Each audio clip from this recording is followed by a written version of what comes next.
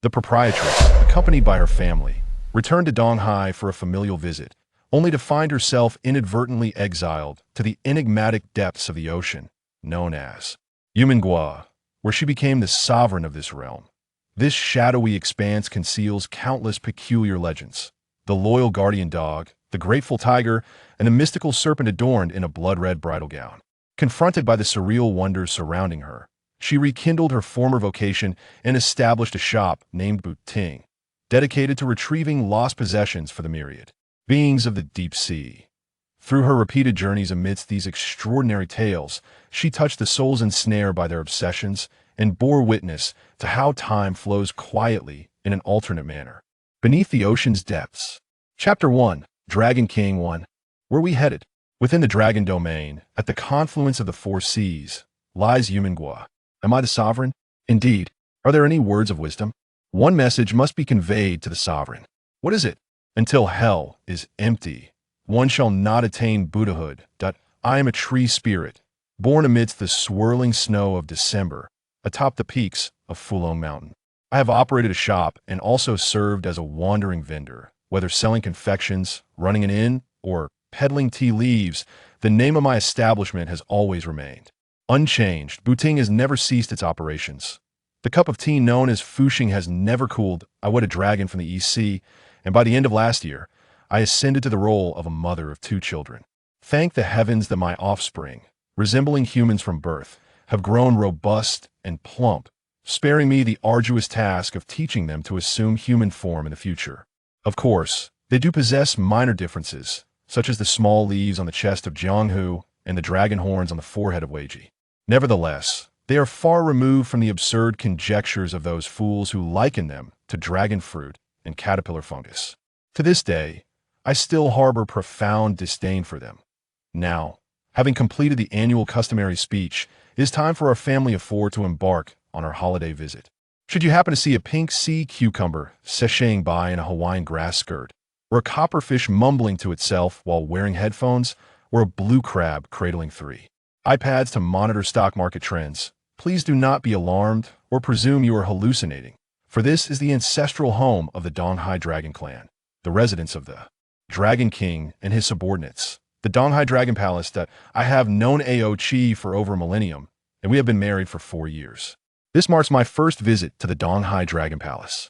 Aside from the opulence of diamond-studded nails that adorn the walls, which aligns with my expectations, Ao Chi's homeland vastly differs from the various legends of dragon palaces that exist among mortals. It is not a vibrant underwater family teeming with colorful bubbles and cheerful marine life, but rather a realm characterized by surreal architecture, grand palaces illuminated by light and water, where ethereal colors cascade down in delicate, airy forms, rendering the originally cold metallic structures somewhat less intimidating. Various marine creatures inhabit this space, yet they are not akin to the fish, shrimp, and crabs found in human waters. Their appearances and behaviors are excessively anthropomorphized, exemplified by the sea cucumber performing a hula dance and the crab engrossed in stock trading. These creatures are confined to designated areas and cannot transgress established boundaries. The following day, I witnessed a drunken green-haired turtle stumbling into the garden outside the Dragon King's sleeping quarters, only to be apprehended by 2 of the Dragon King's attendants. When I inquired where they were taking the turtle, the attendants, who bore human forms but were covered in silver scales, informed me that the turtle had violated the rules and was to be taken to the punishment chamber for flogging. I was astonished and asked if one would be punished for merely taking a wrong turn while inebriated. The attendants replied that no matter the reason, transgressors must face consequences. The Donghai Dragon Palace is a sacred and esteemed place. How could it be desecrated by human folly?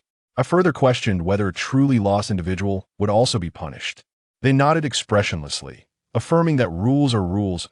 As I watched their retreating figures alongside the unfortunate turtle, I began to comprehend why Ao Chi would rather bathe in the broken lake than return to the Dragon Palace. This world possesses a commonality.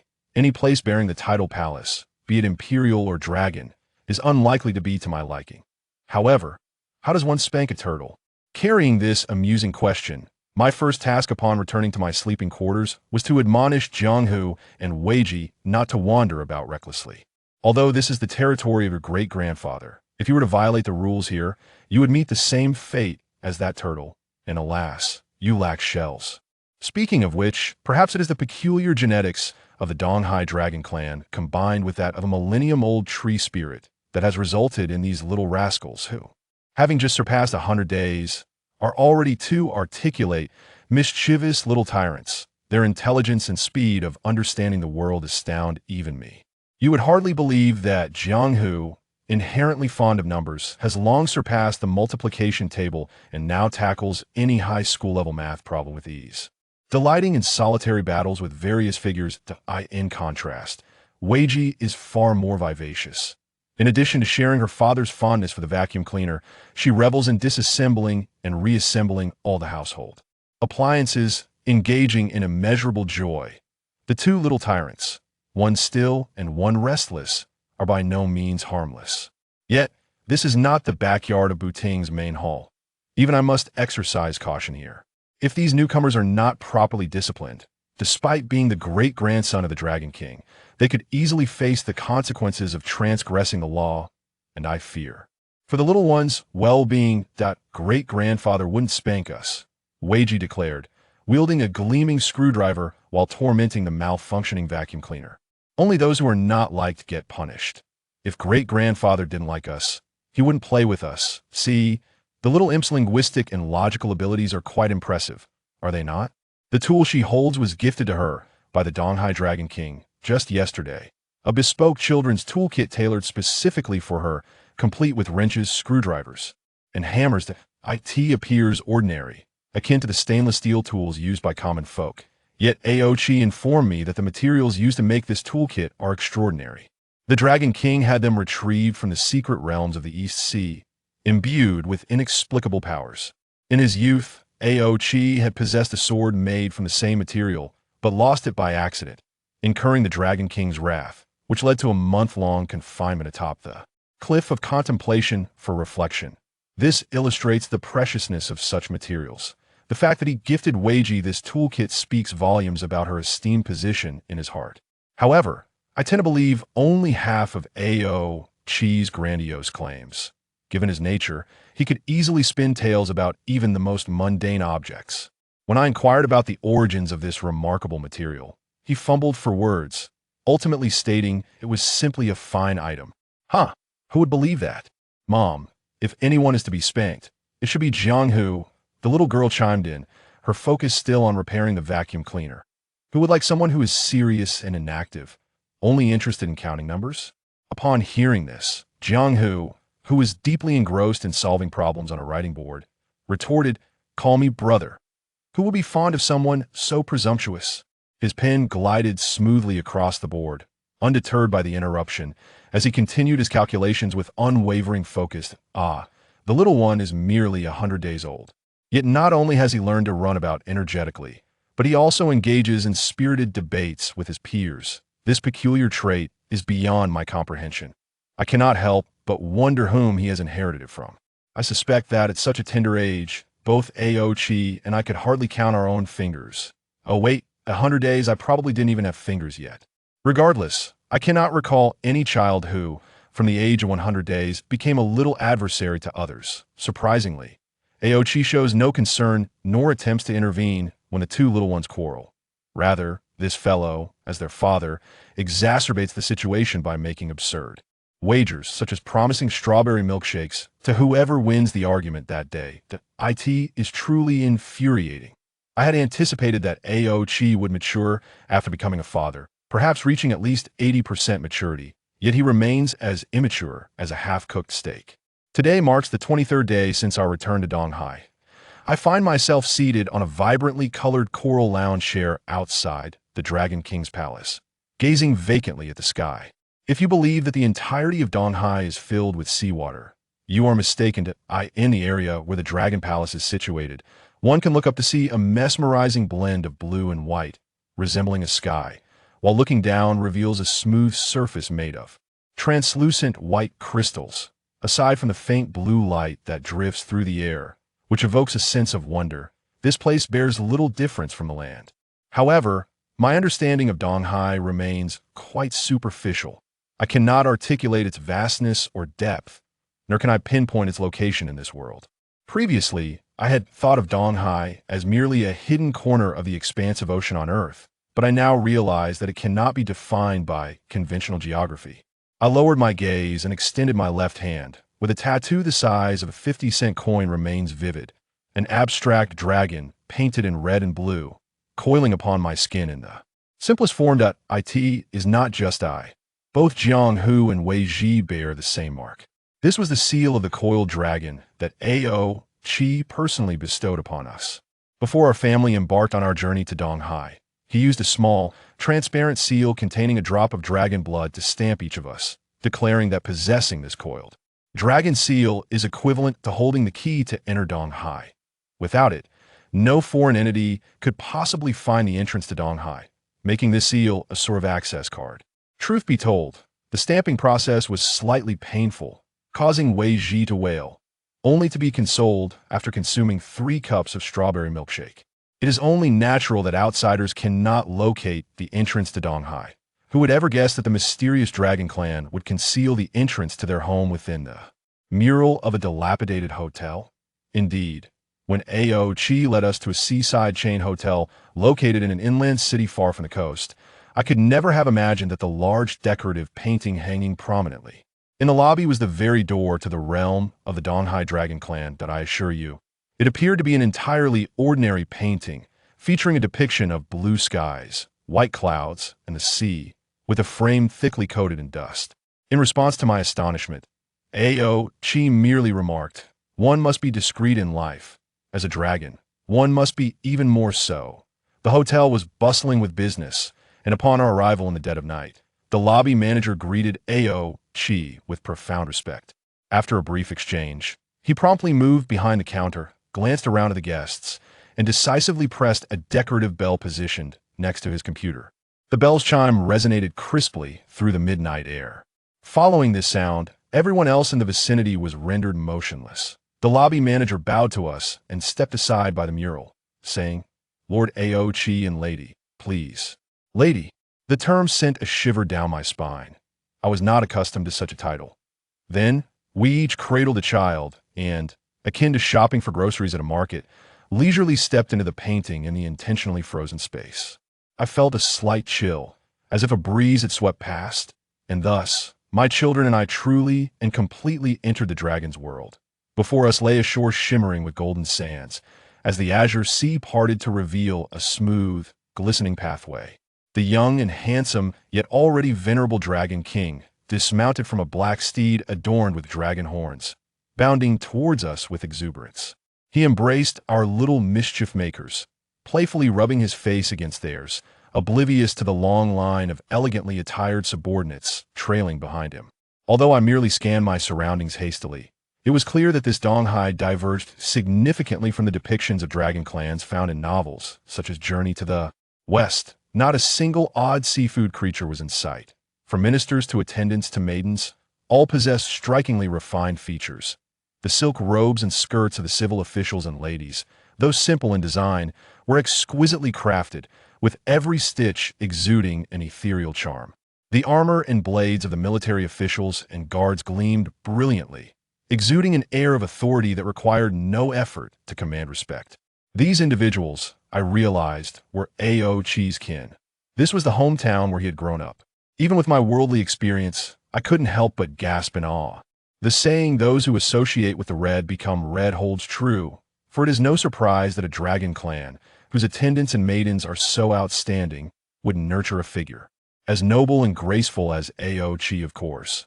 I kept this small praise to myself and refrained from sharing it with that cleaning-obsessed fellow. Thus, I found myself seated in an opulent carriage adorned with emeralds and gemstones, following Ao Qi and the Dragon King, who rode elegantly on their magnificent steeds, as we were ceremoniously welcomed into the Donghai Dragon Palace.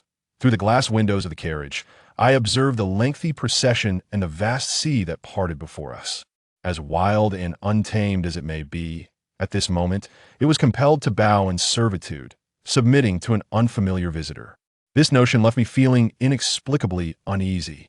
It was precisely this grand, welcoming ceremony, led by the Dragon King himself, that compelled all within the palace to treat me with utmost respect, addressing me as Lady of the Young Master at every turn.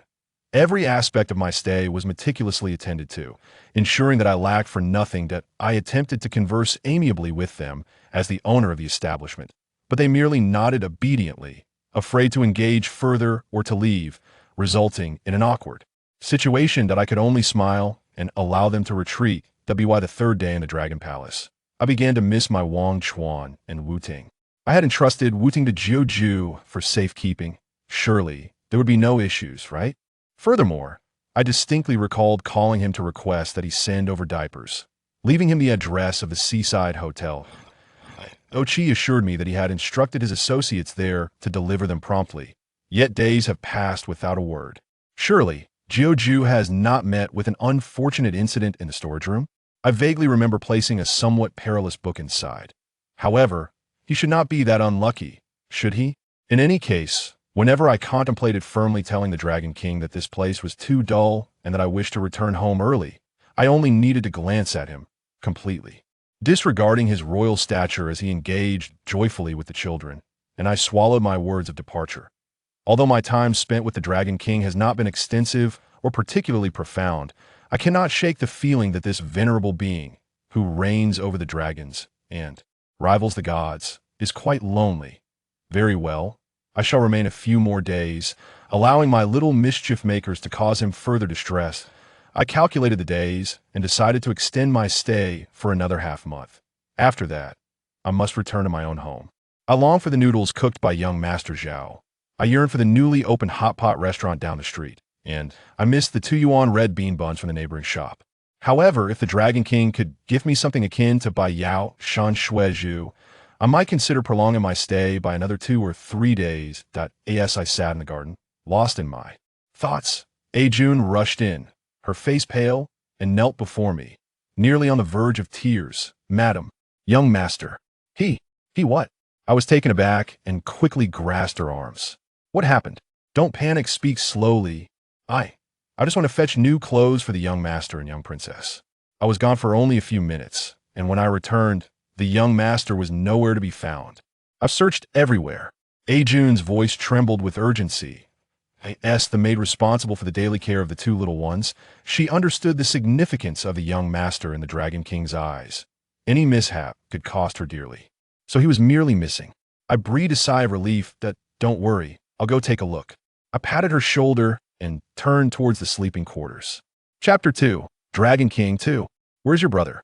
The first witness to interrogate was, naturally, the one preoccupied with the unknown amidst a pile of tools. The little girl shook her head. I didn't see him. He just vanished. I couldn't help but chuckle. How could he just vanish? Ask her. The unknown pouted, glancing at Jun behind me. As soon as she arrived, he disappeared.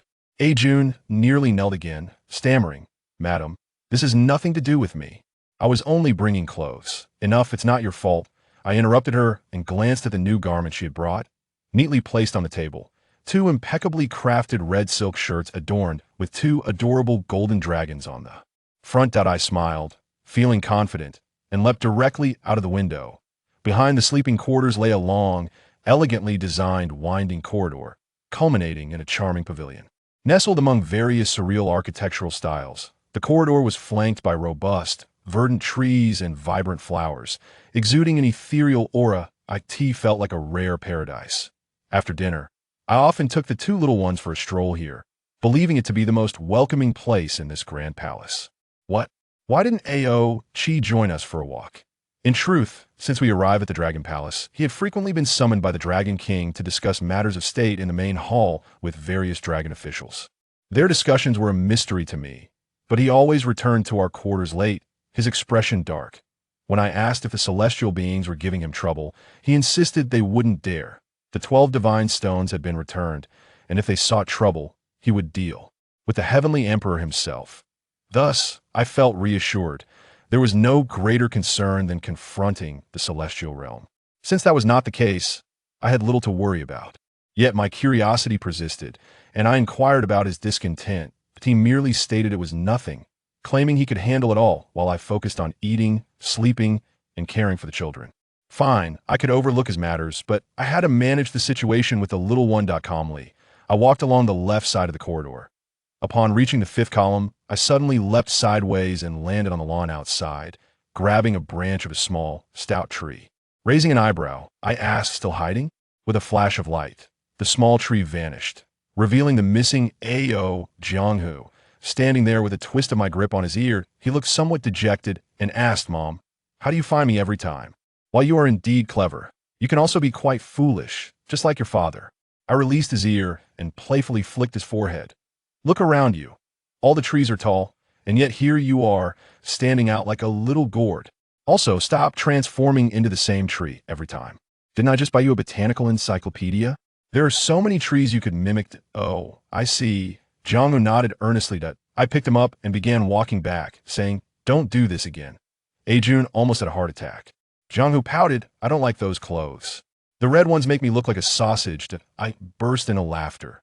Jianghu had never been fond of bright colors. Whenever I presented him with black, white, or gray garments, he would wear them obediently, but upon seeing vibrant attire, he would roll around and feign death to avoid wearing them. Conversely, the unknown girl was the exact opposite, eager to adorn herself in every hue. Had Ajun brought black clothes instead of red, the one missing would have been the unknown child, not Jianghu. "Jianghu, I just saw that little dress. Although it's red, it's quite beautiful. Why not try it on?" After laughing, I began to persuade this stubborn little one. He shook his head vigorously. "Just wear it for tonight." Still shaking his head, "If you were black, others will feel unhappy that it's my clothes. Why should others be happy?" "Well, what if your great-grandfather is also unhappy?" I looked into his hesitant eyes. "Jianghu, you must remember, every place has its own rules. This is your great-grandfather's dragon palace in the Eastern Sea, not just mine. As guests here, we must adhere to the local customs. Do you understand?" He pouted and thought for a long while before asking, "Mom, are rules a good thing?" "They can be quite annoying," I replied honestly, "but often they are necessary." He clearly didn't fully grasp my words, yet he pondered deeply. Jianghu preferred to contemplate problems rather than incessantly seek adult assistance. After a moment, he asked, "Will great-grandfather really be unhappy?" "Yes. Black is not suitable for tonight's occasion." I nodded. "Just for one night?" "Only for one night." "All right then." He was always such a considerate child, and I kissed him gently. In truth, Jianghu was not the only one feeling discontented tonight. Had it not been for the formality and significance of this naturalization ceremony, I would not have attended. 3 days prior, Ao Chi informed me that the Dragon King had decided to hold a grand ceremony that evening to officially incorporate me and the little ones into the family tree of the Eastern Sea Dragon Clan, witnessed by dragons from all 4 seas. Initially, I thought it was a trivial matter akin to being added to a household register, but Ao Chi insisted it was far from trivial. After this ceremony, the 3 of us would truly possess the identity of the Eastern Sea Dragon Clan, becoming part of his family. From that moment on, even figures like the Heavenly Emperor would regard me with caution, no longer daring to treat us as mere monsters. I pondered for a minute and asked him if the ceremony was troublesome, requiring any elaborate rituals like kneeling and swearing blood oaths. He shot me a look as if to say, "Do you think this is some sort of bandit initiation?" Since it wasn't troublesome, and I couldn't find any downside for us in this matter, I agreed. There's a saying among humans that often when you marry, you don't just wed the person but their entire family. Although I've never fully subscribed to this notion, reflecting upon it, the Dragon King had indeed treated me well. His willingness to conduct this ceremony was a significant acknowledgement and protection of me, a deep bond of affection that I could not refuse. As for the 4 seas of dragons that Ao Chi mentioned, it piqued my interest even more. Apparently, the Eastern Sea Dragon Clan was not unique.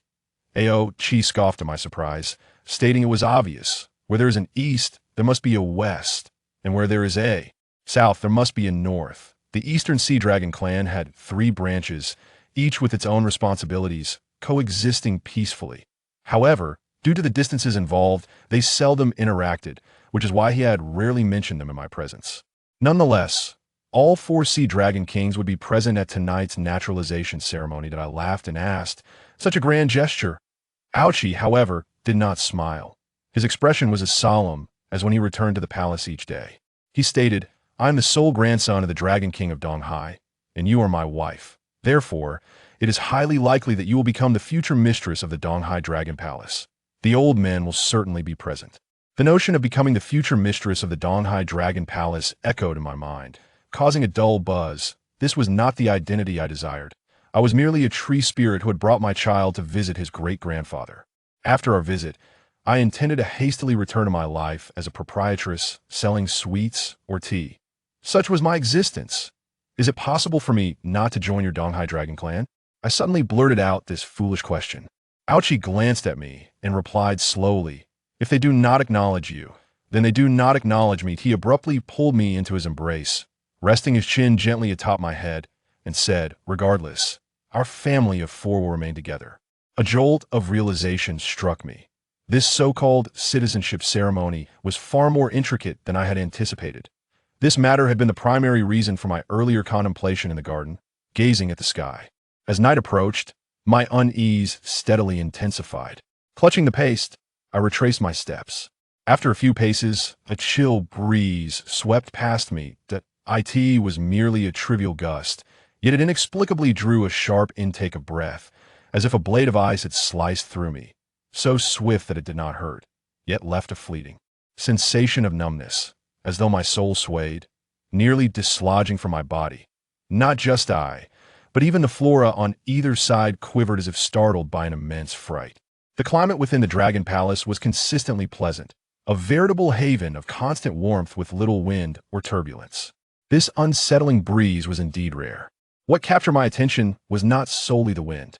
A deep, rich melody, devoid of joy or sorrow, resonated, neither particularly pleasing nor displeasing. Each note bore the weight of darkness buried deep beneath the earth, as if emanating from a long-buried instrument, searching for or summoning something. It was neither a guitar, nor a flute, nor any instrument I could conceive. "Mom, my ears hurt." The paste in my arms furrowed his brow, covering his small ears. Ears hurt. I was taken aback and hastily tore two leaves from nearby, whispering incantations before placing them in the paste's ears. "Does it still hurt?" I inquired. He shook his head. "Just now, it felt like a little knife stabbing my ears. That I guess it fine now." I kissed him and quickened my pace towards the source of the melody. What an insufferable wretch. How could one play a haunting tune in a place teeming with life?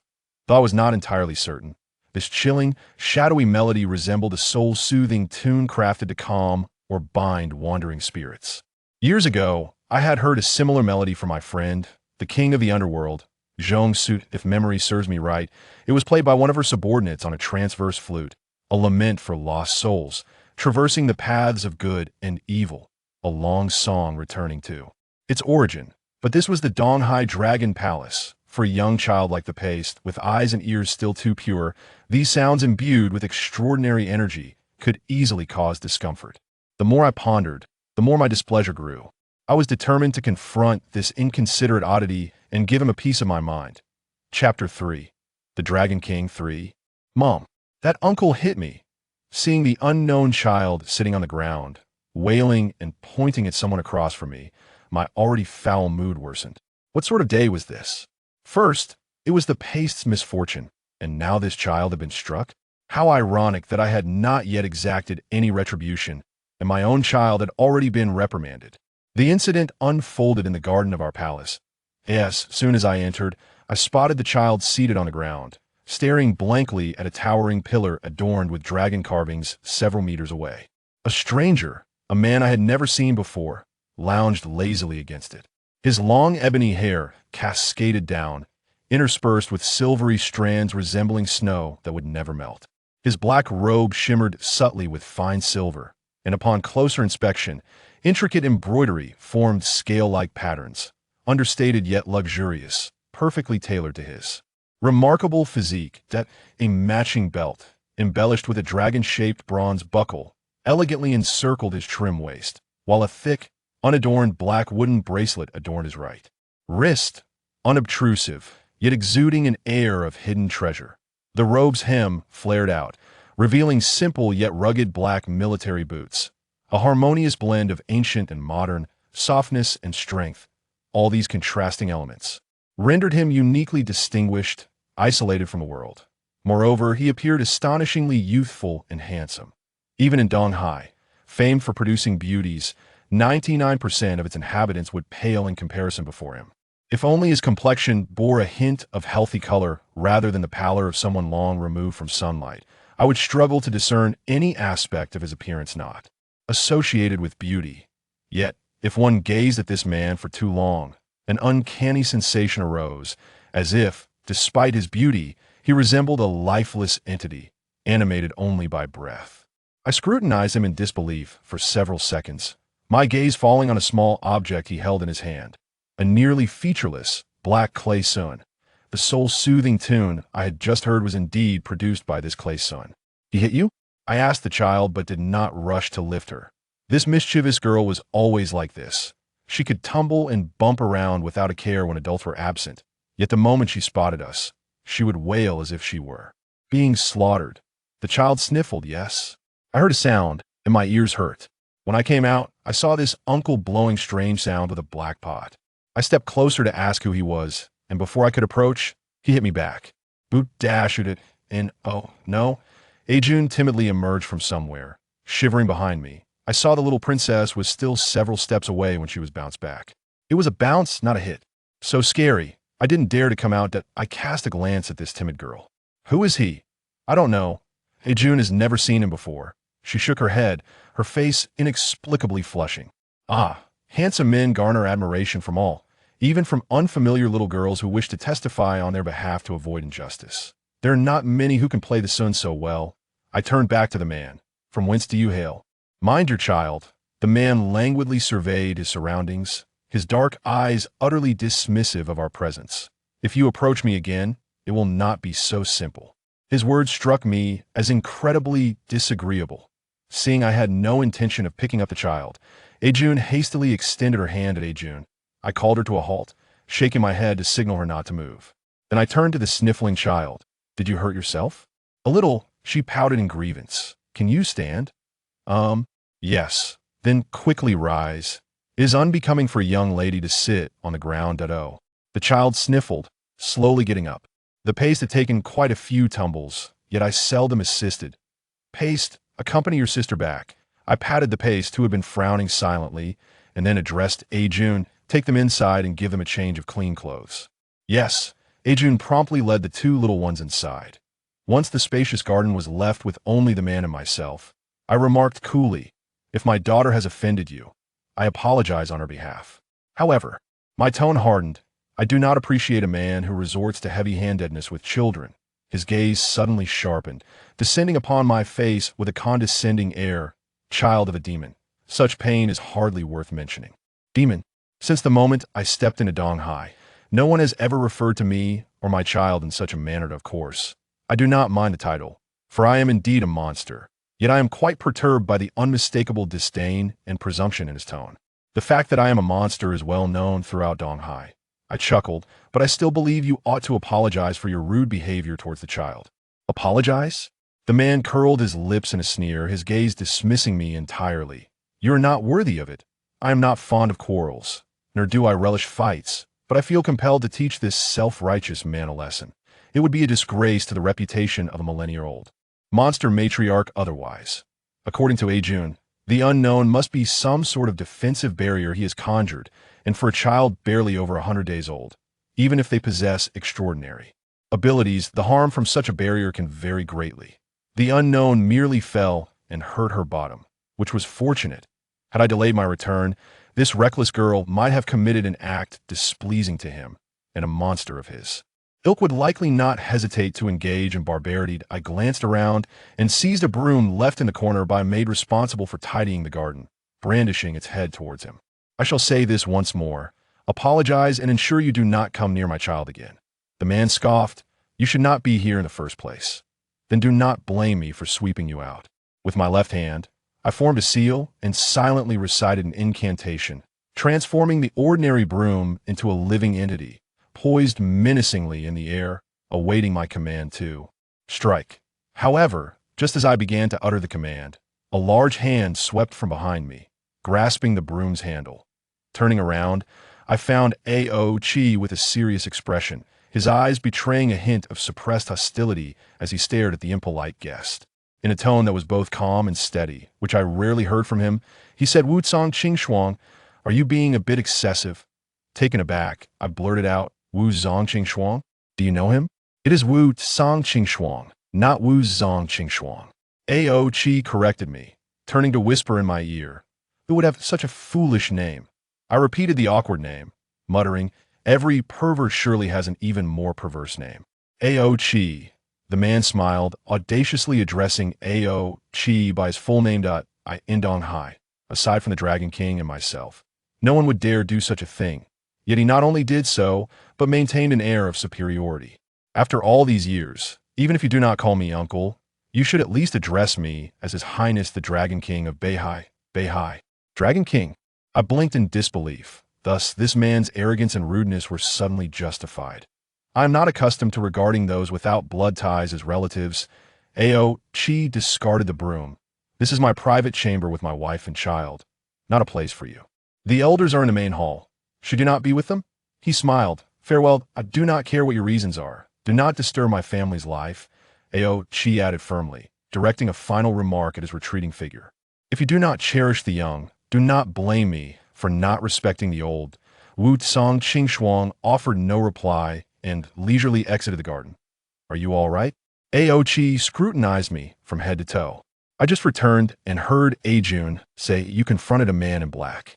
The unknown was repelled by his barrier. "But it is nothing," I inquired. "Is he indeed one of the Dragon Kings of the Four Seas? The Dragon King of Beihai? Who else would it be? Aside from those ancient fellows, who would dare to be so arrogant in the Donghai Dragon Palace?"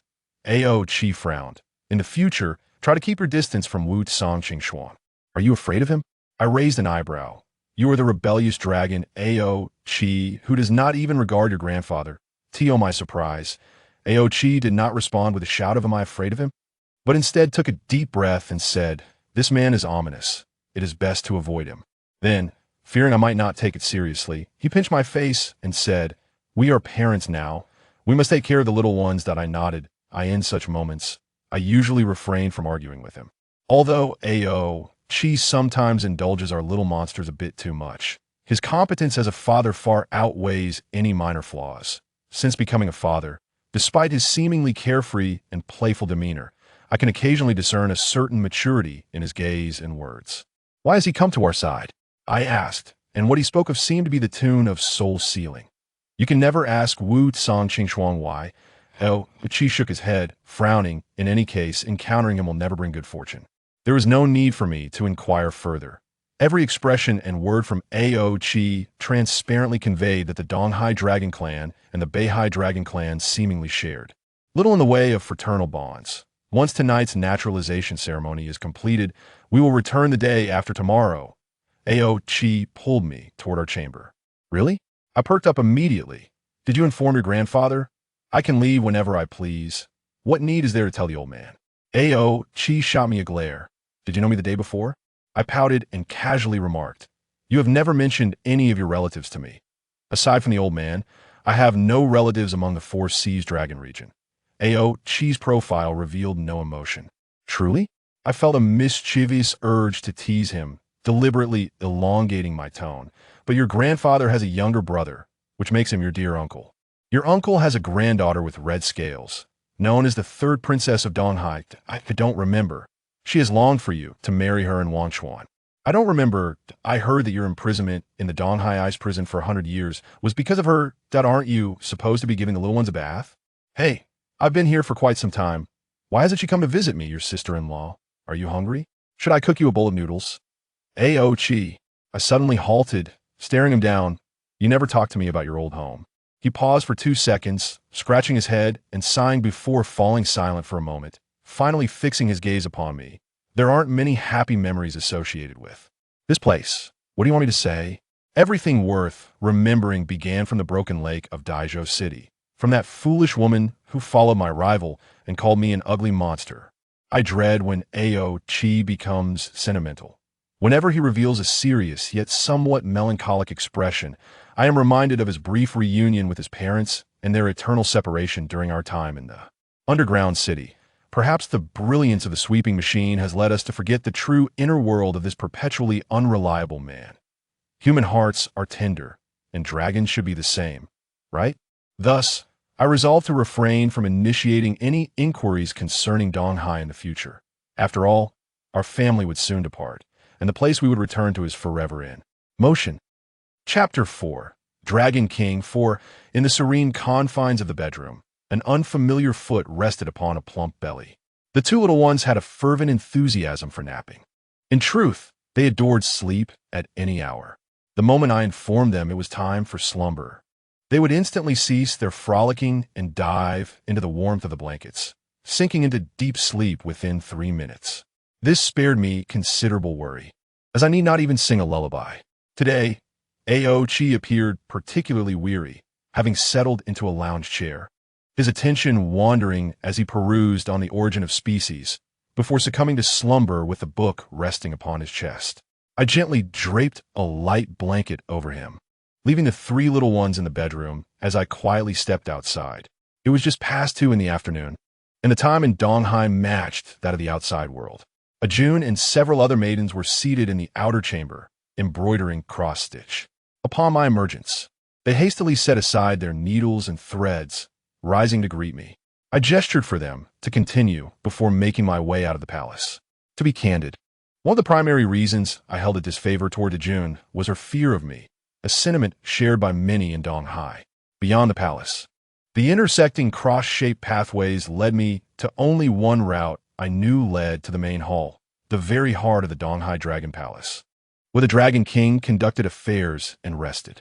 With nothing pressing on my agenda, I chose the opposite path.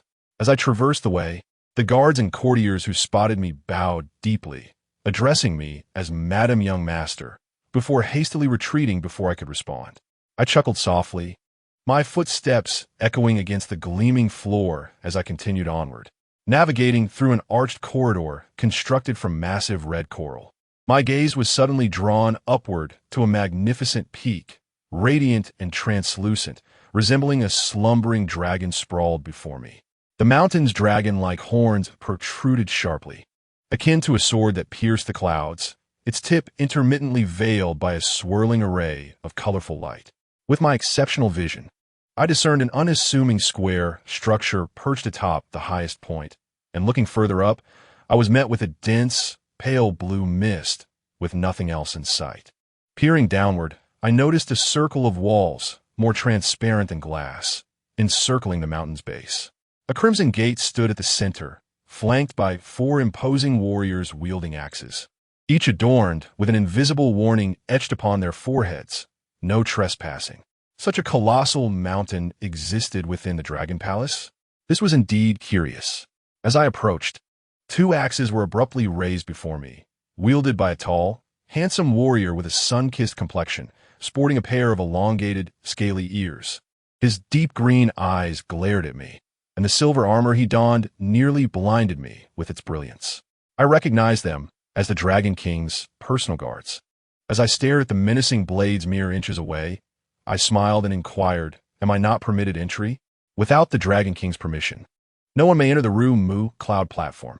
Please halt, Madam Young Master, one of the warriors replied, his words heavy and unyielding as though they were stones tumbling from his lips. I cast a glance towards the gate and asked, is the Dragon King inside? Indeed, the warrior replied, showing no intention of lowering his axe. Am I not allowed to wander around at the base of the mountain? I am simply curious about this mountain rising from the sea. That is not permitted. Perhaps you should inquire about the Dragon King's wishes? I am tasked with guarding the mountain gate and cannot leave. I was at a loss for words. Were these individuals alive, or merely automatons programmed to follow orders? With no choice but to relent, I turned to leave when a familiar voice echoed from above. Let her in. Startled, I glanced around, finding no one in sight. Please, Madam Young Master. The warriors swiftly parted to grant me passage. Upon entering, I found myself at the foot of the mountain, standing before the colossal base, unable to see its peak despite craning my neck. Strangely, I discovered no pathways on this mountain. It seemed devoid of soil. As I examined it closely, it resembled a crystalline structure akin to silicon, its icy, semi-transparent surface revealing faint, irregular red spots that flickered like fireflies, casting a gentle glow of alternating red and blue light. As I reached out to touch it, my fingers were instantly stained with a cool, damp residue. Taking a deep breath, I attempted to ascend, but inexplicable force brought me crashing back down after only a few meters. After being unceremoniously thwarted thrice, I sought a trail, only to conclude that this mountain had no paths. Its icy, slippery surface could not support any form of movement. Just as I began to curse Ao, Chi's grandfather in frustration, a dazzling golden light enveloped me from above. I looked up, gasping in astonishment and stepping back. A 3-meter-long golden whale descended silently from the sky, swaying its tail while staring at me with its small green eyes. Despite its intimidating size, it appeared rather endearing, belonging to the category of harmless giants. Quack, quack. The whale emitted a croaking sound akin to a frog, shaking its head. "Are you here to take me?" I approached it, gesturing toward its broad back. "Shall I climb aboard?" Quack, quack. It seemed to affirm my inquiry. As soon as I leapt onto the whale, it flapped its fins and soared into the air, swiftly and steadily carrying me to the pinnacle, enveloping me in a cool, moist breeze. I gazed upward as the clouds, neither entirely sky nor entirely not, drew closer. Suddenly, a beam of light pierced my eyes, momentarily blinding me, akin to being thrust from darkness into sunlight. When I reopened my eyes, a new scene unfolded before me. The pale blue clouds transformed into delicate strands of shimmering light, encircling an elevated platform constructed from white stone. 4 exquisitely carved dragons, each a magnificent sight to behold, stood as the sole supports, firmly connecting the reflective ground to the soaring eaves above. At a glance, this place resembled a viewing platform, open on all sides, its materials an immaculate white, save for the 4 dragon pillars. Facing east was a magnificent silver dragon, proudly rearing its claws upon clouds. To the north, an imposing black dragon, its head bowed, claws extended into a swirling vortex, surrounded by flames, instilling awe in all who beheld it. To the south, a cerulean dragon tilted its head, clutching a jewel, with a small human child perched upon its back, both exuding an endearing charm. While to the west, a resplendent golden dragon appeared languid, its eyes half closed, embodying a sleepy demeanor, yet its 2 enigmatic eyes, one blue and one black, were a rare sight. I surmised that the artisan who sculpted these 4 dragons must possess extraordinary skill. The whale came to a steady halt outside the stone platform, and as I disembarked, I noticed that within the vast viewing area, only a few cushions and a wooden table were casually arranged at the center. Seated alone in a loose robe was the Dragon King of Donghai, grasping a blue and white porcelain wine jug, pouring wine into a cup. "Care to share a drink?" Without glancing in my direction, he set down the jug and tapped the empty cup beside him. Unhurriedly, I approached and took a seat beside him, replying, "Certainly." As I settled down, I was taken aback by the breathtaking view before me. From the vantage point between the silver and black dragons, directly across from me lay a vast expanse of azure waves, a true ocean. The long-awaited sun hung brightly above the horizon, casting genuine warmth and vibrant glimmers upon every ripple of the water. If my eyes did not deceive me, the seemingly endless horizon shimmered with a kaleidoscope of colors, intertwining with sunlight to create a rare and exquisite beauty. The intermittently visible islands, adorned in various hues, resembled petals scattered across the distance, their arrangement both sparse and dense. I felt as though my eyes could scarcely contain the grandeur and intricacy, the real and the surreal. No newcomer could maintain a steady heartbeat in the face of such splendor. Even I found myself momentarily entranced. My greatest relief was that the Donghai Dragon Palace was not entirely submerged beneath the sea. Otherwise, losing this breathtaking view would be a considerable misfortune. The Dragon King pushed a wine cup towards me, while the little unknown ones were likely napping. Indeed, they were all asleep. I lifted the cup, took a sip of the fiery liquor, and remarked that Unknown had dismantled everything that could be taken apart in the palace.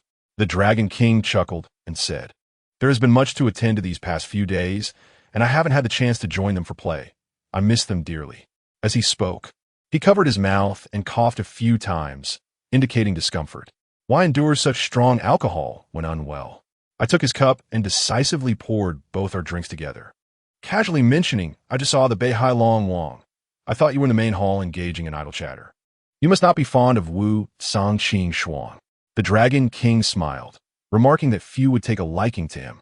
It was better not to discuss it further, as it nearly led to a quarrel. I promptly changed the subject, asking, I heard from your guard that this place is called Muyan Tai. There's an ancient saying that the current world sprouted from a tree, whose top is the highest place in the universe. If one can stand atop it, they can perceive all the secrets of the cosmos. That tree is known as Mu. He gazed at the emptied wine cup and grinned. With such beauty before you, you still poured out my wine. How disappointing. Let's have tea instead. I reached into my pocket and retrieved a finely crafted vermilion pouch. I shook out a paper package, opened it, and dropped several green tea leaves into the empty cup. With a snap of my fingers, steam rose as hot water filled the cup, completing a small dose of floating life. The Dragon King observed the translucent green tea within the cup and chuckled. I know women like to carry mirrors, powder compacts, and sunscreen, but today I learned that someone carries tea leaves. In the human realm, it is said that when relocating to a distant place, one must bring familiar food and drink from their homeland for comfort. I tucked away the pouch. The Dragon King glanced at it and laughed. A demon discussing human habits with me in the EC Dragon Palace? You are increasingly fond of being human, aren't you? He paused before continuing. Yet humans are inherently fragile, suffering the pains of aging, illness, and death. Dragons, on the other hand, can soar through the skies and dive into the seas, embodying limitless potential. Even human emperors often imagine themselves as incarnations of dragons, despite most having no connection to them. I smiled, neither agreeing nor disagreeing. So, if given the choice, would you wish to become a true dragon? He suddenly turned to me, his gaze serious. Was it a bit tipsy for the EC Dragon King to pose such a question to a 1,000-year-old tree demon? From the trees atop Fu Long Mountain to the tireless proprietress, throughout this long span of time, I have never wished to become anyone else. I replied calmly, Haha, if your answer were affirmative, I would find myself in a difficult position. The Dragon King laughed heartily, though I jest with you. Do you know how many humans, demons, and even so-called immortals yearn to transform into true dragons, breaking free from the constraints of the three realms? Yet, to transform into a dragon is no simple feat. Being a dragon offers no significant advantages. It merely means one might appear more beautiful in human form. Encountering a peculiar character like Aochi could bring disgrace to the entire East Sea Dragon clan. I shrugged, stating that everyone has their aspirations. Demons aspire to become human. Humans wish to become immortals, and immortals may one day wish to become demons. Perhaps one day, you dragons will come to desire to become demons too. The likelihood of such a divine logic manifesting is quite low. The Dragon King chuckled, but whether as a dragon or a demon, the distinctions are not excessively great. He turned back, silver strands at his temples brushing against his eyes as he gazed at the sea that belonged to him. No one can rival time, nor can they relinquish their longing. Only when he occasionally revealed his loneliness did I perceive that the being before me was, in essence, an ancient elder, despite his youthful appearance and radiant demeanor. Long ago, there was a tale in the human realm about carp leaping over the dragon gate. Is there any truth to it? The last time Unknown saw that story in a children's book, she insisted I buy her 2 goldfish to leap about at the threshold daily, claiming that they could transform into little dragon maidens like her. I shifted the topic, not wishing to behold such an aged dragon king. That mischievous girl. How clever she is.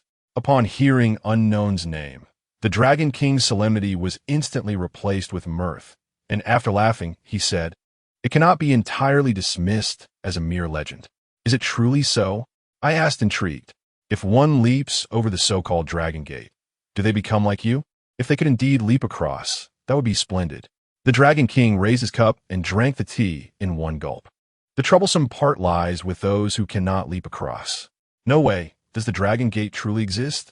My spirits lifted, and I pondered how, if I were to discover its location, I could amass a fortune merely by selling maps. Just imagine how many fish would come bearing gold to seek my assistance. Nothing is absolute. The Dragon King set down his cup. But do not entertain any thoughts of using this to profit. You see right through me so easily? I smiled. Every time you think of something related to gold, your eyes gleam with delight. The Dragon King glanced at me, saying, I heard your lottery ticket won 200 million. Isn't that enough money for you? Who would ever be dissatisfied with having more money? I grinned broadly. You have not changed your stubborn ways.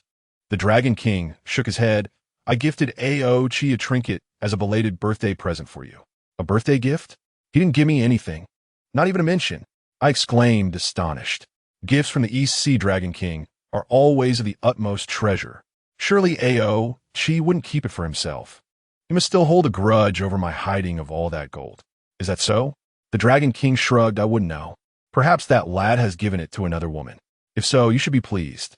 Who knows? One day, he might bring you back 2 plump great-grandchildren. I shot him a disdainful glance, looking down upon this elder who didn't quite grasp the art of jesting.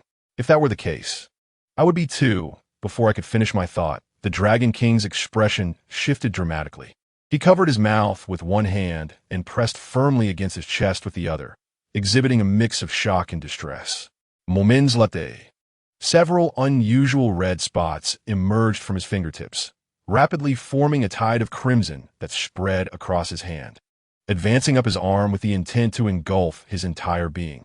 Seeing this, the Dragon King held his breath, straightened his posture, and performed a hand seal, channeling blue energy from his brow that cascaded downward, forcefully halting the red tide just half an inch below his elbow. What is happening? An allergy? I jumped to my feet. What is wrong? The tea is problematic. The Dragon King gritted his teeth. Find a rope to bind my arms. If the demonic energy reaches my elbow, I will be in trouble. In this desolate place, where would I find a rope? Wait, I have hair. My hair. There is no rope more resilient than this. I swiftly plucked 2 strands of hair, blew on them, and deftly wrapped them around the Dragon King's arms, tying them tightly.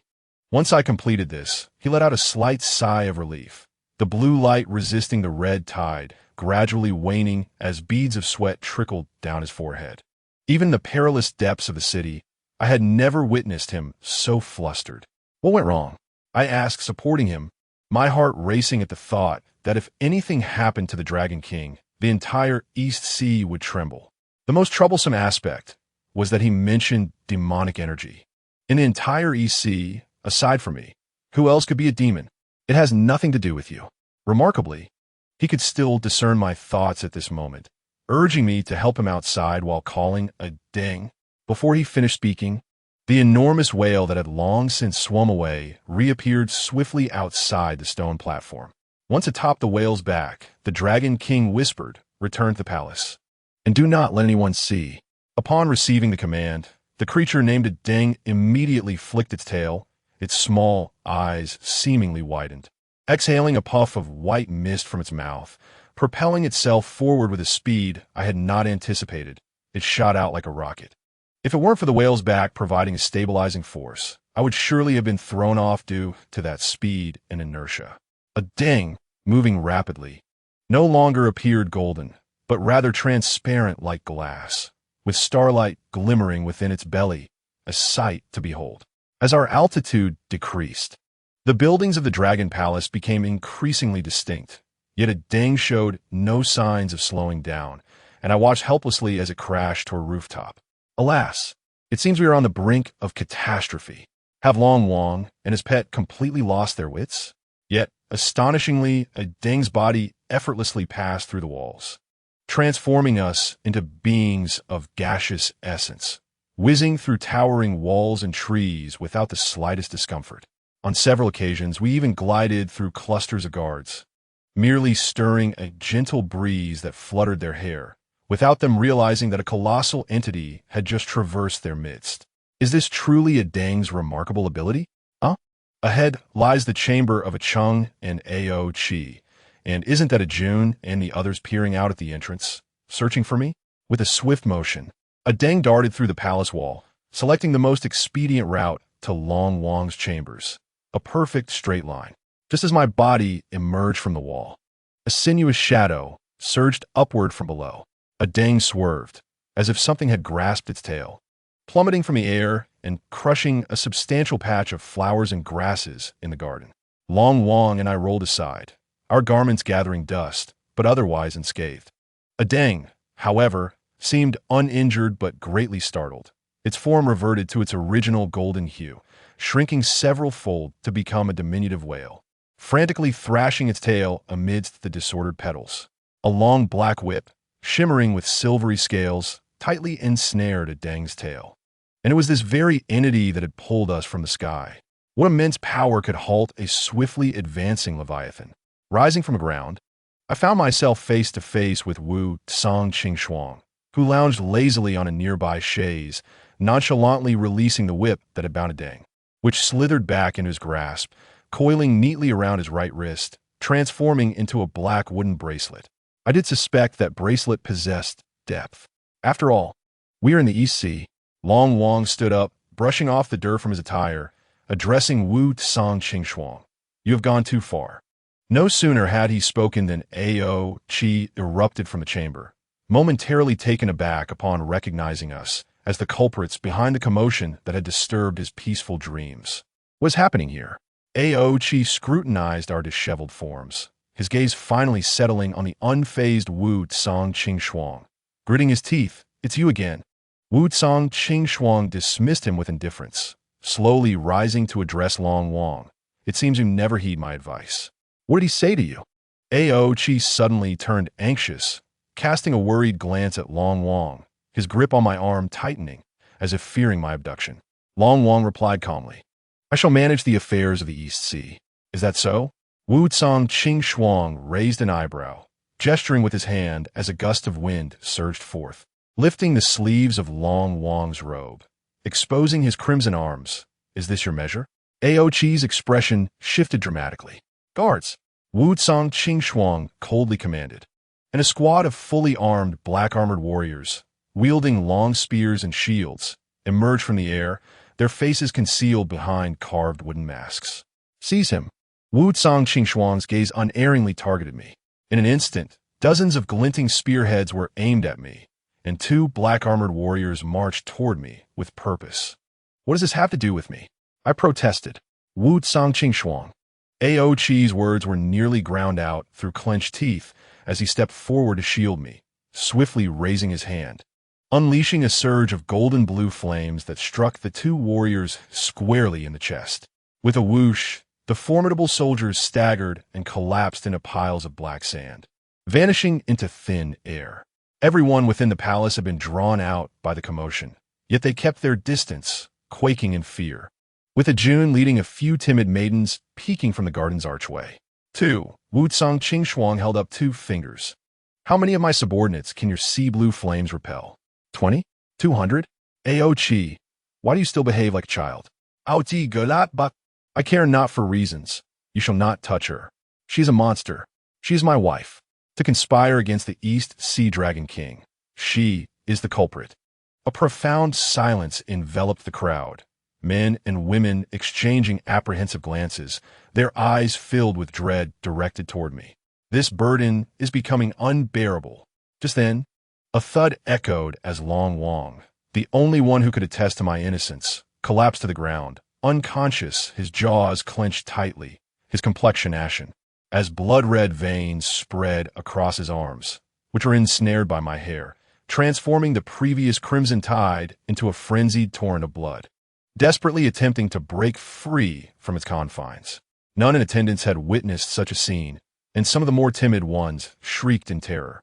Ao Qi rushed to Long Wong's side, repeatedly calling out, "Old man," yet receiving no response. Wu Tsang Qingxuang furrowed his brow slightly, lifting a ceramic flute to his lips, his fingers pressing lightly, and a deep melody began to resonate, the haunting tune that displeased all who heard it. Compared to before, these notes were evidently quicker and more urgent, showing no signs of respite. The onlookers hastily covered their ears. Although it was merely an intangible melody, it sliced through their hearts like a sharp blade. Even I felt my spirit waver, instinctively clutching my racing heart. Though he had played for only a few seconds, The torment within everyone felt as though it had spanned a century. The crimson blood, yearning for freedom, reacted even more violently to the tune, pulsating within Long Wang's flesh, as if a fugitive seeking escape, fleeing wildly from its pursuers. Observing this, Wu Tsang Qingxuang narrowed his eyes, quickening the tempo of his melody. I gaze at this morally ambiguous North Sea Dragon King, suddenly realizing that since his arrival at our palace, he had been after something concealed within. The haunting tune served as a tool for locating the target. Suddenly, Long Wang let out a pained roar, two blood-red, mud-like entities bursting forth from his tightly clenched fists, coalescing in the air into a grotesque creature resembling an elongated eel, crimson all over, with 3 eyes and 4 legs. It writhed mid-air, its elongated body devoid of scales, and its 3 black eyes glared malevolently at us, a dark character deeply engraved upon its back. Long Wang's arms regained their original hue, yet he remained unconscious. Wu Tsang Qingxuang lowered the flute, gazing contentedly at the 2-meter-long eel, declaring, "I told you, I detest the existence of those who ought to vanish." Just as my mind swirled in chaos, 2 tiny figures scampered forth, one after the other. The first, a little one with a pouting mouth, covered its ears, appearing groggy and sleep-addled, heedlessly shouting, "Mama, my ears hurt again." At this exclamation, the crimson eel's head snapped around toward them, and their position was far from me and Ao Chi, but alarmingly close to its gaping maw. "Get back!" I barely managed to shout before the eel lunged at the unknown child with blinding speed, its jaws capable of opening to an astonishing 180 degrees, easily capable of swallowing both. The creature's speed was astonishing. In a split second, the child vanished, and at the last moment, it pushed the unknown aside, sacrificing itself to the eel's ravenous mouth. There was no time for screams. Ao Chi and I lunged forward, determined to tear open the creature's belly. However, Wu Tsang Qingxuang's whip was swifter than us. With a sharp crack, the bulging eel was severed in 2, crashing to the ground as torrents of blood surged forth, enveloping my family's Ao Jianghu. I rushed over, cradling the blood-soaked Jianghu, wiping the blood from his face, calling his name loudly, while Ao Chi hurriedly checked to ensure his son, who had traversed the eel's belly, was not missing any parts. Soon, Jianghu coughed, opened his eyes, and the first words out of his mouth were, "So bitter, so unpalatable. Not even a nail is missing." Only then did we collectively exhale in relief. Upon revisiting the severed red eel, lying amidst a pool of blood, this entity gradually transformed into a young man, divided in 2. He was devoid of ears, his crimson short hair clinging to the pallor of his face. A surplus eye on his forehead remained half open, feebly gazing. Had it not been for the grotesque pain etched upon his features, he could have been deemed handsome, a stark contrast to the monstrous visage he had just exhibited. He lay upon the ground, breathing faintly, his lips twitching slightly, yet he could utter no words. Nevertheless, he strained to lift his head, his gaze flitting among us all, as if searching for something he could not relinquish even in his final moments. Suddenly, a soft sobbing broke through the crowd. Several maidens, led by a June, covered their eyes and wept. This scene's visual impact was indeed overwhelming, far beyond the capacity of ordinary individuals to bear. It was no surprise that these delicate flowers, accustomed to the tranquility of the Longong greenhouse, were frightened to tears. Their weeping drew his gaze, and at that moment his 3 dark hollow eyes closed. His pointed chin heavily struck the ground, and his stiff right hand remained extended forward until his last breath. The character on his back, the word Lu, emitted black smoke, and soon the entire character ignited with white flames, swiftly engulfing his entire form until he was reduced to a pile of white ash, reminiscent of frost. The sudden crisis seemed to have found resolution, yet the gravest peril was only just beginning, as the Dragon King showed no sign of awakening. The garden erupted into chaos. A flurry of individuals rushed out, some to summon the royal physician, others to inform the ministers, while a few lingered, casting suspicious and unfriendly glances in my direction. The unknown and the sticky substance refused to part from us, regardless of Ajun's attempts to coax them away. I had no choice but to have them fetch clean garments for the sticky substance. In a stroke of unfortunate fortune, my son, who had been swallowed, remained unharmed. The unconscious Dragon King was soon carried back to his chambers by a throng of people, accompanied by the most esteemed physicians of the East Sea Dragon clan and important ministers. Nothing was more serious than the predicament of the Dragon King. Throughout the ordeal, they scarcely spared me a glance or posed any inquiries. To them, I and the two children were invisible. "Are you not going to take a look?" I nudged Ao. He frowned, anxiety evident in his eyes, yet his words remained rigid. "I am not a doctor." If he could not withstand such a trivial matter, he was unworthy of being the East Sea Dragon King. Well said. Wu Changqing Shuang clapped his hands lightly. Then, is it fitting for one who knowingly shelters malevolent beings to be the heir to the East Sea Dragon throne? Each word was a sharp rebuke, and his dark armored legion showed no signs of departing. I remained the target of their ire. This situation was indeed one I had never anticipated in my wildest dreams. With a heart full of joy, I had accompanied my husband and children back to our hometown to visit relatives, with thoughts only of departing in delight and returning safely. Yet, within the span of a mere afternoon nap, I had transformed from the revered Madame Xiaozhu into a suspect in the attempted murder of the East Sea Dragon King. What had I done? Had I not merely ascended to the highest point of the Dragon Palace, extending a gesture of goodwill by offering the Dragon King a cup of tea? Could it be that the monster had exploited my tea to infiltrate the unsuspecting Dragon King's body? Yet, how could my tea possibly be at fault? Monsters? Oh, she scoffed, pulling me closer. There are demons here, but no malevolence. Moreover, your concerns, Wu Changqing Shuang, should solely pertain to the lifeless, not to interfere with the living. Wu Changqing Shuang shook his head, resuming his seat upon the chaise, speaking slowly. This Liu has escaped from the North Sea for a year. I have searched in vain. His gaze shifted toward me, only to find traces of it within this tree demon. Like a trax-like, which is not surprising. No, I replied candidly, meeting his scornful gaze. The creature you just dispatched bore no trace of demonic energy. He insisted on the principle of like attracting like. Yet as a demon myself, I understood better than he that demonic energy served as an innate ID card for monsters, varying in intensity based on their cultivation and concealing techniques. Even the most seasoned of demons, myself included, could be caught off guard by true masters. However, the creature I had encountered, aside from the unpleasant scent of its blood, exhibited no other attributes. Furthermore, if this unfortunate red eel had become so formidable that I failed to discern its identity, how could it have been so easily severed in twain? Your understanding of the Four Seas Dragon domain is still rather superficial. Wu Changqing Shuang cast a glance at Ao Qi, implying that my nephew had not shared much about his homeland. You possess no remarkable qualities worth mentioning to others, Ao Qi retorted, struggling to suppress his provoked anger. Should I tell my wife and children that I have an uncle who specializes in cleaning up the remains of dead dragons, fish, and shrimp, all the deceased denizens of the dragon domain? He resides in the North Sea, a place of chilling winds and countless corpses, often emerging to wreak havoc and destruction, marking each with his own insignia, watching them turn to ash. He is an entirely unlikable North Sea Dragon King. A sudden realization dawned upon me. If the Four Sea Dragon Kings were to oversee the dragon domain through division of labor, it was evident that Wu Changqing Shuang's role was destined to be unpopular.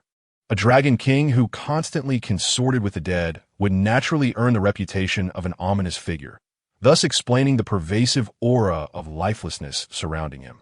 Someone must undertake the tasks others despise, Wu Changqing Shuang remarked with a dismissive smile, considering himself noble and pristine, worthy of comparison to the celestial deities of the heavens. Should not the esteemed Ao family of the East Sea express gratitude for the diligent efforts of the North Sea Dragon clan over the years? Without my cleansing of the remnants, how would the Four Seas Dragon domain attain tranquility? In any case, I have no appreciation for you, not in the slightest. Ao Qi gazed at him with disdain. The old man summoned you here for tonight's naturalization ceremony. Since he has encountered a mishap, the ceremony is naturally canceled. Therefore, take your entourage and return to your place. I shall not pursue the actions you took today. As for the affairs of the East Sea, I shall handle them. Aochi emphasized the final statement. Even the Dragon King himself could not allow malevolent beings to wreak havoc within the dragon domain. Moreover, you are merely the nominal heir, lacking the qualifications to speak thus to me. The conversation circled back, with Wu Tsang Qing Shuang redirecting his focus onto me. As someone who had never heard his name before today, I pondered what tale I had inadvertently stepped on to elicit such relentless pursuit. The Dragon King's fate was of no concern to me. When he awakens, you may inquire further. I refrained from engaging this individual in a quarrel, holding onto Aochi's hand to prevent his anger from boiling over. In the face of such a stubborn opponent and a tense atmosphere, composure was my only weapon. Wu Tsang Qing Shuang raised his gaze toward the direction of Yuntai and spoke each word deliberately. Just now, I witnessed you enter the Mingjing Mountain. Such an act of lurking in the shadows was all too fitting for one of his disposition. I was not the least bit surprised. Indeed, I admitted, driven by curiosity. I visited Yuntai, where the Dragon King drank alone, and invited me to join him. I offered tea in place of wine, urging him to cherish his health. That was all. He drank your tea? He inquired further. Yes, I nodded. And thus, he encountered trouble. He raised an eyebrow. The tea was brought by me, brewed by my own hand, and he indeed exhibited abnormalities after consuming it. I confessed, yet I could not explain where the fault lay. Those who harm others must possess a motive. Can you provide one? Indeed, Aochi interjected. You continually assert that she is the instigator of this mischief.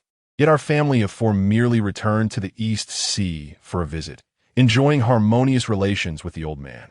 Why would she engage in such self-destructive actions? All circumstantial evidence pointed solely to her. Wu Tsang Qing Shuang's gaze grew increasingly frigid. Though unable to confirm her as the culprit, she remained the primary suspect, a fact no one could deny. Aochi, as the heir to the throne, you must be well aware of the laws of the East Sea. The sovereign is subject to the same laws as commoners, even if she is your wife. As a suspect, she should be imprisoned first, and then we shall invite the ministers of the East Sea for a public trial. Only then can we uphold the righteousness of the matter. Am I to become a prisoner myself? After treating others to countless rounds of fushing, this incident has arisen from a mere cup of tea? This is truly infuriating. I've been imprisoned once in Donghai, and now I am to be confined by Aochi again. There is no place in the East Sea that can hold me, nor will there be one for her. Aochi's eyes burned with a long-lost murderous intent. You may leave now. I will not trouble you. However, if you continue to trouble her, today's division will not end with just that eel. In terms of ability, I may not necessarily lose to you. This is a troubling prelude to a significant disaster. It has been ages since I have felt such intense hostility from Aochi, a determination to drag the opponent down to hell with him. Moreover, there are two little ones present. I vehemently oppose the enactment of violent events before children. Are you to raise your hand against someone in front of the children? I used the simplest method to obstruct Aochi's wrath, directly lifting Wuji and placing her in his arms. Wuji pouted in discontent. Although she might not fully grasp the adult conversation, she could perceive the imminent danger. Dad, can we go home? Wuji clung to Aochi's neck on the verge of tears. Below, Jianghu also tugged at Aochi's pant leg, exclaiming, I don't want to be here. I'm scared. Another fish will bite me. Even the most intense, murderous aura was dissolved by such pleas. I have always known where Aochi's weakness lies. As the Dragon King of the North Sea, since I am a suspect, I shall go wherever is deemed appropriate. There is no need for such a grand display of hostility. Until the truth is revealed, I shall not escape. As for Wu Zong Qing I can only act this way. A delaying tactic, praying that the Dragon King awakens soon. He is rather perceptive. With a wave of Wu Zong Qing hand, the armored soldiers sheathed their weapons and cleared a path for me to the main hall. Just as I took a step, Aochi seized my arm. Where are you going to the main hall? Who dares to issue orders to you here besides me? Return to your chamber and pack your belongings. I shall immediately escort you out of the East Sea. Aochi, do you believe she can leave the East Sea unscathed at this moment? Wu Zong Qing chuckled, observing us. Now, The entire East Sea knows that their king lies in a stupor due to your monstrous wife. As the heir to the Dragon King, you not only fail to administer justice, but you also protect her at every turn. Should anything happen to the Dragon King, do you truly fear the instability of the people's hearts and the ensuing chaos? Every word rings true. The East Sea is vast. It cannot afford to be leaderless. When the Dragon King is in peril, Aochi should step forward to take charge. To lose the people's hearts at this moment is a grave mistake. The people of the East Sea have always been wary of my identity. Now, with the Dragon King lying there in uncertainty, and with me bearing the suspicion of a crime, if Aochi does not care for the opinions of others and focuses solely on protecting me, he would be opposing the entire East Sea. Given Aochi's history, there are surely many who disapprove of him. If I do not intervene, would they not seize this opportunity to make him suffer? Aochi, blinded by anger, fails to see this layer of complexity. Yet I cannot afford to give anyone the opportunity to harm him. You speak the truth. I interjected before Aochi could respond to Wuzong Qingshuang. I shall go with you. You are mad. Aochi would not let me go. How could I allow them to bully you like this? No one can bully me. I looked earnestly into his eyes, as long as the East Sea remains stable. Do you not agree? Aochi paused, seeming to grasp my meaning, and with a frown, he released his grip. Chapter 5. The Dragon King 5. I was still afforded certain privileges. At the very least, there were no handcuffs or shackles, nor was I confined in a cold cell. As a suspect, I was placed in a modest guest room on the inner side of the Dragon Palace's main hall, with food and drink provided, as well as complimentary Wi-Fi. Of course, I had no time to play on my phone, as the room was filled with people. Besides Aochi and the two children, there were about 10 elegantly dressed men and women, their expressions grave, adorned with an array of dazzling jewelry that could easily blind me. I heard that this group comprises the trusted aides of the East Sea Dragon King, responsible for various affairs of the Dragon Palace. Wuzong Qingshuang sat opposite me on a cushion, while the ministers stood a respectful distance away, occasionally whispering among themselves. Outside the guest room, heavy guards were stationed, rendering the area impenetrable. Since my arrival, at least 5 or 6 hours had passed, and I answered every question they posed truthfully. There had been no good news from the imperial physician. The Dragon King's condition was dire. Does the East Sea not uphold the law? Why is there still no adjudication today? Wuzong Qingshuang scoffed. Even the suspect has admitted that it was she who served the tea to the Dragon King. Do you still have any hesitation? Furthermore, have you forgotten the first article of the Four Seas Dragon Domain Code, which states that no monstrosity is allowed within the Dragon Domain? Aochi was about to erupt, but I shot him a warning glare. At that moment, an elderly minister with green hair, wearing thick glasses and clutching a yellowed scroll, bent over like a turtle and stepped forward, bowing to Wuzong Qingshuang. Your Highness of the North Sea Dragon King. The suspect has also stated that she was unaware of any anomalies in the tea. However, the facts are indisputable. The calamity befalling the Dragon King indeed originated from her. I only wish to know how you intend to handle this matter. Wuzong Qingshuang did not even glance at the minister. The green-haired official unfurled the scroll closer to his eyes, his nose nearly touching it, and continued. According to the laws of the Four Seas Dragon Domain, any act that endangers the Dragon King, whether intentional or unintentional, is deemed a serious crime. And according to the law, this should warrant. Before he could finish, a cushion struck him squarely on the head. The green-haired official recoiled, fearfully glancing at Aochi, whose face was filled with anger. Old turtle, after serving as the law minister for so many years, have you not reached the age where you can make mistakes? Are you certain what you just recited is correct? Are you truly certain? Aochi glared at him fiercely, his tone laden with menace. It turns out that the responsibility for the laws of the East Sea rests upon an aged green-haired sea turtle. The law minister trembled, quickly adjusting his glasses and reading again, before confidently stating, Your Highness, I did not misread. The law is indeed written this way. According to the law, it must be punished. Punished. My heart sank. Are we already at the stage where heads will roll? Absurd. With a loud crash, the tea table before me was cleaved in two by Aochi's hand. Teacups and utensils shattered all over the floor. He suddenly stood up, shielding me and the two children behind him, declaring, Ouchi will make it clear today. I do not care what ridiculous laws the East Sea possesses. If anyone dares to lay a finger on a single hair of them, they must first step over my corpse. Ouchi, with such a temper. I fear the Dragon King would not trust you with the throne and the East Sea, Wuzong Qingshuang remarked expressionlessly. A man who cannot even protect his wife and children. How can he defend the East Sea? It is rare to see Ouchi so effectively countering a point. Although I was deeply concerned that my worst fears were beginning to manifest, the sight of this man always standing before me made me feel that there was little to worry about. The standoff between Ouchi and Wuzong Qingshuang was on the brink of igniting the entire East Sea. At the critical moment, the law minister, drenched in sweat, exclaimed, "Young master, please calm your anger. Your Highness of the North Sea, please calm your anger. While the law does stipulate this, there's another clause." "Speak," Ouchi demanded angrily. Essentially, all I could do was pray. If the turtle minister's next statement was still unacceptable to Ouchi and involved my life, he would undoubtedly risk everything to take me out of the East Sea. The law minister quickly recited, "If it was not done with intent and the person is not a habitual offender, they shall be granted the title of the ruler of the Fish Gate Kingdom and sent to their country for self-reflection, benefiting the people. After 1 year, their actions will be evaluated, and the virtuous may be pardoned, while the vile shall be executed." It sounds like a sentence of probation with labor reform. But am I not still a suspect? Just like this? Ouchi remained sullen, though somewhat less so than before. Such is the nature of the law.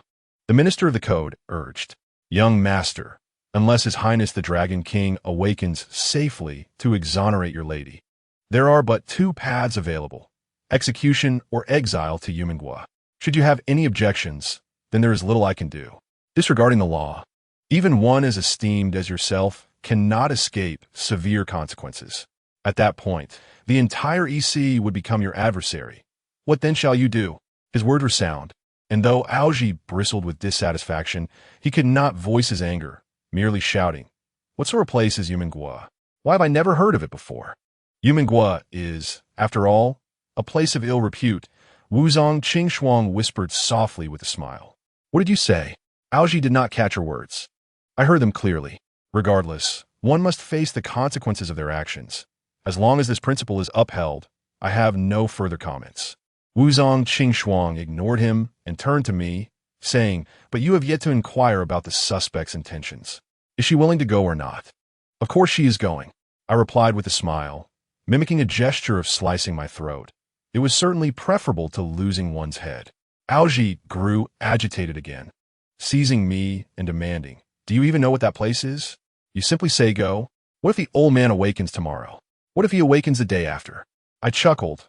"Whenever he awakens, that is when you shall come to retrieve me." "No, I shall accompany you." Ouchi frowned. "If the Dragon King does not awaken, you are the sovereign of the East Sea. As long as you are well, who would dare to harm me?" I pulled him aside, grasping his ear and whispering, "Be reasonable, will you? No matter where it may be, can it be a place worse than Dicheng or Jinwan? At least it is still within your dragon domain. Should anything arise, it would not be too troublesome for you to rescue me. Moreover, remaining here may not be for the best. It is evident that someone intends to frame me. Those who dare to plot against the Dragon King and myself are certainly not novices. Thus, we might as well feign destitution. Once the hidden hand is at ease, the chances of revealing themselves will increase, allowing us to find an opportunity to counterattack." "No?" Ouchi pondered for a moment, and though reluctant, he eventually nodded in agreement. "So it is settled then. I shall play the role of a fallen sovereign while you manage affairs in the East Sea, and let us see how long the true culprit can conceal themselves." Agreed. With the internal accord reached smoothly, I breathed a sigh of relief. A seemingly ordinary visit had been turned into a perilous journey that nearly cost me my life within a single day. Furthermore, I would bear the grave accusation of plotting against the Dragon King, to be exiled to a place even Ouchi was unfamiliar with, to assume the title of sovereign. It is indeed curious that, as a convicted individual, not being trampled by the masses would be considered fortunate. Yet how could one bestow such a noble title upon a sovereign in this condition? Although I remained unaware of what awaited me in the Yumen of the Four Seas Dragon Domain, I would never forget the look in Wuzong Qingshuang's eyes when she mentioned those four characters, a glimmer of malevolent anticipation. Chapter 6. Lu Zhen 1. The drums still beat thrice atop the tower. There is no need to urge one to depart with fervor. Mounting my steed, I hurried along, the pipa's melody still unfinished. As I turned to gaze back, the rain fell softly like silk. It is said that the hall is made of jade, and this night, the jade hall lingers long. Sun Ju Pusa man, the sky is clear, the sea is calm, and a gentle breeze tousles my hair. Today, I'm taking my post. Beneath me lies a small black wooden boat, barely accommodating one, its silver scales etched into the hull, akin to a discreet dragon, slicing through the waters with silent grace, swiftly transporting me to my destination. There is not even a boatman to row. The means of transportation in the East Sea range from massive flying whales to unmanned vessels, each more astonishing than the last. I departed at dawn, and apart from Algie, none came to see me off. After all, as a potential suspect in the death of their esteemed Dragon King, I was more fearsome than a plague. Moreover, there were no guards escorting me. I surmised this was to spare Algie's face. Prior to this, I had not been confined like a true criminal. Aside from a battalion of fully armed men surrounding my palace, everything was as usual. Wuzong Qingshuang had left after my sentencing. Perhaps she was confident I would act in the greater interest and would never escape midway, thereby placing Algie in a predicament. The gloomy North Sea Dragon King, after delivering a sharp blow to me, vanished like a wraith. What tormented me most was that I could not fathom how I had offended this Dragon King, who seemed displeased with my very existence. Ironically, when I had kicked the East Sea Dragon King squarely in the rear in Dicheng, he bore no grudge. The two children remained fast asleep when I left, for I had deliberately played with them the night before. Once they grew weary, they would surely sleep until the sun was high. I had to leave them behind. Being a privileged child in the East Sea Dragon Palace was far better than accompanying me to an inexplicable place as a prisoner. Though the thought of parting with them for a year chilled my heart, I steel myself. At the dock outside the East Sea Dragon Palace, someone had prepared the boat well in advance. No one appeared around me, yet I knew 1,000 eyes were upon me. Just before stepping onto the vessel, Algie seized me. "Do not go." He frowned, his grip tight. "Wait until I understand what that dreadful place is really like." This fellow was acting up again. I shot him a glare. "You have lived in the East Sea for so many years and have never heard of this place.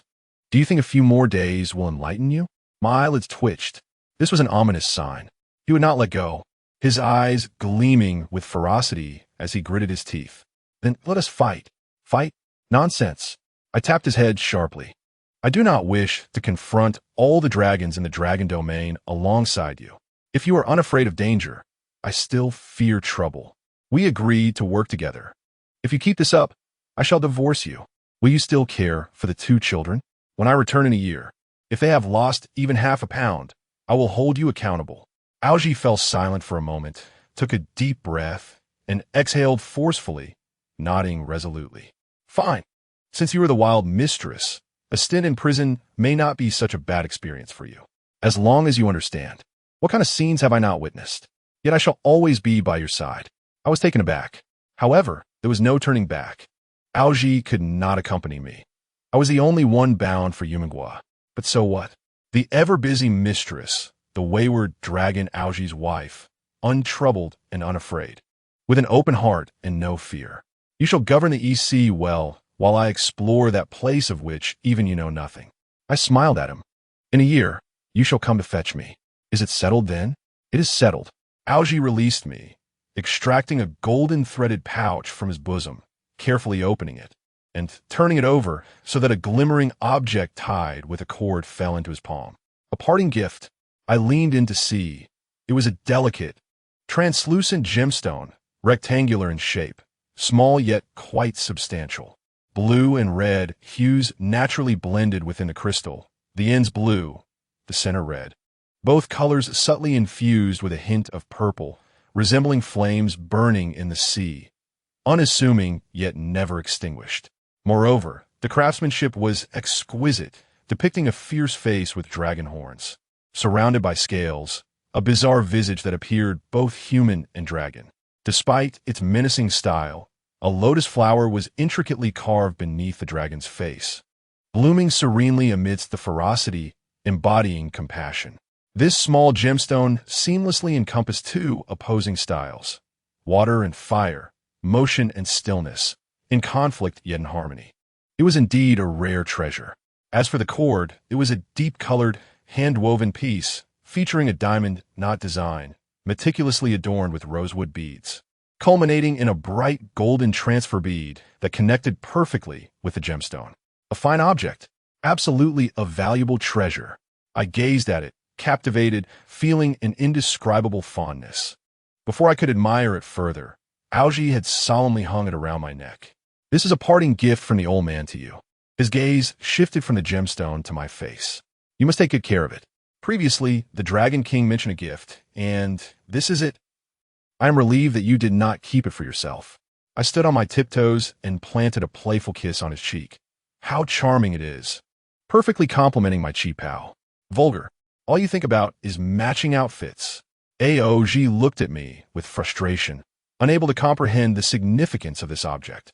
I lowered my gaze and weighed the stone in my palm, confidently asserting, "It does not exceed 25 grams. Aoji was so exasperated he could have bitten me.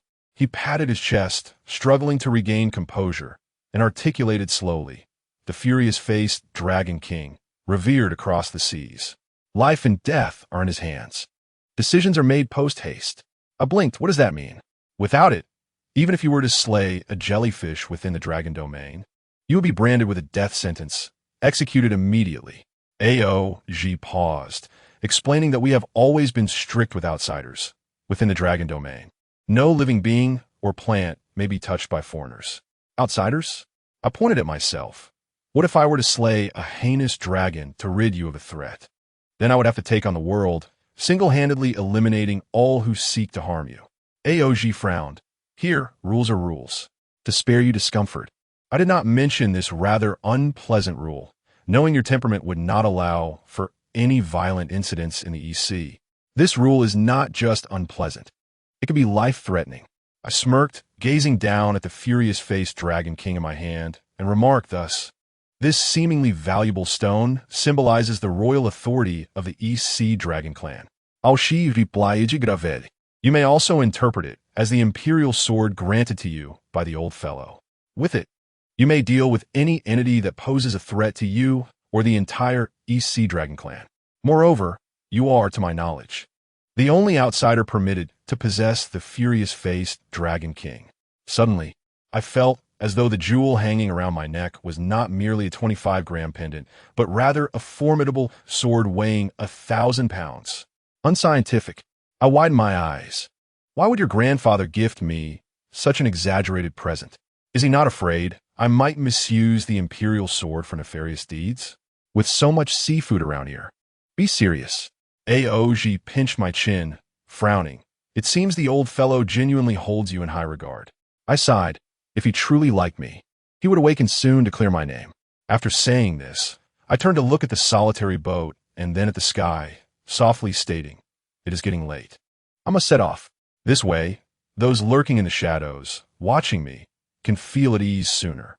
Aoji pulled me into his embrace, holding me tightly, and earnestly said, "It is said that the furious-faced Dragon King conceals other powers. It is up to you to uncover them. With it protecting you, I can feel a bit more at ease. With it by your side, even in the most perilous situations, the demons and monsters shall think twice before approaching you. But I am a monster myself." I chuckled. The core for the furious-faced Dragon King is something I wove with my own hands. I practiced for a long time to master this troublesome knot. It is said that crafting such a knot for someone you care about can ensure their safety. My handiwork may not be perfect, but you cannot complain. Grufid. A man who cannot even thread a needle managed to make me a cord. I envisioned him clumsily fumbling through it, and I should have laughed at him, but instead, I felt my eyes well up and hugged him tighter, then straightened up. "Let us leave it at that. Take care of yourself." Aoji handed me the brocade bundle he had slung over his back. "What you requested is enough tea for a year, along with some daily necessities I prepared for you. Take good care of them, as they will be our means of communication in the future." Indeed, I still do not know how to contact anyone within the dragon domain. Whenever there is a need, it has always been the attendants running to relay messages. There is no mobile signal here, nor are there any mobile devices. The Grand EC Dragon Clan lives quite archaically. Accepting the bundle, I nimbly jumped onto the boat. As the sound of water splashed, the little boat sprang to life, gliding forward. I did not speak another word to AOG, nor did I look back. I knew he would remain on the shore, continuing to watch even if I was no longer visible. I despised the sentiment of reluctance. Since the reality cannot be changed, I shall move forward with grace. After all, a year from now, I will still be the lively proprietress, with the vast sky and sea and an uncertain path ahead. I stood upon the solitary boat, smiling, accompanied only by the silent and immobile, furious-faced Dragon King. Yumengua, let us see which divine being you are. Chapter 7. Lu Jun 2. I surmise we have arrived. It does not feel like much time has passed, merely a few hours, and I had imagined it would be a more remote and rugged place. The little boat, moving steadily along the predetermined route, came to a precise halt before 2 stone tablets rising from a sea. Each rectangular prism stood about 3 meters high, their gray-black surfaces mottled and ancient, lacking grandeur. Yet the 8 vermilion characters inscribed upon them were still quite prominent. The left tablet reads Yumen Guijia, while the right reads Shanru Wuxi. The distance between the 2 tablets is 3 meters, ample space for a boat to pass, yet my vessel refused to advance another inch, remaining steadfastly outside the boundary markers. I surveyed my surroundings. Aside from the 2 boundary stones, the vast ocean offered no other sight. Just as I was perplexed, a sound of water rippling reached me from afar. A narrow, willow leaf-shaped black boat leisurely emerged from behind the boundary stones, a bamboo pole rising from its stern, supporting a red silk lantern adorned with a large character for enter. At the bow stood a slender figure, holding a bamboo pole, paddling leisurely. As it drew closer, I could discern a young man, whose features were clean and attractive. His hair was not of peculiar hues, but jet black like ink, casually tied with a grass band, falling just below his waist. His oversized white robe, somewhat worn yet not too old, hung loosely on his frame, and his waist sash was tied tight. Yet one could not help but worry that the garment might be blown away by the wind, as its owner was quite slender. So, this is the jailer come to fetch me? The black boat halted a meter away from me, and the man rowing the boat smiled, bowing respectfully yet not obsequiously, and said, "Upon learning of the sovereign's arrival today, I have come to welcome you aboard." I appraised him from head to toe and playfully asked, "Is it just you? How many people does the sovereign require for a welcome? I shall summon more at once." He evidently misunderstood my meaning. No, I simply thought one would expect a national gate to have numerous guards. I looked around. Aside from him, there was indeed no one else. The man smiled. "This entrance does not require guards. Your Majesty, please board. There is still some distance to the landing point, and if we delay, it may grow dark, making the night passage treacherous, and it would be unfortunate if you were to twist an ankle." Very well. I took a breath, grasped the bundle, and lightly leaped from between the boundary stones onto the black boat. The moment I stepped aboard, the boat that had brought me vanished into a wisp of blue smoke upon the surface of the sea. If the sovereign finds the wind too strong, it would be better to sit inside. The man kindly gestured toward the simple cabin of the boat, but before he finished speaking, he abruptly halted his paddling, looking at me with a puzzled expression. "Your Majesty, do you have any attendants accompanying you?" "Alone, I have no attendants." I glanced around, smiling. Those coming to serve their sentence do not bring attendants. I do not possess such grandiosity. The man extended his left hand, mimicking a counting gesture. 1, 2, 3, 4. After counting, he looked up, confidently stating, "The fish gate sounded 4 times upon closing, indicating at least 3 attendants accompany the sovereign." The fish gate. Did it sound? I turned around. The 2 boundary stones that had been so near were now lost to sight, replaced by a thick, white fog. From within, the vast ocean I had passed through was swallowed into a void of chaos, erasing the sky, the sea, the light, and direction. Gazing too long at it was disconcerting. Is this the meaning of closing the gate? Turning back, The sea beyond the boundary stones appeared entirely normal. I steadied myself, pointing at my solitary figure. Look here. Being all alone, do you think I could hide 3 attendants in my shoes or in my hair? The man ceased his conversation, politely addressing the air on the left side of the boat. Guests are welcome. Since fate has brought us together, why not reveal yourselves? As his words faded, a beam of golden light illuminated the side of the vessel, akin to someone suddenly activating a hidden, high-powered light bulb. A magnificent golden whale appeared, its small eyes crescent-shaped as it joyfully leaped from the sky into the sea, swimming around the black canopied boat with delight, occasionally spouting water to express its happiness. A dung. I was taken aback. It had activated its invisibility mode and silently accompanied me to Yumen. However, an even more astonishing surprise awaited. After swimming a few laps, a dung suddenly stood upright and sneezed twice, swiftly producing 2 round little creatures from its enormous mouth, which landed steadily beside me. Dressed in a bathrobe and slippers, Jianghu stretched lazily and yawned. Upon seeing me, it cheerfully called out Mama, then nudged the drooling, sleepy unknown child wearing a tilted nightcap resting on its lap, announcing, "We've arrived. Pig, the meal isn't ready yet. Let us sleep a little longer." The unknown child smacked its lips and shifted positions to continue sleeping. Jianghu hopped aside and exclaimed at Dung. The large whale, displaying remarkable intelligence, released a fountain of water that drenched the unknown child. The little girl squealed and sprang up, startled, rubbing her eyes, leading to a spontaneous wrestling match between the siblings. Completely disregarding my presence. "Am I dead?" I exclaimed, grasping both little rascals by the back of their collars, my voice stern. "Speak. Who allowed you to come here?" The unknown child eagerly replied. "We came on our own." I was at a loss for words, striving to maintain composure as I continued my interrogation. "How did you know I was coming here?" "I heard a Juan and the others say you were going to a faraway place, alone." I wanted to clarify, but when they saw me, they fell silent. Jianghu poked the unknown child, right? "You heard it that day, too." "Yes, Mama," the unknown child chimed in. "I even asked Papa, but he said we misunderstood." The unknown child pouted. "Does Papa not know that he turns red when he lies? Last time he hid my snacks and ate them himself, and when I confronted him, he turned red too." At this, the man behind me chuckled softly. All right. And then what?" I hastily interrupted the unknown child. "Family matters should not be discussed in front of outsiders."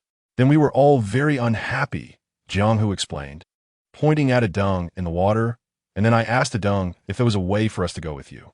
Ading seemed to understand my words and nodded vigorously. And then, this morning, after Papa left, a dung swallowed us. I had almost forgotten that after the incident with the Dragon King, a dung had remained in our quarters, voluntarily staying close to the 2 little ones, sharing food and living arrangements. Although it consumed all the various flavored chips we had brought from outside, leaving none for Ouchi, he did not send it away. He merely said, as the steed of the Dragon King, it was too timid, and with the old fellow in trouble, no one would care for it. It was better to keep it around. Otherwise, when the old fellow woke up and wanted to roam, it would be troublesome if a dung was missing. I heard that a dung had been with the Dragon King for many years, their bond deep and profound. Ouchi's decision to keep it was likely driven by affection for the creature. Deep down, despite calling the old fellow names, he secretly wished for his safety and longevity. However, I never anticipated that this act of kindness would lead to such an outcome. They shouldn't be here. How do we send them back? I turned to the man, who had been smiling faintly. He shook his head, conflicted yet resolute. Entering through Yumen. One cannot exit through Lawman. Anyone entering through Yumen has no opportunity to leave except on the annual opening of the Dragon Gate. So Lawman is the exit? It only opens once a year? My heart sank. When was the last opening? According to our lunar calendar, it opens on New Year's Eve, the man replied. Counting on his fingers, the ruler's arrival is just in time. There is almost a year left. Mother, don't send us away. Jianghu furrowed her brow, plopping down and throwing a tantrum. I don't want to live in the Dragon Palace anymore. The people there fear me and scold me. Scold you? I was taken aback. Yes, Jianghu nodded. I heard them call me a little demon behind my back. Mama, I assent demon a bad word? Indeed, the unknown child added. Clinging to my leg, I don't want to leave you. I like it here with Zhao Gongzi and Ani Zipian. I don't like the Dragon Palace or its people, except for my great-grandfather. Mama, I don't want to be apart from you. I sighed internally, crouching down to embrace both of them. If you run away like this, your father will be worried sick. We left a message for Papa, Jianghu replied earnestly. I drew a picture of the sea and Adang and me and the unknown child, and I drew you on the other side of the sea. The unknown child wrote fine, but I don't know if it's correct.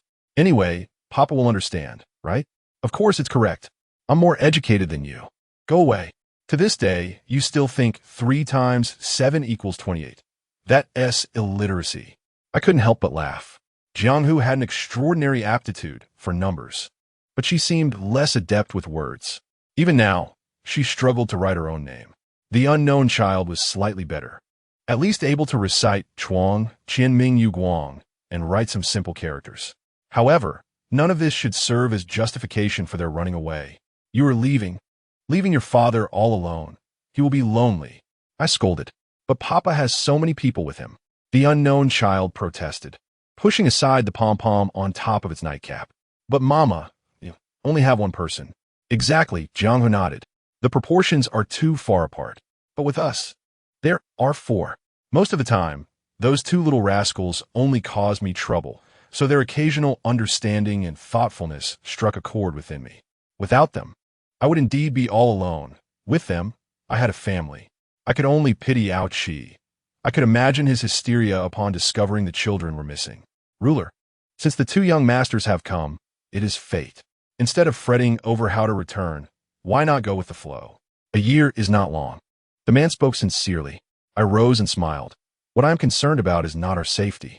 Do you know that the actions of these 2 little rascals could attract the most violent dragon of the East Sea? If that happens, it may not be safe for you in Yumengua. True dragons can never breach Yumen, the man assured with a smile. It is late. Shall we set sail? I frowned slightly and nodded. Let us go. As he moved the bamboo pole, I cast one last longing glance toward the entrance known as Yumen. He seemed to sense my thoughts and chuckled. Ruler, do not entertain any ideas. Should you attempt to force your way through, no matter your talents. Once you enter the chaos, it is a one-way journey. So, this is a perfect prison. I realized he was not exaggerating. This man possessed remarkable restraint, and it was precisely because of his composure that I found him inscrutable. He did not answer, but merely smiled knowingly. The bamboo pole in his hands expertly changed direction, and the black canopy boat glided steadily over the tranquil blue waters, moving straight ahead. I held the 2 little ones close at the bow of the boat, instructing them to behave and remain quiet. Adang flitted between the water and the sky, curiously surveying the world before it.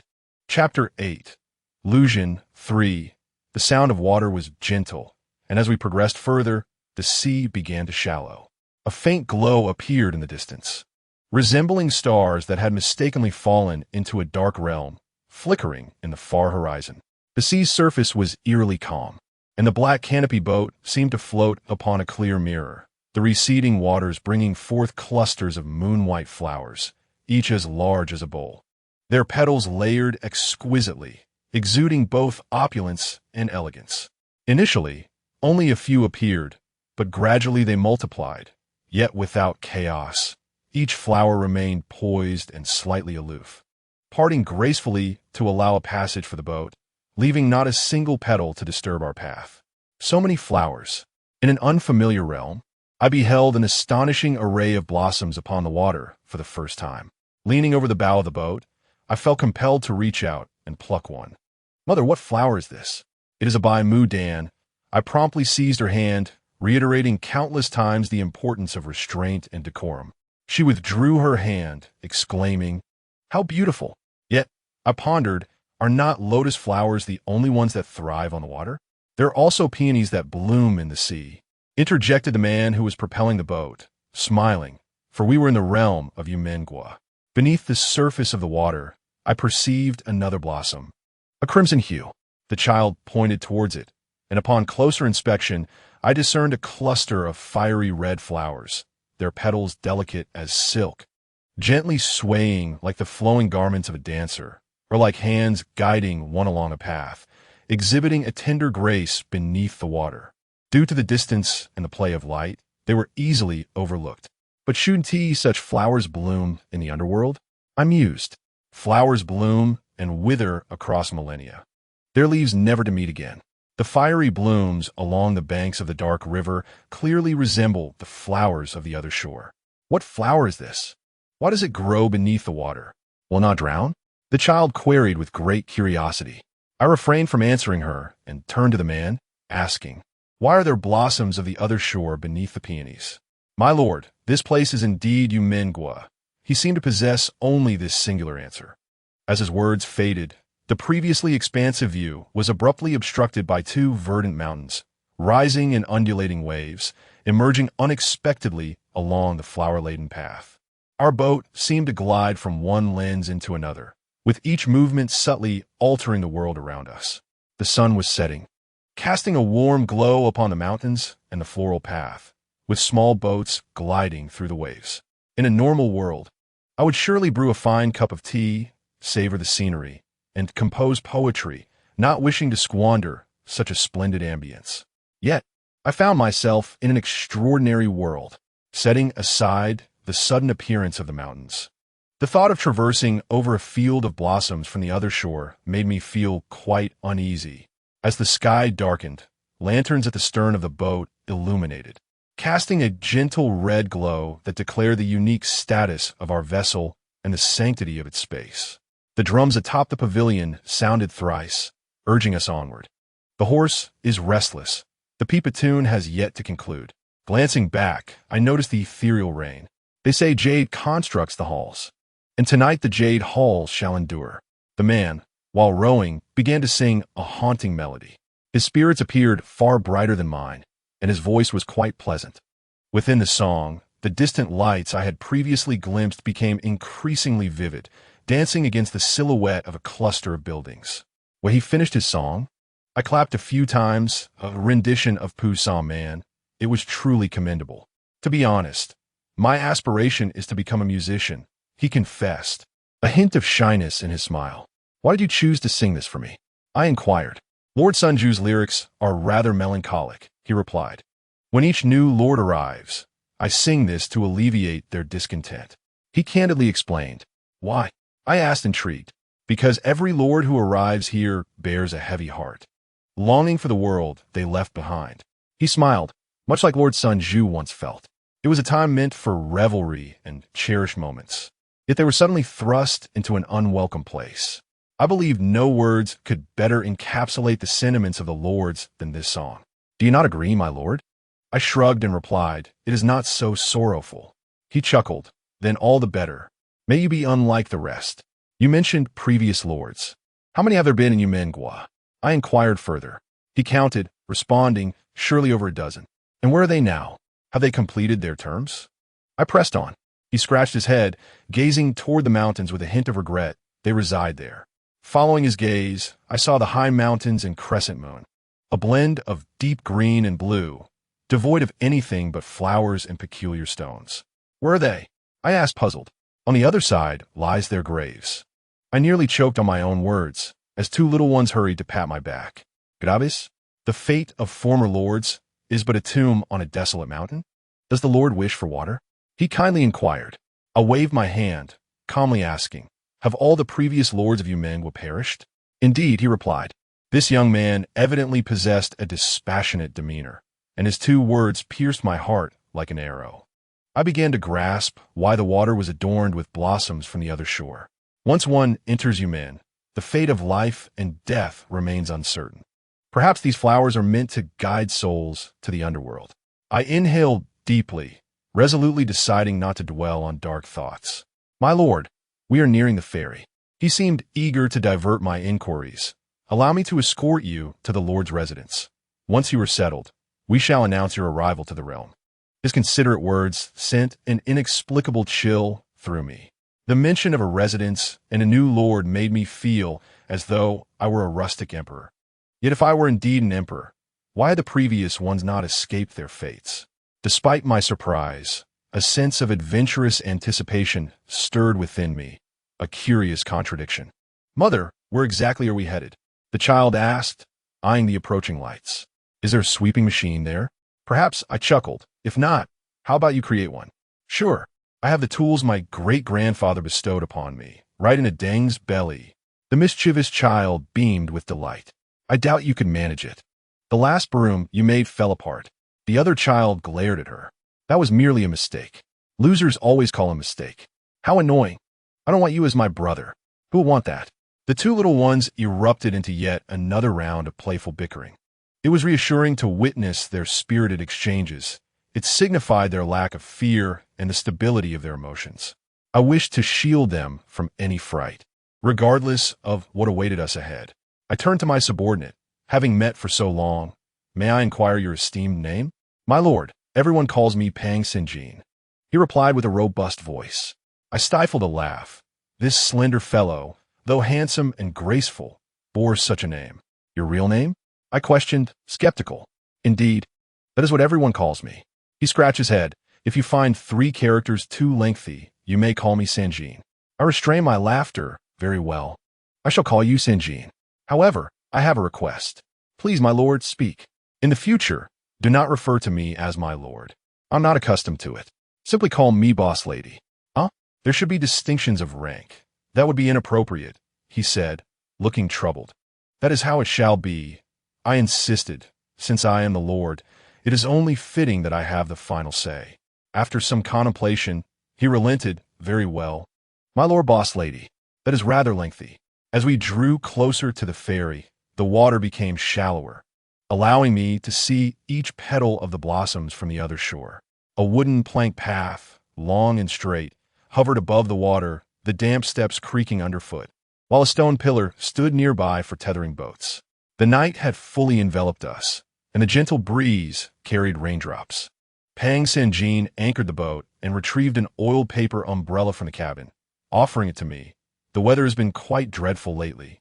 With incessant rain for over 10 days, it will be quite vexing for you, my lord boss lady, to soil your garments upon disembarking. Stepping from the boat onto the shore, I felt the ancient wood of the path beneath my feet, creaking with age. Despite the rain, the temperature remained pleasant. Neither too cold nor too warm, with a slight humidity. A Deng seemed to take a liking to the 2 little ones, dutifully serving as their steed, floating just above the path, closely following behind me. This arrangement proved beneficial, as it spared me from carrying the reluctant child when she wished to avoid walking, thus balancing the scales for a Deng's unauthorized decision to bring the 2 along. As the rain intensified, Pang Sanjin cautiously trailed behind a Deng, one hand holding a windproof and waterproof glass lamp, while the other tenderly shielded the 2 little ghostly heads with an oiled paper umbrella. His entire body, however, remained exposed to the rain, and he had to be vigilant not to be shoved into the water by a Deng's ample frame, as the narrow plank path felt constricting for someone of a Deng stature. Upon traversing this path, they would arrive at the eastern gate, and not far beyond lay the residence of the national sovereign. Sanjin wiped his rain-soaked face against his shoulder, pondering what the sovereign, or perhaps the proprietress, favored in terms of culinary delights, whether salty, sweet, rich, or light. However, it was not the moment to be discussing food. I suddenly halted, turning to fix my gaze upon him. I am utterly unfamiliar with this place, and you must surely be aware of that. He nodded affirmatively. Throughout our journey, you mentioned that the previous sovereigns were all under your guidance and care, correct? Yes, he nodded again. It is my duty to ensure the sovereign's daily needs are met and to be at their service, since you are to heed my every word. Then first enlighten me about the proprietress. This time he altered his address, acknowledging you are you, entirely unrelated to any previous sovereigns. With your arrival, you are the new sovereign, and thus, Yumen has entered a new era. The past has turned to dust, and further inquiries bear little fruit. When one has time and inclination, no uncertainty remains insurmountable. Would you not agree? His lips were tightly sealed. Outwardly, he appeared obedient, yet within him lay countless soft thorns, unyielding and impossible to digest. Yet every word he spoke was irrefutable. How vexing. Very well, I understand. I chuckled, aside from trivial matters of daily sustenance. You concern yourself with nothing else. He too smiled, asserting that in this life, Few matters weigh more heavily than the essentials of clothing, food, shelter, and transportation. There seems to be some truth to that. I harbored a nagging premonition that if I were to argue with Pang Sanjin in the future, I might very well find myself at a disadvantage. I turned back and, not hurrying to leave, fixed my gaze upon him again. As a seasoned individual of Yumen, do you have any words of counsel or advice before a new life officially commences? I dare not. He shook his head vigorously. Given the proprietress's stature, there is no need for me to elaborate. This statement intrigued me, prompting a smile as I inquired. We have only just met and have not even shared a meal together. From where do you derive your assessment of my stature? While I cannot speak for others, among all the sovereigns I know, the proprietress is indeed unique. The soft, glowing light enveloped his somewhat pallid face, and his eyes sparkled brighter than during the day, revealing a hint of cunning. The fearsome visage of the dragon king you bear upon your heart is enough to attest to your deep ties with the dragon clan of the EC. Thus, it is evident that the proprietress is no ordinary individual. I glanced down at my heart. Currently, this imperial sword bore no distinction from an ordinary ornament. Aside from its aesthetic appeal, I had yet to uncover any other skills. However, he recognized this item. Have I not come to serve as a sovereign? Has no one informed you of my identity and background? I inquired. Once one enters Yumen, previous identities hold no significance. He smiled, stating that I was only tasked with receiving individuals as per external notifications. Who they are, I have neither the authority nor the inclination to inquire. His words inexplicably stirred within me a sense of irrevocable warning. This simply would not do for a year from now. I would need to return home with the two little ones intact. If there is nothing else, let us hasten into the market. He glanced at the remaining length of the path, concerned that if they tarried too long, the weather might worsen. I had no choice but to quicken my pace. Amidst the creaking sounds, the flickering lights drew ever closer, growing brighter. Descending the path, a towering wall of black earth loomed ahead, devoid of any adornment. Not even a crevice for peering through. Its form was stark and unyielding, resembling a blunt and steadfast figure, resolutely obstructing all passage. In the dimness, I could not discern the exact height or distance of this colossal structure, but it was undeniably formidable. Centrally located was a prominent vermilion gate, the sole decorative feature, with a pair of unidentifiable bronze rings hanging motionless before it. No guards were in sight, only a young boy in simple attire and straw sandals. Slumbering soundly in a wrought tan chair beside the door, a large lotus-shaped umbrella secured to the chair's back, generously shielding him. Beside the chair lay a bamboo basket filled with freshly shelled green peas, while a tall copper lamp stood solitary on the opposite side, its flickering light illuminating the two large characters, Donghai. Are the regions here organized by market? I approached the slumbering boy, kindly swatting away a mosquito that had settled on his chubby face. The guard is merely a young lad? Our nation is divided into 4 markets, each seamlessly aligned in the cardinal directions. As for such details, upon reaching the sovereign's residence, numerous historical documents left by predecessors will be available for your reference, Sanjin explained. If the proprietress believes that a door necessitates a guard, then she is mistaken. Anyone may rest upon that wrought tan chair. This boy is simply tired and taking a nap here. The lives of the common folk in this place are quite laid back. After arriving here, I had imagined it to be a prison, a dark abyss of peril. Yet what lay before me was strikingly different. Until we stepped through the gate, the boy remained undisturbed. Is shelling peas truly so exhausting? Moreover, I instructed a Dang to shrink his form to that of a pig, just enough for the 2 little ghosts to ride comfortably. Otherwise, I feared he would either struggle to pass through the city gate or terrify the local populace. Initially, I considered activating his invisibility mode, but Pang Sanjin deemed it unnecessary. A whale traversing freely through the air, while peculiar, would not incite chaos. For this is indeed Yumen. The sound of rain pattered softly as the 4 of us, along with a whale, stood enscathed within a city blurred by the night rain. Towering structures with flying eaves adorned the streets. Deep alleys lay ahead, the flickering lights sparse, and pedestrians passed by with umbrellas raised. Regardless of gender, all were clad in ancient attire, the streets filled with flowing robes, embroidered skirts, fragrant sachets at their waists, flowers in their hair, and lightly applied rouge upon their lips, the humid night air failing to conceal the unique fragrance that enveloped them, one that bore no resemblance to any modern perfume.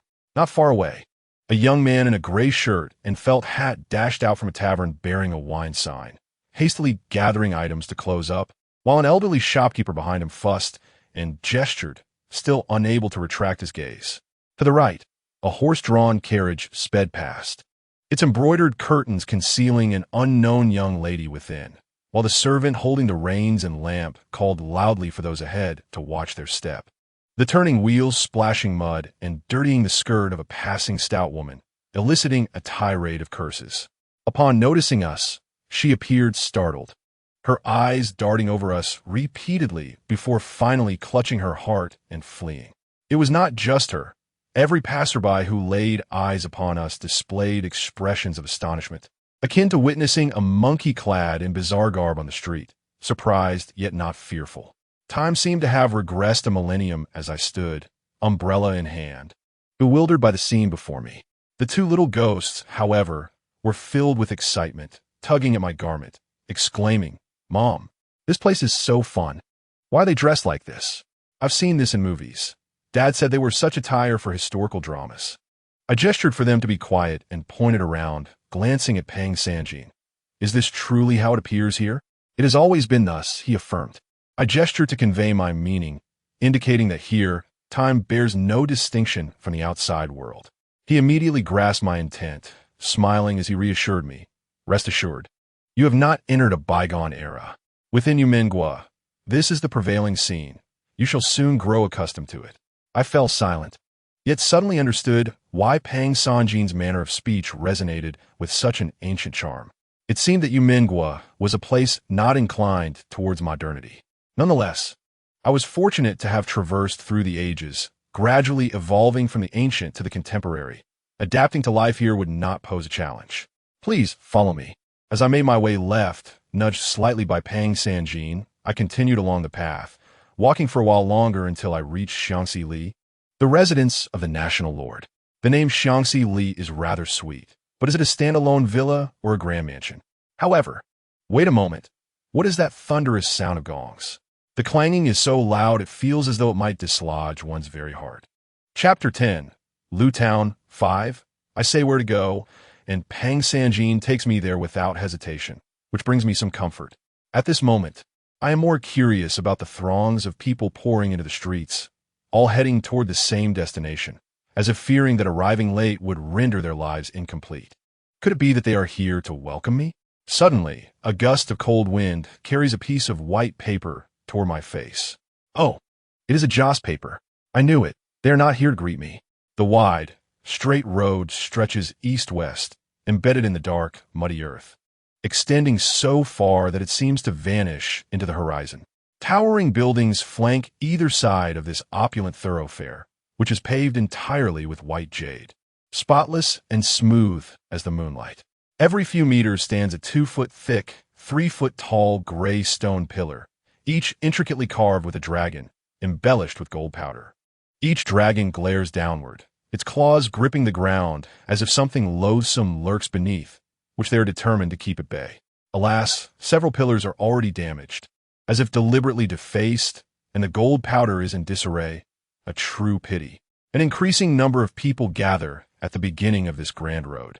Yet none dare to step forward, crowding instead in the open space at the front and beneath the eaves.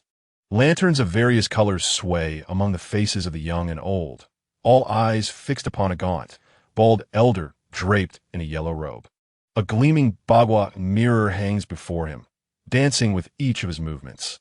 The peachwood sword in his hand swirls chaotically, and joss paper flies in abundance, accompanied by a cacophony of incantations that are quite vexing to hear.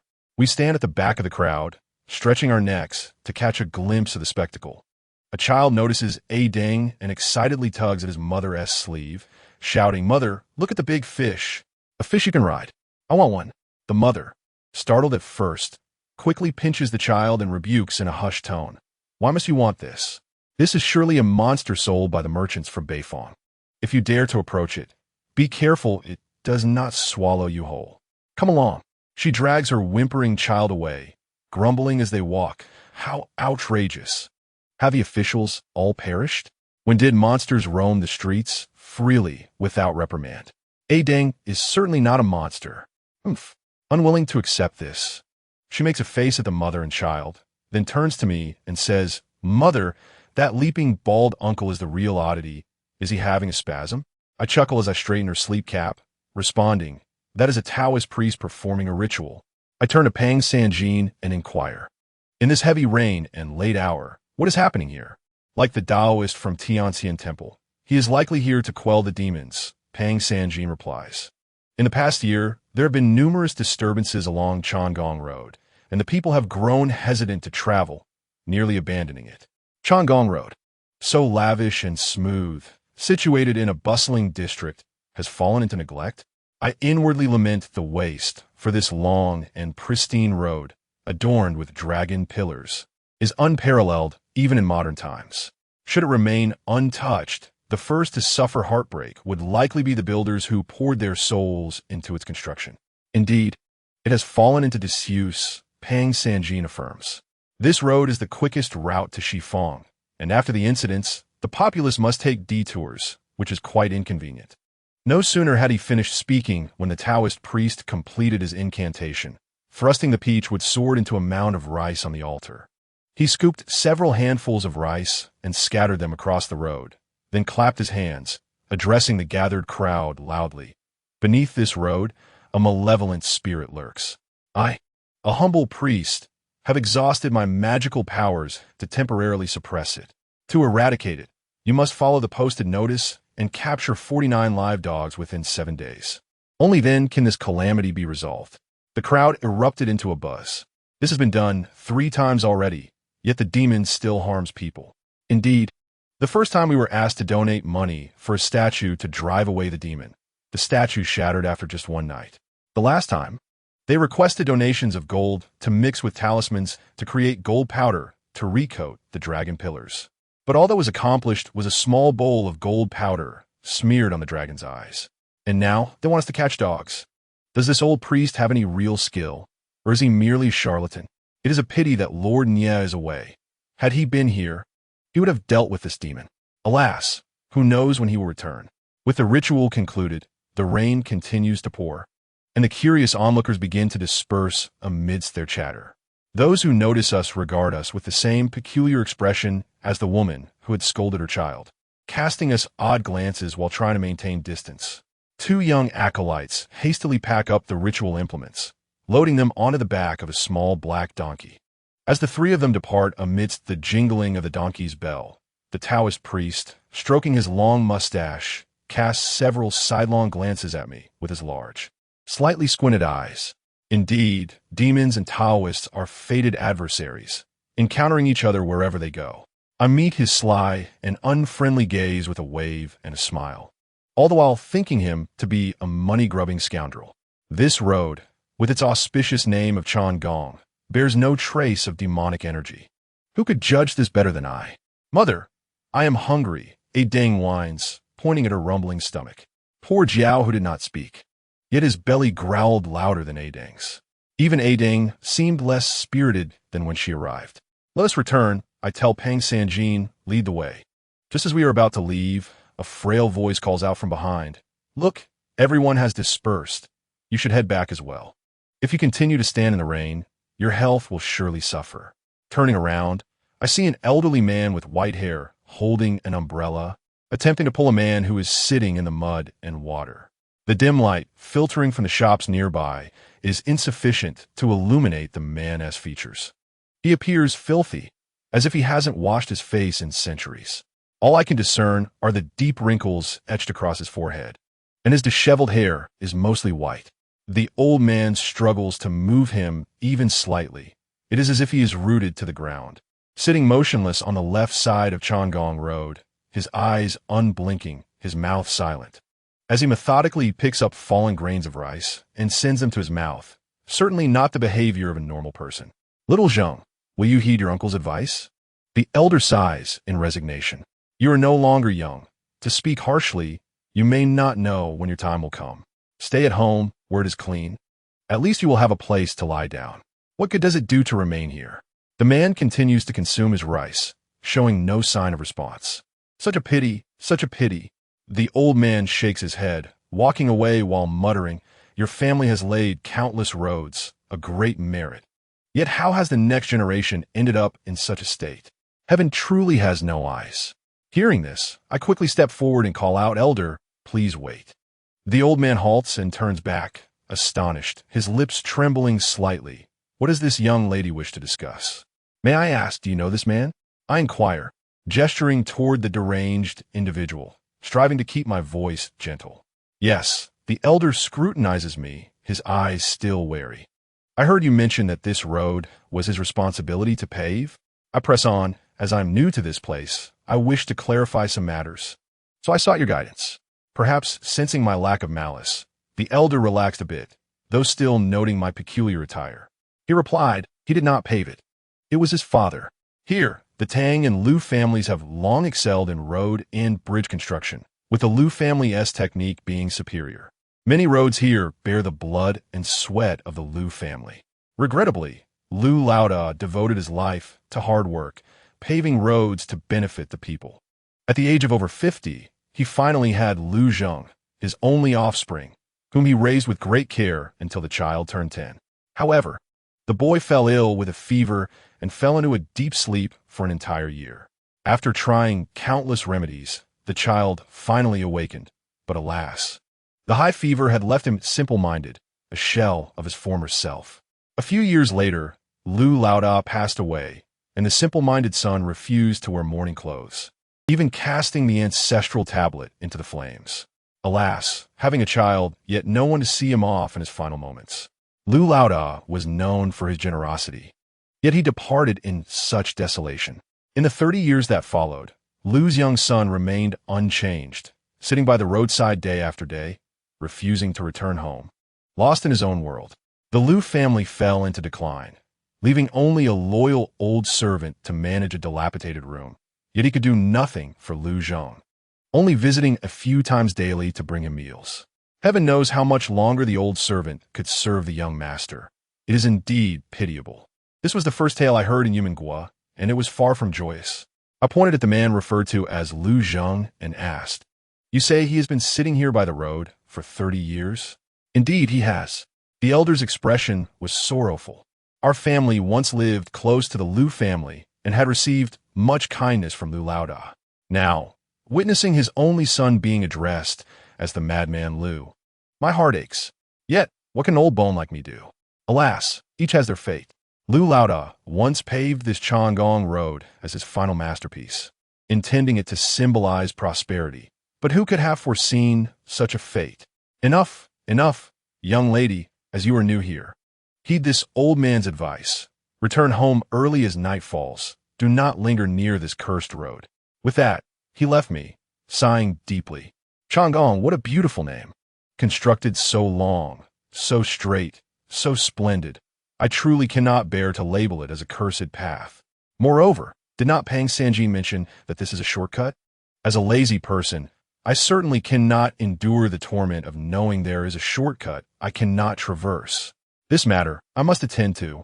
After the elder departed, I turn around to find 2 small children, unbeknownst to me when they had approached, squatting before the madman Liu Zheng, diligently picking up grains of rice.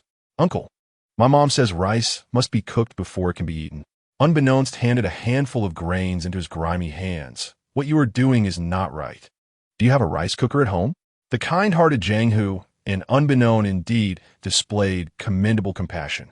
Pang Sanjin stood nearby, holding an umbrella for them, smiling as he praised me upon my approach. Their appetites must surely be quite hearty. Kindness and a good appetite are unrelated. What sort of logic is that? However, if you think I would leap up to pull the 2 children away to prevent them from getting close to a madman, you are mistaken. I have always encouraged them to interact more with others. The skill of discerning people is beneficial throughout life and should be nurtured from a young age. Compared to those delicate children who scream at the sight of cockroach, I find greater solace in seeing 2 altruistic youngsters, no, good children. as they appear no older than 1 or 2 years, just learning to walk, clad in pajamas adorned with cartoon pandas. Mom, Uncle cannot possibly pick up all this rice by himself, Unbeknown pouted. If we cannot finish today, we can come back tomorrow, I said, patting her head. On the other side, Zhang squatted by the first dragon pillar on the right side of the main road, murmuring to himself while picking up rice. Zhang, come here. It's time to go, I called out. Zhang responded with a slow acknowledgement, standing up lazily, glancing back 2 or 3 times. Mr. Liu, is it? I attempted to communicate with Liu Zhang. Look how late it is, and the rain is heavy. Why not return home and come back tomorrow? He completely ignored me, extending his hand toward Unbeknown and Zhang, waiting without any wariness for them to place the rice grains in his palm. In his vacant gaze, there flickered a hint of trust and dependence. I understood this psychology. Almost everyone harbors no suspicion towards toddlers. Sometimes, those labeled as simple-minded develop an instinctual affinity for innocent children. I believe that even if a person suffers from cognitive impairment, their perception of good and evil remains intact. Receiving the rice grains, he lowered his head again, stuffing them into his mouth one by one. Uncle, you should go home. Zhang prodded his shoulder. It's pouring. If you don't go back, no one will. Liu Zhang continued eating the rice, shaking his head, seemingly content. Fine, let the uncle stay here. I took Unbeknown's hand. Shall we come back to see Uncle tomorrow? Unbeknown nodded, while Zhang reluctantly walked over, glancing back at the dragon pillar, his gaze trailing from the pillar to the center of the road, suddenly changing as he exclaimed, Ah, what is it? I turned to see in the middle of the road, besides the dripping rain and the distant lights, the entire Chang'an road was devoid of anything. Instinctively, I wanted to walk over and take a look when unexpectedly a large hand seized my ankle, nearly causing me to stumble. To pass this road, you must pay the toll. Liu Zhang grinned widely, his big mouth stretching into a foolish smile, his grip strong enough to threaten to twist my leg. Ah, you know about money, so you're not entirely mad. However, I never anticipated this fellow would speak, truly the greatest surprise of the night. You want money to cross? How much do you want? Will you accept gold? Liu Zhang neither nodded nor shook his head, nor did he release his grip, suddenly growing agitated, exclaiming, No, no, no. You won't let me pass this road? I attempted to take a step back, and only then did his hand slowly loosen. Lousy head, he chuckled again, his mood shifting remarkably fast, making a patting gesture with his hand. Scoundrel, my hair is remarkably thick. Enough, it was utterly impossible to communicate. I lifted the 2 children onto a Deng's back and called out, Let's go. Liu Zhang gradually fell behind, and beside him was the umbrella I had left behind. Whether he chose to use, it was entirely up to him. A Deng, starved, swam weakly, Unbeknown incessantly clamoring for food, while Zhang remained silent, glancing back at the Chang'an road with every few steps. I asked him, What did you just see? Zhang rubbed his eyes, about to speak, but then lowered his head, finally mumbling, I'm hungry. Then let us hurry, I said. I have already decided what we will have for supper. Pang Sanjin swallowed hard, grinning. This fellow acted like a transparent person. If I did not ask, he would certainly not volunteer any information, and in his eyes, life seemed to revolve solely around the matter of eating. Just before turning the corner, I couldn't help but glance back once more. In the gleaming rain, the Chang'an road shone brightly like a white ribbon of light, piercing into the deep night, instilling an inexplicable sense of assurance that following it would surely lead to safety and a smooth journey. I saw nothing sinister on this road. Why then, did the people here fear it so? At the starting point of the road, Liu Zhang sat upright again, back straight, legs crossed, resembling a breathing statue of Buddha. The oil paper umbrella I left behind floated in midair, perfectly shielding him from the wind and rain. This was not my doing. Chapter 11. Liu Town 6. Where's the promised villa? The mansion? Can 2 dilapidated straw houses truly be called a national government residence?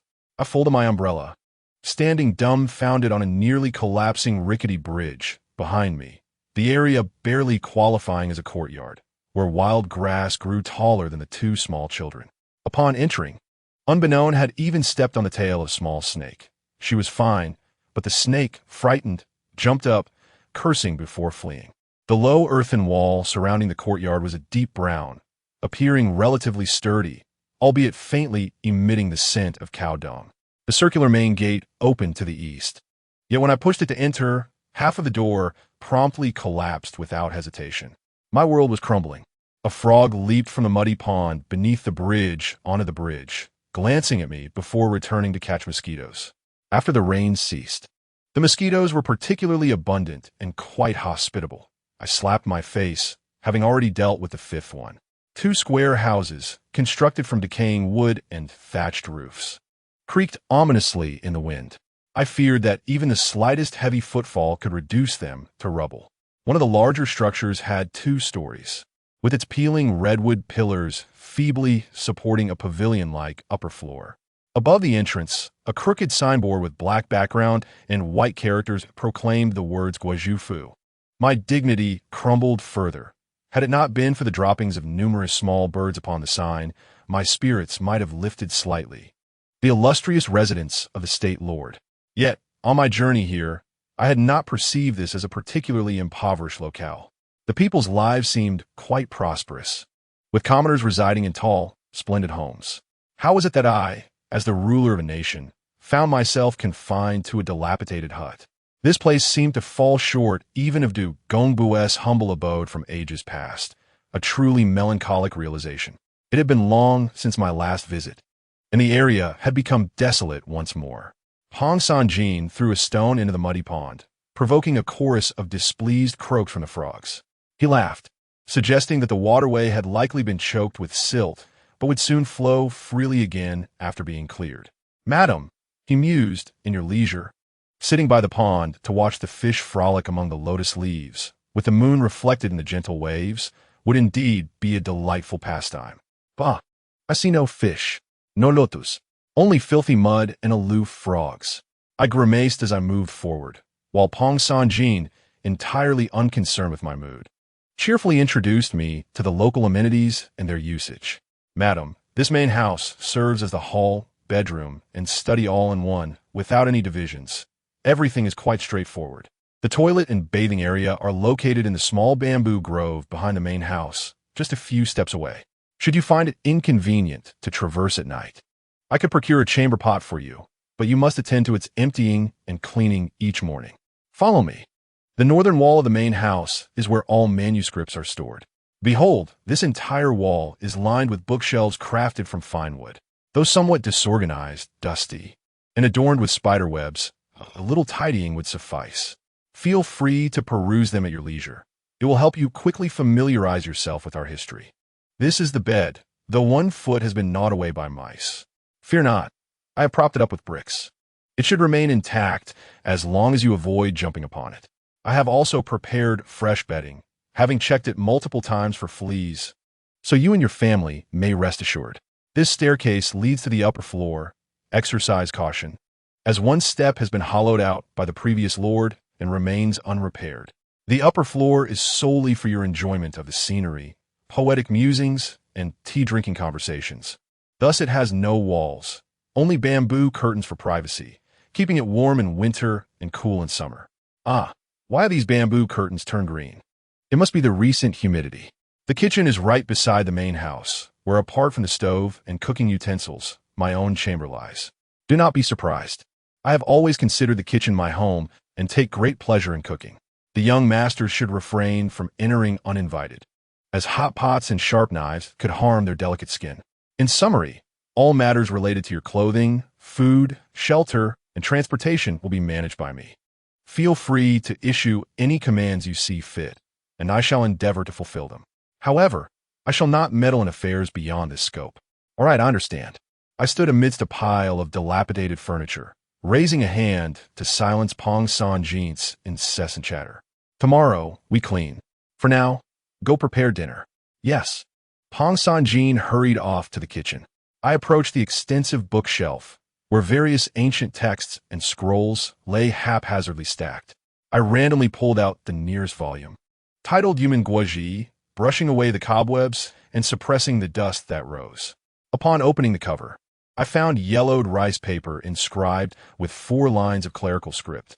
East resides the Lord, west the officials, the Lord of Heaven sits alone in the south. For quarters built upon Wuchuan, without leaping the dragon gate, one knows not peril. I read it several times before turning the pages, only to discover more vague entries regarding the borders of Yumengua, measured but unverified. The population of Yumengua, measured but unverified. The founding date of Yumengua, blank. The founder of Yumengua, blank. Each page contained the same information, inciting my frustration. Such a record could hardly be deemed worthy of the title National Chronicle. Wasn't it simply a reflection of the emptiness surrounding Yumengua? Utterly irresponsible. In a huff, I threw the book back on its shelf, only to hear the gleeful shouts of Jianghua from the staircase. Mother, I've fallen into the hole. Ha ha ha. That silly girl had indeed been warned about the hole on the stairs. But what did your string of laughter mean, Jianghua? Fuming, I ascended the staircase, determined to teach these two siblings a lesson for their lack of familial affection. Meanwhile, the happiest of all appeared to be Adong, rolling about in the muddy pond. I could not fathom why a resplendent golden whale, the steed of the Dragon King of the East Sea, would revel in coating itself in mud. It seemed to have chosen its bedroom, though the native inhabitants of the pond were less than pleased, croaking at it in their amphibious tongue, creating a cacophony that dispelled the desolation. After reprimanding the two little rascals, I stepped outside, disregarding the possibility that the wrought tan chair at the entrance might collapse, and plopped down with a long sigh. There was little to admire in the surroundings, had we not arrived to enliven the place. It could easily serve as a setting for a ghostly tale. I gazed up at the sky, the post-rain night revealing a deep cerulean hue, with wisps of thin clouds drifting by. The moon shyly revealed half of its face, indistinguishable from any moonlit night I had encountered before. I wondered if those outside shared the same moonlight I beheld, if Ouchi was raving in frustration over a lost child, if young Master Zhao was yawning while reading Sangua, whether the paper slips had secured the ever-swinging door, and if Jia and he had been quarreling over trivial matters. These thoughts, unbidden, arose as my mind wandered. I did not succumb to the so-called nostalgia. Rather, the ties of concern proved unbreakable. I had arrived in a place entirely unfamiliar, so different from my expectations. I felt no discomfort entering this strange realm, even if time here seemed to lag a millennium behind. Men and women, the life of the market, everything appeared utterly normal and natural. Yet, it was this very normality that stirred an unease deep within my consciousness. Experience taught me that the calmest waters often concealed the deadliest surprises. With a splash, Dung joyfully leaped again, sending mud flying everywhere, turning the frogs that cursed it into playthings. As it swept them into the air with its tail and butted them with its head, demonstrating impressive skill as the frogs remained airborne. Inside the house, the familiar bickering of Wei and Jianghua echoed, their quarrel over some triviality unknown to me, while the kitchen glowed brightly, the enticing aroma of food wafting from the clattering of utensils. Amidst these sounds, I found my mood lifting slightly. Leaning back in chair, I took a deep breath, my left hand clutching the Dragon King emblem resting over my heart. Since I am here, I shall find peace. Chapter 12, Luzhen 7. At the square table in the main house, I stared incredulously at the steaming dish before me. What did you call this food? I asked Pong Sanjin. Huangli Bai Jian, he replied with a smile. I have given names to each of my dishes. Isn't it just a bowl of egg fried rice? I bit down on my chopsticks, feeling a surge of complex emotions. The lady of the house was unaware that this bowl of rice was far from ordinary. He retrieved a pair of chopsticks, picking up a grain of rice. This is the rice I prepared yesterday. For fried rice to achieve a full texture, fluffy yet non-sticky, it must not be made from freshly cooked rice. Moreover, I steamed the rice atop fresh lotus leaves, wrapping it tightly in the leaves after cooking and placing it in a food box before submerging it in well water to cool. Thus, each grain carries both the fragrance of rice and the sweetness of the lotus leaves. When stir-frying, one must begin with high heat and then reduce it to ensure the eggs are tender and flavorful without burning. Next, I add the rice and sprinkle in diced pickled ginger for flavor, finishing with a couple of drops of sesame oil, neither too much nor too little. And there you have it. Enjoy while it's hot. I was utterly astonished. A bowl of egg-fried rice can be described in such a magnificent manner that one would feel embarrassed to partake without first perfuming oneself and bathing. However, before I could even lift my chopsticks, the two little rascals had already devoured their portions, their faces speckled with grains of rice. They set down their bowls, let out satisfied burps, and in unison declared, "Delicious." Seeing his creation so well received, Pang Sanjin beamed with delight and proclaimed, "My dream is to become an excellent chef." I shot him a sidelong glance, recalling that he had previously expressed a desire to be a composer. He scratched his head, chuckling, both. I gazed at the glistening bowl of egg-fried rice before me, took a tentative bite, and then found myself unable to stop. It was truly delectable, so much so that it brought tears to my eyes. The fragrant rice, the tender eggs, the invigorating ginger and scallions, and the rich flavor of sesame oil nestled within every crevice, all harmonized perfectly, creating an exquisite texture. "Is there more?" I inquired, neglecting to wipe the grains from the corner of my mouth as I raised my bowl. I was already full, yet I couldn't resist the urge for more. He apologetically replied that he had prepared only 3 portions, leaving none to spare. He explained that his cooking was strictly portioned, and based on the stature of the madam and the exertion of the day, 1 bowl was ample sustenance. Excess would be unbeneficial. I ventured to wash the dishes. 3 portions? I observed him swiftly clearing the table, questioning why it wasn't 4 portions when he himself hadn't eaten. He smiled. "I usually do not partake in food. I prepared some potato cakes for a dang, and it enjoys them," he added, carrying his bowl and chopsticks as he exited the room. I was taken aback. Did he mean he doesn't eat? A person so passionate about cooking, yet claiming not to eat, creating a plethora of delicious dishes while denying himself. Is that not the most contradictory torment in the world? Furthermore, can one truly survive without sustenance? No wonder he was so thin. Could it be that he had poisoned the meals, using this as an excuse? Had previous rulers fallen victim to his poison? Yet instinctively, he did not seem capable of such malice. Especially knowing my close ties with the Donghai Longzhu, he would not dare act recklessly. Furthermore, considering his name, how could one who does not require food be named Pang Sanjin? What a paradox! The realm of Yumen is shrouded in mystery. As I lay upon the bed, it must have been well past midnight. The thought of the fleas having previously occupied the bedding robbed me of any desire to sleep. Shadows of flowers and leaves danced upon the tattered window paper, and a cool breeze slipped in without invitation. The world enveloped in silence. Even the frogs had quieted. Unknown curled beside me, sucking on his thumb, sleeping soundly and sweetly. Jiang, who was not on the bed, he had suddenly sat up, bleary-eyed, and announced a need to relieve himself, so I instructed him to step outside and find a plant to water. However, some time had passed, and the little rascal had yet to return. I rose from the bed, tiptoeing outside. There was no sign of him anywhere, by the door, near the pond, on the bridge. It was all empty. A twinge of anxiety crept in. Just as I was about to call his name, I heard a rustling sound from behind the wild grass in the front yard. I held my breath and listened intently. "You must try this. It's delicious," came Jianghu's voice, whispering. "Why don't you come inside?" Can't come in? What are you afraid of?" I leaped lightly over the wild grass, landing before the partially collapsed gate, where Jianghu squatted facing away, a porcelain bowl brimming with egg-fried rice positioned at the entrance. To my eyes, it appeared as though Jianghu was conversing with the air. "Hey, where are you going?" I called out, my tone moderate. Jianghu stood up, attempting to chase after something outside. "Jianghu," I called, halting him gently. He abruptly paused, slowly turned around, and looked at me with a hint of confusion. "Mom, you sure have a long way to go for that pee." I approached, giving his head a gentle pat, then glanced again towards the outside.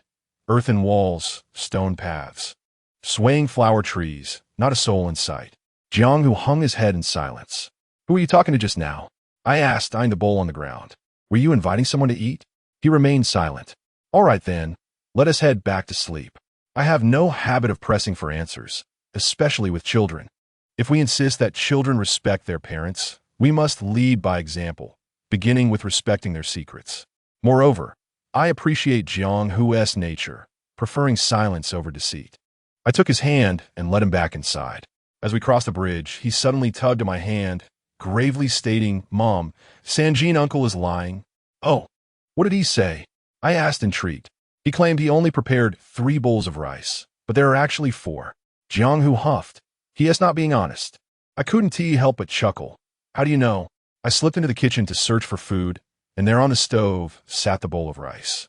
"He doesn't eat it himself, but 1 let us have any," Jianghu expressed indignantly. "So, you took it to share with your friend?" I teased. "Cooked rice doesn't seem to be very appealing," Jianghu replied, but immediately realized he had let something slip, falling silent and casting furtive glances at me. "All right, quickly back to bed. We have to rise early for work tomorrow." I poked his forehead and added, "And without permission. You must not sneak into the kitchen. Such impoliteness will upset Sanjin uncle. Understand?" "Oh," he nodded, and as we descended the bridge, he turned back to ask, "Mom, is there anything frightening in this courtyard?" "You mean here?" "Yes. I don't know about the past, but now your mother is the most terrifying thing within." The courtyard returned to its tranquil state, save for a dang occasionally rolling in the mud, the only sound the rustling of plants. Outside the earthen walls, a cat was licking its paws, lazily searching for traces of mice, occasionally meowing softly. Suddenly, the previously languorous cat perked its ears and crouched low, eyes wide, fixated on something beneath the earthen wall, letting out a cacophony of alarm before bolting away as if greatly startled. Far from the realm of longing, a group of men wielding clubs chased a dark shadow into a narrow alley, the sounds of sorrowful wails gradually drowned out by the clamor of their blows. Chapter 13. Lu Zheng 8. At the break of dawn, Pang Sanjin roused everyone, declaring that today's primary task was to clean and repair the grand residence of the noble ruler. Pang Sanjin, Jianghu unknown, and a Deng were all essential to the operation. Pang Sanjin was in charge of clearing the mud and mending the buildings. Jianghu was tasked with spraying water until the muddy pond returned to a clear state. Unknown would breathe fire to eliminate all wild grass, taking care not to ignite the house, and a Deng was to carry out the debris they cleared. A perfect team. As for me, I had left early under the pretense of purchasing writing supplies. But my true inner monologue was that the madam would only do household chores if the sun rose from the west. Besides, domestic tasks are also valuable exercise, deserving to be entrusted to the next generation. I am, after all, their mother. Thank you very much. The weather today was much improved, with a blue sky and white clouds, gentle sunlight filtering down, warm yet not blinding. I strolled leisurely out of the realm of longing, taking note of my path, turning here, going straight there. Observing this place by daylight, I felt an even greater sense of living in a millennium past.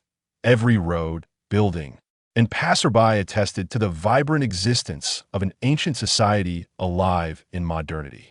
Shopkeepers busily setting up stalls, vendors selling baked cakes, elegantly dressed young gentlemen, bashful young women, itinerant men demonstrating their skills while peddling medicinal salves.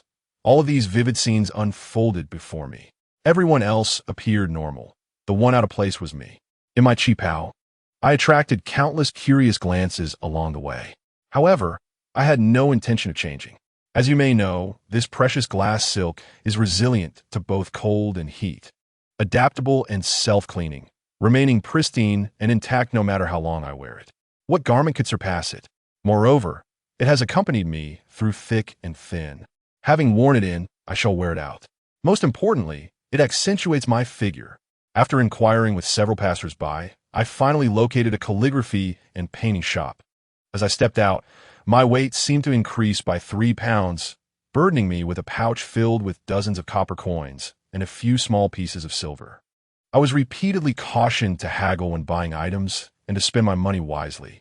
At that moment, I felt like the most miserly ruler in history. While paying the proprietor of the calligraphy and painting shop, I casually inquired, "Sir, I have heard that taking the Changong Road to Shifeng is the quickest route." The shopkeeper immediately shook his head vigorously. "My lady, one cannot dare to venture that way nowadays. You are new here and unaware of the dangers." "Oh, what dangers do you speak of?" I feigned ignorance, having seen that road before. It was broad, straight, and beautiful. "Why is it forbidden?" The shopkeeper glanced around, lowered his voice, and said, "Since you have been so kind to me, I shall be frank. That road is a cursed path that devours lives without hesitation. In the past year alone, dozens of people have suffered because of it, turning into mere shadows of their former selves, existing in a state worse than death." "Please elaborate." I pretended to be frightened. "It is a malevolent affliction." The shopkeeper turned around, pointing to the back of his head. "We all possess a single back of our heads. Do we not? Of course, is there anyone with two?" I blurted out. "But there are indeed two." He turned back, took a piece of paper, and casually sketched a man's silhouette from the back. "You see, a person can become like this. From behind, it looks like a back. From the front, it still looks like a back, and they cannot move, lying in bed all day, merely emitting a haunting sound that chills one to the bone. Doctors have examined them, and Taoists have exorcised evil spirits, yet none have succeeded. Even the esteemed Tang family, with their wealth, has no solution, despite their countless remedies. They could not save Madame Tang's only son." "The Tang family?" I pondered. "Do you refer to the renowned Tang family, known for their expertise in road construction and bridge building? Who else could it be?" The shopkeeper shook his head. "It is a pitiful situation. What a charming young man he was, and now he is on the brink of death. The Tang family has always done good deeds, yet they face the curse of dying without an heir. Meanwhile, the Liu family has only a madman left. Alas, it is truly the case that good people do not receive just rewards. Is it true that everyone who traverses Chang'an Road has been afflicted?" My imagination conjured an image of a person with two backs, sending a shiver down my spine. Not everyone who walks that path suffers such a fate. Otherwise, there would be far more victims, the shopkeeper speculated. Perhaps the malevolent spirits choose their victims at random. If one encounters misfortune, it is merely a matter of ill luck. Regardless, no one dares to travel Chang'an Road anymore. Who would risk inviting disaster? My lady, do not even consider testing your luck. Should anything happen, your life would be ruined. Rest assured, I would not dare, I quickly asserted. However, last night, I saw a bald Taoist priest performing rituals on Chang'an Road. He appeared quite formidable. With him chanting spells, surely the malevolent spirits will be subdued. Are you referring to Mu Daozhong? The shopkeeper rolled his eyes. He excels at drinking and feasting, but has seldom succeeded in subduing evil spirits. If he were truly capable, why would he require 3 attempts to quell the malevolent entities? He is merely adept at interpreting omens and divining fortunes, which has earned him the reverence of many as a living deity. As for matters of such peril, do not place your hopes in him. I see, I understand now. Now, speaking of idle chatter, is there anything else you require? I have everything I need. I shall return another time. Very well, I shall await your next visit. The shopkeeper remarked, by the way, I must say, your attire is quite exquisite. Where did you procure it? I wish to buy a similar one for my wife. This was made by a tailor from my hometown. I doubt you would find anything like it in the shops here. Farewell. With a bundle of items in hand, I leaped outside, pondering that business must be poor at the calligraphy shop. Otherwise, the proprietor would not be so loquacious. Nevertheless, it was not a wasted trip.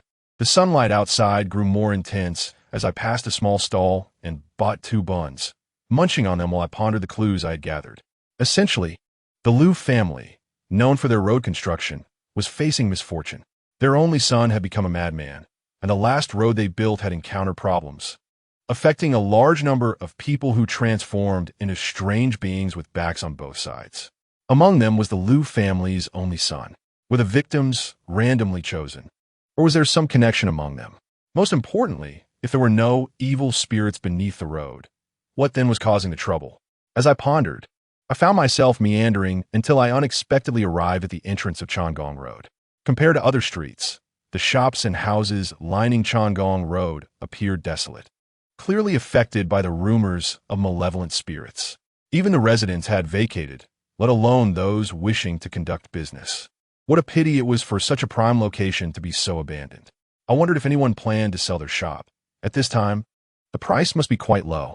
Once I dealt with the malevolent spirits, the land value would surely rise significantly. I should inquire further. Cultivating good investment habits is essential for a competent proprietress.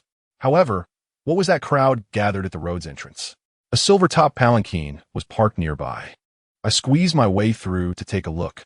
To my astonishment, the madman from the Liu family was lying on the ground, bloodied and dazed, gazing vacantly at the sky. A few brawny bearers stood nearby, their fists still stained with blood. Next to them stood a lady in her 40s, strikingly beautiful and exuding an air of authority. In her youth, she must have been a great beauty, dressed in a silver-embroidered peony robe, her hair styled in a loose bun secured with a golden phoenix ornament, radiating opulence.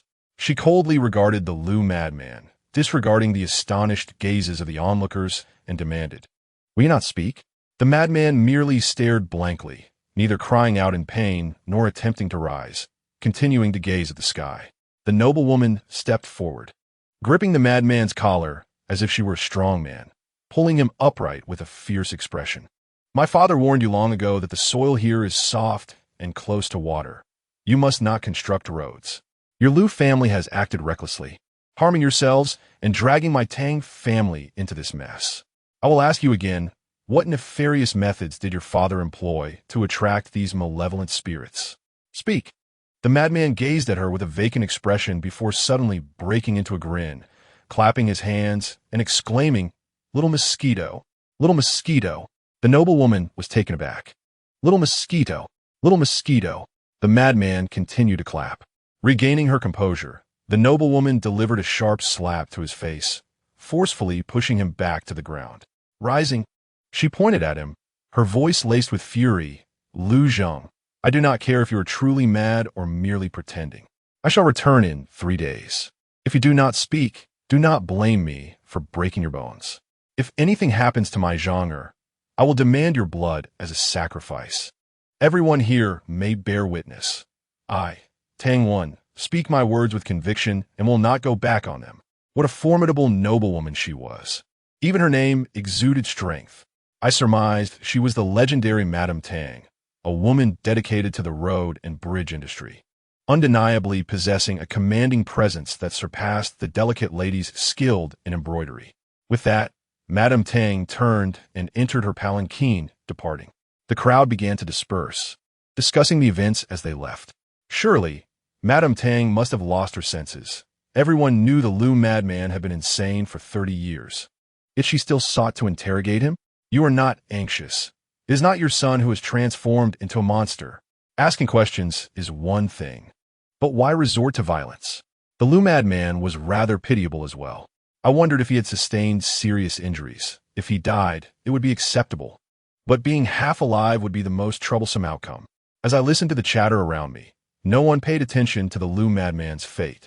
I approached him and said, "Can you walk? Allow me to take you to a doctor."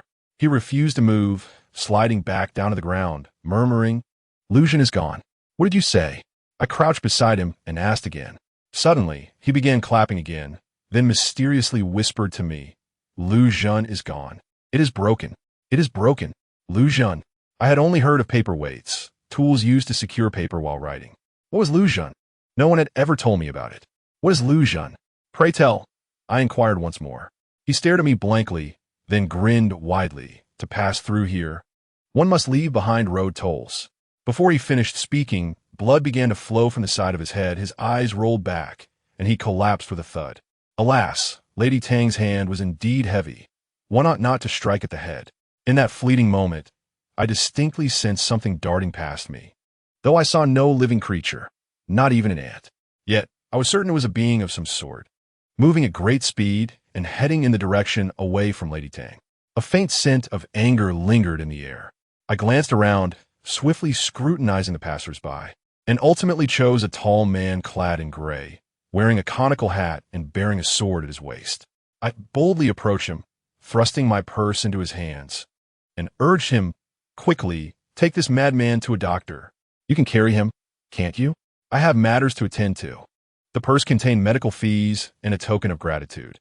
If it proved insufficient, he could seek out Pang Sanjin in the realm of longing. Please leave a word for the nearby medical clinic to spare me the trouble of searching. Throughout the encounter, I had not even glimpsed the fellow's face before I dashed off towards Lady Tang. In the swirling dust, the man held my purse, glancing between the deranged Rue and me, who was fleeing faster than a rabbit. His lips, hidden beneath the brim of his hat, formed a stern line. Chapter 14. A Lie. 1. It had exhausted all means to protect you, while you never once fought for it. Another incident unfolded. The silver-topped sedan chair had toppled in the alley, and Lady Tang was sprawled awkwardly outside, her hair disheveled, her clothes soiled. One hand clutched the sedan pole, while the other gripped her fei feng hairpin, wielding it like a weapon against an invisible target in the air, her brows furrowed. Teeth clenched, poised for action. The bear-like bearers were in disarray, blood streaming from their hands and feet, howling for help on the ground. This secluded path had only a few scattered passers-by who stood at a distance, none daring to intervene. Silence. Lady Tang barked. It's merely a bit of blood. Is it necessary to make such a scene? Truly, she was a robust and unyielding woman. I caught up with them in about 5 minutes. Had I been more familiar with the route, it might have been quicker. In just 5 minutes. Those who had earlier beaten Ru to a bloody pulp now found themselves in such a pitiable state. Observing closely from beneath the eaves, the bearers' injuries were not overly severe. Yet the burly men were utterly pale, paralyzed by fear, lacking half of Lady Tang's composure. They had been so bold in assaulting the defenseless Ru, I chuckled inwardly. Lady Tang, however, remained unscathed, occasionally brandishing her fei feng hairpin and roaring, "How dare you, shameless scoundrels, plot against me? Come out at once." Were it not for her fame as the illustrious Lady Tang, one might have mistaken her for a mad woman given her actions. Suddenly, her reprimands ceased, her startled and furious gaze converging on her cascading hair. It was only then that I noticed her hair, released from its confines, was long and beautiful, untouched by age's frost, as glossy as a waterfall. I found myself irresistibly tempted to reach out and touch it. Yet now, the issue was that someone had already done so before me. Before the eyes of the onlookers, Lady Tang's hair slowly floated upwards, tugged gently outward, as if a mischievous child had spotted a fine head of hair and was playfully pulling at it, careful not to hurt her. But there was no one near Lady Tang, not even a fly. A hint of panic surfaced on Lady Tang's face, and she dared not move, her tone softening. Who is pulling my hair? The floating strands were tugged once more. A flicker of astonishment crossed Lady Tang's eyes, as if she recalled something but quickly dismissed it. This bizarre scene frightened the onlookers further away, yet they were reluctant to disperse. Only a couple of the bolder ones whispered that Lady Tang must have encountered a spirit, wishing that a Taoist priest were present. Encounter a spirit? The sky is clear. Where is the malevolence? I chuckled, scolding the swindler Taoist priest in my mind once more. Madam, one of the boulder bearers, clutching his right wrist where blood flowed, struggled to rise, feigning intent to rescue his mistress. Don't come any closer, Lady Tang suddenly commanded. You all return home at once. Keep your mouths shut. Do not speak of today as events to anyone. But madam, this is clearly the work of a malevolent spirit. Still not rolling away? Am I not to be obeyed? The bearers exchanged glances, compelled to obey. It was true that Lady Tang was a heroine among women, but being in danger and forbidding assistance was perilous. Should anything go awry and lives be lost, who would they turn to for their wages next month? It must be known that all affairs of the Tang family rested solely on this iron-willed woman, who spoke with authority. Alas, it must be Ru's misfortune that brought this calamity upon them. Had they known, they would not have struck him. Strangely enough, the hand or foot they had used to strike Ru was now afflicted with a grievous wound, as if the very act of striking had come back to haunt them. Yet at that moment, it was merely a gust of wind. There were no hidden weapons or malevolent beings. It must be a spirit. Lady Tang addressed the air beside her. If you do not reveal yourself, do not blame me for being unkind. The hair still floated, tugged a few more times. Lady Tang, now furious, exclaimed, Spirit, you injure my servants and tarnish my reputation, and yet dare to toy with me. If you do not release me, I shall ensure you regret it. The hair ceased its movement, and the atmosphere grew tense. Suddenly, Lady Tang's hair snapped taut, and she was pulled down, struggling to grasp her hair in defiance, yet unable to withstand the force that dragged her forward. This was becoming serious. If this continued, the illustrious Lady Tang might end up half-bald. Just as I prepared to intervene, a shadow descended from the eaves beside me. In the gusty wind, the fluttering fabric transformed into wings, elegantly lowering him without a sound. With a resounding clang, a flash of light seemed to illuminate the scene, and with a startled cry, Lady Tang's hair was severed in two, abruptly ending the bizarre tug-of-war. From the moment the sword was drawn to its return to the sheath, it was but a flicker of lightning. I had never witnessed such swiftness in a swordsman. Lady Tang, the swordsman said, slightly bowing, courteously removing his conical hat. His striking features were calm and composed, neither angered nor pleased, presenting himself with an air of nonchalance. Ah, how familiar he seems. Is he not the passerby I randomly seized to rescue Ru? Lady Tang, gently touching the severed locks of her hair, suppressed her dismay, picked up the Fei Feng hairpin, swiftly gathering her disheveled hair, and wiped her dusty cheek with her sleeve before rising to offer a reluctant bow. Thank you, Lord Nye, for your timely intervention. Lord Nye. Had I not heard this name mentioned among the crowd? Someone wishing for Lord Nye's presence? This official shall escort the lady back to her residence, and, at the same time, kindly request that she surrender those responsible for the assault on Ru Zheng at Changong Road today. The swordsman spoke evenly, gesturing for her to proceed. Lady Tang brushed off the dust from her garments and scoffed. It is said that Lord Nye is impartial. Indeed, you do not forget your duties at any moment.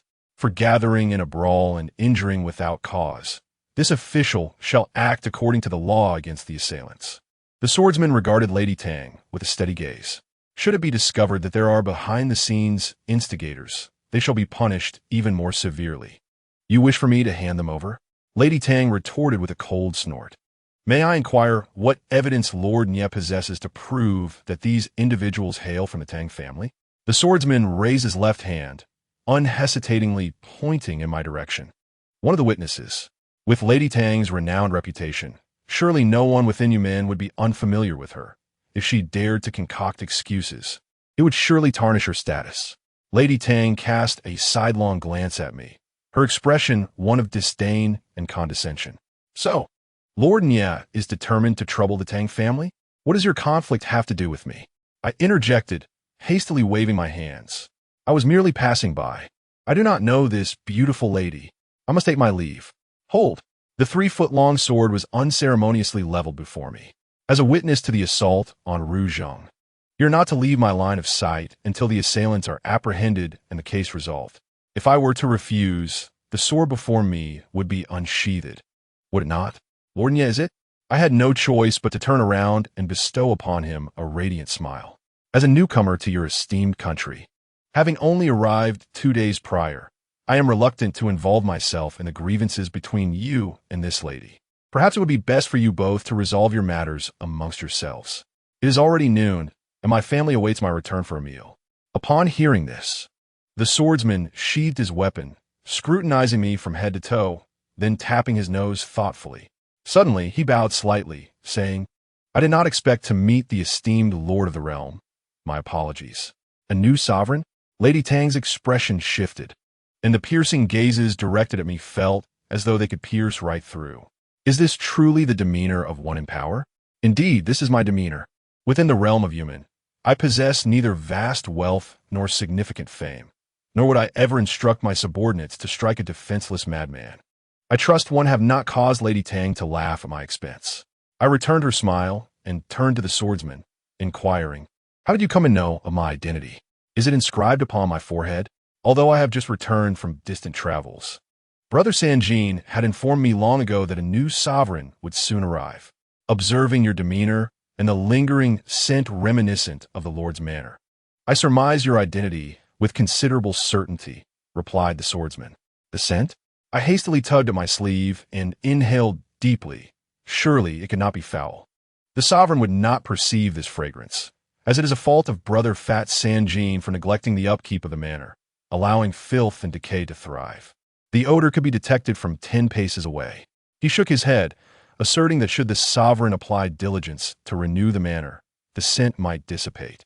Recalling the muck and the green moss on the bamboo curtains of the manor, I began to believe that the foul odor might indeed exist. Curse Brother Fat Sanjin. Such a keen nose he possesses.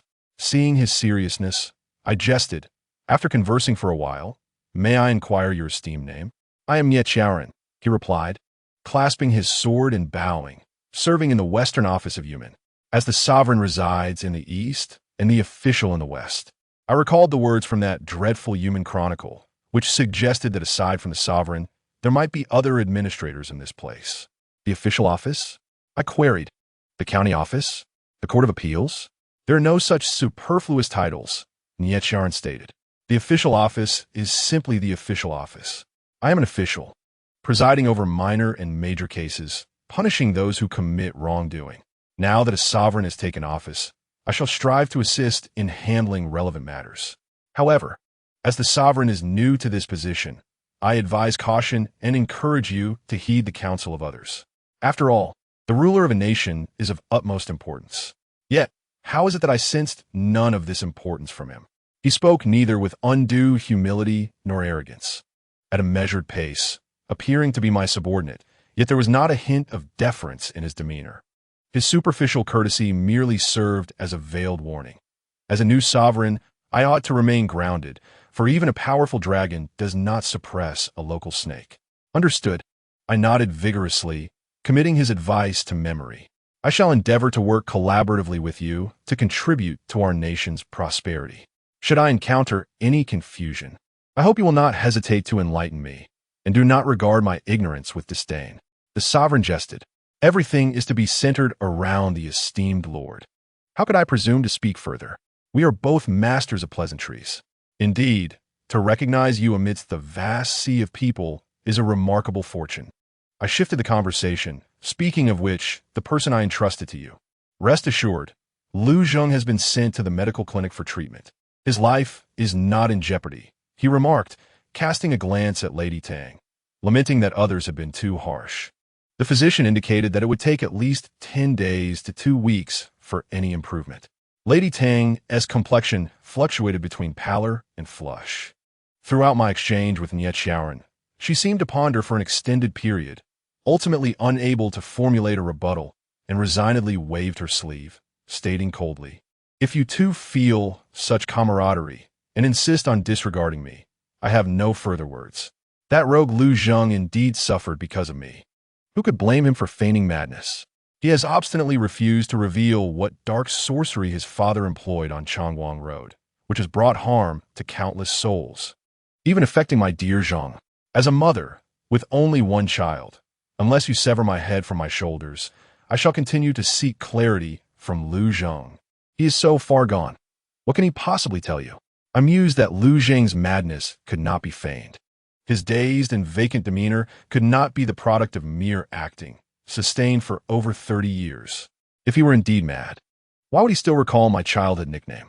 The fiery wrath that had once burned in Lady Tang's eyes suddenly extinguished, leaving her a mere shadow of her former self, crumbling like sand.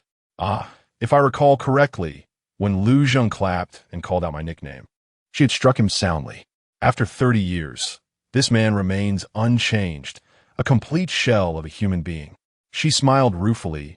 If he still refuses to speak, I fear for my Zhang's survival. It was only after becoming a mother that I truly comprehended how a child could transform a woman between the gentleness of a lamb and the ferocity of a lioness. If my 2 little demons were in peril, I suspected my destructiveness would eclipse that of 100 Lady Tangs. All her ferocity stemmed from her powerlessness to protect her child. She evoked more pity than ire. Furthermore, I had long sensed the connection between her and Lu Zheng. To resolve the troubles of Changwang Road, I must first unearth the truth from her. If convenient, I wish to visit your son. I disregarded whether she would agree and turned to Nietzsche. Shall we go together? Are we not pursuing the perpetrators of the brawl? Does the Lord Sovereign wish to see my Zhang? Lady Tang frowned. As the sovereign, it is only natural to empathize with the people's sentiments. Given your misfortune, I too feel unsettled. I smiled, adding, moreover, as we are both mothers, I can relate to your anguish. You have children? Lady Tang inquired, astonished. 2. I held up 2 fingers. I wish to ensure they do not encounter similar troubles in the future. Thus, I require your assistance in recounting the events leading to this. Very well. Nietzsche nodded. Please follow me. With 1 sovereign and 1 official, Lady Tang had no choice but to comply. I have one more request. I called out to both of them before we departed. In the future, do not refer to me as the sovereign. You may know my identity, but I prefer to be called Boss Lady. Chapter 15. A Lie, Too. The Tang residence was even wealthier than I had imagined. Pavilions, corridors, and flowing water. One could easily summon an artist to capture the scene, resulting in a masterpiece, truly worthy of a renowned architectural lineage. As I walked through, I felt a pang of inferiority. How could the esteemed Lord of the Realm's residence pale in comparison to the grandeur of their lavatory? However, the illness of young Master Tang was more troubling than I had anticipated. Lady Tang dismissed all servants, leaving only the three of us in her son's chamber. She lifted the brocade curtain, revealing her son sprawled on the grand mahogany bed, his hair disheveled. Despite being covered by an ample quilt, he still trembled incessantly. Trapped in a state between sleep and wakefulness, occasionally emitting incoherent sounds, a sight that was profoundly distressing. Zhang, she sat at the edge of the bed, gently calling to her son, carefully helping him to sit upright. Though I had prepared myself mentally, the sight before me still took my breath away. The young master was turned away, revealing only the back of his head and spine, his tangled hair enough to frighten anyone. I never imagined that such a scene, typically reserved for terrifying ghost stories, would be presented before me, and it was indeed a living person. Nia Chaoran merely furrowed his brow, yet his expression clearly shifted. How long has it been? He inquired. Nearly a month.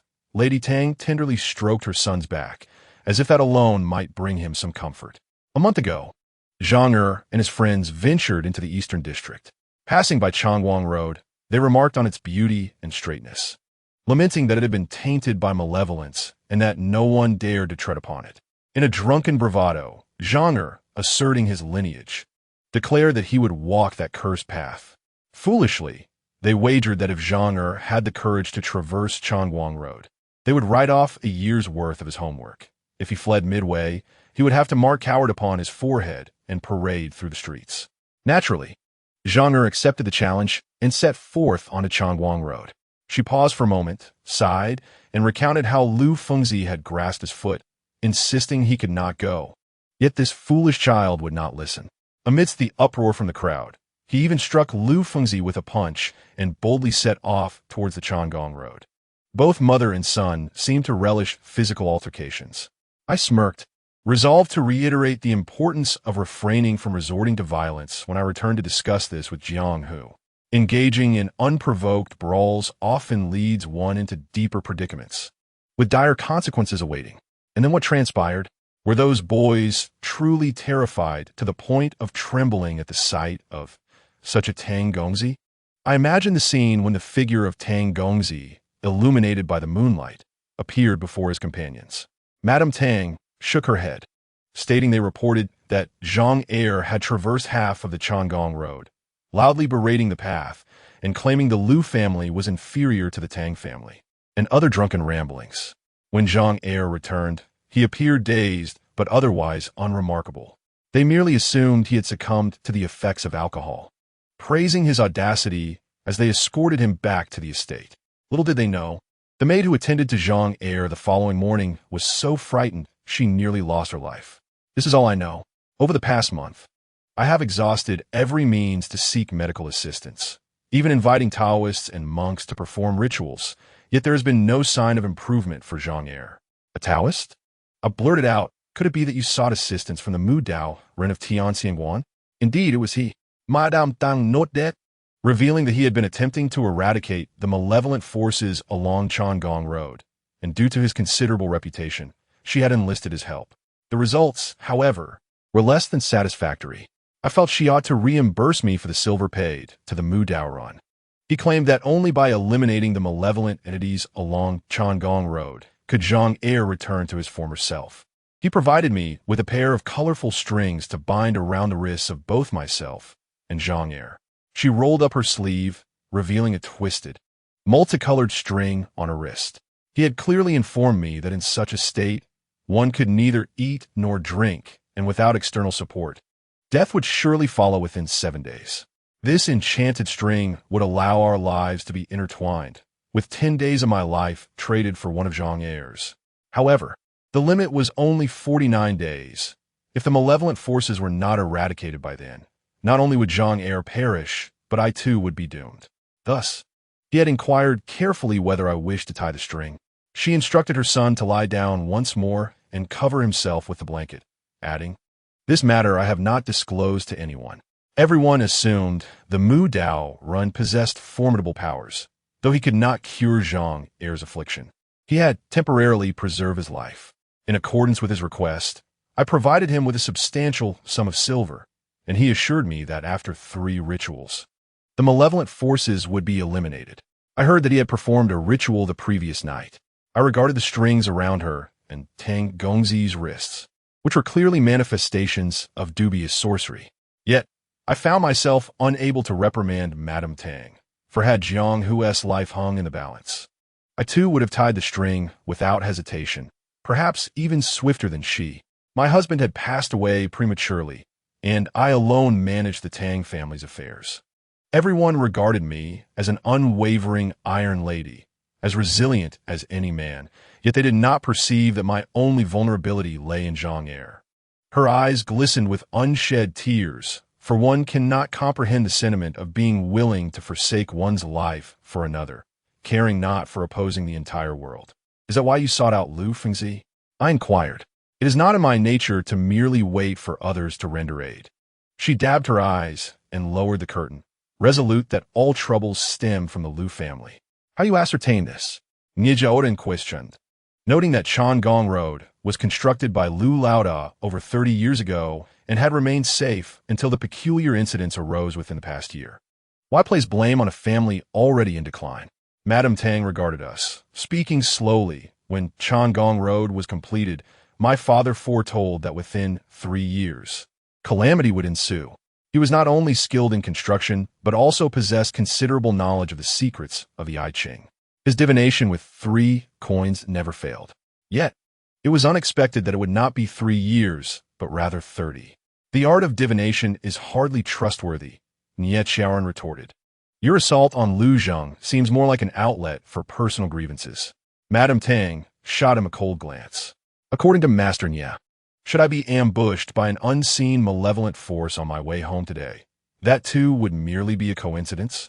It is no coincidence that I face trouble after striking Lu Zhang, though I acknowledge my wrongdoing in striking a man. Should not the entity that attacked me be brought to justice as well? Indeed, it is not a mere coincidence." I interjected, supporting her claim. "After Lu Fengzi was struck, I distinctly observed something fleeing from Changong Road." Nie Xiaoran declared sternly, "As an official, I require tangible evidence to apprehend a criminal. I only witnessed Madame Tang injure Lu Zhang. As for the entity that grabbed her hair, none of us saw its true form. Should I detain a mere figment of air instead? That is why we must uncover the truth." I glared at him, lamenting the waste of such a handsome face on one with such a narrow mind. Is it the way of governance to apprehend only those visible to the eye, ignoring the unseen? Engaging in violence to solve cases, I believe I am more adept than the proprietress. Yet your intellect appears lacking. Is the proprietress insulting me now? I am simply expressing my personal sentiments. To insult a public official, regardless of who it is an offense. Do you intend to imprison me? If necessary. Do you too not think you are behaving beneath your dignity? Madame Tang could no longer bear to listen, firmly addressing us. "I will not deny my culpability in injuring Lu Zhang. I shall accept any punishment justly due. However, I implore you both, considering Zhang Heir's perilous state, to temporarily set aside this matter and allow my son and I to navigate through this crisis before we settle accounts." I raised an eyebrow. "How do you intend to overcome this crisis? Rely on the Mu Dao Ren? Or do you plan to confront Lu Zhang again to unearth the so-called truth, continuing the assault until he divulges it? Both avenues shall be explored." Madame Tang's demeanor turned grave. For Lu Zhang was the only one privy to what Lu Laoda had done concerning Changong Road. One must untie the knot that one tied. It is merely a road. Why complicate it with such intricacies? Nie Xiaoran maintained a skeptical expression throughout, embodying the essence of a materialist. Did he not realize that the very existence of Yumen was the greatest enigma of all? Madame Tang cast him a glance and remarked, "My father once said that every road in this world is alive. Her tone was serious, even somewhat sacred. This notion was entirely novel to me. I felt I could finally engage in matters of significance beyond mere dredging muck and dealing with green mold. After you departed, I overheard Lu Zheng utter a peculiar phrase. I informed Madame Tang. What did he say? She grasped my arm anxiously. He said, Lu Town is no more. It is broken. I recalled the scene vividly. Did he truly say that? Madame Tang's eyes blazed with fury. Indeed, he did. As expected, Madame Tang released my hand, laughing heartily, expending all her remaining strength in that laughter. I should have realized it. Lu Town, what could it be? I pressed. And your relationship with Lu Zheng is not merely a casual acquaintance, is it? Madame Tang took a deep breath, smoothing her hair, regaining her composure, and replied, Follow me. She exited, turning left and right, entering a large room to the east. My goodness, Madame Tang's study was larger than my combined living room and bedroom, filled with an impressive collection of books, impeccably clean, with fine writing instruments and paper. I felt a wave of inferiority sweep over me for 27 seconds. She turned a blue and white porcelain vase on the bookshelf, revealing a concealed door in the adjacent wall. Moments later, she emerged, cradling a square iron box covered in dust and rust, placing it onto the desk and carefully brushing off the dust. This inexpensive iron object seemed entirely incongruous with the opulence of the Tang estate. She unlatched the clasp on the box, and a long-awaited click sounded like an elderly person finally releasing a pent-up cough. I expected that such a secretive container would house rare treasures or martial arts manuals. But in truth, she extracted a clanking object, a handcrafted leather collar adorned with a delicate tiger-headed bell. Though it was covered in green rust, it still rang with a cheerful sound when shaken. The tea brewed by the maid still wafted with gentle steam as she sat down, staring blankly at the tattered object before her. I had once sworn with Lu Zheng to be lifelong friends, steadfast and unyielding, never to betray one another. In the 16th chapter, titled A Lie, a rather unrefined ceramic bowl lay shattered on the ground. The 10-year-old Lu Zheng knelt beside the fragments, trembling, his back numb from being struck by a feather duster, yet he felt no pain. Lu Laoda, his father, had a 3-step method of educating his son, coercing him to admit his mistakes, imposing a penalty of kneeling, and brandishing the feather duster. In truth, Lu Zheng had already earned a commendable reputation on Chunping Street and throughout the entire Dongfang district. When discussing the only heir of the Lu family, the neighbors would invariably give him a thumbs up for his good looks, sharp mind, and obedient nature. Lu Laoda, having passed his 50s, was blessed with a son, a reward from heaven for his lifelong dedication to building bridges and roads, thus ensuring a legacy for his family. Lu Laoda chose the name Zheng for his son, a decision he had explained to him many times, emphasizing that whether constructing bridges or roads, one must do so beautifully and sturdily, relying on the principle of correctness, neither crooked nor flawed, neither excessive nor deficient, embodying the Lu family's unwavering commitment to righteousness. To this day, a large character for Zheng written in Lu Laoda's own hand still hung above Lu Zheng's bed, a constant reminder upon waking. Lu Laoda would often assert that one should conduct oneself in the same manner. Thus, pursuits such as gardening, bird-keeping, hiking, and even pottery were deemed distractions and worthy of reprimand. Gazing at the scattered shards, Lu Zheng understood that yet another of his passions had to be abandoned. It was a pity for the bowl, which he had labored long to create, intending to gift it to Xiao Wenzi. Now it lay in ruins, and the makeshift kiln he had secretly constructed was destroyed. His neighbor who assisted him in building the kiln received a subtle reprimand from his father, and Xiao Wenzi would surely scold him for his ineptitude. It was not until just before dinner that Lu Laoda pardoned his son.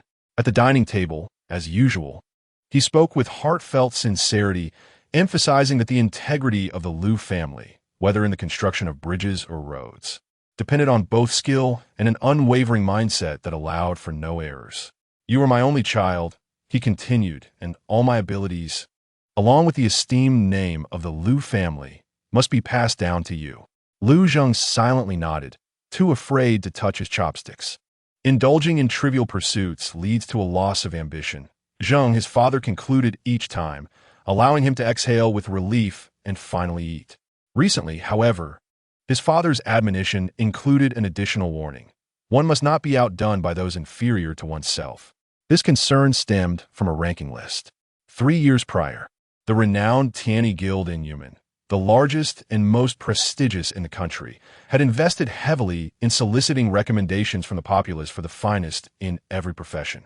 After thorough verification, they ranked the nominees, publishing the results in a comprehensive list that served both as a source of pride and a point of reference for the public, revealing the best and most famous in various trades and crafts. Each year, the Tianyi Guild would adjust the rankings based on public feedback.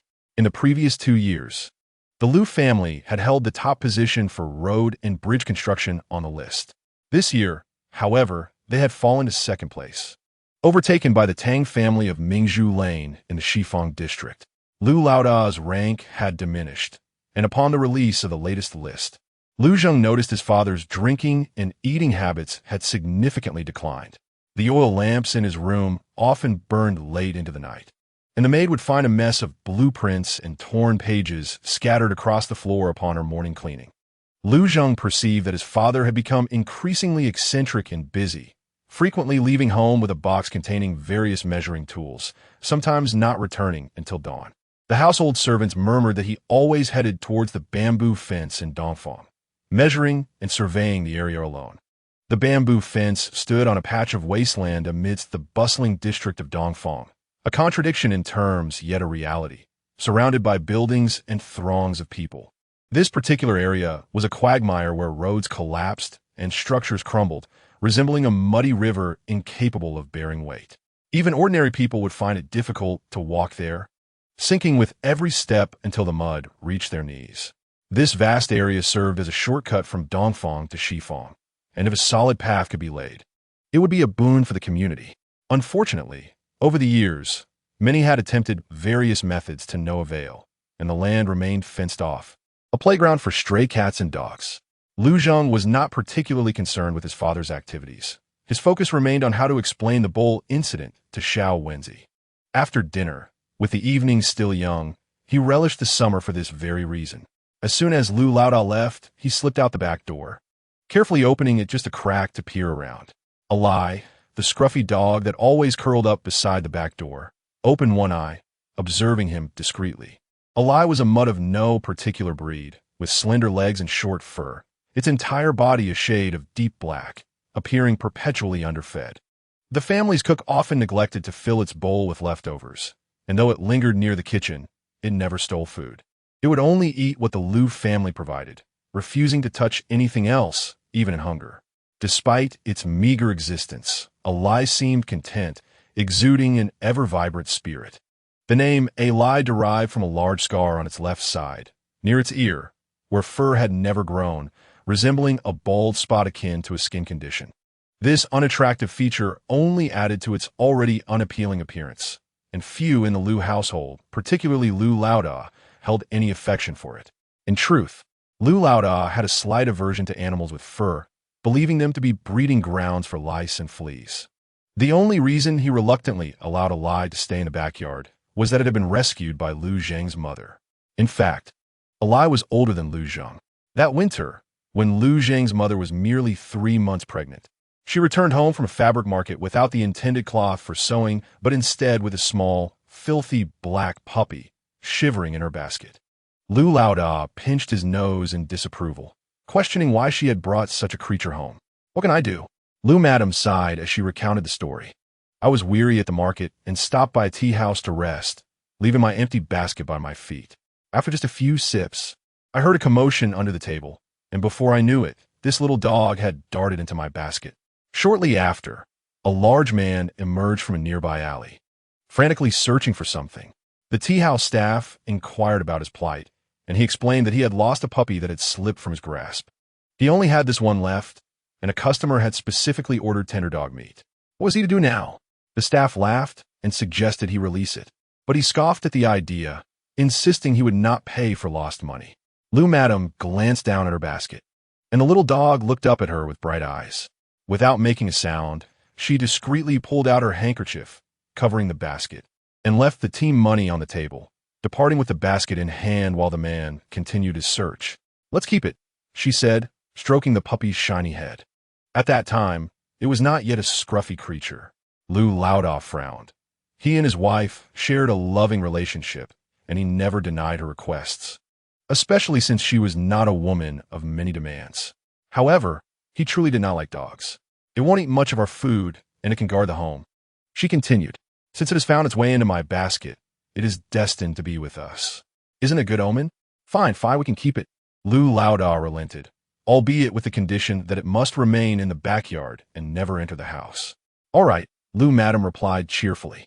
The creature in the basket, seemingly aware of the conversation, climbed out with excitement, wagging its little tail and sniffing around her feet, careful not to approach Lu Laoda, as though it understood his disdain for its presence. Madame Lu has always affectionately referred to it as dog, regardless of where it frolics in the nooks and crannies of the estate. Upon hearing Lu Jingyang call its name, it would immediately wag its tail and rush over. Ever since its arrival, the troublesome mice in the kitchen have gradually vanished, and any would-be intruders attempting to scale the walls were often startled into falling by its thunderous bark. On particularly jovial days, it would chase away thieves for nearly half a street, returning triumphantly with a piece of fabric torn from their trousers. When Lu Zheng was born, the Lu household was adorned with festive decorations, yet the dog remained loyally in its grassy nest in the backyard, gazing intently at the courtyard wall, never daring to trespass into forbidden areas. It had not seen Madame Lu for quite some time, and each day it would sit at the entrance to the backyard, peering towards the front. Its palate was somewhat peculiar. Aside from meat and bones, it relished raw rice grains, which made a delightful crunch when chewed. Whenever Madame Lu brought it these treats, she would emerge from between the gray walls overgrown with ivy, patting its head and smiling at its gluttonous enjoyment. On sunny days, she would sit on an old chair in the backyard, soaking in the warmth, sometimes venting her frustrations about certain relatives, knowing full well that it would never betray her confidences. A month later, Madame Lu came to the backyard holding her swaddled infant, and the dog was overjoyed, joyously circling her feet and emitting cheerful barks. She appeared considerably thinner, her complexion pale as paper, and her movements noticeably slower. After settling down with her 1-month-old child, she took a moment to catch her breath and smiled at the dog, saying, "From now on, you have a little master." It sat in front of them, tilting its head and curiously examining the tiny, plump being. "I have discussed with your father, and we shall name him Zheng," she said, gazing lovingly at her son.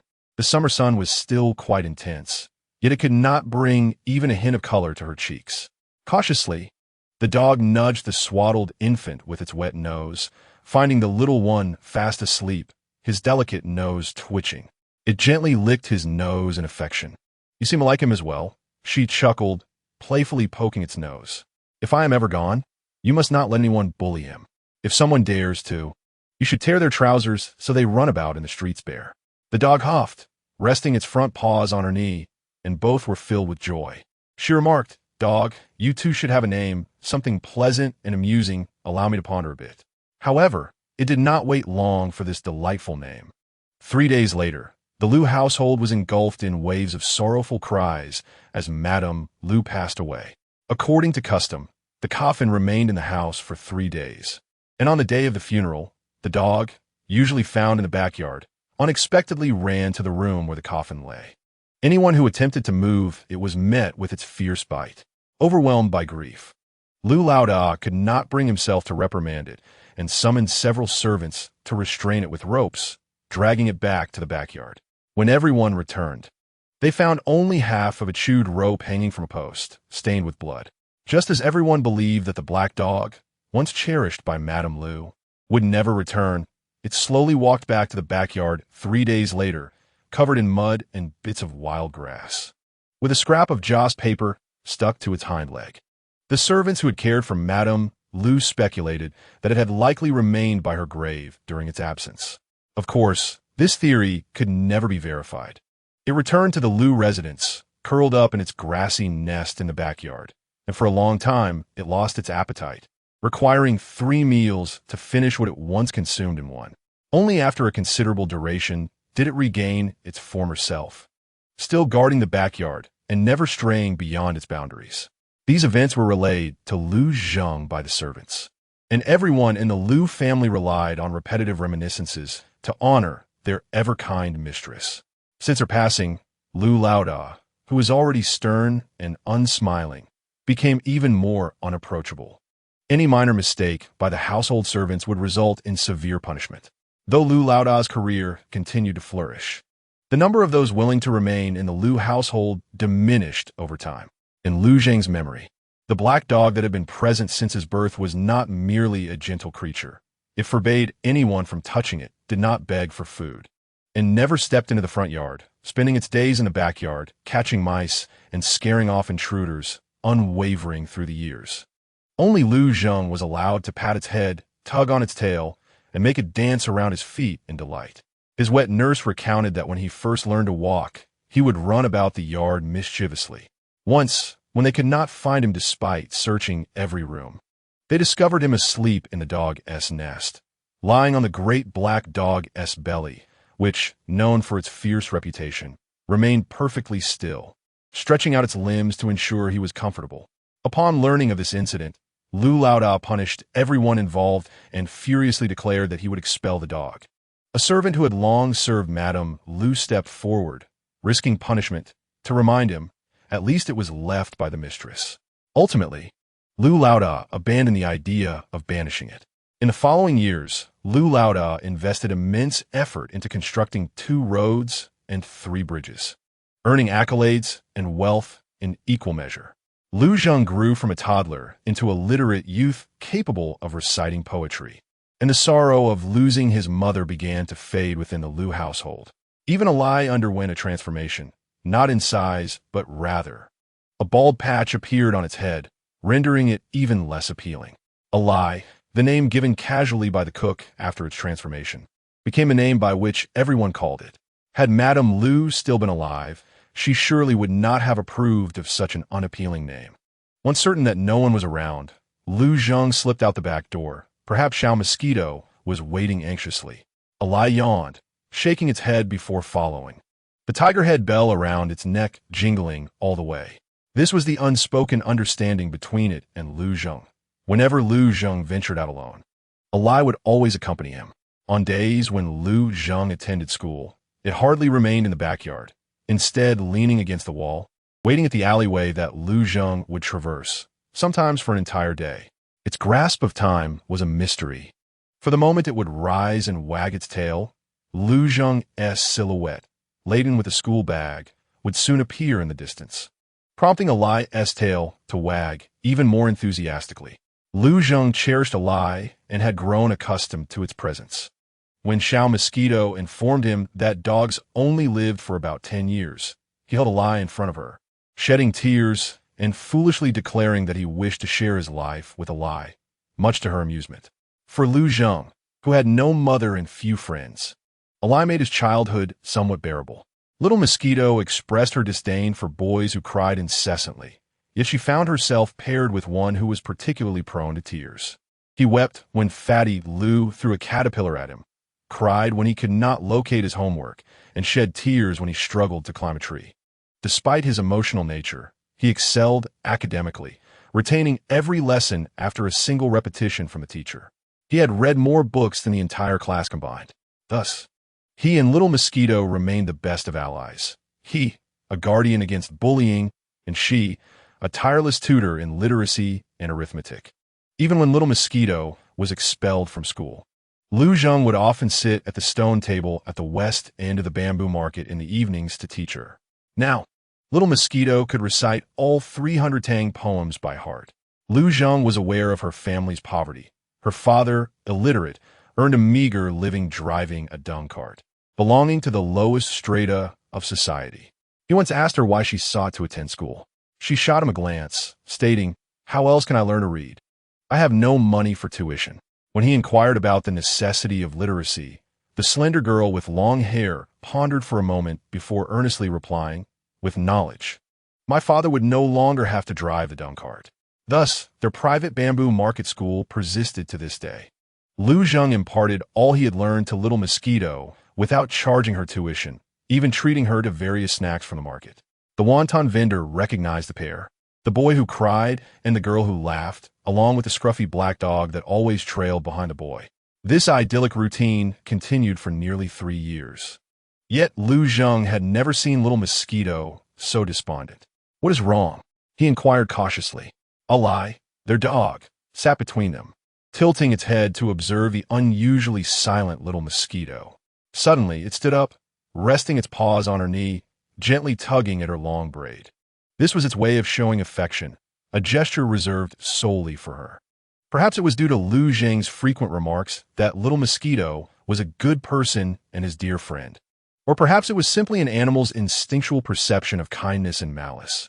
In any case, their bond was strong. The collar around Alai's neck had been stitched by little Mosquito herself, adorned with a tiger head bell, behind which were etched 4 unsightly characters. "I am Alai." She explained that a collar signified ownership, ensuring the dog would not be mistaken for a wild one and subsequently killed. Alai accepted this gift with delight, often shaking its head to produce a cheerful, jingling sound. Usually, little Mosquito would be amused by Alai's antics, bursting into laughter when it tugged her braid, only to retaliate by sweeping the tip of her braid against its nose. But today, she merely patted Alai's head listlessly, twirling her braid around her fingers. Alai whimpered, confused, and returned to its previous spot. "I am getting married," little Mosquito declared, glancing down at the wontons in her bowl, now reduced to a mushy mess. Lu Zheng nearly choked on his own saliva. Married at less than 10 years old? But I heard from the wet nurse that girls usually marry at 16 or 17. "My father is selling me to the Tang family in the West District as a child bride," she replied. "They are known for building roads and bridges. Marrying into their family is a fortune I could never dream of." Her voice dwindled to a whisper, akin to a mosquito after the Mid-Autumn Festival. "They will come for me. The Tang family? Is that the same one that makes your father so angry?" Though Lu Zheng did not fully comprehend the concept of a child bride, he sensed that he might never again have the chance to read and eat wontons with little Mosquito. "Will you still come back?" he asked cautiously, his nose beginning to tingle. Little Mosquito remained silent for a long while before suddenly seizing his hand. "Let us run away together." "Run away? Where to?" he exclaimed, startled. "Anywhere. How about the deep mountains on the boundary of the 4th District? Her eyes sparkled with excitement. "I've heard that no one dares to go there. If we hide, they will never find me. But I've heard that there are many monsters in those mountains that eat people," he replied seriously. "Coward," she retorted, releasing his hand and twisting her fingers. After a long pause, she murmured, "Even if I get eaten, it's better than marrying a sick man." "What did you say?" he asked, not catching her words. She clenched her teeth, looking intently at Lu Zheng. "Are we good friends?" "Yes." He nodded vigorously. "We swore before the candle that we would never part or betray each other, right?" "Yes." He nodded again. "But what is the matter?" She glanced around, lowering her voice. "I cannot let them see that I want to run away. For now, I will stay at home and secretly gather enough food." "So what?" he asked, confused. She grasped his hand tightly. "On Mid-Autumn night, I will escape and wait for you at the Earth Temple 5 miles outside the West District for 3 days. Wait for me." He pointed to himself in disbelief. "After 3 days, if you do not come, I will go to the boundary myself." She appeared utterly serious. The notion of heading to the boundary was something Lu Zheng had never dared to consider. Throughout his life, his world had been confined to home and school. He had heard Lu Laoda mention that the deep mountains at the boundary of Yumen country were places no one dared to tread, and that within the 4th District, one could find absolute safety. "Little Mosquito, my father said that the boundary is a forbidden place," Lu Zheng said, nearly in tears as he grasped her sleeve. "Please don't go." "I must." She shook her head, brushing aside his hand. "I often hear the blind man next door say that everyone only has one life, and when faced with obstacles, one should not hide away but boldly seize the chance, even if just once." "The blind man? What does he have to do with this?" Lu Zheng thought only of how little Mosquito was leaving. If he did not accompany her, he might never see her again. His mind was a whirlwind, and he could not recall how he returned home. In the backyard, he huddled in a corner, embracing Alai, staring blankly at the night sky. I like that. Also gazing upward. You know I am afraid of places with many trees, right? He suddenly asked Alai. Alai licked his hand. Lu Zheng was deeply afraid of such wooded areas. It was a terror that penetrated his very soul. At the age of 6, feeling stifled by his studies, he had secretly climbed onto a cart parked at the back door, intended for transporting timber. The cart's destination was the woods, several dozen miles outside East District. While the driver was busy unloading, he jumped off, curiously venturing into the picturesque forest, thrilled by his first adventure. However, misfortune struck when he encountered a gaunt wolf. Crossing paths with him, he mistook it for a dog, as they bore a striking resemblance, yet sensed something was amiss. His own black dog never exhibited such fierce and greedy eyes. He barely remembered how the thin wolf lunged at him and bit his arm, nor how a shadowy figure dragged it away by the neck. All that remained were blurred images of trees with outstretched limbs and the haunting howls of the wolf. His consciousness gradually awakened to a metallic scent of blood. Fortunately, it was the coldest time of year. The wolf's teeth pierced through his thick winter coat, leaving only deep bite marks on his arm, without the chance to take a chunk of flesh. He sat up, finding himself next to the familiar sounds of laughter. His black dog lay close by, panting heavily. A patch of skin had been torn from its head, blood covering half its face, and its fur was matted with claw marks. The wolf had long vanished, and the dimming forest was filled with eerie sounds. Overcome with fear, he began to cry. Alai unsteadily rose, tugging at his sleeve before turning to the left. He wiped his tears and followed. A boy and his dog advancing through the frost-laden mist of the woods until they finally emerged from the dense thicket. Only then did Alai slow its pace. Crouching by the roadside to catch its breath, exhausted, Lu Zheng felt as though his feet were no longer his own. He dropped to the ground, refusing to move. Alai tugged at his sleeve, barking insistently. "Shall we continue, or should we return home?" he asked. When he refused to walk, Alai barked louder. With no other choice, he stood up and continued along the center of the path. It was not until they passed a fork in the road that they encountered a passing carriage. The kind-hearted driver allowed them to board and even tore a piece of cloth to bandage Alai's wound. He remarked that fierce beasts often roamed the woods ahead, and it would be quite a challenge for delicate children like them to emerge unscathed. He noted the tenacity of the dog, exclaiming that it had risked its life for them, suggesting they had encountered wolves. Alai merely trembled, curled up in the thick coat the driver had draped over him, unable to utter a word. At that moment, Alai finally succumbed, collapsing in the carriage like a broken doll, his breathing growing faint. He wept for Alai throughout the journey, pleading for him not to die, as if tears and futile cries were all he could offer. Upon returning home, the anxious Lu Laoda brandished a feather duster, demanding to know where he had been. He dared not speak, and upon seeing the barely alive Alai, his anger flared.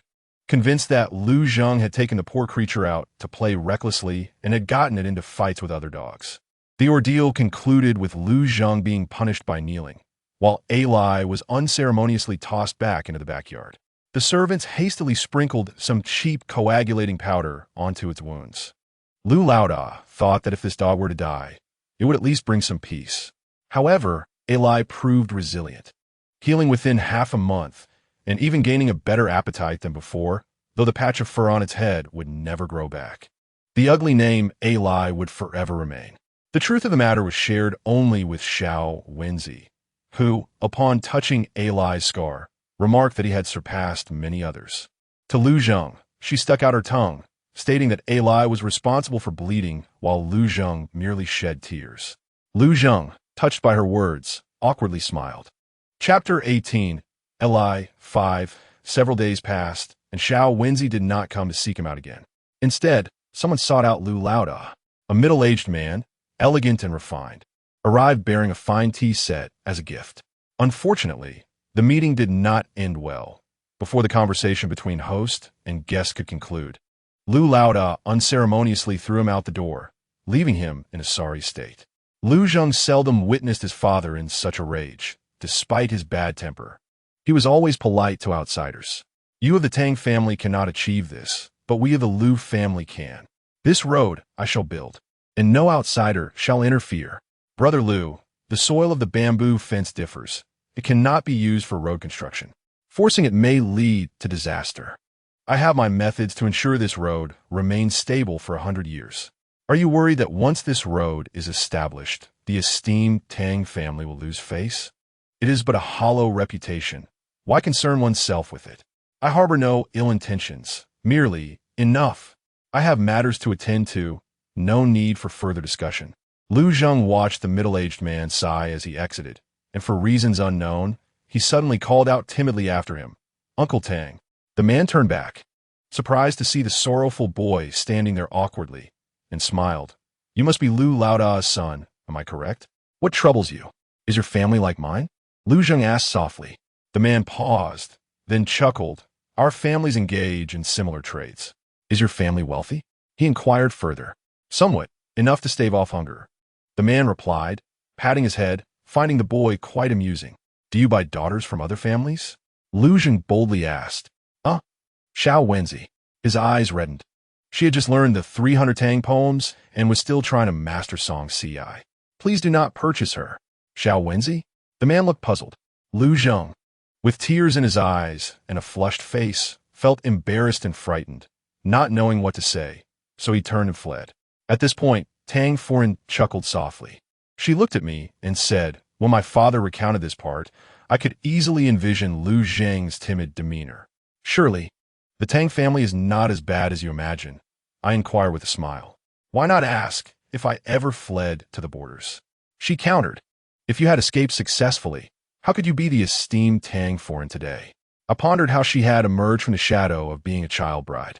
Lu Zheng, that fellow, ultimately became a traitor.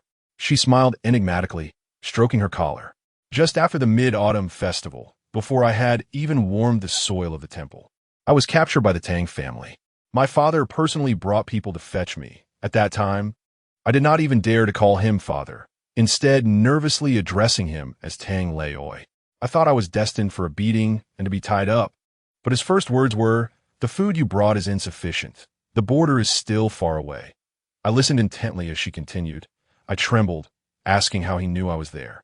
He explained that on the night of the Mid-Autumn Festival, a servant from the Lu family had delivered a letter in an iron box to the Tang residence.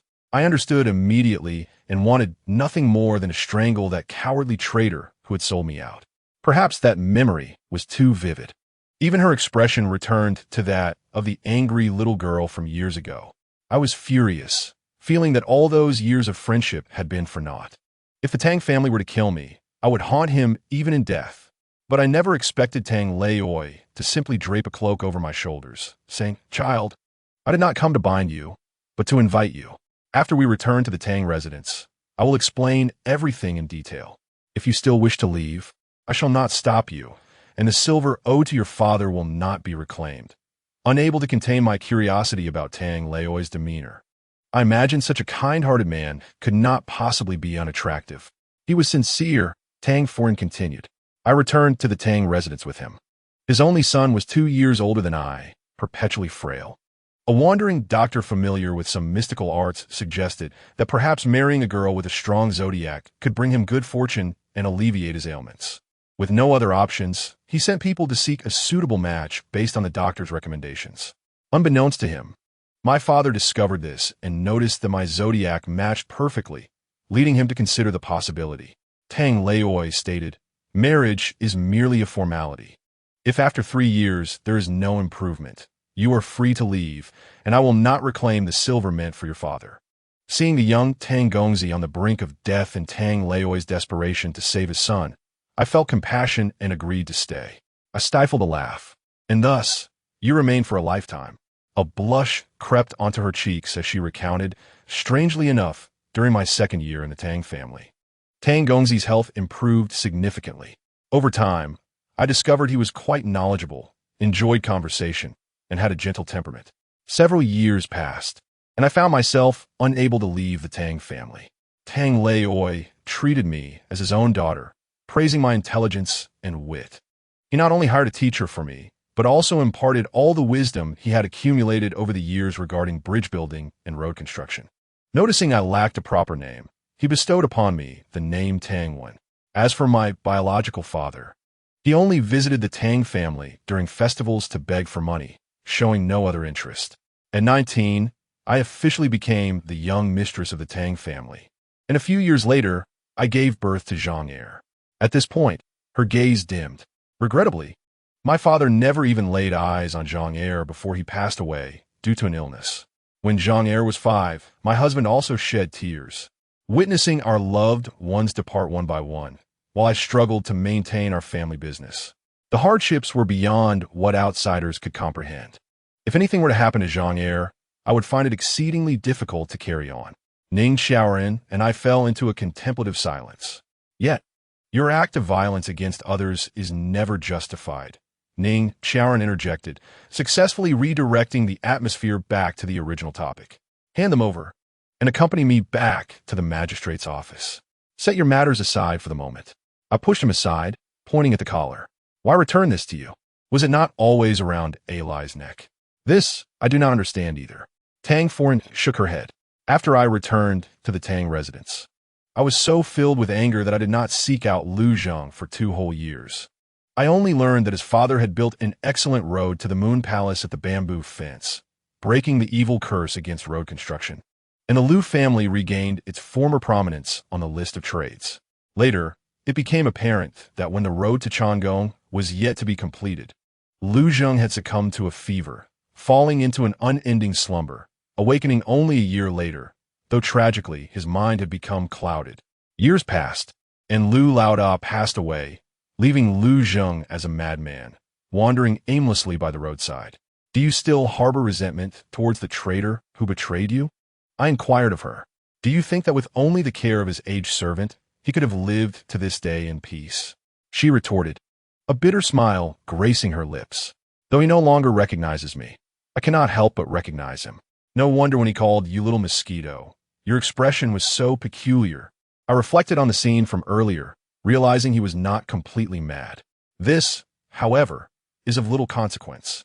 Madame Tong furrowed her brows, noting that since he mentioned Lu Zheng, therein lies the complication. In the study, the eyes of the 3 of us converged upon the collar. Upon returning from the West District to the East District, it was already late, and without the shortcut of Changong Road, traversing between the 2 districts was indeed inconvenient. I was riding on a white horse provided by Xiaoran, its forehead adorned with a protruding lump, rumored to be a dragon horse, the fastest and most advanced means of transport in Yumen. It was indeed swift. The carriage it pulled nearly jostled my very insides alongside Madame Tong's. Yet, the cursed Xiaoran continued to shout commands, urging the horse to accelerate. I wondered if the palace had been properly arranged, what culinary delights Fat Sanjin had prepared today, whether the 2 little imps had eaten their fill, and if they were now ready for sleep. The critical question lingered. Had they left food for me? The dragon horse halted before Tsiyuentong, a small clinic nestled amongst commercial establishments. Lu Zheng lay on a sickbed in the clinic's inner room, his head swathed in bandages, eyes tightly shut, deeply asleep. Madame Tong scrutinized this disheveled acquaintance, her delicate brows knitted in concern, a myriad of unsaid words condensed into a short sigh. The naturally squinting-eyed Dr. Liu whispered, Nia Darren, Lu Fengzi likely 1T awaken in 2 or 3 days. If you wish to question him about the case, Nia Xiaoran raised a hand to interrupt him. Please prepare a basin of clean water, a candle, and a bowl of salt. Understood. Dr. Liu, perplexed yet cautious, hastily exited the room. Is this what you require? He turned, regarding me with cold scrutiny. The proprietress insists I accompany you to attend to business. Should it turn out to be otherwise, then imprison both me and Madame Tong in your dungeon. I shall offer no resistance. I jested. After Dr. Liu delivered the items, he departed under Nia Xiaoran's orders, not daring to cast another glance.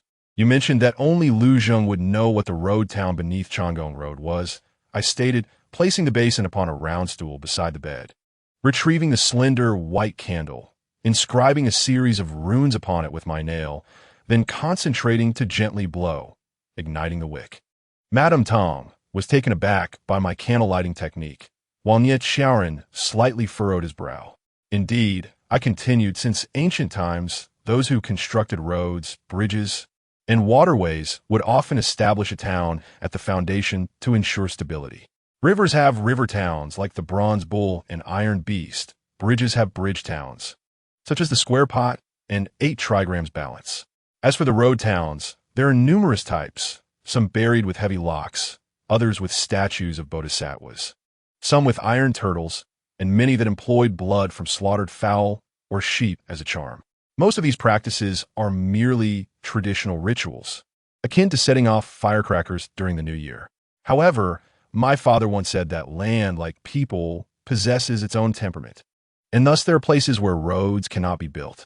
If one insists on doing so, the only method is to establish an extraordinary road town.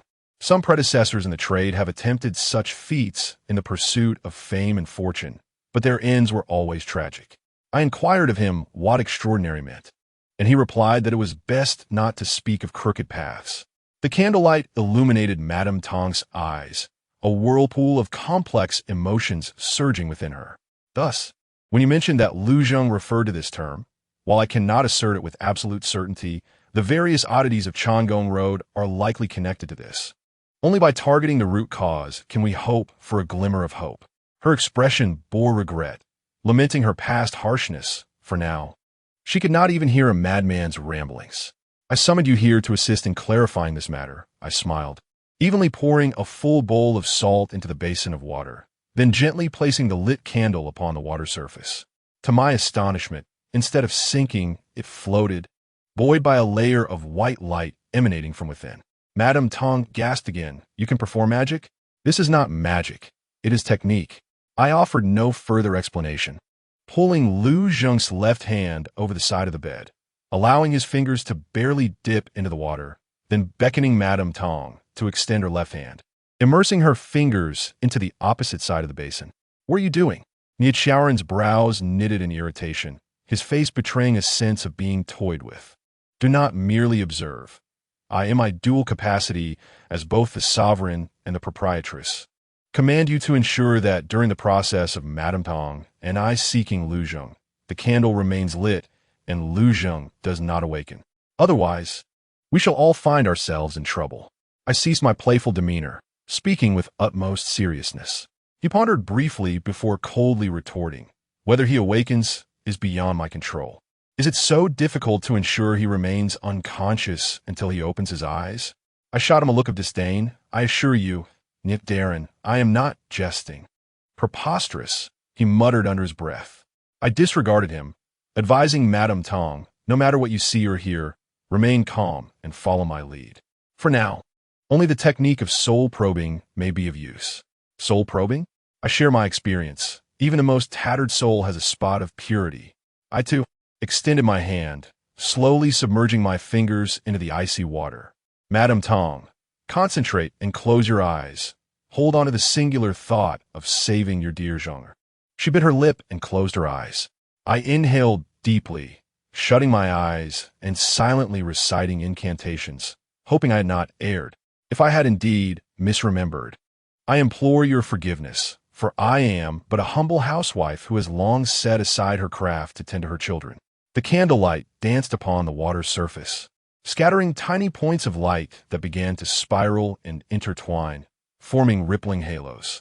I surrendered my consciousness to the abyss of darkness, my body enveloped by a wave of pressure, as though I were struggling through a narrow passage, until a burst of light suddenly appeared ahead. Chapter 19. A Lie 6. A colossal full moon hung overhead, its cold light rendering the deserted streets more desolate than ever. A gentle breeze swept through, carrying an intense chill. Madame Tong and I, the only two souls present, stood amidst the labyrinthine alleys, glancing about. "Where's this?" Madame Tong exclaimed, her gaze fixed ahead, where an entire market lay shuttered, a few withered leaves swirling in the wind, both strange and familiar.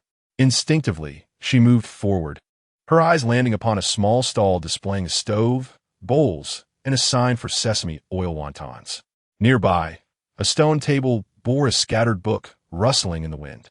Approaching, she picked up the book, her expression frozen in shock, murmuring, "Isn't this the book Lu Jing gave me? A collection of 300 Tang poems. Its front page, inscribed with the words, "Gifted by Lu Zheng to Little Mosquito." Countless evenings had been spent in the aroma of wontons and the bustle of voices, with that frail boy patiently teaching her, this wild girl, to recite Tang poetry.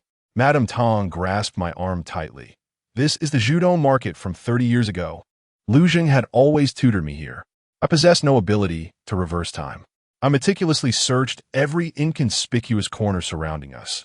We were now within Lu Zheng's soul, exploring the depths of his consciousness. The reason I sought you to accompany me is that he still remembers you.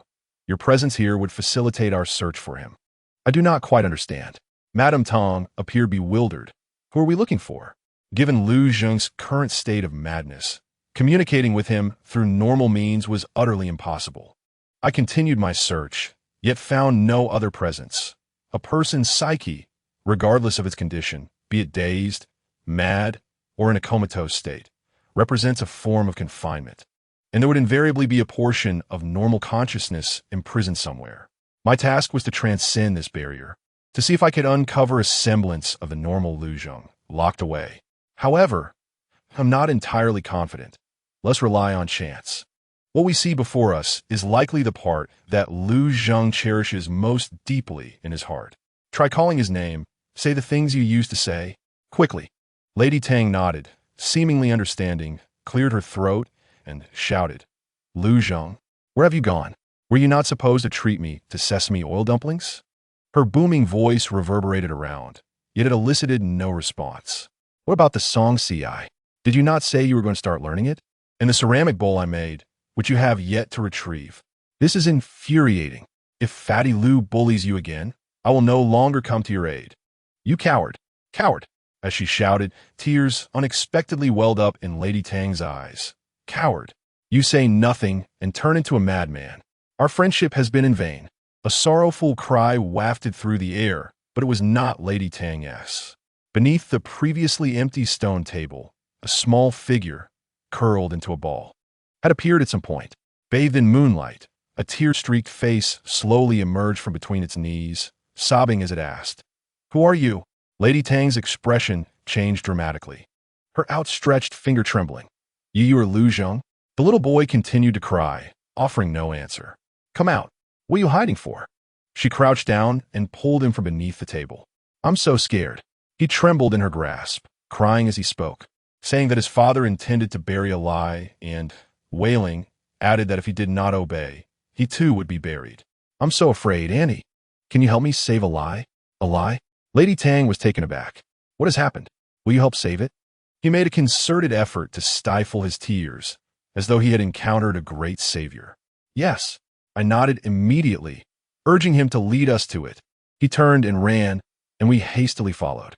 Before long, the young Lu Zheng came to a halt in front of the back door of a residence. The wooden door slightly ajar, yet he dared not enter, nervously clutching his fingers. "Why did he go in?" I leaned in to peek inside. Aside from the flickering lights and a faint, unpleasant odor lingering in the air, there was nothing unusual. Lu Zheng lowered his head. "I'm scared." Lady Tang grew anxious, taking his hand firmly. "We are right here. What is there to fear? Go inside." Without waiting for a response, she pulled him through the door. The further we ventured, the stronger the stench became. In the relatively spacious backyard, aside from the usual tools, there stood a cube covered in black cloth against the western wall, measuring about 2 meters on each side. Occasionally, faint sounds could be heard from within, though indistinct, confirming that the source of the odor was indeed here. At the other end of the yard, a black dog with a mangy head was tethered to a tree trunk with a hemp rope, pacing anxiously and barking furiously at the cube. Upon hearing the dog's barking, Lu Zheng resolutely refused to move forward. He knelt before the dog, tears streaming down his face. However, the dog seemed oblivious to him, its sole focus on the cube. Suddenly, hurried footsteps echoed from behind the gray wall, covered in climbing ivy. A middle-aged man, rugged and imposing, hurried out, his face dark and his eyes bloodshot, creating a striking contrast that painted a picture of a man on the brink of madness. Following him was another trembling figure, another Lu Zheng, red-eyed and hesitant to speak, trailing behind his father like a forlorn specter. Lady Tang gasped in shock. glancing between the kneeling Lu Zheng and the one emerging, her mouth agape as she looked at me. I gestured for her to remain silent and simply observe. However, the duo, large and small, appear to be as oblivious to our presence as the dog. The man abruptly halted, and the younger Lu Zheng nearly collided with him. "Why are you still following me?" He barked angrily. "Father," Lu Zheng stammered, trembling lips forming words. "Could you please not take Eli away?" Lu Lao regarded his son as if he were a stranger. "It is late. You should return to your room and not stand here, talking nonsense I do not wish to hear." Lu Zheng lowered his head, biting his lip, continuing to mumble. "Father, could you find another black dog?"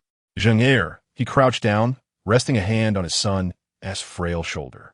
"Father, South Changong Road is already under construction. I need a black dog that has lived for over 9 years. I need Eli, do you understand? It has fed our Lu family for so many years. It is time to repay us." But I heard Uncle Liang and the others say that Lu Zheng's voice was growing quieter, that you intended to bury a lie.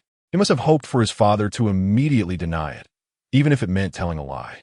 Yet, a strange smile crept upon Lu Laoda's lips as he lifted Lu Zheng's chin, forcing him to meet his gaze, enunciating each word, to complete the Changong Road.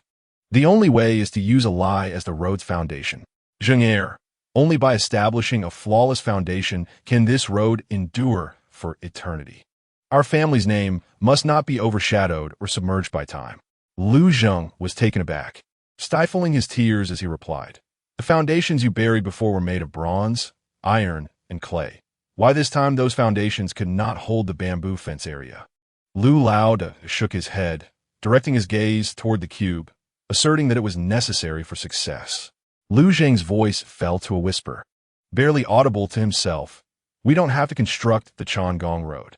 Upon hearing this, Lu Laoda's expression shifted dramatically, and he forcefully shoved Lu Zheng to the ground, pointing at his nose, his voice trembling with rage. "Unfilial child, as the sole heir of the Lu family, you dare utter such despondent words. With your demeanor, you will inevitably be trampled underfoot by the Tang family. To think a mere dog has rendered you so ineffectual. If you dare to utter another word, just one word, I will bury you along with this ungrateful child." His eyes grew even more bloodshot, suddenly gripping his son's shoulders. Gritting his teeth, "Speak clearly to your father once more. Do you want me to leave Eli the dog? Do you?" Lu Zheng's chin nearly touched his chest. His lips pressed tightly together, too afraid to speak. "Father wants you to state it clearly." Lu Lao tightened his grip further, maintaining the same position. Lu Zheng endured the pain in his shoulders, cold sweat forming on his back. "Say it," Lu Lao roared, nearly crushing him. "Do you want to keep it?" Lu Zheng trembled, blurting out, "And no." Lu Lao exhaled deeply, his expression returning to normal, releasing his grip and gently patting his son's head. "That's my good son, the heir of the Lu family." He slowly raised his head. "Eli is not eaten yet. May I feed him once more?" "Lu Lao note that."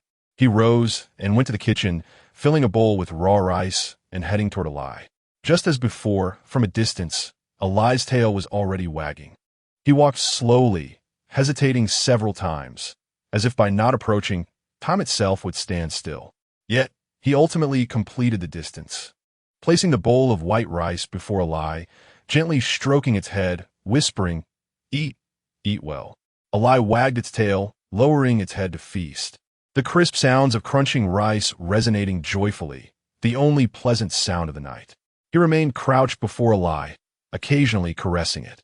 In truth, he should have clung tightly to Eli, boldly declaring to his father that if he intended to bury Eli, then he would bury his only son alongside it. He should have asserted to his father, with unwavering conviction, that it was this dog that waited at the alley's entrance, regardless of the seasons, for him to come home. This dog accompanied him every step of the way, this dog that had rescued him from the jaws of a wolf. He was 10 years old, and Eli was also 10. He had once pledged to share his life with Eli. But all those thoughts were so easily shattered by a single roar from his father, leaving him devoid of the courage to even contemplate. Eli devoured quickly, white rice bouncing out of the bowl, scattering across the ground. His vision had become so obscured that he could no longer discern anything. Grains of rice transformed into hazy white dots, and the only thing clearly visible was the scar on Eli's head. Time slipped away amid tremendous suffering. Suddenly, Eli was dragged away. Lu untied the ropes and roughly yanked him aside. Eli appeared anxious, spinning in circles as he attempted to break free from the ropes that restrained him. Yet he showed no inclination to attack Lu. Instead, he emitted a whimpering sound, gazing in bewilderment at his former master. Lu summoned 2 servants, and the 3 of them, with 6 hands, subdued Eli, tightly binding his 4 limbs with ropes and even wrapping his mouth with a piece of iron wire, rendering him immobile and voiceless. Throughout the entire ordeal, Eli offered little resistance. His sole action was to keep his gaze fixed on Lu Zheng, who stood across from him, shedding tears. Regardless of how contorted his body became, he still endeavored to turn his head towards Lu Zheng. Lu Zheng dared not look at him, fearful and hesitant. Lu stood up, satisfied, and approached, pulling away the black cloth that covered a cage containing 9 dogs, all white, bound in the same manner, unable to move or vocalize. Crammed together in a small iron cage, 9 pairs of eyes looked out in terror and longing, desperately searching for anyone who might rescue them. The sudden scene pierced through the air, causing both me and Madame Tang to gasp in shock. Eli was thrown into the cage as well. Before tossing him in, Lu removed his collar and tossed it aside, complaining about the annoying sound of the bell. Eli struggled to extend his head above the crowded dogs, continuing to gaze at the one he had protected for a decade, that weeping child. If I am no longer around in the future, you must not allow anyone to bully him. Whoever dares to bully him, you should bite their pants and make them run through the streets bare. Who says dogs have no memory? Eli still remembers what Madame Lu had said. Who says dogs cannot laugh? Every wag of his tail is a smile. Who says dogs cannot cry? If his eyes shine brighter than ever, it is because the tears reflect light. Eli's eyes shimmered with brilliance at the moment the black cloth was draped over the cage once more. The cage was swiftly removed, and Lu departed with a few trusted subordinates, remarking that on the night of the Mid-Autumn Festival, wishes would be fulfilled. Lu Zheng stood there in a daze, with only Eli's empty bowl at his feet and the scattered grains of rice that had not yet been licked away. Eli never wasted a single grain. The collar lay nearby. He walked over, picked it up, brushed off the dust, shook it, and it jingled. He continued to shake it, the sound growing clearer. He closed his eyes, sat on the ground, and repeatedly he shook the collar like a fool. A servant emerged, anxiously grabbing his arm.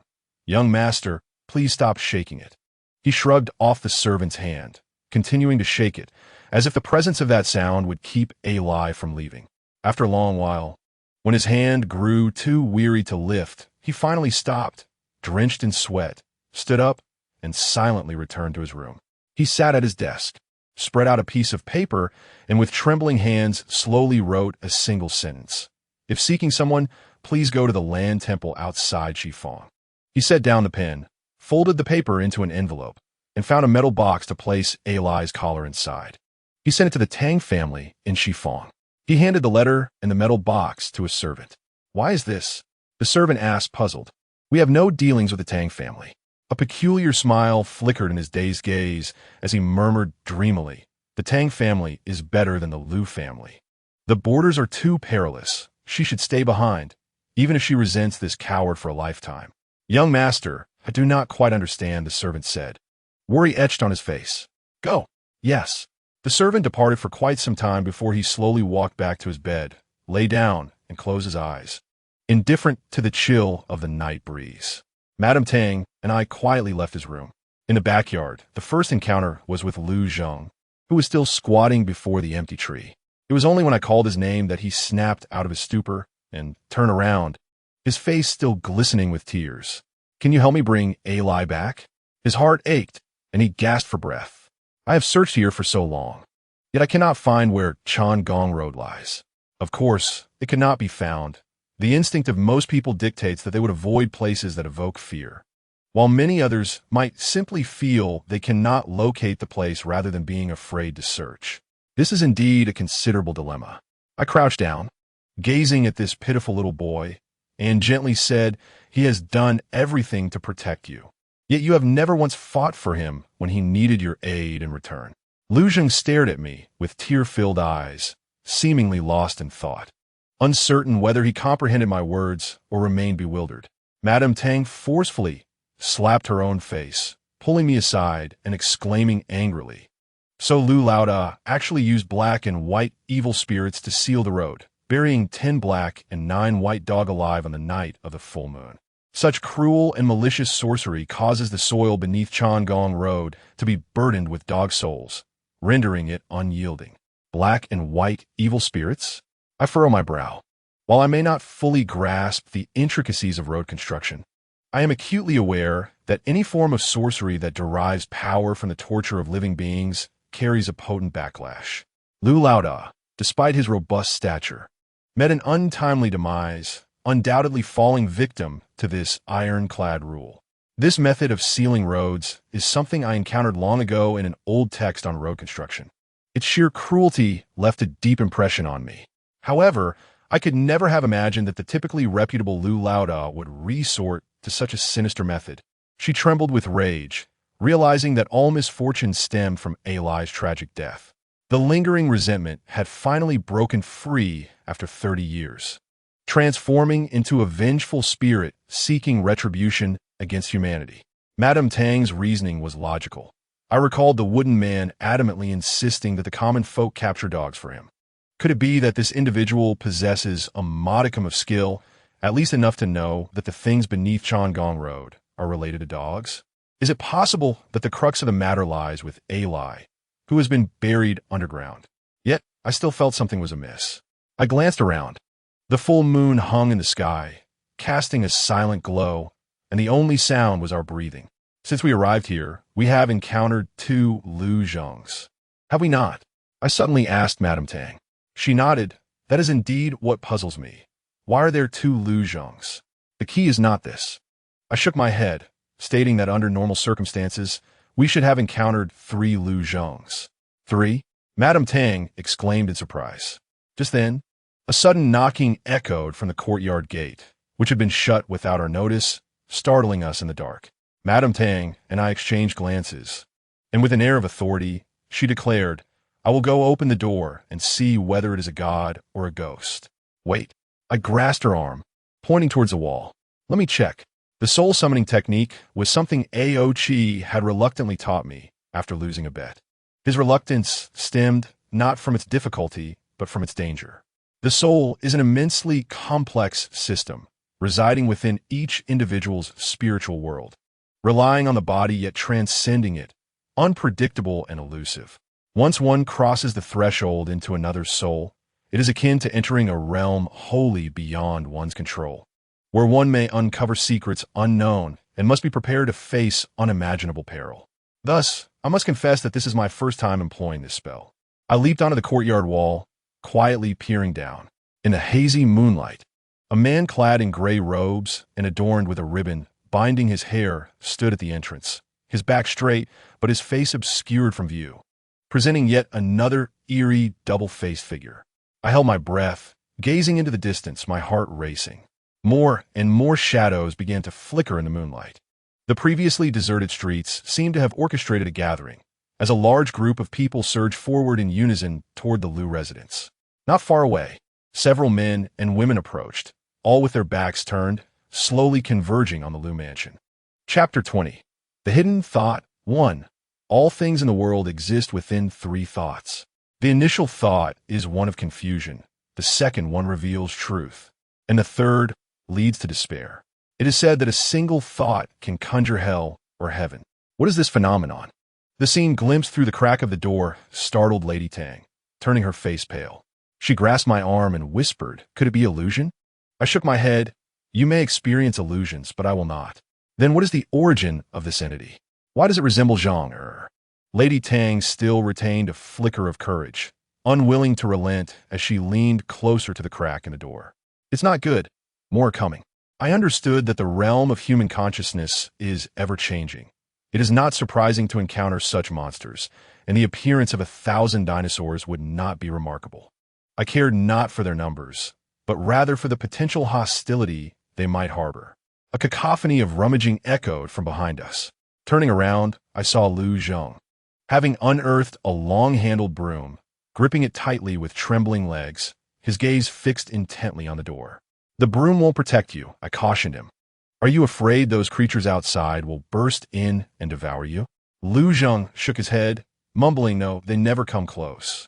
"Every time?" I furrowed my brow. "Do you encounter them often?" "Not frequently," he replied, shaking his head again just a few times. Lady Tang seized his arm. "What are those things outside?" He continued to shake his head. "I do not know how they find me, no matter where I am, but they always stop just close by." "Have they ever spoken to you?" I inquired. "They do not speak." Lu Zheng shook his head again. "Only when they appear do they make a cacophonous cry." "And what is that?" I asked patiently. Lu Zheng's eyes brightened, a deep yearning and unfulfilled regret suddenly coursing through his vacant gaze. "A palanquin," he uttered. The knocking at the door persisted, calm and almost courteous. Lady Tang turned her face away from the crack, her complexion worsening. "There are more and more." I climbed atop the wall. The sight before me was breathtaking. The same creature was knocking, and behind it, the narrow alley was filled with faceless men and women. Setting aside whether they harbored murderous intent, I felt that if I were to slip, I could be crushed to death, just as Lu Zheng had said. From beginning to end, the strange figures remained silent, the only sound being the knocking, with no other noise from the world outside the courtyard. "Hush!" Lady Tang urgently called from below. "What have you discovered? Aside from the ever-approaching monsters, what else could I find?" However, the moon overhead had grown immensely, hanging heavily above the darkened rooftops, and I worried it might plummet at any moment and crush a multitude. This was the first time I'd seen such a large and proximate moon, and curiously, if my eyes were not deceiving me, it seemed to be enlarging further. Was it moving closer? "Hush!" I beckoned with my finger. "Come up and see." Upon hearing this, Lady Tang hurriedly stepped onto the water vat at the wall's base, climbing up in a few swift motions. As she gazed down at the vast sea of humanity beyond the wall, she bravely held her silence, only asking, "What is the difference between viewing from here and from the crack?" "I did not mean for you to look at those things." I pointed ahead. "Do you not find the moon extraordinarily large?" Lady Tang looked up, her eyes widening in astonishment. "Good heavens, at my age. This is the first time I have seen such a colossal moon." While marveling, she rubbed her eyes and added, "Why do I feel as though something is moving within the full moon? Can you see that shadow?" Following her finger, I discerned some moving silhouettes within the vast, cool silver expanse. Initially, it was merely a vague black dot near the edge, gradually enlarging and becoming clearer, eventually taking on a discernible shape, resembling a rectangular prism. I had heard elders say that deities reside on the moon, constructing their abodes. Lady Tang observed the peculiar object in the giant moon with disbelief. Could it truly be so? I had heard of a celestial being named Chong, residing on the moon, her palace known as Guanghan Palace, or the Moon Palace. I fixated on the rectangular shape, which was growing larger, its contours becoming ever more defined. The Moon Palace? Lady Tang immediately recalled the path that had claimed many lives. Suddenly, she grasped my hand tightly, exclaiming, "What kind of place have you brought me to?" I reiterated, "We are within Lu Zheng's consciousness. This realm entirely belongs to him, constructed and governed by him. We are merely intruding scouts, and any moment of carelessness could plunge us into peril." I continued to focus on the shifting outline within the moon. "Are you afraid?" "Absurd," Lady Tang retorted, her brows furrowing fiercely, shaking off my hand. "The extraordinary realms and perils I have encountered are beyond what you, a mere girl, could even fathom. I am many years your senior. Calling me a girl seems inappropriate."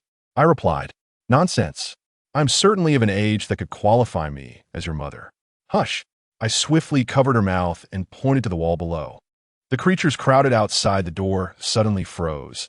Even the one knocking ceased its motion. After a few seconds, they all simultaneously raised their heads. Countless backs solemnly oriented towards the moon, their movements synchronized like a singular entity. At the same moment, the shadows within the moon seemed to break free from some constraint, shedding their dark hues without hesitation, seizing the brightest part of the moonlight and draping it over themselves, descending to the earthly realm with an unapproachable, resplendent grace. A cacophony of sounds erupted from each creature, echoing through this enigmatic world. And at that moment, each figure collapsed to the ground with a thud, their backs transforming into fresh, solid earth, one after another, akin to a line of dominoes, extending from the courtyard gate far into the distance. The number of creatures equated to the number of earth patches, and in the blink of an eye, a dark brown road took shape before our eyes, winding and twisting, its end seemingly leading into the moon. It was born to welcome. I clearly saw a magnificent palanquin, adorned in silver akin to the moon, embellished with jade and gold embroidery, exquisitely crafted, carried by 8 bearers with canine heads, all fashioned from clay, advancing grandly upon this path formed by countless backs. Yes, it was a sensation of grandeur, even though it was merely a slightly larger and more ornate palanquin. Is it descending from a moon? Lady Tang rubbed her eyes vigorously. I pressed her shoulders down, urging her to remain inconspicuous before the palanquin reached the beginning of the road. The bearers, straining with each step, made no sound as they traversed the paths we had previously taken. When the way became too narrow, the road seemed to come alive, arching high into the air to allow the palanquin to pass smoothly. In that moment of elevation, I distinctly saw that beneath the thick soil were the vanished backs of the creatures. They had not entirely transformed into earth, but had merely supported a solid and stable path with their backs. At this moment, the palanquin came to a halt just outside the courtyard, the outside distance barely accommodating it. The bearers stood upright, motionless. The palanquin remained silent, and even the curtains did not stir, leaving the identity of its occupant, a person or a ghost, unknown, save for the occasional breeze that gently stirred the palanquin's curtains. Time passed second by second, yet the palanquin showed no sign of movement. The bearers continued in their wooden-like state, the only change being that the palanquin seemed to grow brighter. Originally silver-white, as if bathed in moonlight, it now appeared to hold a hidden rainbow within, shimmering subtly as it penetrated the fabric that obstructed it. Is the palanquin glowing from within? Lady Tang inquired uncertainly in a low voice. It seems as though a rainbow has been encased within. I resolved to wait another minute. If nothing changed, I would leap over the wall and swiftly part the curtains of the palanquin before the bearers could strike me, leading Lady Tang back to our original location. If all went as anticipated, a glowing orb resembling an eye would be waiting there. A mere touch of our fingers would return us to our original world, to our own bodies. Before my eager plans could be realized, Madame Tang and I were suddenly startled by the jarring sound of a creaking door echoing in the atmosphere. The door swung open, revealing a timid yet expectant figure, small and slender.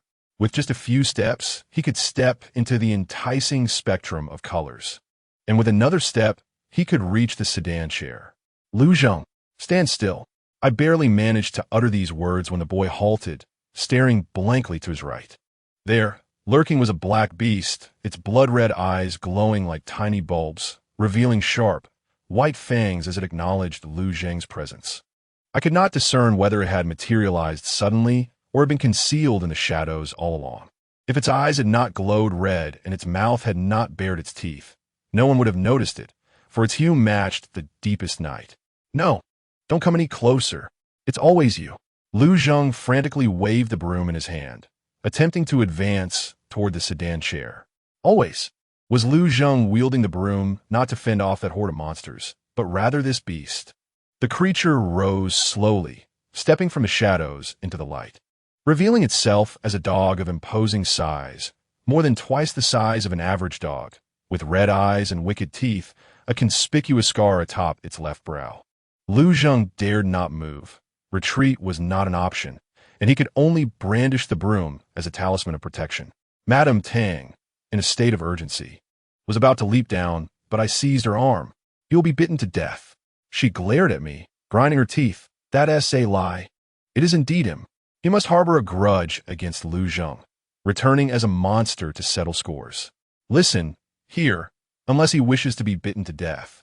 No one can harm him," I asserted firmly. "Do not forget, this is a world governed by his will." Yet, he himself finds it challenging to recognize this truth, akin to how one in a dream struggles to realize they are dreaming.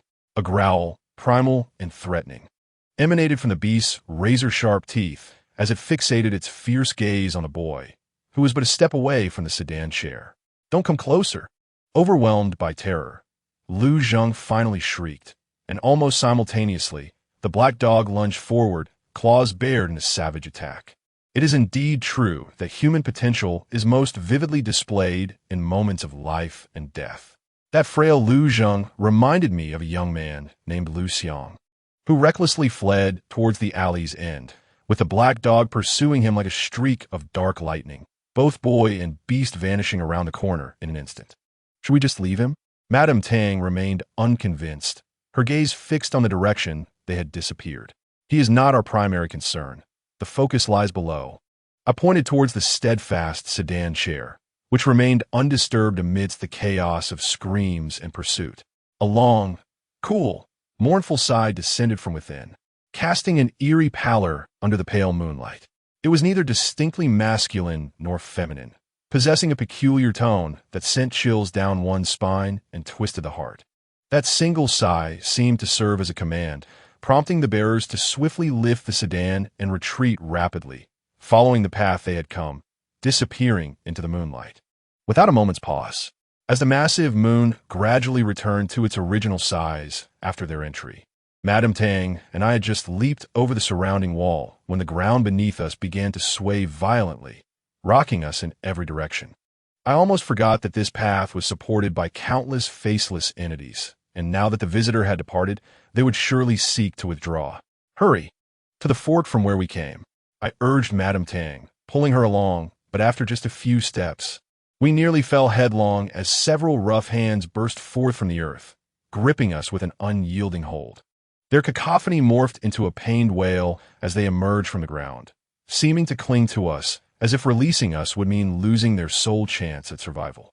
Despite being in what was essentially a void, I was unexpectedly aware of a tangible warmth emanating from these hands. These monsters did not resemble mere figments of Lu Zheng's subconscious. Their grasp felt more like a plea for help than an act of harm. At this juncture, I began to comprehend certain matters, while others remained shrouded in confusion. Ultimately, I could not linger in this unfamiliar realm. Escaping their clutches was not overly difficult. With a little effort, I hoisted Madame Tang into the air. However, during our ascent, she flailed her legs, likely due to my abrupt takeoff. I inadvertently yanked off someone's right hand, which dangled from Madame Tang's foot for a while before crumbling into a mass of mud and falling pathetically below. Even at this altitude, the surrounding tremors persisted, and peering down, I saw a multitude of writhing hands and backs along the path. As the moon waned, every hand, every back, and every monstrous figure trapped behind barriers crumbled into the earth, dissipating into nothingness. "Wait, look at Lu Zheng." Madame Tang suddenly pointed to a spot below. I glanced down and saw him crouched on the ground, cradling his head, utterly still, the broom lost to the void, with a pursuing black dog nowhere in sight. I descended before Lu Zheng and gently patted his head. "No, don't eat me. I won't go near." He recoiled as if electrocuted, shouting and flailing his arms wildly. "It's us." Madame Tang grasped him, compelling him to open his eyes. "What about the dog? Did it hurt you?" Realizing it was us, Lu Zheng exhaled a deep sigh of relief, drenched in sweat. "I don't know. It just vanished." "Have you seen this sedan chair often?" I inquired. Lu Zheng nodded. "It has come 3 times. No matter where I am, the faceless entities can find me, then transform into a path, descending from the moon. Until now, I had never seen it." "Who is seated inside the sedan?" I gazed into his eyes, speaking candidly. Disappointment and longing flickered in Lu Zheng's eyes. "It's my father and mother, little Mosquito, and a lie." Madame Tang was taken aback. "They are seated inside the sedan?" I furrowed my brow. "Yes. The interior is brilliantly lit, like the June sunshine," Lu Zheng reminisced, his eyes glistening with profound nostalgia. Behind them stood newly constructed houses, adorned with an abundance of flowers and trees, along with a river. His father sat by a stone table, examining blueprints, while his mother brewed tea for him. And Eli dozed at her feet, its coat gleaming like black satin. Little Mosquito was by the river, catching fish and calling my name, urging me to hurry and help. Madame Tang appeared bewildered, distressfully asking me, "Has this child gone mad?" Not necessarily. I suddenly connected the dots from Lu Zheng's description. This sedan chair was likely an outsider in this realm, much like us. Outsider?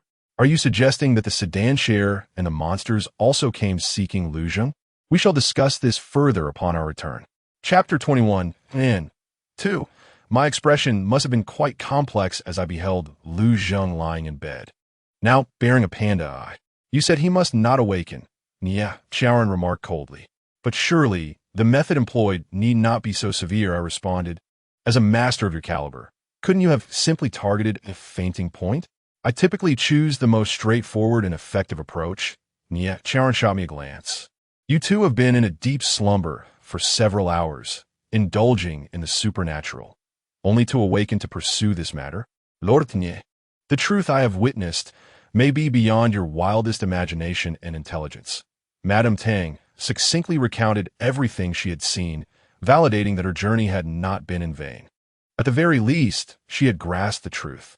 As she recounted the details of the case, I stood beside Lu Zheng, reflecting on the relentless passage of time that had transformed a once delicate youth into the weary, disheveled figure of Lu Fengzi.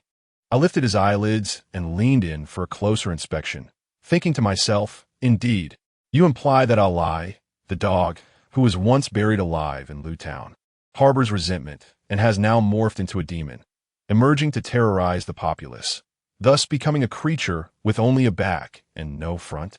Niet Xiaoran succinctly summarized the situation, yet every corner of her expression was filled with extreme absurdity. I cannot believe it. Such words. Alai now lurks beneath Changong Road. It is imperative to seek a capable individual to exterminate this demon and save the people. Madame Tang glared at him, stating that the officials ought to contribute as well. Currently, it is merely your word against another. Whether it is a canine demon at play or someone manipulating events from behind the scenes remains uncertain. Niet Xiaoran replied that she would investigate Changong Road before further deliberation. Further discussion? This is a matter of life and death. Is her brain made of wood? As the two exchanged heated words, the door was suddenly knocked upon with a loud bang, and Dr. Lu's voice urgently called out, "Master Nya, 2 constables are looking for you. They say it is urgent." Nya Xiaoran abandoned Madame Tang and exited, infuriating her to the point of stomping her feet. She grasped my arm and exclaimed, "Look at this wooden-headed individual. How can he hold an official position?" I chuckled. His reasoning may not be entirely unfounded. There are moments when what one sees may not represent the truth. You stay here and watch over Lu Zheng. When he awakens, treat him kindly. After all, he still remembers a little mosquito. Having said that, I strode straight out the door. Upon entering the main hall of the medical facility, I saw 2 young men clad in black with red sashes, their expressions grave as they reported to Niet Xiaoran. "Did you witness it yourself?" "Indeed. We saw Wei Jia Xianggong digging into the earth with bare hands. With each place he burrowed, a house was destroyed, and he possesses immense strength. It took 7 or 8 of us to barely subdue him, and now he is confined within an iron cage in the dungeon. Master, what shall we do?" Others claim that Wei Jia Xianggong is possessed by a demon and will eventually cause great chaos. Who is Wei Jia Xianggong? I boldly approached them, shamelessly inquiring, "Could you 2 constables enlighten me?" "Pay no mind to this person. Return to the office immediately." Niet Xiaoran showed him no regard whatsoever, striding out the door, and his 2 subordinates did not even cast a glance at me as they hurriedly followed. I wished him well, only to be met with a brick to the head. Forever buying shoes that are lopsided. I pondered whether, once this matter was resolved, I should commission a new outfit, embroidered with the grand words, "I am the sovereign," on both the front and back. Perhaps it would earn me a bit more respect. I knew not who Wei Jia Xianggong was, but I had heard of his earth-digging and remarkable strength, so I resolved to follow Nya Xiaoran closely. However, just as I leapt from the medical facility's entrance and had yet to catch sight of Nya Xiaoran, a tremendous crash reverberated, sending me stumbling back. Upon focusing, I observed a 2-story building, 200 meters away, collapsing amidst a cloud of dust, as if something had burrowed beneath it. lifting the entire structure before it was hurled back down. At dawn, while the surroundings remained in slumber, the collapse of that house caused panic among the neighbors, with disheveled individuals fleeing in a state of distress. Fortunately, the building did not entirely crumble. It merely reduced from 2 stories to 1. Moreover, as it fell toward the street, had it toppled sideways, the adjacent shops would have suffered greatly. Thankfully, the hour was still early, with scarcely any pedestrians about. Otherwise, the consequences would have been dire. Yet, if that bothersome Niet Chaoran had just passed by, would my curse truly possess such efficacy? The once tranquil street now resembled a boiling pot of porridge, filled with those fleeing for their lives and onlookers alike, creating a cacophony. I shouted for Dr. Liu to bring the medical kit and check for any injuries while I raced toward the scene. Midway, another thunderous blast erupted, louder than the previous one. Amidst the scattered bricks and rubble, a glimmer of sword light burst forth from the earth, and a dust-covered Niet Chaoran appeared, one hand wielding a sword and the other cradling a bloodied young girl. Amidst the astonished gazes of the crowd, 2 subordinates rushed forward, exclaiming joyfully, "Master!" He spat out the sand that had fallen into his mouth, handing the girl over to them, instructing, "Clear the area and prohibit anyone from approaching." Yes. The officers quickly withdrew with the girl, displaying their official badge and commanding the surrounding populace to disperse immediately. However, Niet Chaoran did not retreat. He knelt on one knee, sword in hand, his eyes sharp as a hawk, scanning the ruins while occasionally placing his palm upon the debris. Was he searching for something? I did not approach, but observed him from the crowd. Suddenly, his gaze turned icy. He stepped forward and with a swift motion, his sword pierced through the rubble with a clang, embedding itself deep within. Yet, despite his efforts, it would not go any further, as if something were gripping his blade.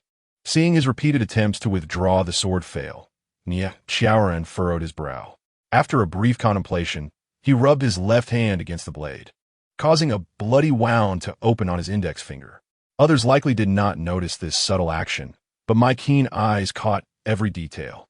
Although I had only known Niet Chaoran for less than 30 hours, I was certain that such a man would never engage in any unnecessary actions. A roar erupted from Niet Chaoran's throat, and countless fragments of stone flew asunder. I could not discern where he drew his strength from, but with just one hand and a sword, he unearthed a robust man with disheveled hair from the solid debris. The man clutched the sword's tip tightly, refusing to let go even as he was lifted into the air. When the man crashed to the ground, the crowd erupted in astonishment, for no matter how he rolled, he was always facing down. Realizing he was fully exposed, the man shrieked, releasing his bloodied grip and leaping into a diving position, plunging headfirst into the rubble. Strangely, he did not seem to injure himself. Rather, he appeared to sink into the earth as if entering water. Had not Niet Chaoran been swift enough to seize his ankle, he might have vanished without a trace. But his opponent was Niet Chaoran, and this powerhouse effortlessly hefted him as if he were a mere radish, dragging him back out. I estimated this man weighed no less than 180 jin, yet in Niet Chaoran's grasp, he felt as light as a feather, still attempting to burrow into the ground. Niet Chaoran forcefully slammed him to the earth, bent his arm behind his back, and pinned a knee to his waist, rendering him immobile. "Bring him to me," he commanded, and 2 subordinates hurriedly fetched sturdy ropes. The crowd murmured in admiration, showering praises upon Master Niet, as I marveled at Niet Chaoran's prowess. The seemingly subdued giant unexpectedly summoned a burst of strength, flipping Niet Chaoran onto the ground and aiming a punch at his head. Thankfully, he dodged in time, while the stone beneath them bore the brunt of the impact, shattering into smoking ashes. I did not exaggerate. The giant's fist not only shattered stone, but turned it to ash. This instantaneous upgrade in skill was difficult to explain. The situation had shifted.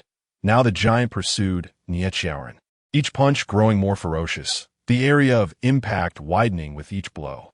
Had someone else been in Niet Chaoran's position, perhaps Jiu, who drinks without exercising, the outcome would have been disastrous. But the question remained, why had the giant suddenly become so formidable? "Do not come closer," evading while actively seeking weaknesses, Niet Chaoran bellowed at his subordinates. Several times he managed to restrain the giant, only to be forcefully thrown off. I fear that soon, he would be unable to even twist the giant's arm. I observed the fierce confrontation with a calm demeanor. After all, it was not I who was being struck. Yet, I discerned a subtle insight. The furious giant, regardless of his movements, showed no inclination to leap into the air. Every step was firmly grounded. There were instances when he could have easily evaded Nie Chaoran's sweeping kick by simply jumping, but he stubbornly absorbed the blow, rising again without leaving the ground. Could it be that, at the critical moment, when Nie Chaoran was gradually losing ground, I seized the hemp rope from the officer's hand, fashioned it into a noose, and expertly hurled it toward the giant? What are you doing? Nie Chaoran shouted at me, narrowly dodging the giant's punch. Oh, my apologies. It's been a while since I employed this skill, and I miscalculated, ensnaring the wrong person. I quickly corrected my error, retracting the loop from Nie Chaoran before throwing it again, finally managing to ensnare the giant's shoulder with precision. Hastily tightening the rope, I wrapped it around his waist several times, then, aiming for a 3-story building behind me, I ascended with the rope, using the sturdiest column on the top floor as a pulley. Gripping the rope, I leapt down from the other side, swiftly securing it to a pillar on the ground floor. The entire process was seamless, successfully suspending the giant in midair. Not to boast, but few can match my adeptness with ropes and strings. You may not realize that every Dragon Boat festival, I can bind Zongzi faster than young Master Zhao. Yet, you might wonder why, despite my proficiency in such tasks, I could barely sew on a button. The scarf I attempted to knit for Ao Chi ended up triangular. Alas, let us not dwell on such sorrowful matters. Once off the ground, the giant flailed for a moment before falling silent, hanging there like a lifeless fish. Before Nie Chaoran could inquire, I volunteered. I surmise his strength derives from the earth. As long as he remains grounded, his power will be ceaseless and ever-increasing. Nie Chaoran furrowed his brow but did not press further, turning to the onlookers with a calm demeanor, instructing, "Fetch tools. There are still living souls beneath the rubble." The crowd, roused from their stupor, quickly sought shovels and spades, cautiously excavating the debris at Nie Chaoran's indicated spots. Indeed, they soon unearthed a woman and an elderly man. Though injured, they were fortunate to be alive. The crowd erupted once more in alarm. How terrifying! Is that not the tailor's shop from old Nio's family? Were they all buried inside? It seemed that old Nio's unfortunate illness was not enough. Now, his house had collapsed. Yet, why did it feel as though old Nio had caused the destruction? Did you see his frenzied demeanor just now? Has he transformed into a monster? How could an ordinary person hide beneath the earth? Ever since the peculiar happenings on Changong Road, unrest has permeated the area. I had followed Taoist Mu's suggestion to capture a dog and send it to Tian Xiangguan, unsure if it would truly be effective. I had heard he intended to use dog blood to refine talismans to suppress the demons lurking beneath Changong Road. A little priest from Tian Xiangguan mentioned that a dog demon lurked beneath that cursed path. Was Taoist Mu planning to counter poison with poison? It turns out the foul priest wanted everyone to catch dogs for this purpose.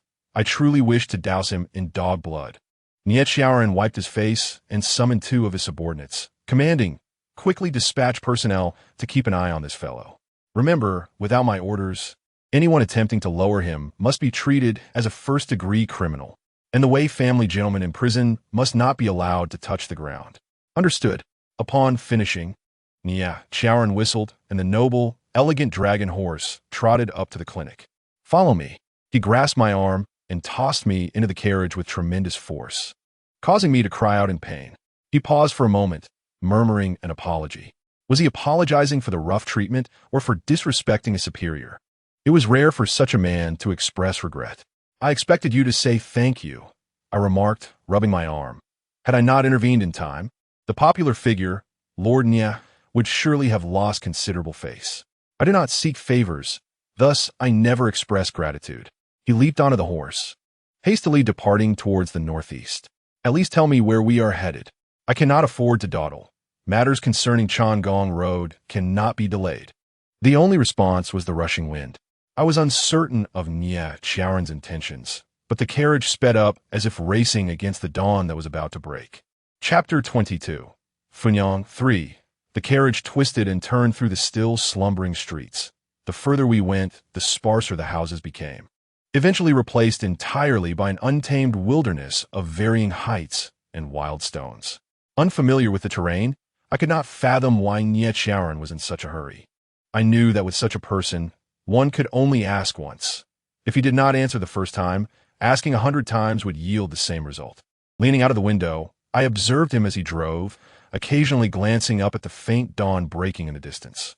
After what felt like a considerable distance, the dragon horse let out a long whinny, halting before a desolate village devoid of life. I rubbed my aching backside and peered out the window to see a moss-covered stone tablet toppled among the rubble. The characters Mimi village barely discernible. The houses lay in ruins, and the fields around were desolate patches of gray and black, devoid of vitality, with the occasional lonely bird call piercing the silence. This place had not seen a resident in decades. Nietzschearen beckoned for me to disembark, himself drawing his sword as he stepped through a gap beside the stone tablet, where a door once stood, now flanked by decaying bamboo fences.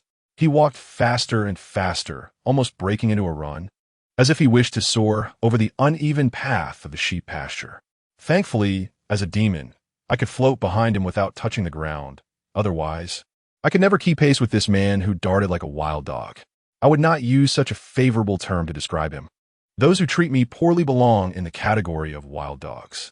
He seemed determined to traverse the village in its entirety, sprinting past a low stone wall made of small pebbles, pushing through 3 feet of weeds obstructing his path, and running over 200 meters until he plunged into a cave nestled between 2 ancient locust trees. Behind Mimi village stood a rather inconspicuous mountain, shrouded in uneven vegetation. What purpose did he have in leading me into this cave? As I felt goosebumps rise on my arms, I was instantly enveloped by a cold and damp breeze upon entering. It was dark, and I could only discern his position by the sound of his footsteps.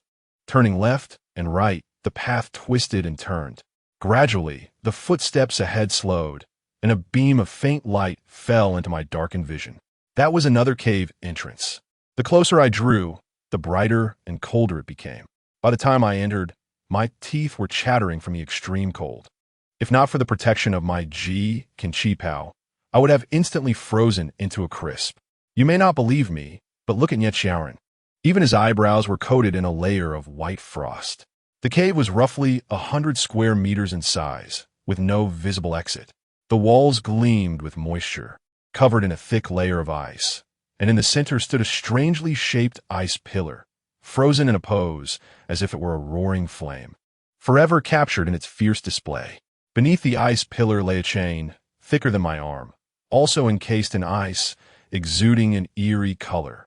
With its end seemingly buried in the ground, its depth concealed, Nietzschearen exhaled clouds of white vapor, trembling as he approached the ice pillar. Turning around, he gritted his teeth and pressed his entire back against the ice pillar. With a hiss, warm flesh met the ice, releasing tendrils of vapor that made my heart skip a beat. How cold must it be? He had lost face against the giant. But there was no need to punish himself like this. Bind me, Nietzschearen managed to utter through his chattering teeth. What? I thought. While I may harbor disdain for you, I never contemplated binding you to freeze to death. Bind. He ground his teeth, as if I owed him a favor. How could binding someone yield benefits? After a moment's contemplation, I did not press further. If this man was not experiencing a sudden bout of madness, he must have his reasons. I lifted the iron chain, which had seemingly been abandoned for an eternity. With a single movement, the ice above cracked and fell away, revealing its dark, glossy essence. Upon closer inspection, the material of the forged chain did not resemble ordinary iron. It contained flecks of crimson that shimmered faintly, emitting a ghostly glow as the angle shifted. I thought to bind it several more times, exerting some effort. Could he possibly have a penchant for self-mortification? Very well. Let us bind it as though preparing a grand zongzi. During this process, I noticed that the chain appeared limitless, no matter how many loops I made. It continuously emerged from the ground. If I wished, I could encircle the earth thrice without difficulty. When I had secured Nietzschearen from his feet to his chest, he resembled a delicacy from the city of Chengdu known as cooked rabbit. I exhaled onto my hands, which were numbed by the cold. I approached the wall to catch a Hanming insect. He opened his mouth, turning his head towards the left wall, where a hexagonal white creature rested. I skeptically approached the wall, and indeed, there were numerous hexagonal objects on the thick ice surface, each the size of a thumb. They resembled translucent, white jelly candies rather than insects. I carefully caught one in my palm, unable to resist squeezing it. Its elasticity was remarkable. If you throw it outside the cave, following its light, you will find your escape. Nietzsche's lips trembled as he struggled to articulate his words clearly. My displeasure grew, and I snapped, "You mysteriously brought me here to play this bondage game, left me half frozen, and then commanded me to leave. Lord.Nye. Superiors are not meant for frivolous games. Can you ensure their safety?" His gaze was steady. If there were truly monsters intent on destroying this place. I faltered, for such a tone of entrustment seemed inappropriate coming from him. Although our acquaintance was brief, I sensed he was reluctant to believe in the existence of gods and spirits. I countered abruptly, as he exuded an aura of unwavering materialism, a man of empirical belief who, despite having witnessed countless events beyond rational explanation, remained steadfast in his skepticism towards the divine. "I only trust in facts," he stated, his eyelashes crystallizing into icicles, his speech increasingly labored. "We must go. You will freeze to death." He maintained silence regarding the cave's mysteries, asserting that I owed him another favor.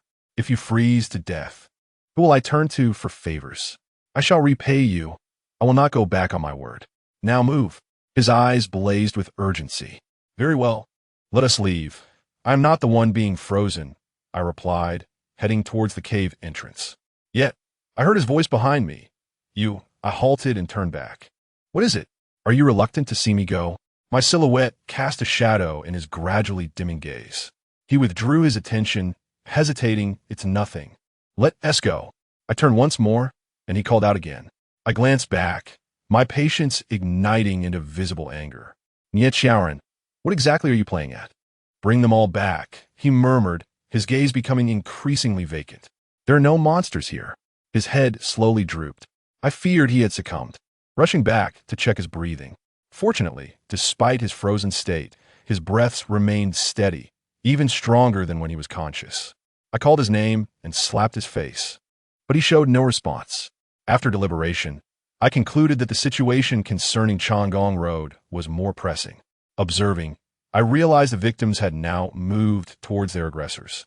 If I did not expose the hidden mastermind manipulating them, allowing these creatures to wreak havoc, I would be unable to enjoy my time here. I was to remain for an entire year. I decided to take charge of the Changong Road affair. Turning towards the cave entrance, I inadvertently stumbled over an object. Looking down, I saw Nietzsche's sword, an unremarkable blade, albeit slightly longer than usual.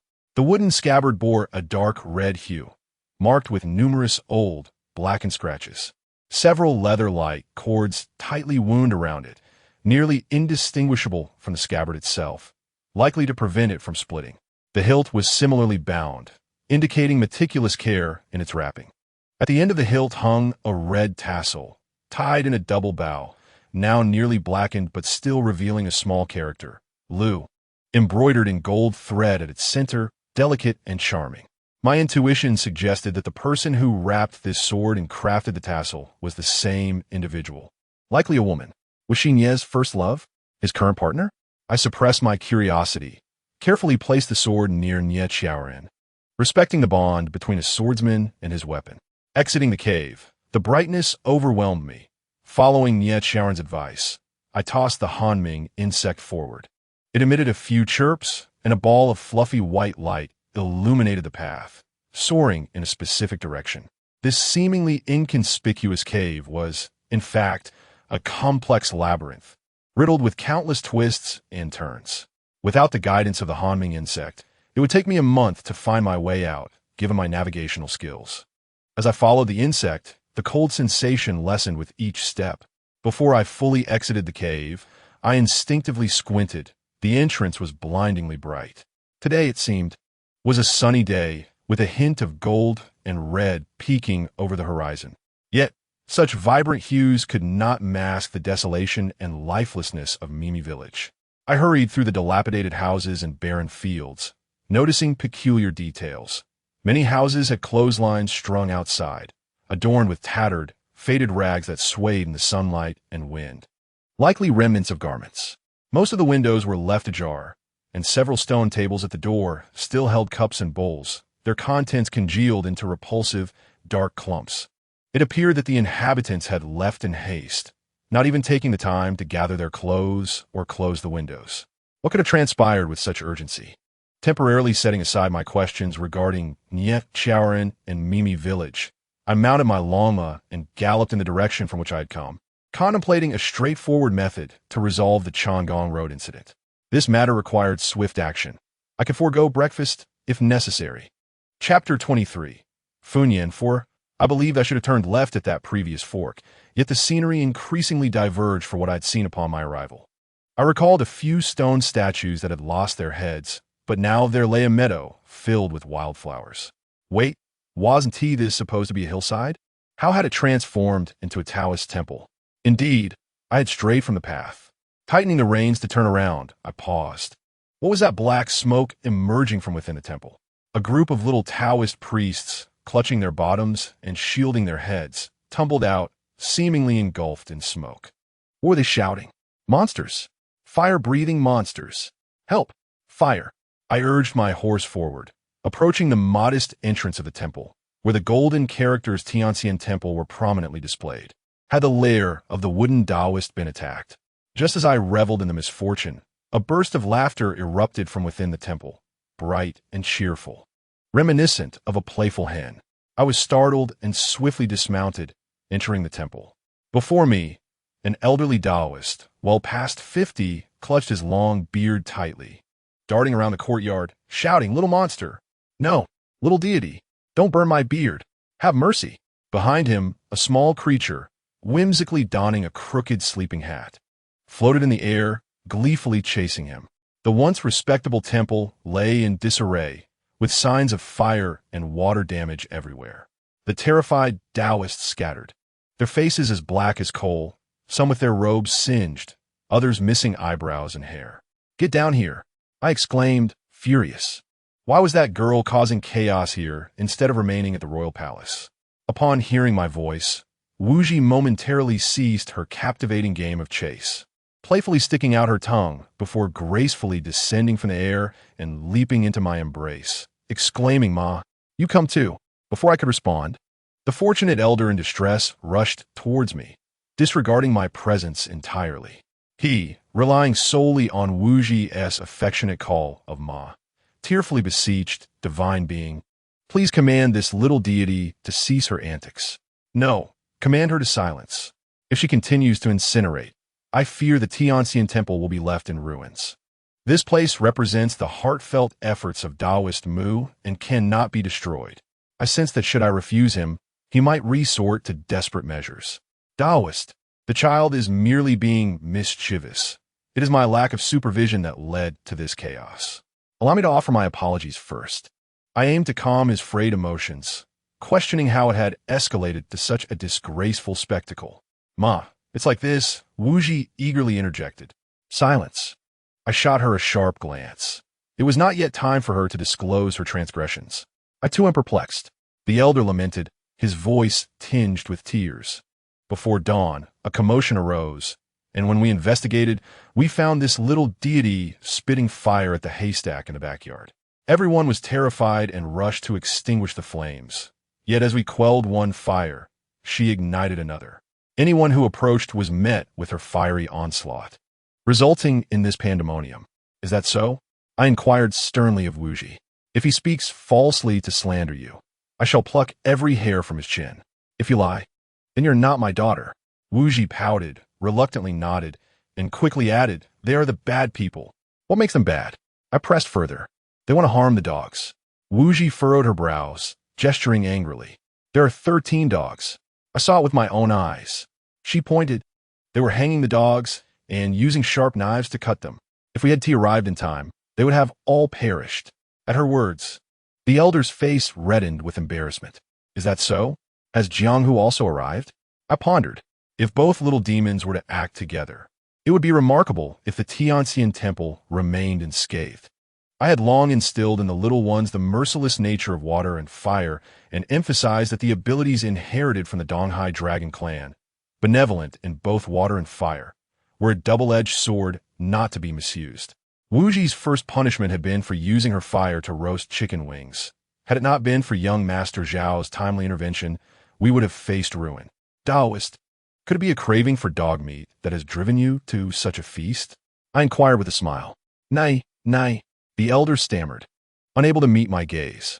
I chose not to press him further, instead surveying the surroundings and muttering, upon closer inspection, this temple is not as grand as it appears. Since it has already been scorched, it may as well be completely engulfed. Oh, my divine being, you must not burn it. The elder nearly prostrated himself in supplication. Then speak the truth. Taoist Mu explained that the creatures on Chang'e Road were causing havoc, and to suppress them, one must use poison against poison, thus compelling the townsfolk to capture dogs for selection, resulting in the blood of 13 robust ones being used to exorcise the demons. Trembling, the elder spoke. I never anticipated that these two little deities would arrive just as we were preparing. How foolish these Taoists are, relying on the same old trick of blood sacrifice wherever they go. I had long sought to clarify a fundamental truth, whether black or white dog blood. It has no efficacy in subduing evil beings. What kind of cruel rationale is there in killing to exorcise? If you were to ask me what the best talisman against evil is, it would simply be righteousness, steadfastness, and integrity, allowing all evils to retreat. All of the treasures I know to possess exorcising qualities have drawn their strength from the righteousness of their predecessors. And where is Taoist Mu? I scan my surroundings, having yet to catch sight of the old fellow since my arrival. He went after Jianghu. Wuji chimed in. I was taken aback. Where did your brother go? He ran off with the dogs. Wuji replied proudly. I stayed behind to block them, preventing anyone from pursuing Jianghu. But that bald old fellow rode off on a little black donkey in a flash. I couldn't help but worry. Jianghu won't be captured and hung, will he? Upon recalling the last instance when Wuji fell into the palace pit, Jianghu had laughed heartily. Are they not siblings? Can they not show some affection? Did you see which direction your brother went? That way. Following her pointing finger, I glanced towards the eastern district. Surely, that foolish boy wouldn't take the dogs to the palace, would he? How could he possibly evade that foul Taoist during the day with such a large group of dogs? He could not truly be caught and dealt with harshly, could he? Given that the foul Taoist was adept in the technique of shared life, preserving young Master Tang temporarily, it was evident he possessed some skill. If he were to capture Jianghu, the consequences would be dire. I lifted Wuji onto Longma and sped towards the eastern district. However, a question lingered. If the victims on Chang'e Road could not eat or drink, even with the shared life technique, they could only prolong their lives for 49 days. Since the incident on Chang'e Road occurred over a year ago, how did those prior to young Master Tang manage to survive? For instance, the large brute who faced Niecharan? Or were those individuals no longer living at all? Chapter 24. Contemplation. 5. The speed of Lama exceeded my expectations, surpassing even my ability to fly. There was no sign of Jianghu along the way. As the streets of the eastern district came back into view, the sun had yet to fully reveal its face, and most houses remained tightly shut. A turn brought me to Chang'e Road.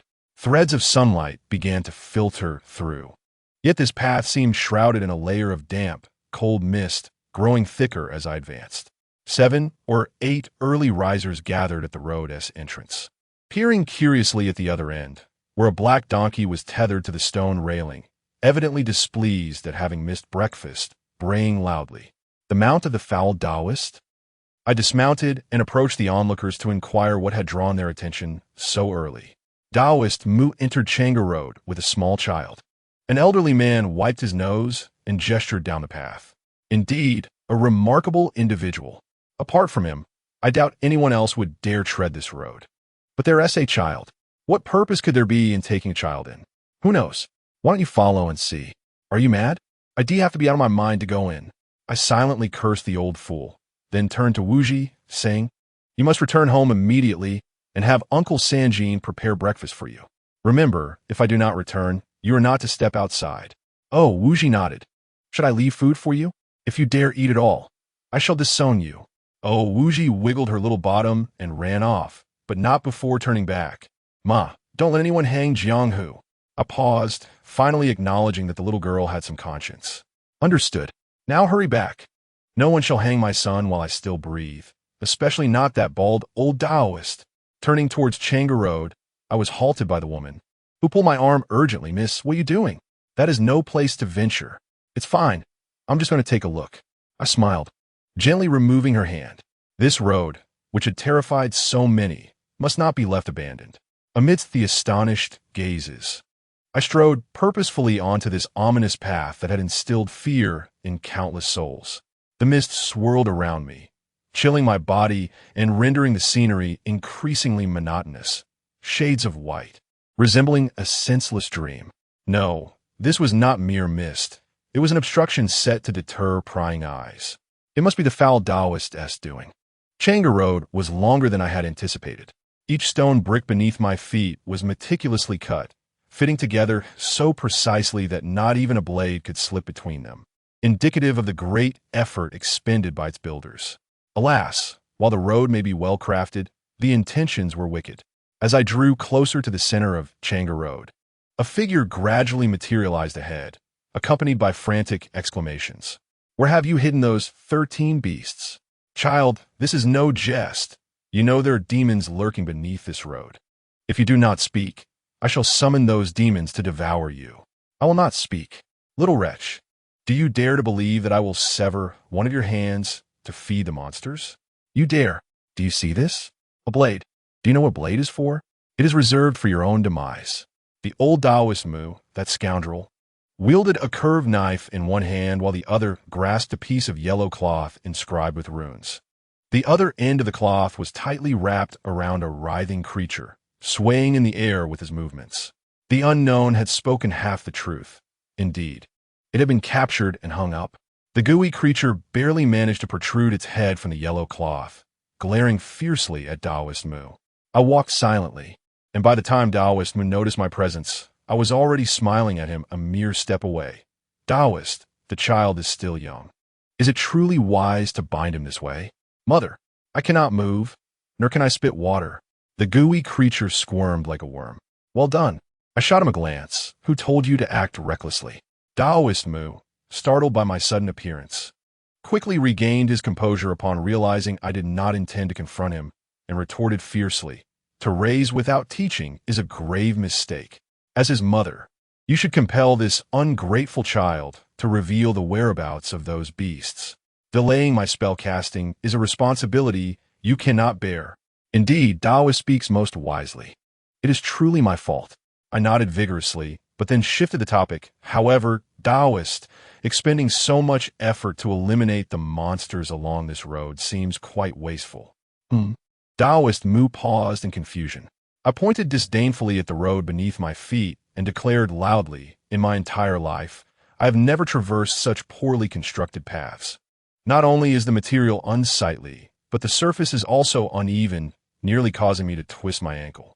I dare say, even without the monsters, this road should not be traversed by the common folk. To build such a road is to disgrace our ancestors. Instead of vanquishing demons, perhaps you should simply level this road and hire someone else to reconstruct it. I believe the Tang family would do a splendid job, far superior to that Lu family. Utter nonsense. Taoist Mu's words were interrupted as the road beneath us suddenly creaked ominously, the even stone bricks swaying like a drunken man, causing the entire surface to undulate increasingly violently.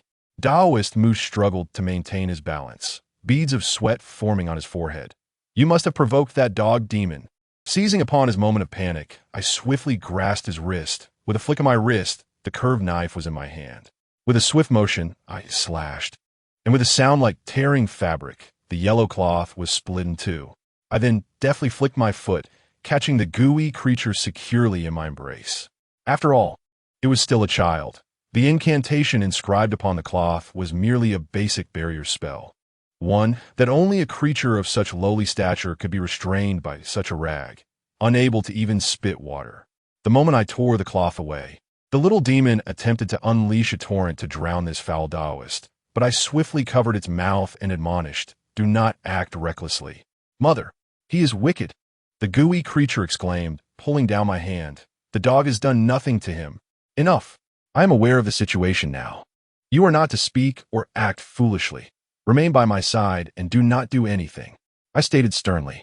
At that moment, Taoist Mu was too preoccupied to engage with us further, struggling against the railing in an attempt to escape. Yet, no matter how many times he tried, his feet seemed glued to the surface, rendering him unable to depart. The situation was dire. If this tumult continued, it felt as though the very world would collapse. Taoist Mu comically attempted to pry his foot loose, while I held the gooey creature, a smile playing at the corners of my mouth. What would transpire next would reveal whether my predictions would come to fruition. "Are you trying to frighten me?" I decided to assist a certain individual further, raising my voice to scold. "This is a road that has been constructed in utter disarray. If I were to repair it, I would rather crash into it head first. What a shameful display. Grandmother, do not say any more." The immobile Taoist Mu trembled uncontrollably, having lost all semblance of composure. With a resounding boom, a sound of cracking followed, accompanied by heavy panting. A massive, dark brown entity slowly emerged from the fissure that had formed before us. Its enormous shadow loomed over both me and Taoist Mu. What tall figure! At least 2 to 3 meters. Yet, it was clearly not a human, as it bore a canine head with erect ears, blood-red eyes, and a long mouth filled with rows of knife-like teeth. However, this creature, with a human body and a dog-ass head, was not flesh and blood, but was composed entirely of dark, earthy soil. A pungent, earthy aura emanated from it as it emerged, spreading without restraint. Taoist Mu let out a strange cry, crouching down and covering his head, shouting, "What are you doing out here?" The gooey creature remained far more composed, clenching its tiny fist beside me, refusing to take a step back. "There is no better road than this." The sharp, androgynous voice emanated from the earthen creature's mouth, unmistakably familiar. "No one surpasses the Lu family in prowess. Do not dare to say this road is poor." "You must not." I scoffed. "What if I insist on saying so?" The creature's eyes gleamed with a twisted cunning. Returning my scoff, if it is truly inadequate, then it is merely a matter of the road's insufficient power. The more people who traverse it, the more stable the Chan Palace Road shall become. Before the words had fully escaped its lips, the creature's arms abruptly elongated, reaching to seize Taoist Mu by the neck.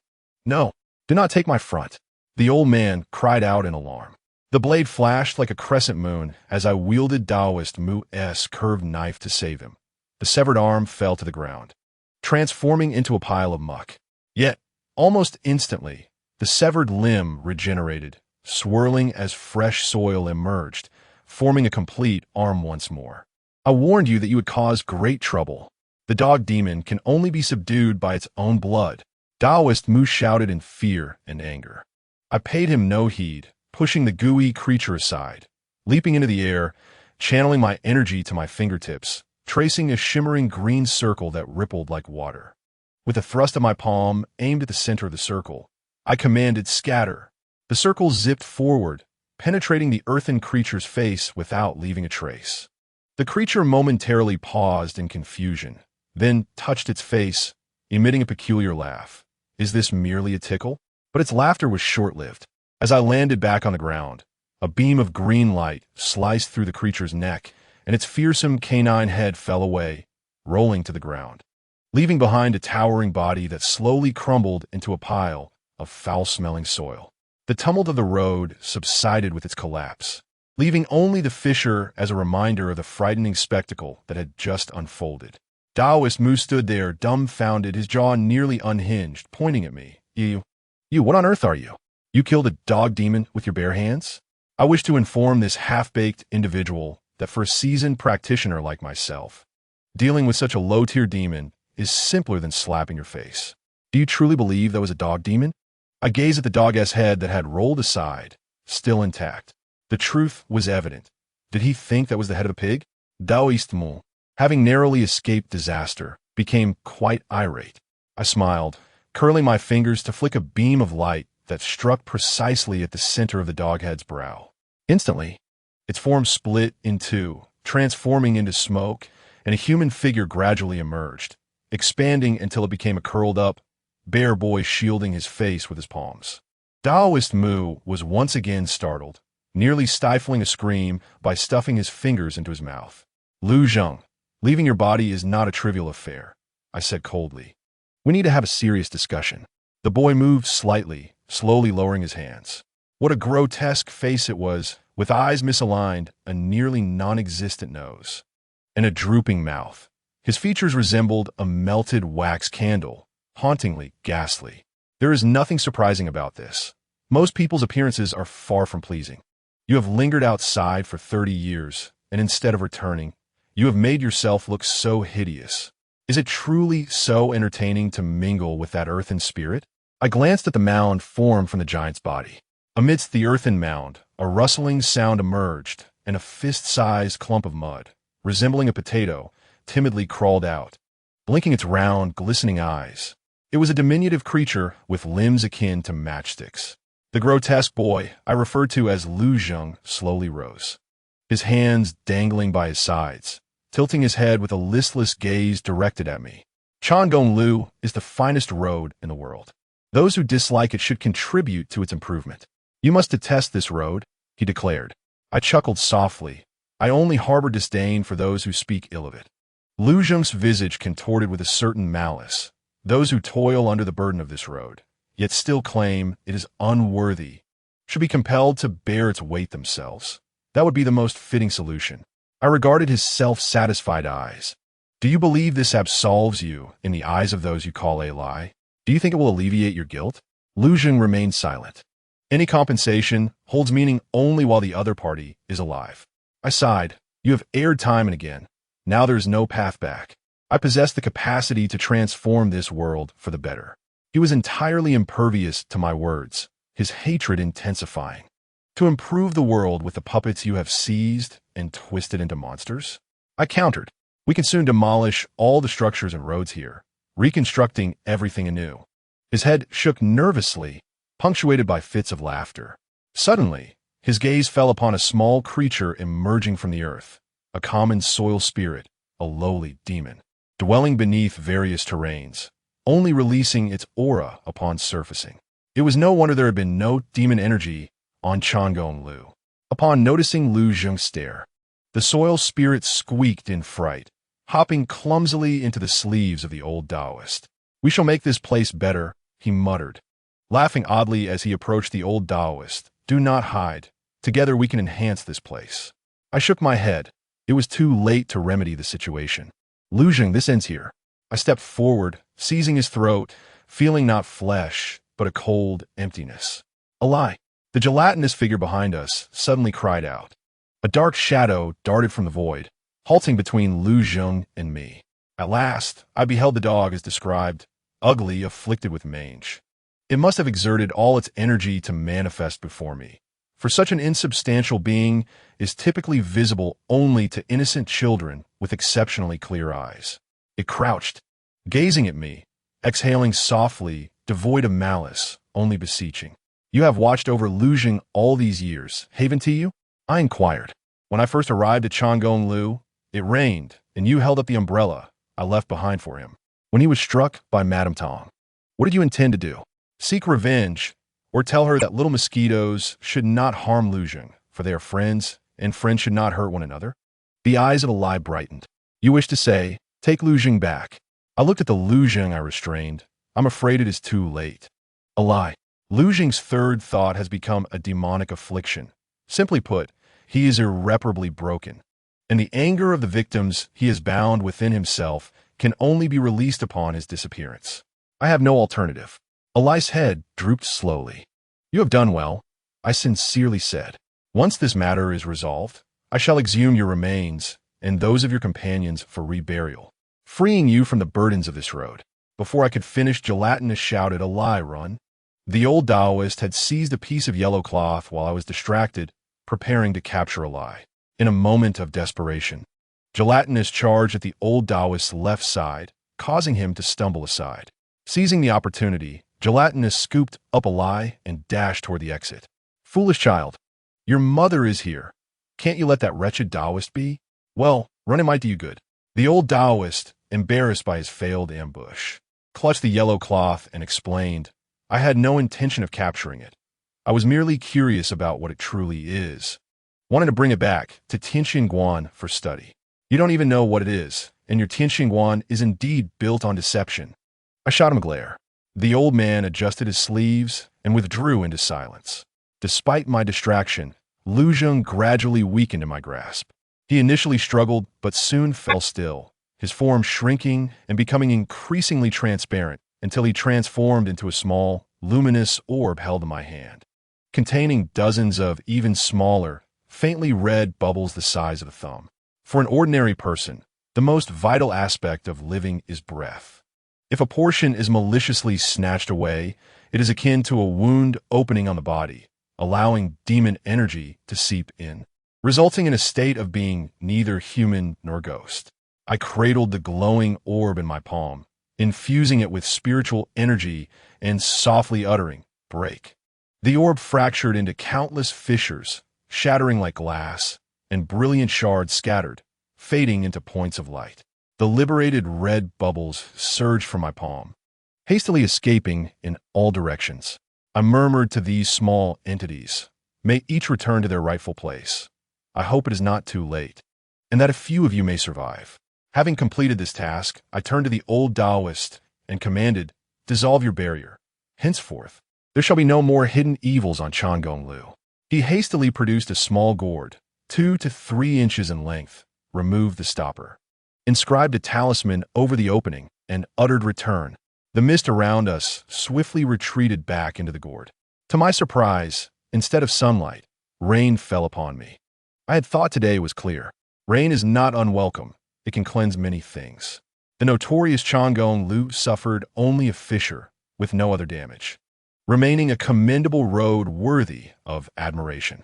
It ought to be so, just as any road that has been imbued with good intentions should be, beautifully and securely laid here for a century or a millennium, dutifully welcoming travelers. During our return journey, I struck a bargain with the old Taoist. I requested he announce to all onlookers that the demons of Changong-lu had been eradicated, allowing everyone to traverse this path without fear of becoming monsters. The old Taoist hesitated. If I say that, they will attribute the merit to you. Is that not what you desire? I smiled. Consider it compensation for the burning of your Tianxinguan, though I believe you deserve it. Indeed, whatever you say is correct. Now, the old Taoist's attitude had undergone a complete turnaround, claiming that the matter with his son was merely a misunderstanding. He had only been jesting, intending to frighten him without causing any harm. The old man must have feared my retribution in the future. I patted his shoulder. As for matters concerning children, I generally refrain from intervening. Let him discuss it with you later. Huh? Must we discuss it? Come with me to find Gelatinous. At the very least, you owe them an apology. Them? The old Taoist once again became a hero in the eyes of the people, parading through the crowd amid their praises. While I was merely a passerby who had inadvertently benefited from his auspices, quickly fading into the throng. Ceding the credit to the old Taoist was not out of nobility. Rather, I wished to avoid drawing attention to myself upon my arrival, still unfamiliar with this place and its people. To place oneself in the limelight too soon could lead to unnecessary troubles. A prudent restraint would foster better expansion. Such sentiments are beyond the comprehension of the superficial Mu Daozhang, dragging my weary and famished body through the throngs of people before I could even lift my gaze. A person hastily pulled me aside.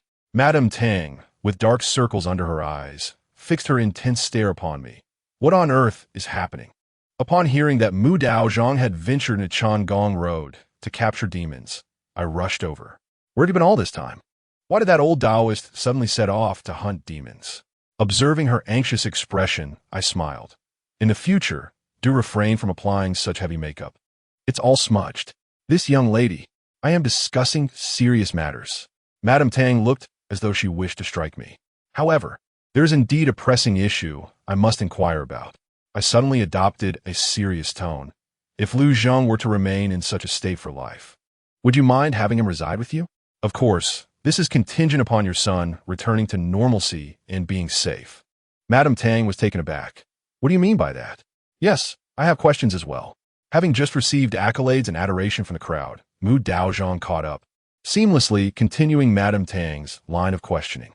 The reason Lu Zheng appears foolish is not due to illness, but rather because he lacks a vital thought. I understood their curiosity and turned to Mu Daozhong. Thought, do you know of it? I seem to have heard of it, yet I am not entirely certain. All things in the world exist through three thoughts. The first thought is confusion, the second is truth, and the third is malice. I regarded their bewildered faces and simplified. The three thoughts represent our threefold reactions to external matters. The initial thought is often hazy and confused, lacking clarity. The second thought, however, aligns closely with our true essence, embodying rationality, while the third thought usually manifests as extreme obsession or malice. When these three thoughts converge, they become the driving force behind our actions. For instance, my first thought regarding Mu Daoist might be that I find him quite disagreeable, albeit in a vague sense. While my second thought advises that despite my disdain, we should coexist peacefully. Yet the third thought resembles a venomous beast, incessantly whispering that this detestable Taoist ought to be dismembered. I pointed to my head. Each individual possesses these three thoughts, myself included. However, in a normal person, the true thought is typically more active than the others. At worst, confusion prevails. Should the balance falter and malice outweigh the other two thoughts? It is not surprising if that individual commits dreadful acts. For instance, if malice were to dominate my three thoughts, Mu Daozhong would indeed face dismemberment. Many who inflict harm upon others do so because they have failed to regulate their three thoughts. A moment's negligence can lead to catastrophe. Such is the case with Lu Zheng. I paused, stating, the adage, one thought can lead to paradise, another to hell, arises from this understanding. Madame Tang, who appeared to grasp only part of my explanation, pondered for quite some time. In that wretched place, I recall you mentioning the absence of one Lu Zheng. Could it be that we have entered Lu Zheng's conscious realm? Hence his three thoughts manifest as distinct personas? The first Lu Zheng we encountered is indeed his true self, perpetually seeking assistance to rescue a lie. The second Lu Zheng, the one we cannot touch, embodies confusion, the side of him that dared not resist in the face of his father's malevolence. Logically, there should be a third visage, a malicious one, lurking within Lu Zheng's consciousness. Yet I found no trace of malice throughout. Upon exiting, I examined Lu Zheng's eyes. A person with all three thoughts present would exhibit three parts in their eyes: the sclera, the iris, and the pupil. However, Lu Zheng's eyes revealed no pupil. I thus concluded that his malice had vacated his body. Could it be linked to that illness he suffered years ago? Madame Tang gazed at me in astonishment. During severe illness, one's consciousness is at its most fragile. If a thought becomes particularly potent and seeks to escape the body, it is the opportune moment. Lu Zheng harbored profound guilt over failing to save a lie, and this long-accumulated and unresolved guilt served as the ideal sustenance for the malice, allowing it to depart as an independent entity.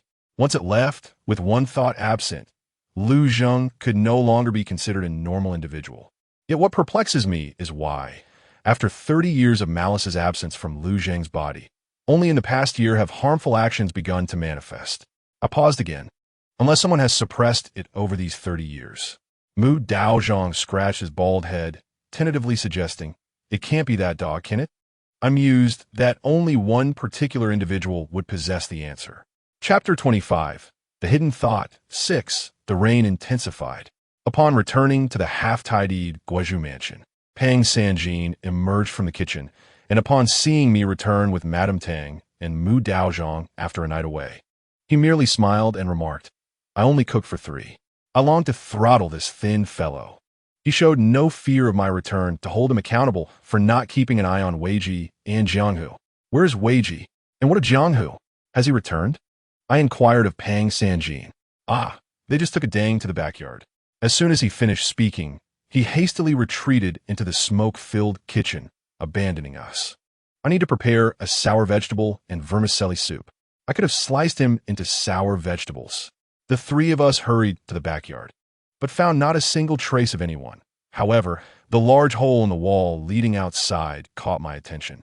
Beyond the backyard lay an expansive open area, sparsely dotted with trees and grass, with piles of scattered stones and a dry well. Following the open space downhill was a slope, leading who knows where. I squeezed through the hole, with Madame Tang and Mu Daozhong closely trailing behind. Madame Tang kept quiet throughout, while that odious Taoist, upon realizing I was the newly appointed leader of Yumen Kingdom, prattled incessantly, exclaiming, "So, it is the esteemed Guozhu." The astonished and sycophantic expression on his face made me want to slap him with my shoe. "You say your son has absconded with a lie?" Madame Tang scanned the surroundings. "There's no one here." "Hush!" I signaled for silence, pricked my ears to listen, and immediately broke into a grin, striding towards the thickest patch of trees on the left. Nestled within the inner depths of the thicket stood a squat, stout little tree beside several towering camphor trees. Weiji sat on the ground, leaning against the trunk, drooling in her sleep, clutching a small chisel in one hand and a tiny hammer in the other, gifts from the Dragon King, which she had brought along in a Denges belly. Beside her lay a semi-transparent, shadowy black dog. With the rain pouring heavier, the little tree diligently sprouted more branches and leaves, shielding Weiji and the black dog from every drop. Madame Tang held up an umbrella, gazing at the sleeping Weiji. "Is this your child? I thought there were two." I purposefully cleared my throat. Startled awake, Weiji reflexively sprang up, instantly morphing into a dragon-tailed human form, gripping her tools, soaring into the air to shield the little tree. The hammer clanged against the chisel, and before anyone could see clearly, she shouted, "Don't come any closer. Anyone who approaches shall be struck." These two foolish beings, if they intended to hide, they ought to have done so properly. Instead, they fell asleep.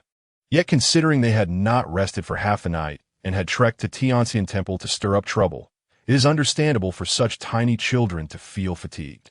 I suppressed a pang of tenderness and scolded, "What mischief are you up to here, Mom?" Upon seeing me, Weiji sighed in relief but showed no intention of descending, frowning and glaring at Mu Daozhong and Madame Tang behind me. "Jianghu claims that the odious Taoist has hung him up and intends to abduct a lie and those dogs.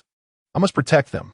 Speaking with righteous indignation, I stifled a laugh and replied sternly, "Come down at once. Do you not fear the cold in this weather?" Revealing your true form? Unlike Jianghu, who can naturally transform into a tree, she can only shift into a dragon, albeit a diminutive one, with scales of a faint purple hue. "Mom, why are you with that odious Taoist?" Weiji glared at me, casting her astonished gaze upon Mu Daozhong, who was flabbergasted by her dragon form. "Father always said that we must never allow anyone to bully our family. If they bully Jianghu, it is unacceptable. I shall not come down. I intend to knock out that odious Taoist's teeth. Oh, my little celestial being, I have erred. It seems our encounter is merely a misunderstanding. Kindly forgive my transgressions." The Taoist Mu hastily bows, nearly prostrating himself in reverence. At times, I find myself perplexed. Why is it that those who ought to protect life hesitate, while strangers are willing to sacrifice everything to safeguard an entity with which they share little connection? Observing the brave unknown, resembling a small warrior, and the steadfast Jianghu, shielding them from the rain, I cannot help but feel they have matured. "Come down, mother is here." No one would dare seize Eli or the dogs. I beckon to the unknown and address the small tree. "And you, I have warned you countless times.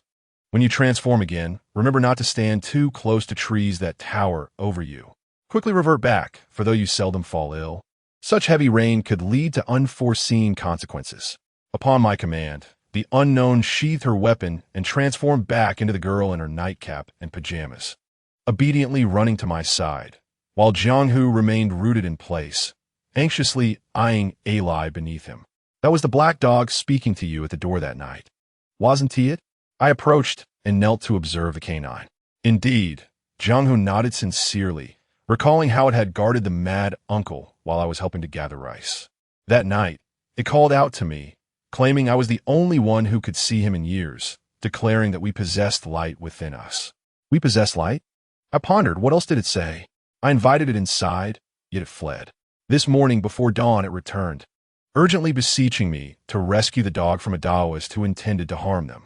Jianghu hung its head, apologizing. I did not heed your advice to stay home. Had you listened, you should have remained by your father's side. I poked Jianghu's forehead. Can you hear Eli speaking? Yes, it nodded.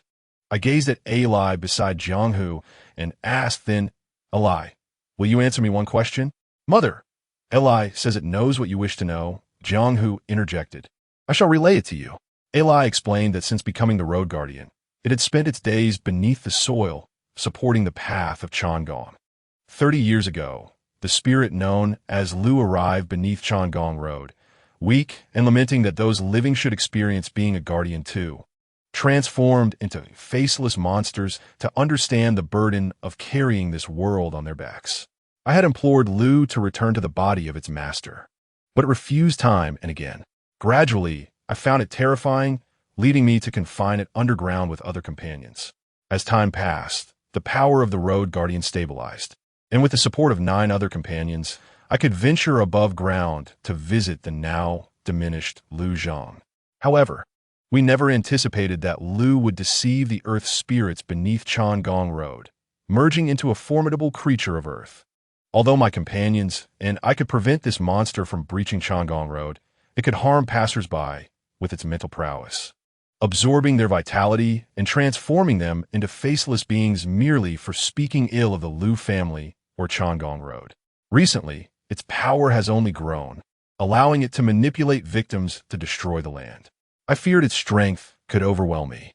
On several occasions, it invaded the consciousness of the master, using trickery to lure away the remnants of his spirit, hoping to consume the true essence of the master to gain enough power to break free from our restraint. Is it that sedan? I suddenly realized the connection, understanding why those transformed into road monsters instinctively sought help. As outsiders, they could not forcibly take away Lu Zhang's essence unless it willingly followed them, which is why illusions were cast within the sedan, hoping the true essence would step inside, thus separating it from Lu Zhang's body for consumption. I paused, gazing at Eli. It was you transformed into a vicious dog, who shielded him from danger when he was ensnared by its deceit. Yes, I promised Lady Lu to protect the young master. This vow transcends even death. Jianghu continued to convey Eli's words. I have long hoped for a capable individual to subdue this Lu. Upon first encountering you, I felt perhaps you were those individuals. My approach to Jianghu, pleading for assistance in saving the dogs, was also a means to involve you in this matter. Today, when your harsh words provoked Lu to emerge from the earth, I finally felt relief. Yet, when you truly grasped Lu by the neck, I realized you might consider that if I allowed Lu to vanish, your young master could very well descend into madness for eternity. I smiled ruefully, alas. The world does not always unfold as we desire. As you mentioned, if we do not restrain this Lu, it will only grow stronger, culminating in disaster. Eli slowly lowered its head. After a lengthy silence, Jianghu finally spoke. Mother, Eli wishes to thank you. There is no need for that. As a sovereign, one must attend to the welfare of the people. I rose solemnly, addressing Eli. You need not continue as the road guardian. I shall ensure the safety of Chang'an Road in my own manner. However, I must first attend to another matter. With that, I approached Taoist Mu and extended my hand. Produce that little demon. What? The old fellow stammered, attempting to conceal it. Do you no longer desire your teeth? I glared. I had no intention of keeping it for myself. I merely wished to bring it back to Tianxian Temple for contemplation. Taoist Mu hurriedly tugged at his sleeve, causing the earthen orb to tumble to the ground, where it clutched its head in panic, emitting a high-pitched voice tinged with a Shandong accent. Do not kill me. I am aware of my faults. I pinched it between my fingers, deliberately glaring.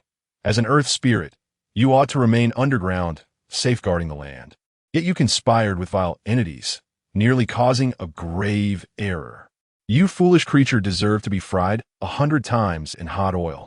The earth spirit's mouth flattened into a line, blinking away tears, though not of water, but rather clumps of soil. It sobbed as it spoke. You cannot entirely blame me. I detest being a road, trampled upon by others. I yearn to blossom and bear fruit, to be a patch of land capable of nurturing life.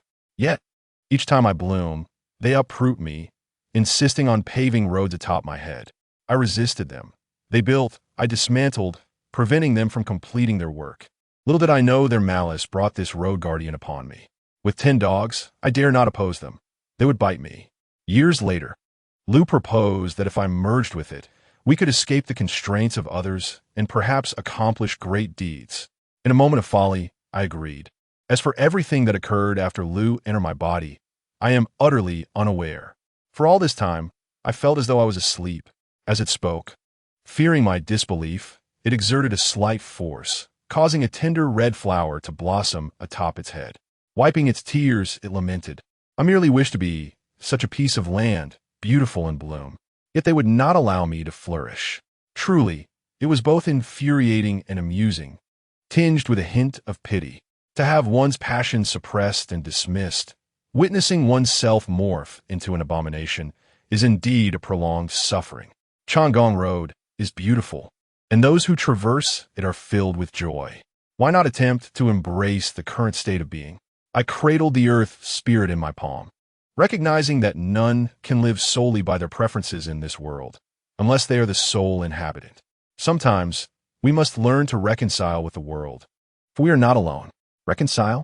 The earth spirit wiped away its tears, the little red flower atop its head quivering.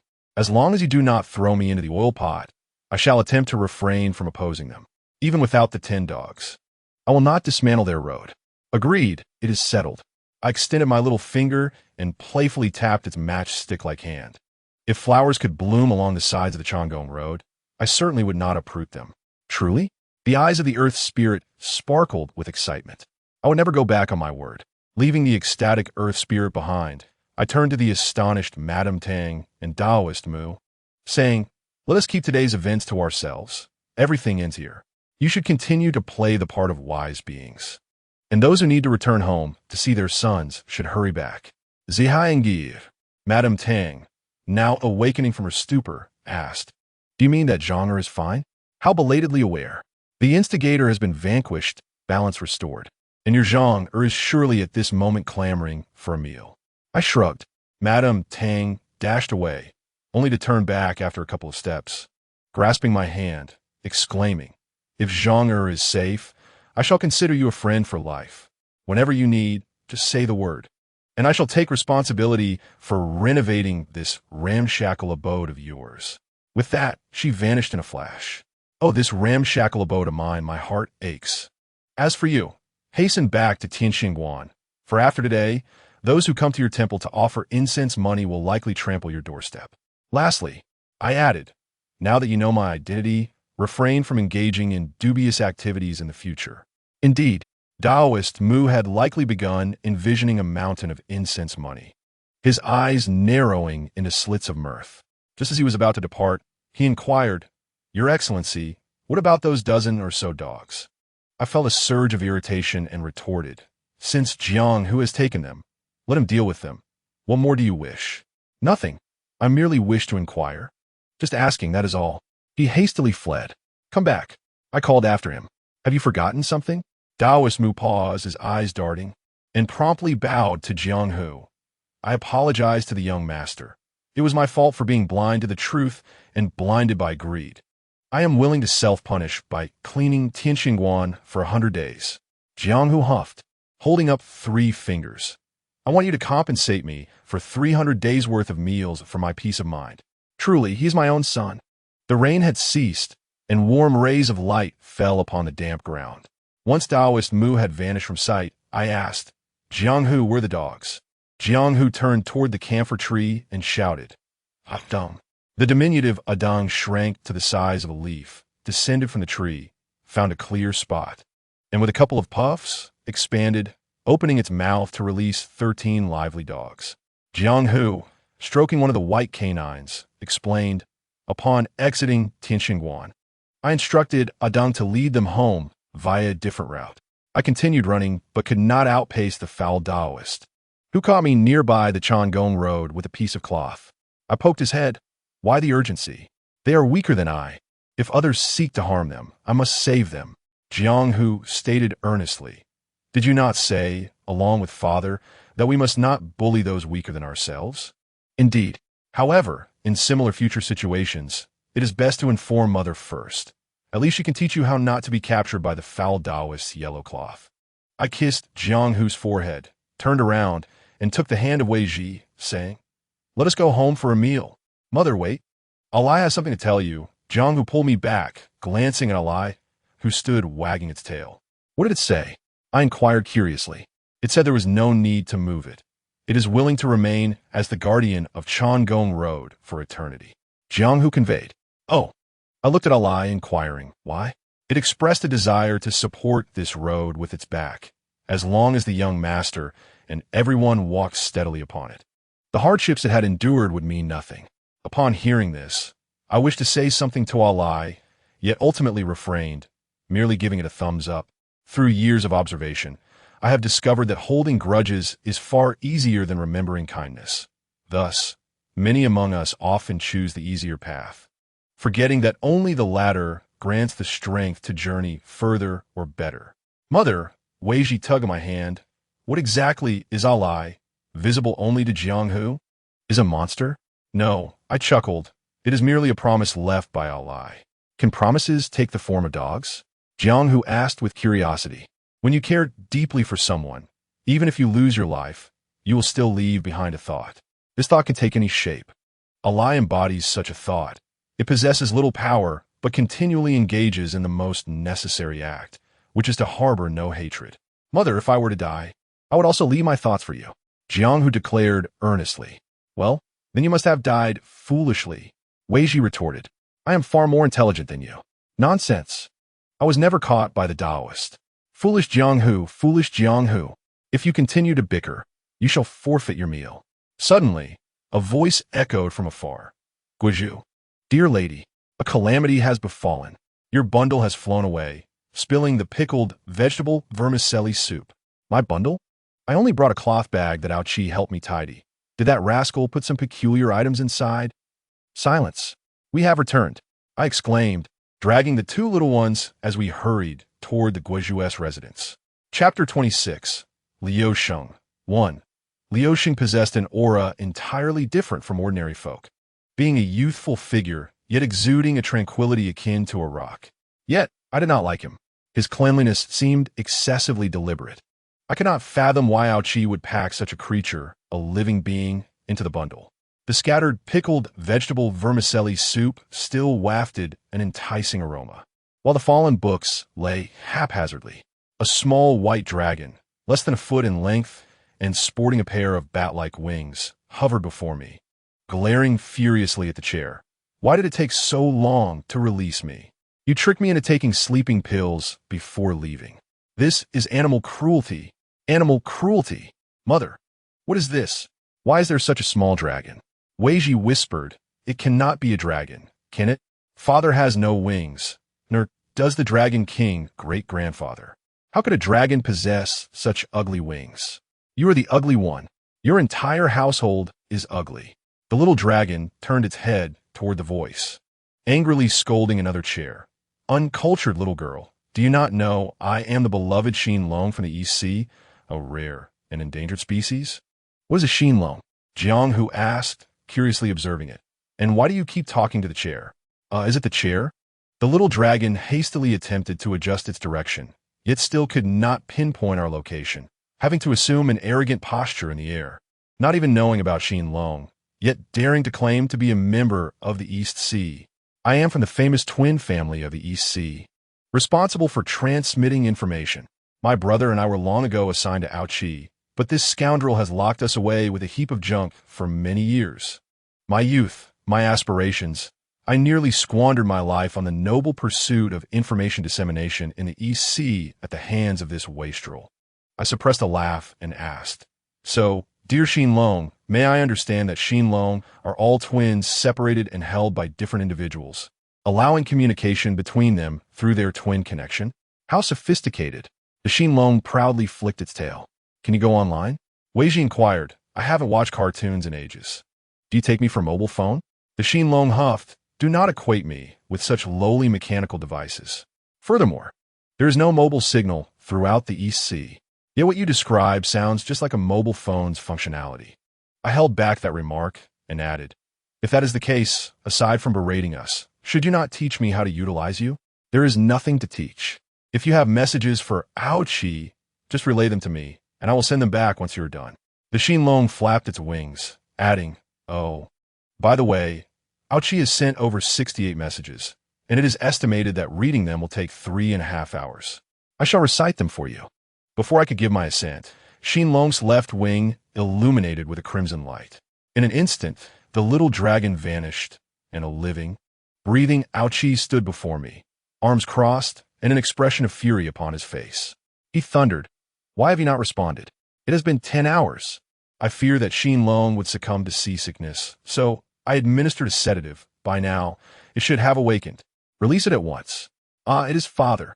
The two little ones, upon seeing their biological father, leaped with joy, akin to two mindless piglets, dashing forward and colliding with the table leg. Jiang, who could barely hold back his tears, clutching his forehead where a bump had formed. The corporeal form of Aoqi, composed of air, continued its relentless repetition. Lamenting the delay in my response, I chose to ignore him and assisted Jiang Hu to his feet, solemnly advising the siblings. Remember, though they may appear identical, the person before you may not truly be that individual. Failing to heed this lesson will only lead to more painful bumps on your heads in the future. Xinlong persisted in its Aoqi form, incessantly reciting the same information. I felt overwhelmed and exclaimed, can we pause for a moment? Xinlong ceased its chatter, reverting to its original form, and irritably replied, what is it? There are still 43 messages unread. Do you possess the ability to succinctly summarize and extract key information? I am quite interested in this function. You wish to condense 43 messages, eliminating redundant and irrelevant content? Xinlong flicked its tail. Yes. Don't you tire of this after 3 hours? A moment later, Xinlong's left wing flashed red repeatedly, and after a brief pause, it stated, reply to me promptly. Is Jianghu seeking you? If you do not respond soon, I shall seek a divorce. The following content was filled with various profanities and nonsensical remarks spanning 5,000 words. I sighed and replied, all right, convey this message for me. The two little monsters are beside me. Mother and child are safe. Yumengua is an intriguing place, and I shall coexist amicably with the local inhabitants. Do not worry. Is that all? Xinlong pouted, its right wing glowing green. A second later, it declared done. The message has been transmitted.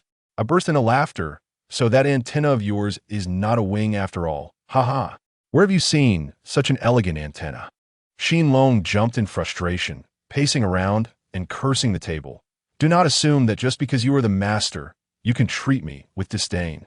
As the foremost messenger of the East China Sea, I possess not only a handsome exterior, but also a noble soul.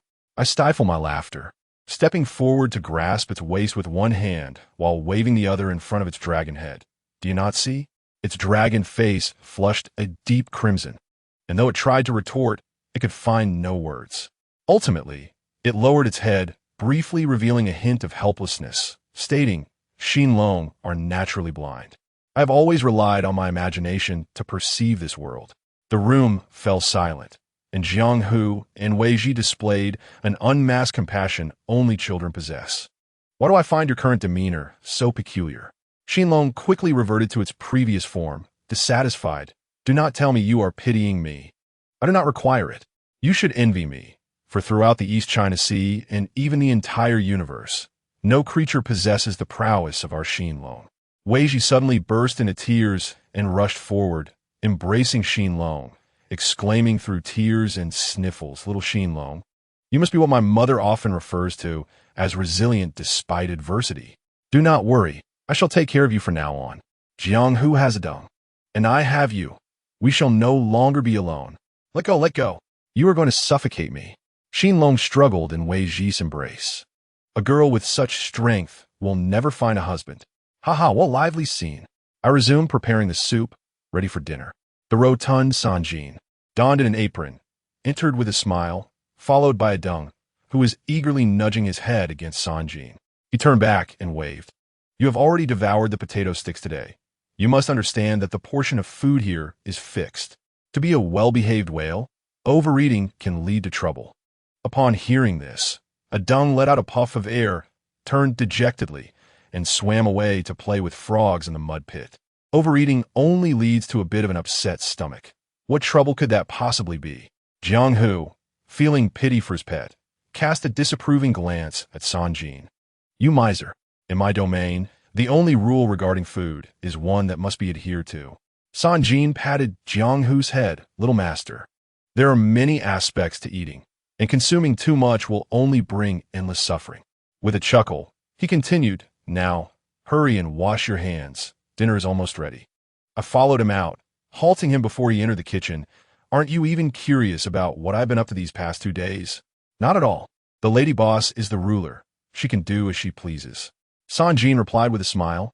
I made red braised pork today. What is Nie Xiaoren's background? I acknowledge my fondness for red braised pork, but I needed to clarify certain matters first. He is the head of the government. Oh, has he returned already? Sanjin wiped his hands on his apron. It's been over a year since he left the 4 workshops, and he never mentioned what he was up to. This fellow is notoriously thick-headed. He is skilled in battle but lives by his own rules. Quite dull, really. The ruler of the East resides in the north, the government in the west, while Tian Yiho sits alone in the south, with both the ruler and the government present. Who then is Tian Yiho? I must uncover the answer to this. Yumen Gua, seemingly ordinary, holds too many secrets. Lady boss, my pot is still simmering with raw candy and snow pears. Given the recent cold and rainy weather, it is advisable to consume nourishing foods to moisten the lungs. Before he could finish his statement, I blocked the kitchen door, crossing my arms. If you answer, we shall happily indulge in dessert. Otherwise, even if the pot burns through, you shall not enter the kitchen. Why waste such effort? Sanjin sighed. The ruler, the government, and Tian Yiho are the 3 major authorities of Yumen Gua. Nie Xiaoren is the head of the government, overseeing law and order, ensuring the safety of the populace, and is thus a military general. Tian Yiho manages the livelihood of the people, governing the 72 trades of agriculture, commerce, and industry, making them a civil official. Together, this literary and martial duo assists you, the lady boss. This iron triangle is essential for the stability of Yumen Gua. He paused before continuing. You have met Nie Xiaoren. However, hardly anyone has ever seen Tian Yiho. Their identity, be it male or female, old or young, remains a mystery. It is said that they reside in the Tian Yiho mansion in the southern district, strategizing behind the scenes. To put it bluntly, the economy, entertainment, and lifeblood of Yumen Gua are all managed by Tian Yiho. I surmise that they should make their presence known now that a new ruler has arrived. Is that all? Do you think I can enter the kitchen now? Go ahead. I stepped aside, realizing from his words that my sudden appointment as the ruler comes with little real power. While it may sound flattering to say I'm being assisted, in reality, I am likely disregarded by both the civil and military leaders. Just the presence of Nie Xiaoren alone is enough to infuriate me. And now, with the elusive Tian Yiho, I have an unsettling premonition of being besieged from all sides. Lady boss, Sanjin, just stepping into the kitchen, poked his head out. The earth spirit you brought back has just been frolicking by the lotus pond, causing a flurry of bright red flowers to bloom, which is quite a sight. I hurried over to take a look. The previously barren edge of the lotus pond was now adorned with clusters of small red flowers, emerging vibrantly from the heaps of mud that had escaped from the pond, each blossom radiant and full of life.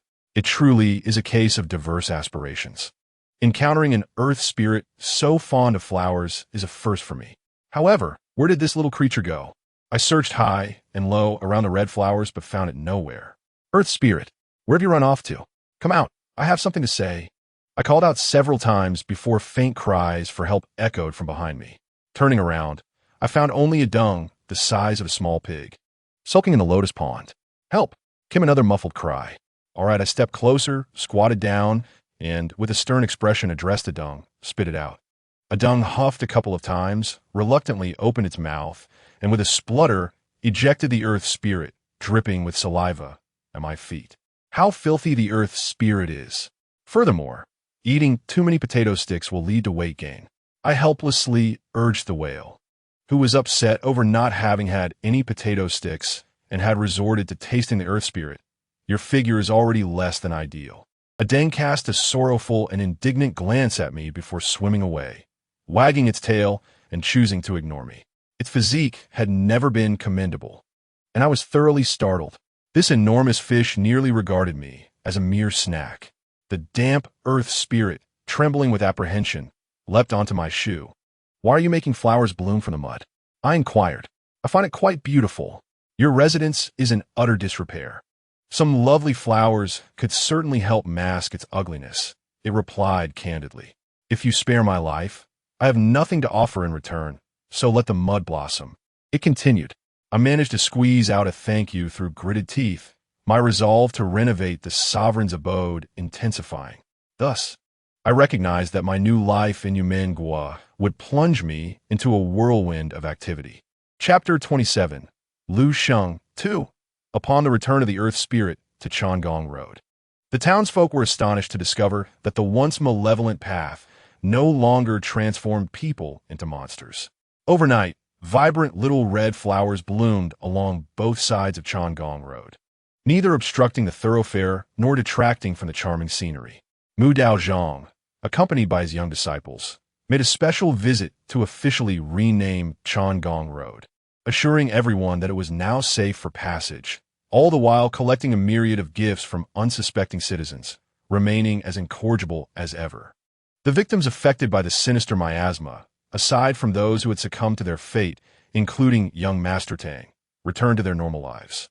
Madame Tang was overjoyed and dispatched rice from her doorstep for 3 consecutive days to aid the impoverished, celebrating her son's recovery. She also did not forget about Lu Zhong, inviting him into the Tang residence and hiring a dedicated caretaker to ensure he was no longer alone. On a pleasant day, I too wandered along Changong Road, accompanied by 2 little companions. Though I could not see, I felt a benevolent presence escorting us throughout our journey. Jiang, who communicated to me that Alai was much happier than before. Beyond these matters, my most significant endeavor was to utilize all available resources to renovate my residence. Driven by personal habits and a touch of homesickness, I inscribed the characters Buting on pristine white rice paper, instructing Pang Sanjin to have it elegantly framed, replacing the dilapidated entrance of the sovereign's abode. The 2 little spirits proved quite capable. The once desolate lotus pond was now filled with crystal-clear water, floating various aquatic plants I had recently purchased, along with a vibrant array of goldfish, thanks to Jiang Hu's efforts. The unsightly weeds were entirely eradicated, and the control over the flames exceeded my expectations. Aside from burning a hole in Pang Sanjin's robe, the entire weeding process unfolded without incident. Every cultivated patch of land was dedicated to planting a variety of vegetables and fruits, and I even constructed a trellis for grapes. Although I had only managed to acquire seeds for potatoes, eggplants, and cabbages thus far, Madame Tang kept her promise, sending individuals to refurbish each room and providing me with an array of seemingly expensive furniture. The top floor was transformed into a spacious and elegant tea room according to my wishes, where I could enjoy the distant scenery and sip tea in the embrace of brand new bamboo curtains. I dedicated nearly a month to successfully transforming the ramshackle sovereign's residence into a vibrant new abode. Without delving into the mental and physical exertion involved, I also had to contend with the incessant chatter of AOG, who appeared to have an abundance of free time, constantly sending messages through exiled, inquiring if we were eating well, sleeping comfortably, or if any handsome men had approached me. When I asked about the Dragon King, he informed me that he had yet to awaken, though his condition had not worsened, and skilled practitioners were diligently attending to him. Wu Zongqing had not made an appearance, while the Dragon Kings of Nanhai and Shihai had visited a few times. He even returned to Wang Chuan for a brief moment, assuring me that all was well. Young Master Zhao mentioned that the paper figure had become so nostalgic for us that it had soaked itself in tears and had to use a hairdryer for quite some time to dry out. He also assured me that with him around, we were safe. The paper figure relayed that young Master Zhao was diligently researching new recipes, promising that when the mistress returned, there would be even more delectable dishes. Jiuju remained elusive, with young master Zhao stating that shortly after our departure, Jiuju had suddenly vanished, along with Jia, neither of whom contributed to the labor nor spoke much. Each day, they either stared blankly in the courtyard or wandered aimlessly, sometimes disappearing for 10 days at a time. Each was increasingly unreliable. Of course, Aoji did not disclose the occurrences in Donghai, nor did he mention that I had been confined in Yumen. He merely instructed them to watch over Buting until our family of four returned. In truth, I longed to express to Exine Long how immensely I missed each and every one of them, yet the words remained unspoken. I simply maintained my customary calm demeanor, advising Aoji to live cautiously. If I were to return and discover any evidence linking him to the East Sea's third, fourth, or fifth princesses, I would skin him alive and flee with the children. Some sentiments need not be vocalized. Simply pondering them suffices. The two little spirits were growing increasingly accustomed to life here, and in unison, they declared that it was far better than Donghai. They spent their days riding a dang, mingling with the elderly lady selling roasted sweet potatoes on one street, and befriending the uncle crafting dough figurines on another. Each day, they returned home laden with an assortment of snacks and toys gifted by others. Their sweet words and charming appearances endeared them to all who conversed with them, who remarked on their precociousness and intelligence, predicting that they would be remarkable when they grew up. As for a dang, the townsfolk exhibited little astonishment, treating it as an extraordinary creature akin to cats and dogs, even inquiring if it was purchased from a peculiar shop in Beifong. It was then that I learned of a market in Beifong specializing in rare items, which I resolved to explore when I had the leisure. For the inclination to shop is an inherent trait of women that remains unchanged wherever one goes.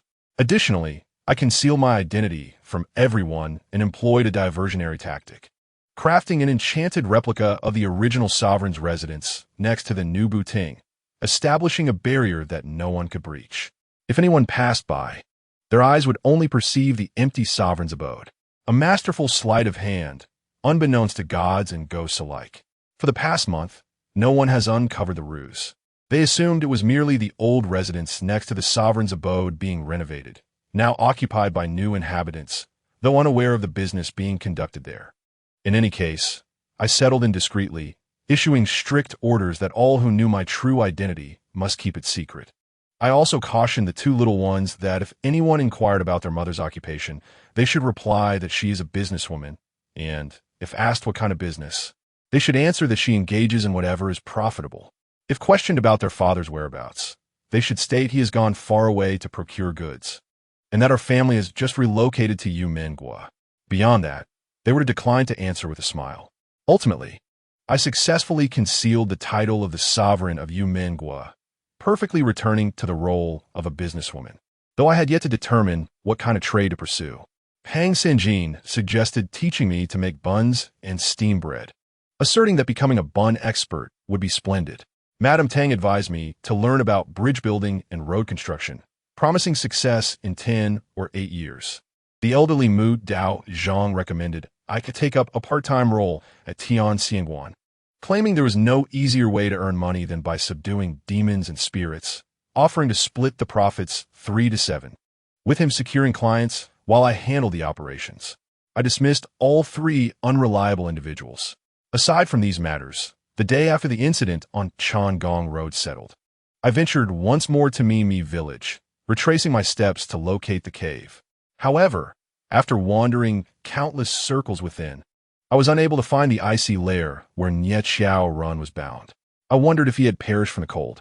Sitting atop the ridge, I surveyed the utterly desolate village, pulling out my small notebook where I scribbled haphazardly. Si Fong, Guanfu, Tianhe, Mimi Village, Ice Pillar. The character Lu embroidered by a woman, and long men. A flurry of seemingly unrelated words spilled from my pen. I could not discern any connections among them. Before me lay a world that appeared utterly normal, so normal that I nearly forgot its peculiar origins. The mystery had become a fog. Why? According to the East Sea Dragon Clan's code, must those who committed grave offenses be exiled here to become the sovereign? As the sun dipped below the horizon, I found myself at a loss, so I decided to cease pondering and let events unfold as they may. Although I was unable to locate Niet Sharon in Mimi village.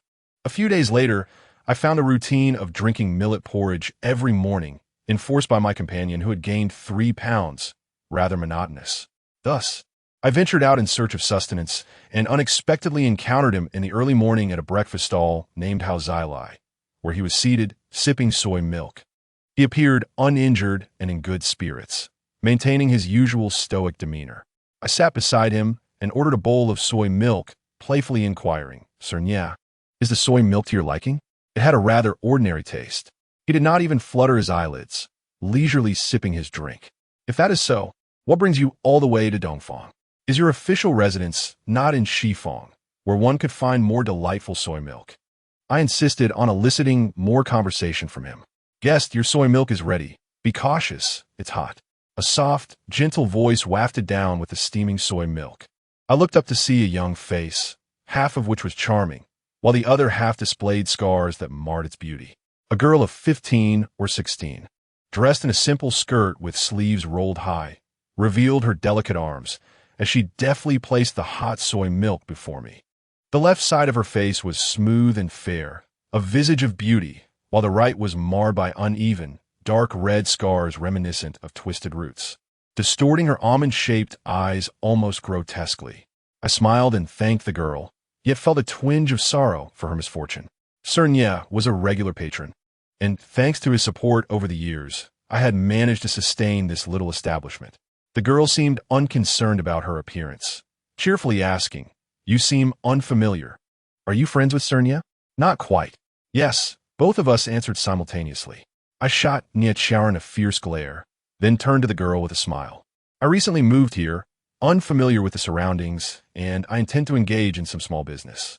I rely on Sernya's guidance to establish myself." "I see." Sernya is indeed kind-hearted. With him managing the affairs of the government, we feel much more secure. "Do you live nearby?" she casually inquired. "In Shaanxi Li?" I replied without hesitation. "Oh, isn't that adjacent to the Guizhu's residence?" The girl mused, curiously asking, "I haven't heard of anyone at the Guizhu's residence for years since I moved here. Have you ever seen the ruler of the land? What do they look like?" "Just a dilapidated house, empty and decrepit. Who would reside there?" I took a sip of the soy milk, which was hot enough to scald my tongue. "As a neighbor of Dongfang, how should I address you?" As she spoke, she turned to the steaming basket and retrieved 2 fragrant, white-steamed cakes, placing them before me. "Consider this my treat. My name is Xiao Chong, the Chongyin Chongjing Dreams. Those who know me call me Madam Boss." I unceremoniously took a bite of the cake, sweet and delicious, and found the name Xiao Chong quite endearing. She was momentarily taken aback, then blushed. "Please enjoy. I still need to steam some buns." After casting a glance at Niet Sharon, she added, "Sernya, your vegetarian tofu will be ready shortly. Please wait a moment." With that, she hurried back to the steam-laden kitchen. After about 10 minutes, I found myself following Niet Sharon like a curious monkey, teasingly remarking as he carried a large bag of fragrant tofu, "So, Sernya, you traveled all this way to care for this tofu beauty? As the Guizhu, do you have nothing else to attend to?" He kept his gaze straight ahead. "Indeed, I am utilizing breakfast as an opportunity to delve into the common people's sentiments and to better understand my subordinates for future collaboration." I replied with a grin. "No one can coexist harmoniously with me." He quickened his pace, his long legs swiftly leaving me behind. I jogged to catch up, suppressing my playful expression. "I'm quite surprised you haven't frozen me to death." He frowned and slowed his pace. "I'm surprised you haven't spoken of it. Why bind yourself to an ice pillar?" A thought suddenly flashed in my mind as I grasped his left hand. Niet Sharon was startled, shaking off my hand with a reprimand. "In broad daylight, there are distinctions between men and women. How can you be so indiscreet? You must have sustained an injury, and in just a few days, it cannot have healed without a trace. Perhaps others overlooked it, but I witnessed your deliberate act of self-harm when you dealt with that brute. I do not comprehend what you are insinuating." He brusquely dismissed me. "I have official matters to attend to. Please step aside." "Very well, let's bypass this topic." I realized I could not press him further and switched back to a light-hearted demeanor. "Let us discuss Xiao Chong. I noticed her gaze toward you, is rather special. Does she have feelings for you? I expected Nichiren to chastise me for my frivolity, yet he halted, examining the tofu in his hand before fixing his gaze upon me. Xiaocheng's parents fell by my sword. The flow of people around us seemed to pause for a brief moment as I was momentarily lost in thought. Pardon? Xiaocheng's parents were a pair of notorious thieves. Wanted for years. 5 years ago, they finally revealed themselves, and I pursued them to Wohu Ling on the outskirts of Shifeng, where I confronted them in a fierce battle, ultimately ending their reign of terror. During the struggle, Xiaocheng's father overturned an oil lamp, igniting the straw hut. Had it not been for her mother pointing out the fire before her death, I would never have realized that a young Xiaocheng was hidden within. It is said that a tiger does not eat its young. In a moment of desperation, the old rogue contemplated taking his daughter with him into the flames. If not for his wife's maternal instincts, Xiaocheng would have perished in that inferno. He recounted the sorrowful tale as he gently swayed the tofu wrapped in a lotus leaf in his hand. You dashed back into the flames to rescue Xiaocheng, but were a moment too late. You saved her life, yet her beauty was lost. I said with a wistful smile, "A person like you is indeed rare. Misfortune should not befall the children." He replied calmly. At that time, Xiaocheng was merely 10 years old. The fire not only scarred her visage, but also inflicted great trauma. After recovering, she refused to speak for an entire year. I rented a house near the government office, hired a woman to care for her, and whenever I had time, I would visit her. Gradually, she became comfortable with me and learned to communicate normally with the outside world, yet she never mentioned anything about her parents. As she grew older and learned to make buns, I sought a bustling location away from Shifeng and open house Zilai. Having something to occupy her time was essential for stability. When she matures further, I shall arrange a suitable marriage for her. I have a fondness for those who are not swayed by emotions, yet harbor kindness. Such individuals seldom utter sweet words, yet they act upon them. Nichiren seems to embody this very essence. You speak as if you were a parent. I shrugged. The flames must have been quite fierce indeed. Very fierce, he remarked, a shadow of despair clouding his eyes, a truly devastating fire. Do you feel guilty? I mused, finding it hard to reconcile such a stoic figure with a complex and melancholic expression. He shook his head. At least she survived. Can there be a better outcome than that? Is this good? I poked at the tofu in his hand, hoping to lighten the mood, as the weighty subject seemed ill-suited for such a bright morning. I have no particular expectations for food. Do not follow me. He did not glance back, striding away, only to pause a few steps ahead and turn slightly to face the air, saying, "I owe you 2 favors. I remember, and you may call upon me whenever you wish." In response to his retreating figure, I initially wished to inquire about the cave and the absence of shadows in Mimi village, but I soon deemed it too trivial to barter for favors. So I simply smiled and replied, "Very well." Following that morning, I did not encounter Nichiren again. Instead, I developed a new habit of visiting house Zilai for breakfast every few days, sometimes bringing unknown friends along, encouraging them to address Xiaocheng as sister.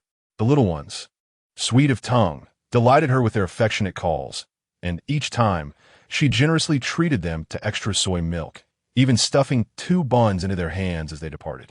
I wish to offer her payment, yet she adamantly refuses, expressing that our regular visits to tend to her business suffice to satisfy her. As for the small tokens for the children, she insists there is no need for formality. You have a fondness for children, do you not? I once remarked. She shyly fidgeted with her apron, neither affirming nor denying.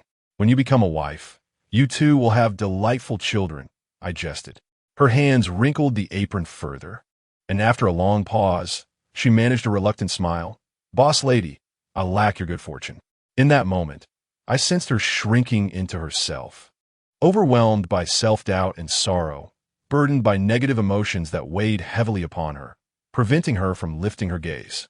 Yet, in an instant, she returned to her lively self, inquiring if I had seen Sharon recently. I replied that I had not. It had been over half a month since our last encounter. Moreover, based on my observations, without the swift dragon horse for transport, the distance from Dongfang to Shifeng was indeed quite far, compounded by my busy schedule with renovations. which led me to temporarily abandon the idea of visiting Chiaren's official residence. The longer I stayed, the more I realized the vastness of Yumen country. Has he not returned since that day? I asked. Xiao Chong shook her head. He is likely preoccupied with official duties. The cases that fall into his hands are as towering as mountains, with those in need of help and those to be apprehended as numerous as the stars. To whom much is given, much is expected, I chuckled, understanding why he garnered such respect and even reverence from everyone. With him around, the citizens of Sifong felt secure. A beautiful smile graced the unblemished half of Xiao Chong's face as she said, "Boss lady, if you happen to meet Lord and I, please remind him to dress warmly. For I often see him in thin clothing, and considering the time, it seems snow may soon fall." Each year, as spring approached, Yumen country experienced several days of heavy snowfall. I glanced at the overcast sky, exhaling into my palm, realizing why the temperature had dropped sharply in recent days. Pang Sanjin had managed to craft 2 lovely sets of cotton jackets and pants for Wei Ji and Jiang who overnight. The green set was adorned with large floral patterns, while the red set boasted golden coins. He remarked that they looked like auspicious children from a traditional painting. This time, Jiang, who did not complain about being dressed like a sausage, privately expressing to me that although he was not afraid of the cold, the outfit made by Uncle Sanjin was incredibly comfortable, akin to being enveloped in cotton candy, soft and warm. Over the course of a month, the 2 little ones grew increasingly harmonious with Pang Sanjin, primarily due to his culinary skills. However, Pang Sanjin remained unchanged, focusing solely on cooking without partaking in any himself.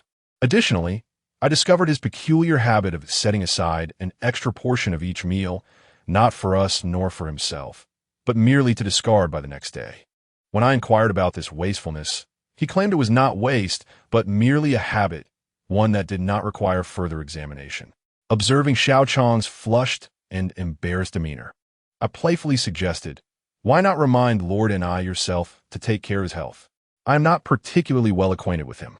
You've heard him say we are not friends." That was a jest. She laughed heartily. "If Lord and I did not consider you a friend, he would not speak with you at all. He is inherently a man of few words. You like him, do you not, despite the age difference?" My sudden remark startled Xiao Chong, nearly causing her to drop the dishes in her hands as she hurriedly protested, "That is not true. Boss lady, do not speak such nonsense. I hold only gratitude for Lord and I, and nothing more." Her face turned into a flustered tomato, her voice dwindling. "Moreover, Lord and I is distinguished and the head of the government. How could he ever regard someone like me?" As she walked away, her slender silhouette appeared particularly forlorn, like a small cloud drifting aimlessly, filled with concern for both the present and the future. I placed the breakfast payment on the table without bidding her farewell, silently departing amidst the sounds of patrons slurping their soy milk. In truth, I struggled to find the right words to console or encourage her. A girl in the bloom of youth should possess a beautiful face, wear lovely garments, and have a beloved to cherish, as well as a wedding to look forward to. Xiao Chong had only a breakfast shop, a steamer full of buns and bread, and those gazes cast upon her filled with pity or disdain. She was not happy, despite the protection offered by Chiaren. Chapter 28. Lu Sheng 3. The weather improved slightly today. The anticipated snow had yet to fall. I found myself musing about Xiao Chong as I turned into a different street and entered a bookstore. I casually selected 2 volumes of traditional books. As in a world devoid of the internet, I had to rely on leisurely reads to pass the time. The shopkeeper personally selected them for me, claiming they were the most popular and widely read. Upon inspection, one was the new tale of Jinping Mei, and the other records of strange tales. The former shall go unmentioned, merely a vulgar novel concocted by bored individuals. The latter, however, held some intrigue. It was a hodgepodge of various anecdotes concerning mountain spirits and demons, featuring tales such as a young nobleman being pushed into the latrine by a mysterious hand on the wall, or a young lady from the Leaf family growing fox fur on her lips after fainting for 3 days. The printing was rather crude, far from modern standards, but the neat script made it manageable to read, despite the occasional typographical error. Carrying the fragrant books and purchasing a bag of secret sesame candy for Wei Ji, I leisurely strolled, calculating the time it would take to return home, where Pang Sanjin should have lunch ready. Ever since the renovations were completed, I must admit my days had become exceedingly idle, with little to occupy my time aside from wandering and teaching the two little ones to read, draw, and compose essays, not to mention waiting for meals. One might question which prisoner could enjoy such leisure. I felt a twinge of guilt. Before I reached the door, I suddenly noticed two hunched, elderly figures hesitating in front of my makeshift royal palace. Upon closer inspection, they were an elderly couple, their hair streaked with gray, carrying a frayed bundle, their appearance weary and forlorn as they gazed at the illusory residence. Old man, do not attempt it. The royal palace is not a place for ordinary mortals like us. I called out, for otherwise, how would such a grand estate exist without a single guard? The elderly woman, her eyes swollen, grasped her husband's arm as he attempted to step closer to the palace. It was then I noticed that the old man had lost his left foot up to the ankle, relying on a rudimentary wooden prosthesis for support. Clearly, they could not enter. My barrier would cause anyone who approached the entrance to be returned to their original position. The royal palace would not permit unrestricted access, even if phantoms. They say the lord of the country resides in longing. Why we come so many times over the past 3 years without a glimpse? The old man lamented, stamping his foot in frustration, his breaths coming in heavy gasps. The elderly woman hurriedly helped him to sit aside, soothing his chest helplessly. A ruler of a nation is not someone one can simply meet. He possesses divine strength and infinite transformations. Even if we were to cross paths, we might not recognize him. We have perhaps underestimated the complexity of the situation. Were they seeking me? No, I'd only arrived a month ago. It seemed they were entirely unaware that a new ruler had taken the throne. This was indeed a peculiarity of human country. While the change of a ruler, though not as grand as a new emperor ascending the throne, should not pass by unnoticed. Pang Sanjin had mentioned only when I settled in that he would announce to the world the change of leadership. But whether he intended to publicly disclose my identity was uncertain. Are you here looking for the lord of the country? I inquired as I approached. The elderly couple's eyes brightened at my question, and the woman eagerly grasped my hand, exclaiming, "Young lady, do you know the whereabouts of the lord? He seems to have gone on a journey. What brings you to seek him?" I asked, feigning ignorance. We, the elderly man, seemingly suffering from asthma, took a long time to catch his breath before finally managing. "We are here to file a complaint." "A complaint against whom?" I asked, intrigued. The old man clutched his chest, gritting his teeth as he replied, and I, "Xiao, Paying. This individual truly cannot withstand praise. Just a moment ago, I remarked on his tireless dedication to the people, and immediately someone arrived to lodge a complaint.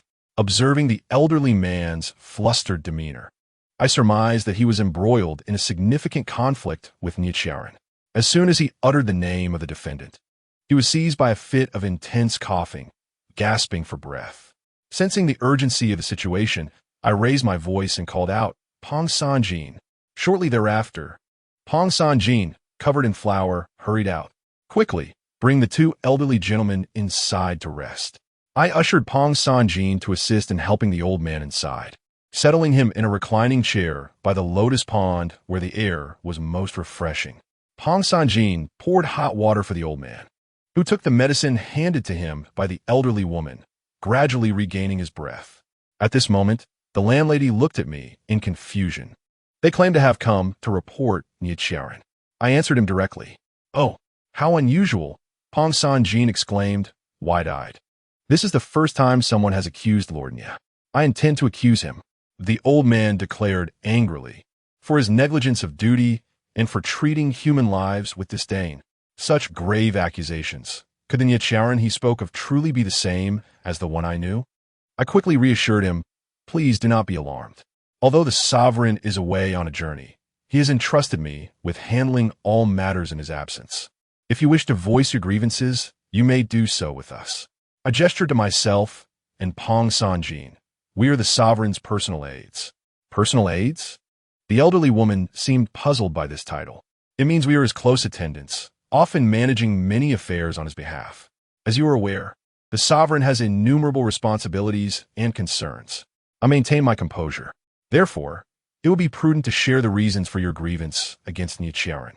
Can you truly act on behalf of the sovereign for us? The old man's eyes betrayed skepticism, yet desperation prevailed, leading him to consider the possibility. I nodded emphatically and discreetly pinched Pong Sanjin, who also quickly nodded in agreement. Rest assured, I have served beside the sovereign for many years, and I would never allow corruption or injustice to flourish within Yumengwa. Upon hearing this, the elderly woman seemed to lose all strength, collapsing onto the ground in tears. We are truly at our wits' end. Then, through her intermittent sobs, she recounted, we live in a remote village on the outskirts of the northern Fong, and, after many years, we finally had a daughter, whom we named Suyu. After nurturing her to the age of 16, she blossomed into a beauty, gifted with exceptional talent, particularly in painting. 3 springs ago, Suyu expressed her desire to visit her uncle, a painter in Shifeng, and shared her wish to explore the nearby fairy mountains and spiritual streams. Seeking inspiration for a landscape painting, we thought it safe for her to go, given that she would have family to look after her, so we bid her farewell, hiring a reliable carriage for her journey. However, a month passed without a word from her. The elderly couple hurried to Shifeng to inquire with Suyu's uncle, only to discover that he had never seen her. The father initially refused to believe this, angrily asserting that his brother-in-law had deceived his daughter, until the uncle's colleagues testified that they had been occupied with a mural project for months and had not seen Suyu at all. The father remained unconvinced and reported the matter to the authorities. Nichiren dispatched subordinates to investigate, confirming that the uncle spoke the truth. Consequently, Suyu's case was classified as a missing persons case, left to the government to handle. The elderly couple nearly exhausted their savings, tracing Suyu's path from the day she left, visiting the authorities multiple times each year, only to be met with headshakes and assurances to remain patient. 3 years had passed, yet how many more years do we have left? The old man exclaimed. I went directly to Nichiren, offering him every last coin I had. But he drove me out of the courtroom, threatening to charge me with bribing an official if I continued to press the matter. Such sanctimonious rhetoric is merely an excuse for their incompetence. The father coughed again in anger. If he refuses to act, I will seek justice from the sovereign. I refuse to believe that in the vast Yumengwa, there is no one who can uphold justice.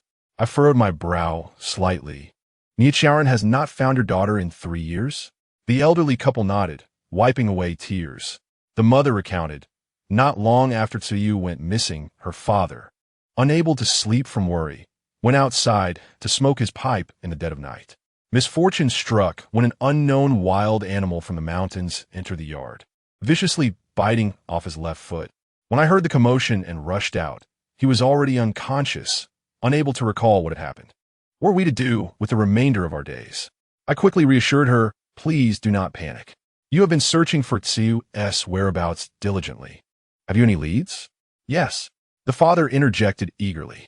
The tea stall owner near the Shifeng city gate claimed to have seen Tsuyu. He mentioned that she limped due to a congenital disability and had asked him which mountain had the best scenery. The owner replied that it was certainly Wohuling, as it is the most beautiful spot in the outskirts of Shifeng, and that if one could reach the summit before dawn, the sunrise would be breathtaking. Regardless of the season, many venture there, either in groups or alone, to admire the splendid views. Wohuling? I echoed. Did you not share this lead with Nichiren? We did not, the mother replied helplessly. They had initially sent a search party into the mountains, but after more than 10 days, they found nothing. When we implored them to search again, Nichiren firmly declared that Tsuyu was not to be found there, and that any further search would be a waste of manpower and time. Refusing to accept this, we searched ourselves, questioning every household in the mountains and every traveler. Several times, my husband and I nearly slipped off the cliffs. Despite our efforts, it was as if Tsuyu had vanished from this world. At times, exhausted and disheartened, my husband would muse whether we had simply imagined her existence, that perhaps we were merely growing senile. As she spoke, she struck her head in frustration, lamenting, why did we not accompany her ourselves? What does it matter if our fields were left unattended? It is all our fault. I grasped her frail, bony hand. No one can vanish without a trace. Even spilled soy sauce leaves marks, though others may not see them. Hong San-jin helped the mother sit on a chair, assuring her, as long as Suyu is not a figment of your imagination, she can certainly be found. Really? The elderly couple nearly knelt before us. Are you truly willing to help us find Suyu? Indeed, I replied, and perhaps I shall also teach Nichiren a lesson in the process. If we can find Suyu, we shall not press charges against him. I detest when others suggest that what you seek has disappeared. Even if I were a supernatural being, I firmly believe in the principle of energy conservation. For instance, my hidden stash of money occasionally disappears, yet I always manage to retrieve it from my cheese pockets or shoe boxes. Besides engaging in casual conversation over tea, I am quite adept at locating lost items. Did I not recover 12 stones from every corner of the earth? Therefore, I have taken it upon myself to resolve the matter of Tsu, firstly to demonstrate to Nichiren that I can accomplish what he cannot, proving that as his superior, I am not merely a gossiping busybody. Secondly, as a fellow parent, I empathize deeply. I instructed Pong San-jin to find a nearby inn to accommodate the elderly couple, and requested a portrait of Tsuyu. Madam, consider this. If we manage to find Tsuyu, what if Pong San-jin returns and hands me the portrait, hesitating to speak? What if what we find is merely a pile of bones? I understood his concern. Even bones buried in the earth would provide a place to mourn. It is preferable to live a life devoid of meaning than to engage in endless searching and waiting. I gazed at the portrait of the youthful and beautiful maiden and pondered. Do you believe she has already passed? I hope I am mistaken. Turning around, I began to prepare dinner. I called out to him and suddenly declared, I have conceived a business idea that suits me. Are you agreeing to sell steam buns? Not buns, but rather the skills and expertise I possess. I solemnly stated, from this day forth, I shall officially launch my new venture. Anything that cannot be found will be entrusted to me. Huh? His expression was one of disbelief. The proprietress. This is no easy business. Why bother? Because I am idle. I found myself rather pleased with my sudden inspiration. Listen, you should create a price list to display at my entrance, with the first line reading, Only for you, seeking the lost beauty. Fat Sanjin chuckled, and upon seeing my glare, quickly suppressed his laughter. Please continue. The next line should state, Only what you do not wish to find. Nothing escapes my grasp. The font should be larger. Then, it should list both living and inanimate objects, large and small items, those who have run away from home, those who owe money and refuse to pay. Any customer with a need should immediately turn left into my establishment, billed by the item, price negotiable. Payment accepted only in gold. After pondering for a moment, I decisively concluded, thus it shall be. Oh, and prepare more business cards for me. Those little slips detailing my services and address. Very well. I shall prepare a conspicuous sign to be placed on the left side of the entrance, ensuring it is clear to all passers-by, and then I will prepare those slips. Fat Sanjin was struggling to contain his laughter. Is this truly so amusing? I inquired, somewhat dissatisfied. No. He quickly waved his hand. It's just that no ruler has ever been as amusing as you, proprietress. You have never shared their stories with me. I seized the opportunity to ask, so tell me, proprietress. I spoke to you in the same manner back on the plank road, and it remains unchanged. Fat Sanjin chuckled. I must prepare. After taking a few steps, he muttered to himself, if only we could truly recover the lost beauty, how wonderful that would be. Why do I only encounter individuals full of secrets who refuse to divulge even a morsel? This incessant curiosity is truly testing my patience. I suddenly found myself missing A.O. Chi, this single-minded chatterbox. Wait, where have the two little ones gone? They took a ding and Xian long out to play before you returned, saying they would be back before dinner. Oh, the yard felt particularly empty with just me remaining, the only sound being the occasional splash of frogs in the lotus pond. After clearing the weeds, I had not encountered any foul-mouthed snakes. As the light around me gradually dimmed, I walked to the entrance and lit the simple gauze lantern under the eaves. The soft yellow glow enveloped a small, gentle world. Each time I saw it, I would think of Ruan Yen Luo, hanging at the entrance of the Wangchuan General Store, pausing to drink tea, lost in the dreams and memories of a fleeting life. The general who nearly brought the world to ruin seemed to have evaporated, never to reappear in my life. If I were to become a customer at the new establishment, the first person I would seek out would be him. Just as I was about to enter, a cacophony of voices reached my ears from afar. "I'm so beautiful. Where's the beauty in that? Your nose is so flat." "Nonsense. Mother said that when I grow up, my nose will be tall. Growing up still makes you an ugly duckling." A dang was on the back, engaged in a bout of punching and kicking, while Xian Long roared in indignation. "Try using me as a shield again." Regardless of their ridiculous antics, seeing them return home safely was worth more than anything. So many people will never find their way back to this path. "What are you arguing about?" I approached them, lifting each by the arm. Wu Ji suddenly thrust a portrait in front of me, demanding my judgment with an air of defiance. "Mother, look how beautiful it is." The portrait was fluidly drawn, lifelike, as if it had captured Wu Ji's face directly, the blush on her cheeks radiating as if from her very skin, the artistry impeccable. "Who drew this for you?" I took the portrait to examine it closely and noticed a tiny signature, Lu Shang from the West City Gate. Wu Ji hurriedly replied, "He is so talented. He captured my likeness with just a glance." "You traveled all the way to the West City?" "We were forced to escape there." Wu Ji poked a dang on the head. "Originally, we were at the East City Gate watching people make dough figurines.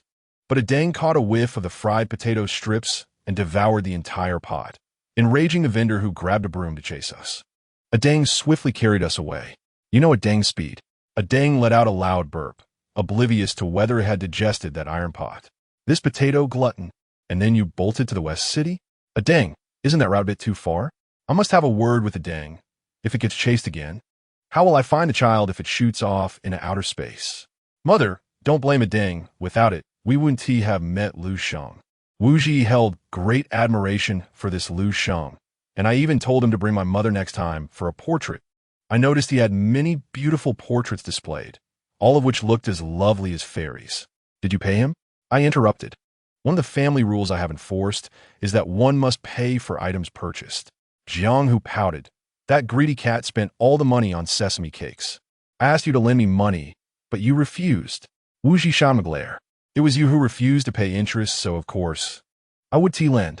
Saving pocket money is not easy for me either." Jiang Hu retorted, "Besides, you were the one pestering others for a portrait. I didn't draw it. Since when does a brother charge interest from his sister? You often tell me you don't want this brother.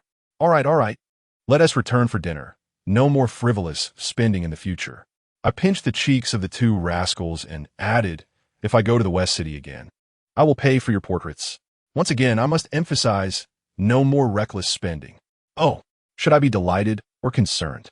From these daily exchanges, it seems the two little ones have matured, even knowing about charging interest. Although this mannerism resembles mine, I likely had no understanding of money at their age.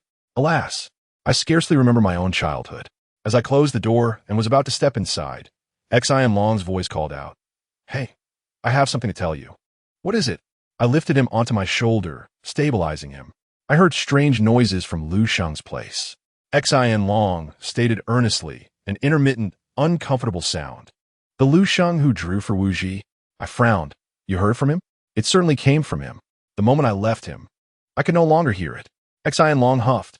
"You don't believe me? My hearing transcends all. Even a blind have good hearing." I acknowledged his abilities. Not every blind person is so exceptional. He waved his fists, nearly losing his balance. I quickly steadied him and asked, "What exactly was that sound?" He shook his head.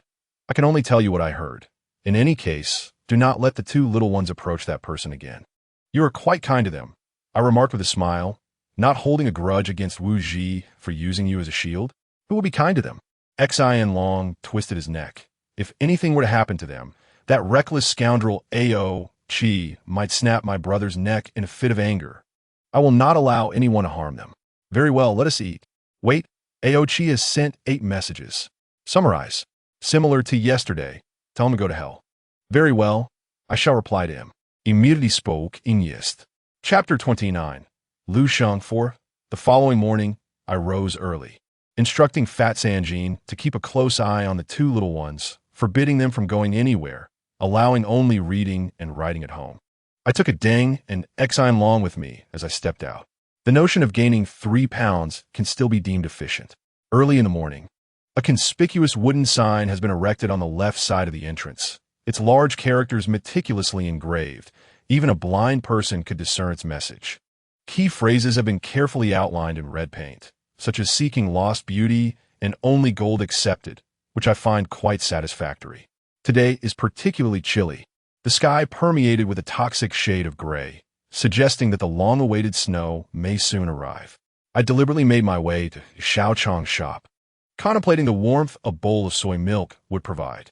However, what greeted me was the firmly shut door of the establishment.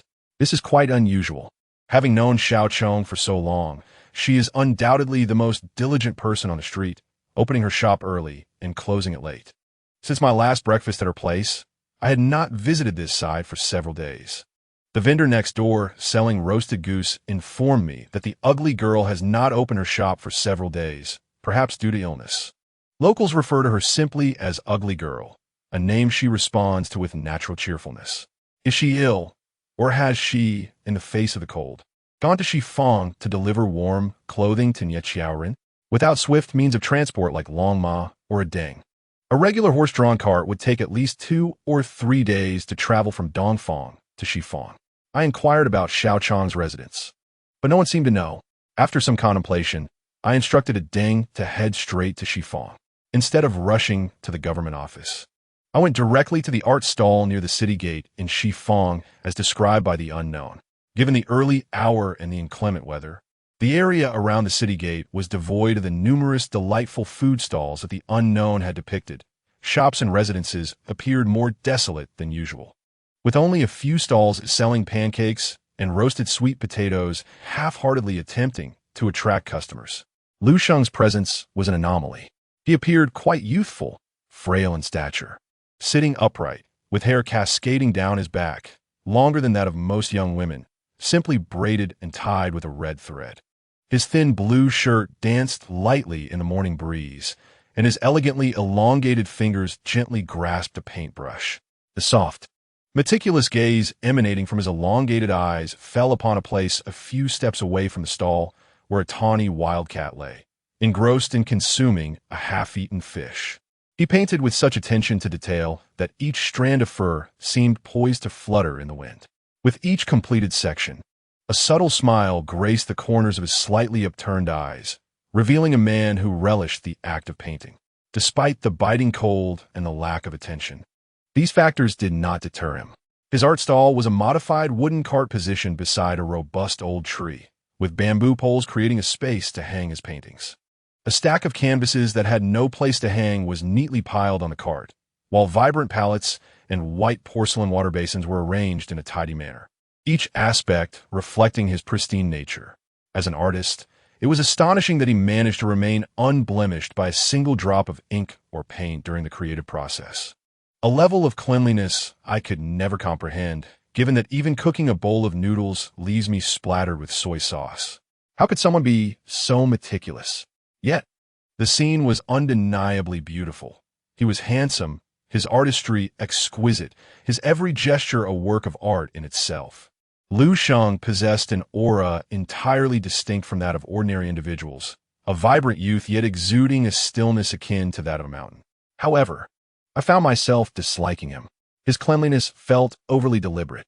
After completing his last stroke, he set down the brush, gently blowing on the still wet ink before smiling and inquiring, "You must be the mother of the unknown?" This unexpected greeting startled me. As you approached from a distance, I caught a glimpse of your familiar face. He shifted his neck slightly. The young girl has grown up. Her appearance is at least 70% akin to yours, a beauty in the making. Your gaze is quite piercing. I chuckled, suggesting that he could deduce the future appearance of others. Flesh is easy to alter, but bones remain unchanged. The essence of a person is often lifelong. He smiled at me. To paint a tiger is to depict its skin, but to capture its spirit is another matter. I teased. His smile faltered briefly before returning to its usual warmth as he asked, "In such dreadful weather, what brings you here?" If not merely to engage in idle chatter with Lu Sheng, I produced a piece of silver. "I'm unsure of the pricing for your magnificent work.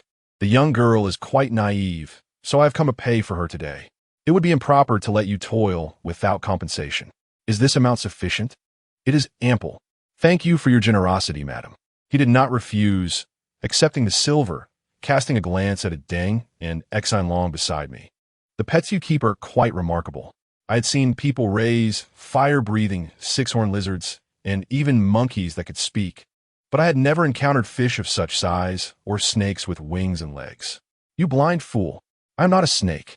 I am a dragon, exiled exclaimed, jumping up on a Deng's back, only to realize something was amiss after his outburst. A dragon? Lu Sheng's eyes sparkled with intrigue. Then he chuckled. You claim to be a dragon? Dragons do not resemble you. A hint of yearning flickered across his face as he murmured, a true dragon transcends all. Have you ever encountered a genuine dragon? I countered. He returned from a momentary reverie, shaking his head with a smile. I hope to witness such a day. When did dragons become such a rarity? I see my own dragon daily, having observed it for countless years, never once perceiving any advantage that would evoke envy. Hush! Keep this under wraps. Do you reside in Shifeng?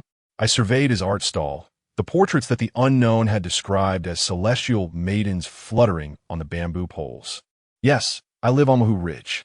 Lu Sheng did not shy away from sharing, likely in high spirits after receiving silver. Mahu Ridge. Sounds like a desolate place rife with bandits, I remarked casually. Not at all. Lu Sheng corrected me. Though the name sounds foreboding, it is actually a beautiful place, with many houses along the way, and several offer lodging and meals to travelers for their livelihood. Each spring and autumn, many visitors come to enjoy the scenery. Is that so? I shall visit someday. I suddenly inquired, have you always set up your stall here? This location is convenient for returning home, and it is easier for regular customers to find me, he replied. After some thought, I opened the large floral fabric bag I had purchased from the fabric shop, retrieving the portrait of Chui Yu, asking, with your exceptional eyesight, do you recall seeing a girl resembling this one around 3 springs ago? He took the portrait, scrutinizing it carefully, and quickly affirmed, I have seen her. She had a slight limp in her left leg. She lingered at my stall for quite a while, inquiring about the best sights at Wahoo Ridge. My heart leaped with joy as I eagerly asked, what happened next? Do you know where she went? Since she asked about Wahoo Ridge and left the city, she likely headed there, he surmised. And you never saw her return? He shook his head firmly, no. I did not. He then asked, what has happened to this girl? She has been missing for 3 years, neither seen alive nor found deceased. I tucked away the portrait, sighing. Her elderly parents yearn for her return, unsure if they will ever see that day. Life and death are predestined, Lu Sheng said calmly. Good deeds yield good results, and evil deeds yield evil results. The fates of all beings are largely dictated by their own actions. I advised the elderly not to dwell in sorrow. His detachment towards life and death was unexpectedly profound. You make a valid point, I conceded, turning to continue admiring the portraits of beautiful women. Given your age, I presume you are yet unmarried? I have younger siblings who have yet to mature. Discussing marriage at this time is premature, he replied earnestly. As the eldest brother, I bear numerous responsibilities that cannot be neglected. You have siblings? Our parents passed away early, leaving us 3 siblings to rely on one another. He placed a paintbrush in the water basin, the ink swirling in the clear water.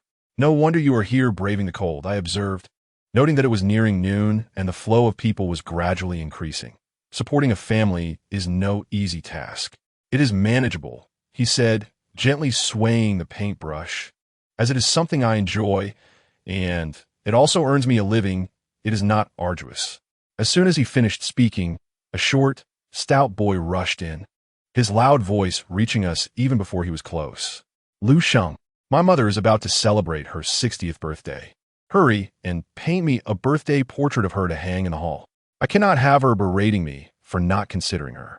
Very well. How about you come to collect it in 2 hours? Sure, please. No need to mention it. Lu Sheng, while attending to him, took out new paper and selected his brush to grind. I shall take my leave then, so as not to interrupt your business. Just as I was about to depart, I paused and turned back, revealing that I too am a merchant. If you happen to lose anything, you may seek my assistance in retrieving it. My shop specializes in such services. Oh, he looked up, astonished and bewildered. Is there such a trade? Henceforth, do not refer to me as madam, but as boss lady. I chuckled. My shop is located in Dongfang, Shaanxi, Just keep going straight, and when you see the unceasing throng, stop. Farewell. He smiled and politely bowed, saying, take care. A few scattered snowflakes finally floated down gracefully, and as I walked, I could not resist glancing back once more. Lu Sheng had returned to his world. Amidst the ebb and flow of people, he and his painting stall stood like the final green leaf of spring, stubbornly and solitary, confronting the harshness of winter. Regardless of the odds, it was indeed a peculiar feeling. I turned to Exiled and remarked, I did not discover anything unusual about him. Yet I still hear those annoying sounds. Exiled asserted, I have been listening while you spoke. By the way, do you believe he is human? He exudes a human aura, without any flaws. I pondered for a moment. However, for an ordinary person to be dressed so lightly in such weather, without any means of warmth, and to sit for an extended period without movement, one would not only risk freezing, but would inevitably suffer from stiff limbs. Yet he showed no signs of cold and effortlessly wielded his brush to paint, which is indeed remarkable. What exactly are the sounds you mentioned? Exiled contemplated for a while, and then stated, today I can hear them more clearly than yesterday. They resemble the cries of some animal. Something I should have heard before. An animal? Are you certain? If Lu Sheng were a creature that had transformed into a human, I would see through it instantly. Yet this youth is utterly inscrutable. I'm not too sure. Let me think further. Exiled shook his head, reflecting for a long time, then suddenly raised his head and declared, it is the sound of a tiger. A tiger? How could a delicately built young man possess the voice of tiger? I turned back once more, but Lu Sheng had already been left far behind, his figure now a mere indistinct outline among the crowd. Chapter 30. Lu Sheng, 5. Nie Chaoran's lair was even more solemn and imposing than I had imagined. The government of Yumen Kingdom, situated in the heart of the Western District, resembled a colossal fortress with impenetrable walls. From the winged Qilin beast at the entrance to the 99 ascending steps, and every wall, both inside and out, all were cast from iron or some unknown metallic liquid, shimmering with a chilling hue under any light. Not to mention touching it. Even a mere glance sent shivers down my spine, an icy sensation crawling out from within. There was not a single gap to exploit. After laboriously ascending the wide and towering 99 steps, I waited for 10 minutes at the entrance for someone to announce my arrival. I truly wondered who was in charge here. Furthermore, why did everyone else have housing conditions far superior to mine? It was quite disheartening. A tall officer led me through a labyrinthine corridor, finally stopping at a spacious area paved with white stones, where statues of the azure dragon, white tiger, vermilion bird, and black tortoise stood at each corner. He pointed to the central 7-story black tower and said, the esteemed official is reviewing documents inside the Xuanji Tower. Please enter to meet him. With that, four officers stationed at the tower's entrance pushed open the towering door that stood at least 3 meters high. I slowly made my way inside, with a Deng trailing cautiously behind me, glancing around warily, and Exiled perched on my shoulder, clutching me tightly with his claws. The light inside the tower was good, and the entire space extended upward in an octagonal shape, with bright glass lanterns hanging in every corner. Besides the winding staircase, all I could see were rows upon rows of bookshelves of indeterminate height and width, spiraling around the entire space, towering and vast, each compartment filled with manuscripts. A different kind of grandeur. A voice from above called out, I am on the 3rd floor. I hurriedly climbed up, and as I turned onto the 3rd floor, I was greeted by the sight of Nie Chaoran sitting on the ground, surrounded by piles of open documents. Has Xiao Chong come find you? I immediately inquired. As her neighbor mentioned, she hadn't opened her shop for several days. She has disappeared. Nie Chaoran did not turn around, continuing to sift through the items in his hands. I was taken aback and took 2 steps closer to him. Have you not gone to her home to check? I have searched all the places she might have gone. His fingers glided over the yellowed paper. Did you say something to hurt her feelings? I instinctively envisioned a scene of a woman heartbroken after a failed confession. I also need the chance to speak. He replied calmly, the day after we parted ways. I want to find Xiao Chong, but her shop was firmly closed. This implies you have been searching for her for many days without any leads. Hence, I came to Xuanji Tower to retrieve the files on all missing person cases from the past decade. Have you discovered anything?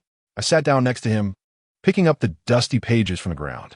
The contents were simple, merely noting the date, location of disappearance, the identity of the informant, and the characteristics of the missing persons.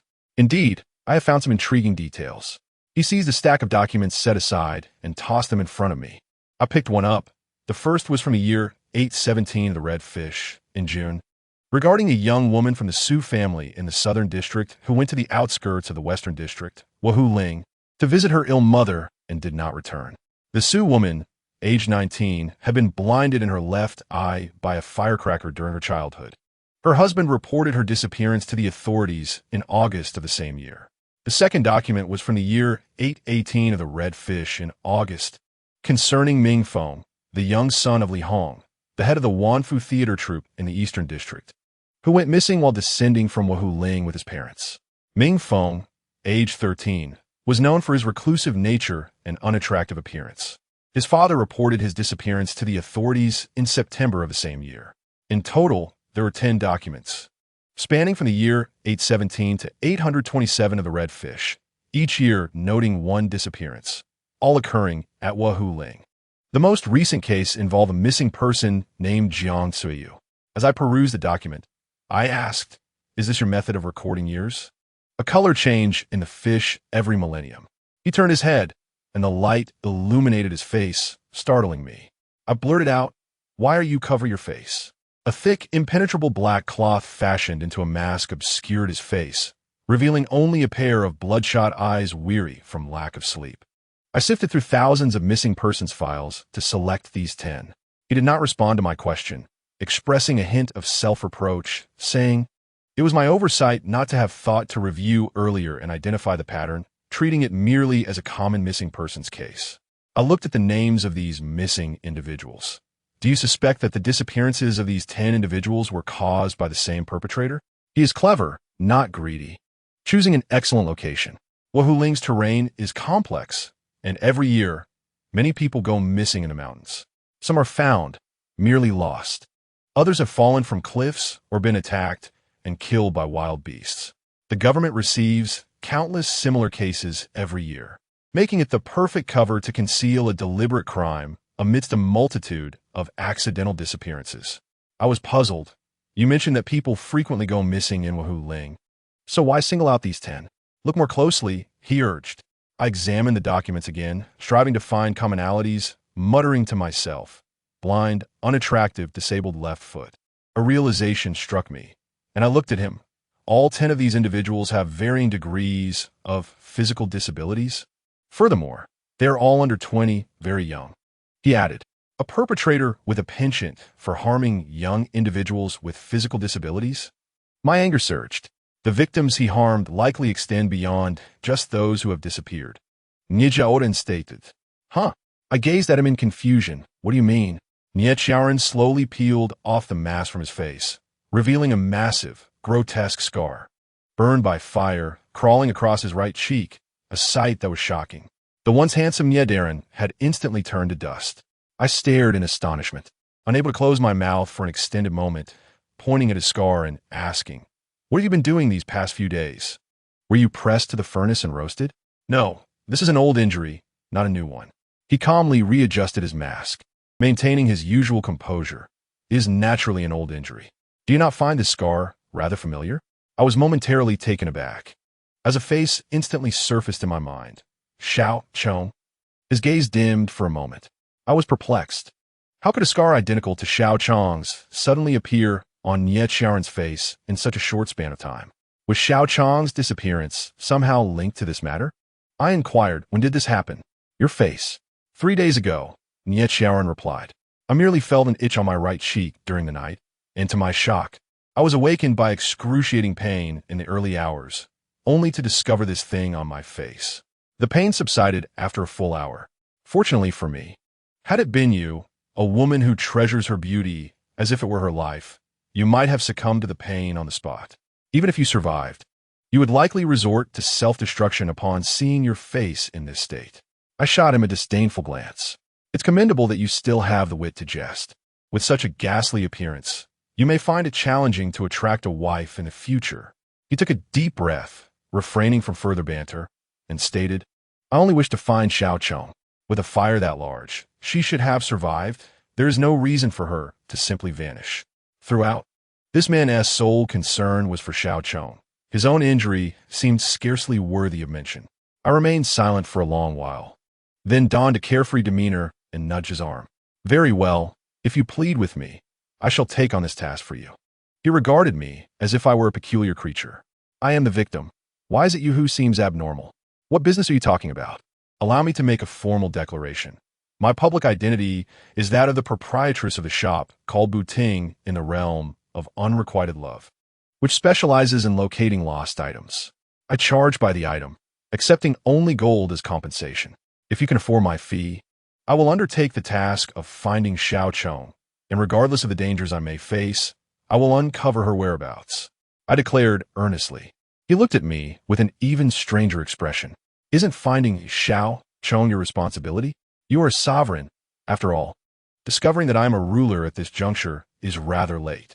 I interrupted him, flashing a merchant smile. Money makes things happen, Master Nya. I see your government is quite impressive. Surely, obtaining a few 100,000 grams of gold is not an issue for you. Moreover, maintaining law and order and punishing evil is inherently your duty. You know how difficult it is to earn money. I have 2 children to support, and Mrs. Zhang next door raises her vegetable prices daily. All right, he could no longer endure my relentless chatter. If you can assist me in discovering Xiao Chong's whereabouts, I shall reward you handsomely. Agreed. I shall not go back on my word. I sighed in relief, already contemplating the beautiful fabric bags I would order from Liao the tailor with the money received. This old fellow has exceptional craftsmanship, though his fees are steep. Very well. I shall return to ponder how to commence. Please refrain from wandering about these days. It would be unfortunate to frighten the children. The proprietress. He suddenly called out to me with utmost seriousness. What is it? I turned back, exasperated. I detected a hint of a smile on his lips. Perhaps only hidden behind a mask could this dull man manage to show a semblance of mirth. You're not in business merely for gold, are you? He suddenly posed. Taken aback, I scoffed, of course not. I also accept jewels, diamonds, real estate, and cash. He chuckled again. I huffed, leaving him with the sight of my retreating figure as I hurriedly exited the Xuanji Tower. Upon my return to Buting, the night had fully descended, and the snow had become increasingly heavy from the west square to the east square. Before I even entered the house, I caught a whiff of a rich aroma. The 2 little ones, faces smudged with rice, were embroiled in a heated dispute over the last piece of sweet and sour spare ribs. Pang Sanjin sat nearby, sipping tea while mending shoes. I always felt this fellow had a peculiar intermittent gender identity issue. He not only loved to cook, but also enjoyed crafting, tailoring, and embroidering, boasting countless times that his shoe soles were both sturdy and soft. Upon seeing me return, my white hair and white eyebrows accompanied by 2 snowballs, Pang Sanjin hastily set aside his work and joined the 2 little ones to brush the snow off us. Mama, where did you go today? Jianghu asked. I went to meet an Uncle Nya. He is an official who deals with wrongdoers. I pinched his nose, adding, I will take you both to play with him one day. Mama, I can recite 2 Tang poems today. Wei Ji exclaimed, burrowing into my embrace with great pride. Gesturing at Jianghu, he can't even recite one. What a fool. From now on, whoever recites more Tang poems will get the sweet and sour spare ribs. All right? Jianghu looked disdainfully at the ceiling. Who knows who still can't do the simplest multiplication? Truly, more foolish than that piece of spare rib. Reciting Tang poems is nothing. I can read novels now. I felt a headache coming on and quickly sent the 2 little ones away to play. Pang Sanjin brought out the dinner he had saved for me, kindly saying, Proprietress, you have worked hard. Remember to take an umbrella when you go out tomorrow. The snow here is quite heavy. Tell me about Wu Ling. I sat down, not rushing to eat. I just landed another significant business deal. Huh, Wu Ling. Pang Sanjin scratched his head. Isn't that just a mountain outside the West Square? What is so special about it? Why is it called Wu Ling? I pressed on. If you do not tell me, I shall never eat your cooking or wear the clothes you make or don shoes you mend, leaving you with no sense of achievement. Pang Sanjin was caught between laughter and tears. After a moment, he replied, I recall the origin of Wahoo Ling. Someone once saw an exceptionally large, striped tiger there. That's all. There's nothing convoluted about it. If there was such a large tiger, why did so many people still venture inside? Aren't they afraid of being devoured? I questioned. Cough, that was a legend from many years ago, and no one has reported encountering a tiger there since. Wild boars, however, are indeed present, he explained helplessly. Moreover, even if such a tiger existed, it would have long since passed away. Now, let us eat, proprietress. I finally relented, lowering my head to eat. Yet my thoughts continuously mulled over Pang Sanjin's words. Even if such a large tiger existed, it should have long died. But what if it hasn't tea? This meal was particularly tasteless. Everything felt utterly disjointed, from Chui Yu to Xiao Chong, and then to the countless individuals who had vanished without a trace in Wahoo Ling over the past decade. How can I retrieve them? I sat in the recliner by the window, my diary open on my lap, while the charcoal in the fireplace blazed red. The copper kettle perched atop, it gradually releasing steam. Wahoo Ling, Chui Yu, 3 years ago, Xiao Chong, scars, Nietzschean. I scribbled aimlessly in my diary again. Since last year, jotting down notes had become a new habit of mine. It felt as if by writing down those seemingly unrelated fragments, I could uncover a breakthrough. Yet today seemed particularly challenging. No matter how I wrote or viewed it, I could not discern the hidden elements within. I slammed the notebook shut in irritation. At that moment, the sound of hurried footsteps approached, the two little ones racing back and forth. Jiang Hu, clutching the copy of Guai Wenji I had purchased, exclaimed, Mama, is this character pronounced Chong? Slow down. Watch out for the fireplace. I pulled him into my embrace, scolding, Why are you still awake at this hour? What are you shouting about? Jiang Hu hastily pointed at a certain page in the book, asking, This character. Wei Ji says it's Chong meaning longing. But I say it as Chong as in length. Nonsense. The Chong meaning length has no radicals. Illiterate. Wei Ji scoffed. I looked down and saw Jiang Hu's finger pointing at the character for Chong. I chuckled. You are both wrong. This character is pronounced the same as Chong. Is that so? Jiang Hu pouted. Then does this piece say Yu Chong? Mama, what is Chong? I picked up the book and examined it closely. The content of the Yu Chong entry was brief, consisting of just one sentence. Jiang Sheng traveled at night in the mountains and encountered A Chong and perished. The legend states that those who were devoured by tigers will transform into a monster known as Chong, forever bound to serve the tiger, unable to break free unless they take on human form to lure others to be consumed by the tiger, thus escaping its control and entering the cycle of reincarnation. Those newly transformed into Chong must continue the cycle of their previous malevolent deeds. Hence, we use the idiom Wei Hu's with Chong to describe those who assist evil. I patiently explained everything to them. And now, do you understand? Jiang Hu nodded vigorously, pondering for a moment before asking, But if we could just kill that terrible tiger, there would be no more troubles, right? Why don't they do that? Not everyone can conquer a tiger. I gently patted his head. I can. Jiang Hu raised his head, declaring that with A Deng by my side, I could swallow the tiger whole. I can too. Wei Ji, fearing to be left behind, suggested feeding it meat laced with laxatives to finish it off.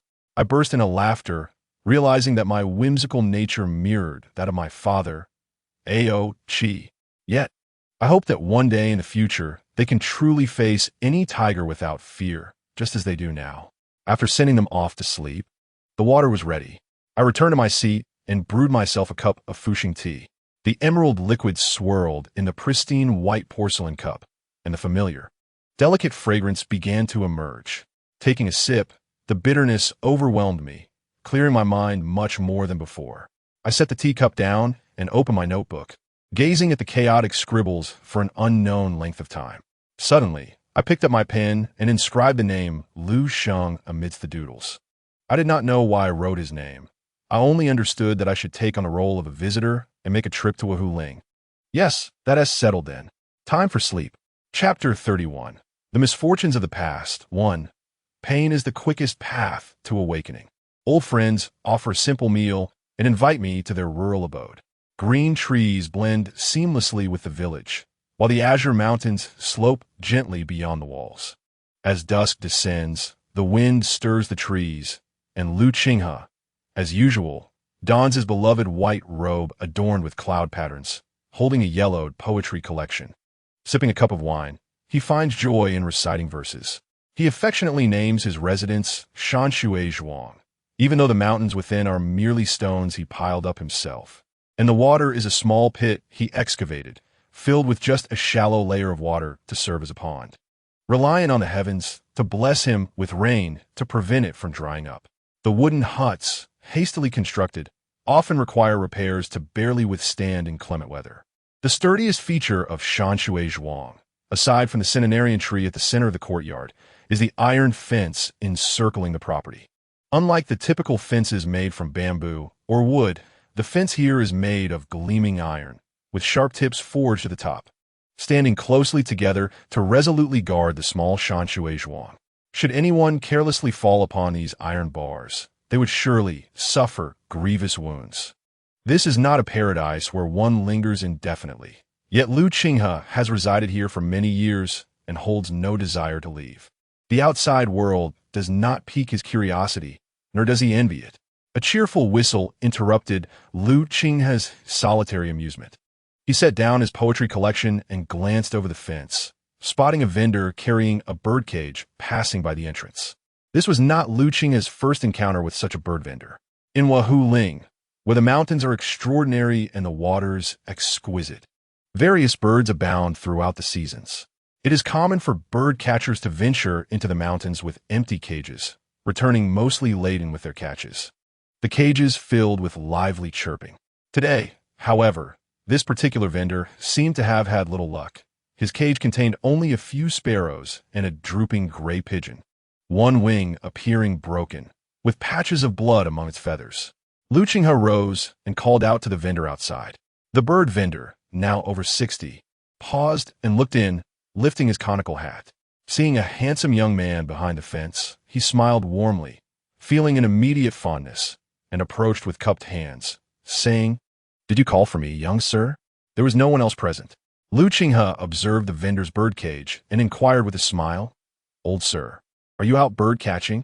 "Don't mention it," the vendor sighed, shaking his head. "I don't know if it's the weather or what, but after spending the whole day, I only managed to catch these few little things. The money I make likely won't even cover my provisions for today. With the cold weather, once spring arrives, flowers will bloom and birds will sing." Lu Qinghe invited him inside, his gaze lingering on the pigeon. This gray pigeon seems to have gone without food, too weak to fly, which is why I shot it down with my slingshot. The vendor raised the cage, glaring unhappily at the half-dead creature and muttering that it was hardly worth anything, intending to sell it to a tavern for a couple of coins. Lu Qinghe quickly interjected, "In that case, why not sell it to me? What would you want to buy this pigeon for? It can't mimic speech like a parrot nor sing sweetly like a lark.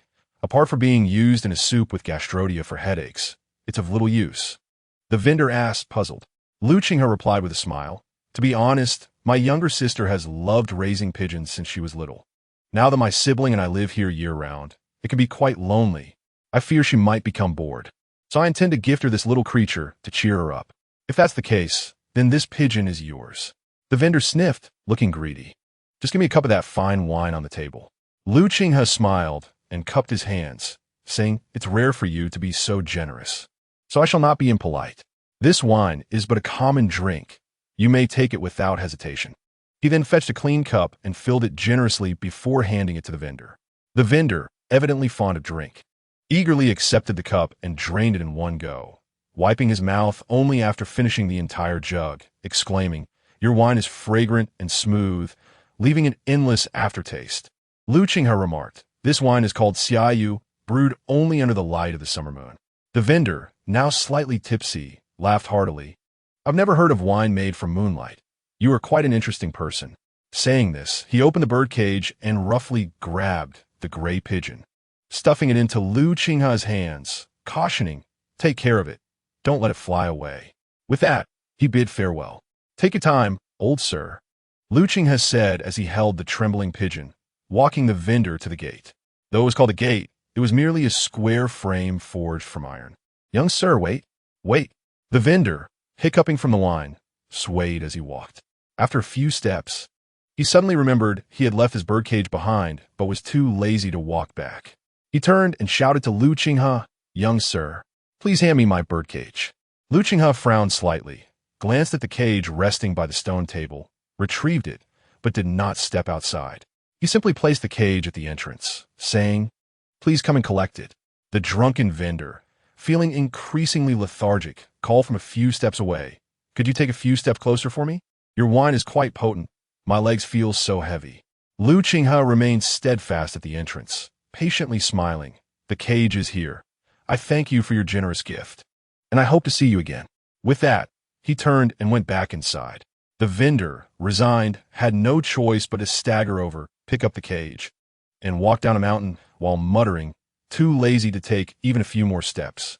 Lu Qinghe stood outside his sister's room, where a bird fashioned from colorful strings swayed in the wind, and the bells hanging from it chimed softly. He knocked on the door, saying, "Qiu Yi, look what your brother brought for you." After a moment, the door creaked open, revealing a slender young woman who stepped from the shadows like a delicate willow. Lu Qinghe raised the pigeon in his hand, exclaiming, "Look, your favorite pigeon. Brother, let it go. We cannot keep it alive." The voice at the door was as faint as a needle dropping on the ground.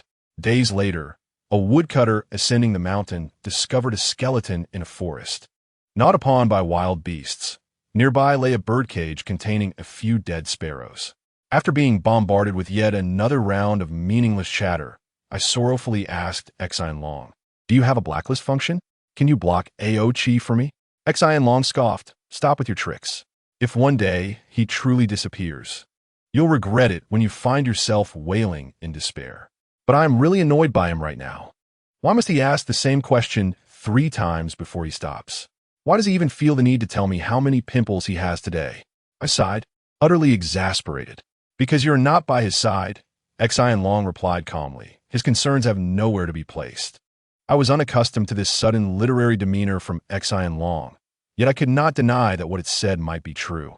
I am accompanied by my 2 children. While Aochi must battle alone, I shall simply refrain from blocking him. At present, I bask in the rare sunlight, seated atop a plump, white pig named Deng, traversing the winding paths of Wahu Ling with Exiled Long by my side. Despite possessing Nye Qiao Ren's dragon horse carriage, which could have carried us up the mountain, we chose to disembark midway and ride this peculiar creature instead. Exiled Long sighed, lamenting the ridicule I have never before encountered. I have my reasons. Indeed, what you see is a pig, albeit one that is cleaner and more pristine than the average swine, rotund and snowy white, adorned with an S-shaped golden mark on its forehead that sparkles as if dusted with gold powder. Accept the truth, this pig is a Deng transformed. After resolving to embark on a day trip to Wahu Ling, I set out early, driving the dragon horse carriage, which, as a property of Nye Xiaorun, has temporarily become mine. With it, my travels are swift, convenient, and unobtrusive.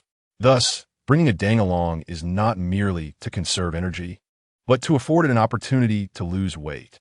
For I cannot bear to witness the noble steed of the East Sea Dragon King succumbing to the fate of a gluttonous pig. Before our departure, I specifically instructed a Deng to transform into another animal, one that walks on 4 legs, forbidding the reliance on its previous ability to float effortlessly through the air. Though a Deng was displeased, it complied. I presumed that even if it struggled with this transformation, it could become a sturdy donkey. To my dismay, it shattered my hopes and morphed into a pig. I dejectedly inquired if it could assume another form, perhaps a kitten or a puppy, but it merely shook its head in confusion. Hence, the current circumstances unfolded. As we descended from the spacious carriage to walk towards Wahu Ling, I was bombarded by amused gazes akin to bullets piercing through me. The residents of Yumengua were astonished to witness someone parading a pig through the streets. Upon reaching the outskirts of Shifeng and entering Wahu Ling, I succumbed to fatigue and sat atop a Deng, drawing laughter from passers-by, including a jovial uncle herding cattle who nearly fell over in mirth. I could only muster the courage to pat a Deng's head, assuring it that one day, when it has slimmed down to a figure like lightning, it may transform into a more graceful creature. For now, it must endure. A Dang grunted in response, wagging its little tail. Xian Long, too, had undergone a transformation. Although it remained with me, it was now disguised as a small, inconspicuous dragon embroidered on my collar. A request I had made. My intention behind a Dang's transformation, while partly aimed at weight loss, was primarily to obscure its spiritual energy, a necessity that applied equally to Xian Long. These ethereal beings from the East Sea, regardless of their reliability, possess an undeniable spiritual essence that cannot be overlooked. As an ordinary visitor, I must ensure that their energy does not disturb any potentially sensitive entities residing within Wahoo Ling. Transformation serves as the simplest and most direct method of concealing spiritual energy. Admittedly, I am no longer the enchanting figure you might envision. Upon entering the mountains, I casually collected 2 fallen leaves, transforming them into a festive red flower robe paired with a verdant skirt. I tied my hair back, adjusted my features slightly with spiritual energy, and adorned my cheeks with unsightly blemishes, even adding a prominent dark mole at the corner of my mouth, thus presenting myself as a fresh and vibrant countrywoman. My aim was to stealthily enter this picturesque mountain, thanks to the speed of the dragon horse. We had already reached the halfway point by noon. The journey was uneventful, flanked by stunning scenery, with unmelting snow nestled among the mountain rocks and treetops, perfectly embodying the phrase, 1,000 trees, 10,000 trees in bloom. As a seasoned wanderer who has roamed countless places and mountains, I must concede that the beauty of Wahoo Ling is indeed breathtaking and unparalleled. Even in my current unappealing guise, I felt an enhancement of my own allure. As we continued, a Dang appeared weary, grumbling and refusing to move any further. Fortunately, I had prepared for this, producing a handful of potato strips to entice it, and using a twig to hang the remaining strips from my hair, waving them before its eyes, which successfully prompted this stubborn creature to resume its lively pace, chasing after the elusive treats. How much longer must we walk? Xian Long complained, shifting uncomfortably. This collar is far too constricting. I am utterly exhausted. I pinched the collar, retorting, less complaining. Who told you not to transform into a belt? A belt? Clearly, it is your rotund waist that prevents me from encircling you properly. Hence the embroidery. My waist measures only 1 foot and 7 inches. It expands after meals. Do you dare to threaten me? Veo how Yuling is vast. Your aimless wandering will yield no discoveries. Xian Long voiced its discontent. Is that not why I brought you along? I whispered, while I possess spiritual energy to sense anomalies. The mountain's depths are treacherous and fraught with potential oversights.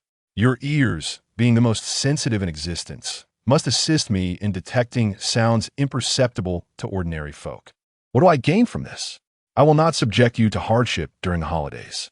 From now on, I shall recite every message from A.O. Chi to you verbatim. I mused that should any spiritual beings inhabit Wahoo Ling, our incessant chatter would surely drive them away.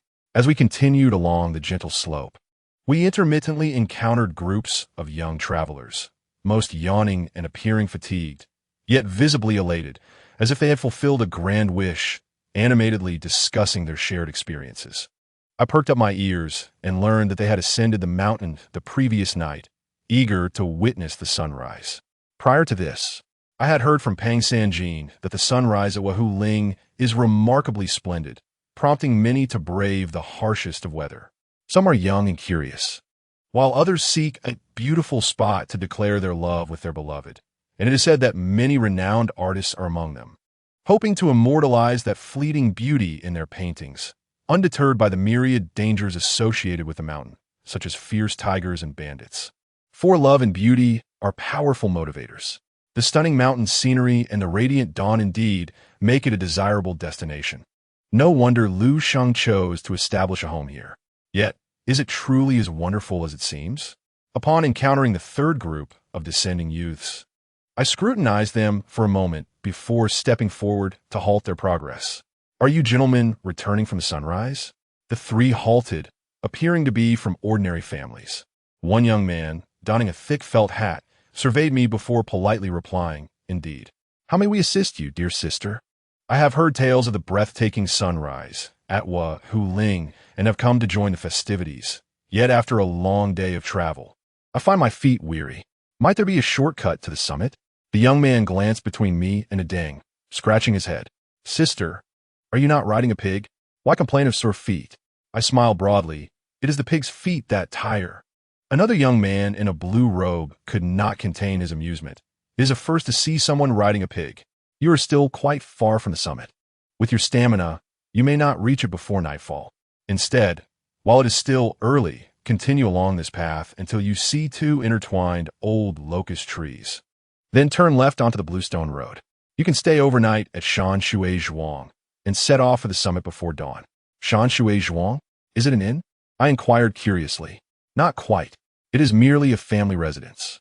The host is hospitable and generous, often providing food and lodging for those entering the mountains. Unlike other inns, they do not charge. We arrived late yesterday, and being short on funds, recalled that a companion had mentioned this place, so we sought refuge there. The figure in the blue robe spoke as he unfastened a slender gourd from his waist, uncorked it, and took a sip of water. The esteemed Lu Gongzi and his family not only kindly took us in and offered us food and drink, but also sent us off with a gourd filled with warm water, saying that in the biting cold, having a sip of hot water is truly a blessing. Warm water?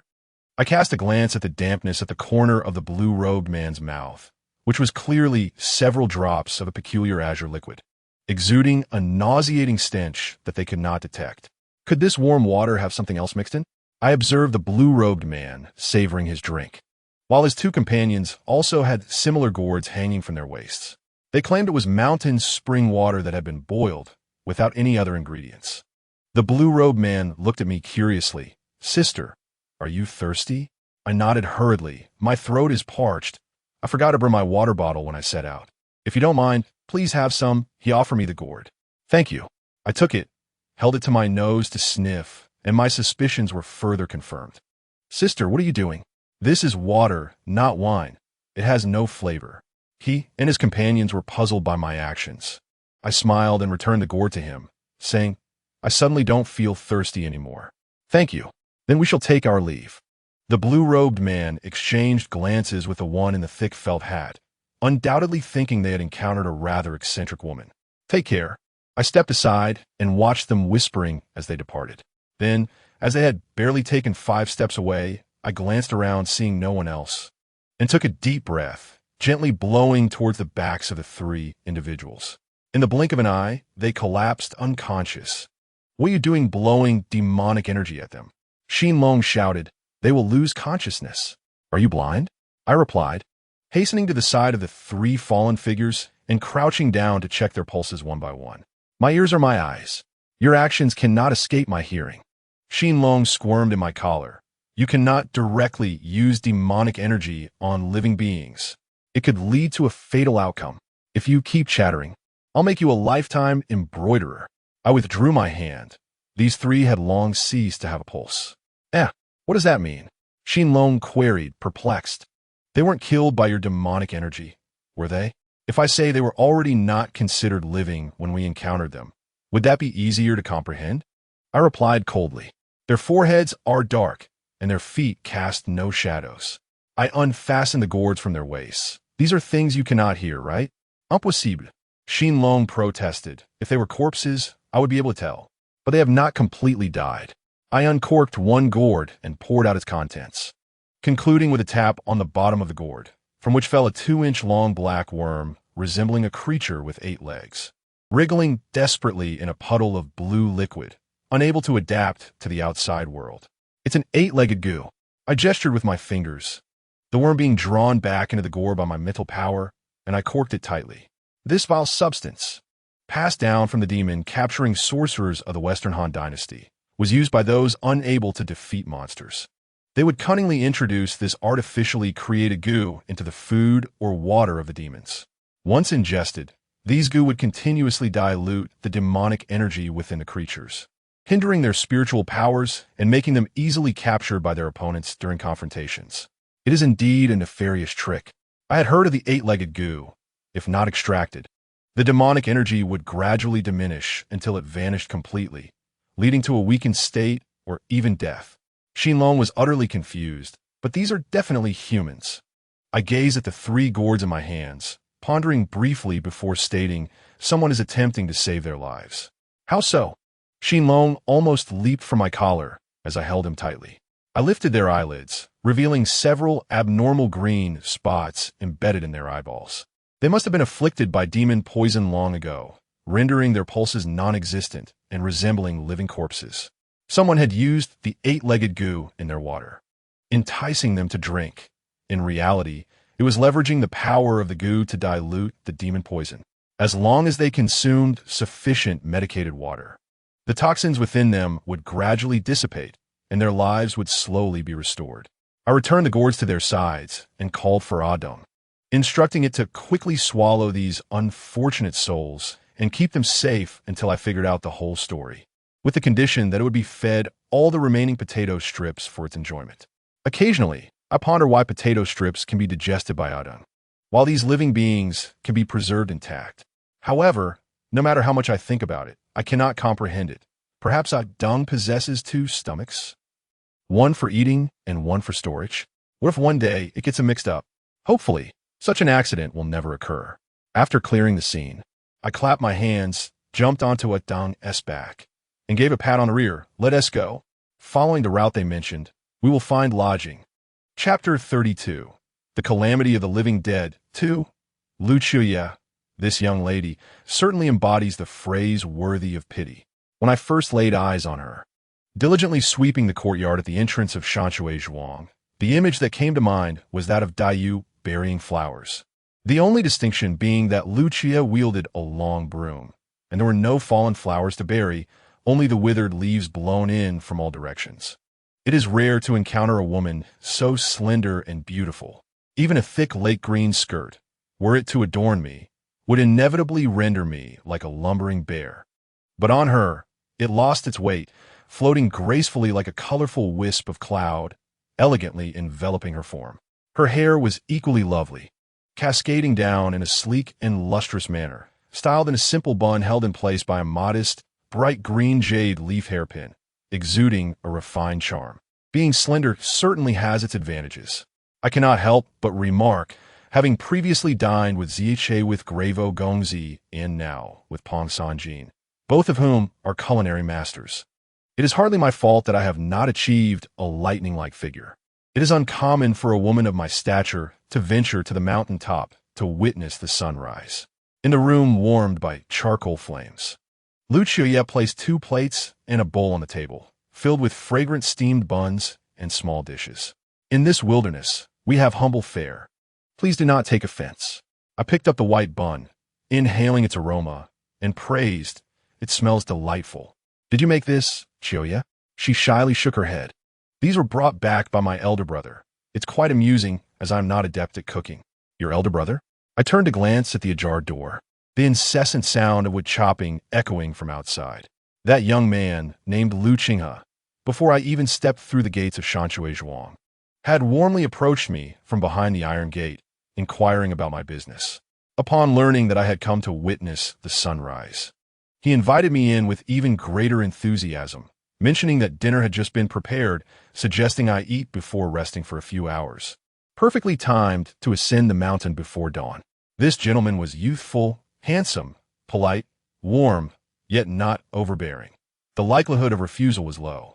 After inviting me into the inner room to warm up and introducing me to Lu Chuya, he returned to the courtyard to chop wood, explaining that in this frigid climate, being deep in the mountains, firewood always seemed insufficient, and no matter how large a fire one made, it felt cold to the bones.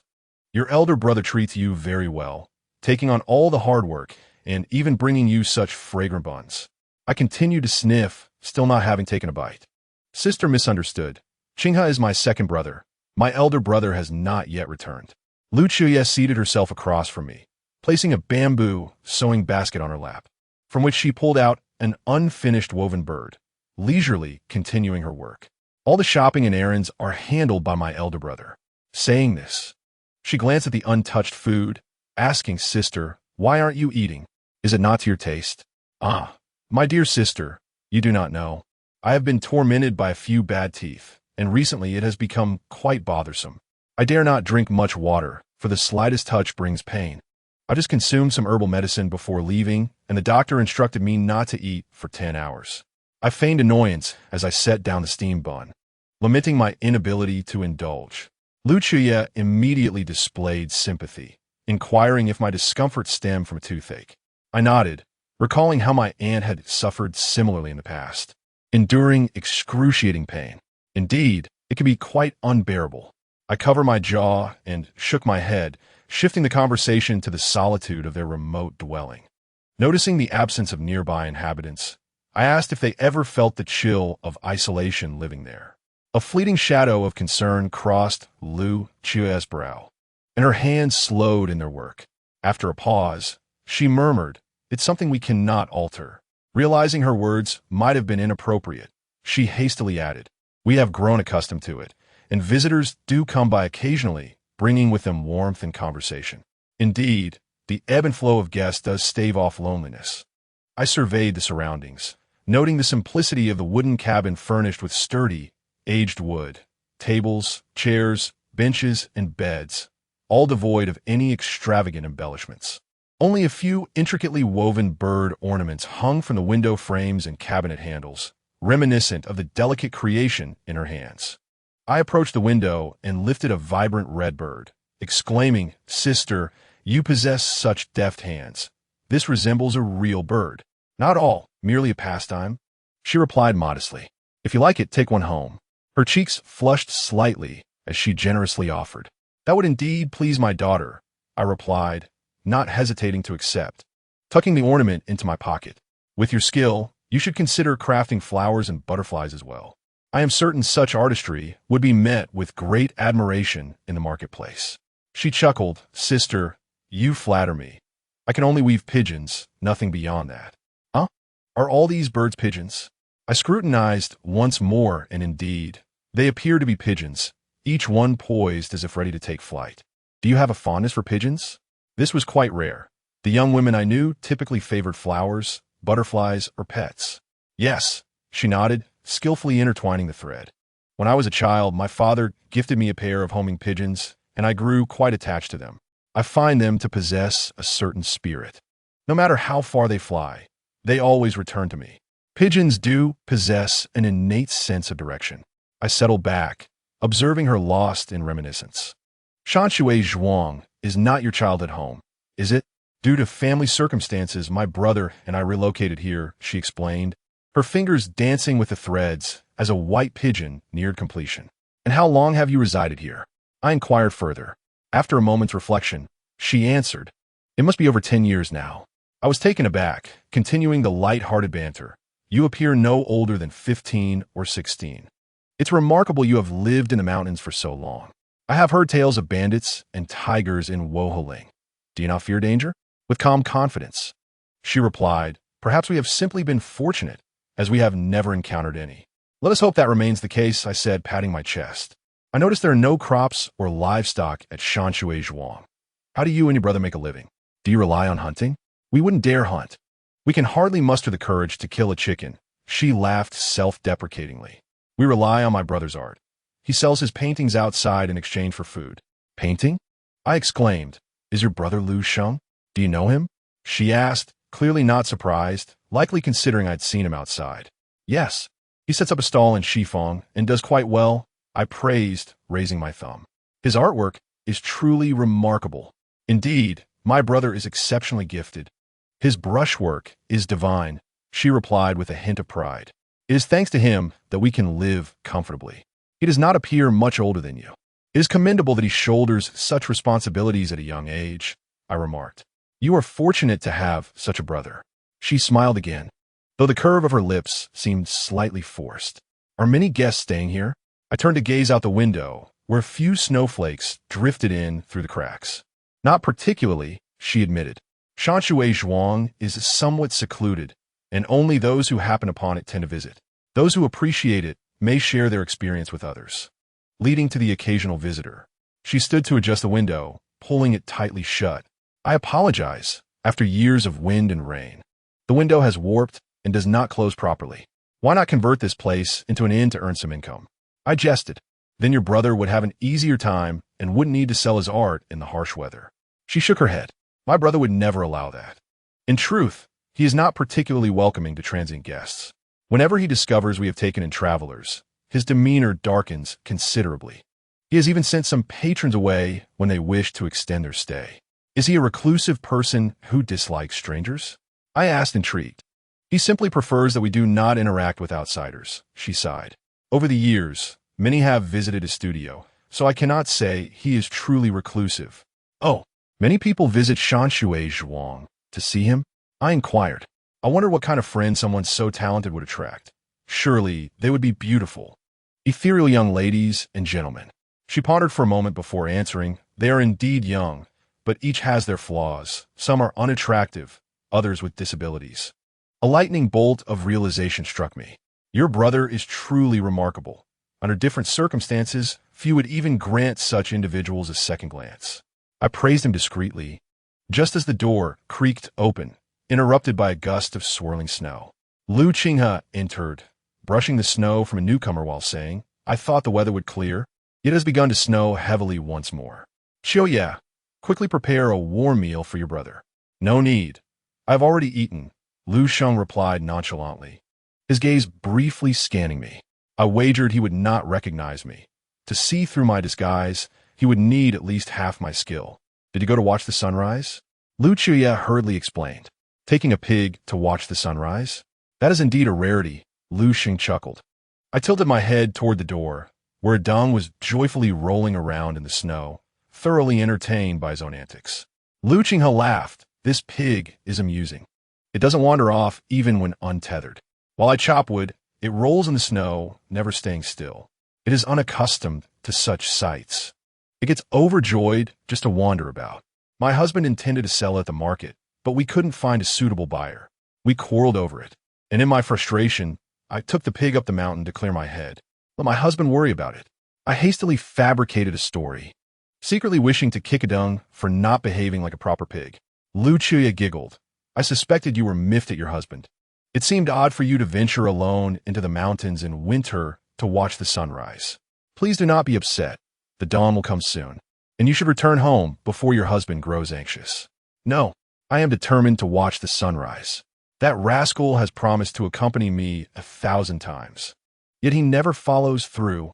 I rolled my eyes, continuing the charade. Sister, do not dissuade me. Once I see the sunrise, I can tell him that even a pig is more reliable than he is. The siblings burst into laughter at my indignation, while Lu Sheng remained stoic, simply stating, you should abandon this notion. The snow is relentless, and the mountain path is treacherous. Neither you nor your pig would manage to ascend safely. Leave me be. I must go. I will go even if it means falling. I insisted, stamping my foot. Lu Sheng shook his head, calmly stating, falling would be the least of your worries. I fear more perilous fates await. Are you trying to frighten me? I feigned a dramatic gesture, placing my hand over my heart. I have lived through many storms. What can a mere mountain climb hold? Am I to be devoured by a tiger? Lu Sheng frowned, but soon regained his composure. Suit yourself. The day is waning. Qiuye, tidy up and rest. I have just a bit more to finish before I retire. Qiuye raised the nearly completed white pigeon. Brother, you work tirelessly. You should rest earlier. Very well, he conceded. I have brought back your beloved Longshu Su for you to keep. Lu Sheng placed a paper package on the table and politely bowed to me, excusing himself. Just as he was about to leave, he turned back, gently picked up the unfinished dove, and remarked with a smile, your craftsmanship is improving. This dove is almost animated by your hands. Thank you for the compliment, Siadage, she humbly replied. As siblings, Lu Qiuye displayed a certain politeness and distance towards Lu Sheng, while her demeanor towards Lu Qinghe was far more affectionate. The stark contrast in her gaze did not escape my notice. See, I told you your sister's skills are remarkable. I can barely sew a button, and if I possessed even half your talent, I would dare to set up a stall at the market to earn some money. Encourage your sister not to forsake this golden opportunity. I chimed in, suggesting she set up her stall beside yours. You could paint while she sold these threaded doves. Wouldn't that be splendid? Lu Sheng did not even glance at me, merely stating, I'm the elder brother. The burden of making a living falls solely upon me. The world is perilous. It is best for a young lady to remain at home. Sister-in-law, do not worry. Noticing Lu Sheng's displeasure, Lu Qiyu hastily addressed me. I am naturally frail. It is not suitable for me to expose myself. Seeing how interested you are in weaving, why not let me teach you? Once you learn, you can sell at the market. If you earn money, I will be delighted. You want to teach me? I fear I might not learn it even in 10 years. I quickly waved my hands dismissively. It's simple. You have a red dove, correct? When you have time, just take it apart and follow the even-numbered threads to wrap them around the marks, and you will master it in no time. She looked at me earnestly. Remember, it must be the 2nd, 4th, 6th, and 8th threads. You cannot use others. Oh, just listening to this gives me a headache. Fine, since you mean well, I will consider learning it later. I chuckled. After placing down the white dove, Lu Sheng turned to leave. Lu Qinghe, who had been standing by the door, smiled and asked, Brother, do you have enough firewood in your studio? I chopped quite a bit today. Keep it for yourself. I am not cold. Lu Sheng stepped straight out the door. Throughout, he did not cast a single glance at Lu Qinghe. Such a peculiar sibling relationship. Chapter 33. The Curse of Misfortune 3. I slept in a room adjacent to Lu Qiu's, hardly larger than the woodshed. The bed was hard, and the blanket insufficiently thick, rendering me unable to sleep. The snowfall showed no signs of abating, and the howling northern wind seeped through every possible crevice. Even though Lu Qinghe kindly placed a thermos filled with hot charcoal beside my bed, it hardly improved the temperature. I turned over, sat up, got out of bed, and gently opened the window a crack. Outside lay a complete world of ice and snow. Deng, with exceptional cold resistance, was snoring soundly on the hay mat beneath the window. The yard, blanketed in snow, radiated a ghastly cold glow. A ring of iron fencing stood erect like sharpened blades, each post exuding a fierce sharpness. The rectangular iron gate seemed useless. It could hardly be called a door, as a bandit or beast could easily step over it, rendering the sturdy iron fence futile, leaving only a gap. Wasn't that absurd? Even without being an architectural expert like Madame Tang, any normal person would not create such a pointless entrance. The more I looked, the stranger it seemed. Recollecting the moment, I entered the gate of Shanshui Zhuang. It felt as if something icy passed through my body, a very faint sensation. I closed the window and jumped back into bed, pinching my collar. No response. Pinching again. Still no reaction. Surely, Xinlong hasn't teeth frozen to death. Hey, are you dead? Speak. I tugged at the collar forcefully. Ouch. Why are you pinching my backside? You rogue. Xinlong finally stirred. Can't I get a wink of sleep? You can still sleep? I scolded. Did I bring you here to sleep? What else? Listening to you chat with that girl was so dull, it would be hard not to feel sleepy. Xinlong yawned repeatedly. That is all you heard? Yes. Upon entering Shanshui Zhuang, I felt the entire world quiet down. I could hear no chaotic sounds. Besides your conversation, there was only the sound of the wind and the falling snowflakes, Xinlong replied. No anomalies whatsoever? None at all, Xinlong affirmed. Even the tiger's roar I heard earlier from Lu Sheng was absent. I pondered for a moment and said, You sense no irregularities, and I felt none either. This overwhelming tranquility is far from normal. Over the years, countless lives have perished in the depths of Wahuling, both human and beast. Even if they have turned to bones, a wisp of death lingers. With my abilities, I could sense it with a little effort. Yet, as you said, it is too serene here. Do you believe those missing individuals are within Wahuling?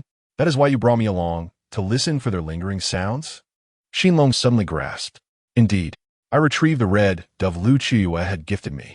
Anything that has existed leaves traces behind. Fish disturb the water. Birds leave feathers in flight. Even departed lives have their marks. Traces never vanish. They merely await discovery. Even if I were to discard this red dove, the minuscule fibers from the string would remain on me, proving it once rested in my hands. Xinlong extended his claw, exploring the red dove in my grasp.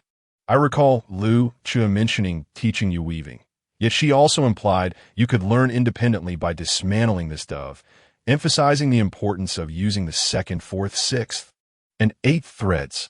Her tone struck me as peculiar. Though seemingly trivial advice, she expressed it with utmost seriousness. even a hint of urgency suppressed within. Really? I was taken aback. You can analyze the emotions of others when they speak?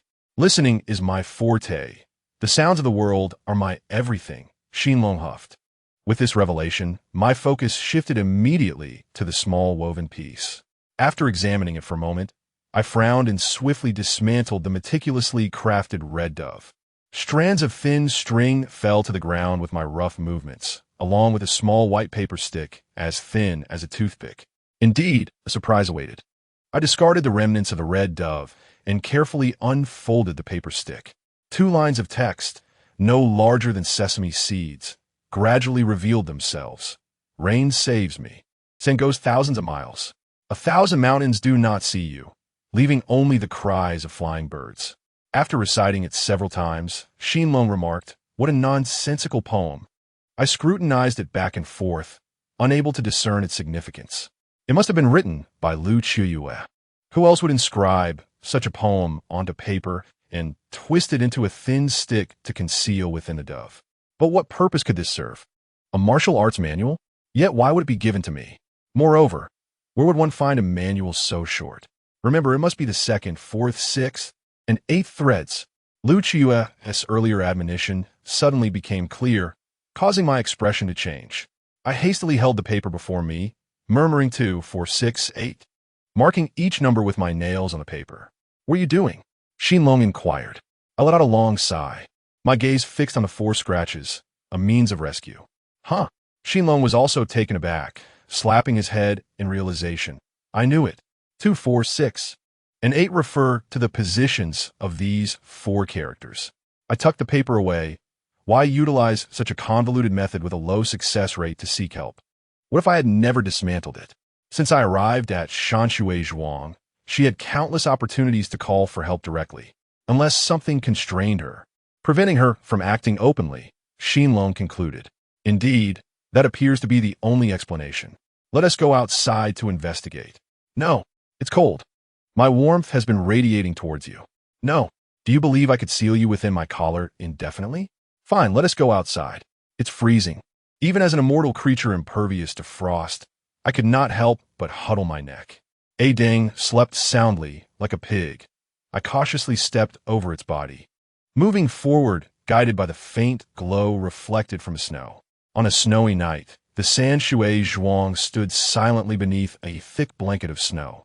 The small pond had completely frozen over, and the stone table and chairs in the courtyard had transformed into unrecognizable snow lumps, creating a bizarre tableau alongside the gnarled, skeletal trees.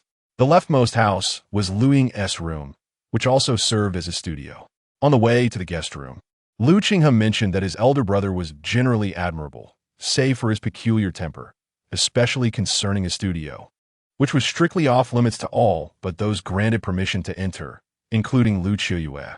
Typically, before Lu Ying set out to sell his wares, he would lock the studio with a large padlock, perhaps a quirk shared by many artists. Whether it was merely an eccentricity or something more profound, who could say? I treaded cautiously along the eaves, the stillness enveloping me, until I reached the clearing behind the house. Aside from the endless expanse of snow, only the iron fence remained.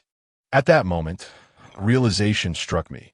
With such heavy snowfall, the fence ought to have frozen into icicles by now, yet remained unaffected by the ice and snow, still glistening in the moonlight.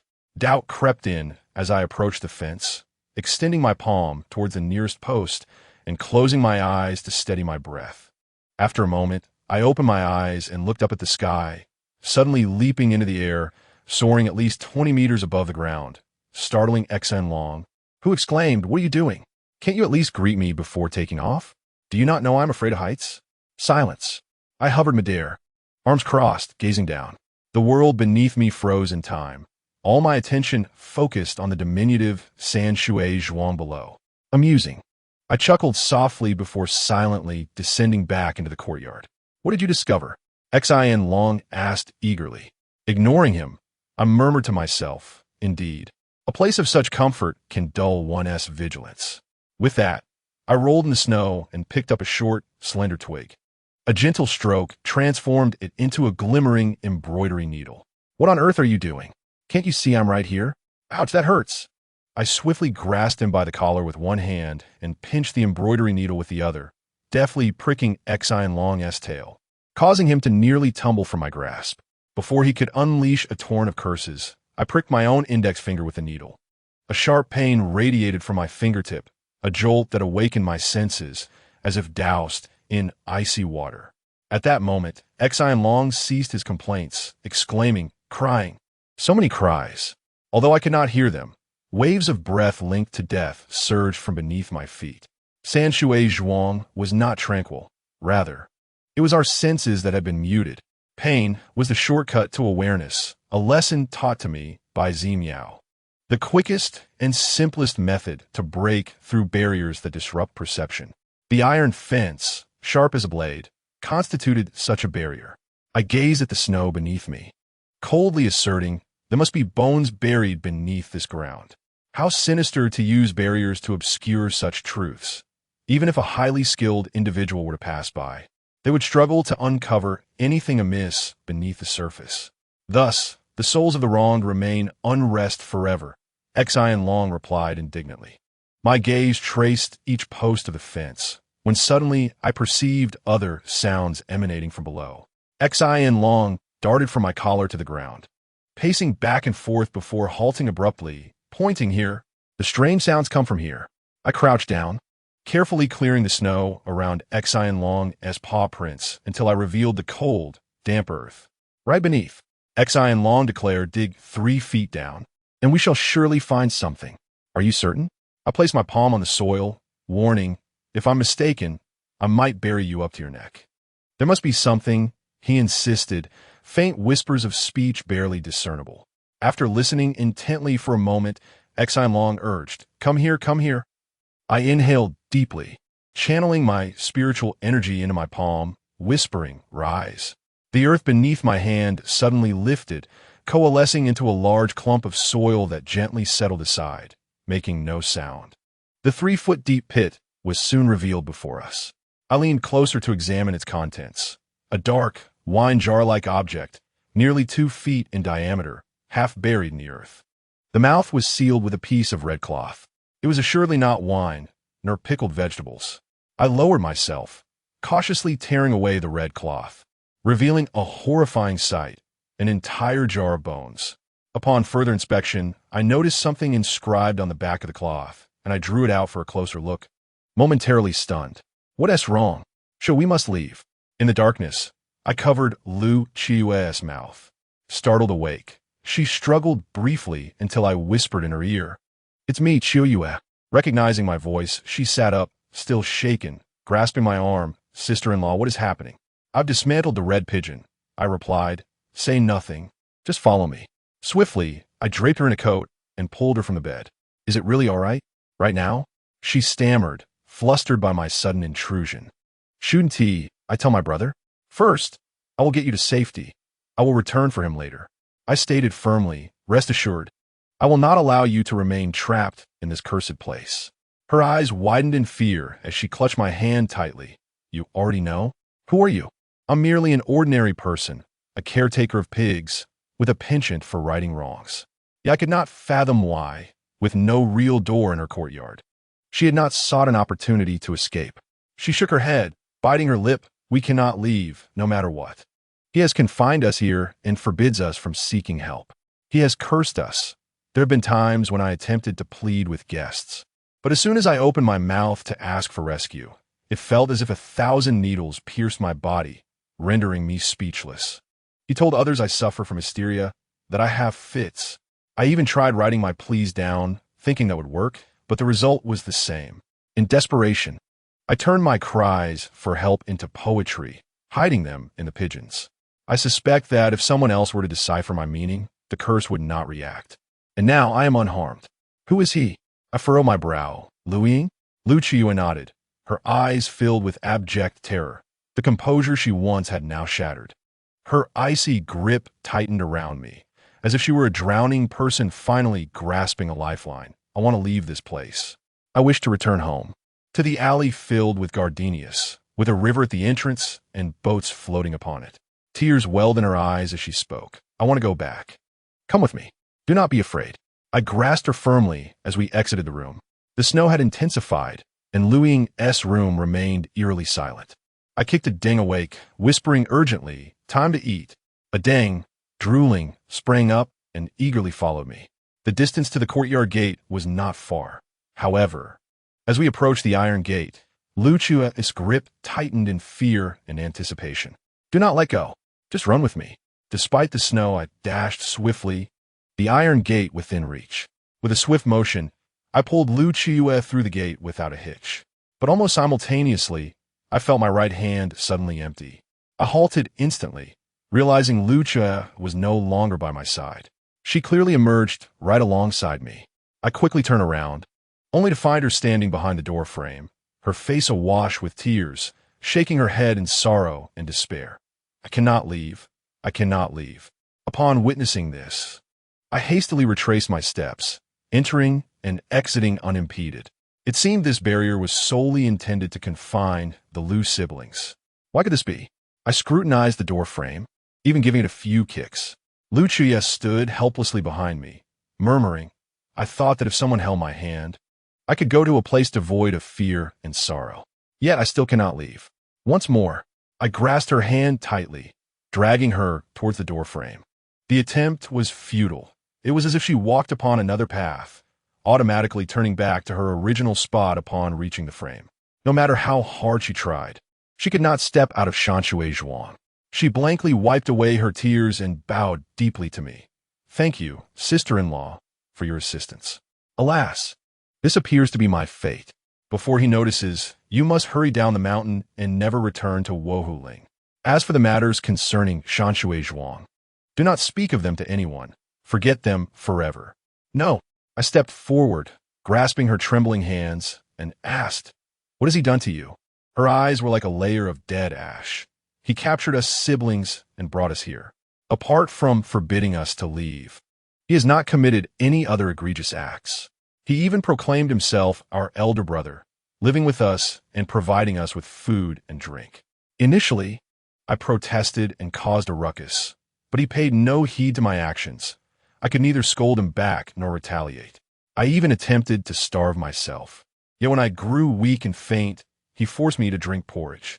I was cowardly, unable to bring myself to sever ties with the world. I repeatedly took a rope to hang from the beam, but ultimately lacked the courage to put my head through it.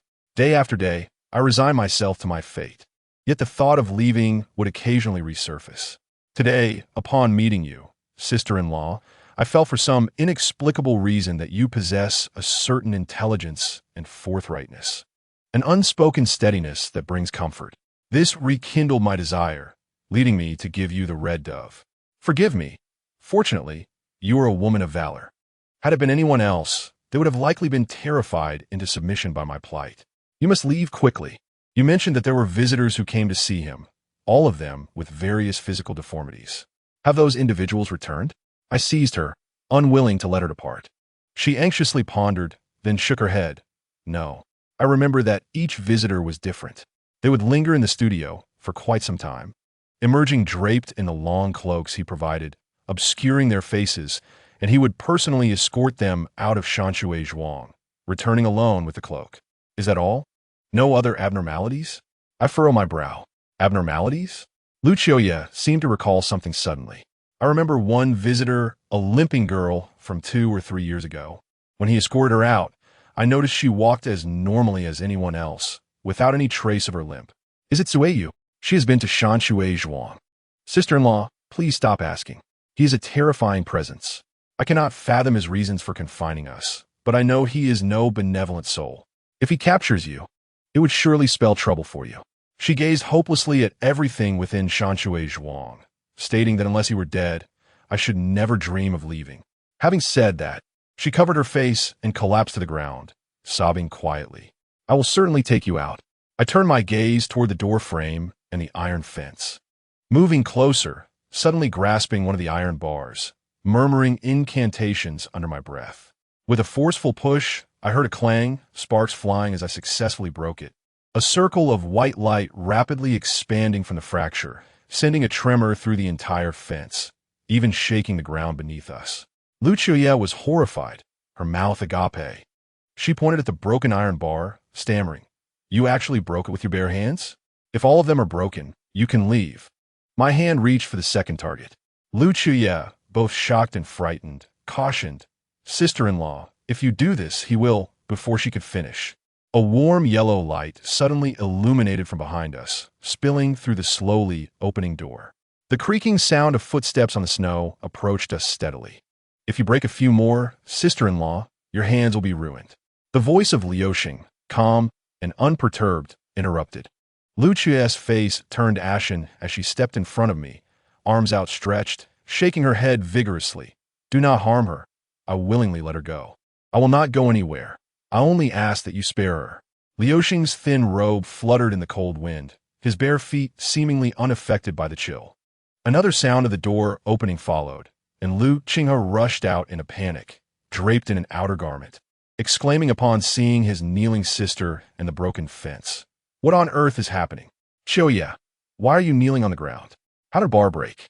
He hurriedly supported Lu Chuye's arm, saying urgently, it's a matter of great importance. You must not kneel in the snow. Your body is already weak. Brother, what has Chuye done to deserve this punishment? Brother, I am fine.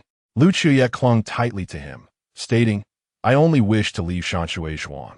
Lu Qinghe's expression shifted dramatically. Leave? Leave? Do you not know we cannot leave? But I am unwilling. Lu Chuye's eyes brimmed with tears as she cast a look of profound hatred towards Liuxing. Chuye, Lu Qinghe appeared perplexed, seemingly unable to comprehend his sister's anger. This is our home. Where else would you want to go? She shook her head vigorously. No, our home is not here. Brother, I remained silent and took no action. Xinlong also remained motionless, concealed within my collar. Only Adong stood beside me, innocently looking up and playfully biting the falling snowflakes. Is there anything wrong with Shanshui Zhuang? Liuxing finally spoke, his tone neither displeased nor pleased. His gaze as tranquil as the deep sea. No one would fall in love with a prison. Lu Chuye lifted her head, meeting his gaze directly. Your brother speaks the truth. This is your home. Liuxing squatted down, gently brushing his fingers across her face, declaring, no one can take you away. Having said that, he turned to me. You have one chance to leave. Take your pig with you. I brushed the snowflakes off my body, standing tall with a smile. How about I exchange this pig for that girl? Adong turned his head, casting a sorrowful glance my way. Liuxing was taken aback before bursting into laughter. There is certainly no shortage of troublesome sorcerers, but you, sister-in-law, are the first to be so amusing. Nowadays, pork is not cheap. After laughing enough, his expression abruptly shifted. Unless I disappear, no one shall take her away. Otherwise, you can imprison me. I can still help you raise pigs and grow vegetables. I continued to jest, observing the pair of siblings huddled together, shivering in the cold. These two were utterly incompetent, unable to shoulder burdens or lift a finger. I found it perplexing that you would provide for them so generously. I pondered, why would you endure such a loss? Suddenly, I ceased smiling. There your bait. To adorn a seemingly harmless slaughterhouse, drawing in more innocent victims. What are you talking about? Lu Chuye was confused by my words, asking what bait meant. Do not inquire further. Just come with me. I forcibly yanked her up from the ground, adopting a desperate stance. And let us see how I would destroy this little barrier. I truly dislike you. Liuxing's brows twitched slightly as he coldly remarked, it seems, sister-in-law, you no longer require the chance to leave. Ah, are you finally extending your claws towards me? A tremendous tiger roar erupted from Liuxing's frail body. The once fair and handsome youth suddenly sprouted fur of yellow and black, and his exposed limbs transformed into tiger paws, claws sharp as blades extending to a foot long. In a blink of an eye, a splendid great tiger emerged, its fierce fangs glistening, exhaling cold air, with tiger eyes filled with murderous intent locking onto me. The Lu siblings were left utterly stunned. I could sense Lu Chuye was no longer breathing but convulsing, while Lu Qinghe screamed in madness. A tiger. There is a tiger. Do not eat me. No. Then, he threw us aside and fled back to his room like a gust of wind, the door slamming shut with a resounding bang, as if he had exerted every ounce of strength in that singular act. That I saw Lu Chuye instinctively hid behind me, her face as pale as paper. Do not be afraid. I am here, I reassured her. I glared at the tiger, cautiously inching to the side. Revealing its true nature so quickly was rather unprofessional. The tiger emitted a growl from its throat, its gaze fixated on me. To be frank, my home is currently in need of a tiger skin rug. Capturing you today would perfectly fill that void. I locked eyes with it, using my peripheral vision to gauge my escape route. Perhaps provoked by my taunt, it roared furiously and swung its left paw fiercely in my direction. Suddenly, the air was thick with something else, although it remained unseen. I narrowly sidestepped. A chilling force grazed my body and surged outward, the sound of a loud crack resonating as the stone table behind me split in two. Its combat prowess exceeded my expectations. Yet, I had no intention of confronting it directly. I shouted a ding. Open wide. A brilliant beam of light appeared, and the pig vanished, replaced by a whale larger than the tiger by more than threefold, shaking its head with divine brilliance. We must flee. I grabbed Lu Qiuye and dashed towards Liu Xing's room. Thankfully, we arrived unharmed.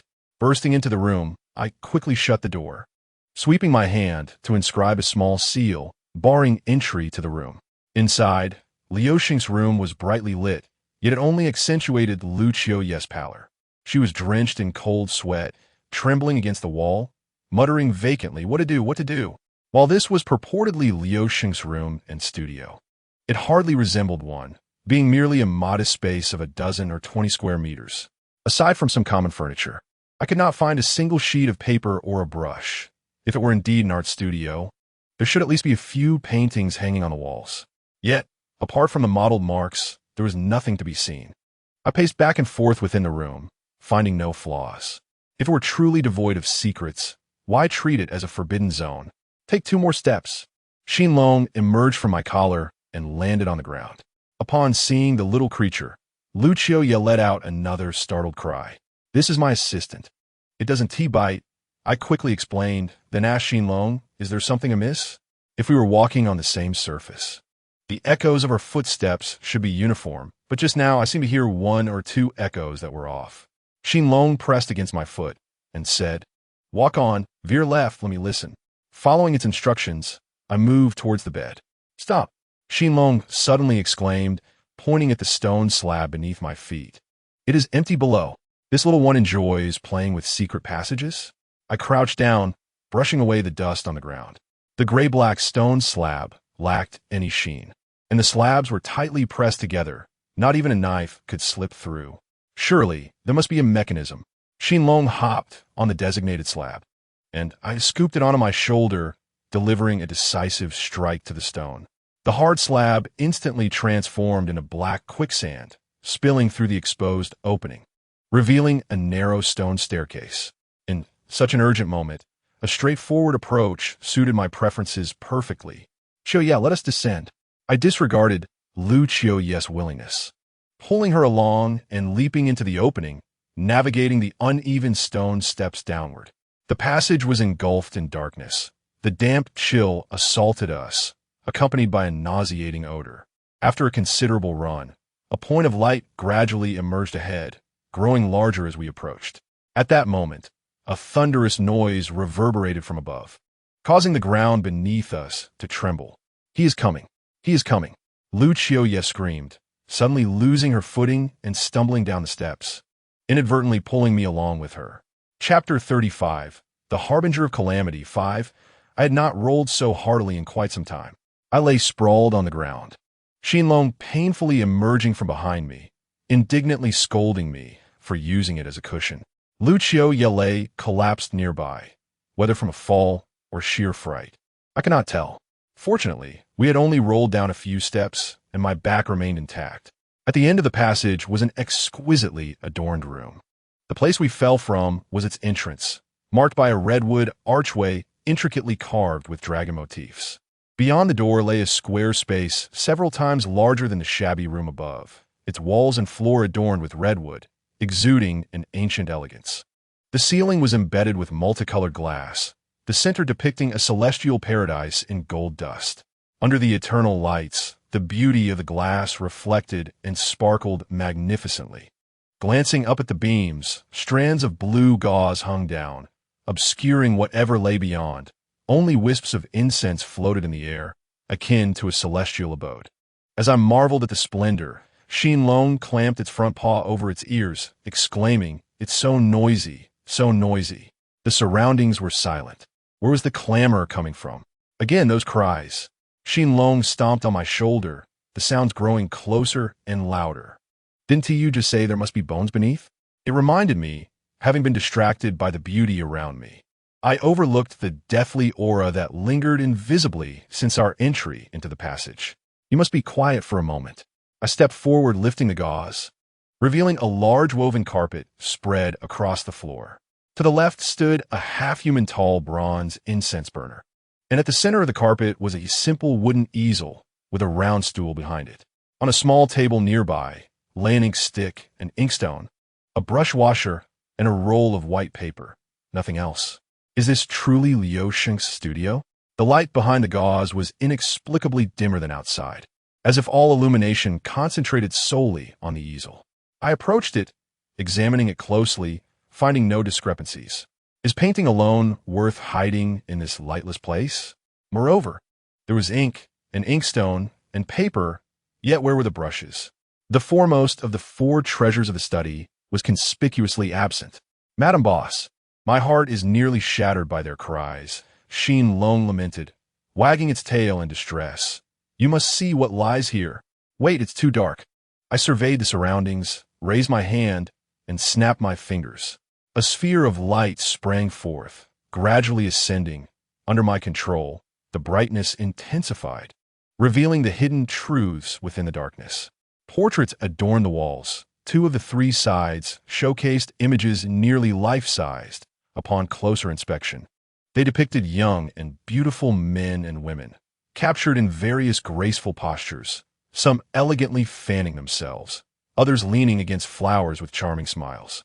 Yet, what truly astonished me was the east wall directly facing me, which was entirely covered by a single sheet of paper, upon which a massive dragon was depicted. Its head raised and claws extended, surging skyward. Beneath it a furious sea roiling with tumultuous waves. The entire painting bore no colors. The contrast of white paper and black ink accentuated its grandeur.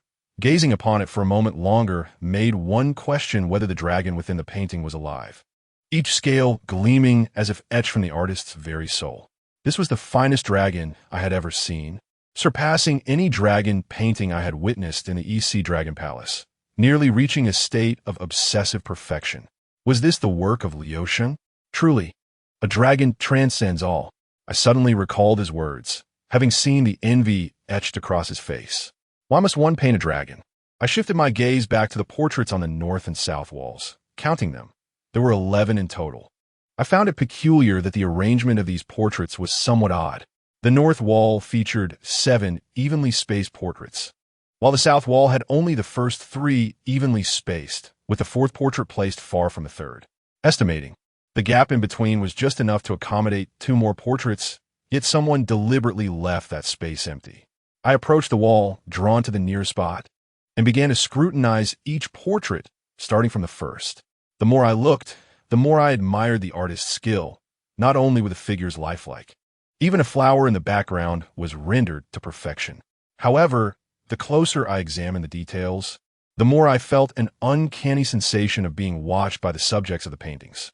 Several times, I could have sworn the eyes of the painted figures followed my movements, and yet when I turned to look, everything appeared normal. Upon reaching the 10th portrait, I halted. Depicted was a young woman in a green dress, holding a peony fan, standing gracefully before pear blossoms under a white cloud. She possessed an indescribable beauty and familiarity. Unlike a photograph, a painting cannot perfectly replicate a person's likeness. Yet no matter how I observed from different angles, I felt certain this fan-bearing maiden resembled the portrait of Tsiyu that the elderly couple had shown me. Tsiyu had been missing for 3 years. No trace of her. Only this painting left behind. While astonished, I struggled to unravel the entangled fates behind this mystery. Moving forward, I came to the final painting. As I drew near, I detected a faint scent of ink emanating from the paper. Compared to the others, this painting appeared relatively fresh, as if it had been completed recently. Oddly, the figure in a red dress, poised with a bow and arrow, was strikingly beautiful but lacked a face. Her features seemed intentionally left blank. Upon closer inspection, it appeared there were faint outlines of eyes and brows, almost too subtle to discern. These life-size portraits were undeniably eerie. This was Lu Sheng's domain. What had he done here? My mind struggled to comprehend the myriad fragments swirling within, unable to piece together a coherent picture. I turned to leave, but found myself returning to gaze once more at Siyu's portrait. Suddenly, I leapt up, removing the painting from the wall. In the event I could not find Siyu, at least I could bring a painting back to her parents as a form of closure. Moreover, these portraits were exquisitely crafted. Surely they would fetch a high price in our world. Yet, the moment I removed the portrait and it fell to the ground, I was struck dumb. Behind the painting, a perfectly carved square recess had been hollowed out, and within it stood a skeleton clad in a dress identical to that of the painted figure. Its dark eye sockets staring coldly at us. I gasped, and without hesitation, I removed all the portraits, only to find that aside from the faceless one, each painting concealed a similar recess behind it, precisely fitting a skeleton dressed in clothing. 10 pairs of hollow eye sockets collectively gazed at a world that had long ceased to concern them, sending chills down my spine. I had not anticipated that the source of this deathly aura would present itself in such a manner. Oh my goodness! After I described the scene, Xianlong clutched my neck in fright, cursing, "You sadistic monster! You've harmed people and left their bones here to terrify us." I quickly regained my composure. After all, I was an ancient creature, accustomed to the cycle of life and death. Bones were not an unprecedented sight. Gu Wuming frequently wandered about. Yet, a surge of anger welled within me. Once a person has died, it is unfathomably cruel to not only deny them a proper burial, but to display them in such a manner, like puppets. Suppressing my fury, I brushed Xianlong aside and approached the skeleton for a closer inspection, only to discover that many exposed parts bore signs of having been gnawed, with some pieces crudely reassembled while others remained incomplete. For instance, one skull lacked a jawbone, several finger bones were missing, and another skull had a cracked hole in its crown. It appeared someone had attempted to ensure these individuals were buried whole. How peculiar. I cannot fathom the mindset of the perpetrator. Moreover, why was the recess behind the portrait of the red-dressed woman empty? Did it imply that the figure within the painting still lived? While I pondered these perplexities, a sudden scream pierced the air. I turned sharply to see Lu Qiuyue in Lu Sheng's arms, unconscious, likely frightened by the sight of the skeletons. How unfortunate! She had just regained consciousness only to faint again. I was unaware of when Lu Sheng, having transformed back into human form, had entered, but his condition was dire. A large gash adorned his forehead, still bleeding, while fresh bite marks marred his visible skin. Before I could speak, a white shadow darted from behind them. Tumbling to my feet, glancing down, I saw Deng transformed back into a pig, groaning and rolling at my feet, sporting several swollen lumps on his head, one eye bruised and scratches across his back. Under different circumstances, the sight would have elicited laughter, but the atmosphere was far too sinister. "You should not have brought her here." Lu Sheng struggled to breathe, clearly having had a difficult encounter with Deng. "You should not have left them here," I replied sternly, gesturing to the rows of skeletons behind me. "There is no place more suitable for them." Lu Sheng regarded me impassively. "I did not expect it to be you. Your disguise was so convincing that even I was fooled." "It wasn't truly a disguise." I glanced at my attire, smiling. "I am indeed the eldest sister, raising 2 little pigs."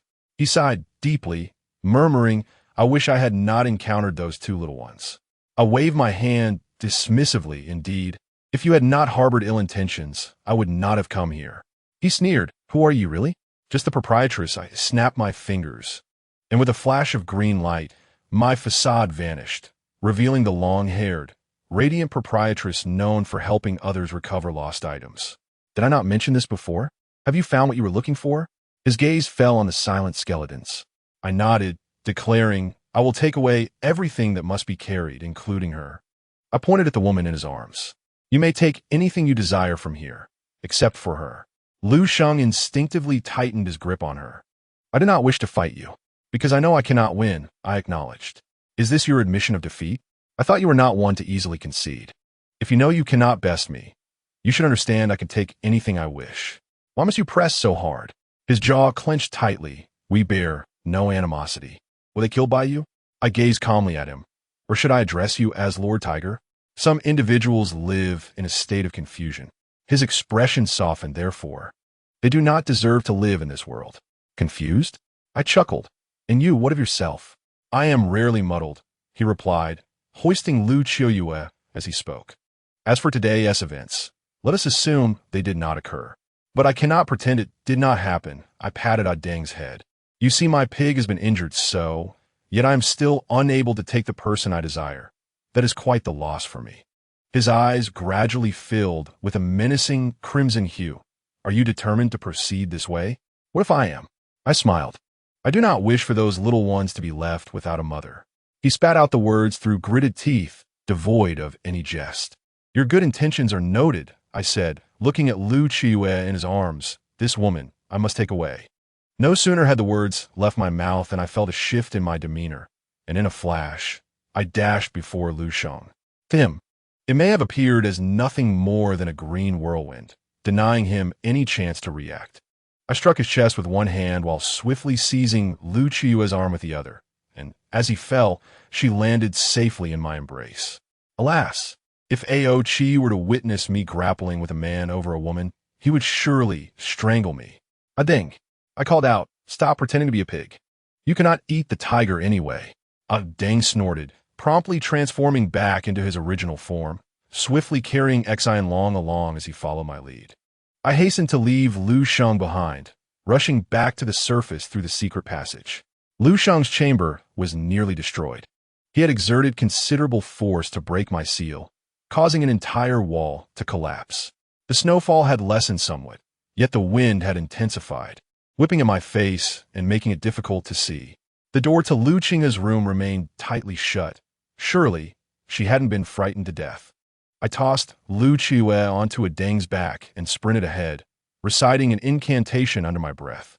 With a forceful clap of my hands, a bolt of lightning surged forth, coalescing into a ball of energy at the iron doorframe. With a resounding explosion, the energy burst forth in a flash of brilliance.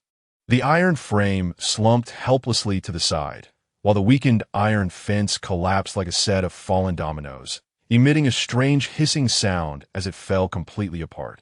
With Lu Qiuyue in tow, we charged through the remnants of this lifeless debris.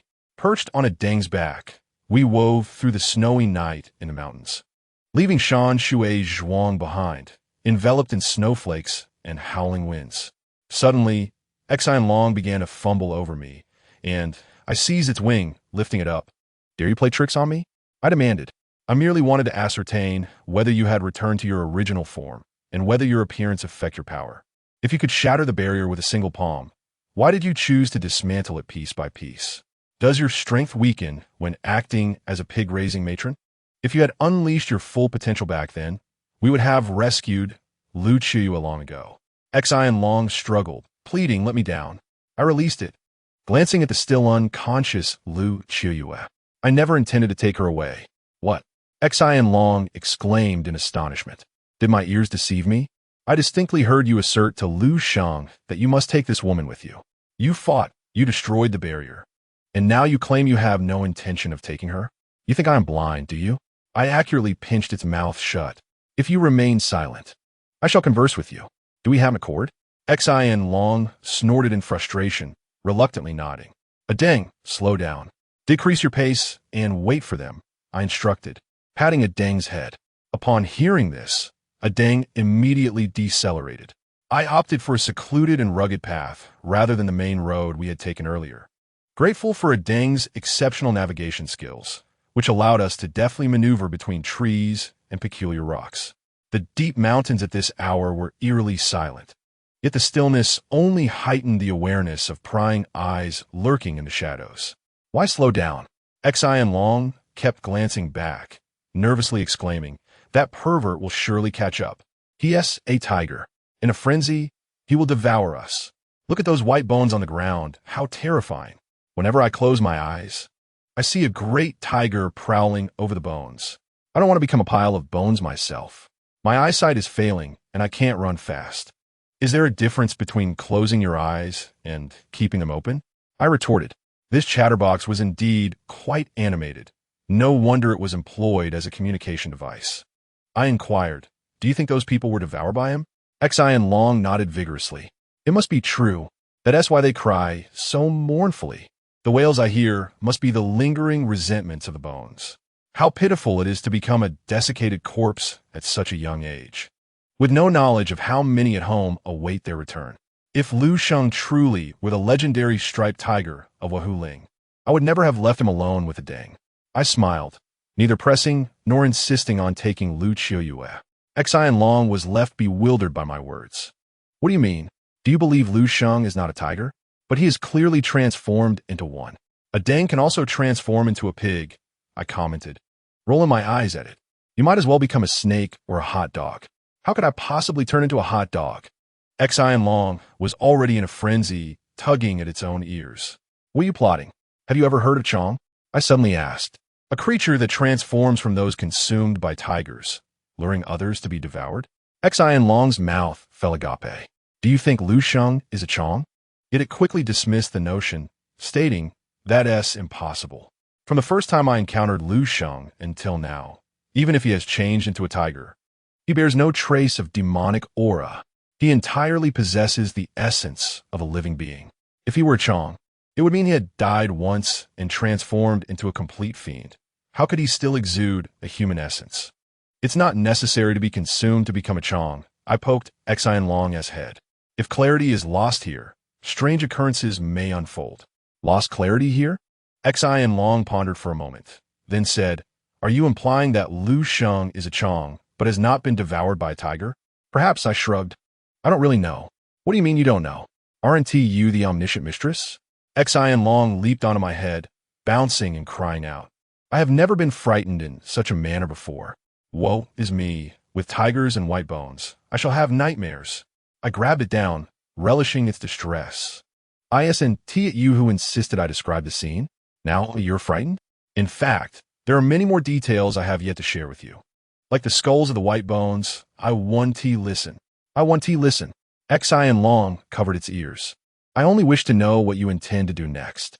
Stroll, of course, I replied with a sly smile, and perhaps rouse certain individuals from their stupor. Rouse? How do we rouse them? Xian Long was utterly perplexed. In any case, I do not wish to be devoured by a tiger. Do you remember what I said when I pricked your tail at Shan Shui Zhuang? I countered. Xian Long thought for a moment. You mentioned that pain is the shortcut to awakening. Most individuals remain unawakened because they fear pain, I remarked, glancing at the small wound on my index finger, the result of my own prick. Earlier, we had unearthed a jar in the backyard of Shan Shui Zhuang, containing the bones of 2 individuals. 2 individuals? Xian Long gasped. You only told me there were a pile of bones. Behind the red cloth sealing the jar were written 2 names. I extended my hand. The snowfall had lessened, melting before it reached my palm, likely the names of the 2 skeletons. Who are they? Xian Long eagerly asked. Lu Qinghe and Lu Qiuyue. Suddenly, the air around us trembled ominously. Behind us, a colossal shadow approached silently and swiftly. Chapter 36. The Feast of Grace 1. 10 years. If I am still alive in 10 years, regardless of mountains and rivers, I shall come to see you. The deep rumbling sound surged, resonating from my ears to my brain, enveloping me in an uncomfortable vibration. I sensed something pursuing us from behind, yet despite glancing back several times, I saw no tangible creature, only the trees and rocks swaying in the wind and snow. Xian Long covered its ears and told me this was the most terrifying sound it had ever heard. When I inquired what it heard, it said it was indescribable. A cacophony of anger, despair, and murderous intent fraught with danger. Lu Qiuyue remained unconscious, perhaps due to the prolonged exposure to the outdoors, her complexion growing increasingly pale, tinged with a hint of blue. A Deng quickened its pace, deftly maneuvering left and right, strictly adhering to my commands as we traversed the mountain. I was not fleeing. I was biding my time. Suddenly, a sharp light pierced from the left, and the snow-dusted trunks of trees sprouted long, sharp ice spikes, densely aimed at Adang. "Watch out!" I shouted. Adang deftly changed direction, narrowly escaping the icy projectiles as it sped forward. I exhaled in relief. Had we been struck, I could only imagine the multitude of wounds we would have sustained. As I relaxed halfway, a cluster of ice spikes erupted from the rocky right side. Fortunately, Adang reacted swiftly, dodging just in time. What followed was even more perilous. The trees and rocks along our path seemed to harbor a deep-seated enmity against us, launching lethal spikes wherever we went, forcing us to evade left and right. The available paths for advancement dwindled until we were left with no choice but to dart into a narrow passageway, flanked by stone walls on either side. Strangely, since the moment we entered, the relentless ice spikes had not reappeared. This narrow path wedged between stone walls seemed interminably long and steep, shielded from the wind and snow above by overhanging rock. One could faintly discern the surface covered in thick moss, damp and slippery. In such dire weather, not to mention under the glaring sun, an ordinary person would find it impossible to traverse this path. A thought flickered through my mind. Perhaps those ice spikes aimed to take our lives, but their greater intent seemed to be to drive us into this secluded trail amid the vast wilderness. I looked up at the rocks above, which had taken an unknown eon to form a natural archway that not only repelled the wind and snow, but also the sunlight. For otherwise, how could such abundant moss thrive? The stone walls on either side were dark, cold, and perpetually shrouded in darkness. This path was clearly not designed for human passage. Where we come to? Xian Long shook his head. Moments ago, his voice had become significantly quieter. A narrow, elongated path that is hardly walkable, I remarked, suggesting it might be a deliberate escape route left by whatever was pursuing us. Are you implying that we were intentionally driven here? Since we are here, we might as well make ourselves comfortable. Comfortable? My heart continues to race. The sense of danger has not dissipated one bit. Moreover, the sudden stillness around us feels utterly wrong. Wait until your heart stops racing before you come to me with your complaints. Are you truly so afraid of death? Of course I am. My brother and I promised each other that upon retirement, we would venture beyond Longyu to a beach named something like E, basking in the sun and admiring beautiful maidens. What a character! Even in such a tense moment, he could make me laugh. You and your brother must be blind.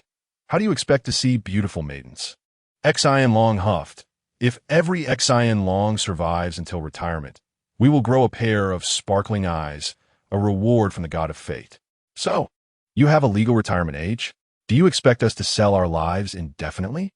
Xian Long pouted, especially lamenting being bound to a master like Ao Chi, who has no redeeming qualities. That day during their conversation, it mentioned that Ao Chi kept it close at all times, even to the bathroom, fearing it might miss a piece of news. Ao Chi's snoring and grinding teeth made him sleep poorly, and now he lacked the courage to meet the beloved Bei Ku girl, fearing she would remark on his haggard appearance. I was almost dying of laughter. Ao Chi was a peculiar creature with a negative charm rating, yet I might be a peculiar one too for agreeing to marry him, for oddities often come in pairs. Face it, the term handsome is forever out of your reach, while silly and adorable may still apply. Which Bei Ku girl has caught your eye? What about you? Have you taken a liking to any Hai Luo girls? I won't tell you. You have ulterior motives. You and Ao Chi are in cahoots, as husband and wife. We are indeed allies, but I do enjoy playing matchmaker. If you truly fancy someone, the conversation, completely mismatched with the atmosphere, abruptly halted as a thick mass of grayish-white mist intruded into our line of sight, coldly wedged between the mountain walls, with the entire path extending into the fog. It was impossible to determine whether the mist concealed the end of the path or led to another rugged stretch. Adang slowed down, hesitating whether to venture through. Let us go, I urged, tapping it. We had no retreat. Adang emitted a series of sounds, accelerating into the fog. In that instant, the world transformed into a chaotic blur of indistinct lines, with a hot, fishy gust assaulting us, nearly making us retch, as if our breath were forcefully restrained, leaving us feeling utterly miserable. Thankfully, this discomfort lasted only a few seconds as the mist thinned away, gradually revealing a crescent-shaped clearing littered with jagged stones. The varying shades of gray mist lingered only around the edges of this ground, not encroaching upon it. As I surveyed the area, I noticed that apart from the dark, damp soil, there were no extraneous trees or plants, save for a straight line made of white fragments, seemingly a dividing line, extending from left to right.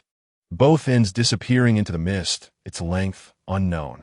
"Watch over Lucia," I instructed a Deng, leaping down from its back, while Exine Long perched on my shoulder, covering its nose and asking, "What a stench! Where we?" "Describe it." "A crescent-shaped clearing opposite a massive, strange stone, and a white line stretches in front of me." Approaching the white line, I crouched down for a closer inspection and discovered that these gathered white fragments were neither ceramic nor clay, but rather shattered bones. At that moment, a massive shadow leaped out from the gray mist at the end of the path, targeting a Deng, which was still carrying Lucia. Chapter 37. The Gift of Food 2. In the long recesses of memory, I had slain countless malevolent creatures, battled unruly wild boars, and even competed with black bears for honey. Though often chided by Ao Chi as a mother tiger, I realized I had never truly faced off against a tiger, let alone one transformed by the peculiar creature Lu Sheng. I grappled with whether to subdue it by force or persuade it verbally. For my forte lay in conversing with others, being a refined and gracious hostess. All dissenters regarding my refinement may reflect at the Great Wall. At this moment, a Deng's demeanor was not particularly assertive, appearing to retreat despite its larger size compared to the tiger, perhaps haunted by a prior encounter. However, if a real fight ensued, the opponent would gain little advantage, as evidenced by the earlier exchange. Perhaps this behemoth's retreat stemmed from concern that combat would endanger Lucia on its back. It was, after all, a rather naive creature. A low growl emanated from the tiger's throat, its piercing gaze fixated solely on a Deng, entirely disregarding me. Yet amid its focus, it cast a fleeting glance in my direction, conveying warning, disdain, and hatred, all encapsulated in one glance, declaring its ultimate goal was to reclaim Lucia. If I maintained my current passive stance, it might spare me, despite its vehement dislike for me, wishing to dismember me. However, to think it could threaten my life with mere glances was overly ambitious for this ferocious yet emotional tiger. Ultimately, one with claws could no longer contain itself. The tiger pounced, its razor-sharp claws aimed at a Deng's head. A Deng swiftly dodged, countering with a powerful tail swipe that sent the tiger sprawling far away, rolling thrice on the ground. Naturally, the tiger would not concede easily. It retaliated, only to be met with another swipe, repeating this cycle several times. Its combat prowess was far weaker than I had anticipated. The scenes I had envisioned of a Deng being bullied never materialized. I surmised that it must have exhausted too much energy during its earlier altercation at the Mountain Water Manor. A Deng, being the royal steed of the Dragon King and well-fed on potatoes, possessed formidable stamina. Yet, I had no interest in watching such monotonous scratching and slapping for an extended period. When I saw the tiger rise again, blood seeping from its mouth, I had already concluded that it was utterly drained. If a Deng landed a few more hits, even Exine Long could bring it down with a single punch. Given its current state of exhaustion, why cling to the fight? "Oh, great tiger." I stepped into their combat circle, crossing my arms and regarding the panting tiger. "If this continues, you will become nothing more than a tiger skin pancake." Its limbs trembled slightly, struggling to remain upright as it glared at me. My experience taught me to avoid tasks I was unskilled at. Locking eyes with it, I smiled. "I do not recommend you continue this charade of being tiger." Its gaze momentarily froze, and its body involuntarily trembled. What did you say? You said it wasn't a tiger that was chasing us?" Exine Long pounded my shoulder, chattering incessantly. "But you just mentioned it was indeed the tiger from Shan Shui Zhuang." I pinched its mouth shut and continued.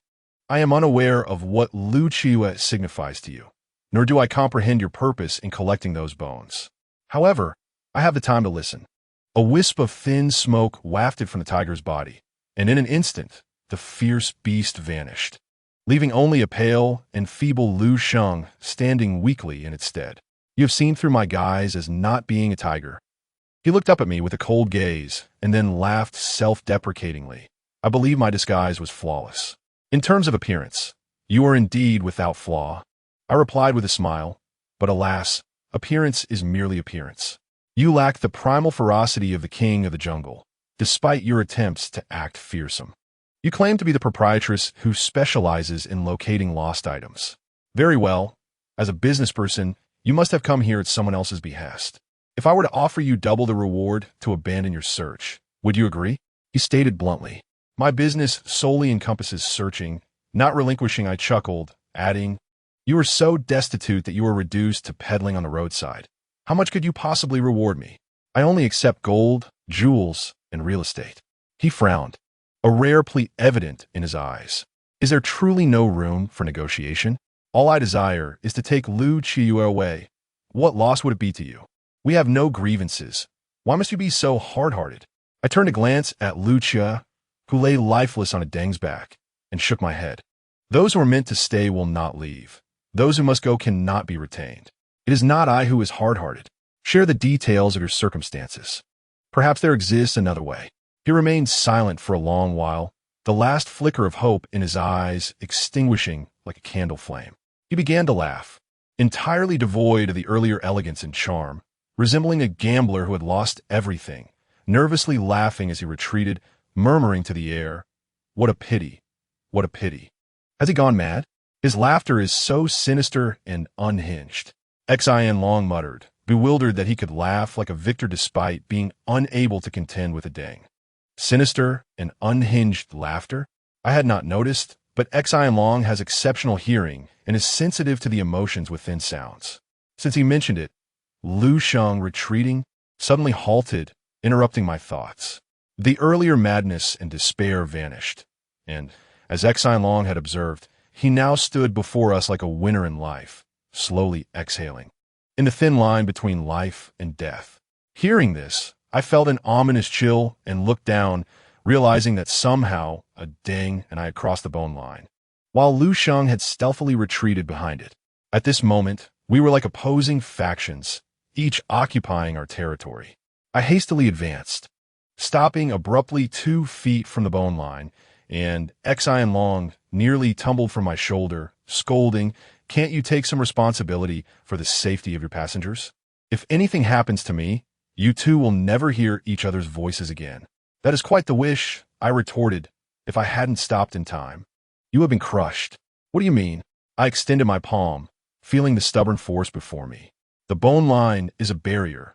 We are isolated beyond it, forbidden from crossing." Xian Long went into a frenzy, and I shall spare you the details of its frantic antics. With a mocking clap, Lu Sheng sneered. How rare it is for a business person to possess such acumen, able to discern this slight anomaly. "You flatter me." I retracted my hand, smiling. "It is merely that my memory falters. I had forgotten that this is the legendary, indomitable Tian Shui Di Wei. You are aware of this? You could have retreated unscathed." Lu Sheng's smile faded. "And you could have pursued a career as a painter or something else, living a stable life." I sighed with regret. "What on earth is Tian Shui Di Wei?"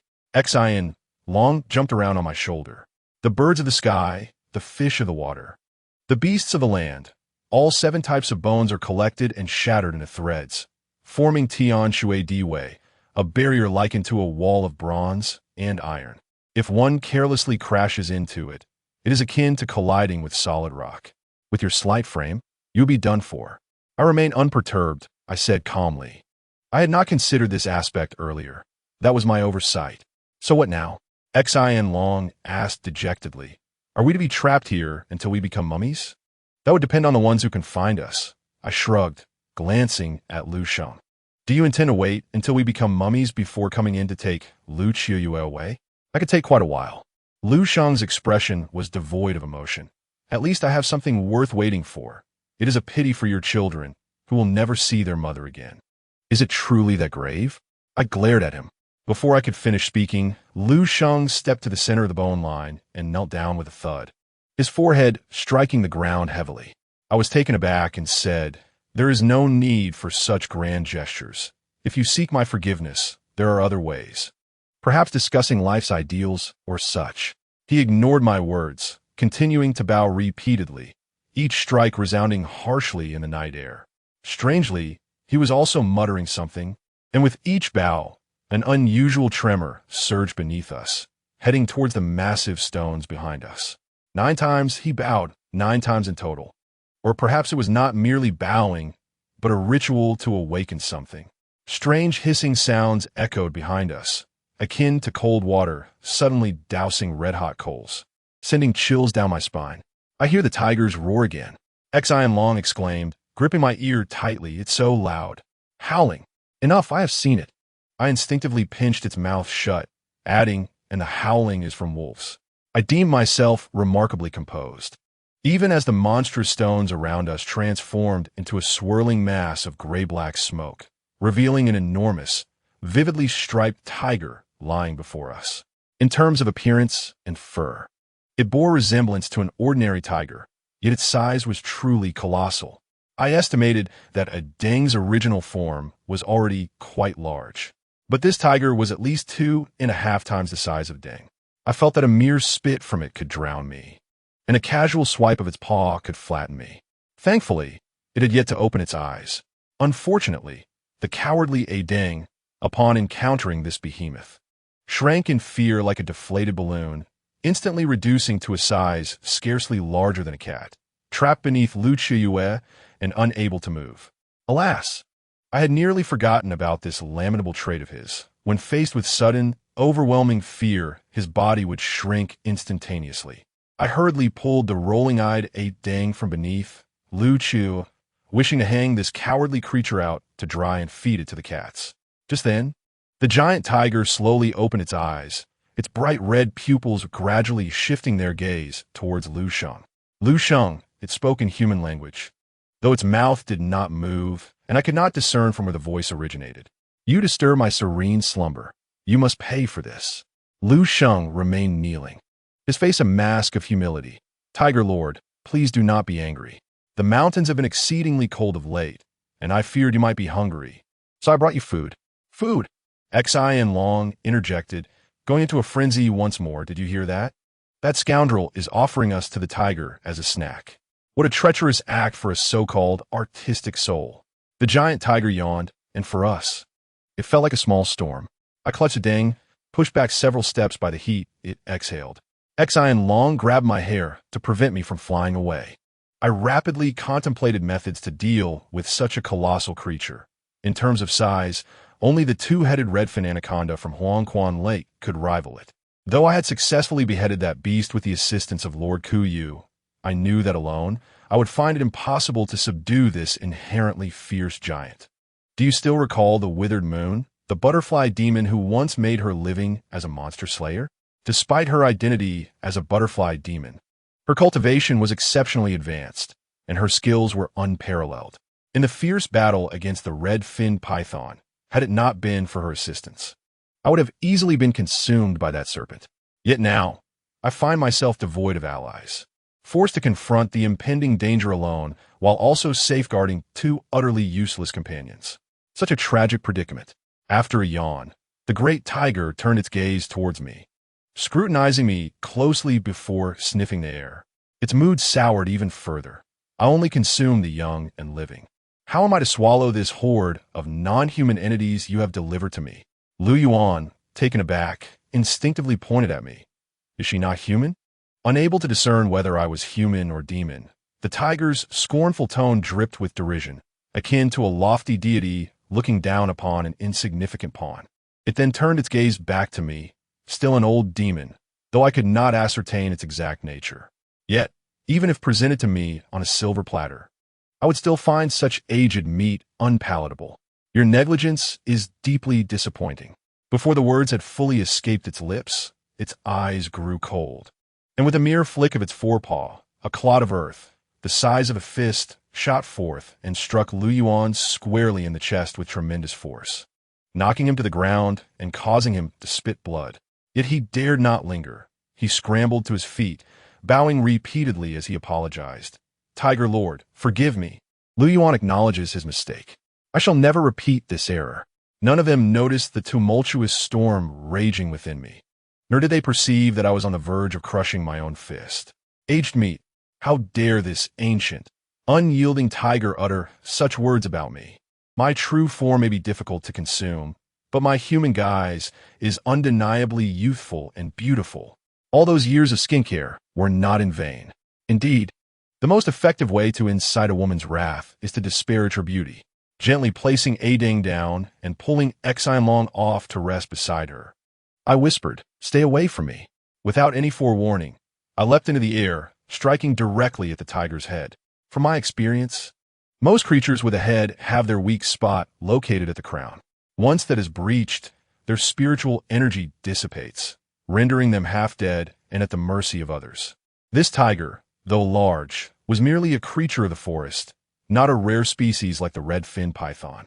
If I could strike swiftly and accurately, subduing it would not pose a significant challenge.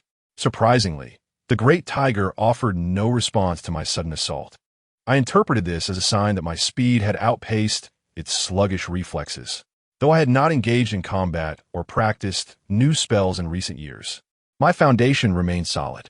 When Aochi had compelled me to train rigorously, it had been with unrelenting intensity. Moreover, since becoming a mother, my strength had vastly increased. Combining my inherent spiritual energy with newfound strength, I could surely create a hole in this creature's skull, though I was not accustomed to delivering heavy blows. Facing a high-risk demon that feasted on human flesh, and recalling the tragic fates of the young and those left as mere bones, I found it impossible to hold back. From the great tiger, I sensed not a shred of benevolence. With a deafening crash, my palm struck the top of the tiger's head without mercy. Pain and numbness coursed through me, as if each inch of flesh and bone were shattering. I was the one who felt the impact, not the tiger. Instead of flesh and fur, my hand had struck a surface as hard as iron. Had I exerted even a bit more force, my hand would have surely fractured. Landing back on the ground, my right hand trembled involuntarily. Observing this, Liu Yuan's bloodied lips curled into a faint smile. How could this be? Even as a tiger demon, its original form was flesh and blood. How could it be as solid as stone? Old demon, you dare to offend me, and for that, you shall pay dearly.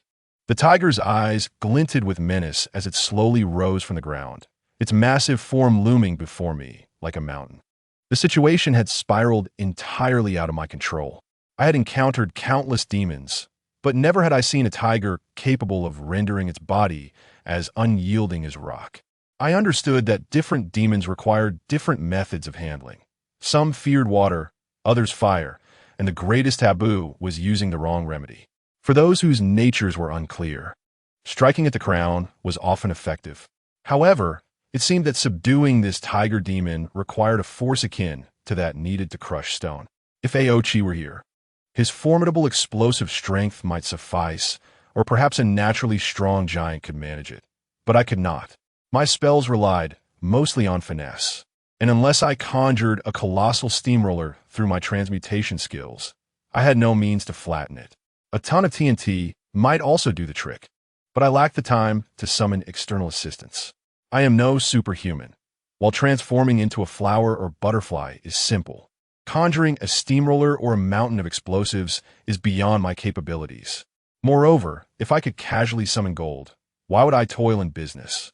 Gripping my right hand, suppressing the pain, I feigned nonchalance and inquired, "You are quite the amusing creature, engaging in reckless cultivation without fear of one day turning entirely into stone." On that day, there would be no need to linger atop this small mountain. The tiger let out a hearty laugh. "I appreciate your well wishes." Was it truly practicing a spell to transform itself entirely into stone? If successful, would it feel invincible? I chuckled in response. To be born a tiger, yet aspire to be a clumsy stone, is a lamentable fate. Its eyes narrowed. "I am weary and wish to hear no more nonsense." A massive paw lifted high, unrelentingly descending upon me. To it, I was likely no different from Liu Yuan, merely a pitiful ant that could be crushed at will. I swiftly evaded, the tiger's paw striking the ground and causing the air to reverberate for some time. The situation swiftly devolved into a chaotic dance of dodging the tiger's claws. With my every attempt to strike back feeling akin to hitting stone, my most effective blow merely severed a few whiskers. In terms of strength, it surpassed me. In agility, it far outpaced me. I began to suspect that this creature had never exercised, having grown complacent over the years. Thus, we found ourselves in a stalemate. I could not defeat it, and it could not capture me. However, I had overestimated its capacity for movement while underestimating its cunning. Realizing it could not wound me, it suddenly pivoted, its sharp claws lunging toward Deng and Exiled, who were hiding nearby. Seeing this, Deng hurriedly carried Exiled to safety. But still unable to revert to its true form, its speed was significantly diminished. The razor-sharp claws grazed its tail, causing it to lose balance and tumble to the ground, rolling several times with Exiled. Even worse, blood began to seep from the wound on its tail. What a fragrant scent of blood. Fish is delightful. Once crushed alongside flesh and bone, it is undoubtedly delectable. The tiger licked its lips and raised its right forepaw, preparing to strike downwards. Exiled cried out in panic. What is happening? As Deng was swiftly swept away. Just as the lethal blow descended to within mere feet of Deng's head, it suddenly halted. Of course, it was I who rushed in to intervene. At the critical moment, I dove to the ground, slipping beneath the tiger's paw, kicking Deng away to take its place. I lay on my back, using my body as a fulcrum to resist the weight of a paw larger than my own, which was already exerting pressure. With my strength, it would take only 2 seconds for it to come crashing down. In my moment of blankness, aside from the sound of the tiger's triumphant laughter, one thought consumed me. I was in deep trouble. This hard-won physical form might not endure. While I may not die, reverting to my human shape would prove exceedingly difficult. The mere thought of possibly becoming a tree again, fixed atop Fulong Mountain for thousands of years, sent a chill down my spine. However, I truly cannot endure any longer. As the long fur at the base of the tiger's claw brushed against the tip of my nose, my deepest regret was that I had not heeded Chi's advice and had been too lazy to perform push-ups to strengthen my arms. If given another chance, I would willingly commit to 100 each day. As for Lu Sheng, he must be laughing to the point of tears.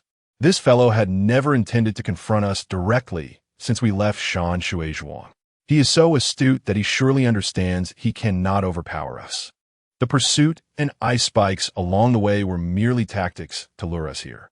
He could not deal with us, but this true great tiger could. Despite all my calculations, I had not anticipated encountering a tiger adept in the art of stone body cultivation.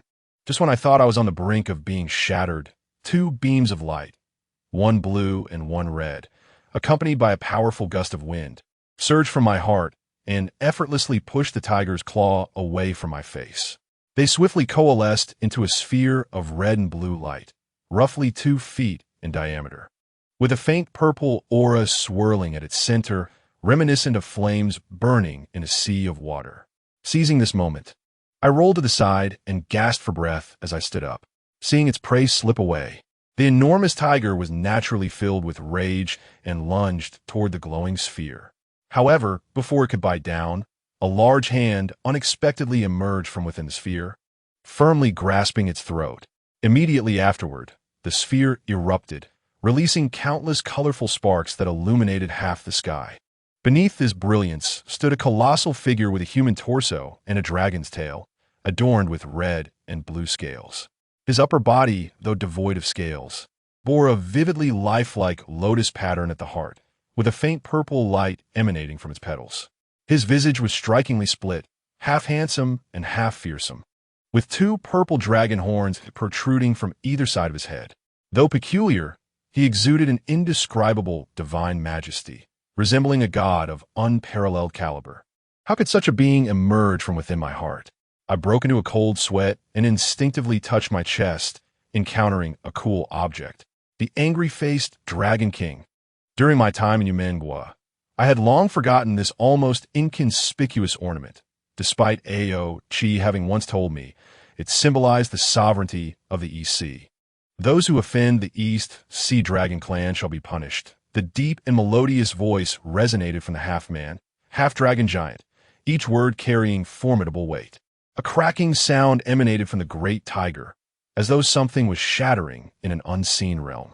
With merely one hand, the man rendered the colossal beast immobile, forcing it to widen its mouth and stiffen its limbs, as it gradually disintegrated from its head downwards, crumbling to ash and scattering into oblivion.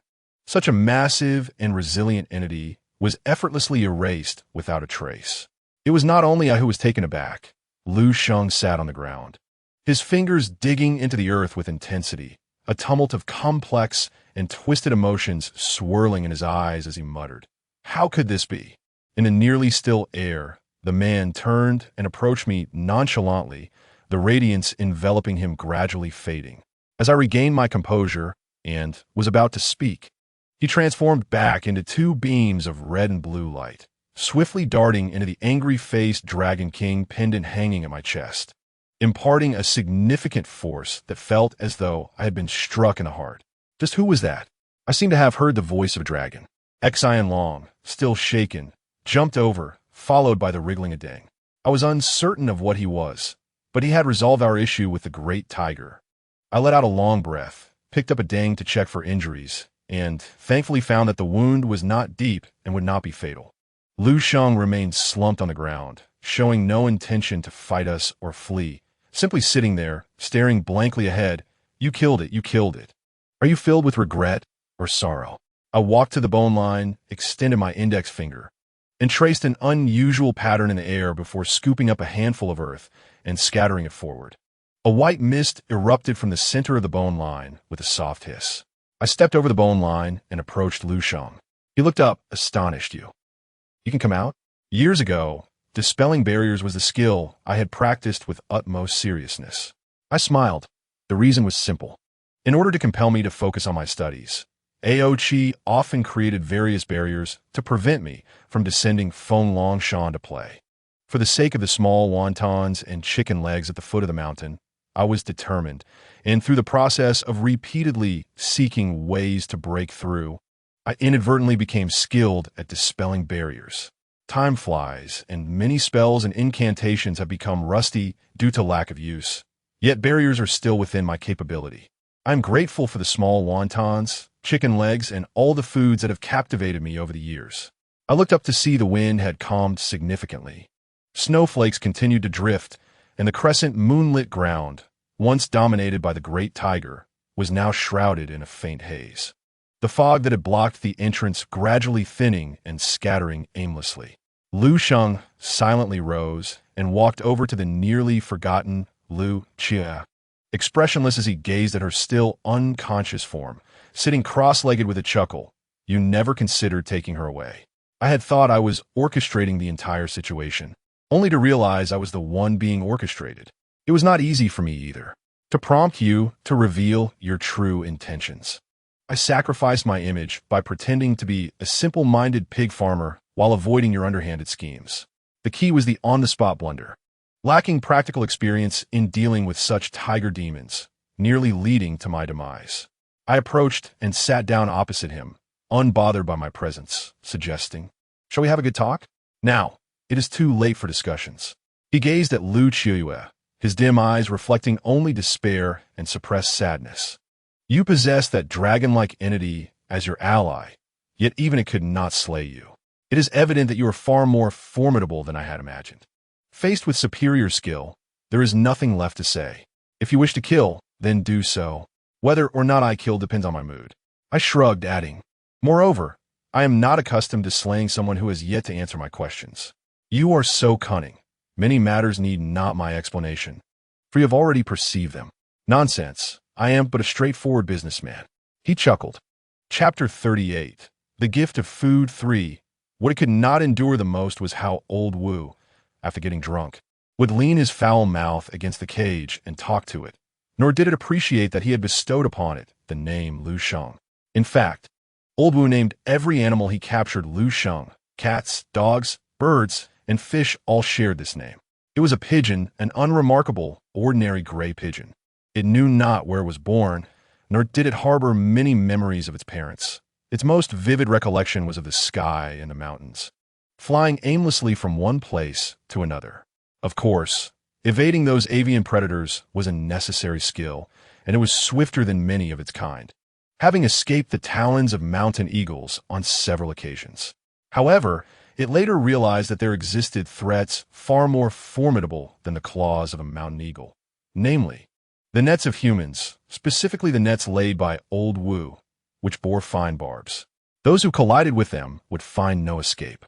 This net was designed solely for capturing small creatures. The net's owner, Old Wu, was a ragged vagrant and a drunkard who, when sober, would lead his well-trained cats and dogs to perform various comical acts on the streets. Having the kittens leap through hoops, the puppies play dead, or the birds retrieve cards from boxes to tell fortunes. Each performance drew a crowd, leading to generous tips. All the money earned was exchanged for alcohol. More money meant better wine. Less money meant inferior wine. To Old Wu, quantity mattered more than quality. He was a brutish drinker, not a connoisseur. Besides drinking, Old Wu possessed other skills. He practiced some spells and alchemy, crafting black pills from a broken clay pot, which he occasionally fed to the Lu Shangs. Those who refused to eat would face punishment, as a thin iron rod would sting painfully when struck against their bodies. Old Wu was homeless, dwelling in dilapidated temples or shanties. Whenever he planned to change locations, he would set out with a cart laden with cages of various sizes. As they departed from each location, reports would arise of households lamenting the loss of precious valuables, emeralds, gold, pearls, and gemstones among them. This thief, fixated solely on these shimmering treasures, held in disdain the likes of large denomination banknotes, never casting a covetous glance in their direction.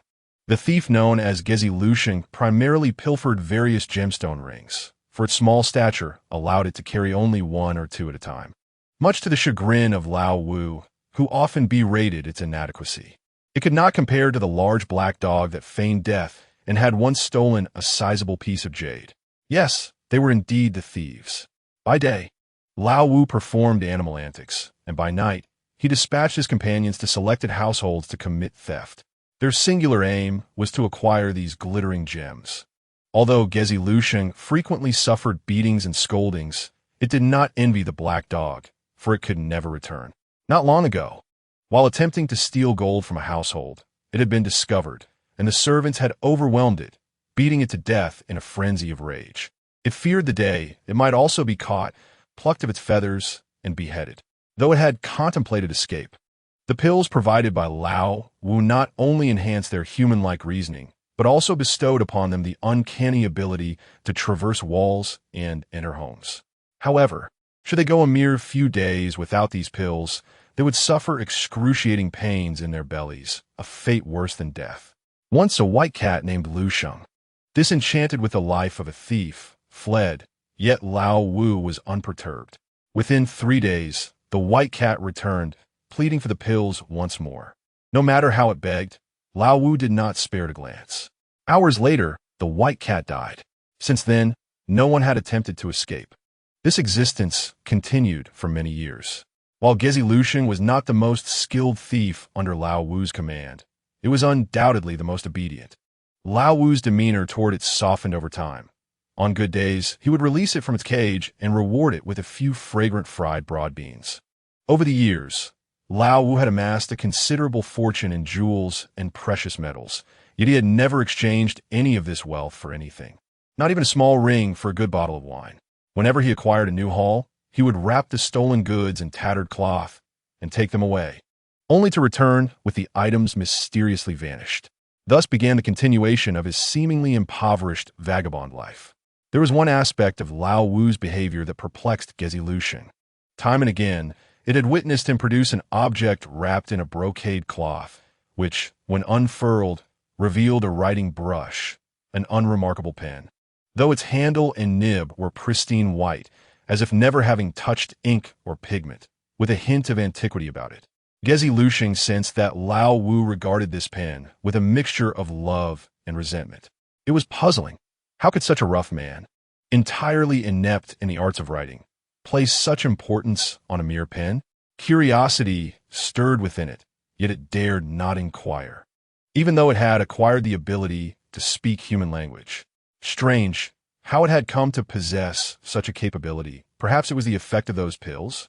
It continued to live in silence under Lao Wu's command, and if it managed to avoid punishment, life was bearable.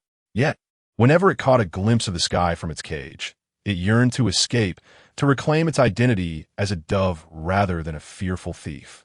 Occasionally, it fantasized about becoming a powerful human one day and imprisoning Lao Wu, striking him fiercely with an iron rod. Just as it believed it would spend its entire life alongside Lao Wu, the latter cast it aside. On that stormy evening, Lao Wu returned to their temporary dwelling, drenched in blood and staggering, as if deranged. He retrieved a brush identical to the previous white one from a broken wooden box and tucked it into his bosom. From within his clothing, he produced the wrapped brush, secured it tightly with a fine string, and hung it around Gezi Liuxing's neck. He then forced 10 newly concocted pills into its mouth, nearly choking it to death. After this frantic act, Lao Wu approached the back window and uttered, "Go." The farther away, the better. Freedom came as an unexpected gift. The object hanging around its neck was light, and as it spread its wings, it soared effortlessly into the sky. The blood-stained visage of Lao Wu remained etched in the window's frame, becoming its final memory of him. Had Lao Wu been attacked?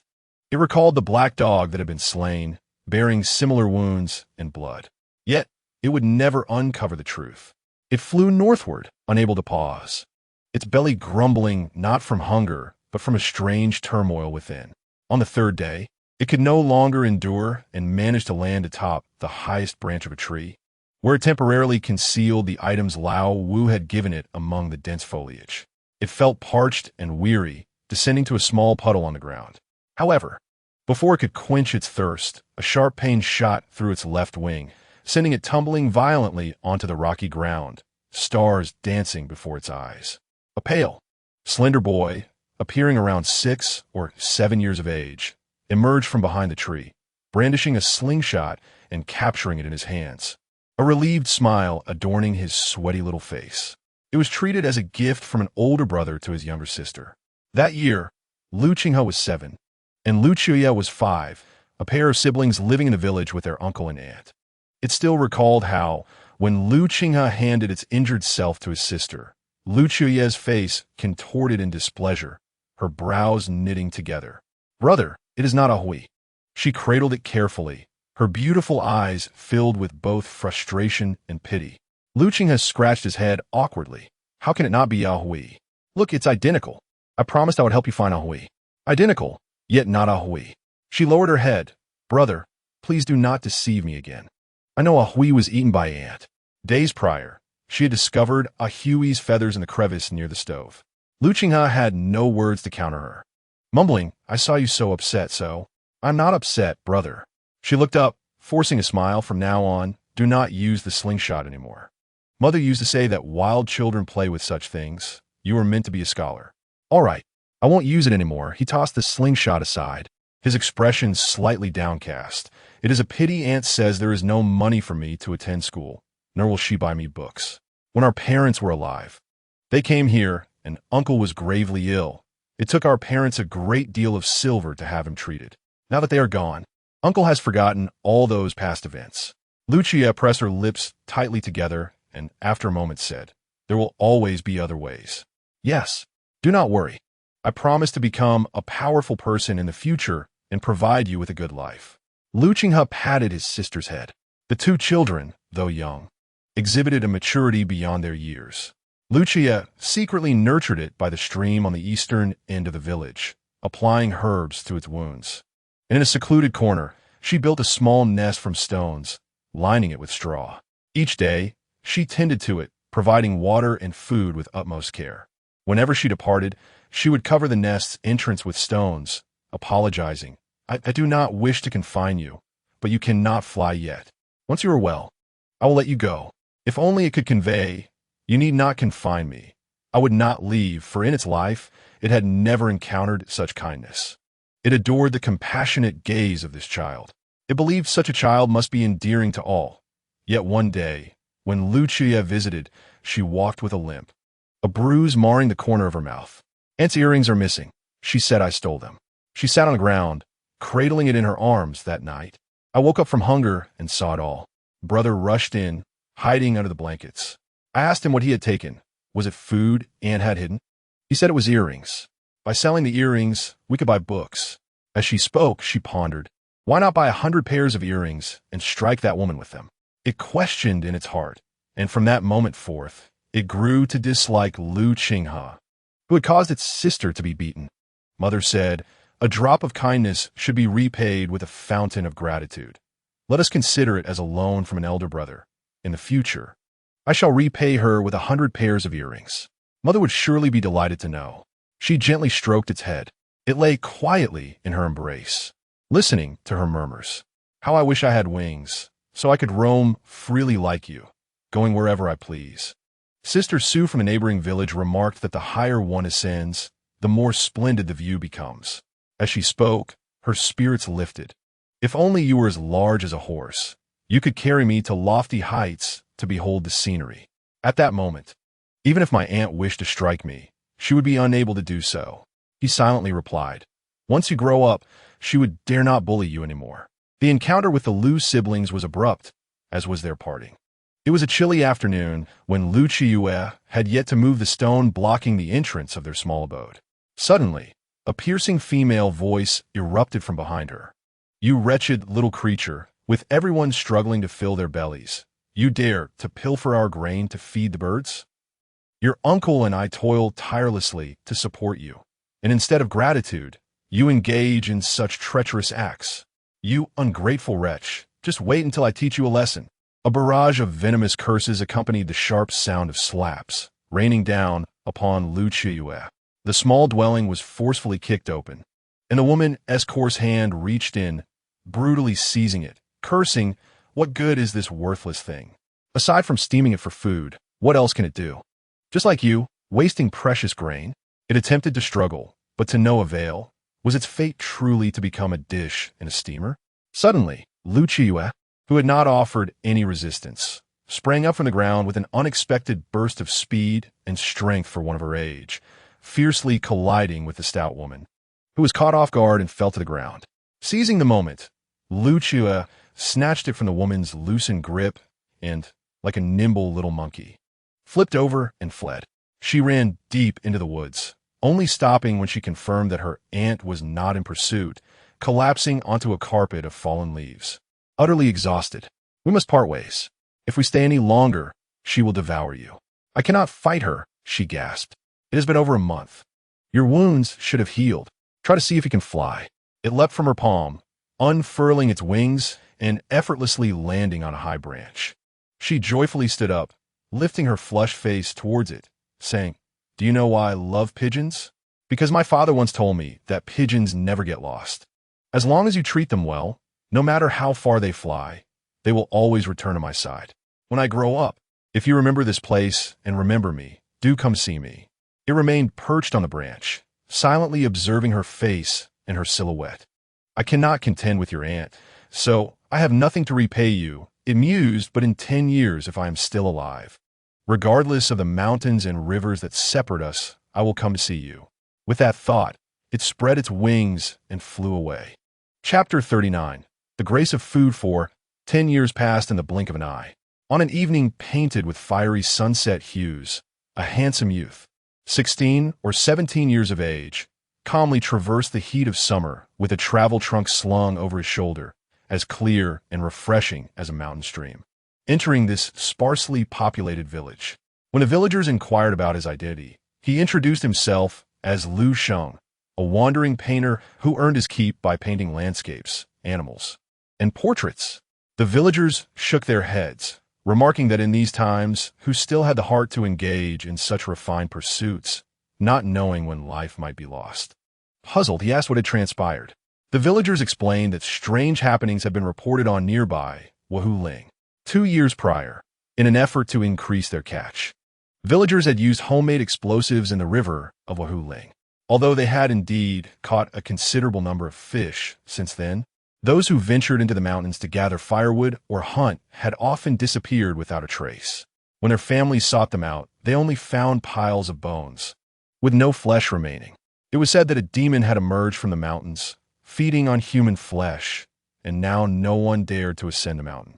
Even the Taoist priest they summoned had stated that Ling had long been rumored to be home to fierce tigers, and it was feared that the tiger had transformed into a spirit, disturbed by the noise of the explosions. He could do nothing but advise the villagers to fend for themselves. After listening, he only inquired about the well-being of the Liu siblings. The villagers informed him that the siblings had moved to the outskirts of the village several years ago, actually driven away by their wicked aunt, who had mistreated them despite receiving help from their elder brother and sister. The neighbors had long disapproved, but the woman was fierce and malevolent, and since it was a matter of others' households, they dared not intervene. However, a year ago, the couple had also fled, rumored to have incurred gambling debts, resulting in them being beaten severely, which was well-deserved. After that, the siblings had not returned to their former home. Expressing his gratitude, he turned and exited the village. Without much effort, he found their modest dwelling about 7 or 8 miles east of the village. 2 bamboo-constructed rooms, though simple, were tidy, and a small patch of land in front had been cultivated for vegetables, far better than he had anticipated. Through the half-open window, he caught sight of a familiar face he had not seen in 10 years. She had grown up beautifully, sitting quietly behind the window, compelling him to grab his brush and capture the moment.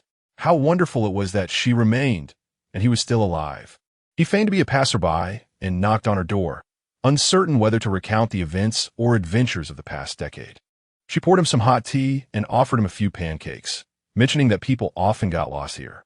The mountain girl, though rare in her courtesy and grace, was indeed well-educated. At 15, she had shed her childhood innocence, yet in her youthful countenance lingered an undeniable trace of sorrow. He surveyed the surroundings. Apart from the simple furnishings, the room was filled with books, many, many books. "You love reading? That is quite rare," he remarked. She smiled, saying her brother was a scholar who had taught her to read and write since childhood. For many years, they had relied on each other, with her brother setting up a stall at the market to write letters for others, living a life that, though frugal, was also filled with joy. He complimented her on having a good brother, then stood and casually picked a book from the shelf. It was a journal about searching for a mythical island in the sea.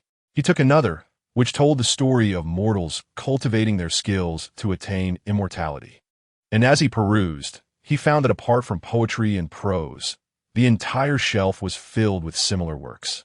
She mentioned that her brother had always envied those with mystical abilities, believing them to be the most formidable individuals in the world, and if he ever attained immortality, it would not be in vain.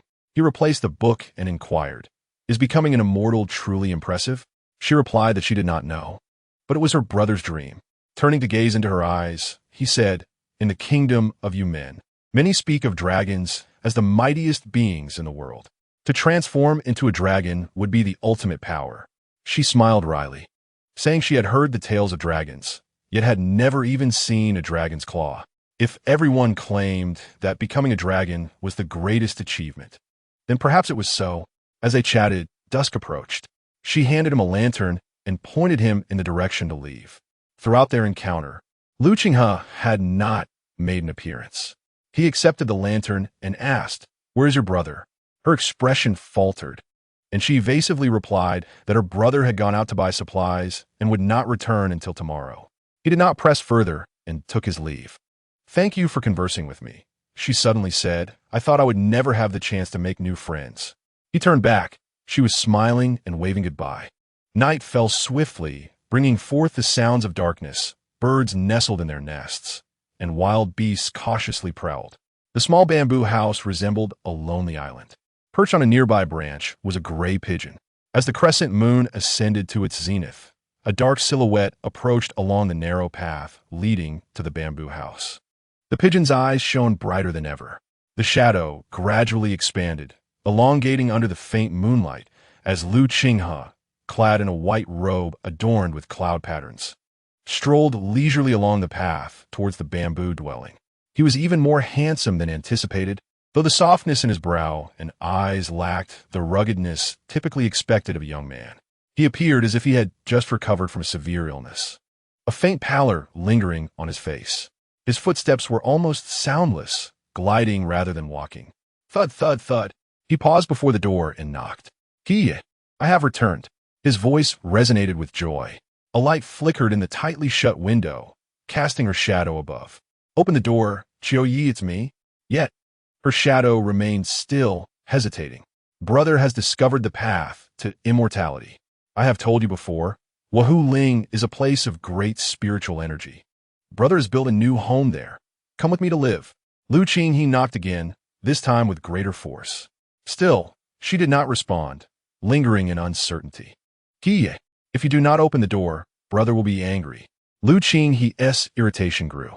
"Do you wish for brother to dwell alone in the deep mountains without companionship?" The dove's eyes remained fixed, observing the scene unfold. Suddenly, the door swung open. Lu Qiuyi stood behind it, dressed in her finest attire, gazing at her brother with a dazed expression. "Brother, you are overthinking. How could I allow you to be alone in the mountains, lonely and desolate?" Lu Qinghe smiled warmly, extending his hand. "Then let us go together. The new home on Wahoo Ling is far better than this place." She bit her lip and placed her hand in his. The siblings walked side by side, embarking on a winding path whose destination was unknown. In the air, the sound of flapping wings could be heard. "Foolish girl, you must not follow him. He is not your brother." At that moment, the siblings' figures abruptly vanished from the path. It felt a twinge of panic, but soon regained composure, using keen eyesight to search from above. Finally, in a large crescent-shaped clearing, it spotted their silhouettes. It dashed down with unprecedented speed. Lu Qiuyi's wrist was seized by a warm hand, and she spun around in shock. "Lu Sheng, what are you doing here? You cannot follow him," he exclaimed loudly. "This person has lost all vitality. He is not your brother." Lu Qinghe showed no sign of surprise at his sudden appearance. His expression only conveyed a sense of accomplishment. "I do not care where you come from. We cannot linger here. You must leave." She forcefully broke free from his grasp and pushed him away. "Lu Qiye, how could you be so foolish?" He was enraged, pointing at Lu Qinghe. "This creature is steeped in malevolent energy. He is no good." "I know," Lu Qiuyi retorted, her voice unexpectedly powerful from her frail frame. "I know my brother is dead." He fell silent. Tears streamed down her face. "I know everything. I know he was killed by a tiger. I know he is transformed into a changeling." Changeling? He recalled what the old crow had said, that one of the most shameless monsters in existence was indeed a changeling. These beings, formed from those devoured by tigers, lose all humanity and exploit the love and trust of their friends and family to lure them into danger. Those who love them most are often the most ensnared. If she knows, why be deceived? He could not comprehend, utterly bewildered. Brothers sought immortality, wandering the mountains daily to absorb spiritual energy. I advised him that whether or not he attained immortality was inconsequential. What truly mattered was our happiness and safety as siblings. Yet he was completely engrossed, unable to extricate himself. A fortnight ago, he had not returned for several days. After being missing for 7 nights, he suddenly came home, claiming he had found a suitable dwelling on Wahoo Ling and wanted me to accompany him. Seeing his fatigued expression and pale complexion, I hastily prepared a meal for him, but to my horror, I saw his reflection in the soup, a monstrous visage with a blue face and sharp teeth. I was terrified and dared not confront him. He kept insisting I go with him, but I refused. In his fury, he left alone. Reflecting on his appearance, I felt a strange familiarity and searched for a book on monsters, discovering a drawing that resembled him exactly. That creature is a changeling. Then why come to your doom? He nearly struck her in frustration. We are siblings. She wiped her tears, unexpectedly smiling. To perish at the jaws of a tiger is already a great sorrow. To become a monster after death and find no peace is something I cannot ignore. Since I have come, he will be free, and I have no reason to refuse. You. The word barely left his lips when a colossal shadow emerged from the darkness ahead, accompanied by a chilling tiger's roar. Chapter 40. The Gift of Devour, 5. The last snowflake landed on my nose, while a dang lay beside me, snoring softly, and Xian Long sat on my lap. Listening intently, the deadly atmosphere in the crescent clearing was pushed to the brink of oblivion by a tale of tranquility. I had once forcibly dragged her away. Yet the exit of the crescent clearing was shrouded in toxic mist, impassable for an ordinary person. I transformed back and attempted to carry her away, but it was laughable that I could not even lift her slight frame. I was merely a dove. Even as a monster, I was still fragile. Gazing at the person in my arms, it felt as though I were recounting another's tale. I witnessed the tiger demon seize her by the neck. No wonder you painted such a large dragon in your secret chamber. I sighed. Do you often think that if you became a dragon, you could snap the tiger's neck in one bite? Then you would no longer suffer the pain and guilt of helplessness year after year. Yes, he confessed. The dove believed humans to be formidable, yet they could be devoured by tigers, while tigers were no match for dragons. Like many others, I perpetually chased after what I lacked, only to meet with utter failure. I fell silent for a moment before saying, "For a monster to transform into a human is an arduous task contingent upon fate. Achieving it in just 10 years is no small feat. I have never practiced cultivation." He replied, "Transforming from an ordinary dove to a monster under the old crow, and then into a human, all stem from the effects of those pills." He dismissed my conjecture. After parting from her in the woods, I intended to reclaim something hidden among the treetops. Yet before I reached my destination, I was seized by excruciating pain within, as if my body were ablaze. I fell into a valley, certain I would perish. The old crow fed me 10 pills, perhaps intending to poison me, but the effects were too slow, and it took over a month to manifest. That day, a torrential rain fell, and I lay in the mud, awaiting death. Yet, after 3 days, I was still alive, feeling a strange force pulling at my entire being, which was quite uncomfortable, before I eventually blacked out. When I awoke, I found myself transformed into a muddy youth. "If what you say is true," I smiled, "then you are among the luckiest of monsters, achieving human form with just a few pills. I envy you." "That old crow, do you know nothing of his background?" He shook his head. "I have never known." I pondered for a moment and asked, "If I'm not mistaken, your subsequent abilities stem from that pen he gave you? You claim to be an old monster. Have you ever heard a creature called Shuren?" He countered. "Sien?" I recalled after a moment. It was indeed a rare being. Over 2,000 years ago, this monster was exterminated by a coalition of sorcerers due to its resemblance to the legendary beast Tao Tai. This creature could transform into various forms, including that of a human, and would feign injury as a wounded rabbit or an elderly woman with a sprained ankle in areas frequented by pedestrians. Once a kind-hearted individual offered assistance, its true nature would be revealed, dragging them into its lair to feast on their hearts. Because this monster repaid kindness with malice, feeding on the very hearts of its benefactors, it was referred to as Shuren. Although Shuren was believed to be extinct a millennium ago, someone obtained a tooth and a whisker from Shuren's corpse, crafting a pen from the tooth and a brush from the whisker, thus creating a Shuren pen. He took out a clean white brush from his pocket, stating that if one dripped their blood upon it, an oath would be formed, and anything drawn would bear an uncanny resemblance. In a world rife with imperfections, if one were willing to exchange with a benefactor, all could attain completeness. I find myself in a state of confusion. The preceding line resonates with me. If one were to drip their own blood onto a brush, even if they failed to depict a mere duck egg, they would still produce a remarkably vivid masterpiece. However, what does the subsequent line imply? You claim to have come to assist in the search for lost belongings, yet you must have thoroughly investigated the disappearances at Wahoo Ling over the past decade. He continued to gaze at his brush. "A decade ago, while I roamed the country during my youth, I set up many art stalls and met numerous individuals. I painted for them and engaged in conversations. Su Shi, who resides in Nanfang, greatly admired my artistic skills, often visiting me and recounting her childhood tale of losing sight in one eye due to a firecracker accident.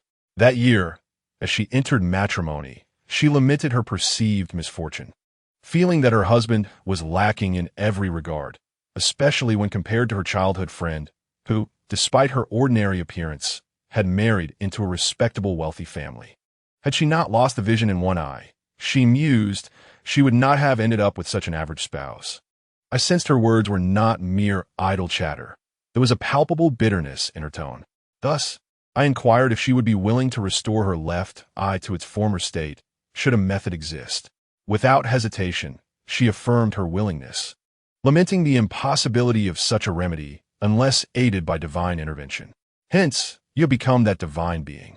I recall the case file that Nye Chiao Ren once showed me. Su Shi was the first entry. Shortly after I took on human form, I reclaimed an item hidden among the treetops. When I unwrapped the silk cloth encasing the brush, I discovered the origins and abilities inscribed upon it. He continued, expressing his astonishment at the existence of such a mystical object. Yet at that moment, I harbored no intention of employing it, as I deemed it an exceedingly unethical act. An unethical act?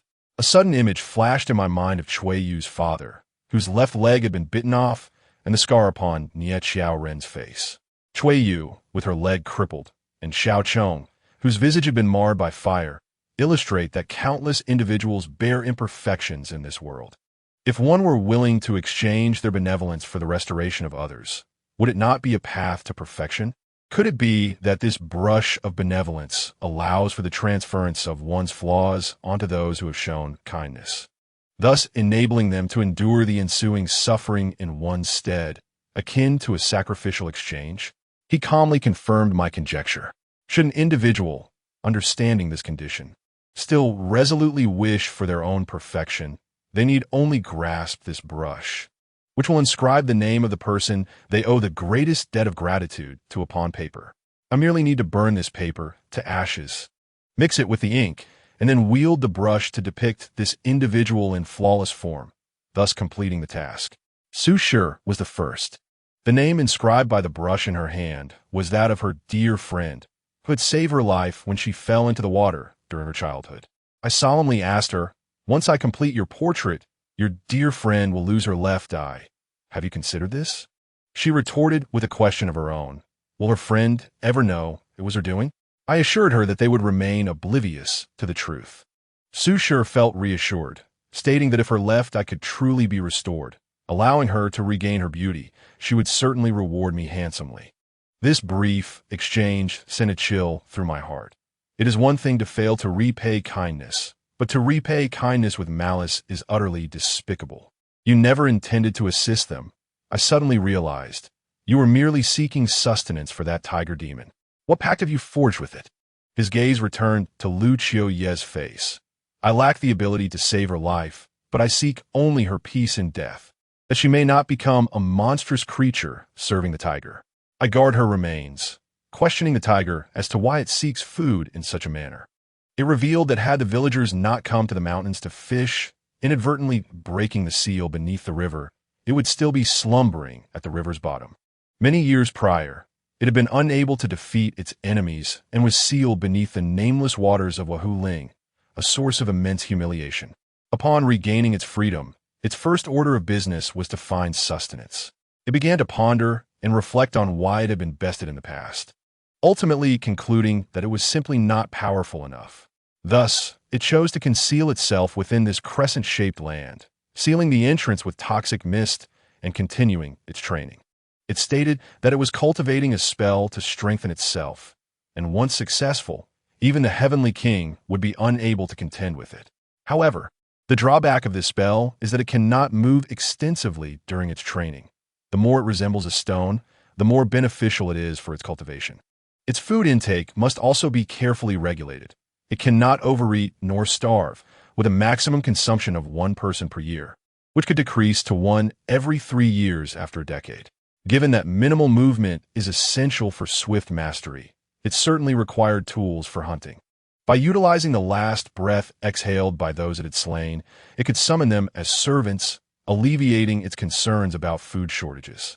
After breaking the seal, Lu Qing, he was the first servant it created, and indeed, it did not disappoint, as this brother and sister duo would surely attract more sustenance. I found this reasoning troubling and asked it whether it wouldn't need to release previous servants to allow them to reincarnate once new ones arrived. The tiger laughed at my naivety, stating that those transformed into servants ceased to be human or demon the moment they died. Servants have no chance of reincarnation. They can only cling to their creator's existence, continuing to dwell in this world. It revealed that this rumor was merely a ruse to lure more fools willing to sacrifice themselves for their loved ones, much like this young girl. It laughed self-deprecatingly while speaking. Upon hearing this, my anger nearly consumed me, yet I lacked the strength to confront it. Thus, you capitulated. I gazed at his calm visage, envisioning the despair he must have felt at that moment. You could only offer yourself as a trade to retrieve the Lu siblings. I am powerless against it and must bow my head. He gently tidied Lu Qiuye's disheveled hair, affirming, "You are correct. I forged a pact with it. From now on, I will personally deliver the food it requires each year. The first condition is to restore the Lu siblings to their normal state, regardless of the means employed. The second condition is to cease the creation of servants." After a moment's contemplation, it acquiesced. However, it too had a condition. It buried a fragment of its demonic essence within me, claiming it would be advantageous. Firstly, the collision of the two essences would obscure each other, rendering me undetectable to those with spiritual insight, allowing me to pass as human and thus avoid trouble. Secondly, I would possess the ability to transform into a tiger. Should anyone threaten its cultivation, I could resolve the issue. If unable to resolve it, I could lure the individual to the crescent-shaped land. In conclusion, it advised me to abandon any thoughts of seeking a powerful figure to subdue it, should I wish to prevent the disappearance of a brother and sister. He looked up, smiling at me. A dove had thus become the servant of a tiger. My heart sank. No wonder I had not sensed its demonic aura upon our first meeting. It had resorted to such underhanded means. He truly seemed unaware of the consequences of his actions. I abruptly inquired, "Does selecting these individuals as prey not slightly alleviate your guilt?" "Yes," he admitted. "In the beginning, I was still reluctant. After all, it concerns human lives." However, when Su Shi expressed such excitement and felt justified in urging me to act quickly, I began to perceive it as a mutually beneficial deed. Not only did I obtain sustenance, but I also eliminated a malignant presence from humanity. I had worried about the possibility of not encountering such individuals in the coming years. Yet the reality is that I meet them annually. What is this notion of mutual benefit? Have you forgotten the names inscribed on the paper? Those who repay kindness with malice may find themselves in the tiger's jaws. Yet the suffering inflicted upon these innocents will never fade. I stated, reflecting on Shui Yu's father and Nye Xiaorun. Will they be forced to bear flaws not rightfully theirs for the rest of their lives? Not all. He shook his head. Should that individual perish, the exchanged flaw will vanish after 10 years. 10 years? I furrow my brow. Does that mean Nye Xiaorun will remain disfigured for a decade? No. If that were the case, it would imply Xiao Chong has become the tiger's meal. Yet I found no trace of her remains in the secret chamber. I blurted out, "Why is the last painting in your secret chamber blank on the back? And why does it lack a face? Could it be that girl? She's still alive?" He stated that the tiger demon feeds solely on flesh, shunning bones. I reclaimed those white bones, adorned them in garments, and secured them within a secret chamber, thus granting them a semblance of peace in their final resting place. The young lady named Xiao Chong was the only one who, just as I was nearing the completion of her portrait, suddenly withdrew her consent. Tearfully, she confided in me that she could no longer bear to paint. For even in her hatred for that individual, she could not bring herself to transfer her wounds onto him. I do not impose my will upon others. I merely remarked that if she ever desired to return in the future, she was welcome to do so. Subsequently, I bid her farewell, leaving the unfinished portrait to hang in the secret chamber. Is that truly the case? I exclaimed in surprise at the scars on Nye Xiaorun's face, not solely because Xiao Chong still lived, but also due to her last-minute change of heart. Although I remained oblivious to the depths of her hatred, it sufficed that she was unharmed. Since the work was incomplete, the scars would vanish after 3 days, returning to Xiao Chong's visage. Upon speaking, he lifted Lu Qiuye in his arms, stating that he had conveyed all that I wished to know. I must return home. To Shan Shui Zhuang? I inquired. What other option do I have? He replied with a smile, adding, alternatively, you could choose to slay me, the demon who serves the tiger. She never regarded you as family, I observed, watching the girl in his embrace. From the very beginning, she had been evading the home you constructed for her. Everything you did for her merely served as a form of confinement that she found repulsive, even frightening. Like her brother, she would not remember the fact that she had been consumed, She would only recall their past peaceful days and the current entrapment within Shan Shui Zhuang. This was the after effect of the art of withering life. He was taken aback. With your skills and experience, you should have never even heard of such a spell that allows the deceased to return to life. I gazed into his eyes. It is the tiger demon that taught you this. This is how it returned the Lu siblings to you. He fell silent. You know full well that this is not true resurrection. It is merely a trick to render their last breath into an entity. They can only exist within the confines of the spell's limited range. Once beyond it, they will dissipate into dust. They require sustenance. Yet it can only be one kind, earth from their graves mixed with demon blood. If you transform this earth into ordinary food and water for them, they will believe themselves to still be living beings. Your reluctance to allow them to receive guests at Shan Shui Zhuang stems from the unavoidable need for those guests to partake in meals and tea, which would satiate them but poison others. On my journey to Shan Shui Zhuang, I encountered 3 young individuals afflicted by poison. It was evident that someone had placed a spider curse in their water in a bid to save them. I spoke plainly. You have constructed Shan Shui Zhuang with both hands and feet, unwilling to harm the innocent while also not exposing the fact that the siblings are no longer alive. As a brother, you have endured a life of hardship in the cracks of society for over a decade, a burden few can bear. Had I realized this sooner, that bird vendor would not have succumbed to poison. After a lengthy pause, he finally said, I merely wish for her to live as she once did, alongside her brother, for whom she would sacrifice her life to save. Even if reincarnation is hopeless, at least she could live peacefully at Shan Shui Zhuang. He turned to me. From the moment I first laid eyes upon you, I felt an unsettling premonition, as if something would come to an end because of you. You speak as if I were a harbinger of misfortune, I retorted, glaring at him. One forges their own path. The moment you chose to become a specter, the fate of everything within Shan Shui Zhuang was sealed. Did I possess a better option? He laughed. I lack the power of the tiger demon and the abilities of someone like you, an old fiend. I am ignorant. Even the barrier of Tian Shui Di Wei was set up by the tiger demon for precaution. I have merely done all I could to assist those who once aided me. I feel guilt, yet no regret. Having said this, he cradled Lu Qiuye and slowly made his way towards the exit, his steps slightly faltering. How does one define this not-so-wise and inexperienced demon? The lines between good and evil appeared blurred. Nevertheless, the fact remained that 10 lives had been lost due to him. I chose to remain silent as I walked toward his retreating figure. Chapter 41. The Gift of Grace 6. Inside the official's inner chamber. 10 sets of white bones were meticulously arranged before Nie Qiaoren. The only ones able to breathe were he and I. All subordinates had been sent outside. Has she departed? Nie Qiaoren inquired, gazing at the bones on the ground. The scars on his face now vanished. Indeed, I extended my hand toward him, stating that although I had not brought her back, at least I had returned news of her continued existence. Let's have the fee. However, should you wish for me to continue my search, an additional fee shall be required. A weighty pouch of gold ingots was unexpectedly placed into my hands, and my fondness for him surged instantaneously. Very well, where she chooses to go is her freedom. A flicker of disappointment crossed his eyes as he replied, clearly, you are of some utility, despite not being entrusted with her. The more gold you offer, the greater my capabilities. I grinned at him, adding, remember to frequently introduce me to new clients.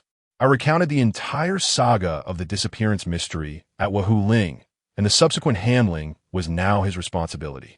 I shall return to dine. Stop, he called out to me. What is it?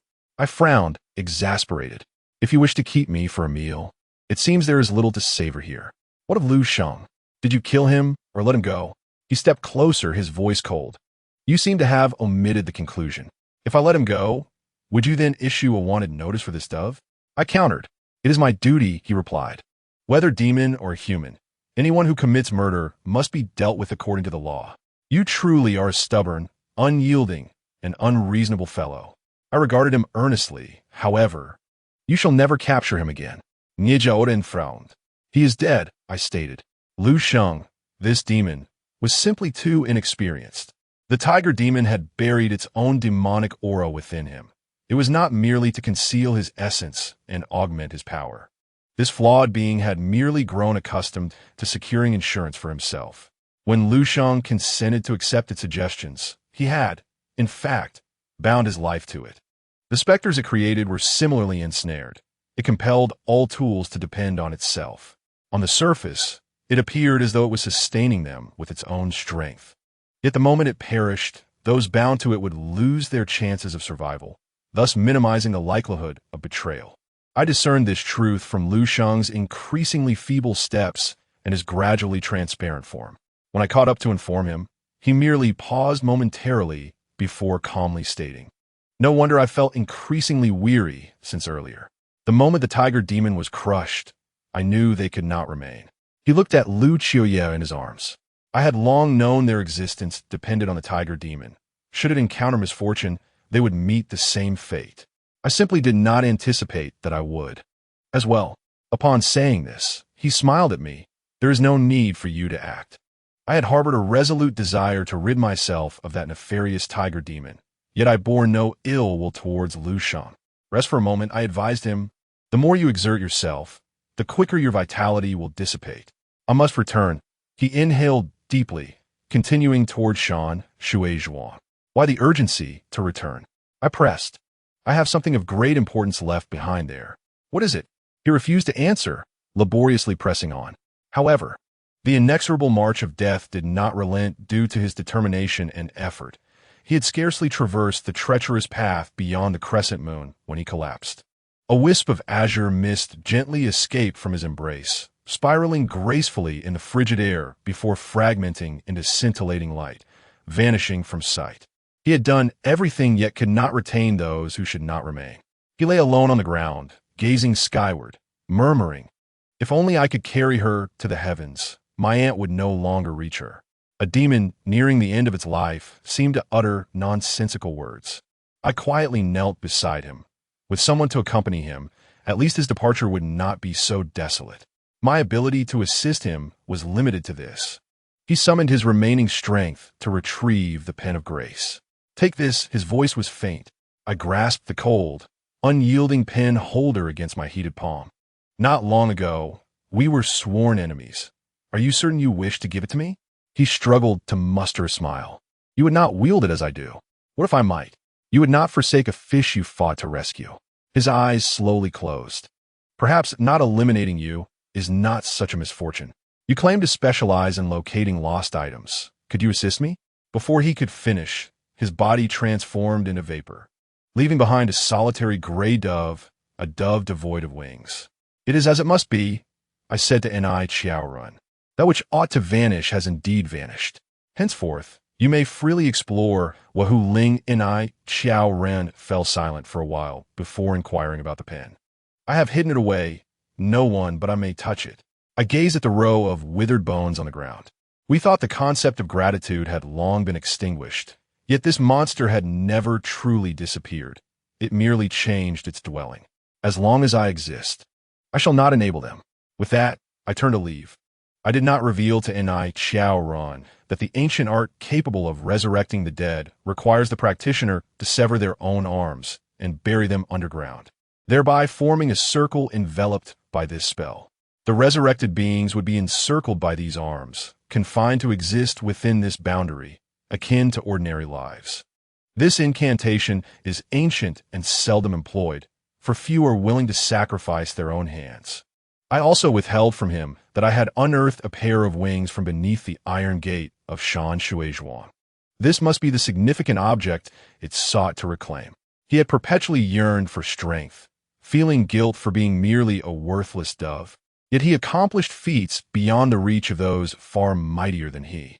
What merit is there in strength if one cannot even repay kindness? When the wings departed from their original position, the iron fence surrounding Shan Shui Zhuang vanished abruptly, leaving only the empty houses behind. The dove crafted by Lu Qiuye still hung in the window, swaying in the breeze. I retrieved the remains of the Lu siblings and sought a tranquil spot nearby to bury them. I placed Lu Sheng alongside them, having restored Lu Sheng's wings through magic prior to this. "I have retrieved your lost wings, free of charge," I told him as I stood before the grave. "If they encounter one another in another world, At the very least, Lu Sheng can soar once more, perhaps even carrying Lu Qiuyi, who has endured a life of hardship, to the highest skies, commencing a joyful new existence. Thus, I mused, departing with Hu Ling accompanied by Deng and Exiled Long, along with the pen. As I left, it began to rain, cleansing everything in the mountains. After hastily returning from the government office, dusk had already settled. Before I even stepped through the gate, I heard an unfamiliar wailing. It must be Unknown and Jiang who fighting over food and failing to secure any. Wearily, I entered, only to see Unknown seated in a chair, sobbing loudly, her right index finger wrapped in bandages, while Jiang, who squatted before her, fervently blowing on her finger, saying, do not cry. I will learn a spell, and whenever you are injured, I will transfer your pain to myself, so you will not hurt. But you are so clumsy, do not go stealing knives. I fear I will run out of fingers. Go learn. Unknown sniffled. I only followed Aunt Sanjean to learn the beautiful radish flower, because it was so lovely. How was I to know that knife would be so unruly? Stupid people beget dull knives. I will never let you have chicken wings again. You have never let me have any. The two of them were so engrossed in their quarrel that they failed to notice me leaning against the doorframe, smiling as I observed them. At that moment, Fat Sanjean appeared beside me, apron tied around his waist. Madam Boss is back. Where have you been these past few days? Of course, out earning money. I yawned. After dinner, I must have a good sleep, and no one is allowed to disturb me before noon tomorrow. Also, a Deng's tail has suffered a minor injury. Please find some medicine for it. I will go fetch the medicine right away. Fat Sanjean hurried out. Only then did the two little ones notice me, rushing over to embrace me, eagerly asking where I had been. Naturally, Unknown recounted in detail how she had injured her hand and how much it hurt, tears streaming down her face, appearing utterly pitiful. I initially wished to say that one reaps what one sows, but then reconsidered, thinking it better not to undermine the child's dexterity. I sat down, holding Unknown in my arms, telling her that she is still not suited to handle knives, and should wait until she is older to play with them. Indeed, I had told her, but she would not listen. Jiang, who pouted, Mom, do not allow her to have meatballs tonight. You eat. I will let you have them all. May you eat so much that you become a meatball. Unknown glared at him, puffing her cheeks. Enough bickering with your sister. I gently pinched his nose. Did you not just say you would learn a spell to transfer your sister's injuries to yourself? Do you truly wish to do that? Jiang, who replied earnestly, Of course I do. That way she will not cry. But if you do that, you will be hurt and in pain too. I smiled at the little one. Jiang, who blurted out, I am the older brother, I am not afraid. I patted his head. You both must take care of yourselves. Regardless of who it is, always protect yourselves. The two little ones nodded vigorously. I've been pondering what it truly means to be powerful. I now realize it is rather simple. The willingness to bear another's pain is a form of strength, whereas those who contemplate casting their wounds upon others, regardless of whether they are towering humans or omnipotent deities, are undoubtedly the true weaklings and utterly shameless. Such is a truth understood by children. Yet many adults fail to grasp it. Enough of these thoughts. I was dizzy with hunger, and regardless of what bizarre events the future may hold, one must first fill their stomachs to have the strength to earn a living. I shouted toward the outside. Fat Sanjean, hurry up with the meal. Coming. Steaming hot 3-flavored meatballs are ready. 3-flavor meatballs? Just a mention brings joy. Twirl. By the way, Exiled Long has been much kinder to a Deng, declaring that he will no longer call it a foolish giant, for a Deng had not forgotten to send him away from danger, possessing a noble soul, and will not forget this life-saving grace. From now on, he is willing to share half of his potato sticks with a Deng. Should I applaud his generosity? It seems he never really cared much for potato sticks anyway. Chapter 42. The Feast 1. Time cannot retain its fleeting beauty as rosy faces bid farewell to mirrors, and flowers depart from trees. Dalian Hua Wang Guwei, are you out of your mind? You actually tried to strike that stone-dwelling creature with your palm. What would you do if it were you? But if it were me, I would simply stomp that rascal flat. You know you lack strength.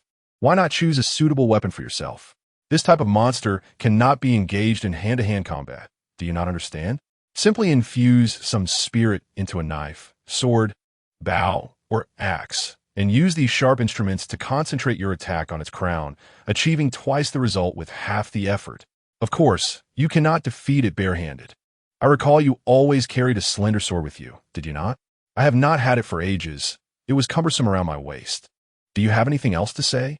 If not, I will hang up. Remember our agreement. Starting today, we shall only communicate once a week. Leave a message if there is something urgent.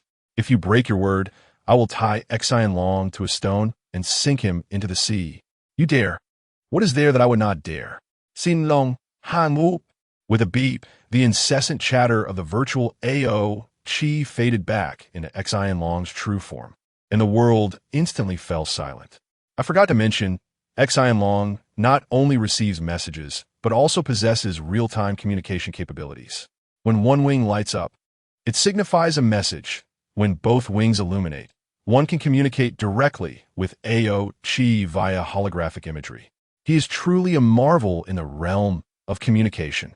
It seems that AO Chi has just discovered that Long possesses such an ability, which explains his silence over the past week. He has been incessantly calling me, berating me for my audacity in confronting a tiger unarmed. For a full week, I endured his relentless scolding, my fellow classmates. When I inquired if Long could reject calls, it replied that it could not. If it did, AO Chi would resort to tying up its brother and tickling his feet. Thus, to spare its brother from suffering, Long must dutifully connect every call from AO Chi to me. How could AO Chi stoop so low as to resort to such antics? Yet, given that he is AO Chi, it is hardly surprising that he would devise such a means to threaten a mere Long. Clearly, the selection of a master is no trivial matter. It is evident that Long is much happier in my company. My heart aches for Long's brother. I suspect AO Chi will not honor his commitments. Long, with a troubled expression, lamented that we should not have revealed our capabilities to him. Do not fret. Tickling will not lead to death, I shrugged. At worst, I could tie up AO Chi and let you take your revenge by tickling him. Long pouted.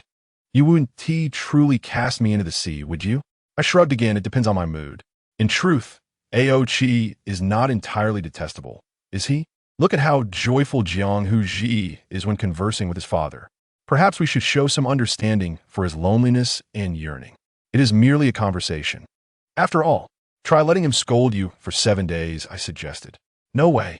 It has been over a week since our return from Huling, and life has settled back into its tranquil rhythm of eating, drinking, and sleeping.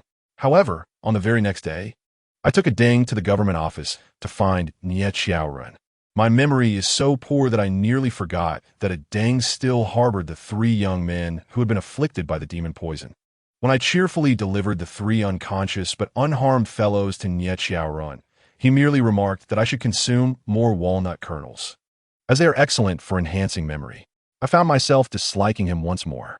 As for the remains of the unfortunate souls I had retrieved, Nie Xiaorun arranged for them to be returned to their respective families, claiming they had lost their way in the mountains and had been devoured by a tiger, omitting any mention of Lu Shang. Furthermore, I inquired about AO Chi and the wrathful Dragon King, asking if there were any half-human, half-dragon relatives in his family. AO Chi confessed he had never encountered such beings.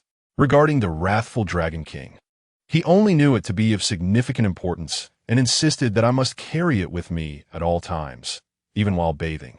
He claimed that it was his painstakingly woven Vajra knot cord that had awakened the latent powers of the wrathful Dragon King, for which I ought to be grateful for his diligent effort in crafting the cord. I could only think to myself how shameless such a dragon can be. Yesterday, Chui Yu's parents arrived trembling with emotion. Upon seeing me, they immediately fell to their knees, tears streaming down their faces. After much consolation from Fat, Sanjin, and myself, while the grief of losing a daughter is indeed unbearable, at least we have confirmed their fate. From now on, they can relinquish their worries, as dust returns to dust and ashes to ashes, thus bringing closure to this chapter. Likewise, I chose to withhold the truth about Chui Yu's father's injured foot from the elderly couple. Given the circumstances, there was no need to salt their wounds any further. Instead, I casually handed them a common package of salt from the kitchen, falsely claiming it to be a miraculous remedy. I advised Shui Yu's father to consume it daily in his meals, suggesting that after a few years, his severed left foot might yet be restored. The elderly couple was overjoyed, for at least they had something to look forward to. Lu Sheng once mentioned that those who had been depicted with the food of gratitude would have their flaws restored in 10 years if they were to pass away. However, I could not explain this reality to the elderly couple. I understood Shui Yu's longing for a healthy and beautiful body, yet I could not condone the means by which she sought it. Such sentiments are best kept from the elderly couple. In addition to the miraculous remedy, I also gifted them several gold ingots and arranged for a carriage to take them home. As the sound of hooves echoed, Shui Yu's mother leaned out of the carriage, waving vigorously at me. It was a small reunion, nonetheless. Fat Sanjin chuckled and remarked, "Did you not charge for this transaction, boss lady? Were they not laden with several bags of peanuts and walnuts?" I shot him a glance. "Make me some peanut and walnut porridge." "Of course. That is a wonderful brain food." Fat Sanjin nodded eagerly. "Do not mention brain food to me. These days, the air has increasingly taken on the essence of spring. The rain and wind have ushered in warmth, and the attire of the townsfolk has gradually become lighter. The young women are impatiently shedding their heavy cotton skirts, each flaunting delicate waists adorned in various light skirts. Street vendors have begun selling a type of glutinous rice cake they call chun-mo, said to contain mugwort harvested during the beginning of spring, mixed with sugar or salt to create sweet and savory rounds, vibrant and fragrant, with a delightful texture. Unbeknownst cries for this delicacy echo daily, and a ding delights in placing potato strips within the savory chun-mo. It can devour at least 50 in one sitting. I fear I may become the first proprietor to go bankrupt due to the sale of chun-mo, especially given that I have not received a single decent order in the past month. Whether seeking out cats or dogs, it seems my luck has run dry. There was even a gentleman who came bearing gold bars in search of his first love, but before I could even grasp the gold, his wife stormed in, yanking her husband's ear and dragging him away amidst a torrent of scolding. The juicy morsel of profit slipped through my fingers, and my heart ached. All that remains is to assign Fat Sanjin and the 2 children to distribute flyers across the streets. And if business does not pick up, I may have to revert to my former trade, setting up a stall at the market to sell tea leaves. That morning, I was admiring the gold ingots Nie Xiao Run had given me, laid out on my bed, when Unknown rushed in clutching a yellowing booklet, startling me into hastily covering myself with a blanket. If this mischievous child were to discover my hidden treasures, she would surely wail for me to purchase all the chun-mo stalls across the nation.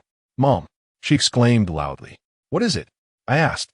"Did Jiang Huji steal your food again?" I quickly sat up, shielding the bulge of the blanket behind me. "No, I found this on the bookshelf yesterday. But there are parts one do not quite understand." Ignoring my secret, Unknown leaped into my arms. It was a hand-copied booklet, its yellowed cover carelessly inscribed with the words Jia Ci Shao Ji. I took it and casually flipped through it. The pages contained nothing but verses and poetic lines from various dynasties, likely a pastime of a former ruler seeking to pass the time. "What is it that you do not comprehend?" I inquired. This child, though gluttonous and lively, possessed an inexplicable love for reading, demonstrating an innate understanding of language far surpassing that of Jiang Huji, despite being of the same age and environment. This line she continued to flip through, finally pointing to a particular phrase. "The most ephemeral things in the world cannot be retained. The rosy complexion bids farewell to the mirror, and the blossoms bid farewell to the trees." This line was penned by a master of national studies a century ago. I explained, "It signifies that youth fades and flowers fall, both of which are the most irretrievable aspects of life." Unknown pondered this for a moment and then asked, "So, does that mean youth and fallen flowers are things that cannot be retained?" I smiled and gently patted her head. "The most elusive of all is time itself. The beauty of youth fades, heroes grow old, and all things wither and flourish, all under the influence of time." She scratched her head. "How profound. Will time make us all grow old?" "Indeed it will. Time brings us into existence, allows us to grow, and then leads us to age and, ultimately, to death." "Will you and Dad grow old too?" Unknown suddenly furrowed her brow. "Will you both die?" What a troublesome question. How should I respond? It seems I have never seriously contemplated this matter. The lengthy span of life and unchanging appearance have lulled me into forgetting this unyielding cosmic law. Yet, I am but one among the myriad of beings in the universe, and this law is inescapable. Unknown. One cannot spend their life worrying about when they will grow old or when they will die. These matters are not of great importance. I lifted her into my arms, feeling somewhat strange discussing matters of life and death with such a small child. What should I think about then? She pouted. Consider how to live. I gently scratched her nose, contemplating how many spring rolls I would consume tomorrow, pondering when I could master the exquisite culinary skills akin to Uncle Sanjin, sculpting beautiful radish flowers, and considering how to joyfully play with Jiang-Hu. After a prolonged moment of contemplation, Wei Ji earnestly remarked, "As long as Jiang-Hu does not snatch my food or call me a fool, I can happily play with him, and I shall refrain from calling him illiterate. Your ability to coexist with such affection is truly remarkable," which elicited a hearty laugh from me. The simplicity of children's thoughts is indeed delightful. At that moment, Pang Sanjin appeared at the door. "Madam, there are visitors." "Oh, business is coming in." I hurriedly set Wei Ji down and rushed outside. In the courtyard stood an unfamiliar old servant, clad in gray garments and cloth shoes, respectfully awaiting my arrival. "Who is this esteemed guest?" I scrutinized the visitor. "I am but a servant of the Tang family, sent by my lady to deliver an invitation to you." The old servant produced a vibrant red invitation from his bosom and presented it to me, bowing and hoping that the esteemed lady would not decline the honor of attending. "An invitation?" I exclaimed. "Is your lady marrying again?" The old servant, visibly flustered, hurriedly replied, "Not at all, madam. You are mistaken. It is my young master who is getting married." "Oh." I quickly donned a smile. "Congratulations, congratulations. I shall certainly be there. Thank you for your graciousness, madam. I take my leave." The old servant bowed and departed. What is this pain that spreads from deep within me? An invitation. Red envelopes. Will Nie Xiao Ren's gold be unable to be preserved? I had already earned so little, and now I must give gifts, gifts, gifts. Noticing my pained expression, Pang Sanjin quietly remarked, "Gifts are valued for their sentiment. Given your relationship with Madame Tang, even a single spring roll would suffice." I pondered. Can I truly give spring roll? I can make it beautifully packaged. Pang Sanjin blinked. Well, I was merely making an analogy. Would a spring roll not be too lacking? You are, after all, a sovereign of a nation, and at the very least, a respectable madam. That's enough. Go cook. How annoying. Chapter 43. The Wedding Feast 2. The wedding feast of the Tang family is set for half a month later. Having received the invitation yesterday, I made my way to the Tang residence today, bearing a gift for young Master Tang. This marks my second visit to this opulent and grand mansion. The sky was clear and bright, and the gardens were adorned with blooming flowers, artificial hills, and koi fish, truly embodying the phrase breathtaking beauty. My previous hurried visit left little time for appreciation. Today, with leisure at hand, I must not squander the beauty before me. Yet, I cannot help but feel inferior. Even though Madame Tang renovated the national lord.S residence for me, my own home still pales in comparison. As I walked, I reflected on the Tang family's long-standing expertise in architecture. They are a prominent family. In our world, they might be considered a successful real estate dynasty. Thus, young Master Tang, born with a silver spoon, is indeed the quintessential second-generation rich. Would it be inappropriate for me to present a jar of tea as my gift for his wedding? It should not be too inappropriate, I mused, for my humble existence is precious as well. Moreover, I had specifically instructed Pang Sanjin to procure a fine porcelain jar to contain the tea. That jar was costly, enough to buy 100 spring rolls. Yet, despite my generosity, Pang Sanjin still criticized me, saying that for a grand wedding at the Tang residence, a jar of tea was insufficiently grand. Even Jiang-Hu criticized my frugality, recalling how kind Madame Tang had been during her visit to inspect the renovations at the national lord.S residence, buying treats and toys for them, being a very affectionate aunt. Now, as they celebrate a joyous occasion, we prepare only a meager gift, which is quite embarrassing. This was Jiang-Hu's exact wording, adding that I had always taught them the importance of reciprocating kindness, yet I failed to act accordingly. It infuriated me. The little rascal still did not grasp the principle that a humble gift carries great sentiment. Besides, I genuinely lacked the funds for extravagant gifts. With the little gold I possessed needing to be reserved for emergencies, I could only firmly tell the two little rascals that their mother could only gift this. If anyone felt embarrassed by the simplicity of the gift, I would wash them clean and tie a bow around them to present them to the Tang residents as a gift, especially since they adore Madame Tang. The children were rendered speechless, with only Wei Ji quietly whispering to Jiang Hu, "In this world, everything is cyclical. When you marry in the future, be prepared to receive humble gifts, for a mother has a talent for hurting others' feelings." I was taken aback. How did this little girl learn such words? She even knows about marriage. Surely, the pancake vendor's sister-in-law must have taught them. I have heard her praise the two children for their good looks and jokingly say she would give her daughter to Jiang, who is a wife. Oh dear, children grow up so unexpectedly, and considering Jiang, Hu, and Wei Ji are anything but ordinary children, I cannot help but worry that one day I will struggle to keep up with their growth. Nevertheless, I am determined to present this gift. The tea of the madam is not something just anyone can enjoy. I refuse to admit my frugality. Upon my arrival at the Tang residence, I was greeted by the same old servant who had delivered the invitation. He guided me through a serene bamboo grove to a tranquil spot where a small, elegant villa stood, its green tiles and white walls adorned with a plaque reading Shang Exiled, reminiscent of a graceful lady unexpectedly entering one's view. I found it curious and inquired of the old servant, "Why is your lady not receiving guests in the hall? Given your rapport with the madam, I shall not conceal it from you," he replied, bowing his head. "My lady often retreats to this Shang Exiled Yuan when she is feeling melancholic." Your lady is feeling down? I was even more puzzled.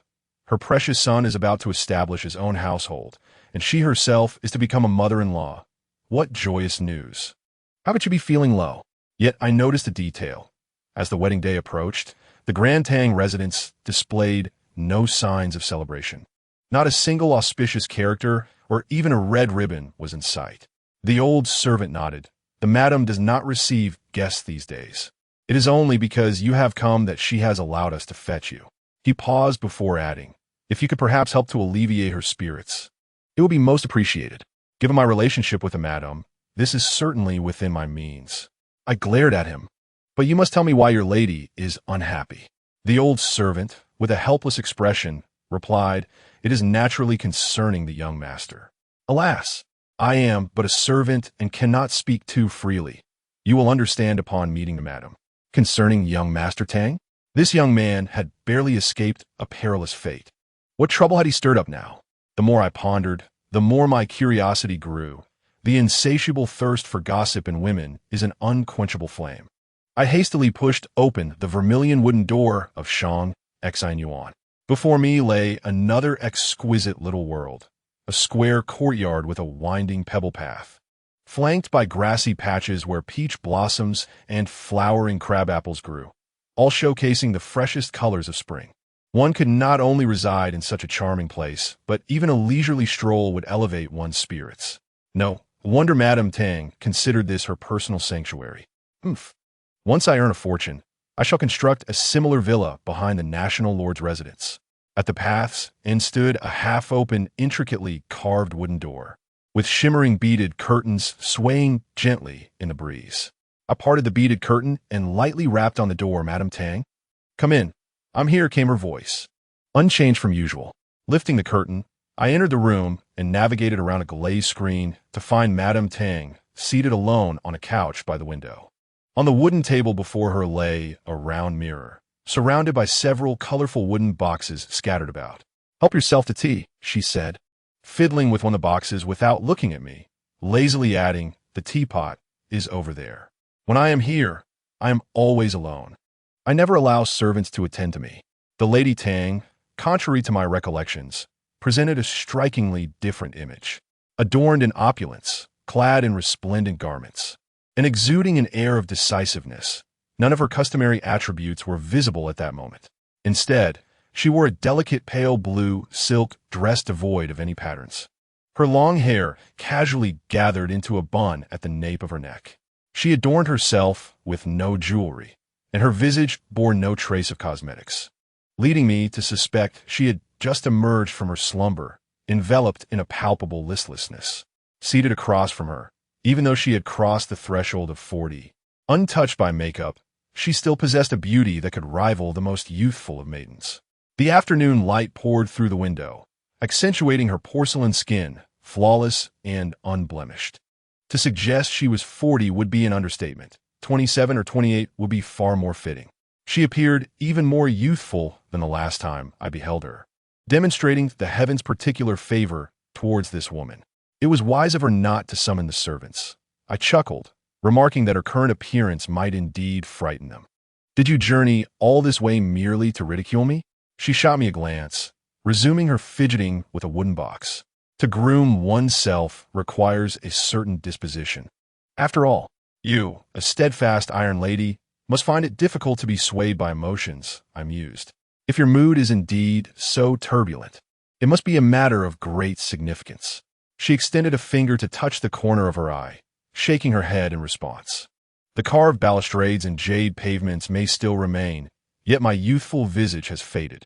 Such matters should not concern you, Lady Tang, I replied, perplexed. Is your discontent rooted in the fear of aging? Do not mistake me for a woman of such superficiality, she retorted with a sigh. It is merely that time passes too swiftly. In the blink of an eye, one is wed and bearing children. In another, spouses are parted forever, and in yet another, one's youthful offspring reach adulthood. My youth has simply slipped away. Her gaze traversed the mirror, landing on my face. And you, the mother of two, still possess the countenance of an 18 or 19-year-old, youthful as a sprite. I chuckled and winked. What if I truly were a sprite? Surely, it is the sprites who bring misfortune. You are young, and your children are still small, but one day, you too will face the ravages of time. Your beauty will wane, she said nonchalantly, retrieving an oval-shaped silk cloth from her box. I advise you, do not neglect yourself in the pursuit of motherhood. Who knows if you may raise an ungrateful child? I laughed silently, comprehending the underlying nuances. It seemed the pampered young Master Tang had angered his mother, and the two were currently at odds. I refrained from delving deeper and focused on the silk cloth, which was indeed peculiar. It was a perfectly good piece of fabric, yet it bore 4 holes cut out in the positions of the eyes, nose, and mouth, reminiscent of the facial masks we typically use. What is this? Why are there 4 holes? I inquired. It is a facial mask. She raised the cloth, mimicking an action of placing it over her face. Women use this to reduce wrinkles and maintain their youthfulness. A facial mask? Is it not akin to our own masks? I mused, realizing that regardless of time or place, humanity's pursuit of youth and beauty remains unaltered. Is it effective? I have only used it a handful of times. You know how busy I am, seldom finding time to gaze into a mirror, she replied. Occasionally, I catch a glimpse, and it seems as though I appear somewhat younger. She turned her face side to side before the mirror. What do you think? Indeed, it is hard to believe you are on the verge of becoming a mother-in-law. I said half seriously, half teasingly. Could it be that my initial impression of you appearing younger was not merely an illusion, but rather the result of this facial mask? Your words make it sound as if my son shall never marry, she retorted, placing the mask back into the wooden box. I had never been particularly interested in such feminine trinkets, but having heard from those devoted to cosmetics about their remarkable effects, I had finally sent someone to procure them from the peculiar market in the Northern District. If you like it, take some home, she suggested. The Northern District? Is that not a place known for its strange and peculiar wares? I inquired, taking the wooden box in hand.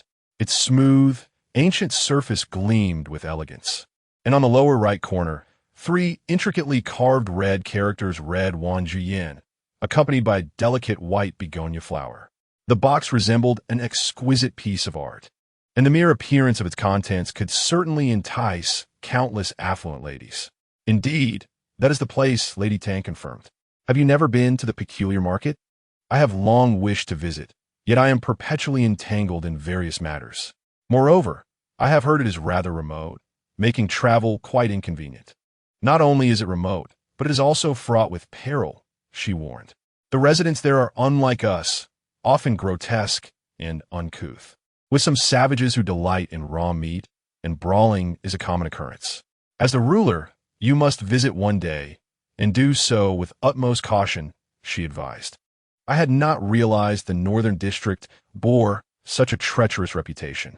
Your description only heightens my desire to explore it, I replied cheerfully.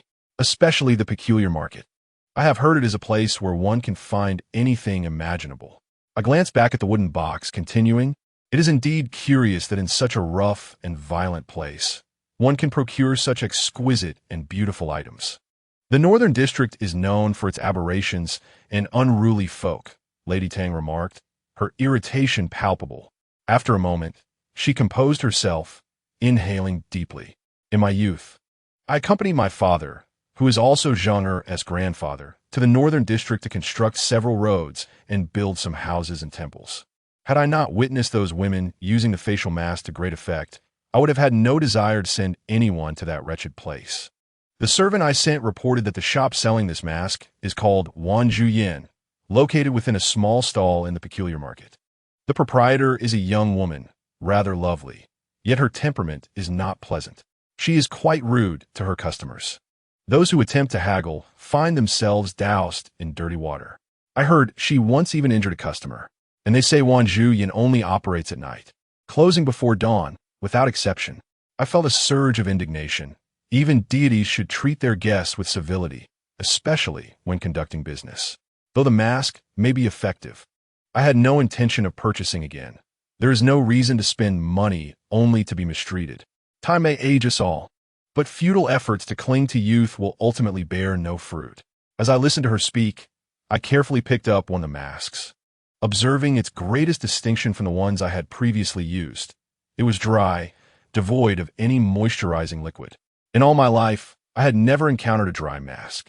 Turning sideways, I examined it under the angled light. Whether it was an optical illusion or a mere reflection, the plain white silk seemed to shimmer with a fleeting array of colors. Holding it in my hand, its indescribably soft and smooth texture was utterly irresistible. I must explore the peculiar market in Wanjuyan. My curiosity has been thoroughly piqued. Take it if you wish, Lady Tang teased. You are still young. If you start taking care of yourself now, by the time you reach my age, you may very well still appear in the bloom of youth.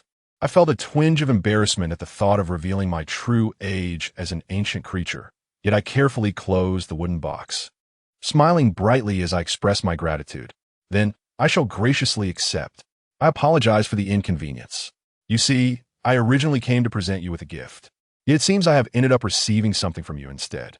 Lady Tang smiled, expressing her curiosity about what precious congratulatory gift a ruler might bestow, especially one who lacks the funds to even repair their own residence. Ah, is she mocking my poverty? Little does she know of the treasures I have hidden away in Wangchuan, gold, cash, and property deeds in abundance. Did she not hear that on the day my 2 children were born, I won a 2 billion lottery? Admittedly, I am rather impoverished in Yumengua. I refrained from voicing these thoughts, choosing instead to maintain peace, grateful for her assistance in refurbishing my residence at no cost. The gift may not be extravagant, but it is something that money cannot buy. I presented a gleaming porcelain vase, adorned with a festive red ribbon, containing tea that I brought from outside. The vase itself was quite charming. She took it, removed the wooden cork, and gently inhaled the fragrance, which was delicate yet rich, sweet with a hint of bitterness. It was pleasant, though still not comparable to the finest teas in my household. That woman, if only she could show me a little respect. It might just take 10 years off my life. You are mistaken. The tea from outside is fundamentally different from that which we have here. You will understand its intricacies once you taste it. I smiled and shifted the conversation, asking, do you know what the outside world is like? This has long been a question I yearn to have answered. The realm inhabited by those within Longyu is isolated, self-contained, with outsiders unable to enter easily. What lies beyond? Who created this domain? And how did Lady Tang's ancestors arrive here?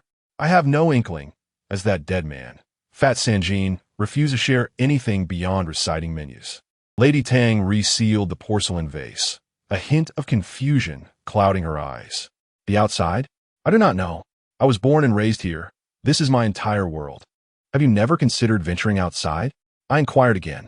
After a moment of silence, She replied, I have contemplated it. I know that beyond Yumen lies a larger world.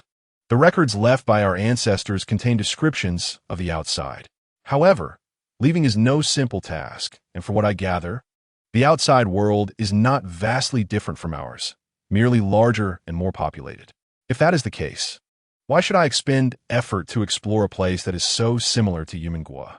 She paused, then added, while I cannot ascertain the true size of the outside, Yumen is not as small as we might imagine. It could very well be larger than the world beyond. What leads you to such a conclusion? I was taken aback. Though I have yet to ascertain the precise boundaries of Yumen, I know it is merely a fraction of land, consisting of 4 districts at most. Despite being called a country, it seems no larger than a province. Lady Tang's assertion left me pondering whether she was being overly confident or had some basis for her belief. Do you think Yumen consists solely of these 4 districts? She countered. Is it not so? I replied, having only seen this much upon my arrival. Have you heard the saying, the ruler of Donghai, the official of Shiju, and the solitary Tianyi Ho in the south? She asked again. I have heard it. And the next line? For districts are built upon Wuchuan. Therein lies the truth. Lady Tang exhaled deeply, stating, the 4 districts may be close at hand, yet no one knows where Wuchuan ends. Which one? I was perplexed. Beyond Yumen lies only the sea, yet here it appears there are rivers instead. For districts are built upon Wuchuan does not imply that they are situated atop the water, but rather that this is the source of Wuchuan. Lady Tang dipped her finger into the cold tea, sketching a winding line on the table. The entrance to Wuchuan is located in the northern district. Few dare to leave the 4 districts along Wuchuan for fear of the unknown. For us, the 4 districts are a safe and solid home, while Wuchuan leads into perilous uncertainties. Legends speak of Wuchuan as a passage to a hellish realm, rife with poison and monsters. Our ancestors warned us never to tread upon Wuchuan. You know that my Tang family is engaged in construction and has traveled far and wide. And my father once said that Yumen is likely more than just this small area. At the end of Wuchuan, there are surely great mysteries. Over the years, there have been curious and daring souls who, emboldened by their own abilities, set sail down Wuchuan for various purposes, yet none have returned. This journey has proven worthwhile. The northern district, the treacherous Wuchuan, each more fascinating than the last. I was about to inquire further when Lady Tang suddenly became agitated, her brows furrowing as she slammed her hand on the tea table.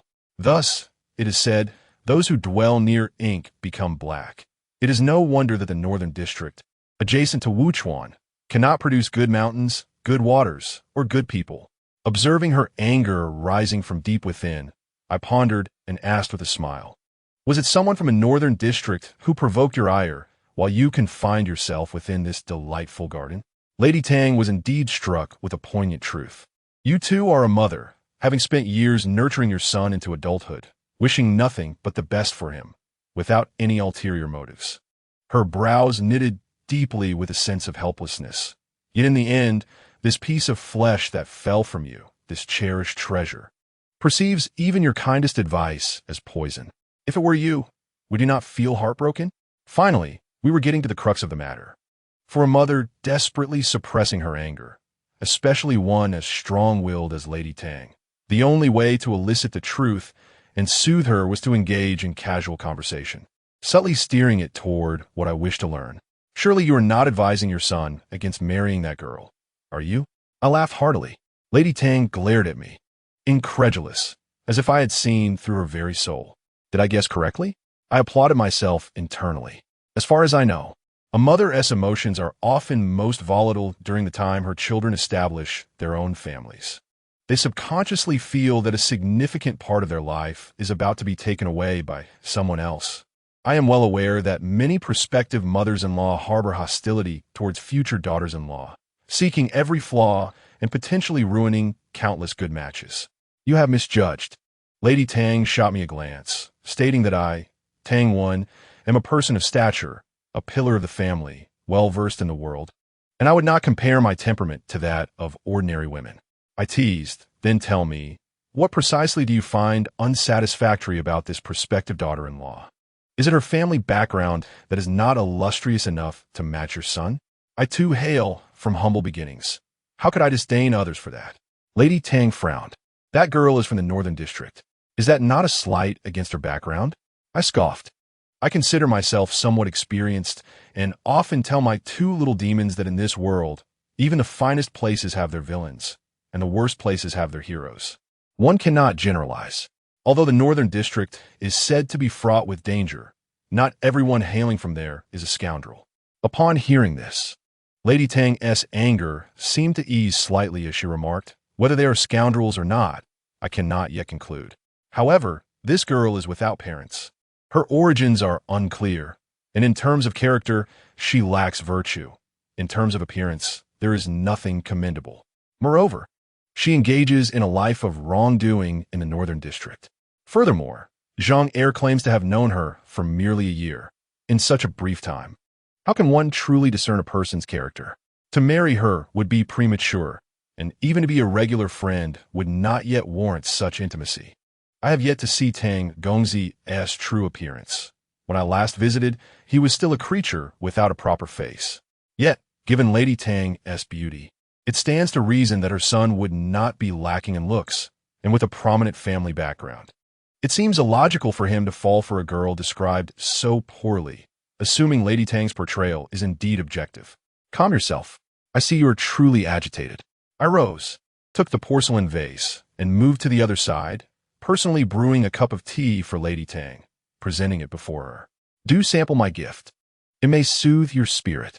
Lady Tang lifted the teacup and gulped down a large mouthful, as if attempting to douse the fire within her heart.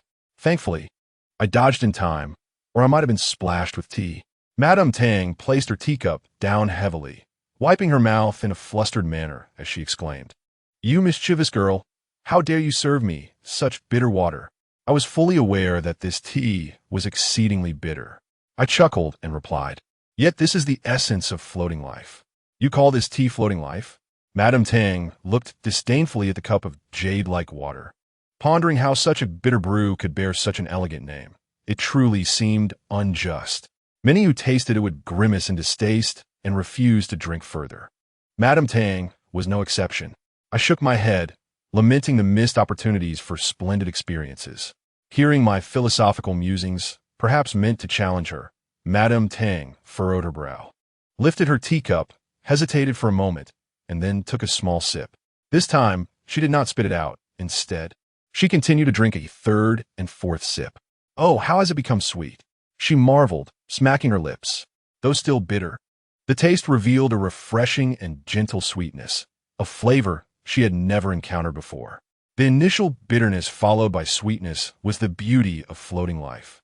I picked up the porcelain bottle, meticulously wiping away the splatters. The initial taste does not necessarily represent the entirety. If one possesses patience and endures bitterness, one might discover that many things are not as dreadful as they first appear. Madame Tang held her teacup, silent for a moment, before taking 2 more sips. "Earlier, you mentioned that girl in Beifong was engaging in an immoral profession." I placed the porcelain bottle back in front of her and playfully inquired, "She wouldn't be a pig slaughterer, would she? If she is, I wouldn't oppose her." Madame Tang's brows knitted together once more. She was a snake catcher. Chapter 44. The Banquet 3. I found her through the startled exclamations of the maids of the Tang residence. As the object of Madame Tang's concern, I was determined to witness her for myself. Despite not having performed the marriage rites, the girl had already taken up residence in the Tang household, disregarding customs and propriety. Madame Tang expressed her lingering displeasure and reluctance to leave the Shanshinyuan, yet she summoned the old servant to guide me to meet the girl from Beifong. However, the old servant led me on a long circuit through the expansive Tang residence, yet we failed to catch sight of her. The old servant, troubled, repeatedly apologized. "Please forgive me. This young lady never stays put in her room. It is fortunate you have a good relationship with the madam, if others were to find out." From his awkward expression, it was clear that even as a servant, he felt it was somewhat embarrassing for their household to have such a future young mistress. At that moment, several elegantly dressed young maids rushed out from a white stone archway, each pale with fright, as if they had seen a ghost. The old servant quickly approached them, admonishing, "What an unbecoming display. Do not embarrass our esteemed guest." The maids promptly halted, hurriedly bowing to the old servant while pointing at the archway with distraught expressions, exclaiming, "The snake girl is catching snakes." The old servant was taken aback, casting a furtive glance at me before scolding the maids. "Even if the sky were to fall, you should not run about in such a frenzy. Quickly retreat." The maids scurried away in a flurry. I apologized for the commotion. "She is likely in the peony garden," the old servant said, glancing at the archway with evident trepidation, yet unable to abandon me. "Let me lead you there." It seemed everyone feared this girl. "Not to worry. I see you all have much to attend to. You may carry on with your duties. I can find my way there myself." I smiled understandingly, gesturing toward the archway. "The peony garden, correct?" "Yes, indeed. Just behind that door." The old servant breathed a sigh of relief, clasped his hands, and said, "I shall take my leave. Should the madam require anything, do not hesitate to call for us." "Certainly." I stifled a laugh, speaking as if the peony garden concealed a fearsome beast. In just a few steps, I reached the archway, which indeed led to a garden abloom with peonies, swaying gracefully, the verdant trees and pavilions creating a delightful scene. I realized that in the Tang residence, every corner was a picturesque sight. How ostentatious! The peony garden was much larger than the Shanshinyuan, yet as I surveyed the area, aside from the flowers and plants, not a single figure could be seen. Scattered along the path concealed by the peony bushes were long-handled wooden spoons and overturned buckets, undoubtedly left behind in the chaos by the maids. The path lay deserted, the pavilion empty, and the flower beds unoccupied. My gaze fell upon a tall parasol tree in the northwest corner, where a dark figure lay motionless on a not particularly sturdy branch. I approached quietly, craning my neck. The person in the tree looked down at me for a moment, but soon returned their focus to the original spot, following their line of sight. I scrutinized carefully and discovered a small snake, its color reminiscent of jade, coiled tightly on a nearby twig. It appeared to have just awakened from winter slumber, eager to bask in the spring sunlight, yet had unwittingly provoked the wrath of an unwanted adversary. I possessed little knowledge about snakes. I could not discern if it was venomous. However, seeing that this person bore no tools, was it possible they intended to catch it with bare hands? Quite bold indeed. The human and the snake remained locked in a silent standoff. The phoenix sings upon the high hill. The parasol tree flourishes in the morning sun. A mischievous thought crossed my mind as I leisurely sat on the ground and exclaimed, "Ancient wisdom states that planting parasol trees attracts phoenixes. Who would have thought that the parasol tree of the Tang residence has not summoned a phoenix, but instead attracted a snake and a monkey? How amusing." Suddenly, a pale object descended from the tree. I tilted my head, and the projectile struck a cluster of peonies behind me, bouncing away. It was a half-eaten glutinous rice ball. Her temper was indeed short. I had scarcely uttered 2 sentences before she sought to retaliate. Perhaps thinking I was distracted, the little snake attempted to flee, but the person, with unwavering focus, did not relax their watch on it, and, in a flash, leaned forward with astonishing speed and precision, capturing the snake's midsection effortlessly with just 2 fingers. The monkey, now grasping the snake, sat upright in satisfaction, admiring its catch. Sunlight filtered through the branches, casting a beautiful and dreamlike glow upon the figure perched on the branch. However, it did nothing to enhance her appearance, not even a little. Such a waste of splendid light. She truly resembled a monkey, small and seemingly perpetually hungry. I feared she might, in her fascination, consume the unfortunate snake. At the age of 16 or 17, she bore no trace of the vivacity and charm associated with youth. Clad in somber attire, black shirt, black trousers, and black cloth shoes, she looked more like a boy. What a pity, for her hair, as dark as ink, could have been styled beautifully, yet it was haphazardly gathered atop her head, secured with an unsightly wooden stick. Had I not been informed of her gender beforehand, I would have assumed that young Master Tang had chosen a boy as his spouse. "Miss, you are Cozy, correct?" "Yes," she replied, her name rather peculiar, yet unforgettable. Madame Tang had mentioned it with annoyance, suggesting the crude name suited the girl well. The figure in the tree paused her admiration of the snake and looked down at me, her voice cold as she asked, "Who are you?" I am a friend of your future mother-in-law. By familial hierarchy, you should call me Annie, I replied with a smile. Women dread aging. Seeing that she was only a few years my senior, yet insisted on claiming the title of Annie was rather amusing. Her expression remained stoic, the only vibrant color on her being the snake entwined around her wrist. What do you intend to do with it? I pointed at the unfortunate snake and said with a grin, do not keep all the springtime to yourself. Share some with other creatures. Snakes are blind. They cannot see the spring. She replied bluntly, if I do not catch them, I cannot earn any money. As the future young mistress of the Tang household, do you fear lacking funds? I found this little girl increasingly intriguing. I do not expect you to provide me with money.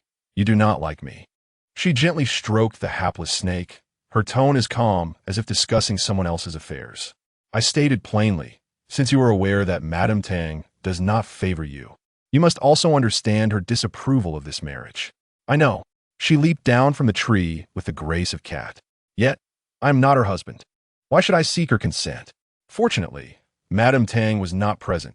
Otherwise, the confrontation between the two women, one young and one old, would have been inevitable. However, this seemingly audacious remark is not without its merit. What astonishes me is that a young girl living in such a place possesses a spirit so unafraid of the world. A mindset of marrying whoever, whatever. Is this the demeanor of girls from Beifong? Can one truly earn a fortune from snake catching? I shifted to a more relaxed topic, scrutinizing her features closely. Alas, whether viewed from afar or up close, her appearance leaves much to be desired. To describe her as delicate would be a stretch. Her features are unremarkable. Her skin lacks the softness of youth, and she bears the signs of a life weathered by sun and wind. She is indeed a rough-hewn girl. What kind of snake is this? I inquired. She replied that the more venomous ones fetch a higher price. The gall from a live snake can sometimes be exchanged for a gold ingot. Non-venomous snakes are significantly cheaper, sold to restaurants by the pound.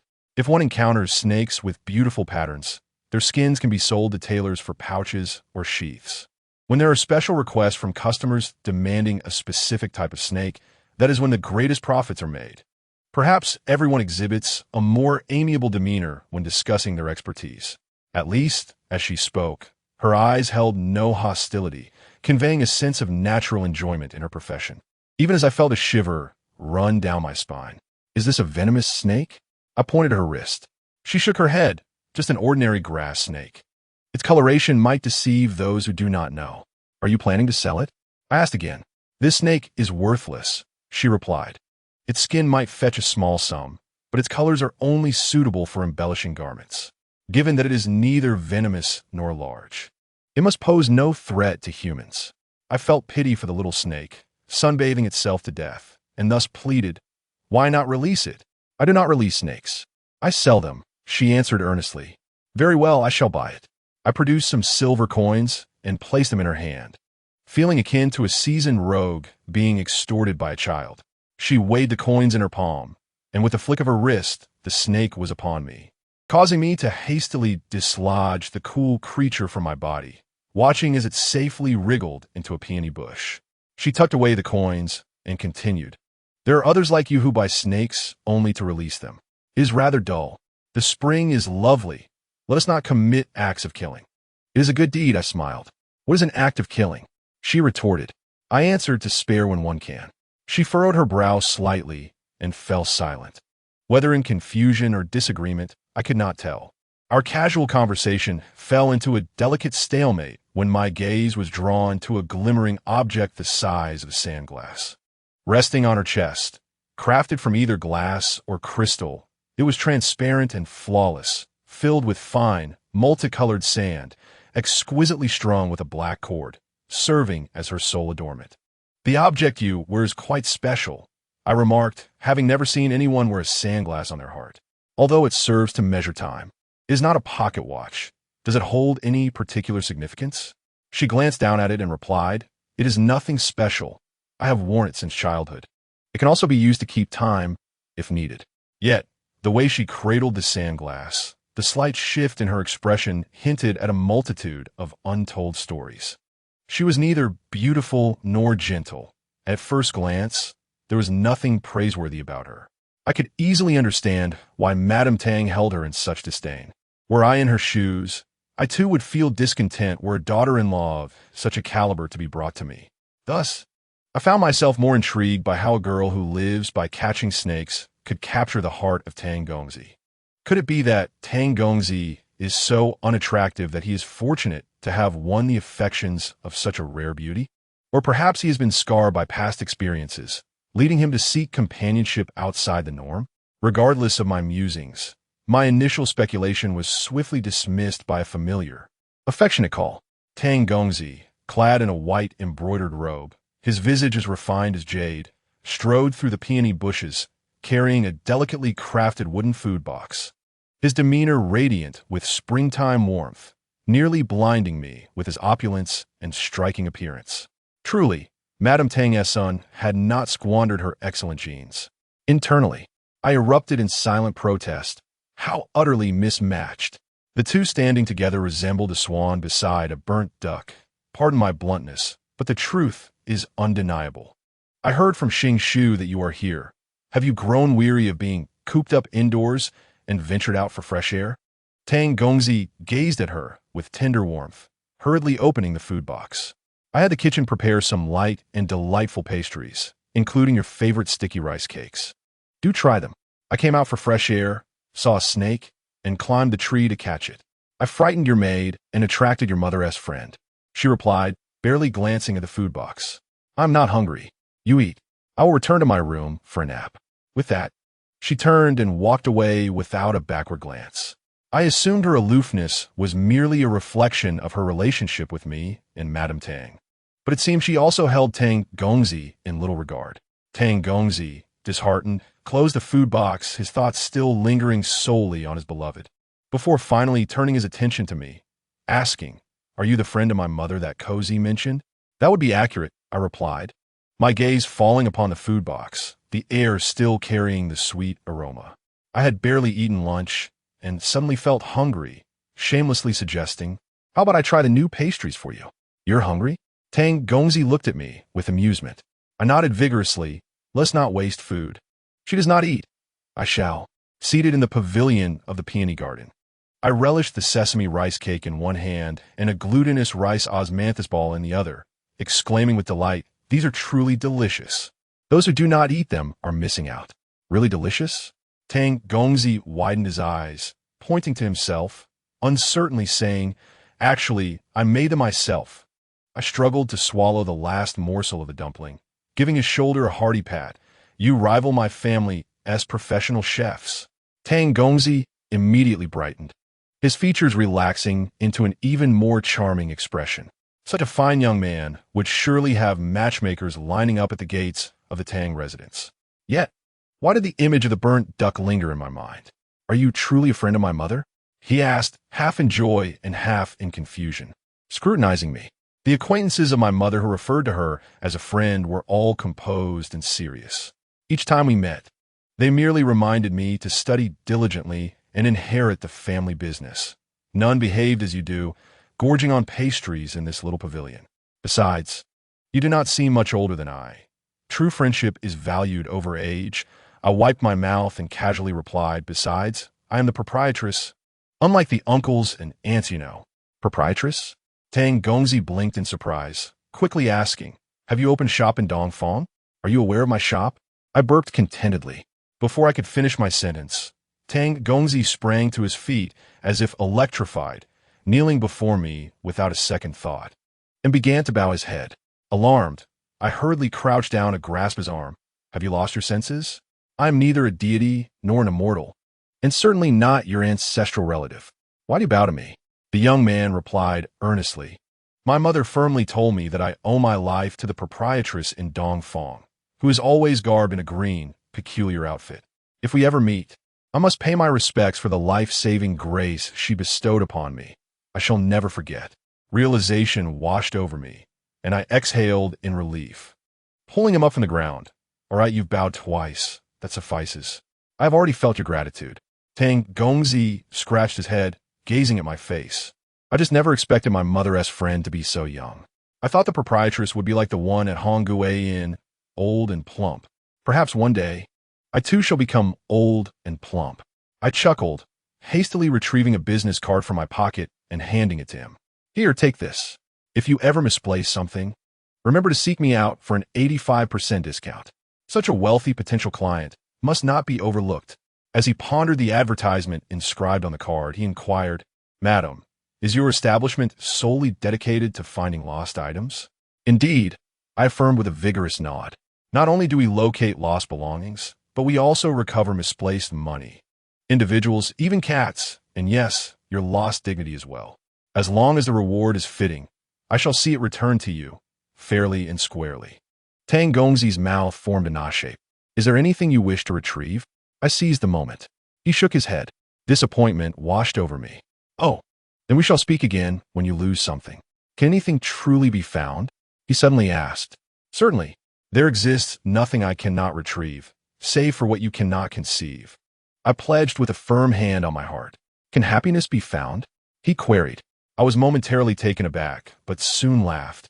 Have you misplaced your happiness? Not at all, Tang Gongzi replied thoughtfully, quickly regaining his composure. Never mind, I was merely asking. He was indeed an endearing fellow. Entirely different from the spoiled scion I had envisioned based on Lady Tang's descriptions of his reckless adventures.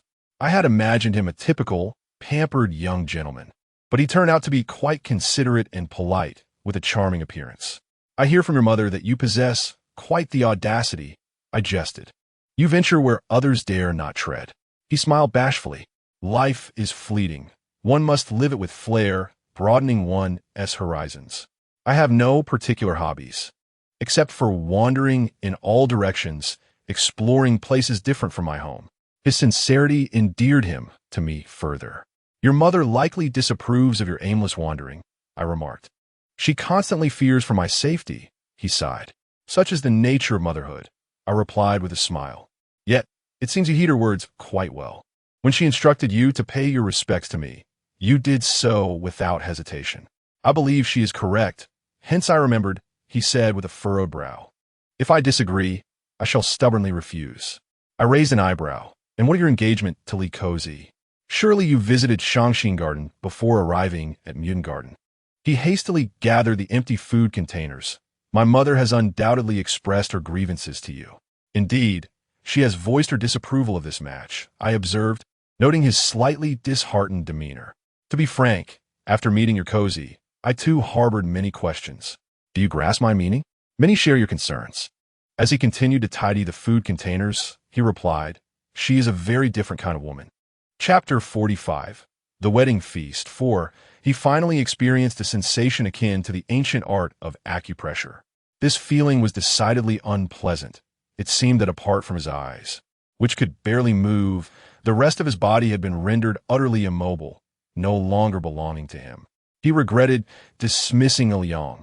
Had a Liang been present, he would not have been ambushed in that alley. Alas, a Liang was incessantly nagging about the places Madame forbade him to visit, especially North Fong.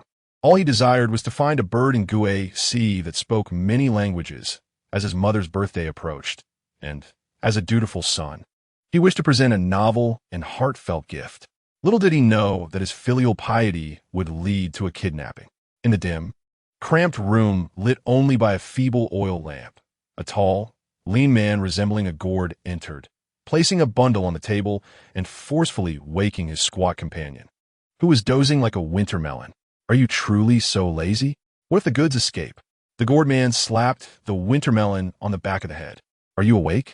The winter melon, rubbing his head and drooling, blinked his little green bean eyes and replied, Big brother, with your golden acupressure technique, who could possibly escape? Not even a frail, delicate boy could evade you, nor could a brutish fellow. Better safe than sorry. The gourd man snorted, sitting down to unpack the bundle. Everything is ready. Clothing, jewelry, cosmetics. Hurry, dress him up. His heart raced at the thought of the malevolent scheme these two ruffians were concocting.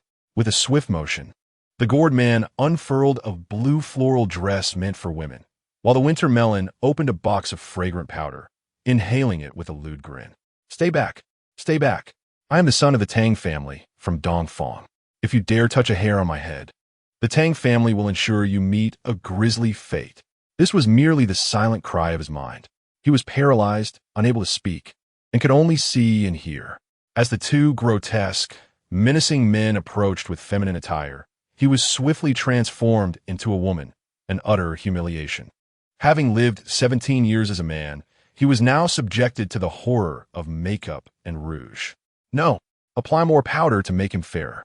Tighten the waist for a pleasing silhouette.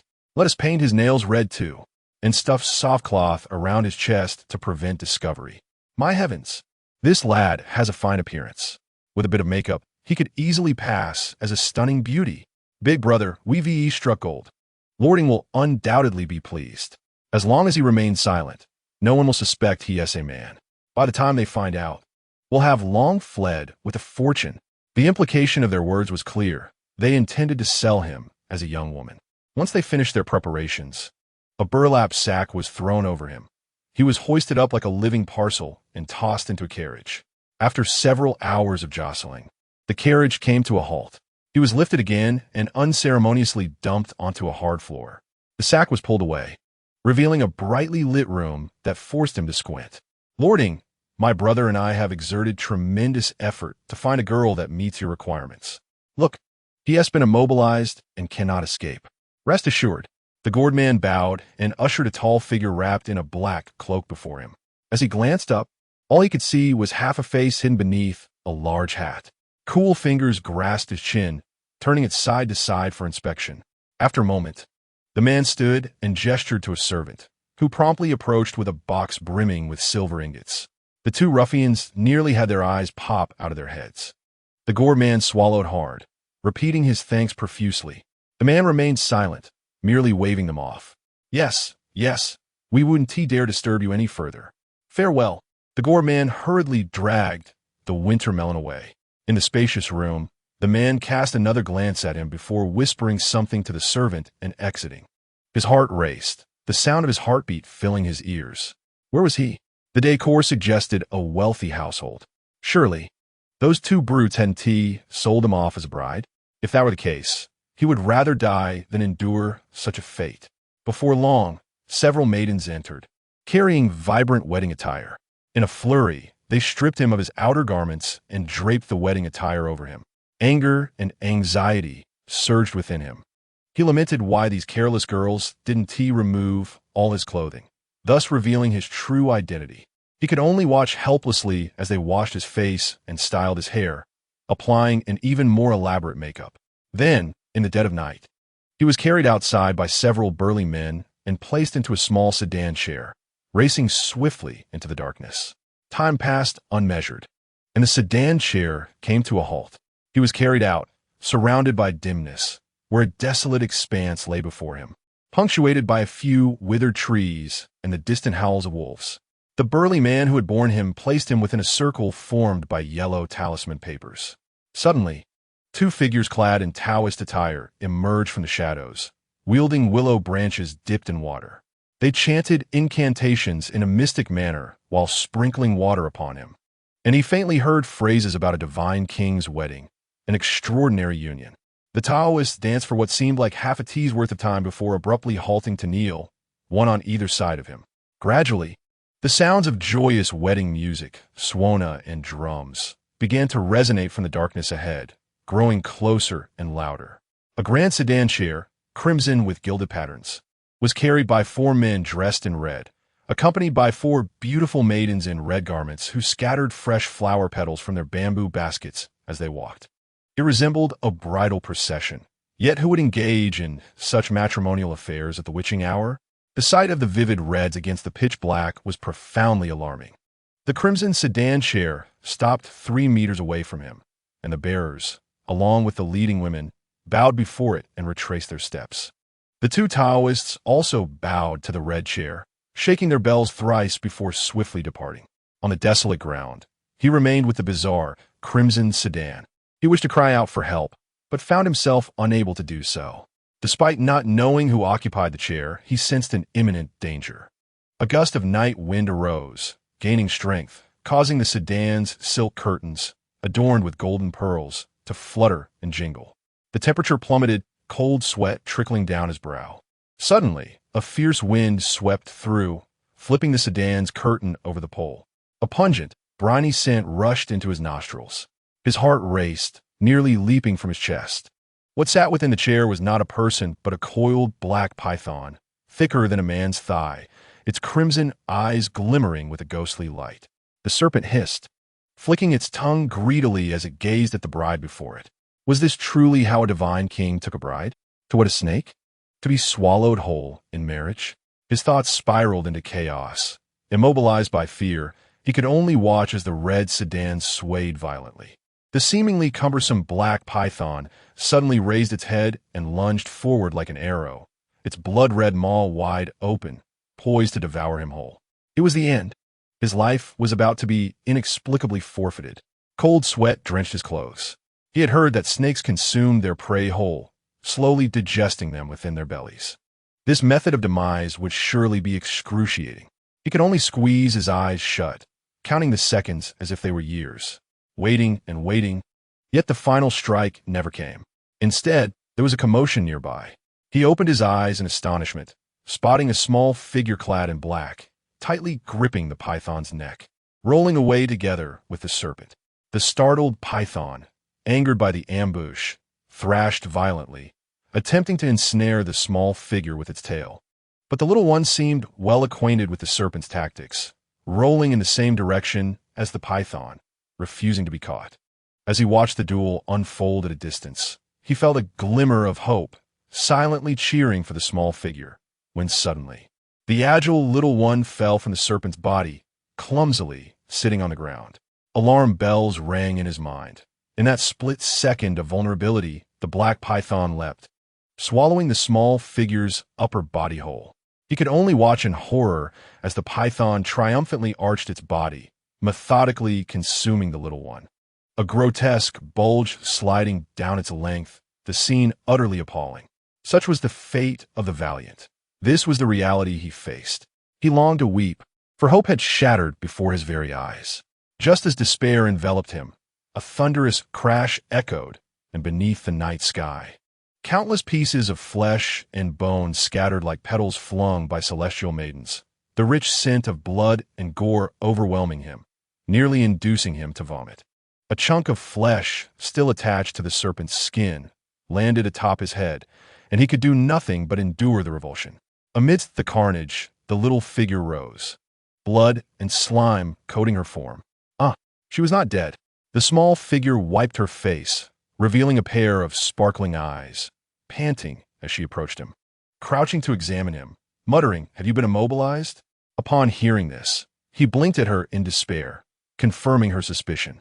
After a moment's contemplation, she attempted to press 2 points on his chest and neck. A wave of warmth surged into his throat, prompting him to cough violently, exclaiming, "You nearly scared me to death." This startled her, and she questioned in surprise, "You are a man?" "Of course. Those 2 scoundrels immobilized me, disguised me as a woman, and sold me to some lording, only to be served as a midnight snack for that great serpent." He retorted angrily, "Thanks to you, young lady, for descending like a divine savior. Otherwise Enough," she interrupted. "I did not come to save you, but to deal with that black python. Your survival is merely a stroke of luck." With that, she turned to leave. "Young lady, you are leaving just like that?" He implored anxiously. "You must see this through. Though I can speak now, I am still unable to move." "I cannot help," she replied bluntly. "That you can speak is already a miracle." His heart sank, and he lamented, "But surely, you cannot leave me here? That lording will undoubtedly send someone back to check. If they find that the serpent is dead and I am still alive, I fear I will not survive much longer." Upon hearing this, she frowned, glancing at his disheveled state, yet remained silent. "How about this? If you can carry me away, once I recover, I will ensure my family rewards you handsomely. How about 100 taels of silver?" His family was not lacking in wealth. Noticing her silence, he added, "If that is not enough, I can offer 10 taels of gold." She pondered for a moment before asking, "Really? A man of honor, I swear by my life. If I break my word, may my entire family perish." He declared, ready to swear an oath. "Very well," she said, turning back, swiftly hoisting him onto her back. "I cannot unseal your acupoints, but perhaps someone else can." "I cannot thank you enough," he exclaimed, feeling like a sack of mud on her slender back. Soon, He realized that this girl was not as strong as he had imagined. Carrying him seemed to strain her with every step, yet she pressed on in silence, seemingly unfazed by the burden. "I will pay you more for your trouble," he said, feeling quite embarrassed, yet having no other choice but to offer more money. She merely responded with a non-committal HM. "My surname is Tang, given name Yuzhong, from the West District." After walking a considerable distance, as the night grew heavier and silence enveloped them, he could not help but ask, "May I inquire your name, young lady?" "Likuzi." "Ah, such a unique name. If you ask me another question, I won't be able to carry you any longer." I shall remain silent. Unfamiliar with the terrain of the North District, he had no idea how far they were from the market. Nonetheless, Likozi navigated through rugged mountain paths and squeezed through narrow stone forests, walking for quite some time before they finally spotted houses and streets hidden in the shadows. This plain-looking girl had not once rested while carrying him. There was an extraordinary resilience about her. With dawn still some time away, the streets of the North District lay deserted, eerily quiet, save for the Gaisai, which remained brightly lit and bustling with patrons. Likozi brought him to the front of a minuscule shop, its sign reading Wanju Yin delicately hanging from the door. A woman in her late 20s, unadorned and clad in simple garments, opened the door, her beauty striking yet unpretentious. "Sure, this fellow has been immobilized," she gasped as she set him down, panting heavily. The woman appraised Likozi from head to toe, frowning. "Come in and speak." Subsequently, he was carried into a room fragrant with delicate scents, where beaded curtains swayed gently and incense wafted through the air. The young woman gently placed him upon a couch, lifting her slender fingers resembling spring onions, and after prodding him a dozen times, declared, "It's done." "Is this truly sufficient?" He attempted to raise his hand, but found it impossible. Though he no longer felt utterly numb, his limbs remained weak and heavy. "Dear sister, I still cannot move," he lamented. The young woman gasped in surprise, regarding him as if he were a creature from fable. "Are you a man?" Someone must have bound him and disguised him as a woman, selling him to the divine ruler of the Ying family as a wife. Nearby, Likozi, while washing her face, remarked as the water in the copper basin swiftly turned murky. Upon hearing this, the young woman was taken aback once more and turned to inquire, "Is the blood on you?" "I have slain the household deity of the Ying family," she replied nonchalantly. The young woman, in a hushed tone, pulled her aside and said, "Why choose to provoke the Ying family? You know that Black Python is their household deity. Even the most skilled snake catchers dare not covet it. How do you presume to act so recklessly?" "It matters not what I dare or not," she replied coolly. "I simply cannot abide that snake. I would feel unsettled if I did not slay it." The young woman, both exasperated and anxious, had no recourse but to ask, "Have you revealed your whereabouts?" "I have not." The Ying family, it seemed, did not dare disturb the Black Python's matrimonial pursuits, keeping a wide berth. The young woman sighed in relief, saying, "That is fortunate. As long as they do not discover you, all will be well. Then I shall take him back." As dawn approached, she added, "You too must rest." She stepped over to lift him from the couch, stating, "Ansure does not permit overnight guests. You shall accompany me home to rest." "Oh," he responded, casting a curious glance at the young woman, pondering her connection to Likozi. "You still feel numbness. That is normal. A good sleep will restore you," she assured him. "You have simply had the misfortune of encountering those vile individuals. You appear delicate and foolish, not like a person from the North District." "Dear sister, no one has ever called me foolish." He suppressed his irritation, acknowledging, "I indeed hail from the West District. Regardless, I am grateful for your assistance." The young woman smiled. "When you return to the North District, be more cautious. Such good fortune is not always to be had." "I have learned my lesson," he replied dully. "I shall take my leave now. And sure, rest well." Likozi supported him as they made their way outside. "Cozy," the young woman called out, her tone earnest. "You should heed Aunt Sure's words. Time is precious. A young lady's youth fades swiftly. So make plans for yourself early." "Understood," she replied, still unperturbed, helping him outside. He stayed at Likozi's home for 3 days. Learning that her residence was in Guay, that she was 2 years his junior, that she earned her living by catching snakes, and that she was without parents, her only kin seemingly being the proprietor of Yin, and sure. That establishment was a small shop selling items for women, operating only at night, closing at dawn. Business was thriving, but Aunt Sure had a notoriously foul temper, often expelling rude customers with scorn, embodying a truly fierce woman. Only in Likozi's presence did Aunt Sure display a tender and patient demeanor. On the eve of his departure from the North District, Aunt Sure visited Likozi's home and, upon seeing him in his male attire, could not suppress her delight. She exclaimed to Likozi, "I never imagined you would rescue such a fine specimen. Such good looks. One could hardly find another like him in the entire North District." "Aunt Sure, my interests lie more with snakes than with people," Likozi replied, intently polishing a gleaming dagger. "But he is an exceptional individual." Aunt Sure continued, her excitement unabated as she scrutinized him. "In all these years, I believe only he is worthy of you." The woman, her eyes gleaming, spoke so bluntly that it was almost mortifying. Even he felt his face flush with embarrassment, awkwardly pretending to pack his belongings. Likozi remained unfazed, not even glancing at her, simply saying, "Aunt Sure, do you not need to tend to the shop? Do not neglect your business. What does it matter?" Aunt Sure stepped closer, taking his hand, her joy only growing. "I hear your family is wealthy?" I suppose so," he stammered, nearly crumbling under her piercing gaze. "Then, what do you think of my Cozy? Is she suitable to be your wife?" Her words were utterly shocking. He was at a loss for how to respond. What kind of woman speaks on such matters after just a few encounters? "Aunt Sure," Likozi could no longer contain herself, pushing her towards the door. "Return to your business. I can make my own decisions." "Oh, my foolish Cozy. Once this village passes, there will be no shop." Aunt Sure was pushed to the doorway, yet still held on to her. "Have you heard this saying? Time cannot be retained. Youth fades like flowers and leaves. I am barely literate, lacking in poetry and prose. Time is the most precious and fleeting thing. You are a fine young lady. Do not squander your youth on frivolous pursuits. Time flows like water for me. Whether I act or not, it will pass regardless. Each day is no different." "Oh, were you truly thinking?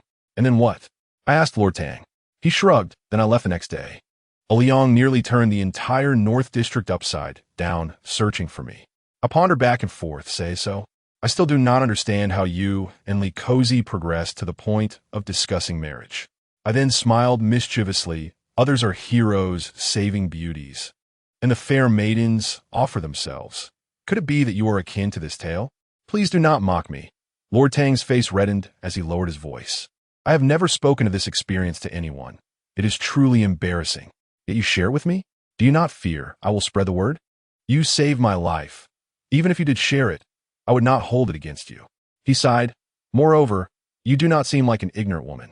He chuckled softly, his gaze drifting into memories. After leaving the North District, I sent silver and gold to her family, thinking my connection with Cozy had ended there. However, the more I thought about it, the more I missed her day and night. The yearning to see her and be with her grew stronger by the day.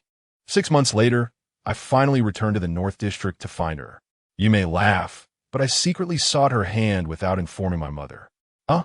This progression seems rather abrupt. The two of you appear to have no spark.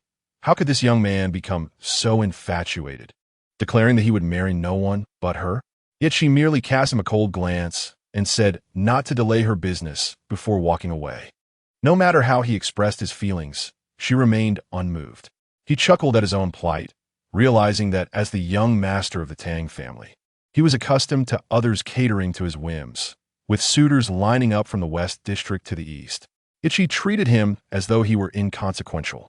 At that moment, he was genuinely irate and left in a huff. His subsequent escapade on Changong Road was born of his foul mood. After indulging in a few too many drinks, he ended up gambling with his classmates, leading to that unfortunate incident. I was surprised to learn that there was such a backstory to the Changong Road incident, and shook my head with a smile. Life is indeed filled with infatuation. Such grievances are beyond the control of the wind and moon. You have been aptly described by the ancients. He smiled without reply. Since she treated you thus, and you were vexed, how could this joyous banquet come to be?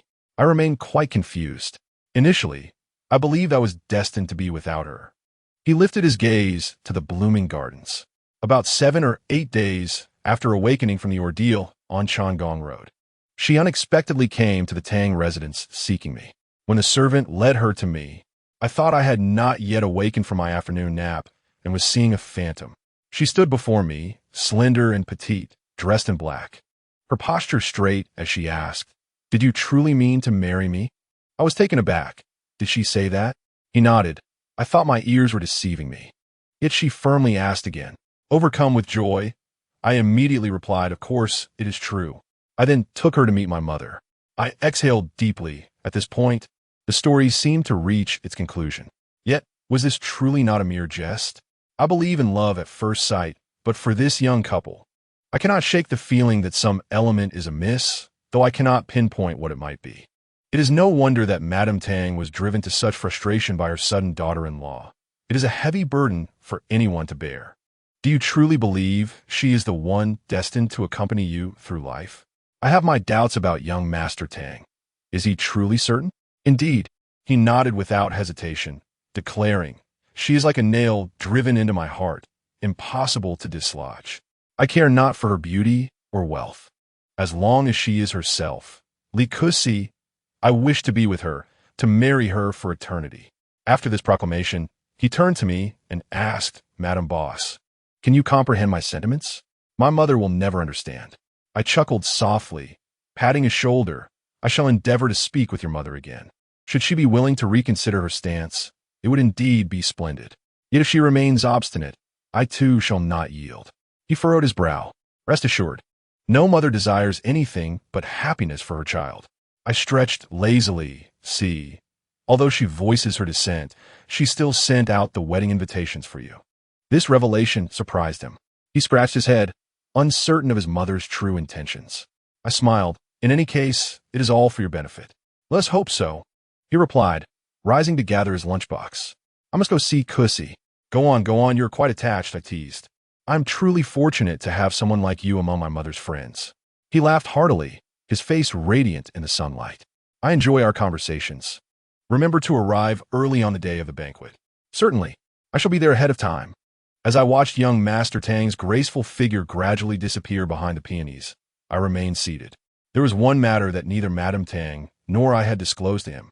The union of Tang and Li is a match made in heaven. Should there be further obstruction, the joyous banquet may turn into a lament. This was a note Madame Tang had shown me before I left Shangxinyu. She revealed that someone had placed this ominous piece of paper beside her pillow.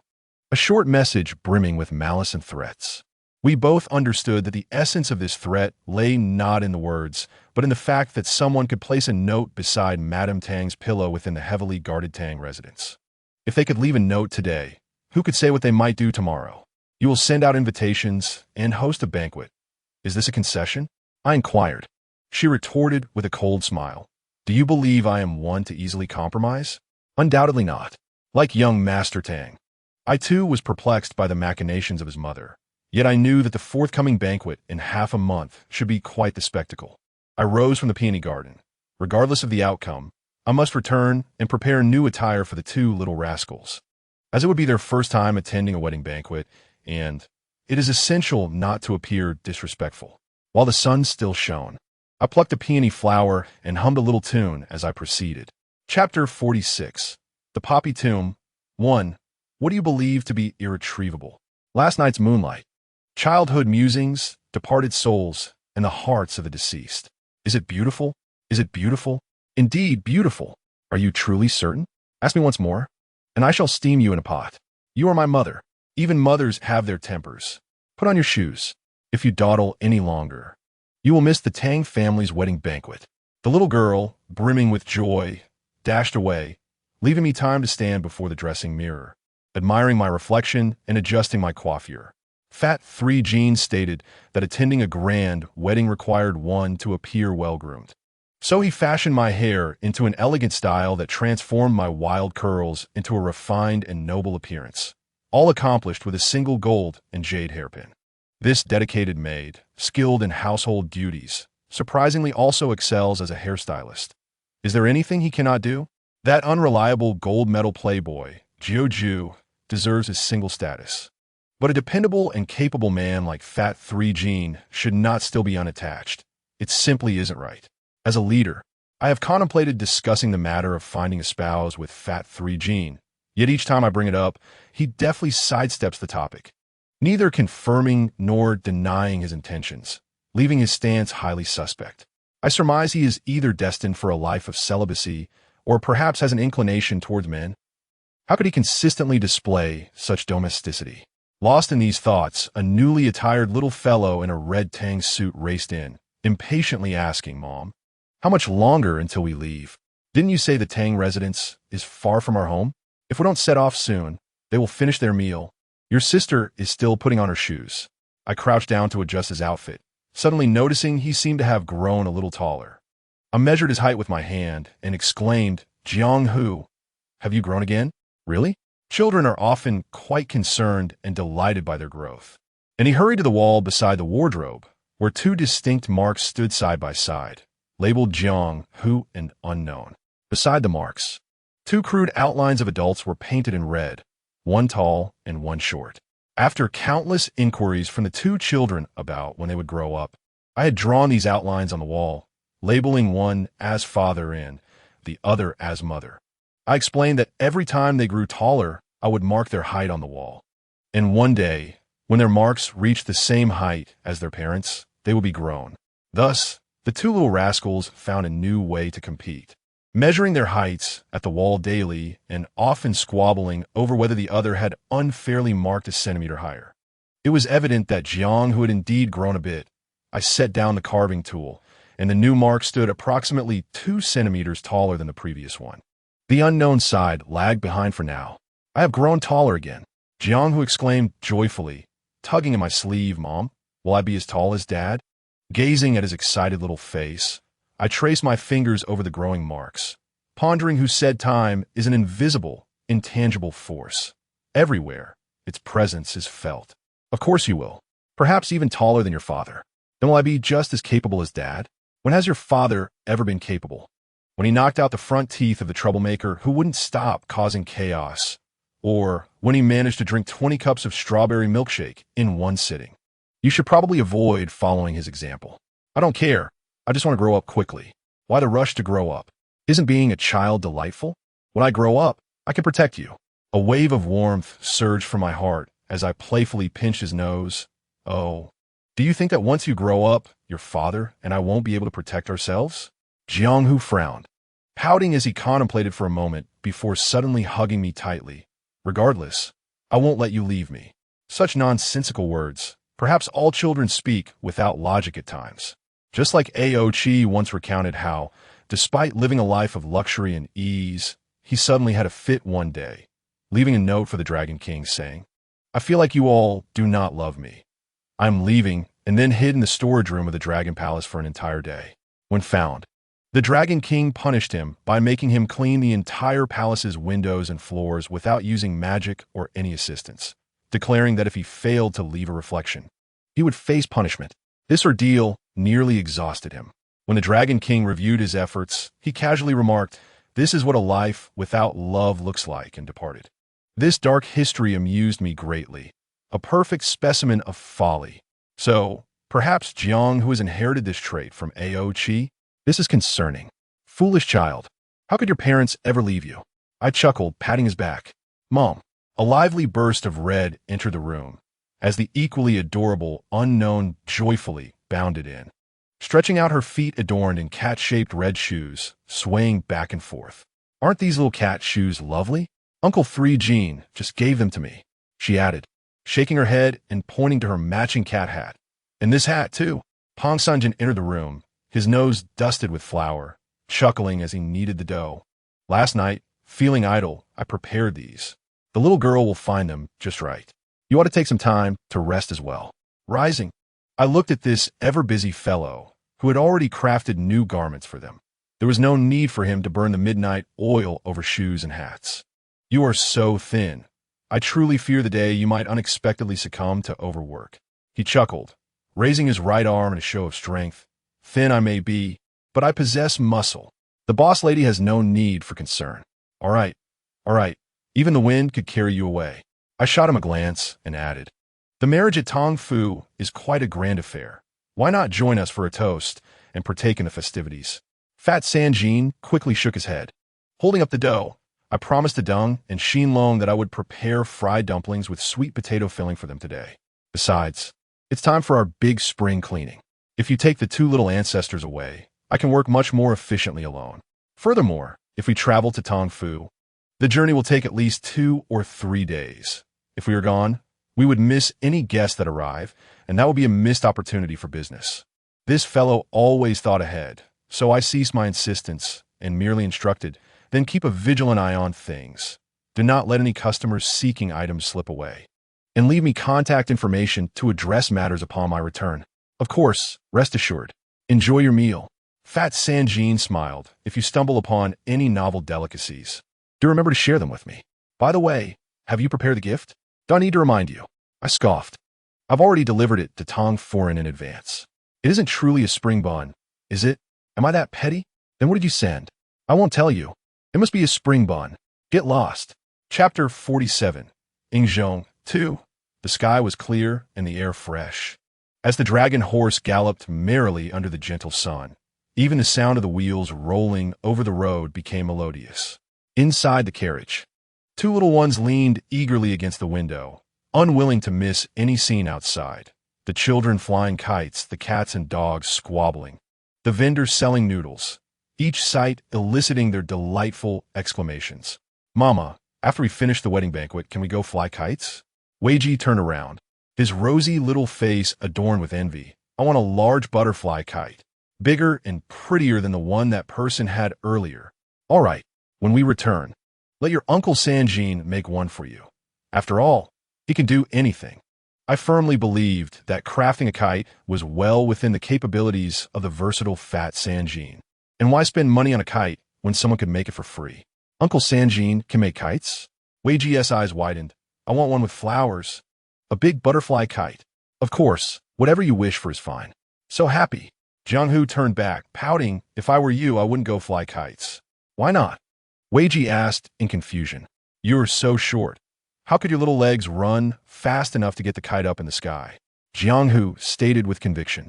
Weiji's face flushed a deep red. Who are you calling short legs? You. Have you forgotten the height markings on the wall? I'm much taller than you. It's only the length of a fingernail. Still taller than you, little short legs. I'll get you. A small-scale mixed-gender wrestling match commenced once more, and before the situation escalated, I promptly grabbed the collars of the two contenders and pulled them apart. Today you are wearing the new clothes that Uncle Sanjin worked hard to make. If you tear them, you won't be able to attend the wedding banquet. Now, will you fight or will you eat delicious food? Choose. The two little rascals, with puffed cheeks, opted for reconciliation. Watching them, resembling two little frogs, I suppressed a laugh, pondering how such sharp tongues at such a young age could either be inherited from me or Aoji, though perhaps they had been led astray by Jujue and the others. It was hard to imagine what they would be like when they grew up. We traveled leisurely, and by evening, the dragon horse neighed and halted at the entrance of Tong Fu. Several ornately decorated carriages had already arrived before us, with well-dressed men and women stepping down one after another, guided inside by the maids who had long awaited at the door, while a few young servants busied themselves with parking the carriages elsewhere. Today's Tong Fu was vastly different from my last visit. Not only were large red lanterns hung at the entrance, but the grand pillars were also adorned with vibrant red silk. Even the guardian beast at the doorway was draped in red satin, radiating a festive atmosphere. Upon entering Tong Fu, the site was filled with red silk, lights aglow, and even the maids had donned matching light red dresses, demonstrating the family's emphasis on this marriage event. Since my departure from Tong Fu, in such a short time, had Tong Foreign suddenly altered her perception of her future daughter-in-law, willing to accept her as the young mistress of the Tong family? Yet, knowing Tong Foreign's steadfastness and resolve, I doubted she would change her stance so easily. Perhaps it was in consideration of that threatening note? No, that was even less likely. She was a woman of steel, ambitious and fearless, with no room for yielding in her dictionary. As the last streaks of twilight faded into the lively courtyard filled with bustling voices, the maid led us through the garden. winding through corridors until we finally arrived at a grand artificial lake. A redwood walkway extended from the stony shore to the center of the lake, where a newly decorated pavilion stood firmly on the water's surface, as spacious as a banquet hall, furnished with dozens of dining tables, filled with jovial guests. The air resonating with music, while water lilies floated serenely, their subtle fragrance wafting through the air, resembling a fairy island upon the water, making one reluctant to blink, lest the enchanting scene vanish in an instant. I was left speechless. Just how vast was Tongfu? I had not noticed such a large artificial lake during my previous visit. The two little ones were overjoyed, tugging at me, exclaiming how beautiful this place was, far surpassing our own. Well, that is obvious. Your mother is not a wealthy person. At that moment, an individual approached along the walkway. It was the old servant who had attended to me last time. Welcome, esteemed boss lady. Your presence graces us. Dressed in new attire as well, he bowed to me, and upon noticing the two little rascals by my side, remarked, "These two are my son and daughter." I replied with a smile, "Are family members not allowed?" No, esteemed boss lady has misunderstood. I was merely taken aback by the adorable appearance of a young master and young miss. Please do not take offense. He was not the first to commend them. Several people along the way had praised the two little ones, likening them to celestial beings from a painting, foretelling that they would grow to be breathtakingly beautiful, which greatly satisfied my maternal vanity, making me wish to see them grown up immediately. The old servant guided us across the walkway to the easternmost table, where a round table adorned with a purple-red embroidered gold tablecloth exuded opulence, distinctly different from the other tables, suggesting it was the main table for the wedding banquet. Madam has instructed that you must sit here. The auspicious hour has yet to arrive. Please rest for a moment and enjoy some refreshments. The old servant gestured for us to sit, personally pouring me a cup of hot tea before departing. It was jasmine tea, perfectly fitting for the occasion, fragrant and delightful. I took a sip and smiled at the person opposite me. Such delicate and refreshing floral tea. It seems rather uncharacteristic for Lord Nya, does it not? At this table, I was not the only guest. Nya Xiaoran sat beside me, silently gazing at the rippling surface of the lake, his tea untouched, seemingly indifferent to the surrounding merriment. Call someone. I gestured to Jianghu and Weiji, who were busy grabbing treats from the plate. Uncle Nya, Jianghu quickly called out before returning to her snacks, while Weiji, after greeting him, noticed that this man seemed not to have heard. So she took a piece of sesame candy and offered it to him with a bright smile. Uncle Nya, are you feeling unhappy? Nya Xiaoran finally seemed to come back to himself. Being not particularly adept at interacting with children, he looked at Weiji awkwardly and replied, I do not enjoy sweets. The little one paid no heed to whether he liked it or not, tiptoeing to stuff the candy into his mouth. My mother says that when a person is unhappy, they should eat more sweets. Fortunately, it was an unknown who did this. If it were someone else shoving things into his mouth, he would have likely slapped them dead. He, caught between laughter and tears, consumed the candy and looked at me, saying, Is this how you educate your daughter? They are celebrating.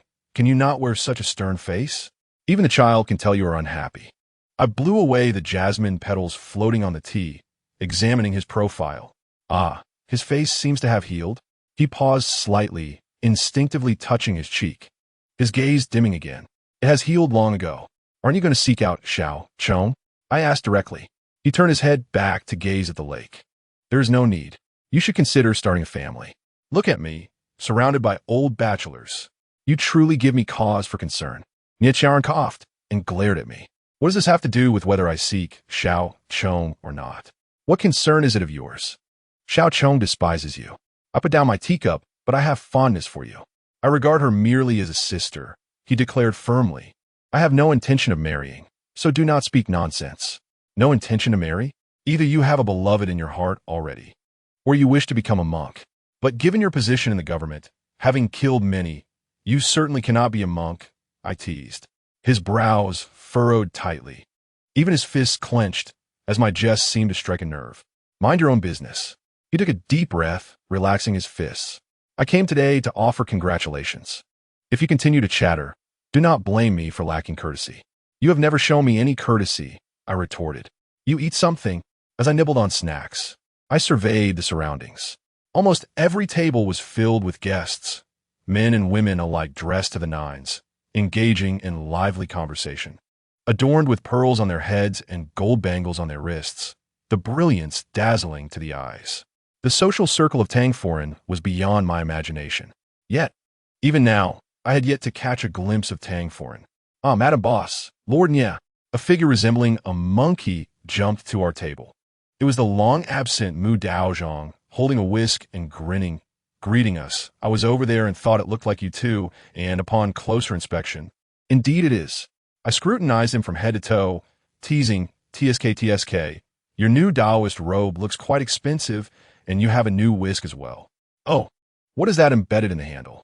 Jade? How much fortune has your Tian Xinguan made lately? Madam Boss, your tongue is sharp as a blade, Mu Daozhong replied awkwardly, maintaining a smiling face. Under your guidance, I have long since returned to the righteous path and have not engaged in any previous dealings. As he spoke, he attempted to sit beside us, but ended up landing on the ground with a wince.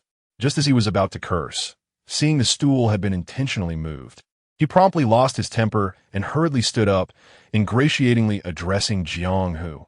Young Master Jiang, it has been a while. Jiang Hu smiled at him. Daozhong, did you hurt yourself? It hurts. Mu Daozhong rubbed his backside. I am but an old bone. I cannot withstand a fall. Young master, please do not do this again. It's settled then. Jiang Hu raised his chin. The one who harms must also be harmed. The debt from you striking my backside is settled today. If you dare provoke me again, I will pluck your hair out, one strand at a time. This boy, I thought he had forgotten the incident of Mu Daozhong hitting him. This vendetta, a reflection of AOG, was unmistakable. Even if I had 120 guts, I would not dare to offend young Master Jiang. Mu Daozhong hastily clasped his hands in apology. It was all a misunderstanding, a colossal misunderstanding. From now on, we're on the same side. If young master needs assistance, I shall not refuse. Ha! You only refrain from bullying us because of my mother's influence. Jiang Hu stuck out his tongue at him. We do not believe you, bad Taoist. I have truly changed. Mu Daozhong, flustered and perspiring, quickly sought my help. Currently, Tian Xinguan responds to all requests without charge for exorcising evil. The villagers who come to us are so enthusiastic that they insist on offering us incense oil. And we could not refuse. Only time can testify for you. I shrugged and smiled. Every deed you have done, even if unseen by others, will be recorded by time. Before Mu Daozhong could respond, a light laughter floated from behind. This perspective is indeed intriguing. Turning around, a graceful young woman approached. Her ink-black hair simply styled in a casual bun, dressed in a water-red gown, devoid of any jewelry, save for a fresh pink begonia tucked at her temple. Beautiful yet unassuming, akin to the last red cloud of twilight, floating gracefully to our table. Is she also a guest seated at the main table? I wondered who this lady from the Tang family might be, as she settled herself between Nye Xiaoren and me. Her presence far more comfortable than those ladies who seemed eager to adorn themselves with an entire jewelry box. I am a family member of the bride. Her thin lips curved into a gracious yet measured smile. Everyone calls me Shi-E. Shi-E, I blurted, recognizing her as the owner of the shop, Wan Zhu Yin in Beifong. She glanced at me, smiling. Could it be that you have visited my small establishment? I have not had the chance to visit personally, I replied. However, a friend gifted me your facial mask. Oh, she scrutinized my face. How did it feel after use? I have yet to try it, I admitted. Compared to that peculiar, dry mask, I prefer fresh potato slices cut by Pang Sanjin for my face. I see. She showed no sign of disappointment. At your age, you do not necessarily need to use such products. What was it I said that you found so interesting? I shifted the topic. Time, she smiled. Few regard time as significant. For many, time is but an intangible entity, colorless and tasteless, unnoticed. Even less significant than a gust of wind or a drop of rain. Living within it, they become estranged. I found her exceedingly likable. Even though her words might baffle many, there was an inexplicable familiarity and warmth about her. Such a delicate and graceful woman seemed hard to associate with a bad-tempered shopkeeper. And as Tang Gongzi had said, she was the only friend of Li Cozy, a naturally reclusive girl who live by catching snakes. It seemed improbable for her to resonate so well with such a dainty woman. Given your age, are you a friend of Tang Yuzhong? She took a sip of tea, glancing at the silent Nie Xiaoran. This young master does seem somewhat familiar. I believe I've seen him in Beifong. I'm a friend of Tang Gongzi's mother. Upon saying this, I felt it sounded awkward, so I added, I first acquainted myself with Tang Foreign before meeting Tang Gongzi. Saying I am his friend is not incorrect. Everyone calls me Madam Boss. Like you, I run a shop in Dongfang that never ceases operation. I promptly produced a business card and handed it to her, saying, should you need anything in the future, please do not hesitate to seek me out. My fees are fair, and I guarantee satisfaction. She seemed to have never seen a business card before, turning it over and over for quite some time, asking, you help people find things? Both living and deceased. I quickly replied, unwilling to miss a potential client. She suddenly laughed, tossing the card back to me. Some things you will definitely not be able to retrieve. Isn't that a bit rude? I reclaimed the card, smiling as I asked, what things do you believe cannot be found? The moonlight from last night, the dreams of childhood, those who have departed, and the hearts that have died. Her gaze gradually turned cold. Such matters are beyond your reach. So, do not think of doing business with me. Now I began to believe that her temperament was not as soft as her exterior suggested. Nothing is absolute in this world. I smiled. Often, we merely need to change our perspective, and it becomes attainable. Mom, what are you and this Annie talking about? I don't understand a word. With a face adorned with sesame seeds, the little one burped contentedly and curiously jumped into my embrace, tilting her head to scrutinize the lovely lady before us. We were engaged in a riddle, one that only those grown would comprehend. I had repeated it countless times. Young ladies should eat with decorum. I playfully scolded her as I wiped her mouth. Such an appetite surely indicated she was not a proper girl. From the other side, Jianghu poked out, elegantly placing the last piece of dragon's beard candy into his mouth, remarking that perhaps one day she would grow a beard. Such a mischievous mouth could not possibly belong to a boy. The little one, incensed, leapt down to confront him, but I swiftly intervened, warning them, should you dare to fight in public, I, as your mother, solemnly assure you of a month devoid of meat and sweets. This was indeed a powerful deterrent. The pair immediately reconciled. What exquisite little beings they were. Aunt Sher's previously cold demeanor warmed at the sight of the two children. She was a woman who adored children, her innate delight and affection unmistakable. Yet, suspicion soon clouded her expression as she scrutinized me anew. Your children? 2 of them? What's this? I shot her a stern glance. You can't possibly have 2. She laughed enviously. You're truly fortunate. After a moment, she turned to the 2 little ones. What are your names? The little one replied graciously, hello, Annie. My name is Weiji. Weiji? How unique. She chuckled, but it makes sense. If one knew everything, life would be rather dull. Little Weiji, your mother has given you a splendid name. Really? Weiji beamed, embracing me. Children are so easily delighted. How could I bear to tell her that I named her Weiji because I was uncertain of her gender in my womb and thus assigned her a placeholder name? Initially intending to call her X, I would relish seeing how this perceptive woman would respond to Jianghu's name. And you? She turned her gaze to Jianghu. You must be the elder brother, yes? What is your name? My mother said I shouldn't casually speak to strangers. Jianghu shot her a disdainful look. Oh, this little fellow is quite proud. She laughed heartily, pinching Jianghu's cheek. Such a little one. Where did you learn to be so serious? Before Jianghu could react, her hand had swiftly retreated, as if jolted by an electric shock, her previously warm smile momentarily stiffening. The subtle shift did not escape my notice, and I inquired, what is it? Why does your complexion suddenly falter? She did not respond, instead straightening her posture, one hand gripping the edge of the table while the other brushed her chest, her breath slightly quickening. Those lovely eyes, for no apparent reason, glistened with tears. Could this be some form of illness? Was mere contact with Jianghu's face enough to provoke such a reaction? No, it's nothing. She waved her hand after a moment. Regulating her breathing, the doctor said, I have palpitations. It's unpredictable when they may occur. My intuition suggested she was being disingenuous. Why had the ceremonial hour not yet arrived? She gathered her hair, avoiding any further eye contact with me, impatiently gazing at the altar adorned with red cloth and offerings, where the incense burner stood empty, and the maidservants lingered idly. When the time for the grand ceremony comes, will you not sit there? I gestured toward the two pearwood chairs set before the altar. I heard that the bride, being without parents, has only you as a familiar face. During the bowing to the elders, it will have to be you. That seat is not meant for me, she retorted instantly. Then who's it meant for? Her sudden halt and glare were fierce. Of course, it is for me. You just claimed it was not your place. Why are you so verbose? We are not well acquainted. After the wedding banquet, we will part ways. Why ask so many questions? Ah, this woman turns on a dime faster than I do. The crescent moon peeked from behind the clouds. Several frogs leapt from the lotus leaves, creating ripples in the water, while the shore remained lively and bustling. The other guests continued to engage in boisterous conversation, and the Taoist priest was busy ingratiating himself with Nie Xiaoren, exchanging trivialities, all in hopes of securing favor from the Tianxian temple.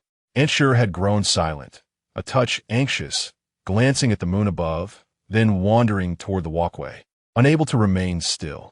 The two little rascals had scampered to the water's edge, observing flowers and frogs, fashioning small boats from the colorful wrappers of their snacks to float on the water, thoroughly enjoying themselves. As for me, I languished in boredom, having devoured all the pastries and drained the tea, yet the day's main event had yet to unfold. Just as I began to doze off, a resounding voice announced, "Madame Tang has arrived." Chapter 48. The Poppy Mound 3. A wisp of fragrant smoke rose from the incense burner, 3 large yellow sticks standing proudly within. When Madame Tang ignited them, her expression bore little joy. Dressed in her finery, she knelt before the altar, humbly bowing 3 times, hands clasped in prayer. Addressing the heavens, ancestors of the Tang family, today, an unworthy descendant, Yu Zhang, is marrying a wife and bringing her into the family to continue the incense. I offer this incense as a report, hoping for your blessing. With that, Madame Tang rose and inclined her head slightly to the guest behind her. My son is getting married. Your presence here brings honor to our humble abode. I apologize for keeping you waiting. In that moment, Madame Tang resembled a glorious peony, resplendently standing at the center of attention, every smile perfectly poised, pleasing to the eye, and the guests could not help but murmur their praises. Yet this composure was, to my eyes, the greatest concern. A woman of such stature, with emotions so easily worn on her sleeve, would not conceal her true feelings. If she were genuinely pleased with this marriage, it would not be surprising for her to smile so broadly that her jaw might drop, and if she were displeased, it was likely we would never see her during the banquet. Yet, at present, neither scenario seemed likely.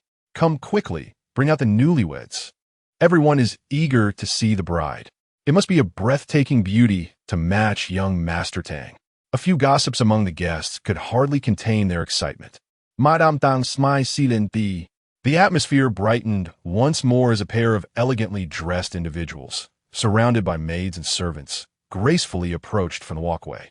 The guests erupted in cheers, and the scene was filled with exuberance.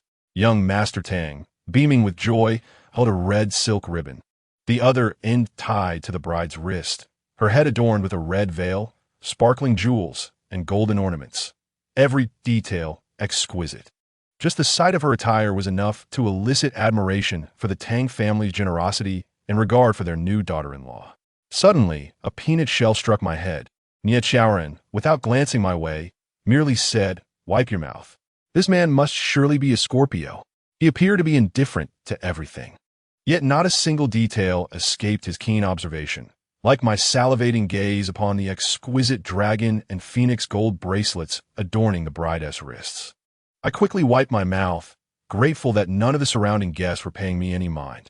Madame Tang had expressed her disdain for Likosi. Yet today, as signs indicated that she bore no ill will toward this daughter-in-law. No one would invest such effort for someone they disliked unless they had ulterior motives. The newlyweds had arrived at the altar, and Madame Tang cast a glance at them, smiled, and did not say much more. She turned and approached us, first nodding at me, then taking Aunt Sure's hand. "Why are you still seated, dear mother-in-law? The auspicious hour has arrived. It is time for you to serve tea to your son-in-law." Aunt Sure appeared flustered, repeatedly saying, "How can that be? I will simply stand beside the chair. It is not proper for me to sit." Though awkward, the joy on her face was unmistakable. She was genuinely delighted. "That's nonsense. We had agreed that you are family," Madame Tang insisted, leading her away while continuing, "Once we bow to heaven and earth, all our concerns will be resolved." Indeed, Aunt Sure nodded repeatedly, relieved that Cozy had found such an admirable husband. Yet I still felt that the position was meant for the child's parents. After much contemplation, I concluded that it would be inappropriate for me to sit there. "Please allow me to stand aside. Although you are not the biological mother of the button, your years of attentive care have earned you this cup of tea." Lady Tang unceremoniously ushered her to a chair, insisting she take a seat without further ado, for any delay would not bode well for the child. Aunt Sure displayed a reluctant expression, unable to refuse again, and shifted her body to the side, awkwardly occupying a corner of the chair. Lady Tang signaled to an elderly servant nearby, who nodded and promptly shouted, "The auspicious hour has arrived. Let the bride and groom pay their respects to heaven and earth." The ceremony unfolded grandly, adhering to the familiar customs, proceeding in an orderly fashion. The bride was assisted to her feet for the third time, standing opposite the groom. The rosy-faced servant shouted once more, "Husband and wife." The remaining two words were abruptly whisked away by a sudden, strange wind. This wind was out of place for the season, forceful, domineering, and somewhat malicious. The scene became slightly chaotic as the swirling dust blinded the guests, and women with long hair frantically grasped their tresses to avoid transforming into vengeful spirits. Fortunately, the hat crafted by Pang Sanjin was neither too large nor too small, perfectly fitting, thus concealing the little dragon horns atop their heads. However, empty wine cups on the table were blown over, showcasing the sheer power of this strange wind.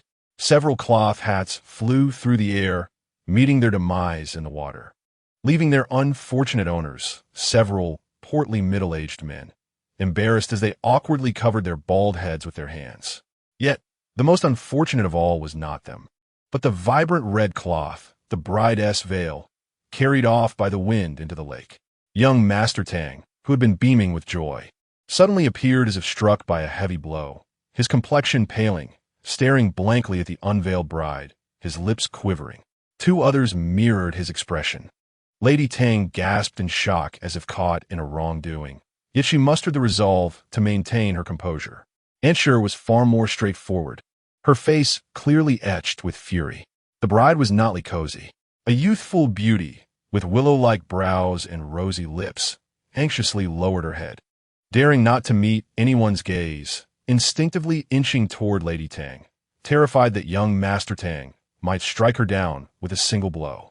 The guests, bewildered by the sudden transformation of the bride and groom, muttered in astonishment at the bride's beauty, grateful for the brief distraction provided by the gust of wind.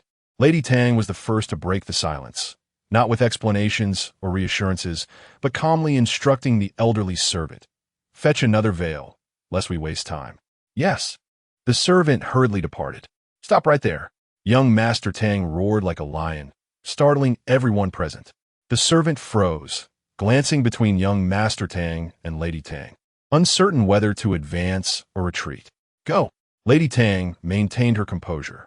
Just as the servant was about to move, young Master Tang bellowed again, "Do you dare?" The servant trembled, paralyzed into inaction. Guests exchanged glances, the atmosphere thick with awkwardness. Lady Tang approached her son, saying softly, "This is a matter of utmost importance. We shall discuss it later. There is no need to be disrespectful before our many friends. How exasperating it is to be a mother like this." I suspected Lady Tang's warm generosity towards her daughter-in-law harbored ulterior motives, yet I never anticipated she would resort to such a clumsy tactic, compelling her son to consummate the marriage. Is this the chaotic state every mother finds herself in when confronting her son as significant life events? Young Master Tang did not cast a glance at the guests, striving to keep his tone calm. "Where is Cozy? Once the ceremony is completed, I shall inform you of her whereabouts," Lady Tang replied coldly. The second clumsy tactic, threat. Does she no longer care for her son? I felt a twinge of anxiety. "I will marry no one but Cozy Young Master Tang gazed at his mother, his eyes a tempest of sorrow, disappointment, and alienation, with only a flicker of rationality remaining. Please, return her to me. You may choose to be irresponsible with your life, but I cannot, Lady Tang declared, unyielding. I am your mother and cannot stand idly by as you fall into a pit. Cozy is a good girl. Young Master Tang seized his mother's hand. Why can't you believe that? Your ability to discern character is still lacking, Lady Tang retorted, gripping his wrist in return. If you remember you are the sole heir of the Tang family, my son Tang One, return to the ceremony, or else the tension escalated. And if not diffused, this mother-son duo would surely come to blows. Dang! A furious reprimand interrupted my attempt to mediate. Aunt Sure, who had remained silent in the shadows, stepped forward, forcefully pushing young Master Tang aside and gripping Lady Tang's collar, her teeth clenched. I thought the Tang family was cultured and honorable, yet you stooped to such disgraceful schemes. Enraged, young Master Tang stumbled and fell to the ground, while Lady Tang frowned, sneering, uninvited and unwed. You take the initiative to reside at your in-laws' home. Who is truly acting improperly and disgracefully? She paused before delivering a cutting remark. And your hands are not clean either. That was it. Once those words escaped her lips, the bond between mother and son was surely shattered. Who has unclean hands? Aunt Sure's fury surged, as if blood would erupt from every vein, ready to strangle Lady Tang on the spot. If you have time, why not inquire with your daughter Cozy to understand? Lady Tang forcefully wrenched her hand away, straightening her attire, and stepped forward apologetically addressing the guests. This has come as a surprise. I apologize for the disturbance. I shall send people to escort you all home. We will notify you once a new wedding date is set. Today has indeed been a neglect. Such remarkable composure. To cause such a scandal and still remain unflustered. Yet, what did she mean by saying Cozy's hands were unclean? The girl may have her quirks, but surely she is not involved in any thievery? My judgment of character is not lacking. Murmurs began to ripple through the crowd, with some guests already departing. What is going on here? Taoist Mu, visibly agitated, rubbed his already sparse head. We haven't even eaten yet. Are we dispersing now? What happened to the promised banquet of 99 delicacies? I have brought a gift. Niet Xiaoren, with a dark expression, approached Lady Tang. I grabbed him. What are you doing? He replied, to see if Lady Tang needs to report to the authorities. I distinctly heard her mention someone with unclean hands. If there are thefts involved, how can I turn a blind eye? Such a professional habit is truly vexing. The situation is already challenging enough without adding fuel to the fire. It was merely Lady Tang's angry words. You know nothing, do not complicate matters. I maneuvered ahead of him, gesturing toward the two children still folding paper boats. Watch the kids for me. I'll go take a look. Before my words had fully settled, a chilling voice emerged from behind Lady Tang. You truly are fearless. Aunt Sure, her fists clenched, suddenly withdrew from her peak of rage, her expression transforming into a haunting gaze as she fixed her stare upon Lady Tang's back and the whispering guests, slowly stating, the union of the Tang and Li families is a match made in heaven. Should you obstruct further, this joyous feast will turn into a funeral. Both Lady Tang and I changed our expressions simultaneously. Lady Tang spun around, glaring at Aunt Sure, so that note was really. Aunt Sure seized Lady Tang's wrist. Why must you force me to this extent? No, Aunt Sure's face seemed to change, swelling and radiating a silken white light. This is bad. This person is not human. I dashed forward, but was still a moment too late. A perfectly fine beauty, suddenly inflating like an angry puffer fish, and she exploded just a few steps away from me. There was no bloodshed, no dismemberment, only light, an overwhelming torrent of light that erupted before me, fracturing into a swirling river, rushing towards me, filling my mind and ears with a deafening roar. Everything happened too swiftly. I stood there immobilized, feeling as though something had pierced through my body, cold, warm, sweet, sour, bitter. My senses were enveloped in chaos. I am certain that this state lasted less than a second, as a beam of light descended from above, dispelling all the chaos that had entangled me. The melodious chirping of birds pierced my ears, accompanied by the gentle sound of water. I gasped in surprise. A normal world unfurled before me. The question was, had dawn arrived? In the span of a second, daylight had emerged. I vigorously shook my still drowsy head and found myself standing firmly a few steps away from the divine altar. The tables and chairs, the dishes and cups, all remained undisturbed. However, the sight of men and women sprawled across the ground was truly shocking. Everyone who had attended the wedding banquet lay, as if lifeless, a colorful array of bodies. A sense of dread washed over me as I suppressed the urge to scream and quickly searched through the crowd for them. Soon, I spotted Nya Chaoran collapsed beside a table, with two small children resting on him. Nearby, the wooden Taoist priest lay sprawled out, resembling a frog crushed underfoot. Unknown, I hurriedly approached and lifted the two small ones. They were alive. After shaking them gently, their eyes slowly opened, and their first words were, "Mom, why isn't the meal ready yet? What time is it?" All they think about is food. I exhaled a sigh of relief, released them, and delivered a swift kick to Nietzsche's rear. When he didn't respond, I kicked him again, feeling a sense of satisfaction. Nietzsche instead stood up with a start and warily scanned the surroundings. What happened? I don't know. In any case, everyone else has collapsed, except for me. I furrowed my brow and walked to the wooden Taoist priest's side, decisively pouring a jug of cold tea over his head. "Oh, that's cold," he yelled, flipping over in an attempt to sit up. But to my surprise, he could not manage it, his arms seemingly devoid of strength to support his own body. The teapot slipped from his grasp, shattering upon hitting the ground, startling me. He made several attempts before finally managing to sit up with great effort. Seeing my astonished expression, he hurriedly asked, "Madam, why does your face look as if you've seen a ghost?" As soon as he spoke, his expression changed drastically. He suddenly clutched his throat. Why has my voice changed? Indeed, it had changed. Though his previous croaky voice had been unpleasant, now it was even more grating. A hoarse and weak sound typically belonging to the elderly. The truth was, the wooden Taoist priest had aged significantly. Last night, he had been a balding man approaching 50, and now he appeared to be over 70, his face lined with deep wrinkles. The fact that he struggled to sit up was merely a manifestation of his sudden frailty. I quickly pulled Nya Chaoran over to confirm I wasn't hallucinating. How'd he age so drastically? Nya Chaoran exclaimed as he examined him in disbelief. The wooden Taoist priest hastily pulled a mirror from his pocket, and as soon as he saw his reflection, he began to wail.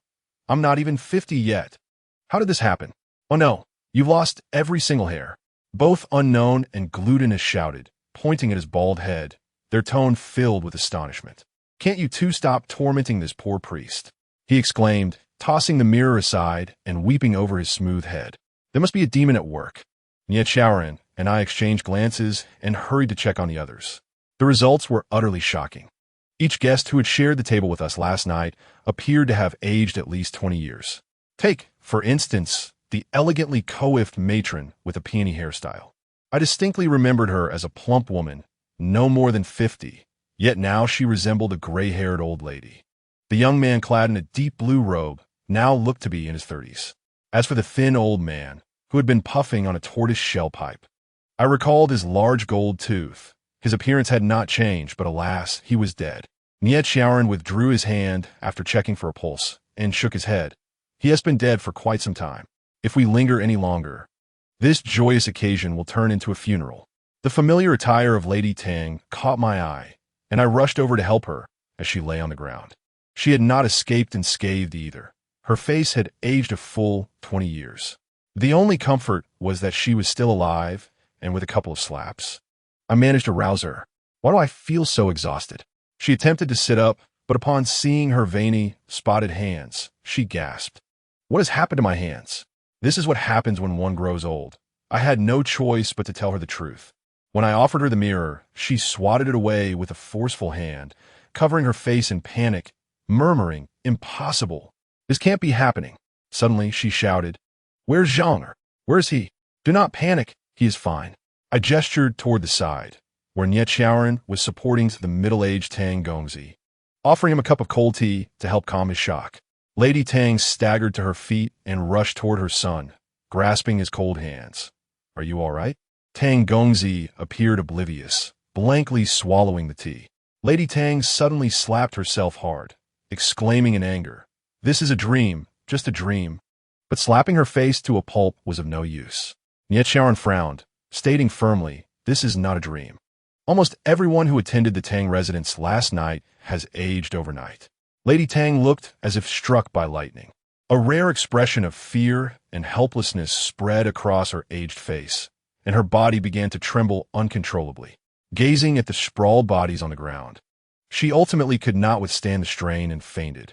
Everyone was present, except for Aunt Sure. I searched every nook and cranny of the stage, but found no trace of her. Indeed, there was no doubt of malevolent forces at play. Nietcharan glanced at Lady Tang and said to me, "You stay here to keep watch. I will return to the government office." "All right," I nodded, pondering how the Tang residence would once again become the center of attention. I truly wondered whether this was mere coincidence, or if this mother-son pair was simply beset by misfortune, one wave of trouble following another. However, one thing was rather amusing. "Niedaren." I suddenly called out to him just as he was about to leave. He turned back. I grinned slyly. "You haven't aged." He paused slightly, but quickly regained his composure. "Neither have you, nor your children." With that, he strode away. "Madam, you must help me. You must help me," the wooden Taoist priest wailed, desperately moving to grasp my hand. "Why is this happening? Why?" "Stop crying," I snapped, shaking off his grip. I wanted to know the answer myself. To find the truth, I would have to seek out the instigator. Chapter 49. The Grave of Poppy. 4. Nietcharan's efficiency in handling matters never disappointed, and his team was equally swift. Within half a day, the scene was cleared. All the living were gathered for medical attention, while the deceased were transported back to the government office for examination of their cause of death. A joyful occasion had ended in tragedy. Since awakening, Lady Tang had been in a foul mood, complaining that the medicinal soup was too hot, the bedding too stiff, and the maidservants too clumsy. Even the window being open a fraction too wide was enough to set her off. The frightened maidservants hurriedly cleaned up the shattered medicine bowls and anxiously exited the room.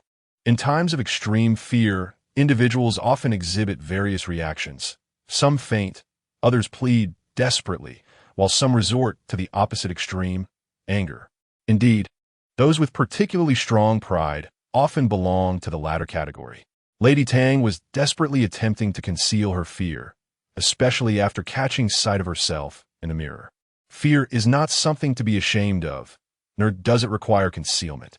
I accepted the freshly brewed medicinal soup from the trembling maidservant and sat down by her bedside. "Drink this. The doctor says it's a nourishing tonic. It will be beneficial." Beneficial for longevity?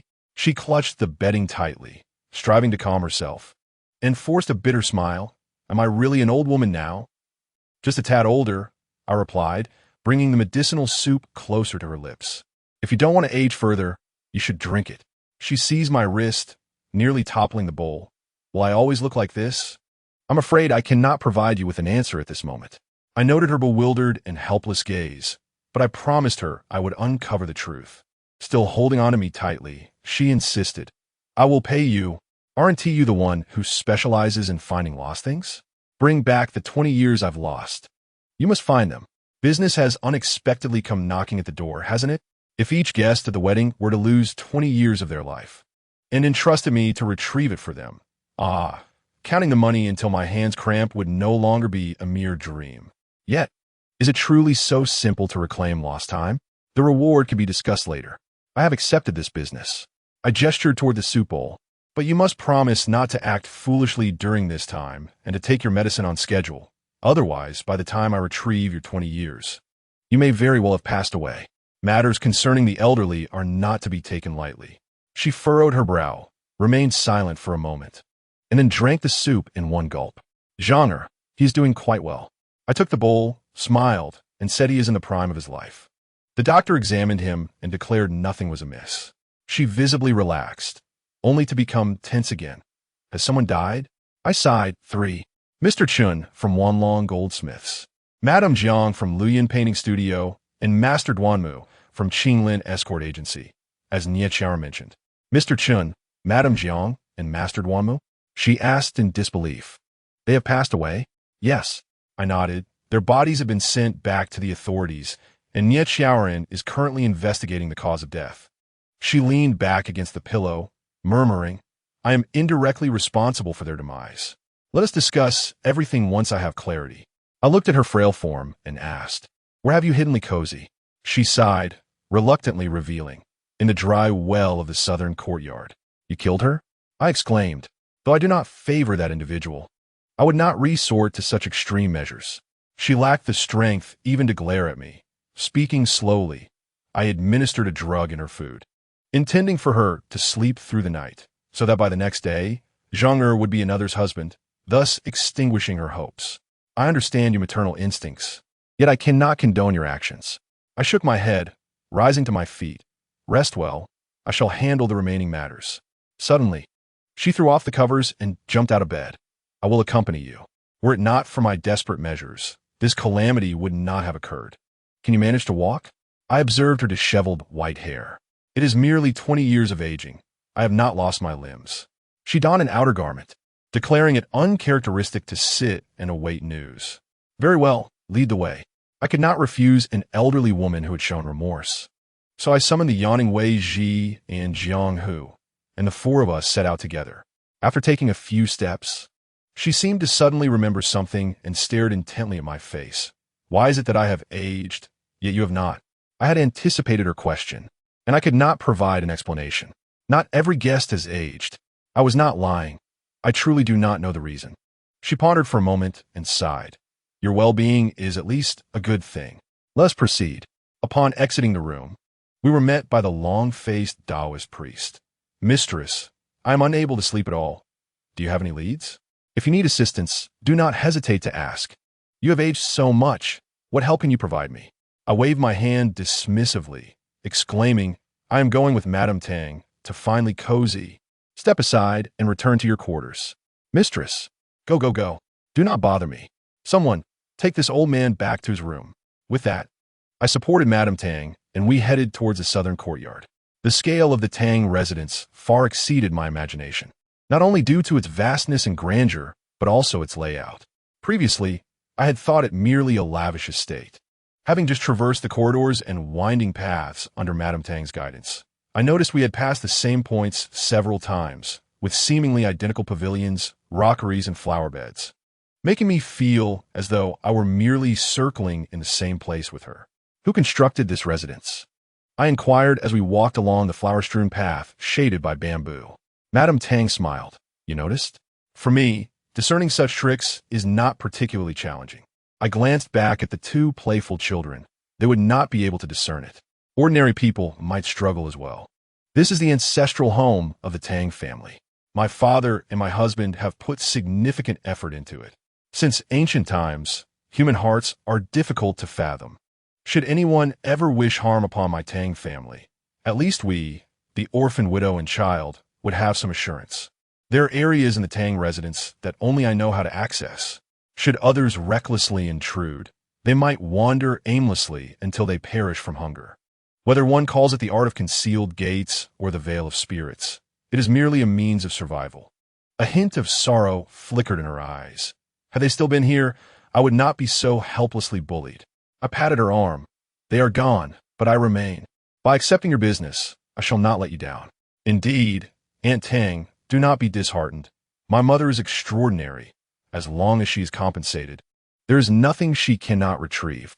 Wei Ji jumped forward, placing a freshly picked flower into Madame Tang's hand. You will be as young and beautiful as before. Do not worry. Flatterer.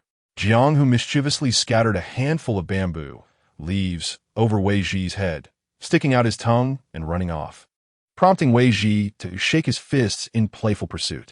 Madame Tang rubbed her slightly reddened eyes, gratefully holding the flower, and said with a hint of nostalgia, My greatest regret is having no devoted daughter, only that troublesome son. I laughed. Do you think I am not troublesome? I bully my sister every day. It seems you have never mentioned your husband? She suddenly asked. I recall mentioning it. He conducts business elsewhere and often does not return home for a year or two. He calmly lied. That is unfortunate. It is not advisable for couples to be separated for long periods. You are still a woman. Raising two children is indeed arduous. It is actually quite good that he is not by my side. You cannot fathom how annoying he is always rambling on. The worst part is his penchant for wearing floral shirts. Those garish floral shirts. And he enjoys using a vacuum cleaner. It is utterly maddening. That is a falsehood. How could I not miss him? Yet what sort of attire is a floral shirt? What is a vacuum cleaner? If you ever have the opportunity to see him, you will understand. After all, as she has aged, Madame Tang could not move quickly by the time the sun descended.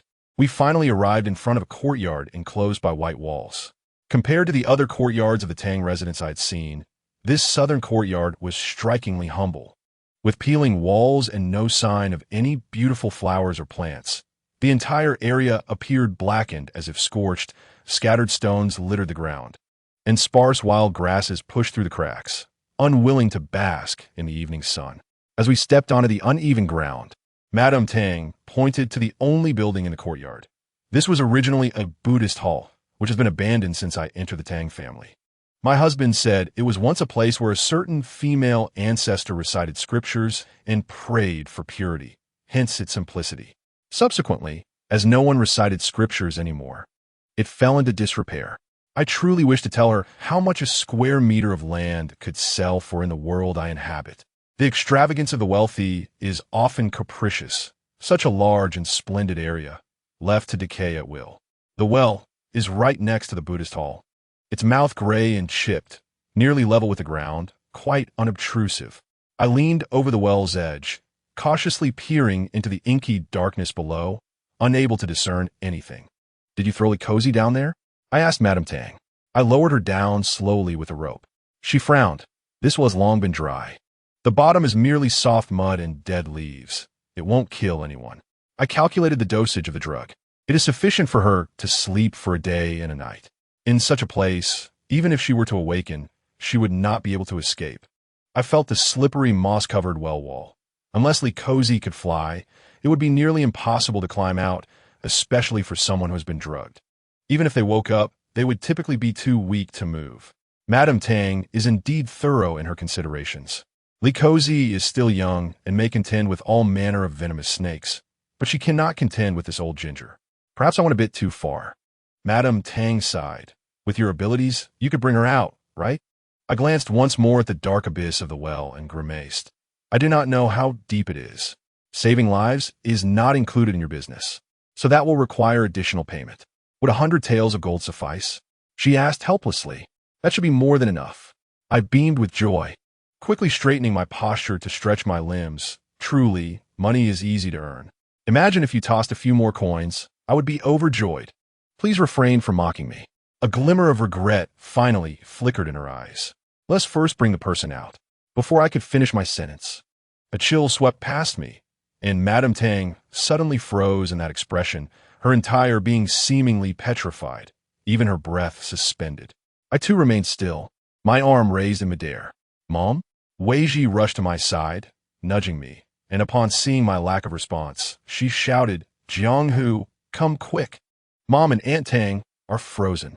Jianghu waved her hands in front of me, leaping a few times, scratching her head in confusion. Are they playing a game of freeze tag with us? How annoying. They didn't even say anything before starting. Weiji pouted, striking a comical pose as she too held herself still, exclaiming, "Let us see who can last longer. Who would want to play such a boring game with you?" Jianghu scoffed. A chilling, sardonic laughter wafted from behind them, and a smiling Taoist priest emerged from the air, gliding towards the well with an odd posture, as if he were floating. "What brings you here?" Jianghu blinked, tugging my sleeve. "Mom, stop playing. That foul Taoist is coming over." Weiji instinctively inched closer to Jianghu, sensing malice from the newcomer. "Brother, that Taoist looks strange." It was rare for Weiji to call Jianghu brother unless she sought something from him or felt fear. The Taoist priest paid them no heed, stopping before Madame Tang, his lips twitching in disdain as he raised his delicate fingers. "Such disgraceful behavior. You truly tarnish the esteemed reputation of the Tang family." After uttering this, he glanced at the well, sneering, "Soon, you shall experience the taste of falling into a dry well." Just as he was about to turn and descend, someone firmly tugged at his collar from behind. He turned in surprise, and I grinned. "You too? You could have chosen a more appealing appearance to possess." His face registered both shock and anger as he raised his hand to strike me. I sidestepped, swiftly circling behind him, delivering a powerful strike to the back of his neck. The Taoist let out a cry as he collapsed to the ground, face first into the dirt, unconscious. A shiny little object stealthily hopped down from the back of his neck, and before it could escape, I caught it in my grasp. What a peculiar creature. I had never encountered a being resembling an hourglass. Its outline indeed resembled a fist-sized hourglass, yet it was insubstantial, merely a swirling mist of colorful light. With limbs that were indistinguishable from human hands and feet, soft and comfortable to the touch, I held one of its left hands, dangling it in front of me for closer inspection. Put me down. It struggled desperately. Why aren't you frozen? I chuckled. You truly lack intelligence. The two little ones are unharmed. How could I be affected by your demonic power? A moment's thought would reveal that I am merely pretending. You cunning woman. It kicked its legs in frustration. You are not human. You must not be. My identity is of little consequence. What matters is that I have finally captured you. The perpetrator. I scoffed, recalling how you expended a considerable amount of energy last night. I deduced that you've been tirelessly searching for Likosi throughout the Tang estate. Yet you must have found nothing. Lacking sufficient spiritual energy, you could not possibly locate this place. Therefore, if you possessed even a modicum of wisdom, you would have returned to lurk beside Madame Tang, for she alone knows the whereabouts of Likosi. That is why when the Taoist came to seek me out, I deliberately stated loudly that we were searching for Likosi. Little creature, do you think you can outsmart me? The hourglass grew increasingly despondent, ultimately delivering a self-punch. Useless. Truly useless. The two little ones looked at it curiously, with Wei Ji even poking it, exclaiming, Mom, what is this strange thing? It looks so unique. I'm not a ghost. The hourglass retorted angrily. I am a Shi Yao, the precious crystallization of time itself. Shi Yao. My surprise was palpable. You are truly a Shi Yao? I have only heard of them, but never seen one. It seems they do exist. There is much you do not know. The Shi Yao scolded, You treacherous vixen. I'm not a vixen. Thank you. I tightened my grip on it. Now, tell me why you seek to harm others, and divulge the method of salvation, and I shall not make things difficult for you. I recalled Zi Miao mentioning that when I inquired about fascinating and peculiar creatures, he had said that Shi Yao were among them, beings born of time, lacking a fixed form, capable of resembling clouds, birds, or any object they fancy. Due to their ever-changing appearance and minimal demonic energy, they are exceedingly difficult to detect. In essence, they are the embodiment of time, possessing the ability to interfere with and manipulate it. However, they are generally mild-mannered, with limited power, and do not cause significant trouble. First, rescue the button. It bargained with me. You go do it. I raise an eyebrow. If you seek my assistance, you cannot adopt this tone. I have little strength left. Its limbs drooped weakly. In the past, did you think you could easily subdue me? At this moment, the Taoist and Madame Tang began to regain consciousness, their eyes widening in astonishment at the sight of me holding the peculiar being. How infuriating! The Taoist, realizing the truth, lamented as tears streamed down his face. As the master of Tianxian Temple, I have been toyed with by a mere little demon. Truly, I have become useless. Madame Tang Mumut, CEO, Unceasing. Could it be you? Indeed. Aunt Shi is my human form. It admitted rather candidly, lamenting my lack of skill, stating that it could only show itself in human form at night.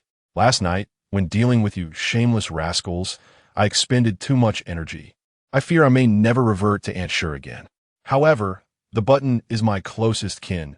Even if I must risk my life, I shall ensure her safety. Very well. Let us not discuss anything else. First, we must retrieve the innocent Likosi. At that moment, Jiang Hu, who had been peering over the edge of the well, suddenly exclaimed, Mom, there's an older sister in the well.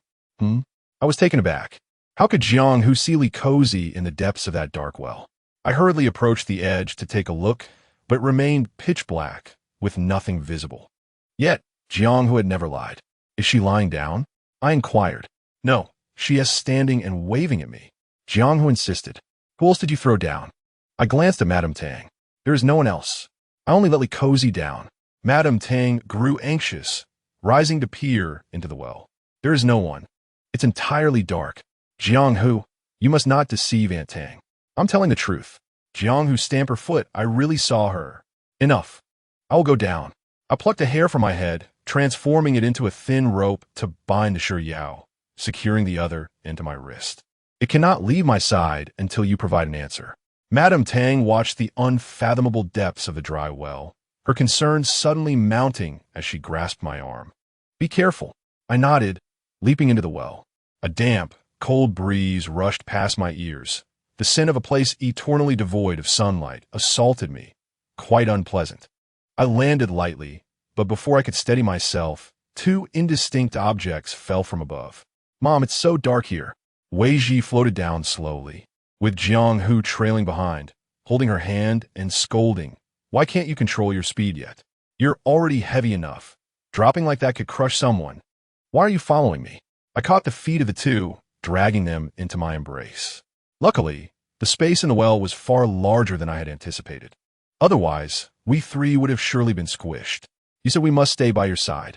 Wei Ji replied as she landed. I don't want to be outside watching that foul Taoist cry. Jianghu added. Truly, there is no reasoning with them. I instructed them to stand still, snapping my fingers, and a ball of cold fire leaped from my fingertips, gradually illuminating the world at the bottom of the well. The empty space, devoid of anything save for the moss-covered stone walls and the decayed leaves of mud beneath, presented an eerie stillness. What is happening?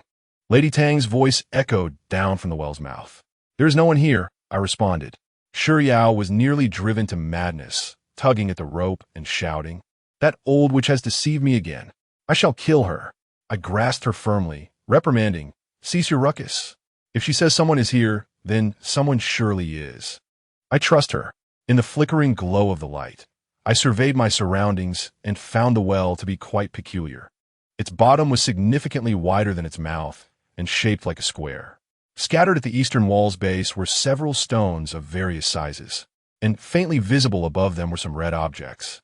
Approaching to inspect one closely, I discerned it to be something akin to vermilion, and the marks along its edges suggested it had fallen recently. Raising my gaze, I noticed a section of the well wall was indeed damaged, as if struck by a hard object, with fresh cracks adorning it. Upon examining the dark gray stone, I could faintly make out a dark red ring with a diameter of about 1 meter, within which a pattern was drawn in the same vermilion, a curious depiction of a pair of upright hands. The lines were bold and vigorous, as if they were about to push out from the stone wall.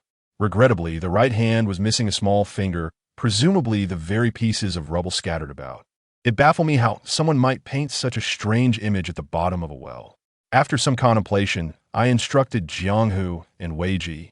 You two ascend and bring down Lady Tang. Be cautious while flying. Do not jostle her fragile bones. Understood. The two responded in unison, soaring toward the well's mouth. It was indeed a relief. The time had come when they could be of service to me. Lady Tang was so slender. I believed the two little spirits would manage to bring her down safely. As I continued my examination, Shi Yao suddenly pointed to a corner of the stone wall, exclaiming, There! Upon closer inspection, I noticed several shiny shards lying in the mud, and upon further scrutiny, they turned out to be broken glass. They are buttons, Shi Yao declared with certainty. They're the hourglass buttons I gave her. She often captured snakes in the mountains, and concerned for her safety, I had infused the hourglass with my essence for her to wear. As long as she wore it, I could sense her whereabouts. No wonder I had been unable to locate her all night. The hourglass must have shattered, indicating she was in trouble. A commotion from above signaled Jianghu and Wei Ji safely lowering Lady Tang into the well, followed by a muffled thud and the howling of Taoist Mu. What are you making a fuss about? I scolded the old man. Are you not afraid of breaking your brittle bones? Taoist Mu groaned as he rubbed his waist, standing up with a grimace. You summoned Lady Tang down. Surely you've discovered something unusual. Perhaps this humble Taoist can be of assistance. Huh. You are merely worried that I might inadvertently lose Shi Yao, and you would be unable to reclaim your lost youth. I shot back, casting him a disdainful glance. Now that you are here and have not perished, let us see if there is anything amiss. After all, you are a practitioner. Show some skill. Yes, yes. He hurriedly replied, limping away. Yet the area was limited. Apart from the rubble and shards of glass, there seemed to be little else of note. Meanwhile, Lady Tang stood transfixed before the vermilion pattern, her brows furrowed in contemplation. "Mother, I found this," Jiang exclaimed as he approached, clutching a piece of tattered cloth that appeared to have been torn from exquisite silk, a deep black that, despite being soiled, still shimmered with a delicate sheen. The edges bore an embroidered four-petaled red flower, and even in its damaged state, it retained an enchanting beauty. "Show it to me," Yao urged, hopping with excitement and pointing at the fragment in my hand. I unfolded the palm-sized cloth before her, asking, "Do you recognize it?" I observed as Yao took the cloth, not merely looking but also bending down to inhale deeply, declaring, "I must have seen this somewhere before." Lady Tang, still in a daze, I nudged her, gesturing toward the pattern on the wall. "Have you seen this?" This, she finally responded, is the family seal of the Tang clan. "Only a pair of hands?" I questioned, perplexed. Historically, esteemed families often devised a unique symbol to represent their lineage, which was commonly engraved onto seals or embroidered onto garments, known as a family seal.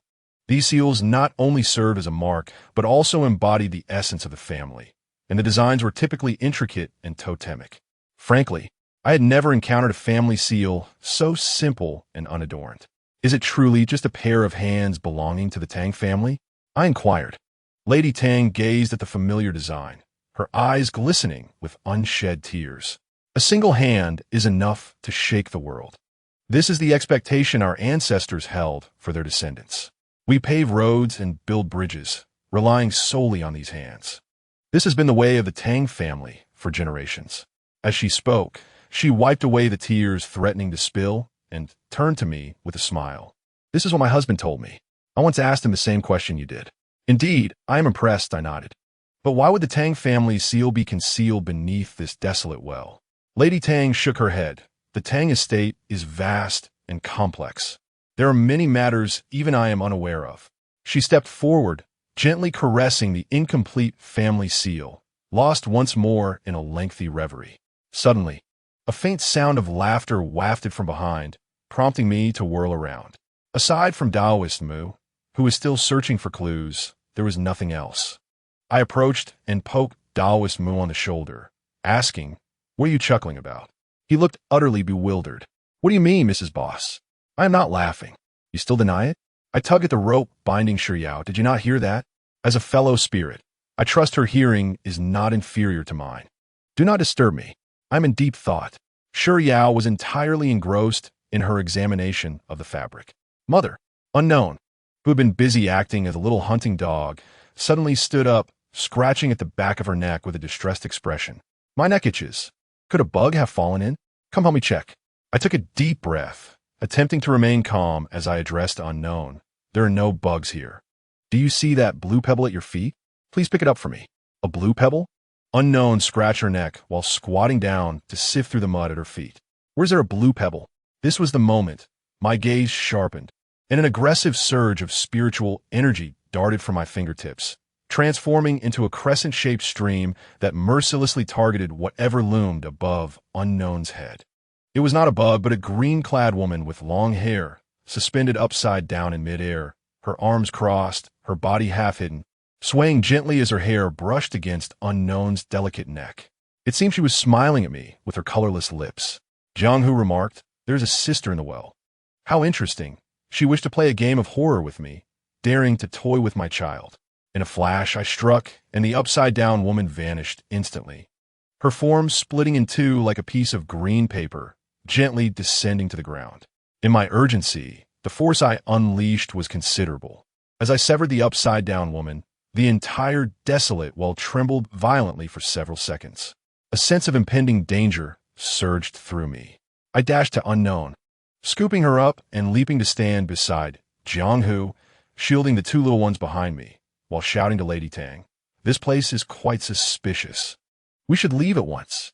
She turned back, astonished. What is causing the tremors? Is the earth dragon stirring? Before her words faded, the stone wall adorned with the family seal suddenly cracked with a resounding boom, and a pair of withered, greenish hands emerged unexpectedly from the splintering stone. seizing Lady Tang's arms and dragging her forcefully toward the wall. Tang, Unknown shrieked in terror, while Jianghu remained silent, her little face paling in fright. Not only the two children, but even my heart raced wildly. In the blink of an eye, Lady Tang was entirely pulled into the wall, leaving behind a gaping hole from which an eerie green light seeped, accompanied by an indistinct, uncanny commotion. Follow me into the hole. Do not stray from my side. It was unsafe to lead the two little ones into the hole, yet leaving them behind was even more perilous. Thus, the vastness of the estate proved to be a double-edged sword. Who could fathom what strange entities might lurk in the hidden corners of one's home? Therefore, once this matter was resolved, I would have to demand additional compensation from Lady Tang. I had come to partake in a joyous celebration, yet here I was, caught in such a dire predicament. How vexing! Chapter 50. Ingzhong 5. Under the moonlight, the night appeared tranquil and serene.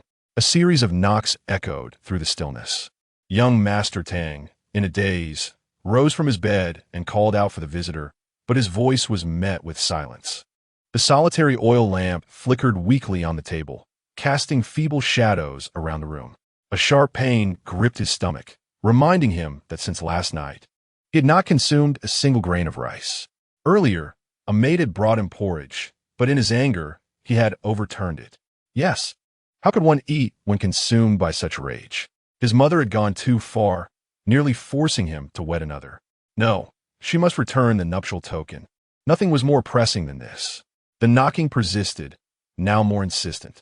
Yuzhong, are you inside? A woman's voice floated through the crack of the door. He was startled. It sounded like the voice of the nuptial token. He quickly threw off the covers and, forgetting to don his shoes, rushed to open the door.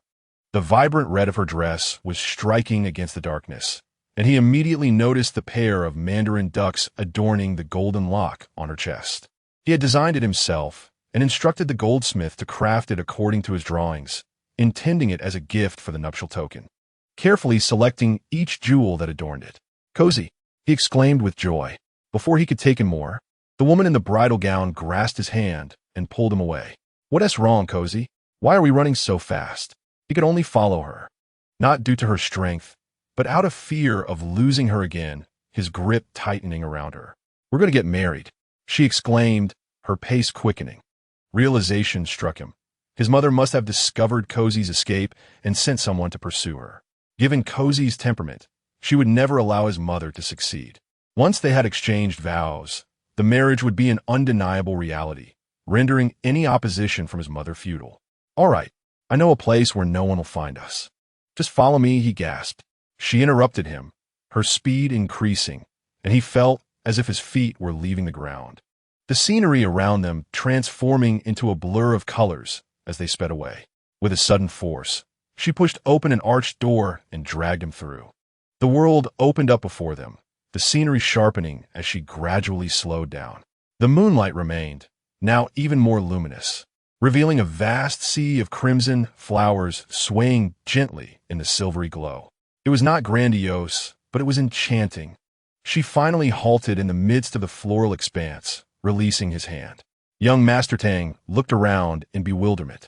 I had no idea there was such a sea of flowers in my home. This is not Tang Mansion, she replied. Not my home. Young Master Tang was even more perplexed. They had run straight from his room. So where are they now? Ingzhong, she answered. Ingzhong? He seized her hand. Cozy, what are you talking about? I mean, it is time for us to exchange vows. She lowered her head slightly. I have been waiting for you to lift my veil.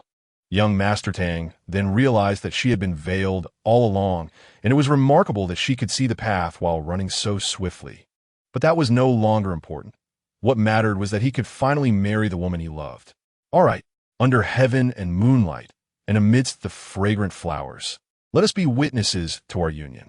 In this life and the next, I, Tang Yuzhong, shall never forsake you.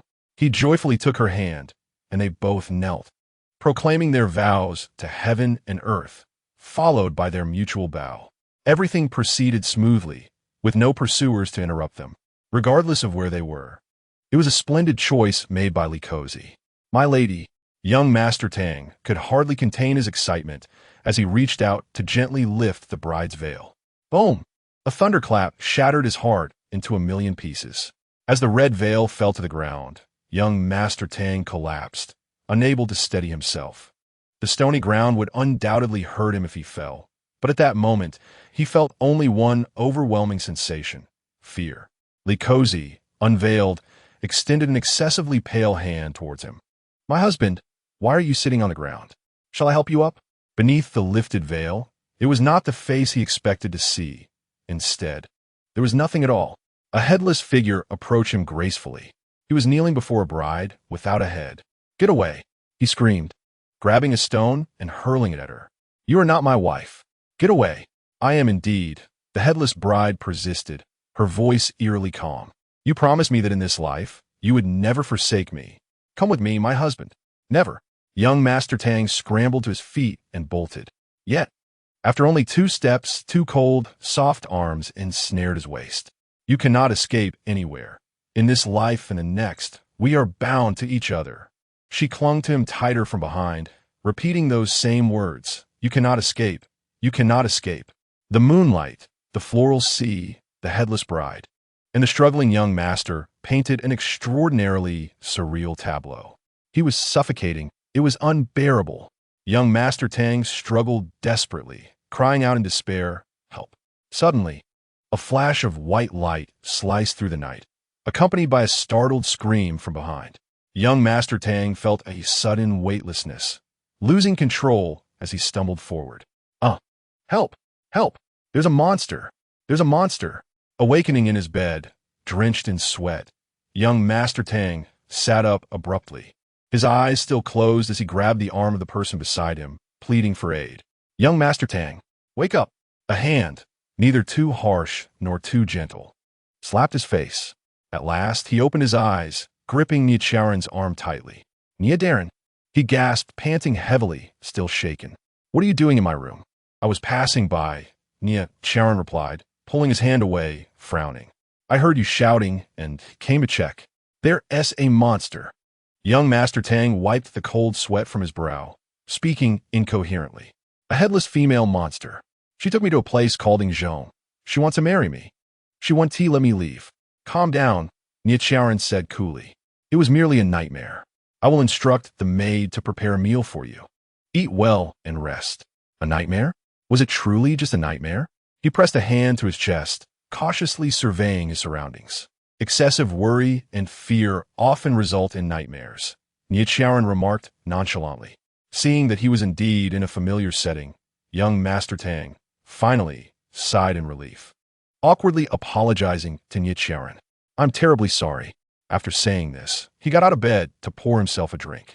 However, upon catching sight of his reflection in the copper mirror, he stumbled back, dropping his cup. He touched his face vigorously, stunned for a moment, before mustering the courage to approach the mirror once more, utterly frozen. "Is this me? Why do I look so aged?" "Do not fret. It was merely an unexpected incident from last night," Nia Charon replied with a calm demeanor. Only then did young Master Tang awaken from his stupor, clutching his head. "What about Cozy? She is missing." The strange light made everyone collapse. "Do not dwell on it too much," Nia Charon interrupted. "The authorities will investigate the matter thoroughly." He patted young Master Tang's shoulder. "Return to your rest. We can discuss this tomorrow." "No." Young Master Tang forcefully pushed Nia Charon's hand away, resolute. "I must find Cozy. My mother must have imprisoned her. I will go look." "No. She is my wife, not yours. Go back to sleep." "I will not sleep." With a thud, young Master Tang fell to the ground. Nia Charon retracted his finger, having struck young Master Tang's acupoint, and tossed him back onto the bed. As he exited the room, several constables hurried down the corridor. "What has happened?" "Reporting to you, my lord. We have searched every corner of Tang Mansion, but have yet to find any trace of the mistress and Lady Tang." "Continue searching." "Yes." The constables departed to fulfill their orders. Leaning against a pillar in the corridor, Nia Charon surveyed the Tang Mansion shrouded in night. After such a significant incident, the atmosphere within was rife with anxiety. If this issue remained unresolved, it could potentially impact the entire Shifeng and even the Kingdom of Yumen. He would not allow such a calamity to unfold. He unsheathed his sword with a swift motion, its gleaming blade reflecting the cold light. Not long ago, he wielded this very sword to strike at that headless shadow. He witnessed with his own eyes this unknown entity glide into the room of young Master Tang. Subsequently, reaching his bed, this was certainly not merely a nightmare. Had he not fortuitously passed by, one can only speculate what fate would have befallen young Master Tang. Nevertheless, young Master Tang mentioned that someone intended to take him to Ingzhong, a place he had heard of, but it lay far beyond the North Square. With the sword returned to its sheath, he pondered briefly and then strode forth. Chapter 51. Time 1. Longyu, North Sea. The man in black armor and with a golden blade bowed his head and clasped his hands. Your Majesty, within Longyu, there are no traces of the red eel. It has been completely eradicated. Wucang Qingxuang reclined on a carved rocking chair by the window, his eyes slightly squinted. Confirmed? Confirmed. My subordinate has led troops to search multiple times. The last remnant of the escaped red eel is now in the EC. The man nodded, speaking with resolute clarity. The extermination of the Red Eel clan is now an established fact. Many years ago, your father was equally certain. A hint of a smile played on his lips. The man felt a cold sweat on his palms and knelt, saying, My subordinate is certain. There is absolutely no oversight this time. 1,000 years ago, the Red Eel clan transformed into monsters, and my father, under the command of the Dragon King, led troops to annihilate them.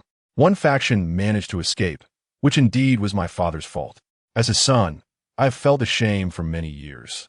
With your Majesty's grace, after taking over my father's position, I have not dared to forget the past and vowed to make amends. Longyu is vast, and the remnants of the Red Eel are hiding in Moshan, causing no disturbances. My subordinate has been ineffectual, wasting many years before finally discovering their whereabouts. Enough. There is no need for such lengthy declarations of loyalty. The escape of that remnant to the North Sea is not your fault either. The prison guards responsible have been ordered to be executed. He gestured for him to rise. Liangsha, you have no blame. The man let out a sigh of relief. Thank you, your Majesty, for your forgiveness. There is one more task you must attend to. He yawned lazily, stretching his neck. Level Moshan, leave not a blade of grass. Moshan, situated between the South Sea and the West Sea, is a solitary mountain rising from the ocean, spanning no more than 100 miles, and is the lair of the Red Eel. The man was taken aback. Your Majesty, there are no longer any red eels within Moshan. Only other creatures inhabit it. Shall I repeat myself? He opened his eyes. Your subordinate obeys. Yet the man knelt again, hesitating to speak. He smiled. Do you wish to ask me why I must eradicate the Red Eel clan completely? The man mustered his courage. The surviving red eels pose no great evil. Consider that the 1,000-foot venomous octopus, which is truly malevolent, and you have yet to eliminate a single lineage of it. The octopus cannot speak. He smiled, his eyes curving into narrow lines. I detest those who speak indiscriminately. After a moment of thought, the man dared not inquire further, only expressing regret. The Red Eel clan possesses extraordinary talents. There are none like them in Longyu. Liangsha, he turned his gaze to the man. You seem to sympathize with them, believing me to be cruel and tyrannical. The man broke out in a cold sweat, his face pale. My subordinate spoke out of turn. Please punish me, your Majesty. He rose, looking at his terrified subordinate with amusement, vanishing like smoke, only to reappear on the balcony outside the window, where the sea breeze blew in, his clothes and hair billowing, dressed in black, transforming himself into an unyielding dark cloud. The creatures of Longyu harbor only two sentiments towards me, fear and hatred, and you are no exception. His voice, laced with the briny taste of the sea, fell coldly upon the air. The man's cold sweat thickened, frozen in place, unable to move. Fearing me is a good thing. He waved his hand, signaling him to depart. Yes. The man, feeling a weight lifted, hurriedly left. The sunlight has no connection with the North Sea. The waters here, regardless of the season or time of day, are of a singular color, black, so dark that one cannot find even a hint of hope. The color of the sky dictates all of this, the perpetual clouds, thick and intertwined, twist and roll with the furious winds. There is nothing alive in the North Sea. Beneath the surface lies countless skeletons, each a testament to his conquests. The prison beneath the North Sea holds innumerable souls, their only crime being a threat to Longyou. All sinners, regardless of life or death, bear the mark of the red eel. In Longyou, there exists no existence more sinful than the red eel. Those branded are nothing but vile refuse, deserving of extermination. Purging the useless is indeed the duty of the Dragon King of the North Sea. He leaned his hands on the cold, damp stone railing, gazing down at the waters beneath the Dragon Palace and the nearby islands. His world has never known color, nor has it been graced with pleasant scents. The sound of weeping always drowns out laughter, and the supply of blood and gunpowder has never ceased. Thus, the best representatives of the Dragon Clan across the four seas have always resided in the East Sea. They bask in azure waters and blue skies, surrounded by auspiciousness and beautiful maidens, tasked with guarding the axis of time, revered by all in both the heavenly and mortal realms. A dragon, capable of rivaling the gods, should indeed be like them. He chuckled softly and suddenly spoke. Are you saddened by the leveling of Mashan? From behind a deep blue curtain that draped to the ground, a delicate woman slowly emerged, clad in a fine moonlit silk gown that brushed her ankles. With each step, her snow-white ankles peeked out from beneath the hem, a faintly red veil obscuring her features. I am not saddened. Each has their own fate. Whatever is meant to be will be. You possess a clear understanding. His voice matched his form as he appeared before her, rarely adopting such a gentle tone. She dared not meet his gaze, allowing his fingers to playfully twine around a strand of her long hair. Your craftsmanship is excellent. The charm pouch you crafted is exquisite. He retrieved a delicate butterfly charm pouch from his waist, inhaling its fragrance with delight.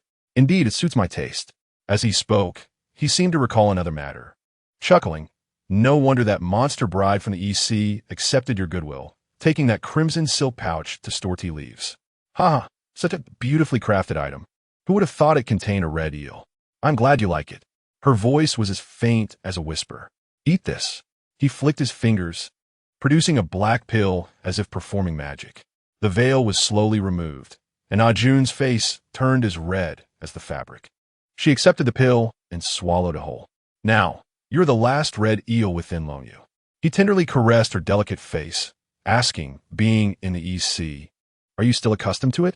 Ajun bit her lip and inquired, am I still considered a red eel? His fingers paused, contemplating. Indeed, you no longer qualify. The maidens serving the Dragon King and his kin in the East Sea must be dragon maidens, not others. After procuring so much dragon meat for you to consume, you are now at least half a dragon maiden. No one will discover I am a red eel. A hint of melancholy flickered in her eyes, perhaps sensing his understanding. The bond of kin. When he was severed in two by you, his last gaze was perhaps searching for me. She had personally sewn the charm pouch for the young master of the East Sea, concealing Wu Tsang Qingxuang's curse, as well as the escaping red eel from the North Sea. No prisoner can escape the North Sea unless he permits it. She could never fathom his intentions, nor did she dare to guess. She only knew that because of that charm pouch, the once fine young master's wife had become the murderer of the Dragon King. Exiled to Yumen, her fate uncertain. It is said the young master's wife is a monster, yet she has not been unkind to herself. What has passed is of no consequence to dwell upon. He stroked her head, ignoring her fleeting sorrow. Return now. Continue to watch over matters in the East Sea for me. Do not overlook any movements of the Dragon King and Ao Qi. She nodded, veiling her face, and silently withdrew. His emotions of love, hate, sorrow, and joy are difficult to decipher. For him, this world knows no friends, no enemies, only useful tools. For who is he but Wu Tsang Qingxuang, the Dragon King of the North Sea? He resumed his seat in the rocking chair, closing his eyes to rest, his fingers lightly tapping on the armrest. The ability to foresee the future is a gift of the red eel. They swim with such swiftness that they surpass time itself. Born with 3 eyes, they perceive scenes invisible to others and chase information unattainable by others. However, the red eel's prophetic abilities are limited to matters occurring within 2 or 3 days. The Dragon Kings of the Four Seas had kept red eels in the Dragon Palace, commanding them to predict changes in the weather and such matters, with no errors over the years. Until that year, if memory serves. It was the year the East Sea Dragon King welcomed his grandson, when the red eel residing in the East Sea suddenly transformed into a monster, growing to a height of 10 feet, devouring all it encountered in a violent frenzy. The East Sea Dragon King, incensed, declared, "This creature is unpredictable, unworthy of Longyu.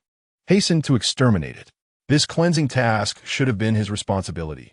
However, to his astonishment, the East Sea Dragon King could not wait for assistance from the North Sea troops and personally led his forces to the lair of the Qishan clan.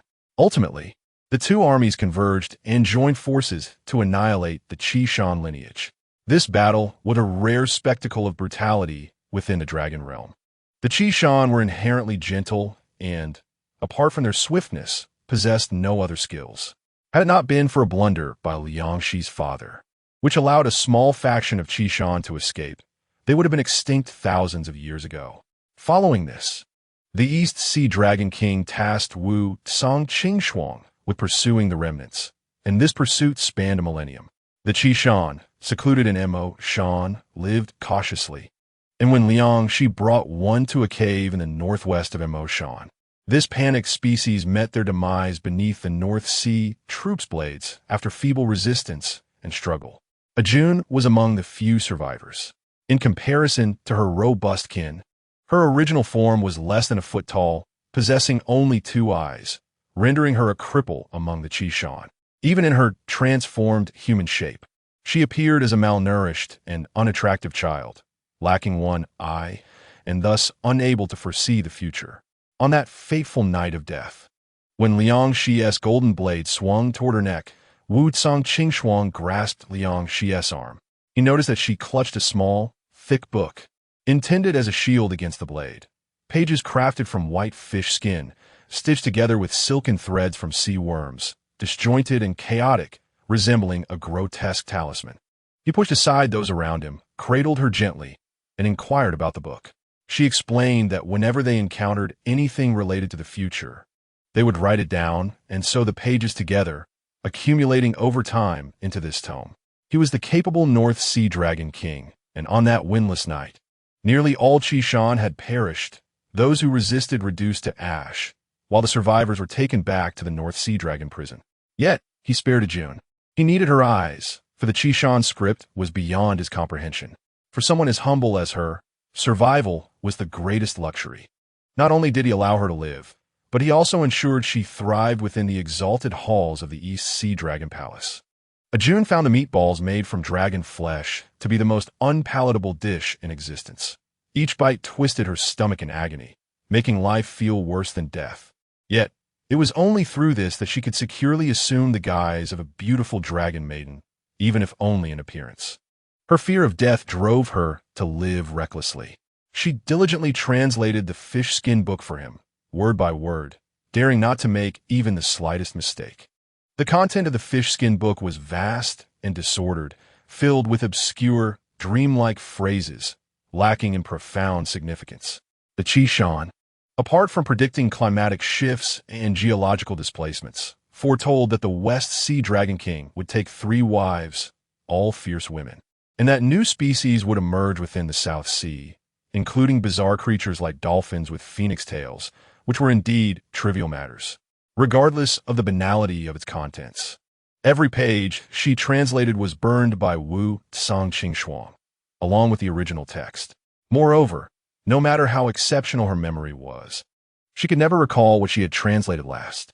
She understood that Wu Tsang-Qingxuang had 100 ways to erase her memory, and she realized her life, much like the fish skin book, was growing increasingly fragile. Wu Tsang-Qingxuang had only mentioned this matter softly in her ear, leaving it a secret she dared not disclose, without him needing to issue any threats. She feared him deeply and instinctively. Her translation progressed slowly. At times, a single page would take several months, as she claimed some of the characters were too complex, requiring her careful consideration to decipher. He did not rush her, for the fishskin book appeared to hold little importance, merely mundane affairs, a collection of jokes. It was not until she translated the final sentence of the fishskin book, "The dragon race perished at the hands of the Garuda," that Ajun's hand trembled as she wrote it down. Dragons, transcending the mortal realm, thrived in nobility and never faced decline. Even if the world were to be destroyed, they would remain aloof and unscathed. In the realm of dragons, extinction was akin to a jest. She realized her life was forfeit, trembling as she knelt on the ground, awaiting the cold blade or some other more agonizing demise. Yet, Wu Cang Qingxuang did not kill her. Shortly thereafter, she was fabricated a new identity and sent to the East Sea Dragon Palace as a handmaiden. From that point onward, she seldom saw him. Occasionally, he would send trusted confidants to the East Sea to engage her in conversation about the current affairs there, the Dragon King's preferences, and his grandson, who spent years mingling with demons. What she did not know was that on a rainy night, half drunk, Wu Cang Qingxuang scrawled Garuda after Garuda on the walls of his chamber, then sat down, his bloodshot eyes coldly fixated upon them, as if seeking answers within. The following morning, the cleaning maidens confronted a wall covered in Garuda, exchanging bewildered glances. One bold and inquisitive maid could not restrain herself from asking him, "Your Majesty, what does Garuda mean?" He replied, "It is a great bird from human mythology, ferocious by nature, that preys upon dragons." The other young maidens instantly expressed their disbelief, chattering, "Humans are so tiresome. They fabricate stories to tarnish us. In the realm of humanity, only dragons are consumed. The logic is irreconcilable." He reclined in his chair, amused by these naive maidens. "What if I told you that Garuda truly exists?" They collectively dismissed him, thinking their king was still groggy from his indulgence. "Oh, you little ones, if only you spent more time reading instead of adorning yourselves," he chuckled, gazing at the wall. In Indian mythology, Garuda is the steed of Lord Vishnu, a half-human, half-bird creature with a fearsome visage. It lives by feasting on the Naga. Naga? What is that? Did you not say this bird eats dragons? The maidens, rarely hearing their king tell stories, abandoned their chores, their eyes wide with anticipation for more.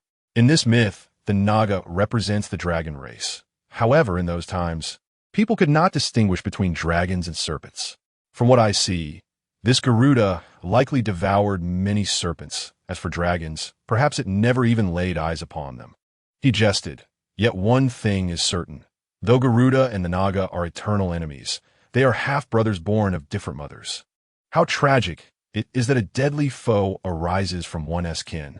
The maidens scoffed, their tongues sticking out, finding their king's tale quite amusing. "Indeed, it is entertaining." He chuckled, waving his hand, causing the Garuda on the wall to dissolve into dust, choking the maidens into coughing fits. If it is a fact that dragons have natural enemies, then the Dragon Kings must not only safeguard the borders of the Dragon Realm, but also protect this secret. The responsibility of the North Sea Dragon Kings throughout the ages has been to eliminate all detritus within the Dragon Realm. The chess game must proceed according to his will. Step by step. Chapter 52. Time 2. Ao Qi has fled. The East Sea Dragon Palace was turned upside down, yet there was no sign of him. No reason. No message. The young master, long labeled a malicious dragon by the East Sea, remained true to his character, leaving without a trace, taking not even a single garment, leaving behind only a few battered guards. The Dragon Palace was leaderless, and the ministers, some bald and some rapidly losing their hair, were in a state of turmoil. The Dragon King showed no signs of awakening, and the acting Dragon King was also unaccounted for. Conditions were dire.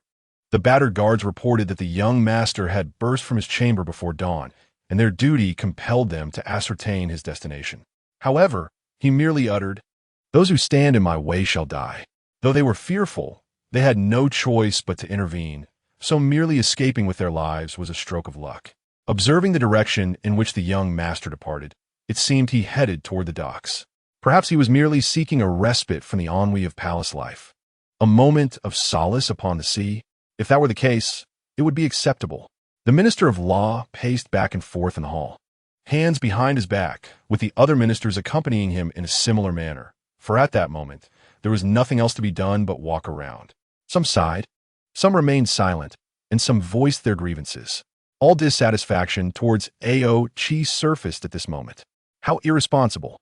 How could the illustrious Wang Yi have such a descendant? Alas! Let it be. You are not meeting the young lord for the first time. Even the ice prison of Donghai cannot contain him.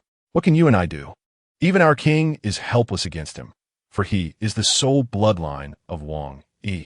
However, the leadership of Donghai cannot remain vacant. If any errors occur, who will bear the responsibility? Enough of this. This matter must not be disclosed. Ultimately, it was the Minister of State who stepped forward, his face stern, and calmly stated that there have always been sinister forces with malevolent intentions towards Donghai.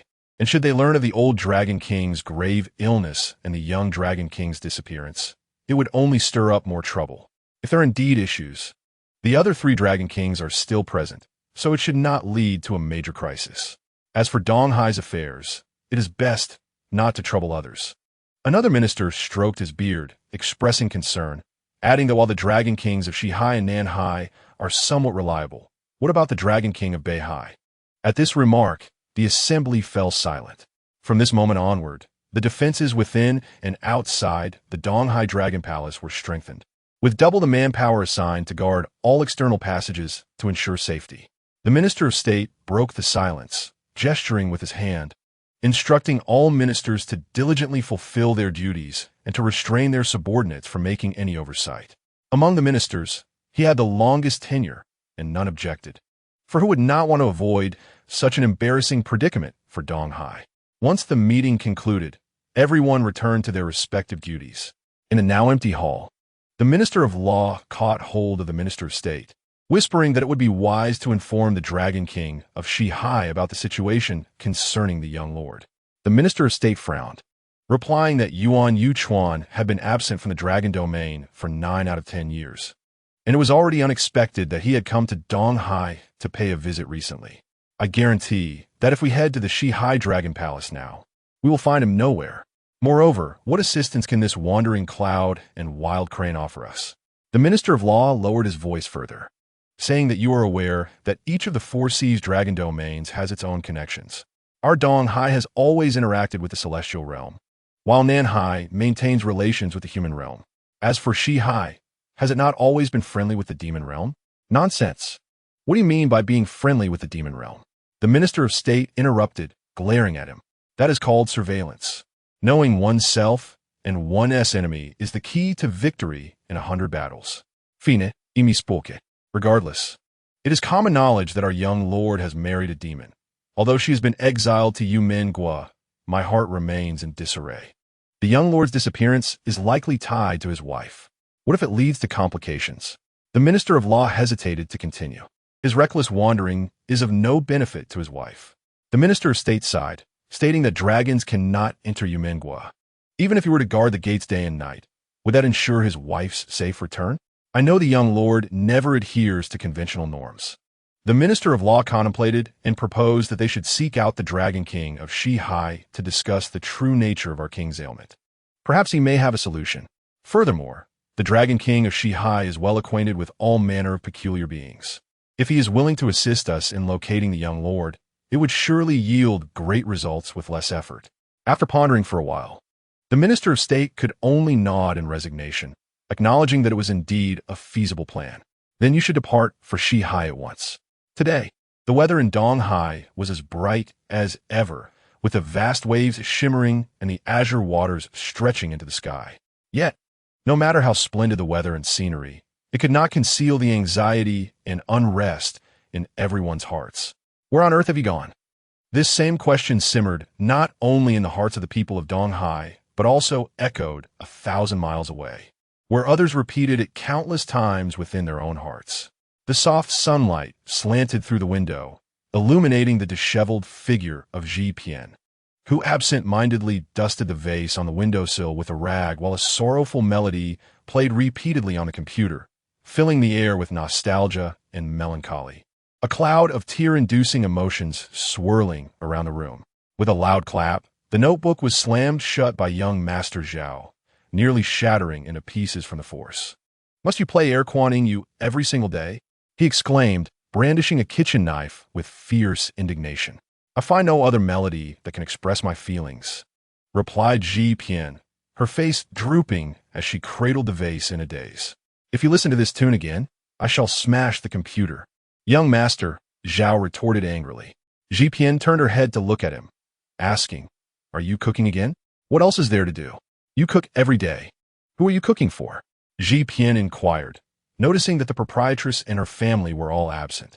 Young Master Zhao paused, realizing that indeed, who was he cooking for? The proprietress's family had not been heard from for some time. Only a couple of months ago, there had been occasional phone calls, but now, the entire family of 4 seemed to have vanished from the world. Young Master Zhao stared at his phone daily, as if he could see through it. Yet he longed for even a message indicating they were safe. He still cooked at the appointed time every day without fail. But it was only when the dishes were ready that he remembered there was no one left to eat. The chaotic scenes of fighting for a chicken leg became tears of longing that fell into the soapy water of the washing pot. Jipian had reminded him countless times that no one needed to eat anymore. She did not need to, young Master Zhao did not need to, and even the habitual mooch, Jiuju, had not made an appearance. It had never been so eerily quiet. Then I shall ask those upstairs if they need a meal. Young Master Zhao looked up at the ceiling. Jia Yi, this person, has been indifferent. His presence or absence does not affect the atmosphere at all. Ever since the proprietress's family left, he has come and gone like a wild cat, silent as a shadow. Sometimes he would be gone for 10 days or half a month, and at other times, he would stay holed up in the guest room on the 2nd floor for days on end. Occasionally, he would come downstairs just as young Master Zhao had finished cooking, eat a few bites, and then skip the meal if he missed the timing. He hardly engaged in conversation with them. The only communication was to remind them to pay the utility bills on time. Young Master Zhao and Jipian found it hard to warm up to him. Why don't you just ask him? After all, he was brought back by the proprietress. It would be unkind to let him starve. Jipian continued to stare blankly at the vase. Young Master Zhao trudged up the stairs, knocked on Jia Yi's door, and found it ajar. Upon entering, he saw Jia Yi leaning back in a swivel chair by the window. A glass jar resembling a candy container filled with various shapes of glass objects on the small table before him. They were round, flat, and packed tightly together, with light filtering through and casting a shimmering shadow upon the table. Standing at the door, young Master Zhao said, "Apologies, I did not realize the door was unlocked. Is there something you need?" Jia Yi did not even turn his body, plucking a glistening glass ball from the jar, about the size of a thumb, and spinning it between his fingers. "I made some food, braised pork. Would you like to eat?" "Thanks, I've already eaten outside." "Oh, then please carry on. Has he gone out today? I thought he was home all day." Young Master Zhao scratched his head and closed the door behind him. When he returned downstairs, he found Jipian shaking her head with a sigh. "What is wrong with that ancestor? You and T eat the perfectly good braised pork?" she asked. Young Master Zhao grumbled. "He only knows how to play with his marbles." "Is he playing with those glass balls again?" "Of course. He plays during the day, and sometimes even at night, rolling them around and making a racket. At his age, why is he still playing with such childish things?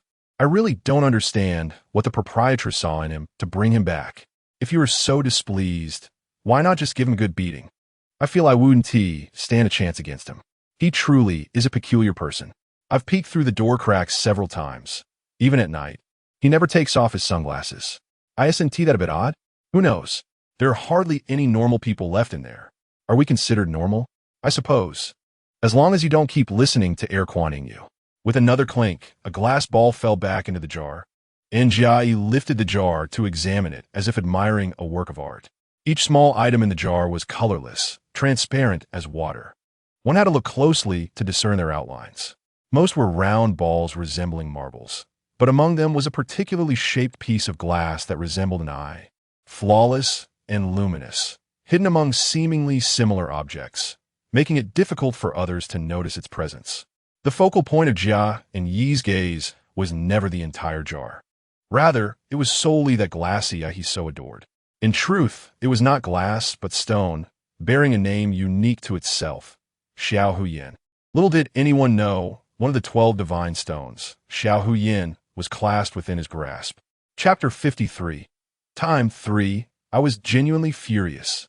How could anyone be so irresponsible as to excavate the exit of a secret passage next to a toilet? What a lack of common sense. Fortunately, the first person to emerge from the restroom was Nie Xiaoren. No one could remain more composed, even upon witnessing my emergence from the muddy ground. "You failed your Earth escape? He cast a disdainful glance at me, only to then notice, trailing behind me, Madame Tang, Taoist Mu, and the hapless group of unknowns awkwardly crawling out from the collapsed pit. He couldn't help but shake his head in mockery. After being absent for so long, don't tell me you lot got stuck in a crevice. I brushed the dirt from my head and retorted with a cold smile, with my slender figure. It would be quite a challenge to become stuck. Enough with the banter. Where on earth have you been to appear in such a sorry state? He questioned, his brow furrowed, as if he were the sovereign of a nation. He added, I have nearly scoured the Tang residence and yet found no sign of you. Oh, are you in such a rush to find me? Do you seek my assistance? I transformed my anger into a smile, understanding that when one seeks help, a more amiable demeanor is required. He shot me a cold glance, his gaze drifting past me to settle on the dirt-covered Madame Tang. Young master has encountered a bit of trouble. Madame Tang's expression shifted in surprise, and before she could speak, a childish voice cried out from behind, Help me, I'm stuck.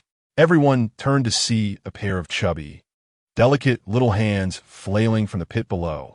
Oh dear, it's the little boy from Waziki. Both Weiji and Jianghu exclaimed in unison, before promptly diving back in to grasp the child's hands, pulling him out with the ease of uprooting a radish. There emerged a little boy, around 3 or 4 years of age, sporting a wild topknot and a bright yellow robe that was now soiled beyond recognition, barefoot, with a charming face despite being covered in mud. Nie Xiaoren was momentarily taken aback. Whose child is this? I remained silent, while the 3 little ones chattered away. Weren't you supposed to guard your possessions? Weiji questioned, puzzled. Yes, weren't you meant to stay and continue playing chess with yourself? Jianghu wiped his face with his sleeve. The boy shook his head vigorously. I just came to ask if you would return. We certainly won't be back. Your dwelling is simply dreadful, dark, cold, and filled with terrifying things. Jianghu scoffed. The boy grew anxious, stammering, if you don't return. How will you bring me that shrimp crystal dumpling and the lychee longan dragon fruit? We only mentioned that we had eaten those things, not that we would bring them to you. Then do tell me more about the delicious foods outside. I haven't heard enough. What? To recount all the delicacies to you would take 10 days and nights. Then take me with you. I will postpone my chess game. That would require asking my mother if she wishes to take you in. I met Nie Xiaoren's glare, which seemed to wish my demise, and shrugged. It was merely an accident. An accident, indeed. If Madame Tang had concealedly cozy in the well, the Tang family seal would not have been compromised, and the disturbances below would not have surfaced. Fortunately, I was present, along with the experienced Taoist Mu. Otherwise, such a scene would have terrified several individuals to death. Beyond the wall hole lay a long corridor, tall and wide, constructed of irregularly stacked stones, the crevices filled with dark red earth. The arching ceiling was embedded with some unknown object, emitting a dim light that barely illuminated everything within the corridor. From the moment Madame Tang was captured until our entry, no more than 5 seconds had elapsed. Yet at this moment, the corridor bore no trace of her presence. Before us stood a line of bronze coffins, at least 20 in number, lying in a row, disappearing into the darkness 200 or 300 meters away. They obstructed the path, forcing us to navigate through a space barely 3 feet wide along the wall. There was no unusual movement within the corridor, only the low, mournful sound of wind that seemed to have emerged from nowhere. Mom, I'm a bit cold. Jianghu clutched my hand tightly, while her other hand gripped Weiji firmly. The young girl had never witnessed such a magnificent sight, and, with her mouth tightly closed, dared not utter a word. Trailing behind us, Taoist Mu's teeth chattered as he trembled. The so-called family seal must be suppressing some malevolent entity here. The copper coffins lead to certain doom. Boss lady, this is dire. We should retreat. I replied, coldly. To abandon those in peril is true calamity. If you wish to leave, do so quickly. Should anything go awry later, I shan't concern myself with you. That is self-inflicted. Although Shi Yao clung to my arm tightly, she did not forget to scold Madame Tang. If it weren't for her malicious intentions regarding Cozy, we wouldn't be facing this calamity. Regardless, I had to locate Madame Tang intact. Safeguarding the client was essential to preserving our income.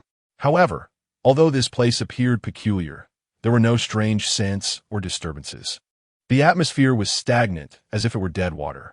I proceeded along the right side of the wall, with Jianghu and Weiji closely following. Daoist Mu, unsure whether to flee, produced a peachwood sword roughly a foot long from somewhere, holding it before him like a talisman, trembling as he lagged behind.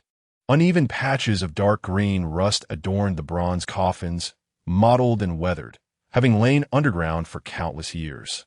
Perhaps it was psychological, but with each step, the temperature around us seemed to drop further. We traversed half the corridor without incident, when suddenly a creaking sound echoed, as if someone were prying open a long-sealed iron door. The clear echo reverberated around us, causing my heart to sink. Daoist Mu had already jumped in fright, wildly waving his peachwood sword through the air. I turned around. The bronze coffins remained aligned in their straight rows, undisturbed by any anomaly. To claim there was no pressure would be a lie. Such is human nature, when faced with the unknown. One is tormented more by the absence of danger than by its presence. We could not retreat. We had to press on. Creak, creak. Twice. I spun around abruptly.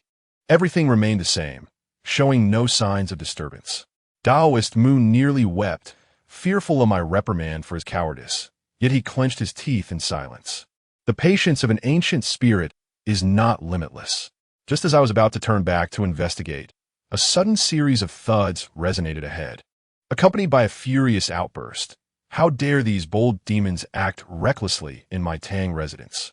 Thank the heavens, Madame Tang was still alive. I felt a surge of joy and hurried toward the sound, discovering its source at the last of the bronze coffins at the end of the corridor. The heavy coffin lid trembled violently, responding to some unseen force, and Madame Tang's shouts became clearer. I shielded the two little ones behind me, mustering my strength to push against the coffin lid. With a resounding crash, the lid tilted and fell to the ground. Madame Tang's hand instinctively grasped the edge of the coffin, struggling to escape from within.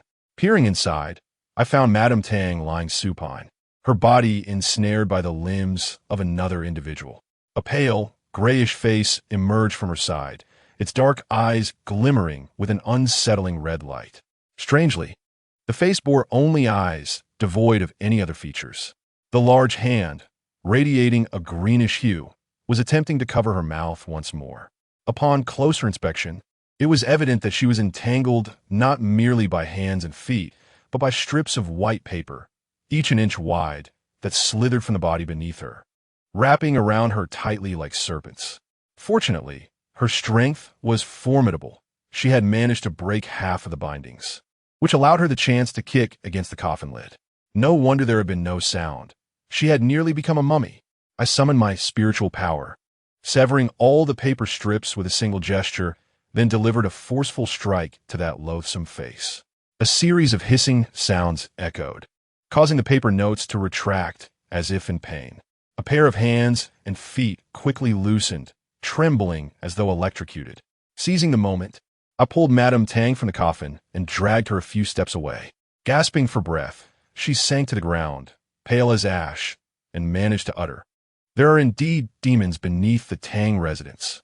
No sooner had she spoken than a rustling sound emanated from the copper coffin, and a life-sized white paper figure sluggishly sat up, turning its head to fix its glowing red eyes upon us.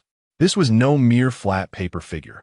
It possessed a skeletal structure reminiscent of those crafted in traditional papermaking shops, yet the craftsmanship was evidently superior to that of any ordinary artisan.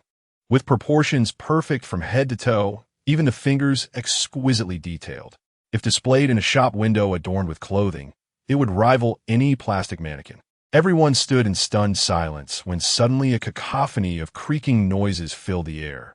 All the copper coffins stirred, their lids crashing to the ground one by one, as a dozen identical paper figures rose from within, their crimson gazes locking onto us in unison. "I told you this place harbors evil," exclaimed Mu Daozhong, retreating behind me, as he brandished a bagua mirror and aimed it at the paper figures, but to no avail. The paper figures moved in perfect synchrony, slowly rising from the copper coffins, stepping outside with their hands hanging at their sides, advancing toward us step by step. I had never witnessed such a well-organized troop of paper figures. Yet I mused that they should be manageable. As I pondered, that insufferable Mu Daozhong produced some magical artifacts, hurling 2 black orbs the size of ping-pong balls at the paper figures, shouting, "Demon, behold my thunderous fireball."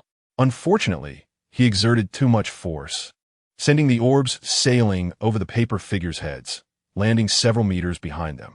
A flash of golden light erupted, followed by a thunderous explosion that shattered the passage, severing it in 2, while the paper figures remained unscathed, effectively sealing our retreat. As the saying goes, one need not fear a godlike adversary, but rather a foolish ally. In frustration, I shot him a glare, and before I could finish my thought, a burst of flames erupted from the girl beside me, her hands on her hips, her face flushed with exertion. The passage brightened with the flickering light, accompanied by a chorus of cries. It turned out these paper figures possessed a built-in sound system. However, regardless of their sophistication, they were still merely paper, and fire would reduce them to ash. Several fireballs flitted chaotically within the passage before ultimately returning to the copper coffin, their flames dwindling into silence. Only the paper figure that had ambushed Madame Tang fared slightly better, as amidst the chaos it had only singed one leg. Demonstrating a modicum of intelligence, it tore off its burnt limb and hopped away toward the end of the passage. Mu Daozhong stood in astonishment, gazing at the girl with his bagua mirror and peach-wood sword clattering to the ground, stuttering. How can someone so young have mastered the art of fire manipulation? My master, living to the age of 130, could only conjure a tiny flame. He then turned to me with an expression of bewilderment. "Madam Boss, what remarkable individuals have you given birth to?" Clearly, he was no fool willing to sever his own escape route. Without sparing him a glance, I helped Madame Tang to her feet. "Can you still walk?" I inquired. She grasped my hand, insisting, "I am fine, no need to assist me." "Then, let us proceed. There is no retreat, and we must seek another exit." I glanced in the direction where the paper figure had fled, my unease gradually transforming into curiosity. Given the current circumstances, the paper figures seemed more intended to instill fear than to cause harm. If they were truly dangerous, Madame Tang would not have managed to escape from the copper coffin, suggesting that either she was remarkably strong or the paper figures were woefully weak. If that were the case, what purpose did these embroidered pillows serve? Must we continue onward? Wondered Mu Daozhong, glancing around anxiously, struggling to move forward. "You stay here and clean up the mess you created. We shall inform you when it's time to retreat." "I will accompany you," I replied. Chapter 54. Time 4. The passage was longer than I had anticipated, extending over 100 meters beyond the copper coffin, twisting around a sharp corner, where an ancient wooden door precariously obstructed our path, soft yellow light spilling through a 1-foot gap. There were no forks in the road. If the paper figures intended to escape, they could only do so through the door. Madame Tang's countenance darkened, her brows knitting together. "They say there are realms beyond realms. I never imagined there would be depths beneath the ground. Now you understand the drawbacks of residing in a grand house," I teased, cautiously approaching the door to peek inside. A child?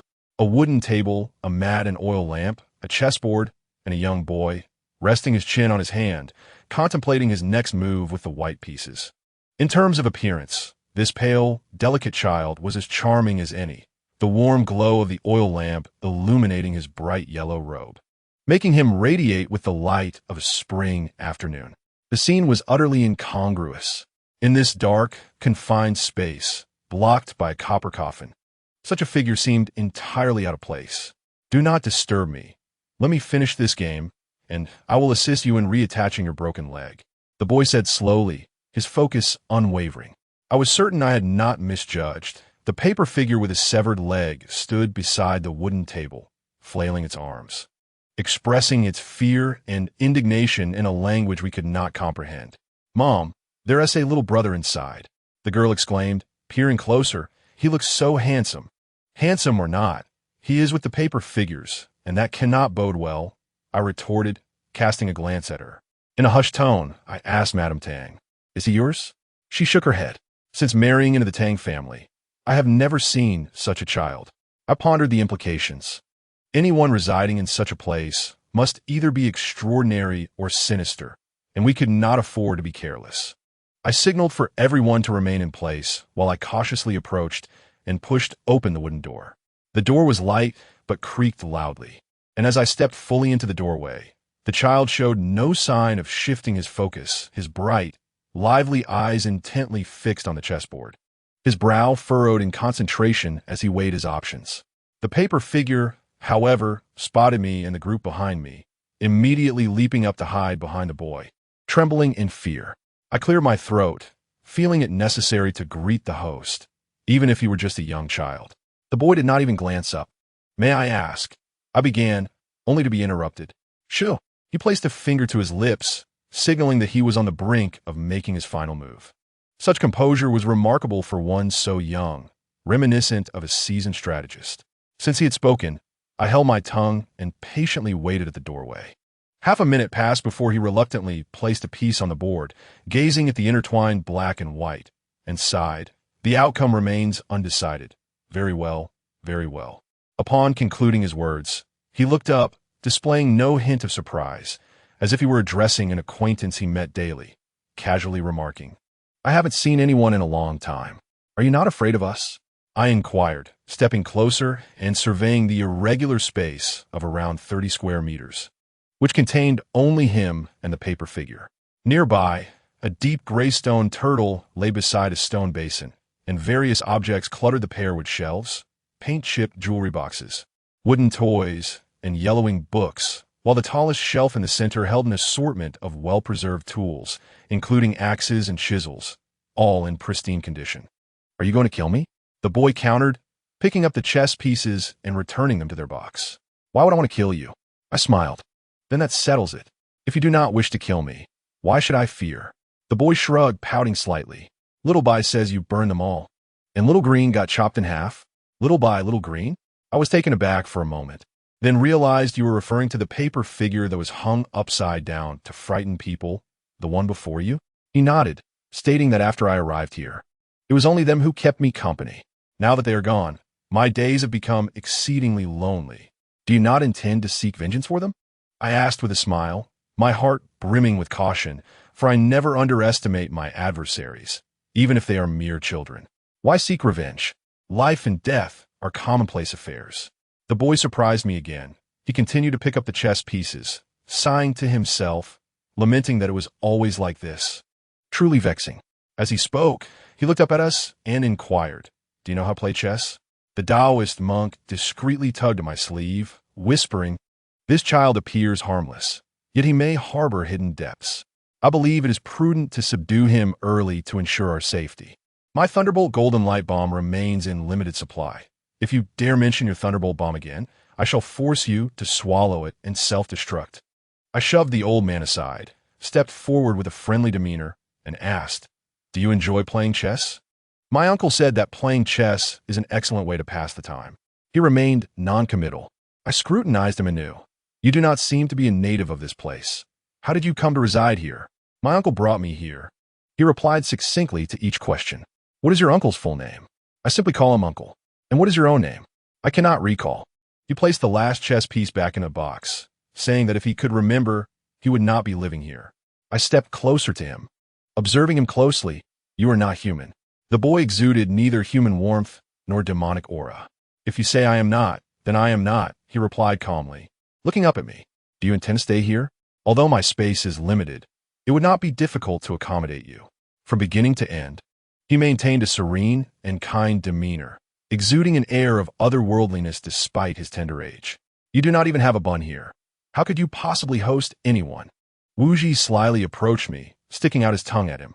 He widened his eyes in curiosity and asked, "What is a bun?" "You do not even know what a bun is?" A small sense of superiority crept onto my face. A bun is a type of food, you see, where meat or vegetable filling is wrapped in dough and steamed, delicious beyond compare. The finest are the shrimp crystal buns made by my Uncle Zhao, delectable enough to make one forget their tongue. A fleeting disappointment crossed the boy's eyes, quickly replaced by boundless delight. "What, pray tell, is a shrimp crystal bun?" "I have heard that crystal is a type of stone. How can stone be edible?" "It is not a stone. That is merely a name. But what exactly is it?" "The dough is semi-transparent, unlike ordinary dough." "Come closer. I shall enlighten you." Great. I will fetch 2 cushions, and you can sit and tell me all about it. But what does enlighten mean? The adults present exchanged glances. A single bun had turned 3 little ones into enthusiastic friends, seemingly unaware of each other's names. Some say that as one ages, it becomes increasingly difficult to make friends. I believe it has little to do with age. The more cunning one becomes, the fewer friends they have. Although I am unaware of this child's true nature, I silently affixed a harmless label to his forehead. Watching him as Wuji spoke of how sweet and tender lychees are and how crispy and delicious fried chicken legs can be, I was further convinced that he is indeed a child, regardless of his origin. I had no intention of interrupting their delightful discourse. The Taoist monk, filled with curiosity, noticed my ease in allowing the 2 children to converse with him and dared not voice any further objections. Instead, he unleashed all his pent-up frustrations upon the paper figure, raising his peachwood sword to force it against the wall, commanding it to stand still and not tremble, whether it had money or not. It must pay with its life, compelling the paper figure to plead for mercy, bowing repeatedly. The scene turned unexpectedly comical. Meanwhile, Madame Tang, who had remained silent since entering, found her pale face gradually regaining color, a long-lost excitement. She completely forgot her aging body, flitting about the wooden racks like a butterfly, at times picking up a chisel while muttering to herself, and at other times clutching an old book with reddened eyes. Her genuine excitement was impossible to conceal. The most anxious of all was Shi Yao, who leapt about on my shoulder. "Why are you all lingering here? I must go find the button." I gestured for her to be quiet, but it continued to jump. "If the button is damaged, even if you burn me alive, I will not allow those people to restore it. How rare it is that it still remembers that it holds this trump card. Then if I retrieve the button, will you return time to everyone?" I pulled it into my palm, standing firm, and asked seriously, "Are you certain?" "I shall never go back on my word." It declared firmly, "I will engage in this business with you." How ironic that the very one who once feigned disdain for my profession now eagerly seeks to strike a deal with me. I poked its head, and it was settled. At that moment, Madame Tang stood beneath the central wooden rack, gazing dreamily at a dark purple wood ruler she had taken from among the many tools displayed above, as if it were her own child. She must know what this place is. Just as I was about to approach, the Taoist monk, who had been bullying the paper figure, rushed over, pulling me aside. "The paper figure is not a demon." Saying this, he opened his palm to reveal a thin white thread, at the end of which hung a wooden piece the size of a thumb, inscribed with the character Tang. I found this threaded wooden piece somewhat familiar, yet I could not recall where I had seen it. "It is puppet wood," the Taoist monk exclaimed excitedly. Thinking it was a demon, it turns out to be merely a simple trick. "Yes, it is called puppet wood. Many years ago, Aochi took me to the theater in the city to watch a puppet show. If memory serves, it was still during the late Qing dynasty, when entertainment was scarce, and seeing a grand performance was a rare delight. I have long forgotten the content of the play, but I remember the marionettes, skillfully manipulated by performers, executing various actions with astonishing realism. Aochi mentioned that those versed in magic could remove a small piece from the back of an old puppet and thread a control line through the wooden piece, inscribing their surname upon it. After casting a spell, it would become a puppet wood capable of manipulating inanimate objects. I recall asking him if such magic were not profoundly wicked. If used on living beings, it could facilitate heinous deeds, and the true culprit would evade justice. He replied that I was overthinking it. Puppet wood was merely a child's play in the realm of magic, not applicable to sentient beings. Even cats and dogs could not be used. At most, it could be hung upon a broom to direct it in sweeping and cleaning, posing no real danger. Now, this puppet wood bears the character Tang. Could it be that I shifted my gaze to Madame Tang? Seeing my expression change, and noticing the puppet wood in the Taoist monk's hand, she immediately stated, "I am unaware of the matter concerning the paper figure. The ancestors of the Tang family were all skilled craftsmen, and it is not surprising that some learned a bit of esoteric magic." After saying this, her expression turned stern. "Do you suspect me?" The Taoist monk interjected before I could respond. "In hindsight, there is indeed some suspicion, from beginning to end. It has been your word alone. Whether that girl was truly thrown into the well remains uncertain. Perhaps you intentionally lured us here." A embroidered shoe was unceremoniously hurled at the Taoist monk's mouth, as Madame Tang trembled with anger, pointing her finger at him. You truly are old and confused. What benefit would it bring me to bring you here? If the paper figure obeyed my commands, would I have ended up trapped in a bronze coffin? The more she scolded, the angrier she became, picking up the shoe and striking him. You wooden-headed fool, you do not deserve to eat my family's food. Spit out everything you consumed last night. We had not even formally begun the feast. Hey, let us speak properly. After all, I saved your lives. Huh, a half-baked liar. The sight of a 60-year-old lady wielding a shoe to chase after a 70-year-old man was nothing short of gruesome. Stop the commotion. I positioned myself between the two parties. Collectively, they were 130 years old, yet I was unafraid of straining my back. This lady has long wished to teach this old fraud, who only knows how to hoard wealth, a lesson. Madame Tang, breathless and agitated, held up her shoe, her anger palpable. The Taoist priest, covering the bruised corner of his mouth, hesitated to express his ire, stubbornly defending himself. One cannot ascend to the position of the master of the heavenly, immortal temple solely through deceit. Madame Tang, I am aware of your wealth, but even the affluent cannot wield their shoe saws against me. I am a person of dignity. Still arguing, I found myself in a state of bemusement, adding, it is certainly not Madame Tang who manipulates the puppet wood, although everyone refers to her as Madame Tang. She is merely the daughter-in-law of the Tang family, lacking the blood of the Tang lineage. The character Tang inscribed on the puppet would imply that the one controlling it must be of the Tang bloodline. Both elders were momentarily taken aback, and Madame Tang exclaimed, the ancestors of the Tang family have all ascended to immortality. Now only the branch of Zhang remains. This level of puppet mastery is rather rudimentary.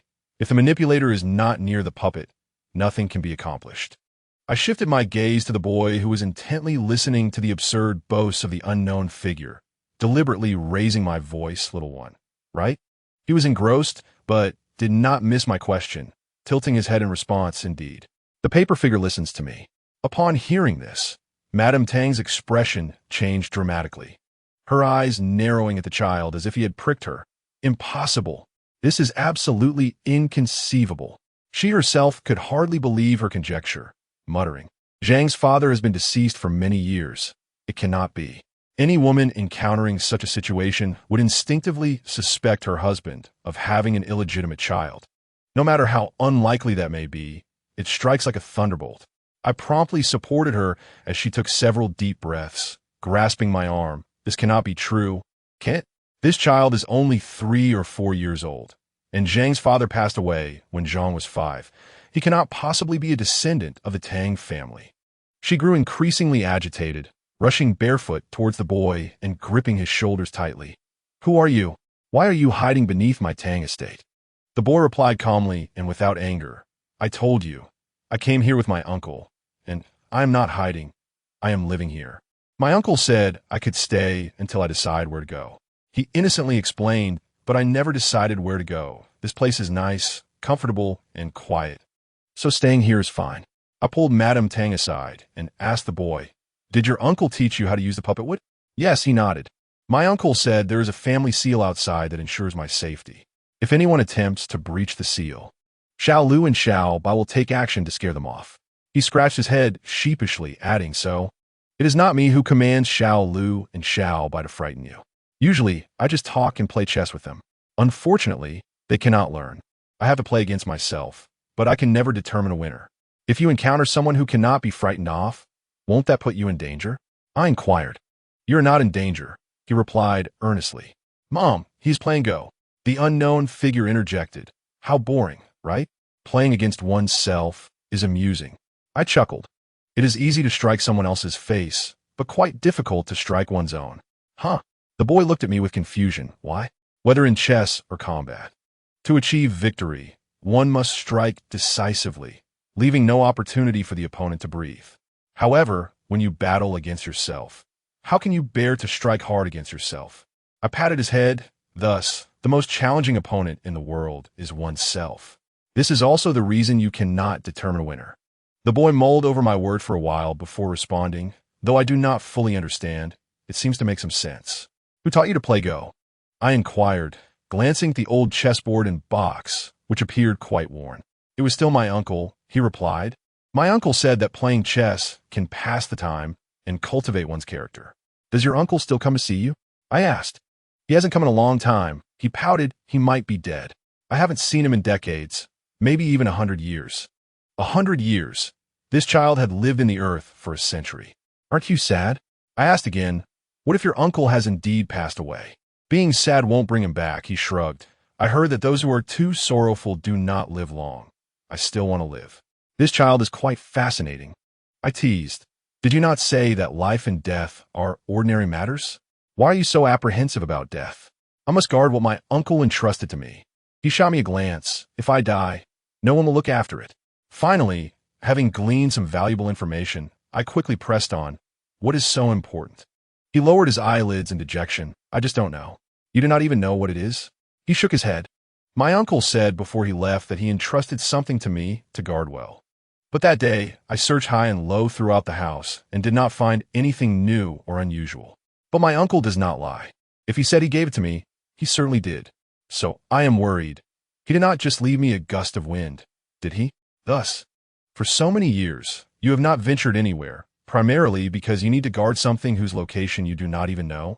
I watched as hope dwindled away. What kind of adult entrusts something so important, yet does so in such a vague manner? I also had not decided where to go. I had become quite accustomed to living here. He glanced at the unknown figure in the paste, smacking his lips, but hearing you speak of buns, lychees, and mangoes. I feel a sudden turmoil in my heart. You are simply craving, the paste remarked bluntly, adopting an elder's demeanor as he patted the boy's shoulder. Why not come with us? The conditions here are poor. You cannot soak up the sun, and you will not grow taller. Indeed, come with us. The outside world is fun. The unknown figure tugged at his hand, appearing quite fond of this little brother, since you do not have a name. We shall call you Go. Go is fine, he pondered, but the glimmer of hope that had recently ignited in his eyes suddenly extinguished. I will not leave. Huh? The unknown figure exclaimed. Why not? This place is not good at all. You are so lonely that you must play against yourself. If I leave, what will happen to what my uncle left behind? If someone steals it, what shall I do? He grew more resolute in his thoughts. Forget it. You should all leave. This is not your home. The unknown figure looked at me for help, hoping I could persuade this seemingly soft and adorable, yet as unyielding as stone child. You are free to stay if you wish. If you prefer to leave, then leave. I gestured for the unknown figure to cease her attempt to persuade him, surveying our surroundings. But did your uncle tell you where the exit is? You know, the entrance has been sealed by a fool. The little Go pondered for a moment and pointed to a copper mirror the size of a wash basin on the wooden rack, saying, my uncle said to turn it left once and right twice, and the wall will open. If any ill-intentioned person enters, I can escape from there. But in all these years, no one has come. I breathed a sigh of relief. Having an exit made things easier. The subsequent events unfolded simply. Indeed, a door opened in the wall, and we successfully traversed the damp, dim, narrow passage. However, upon emerging, we encountered a minor inconvenience. Go had not informed us that the small door at the end of the passage, opening above our heads, had fallen into disrepair over the years. Just as my hand grazed it, it collapsed. Then, we found ourselves in an inappropriate position before Nietzschean. Chapter 55, Time 5. It was quite a convoluted journey. After I delivered my succinct account, Nietzschean stole glances at the boy walking between the paste and the unknown figure, expressing his bewilderment. It is indeed remarkable that such a place exists beneath the Tang estate, yet I wonder what extraordinary mystery lies within. Who would leave such a child in such a lightless place? As we walked through the corridor in the early hours, I glanced at the three little ones. Shaking my head with a wry smile, it is also fate. If it were not for my two gluttons incessantly boasting about delectable treats, this child might never have emerged. Pausing, I lowered my voice to him. Though he is a child, he may very well be older than you. He snorted dismissively. In any case, take care of the person you brought out. If trouble arises, I shall not let it slide. You should be cautious as well. I leaned in conspiratorially. Perhaps he is a little monster. I am aware that Nichiren has always denied the existence of supernatural beings. Regardless of the events he has witnessed or experienced concerning these entities, even after seeing the animated, speaking Shiryao in my grasp, he resolutely reassures himself that such creatures do not exist. It is indeed a rare feat to engage in such serious self-deception. True to form, he merely cast me a disdainful glance and stated, "In my realm, there are no monsters or spirits, only the guilty and the innocent."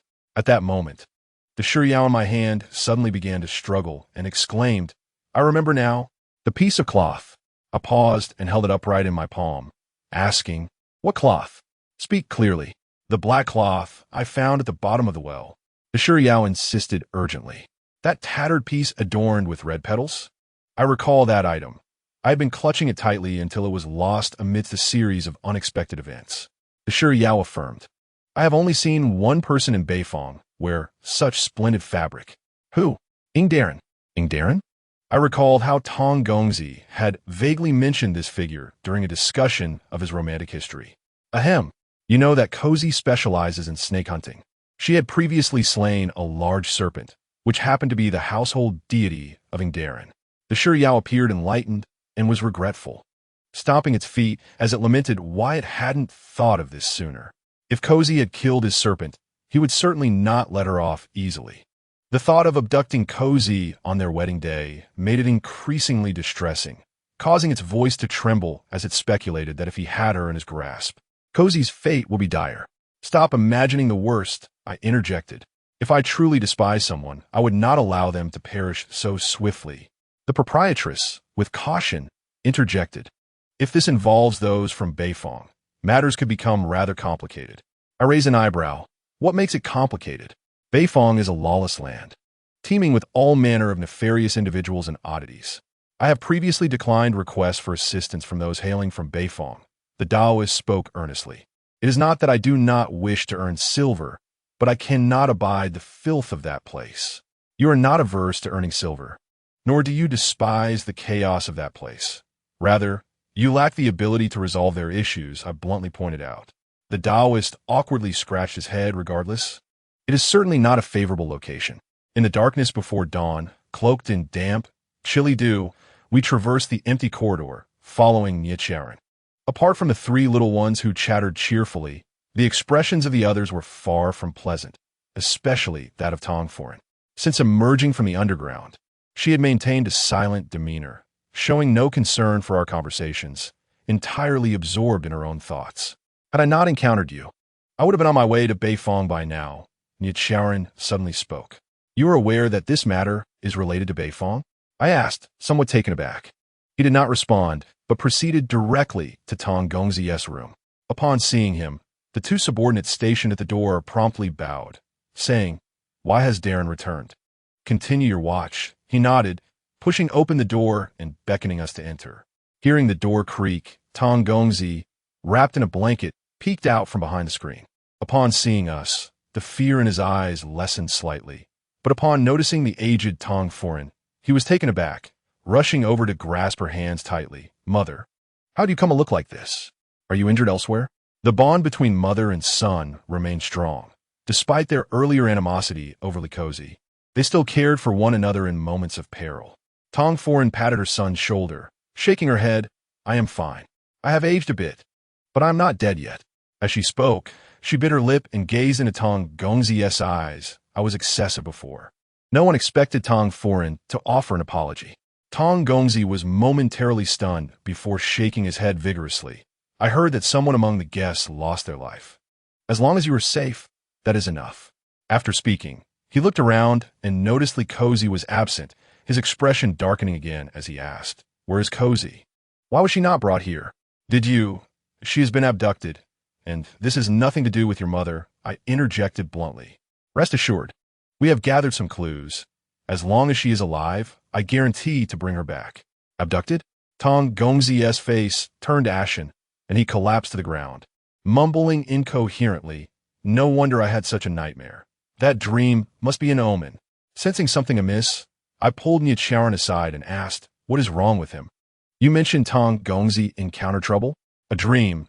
Nichiren briefly recounted how he had severed the shadow, awakening Tong Gongzi from his nightmare, along with the terrifying tale of the headless woman forcing him into marriage in the place known as Ingzhou. Before I could respond, the Shiryao could no longer contain itself and shouted, "Did you say Ingzhou?" Indeed, Nichiren cast a dismissive glance at the little creature. Tong Gongzi mentioned that the woman in his dream relentlessly dragged him to Ingzhou. "Do you know this place?" I inquired of the Shiryao. "That is Ingdaren's residence," it exclaimed excitedly, flailing its limbs. "Ingzhou is the name of his abode." Intriguing, I frowned. I have never heard of a living person's dwelling being referred to as a tomb. "Are you certain he is alive?"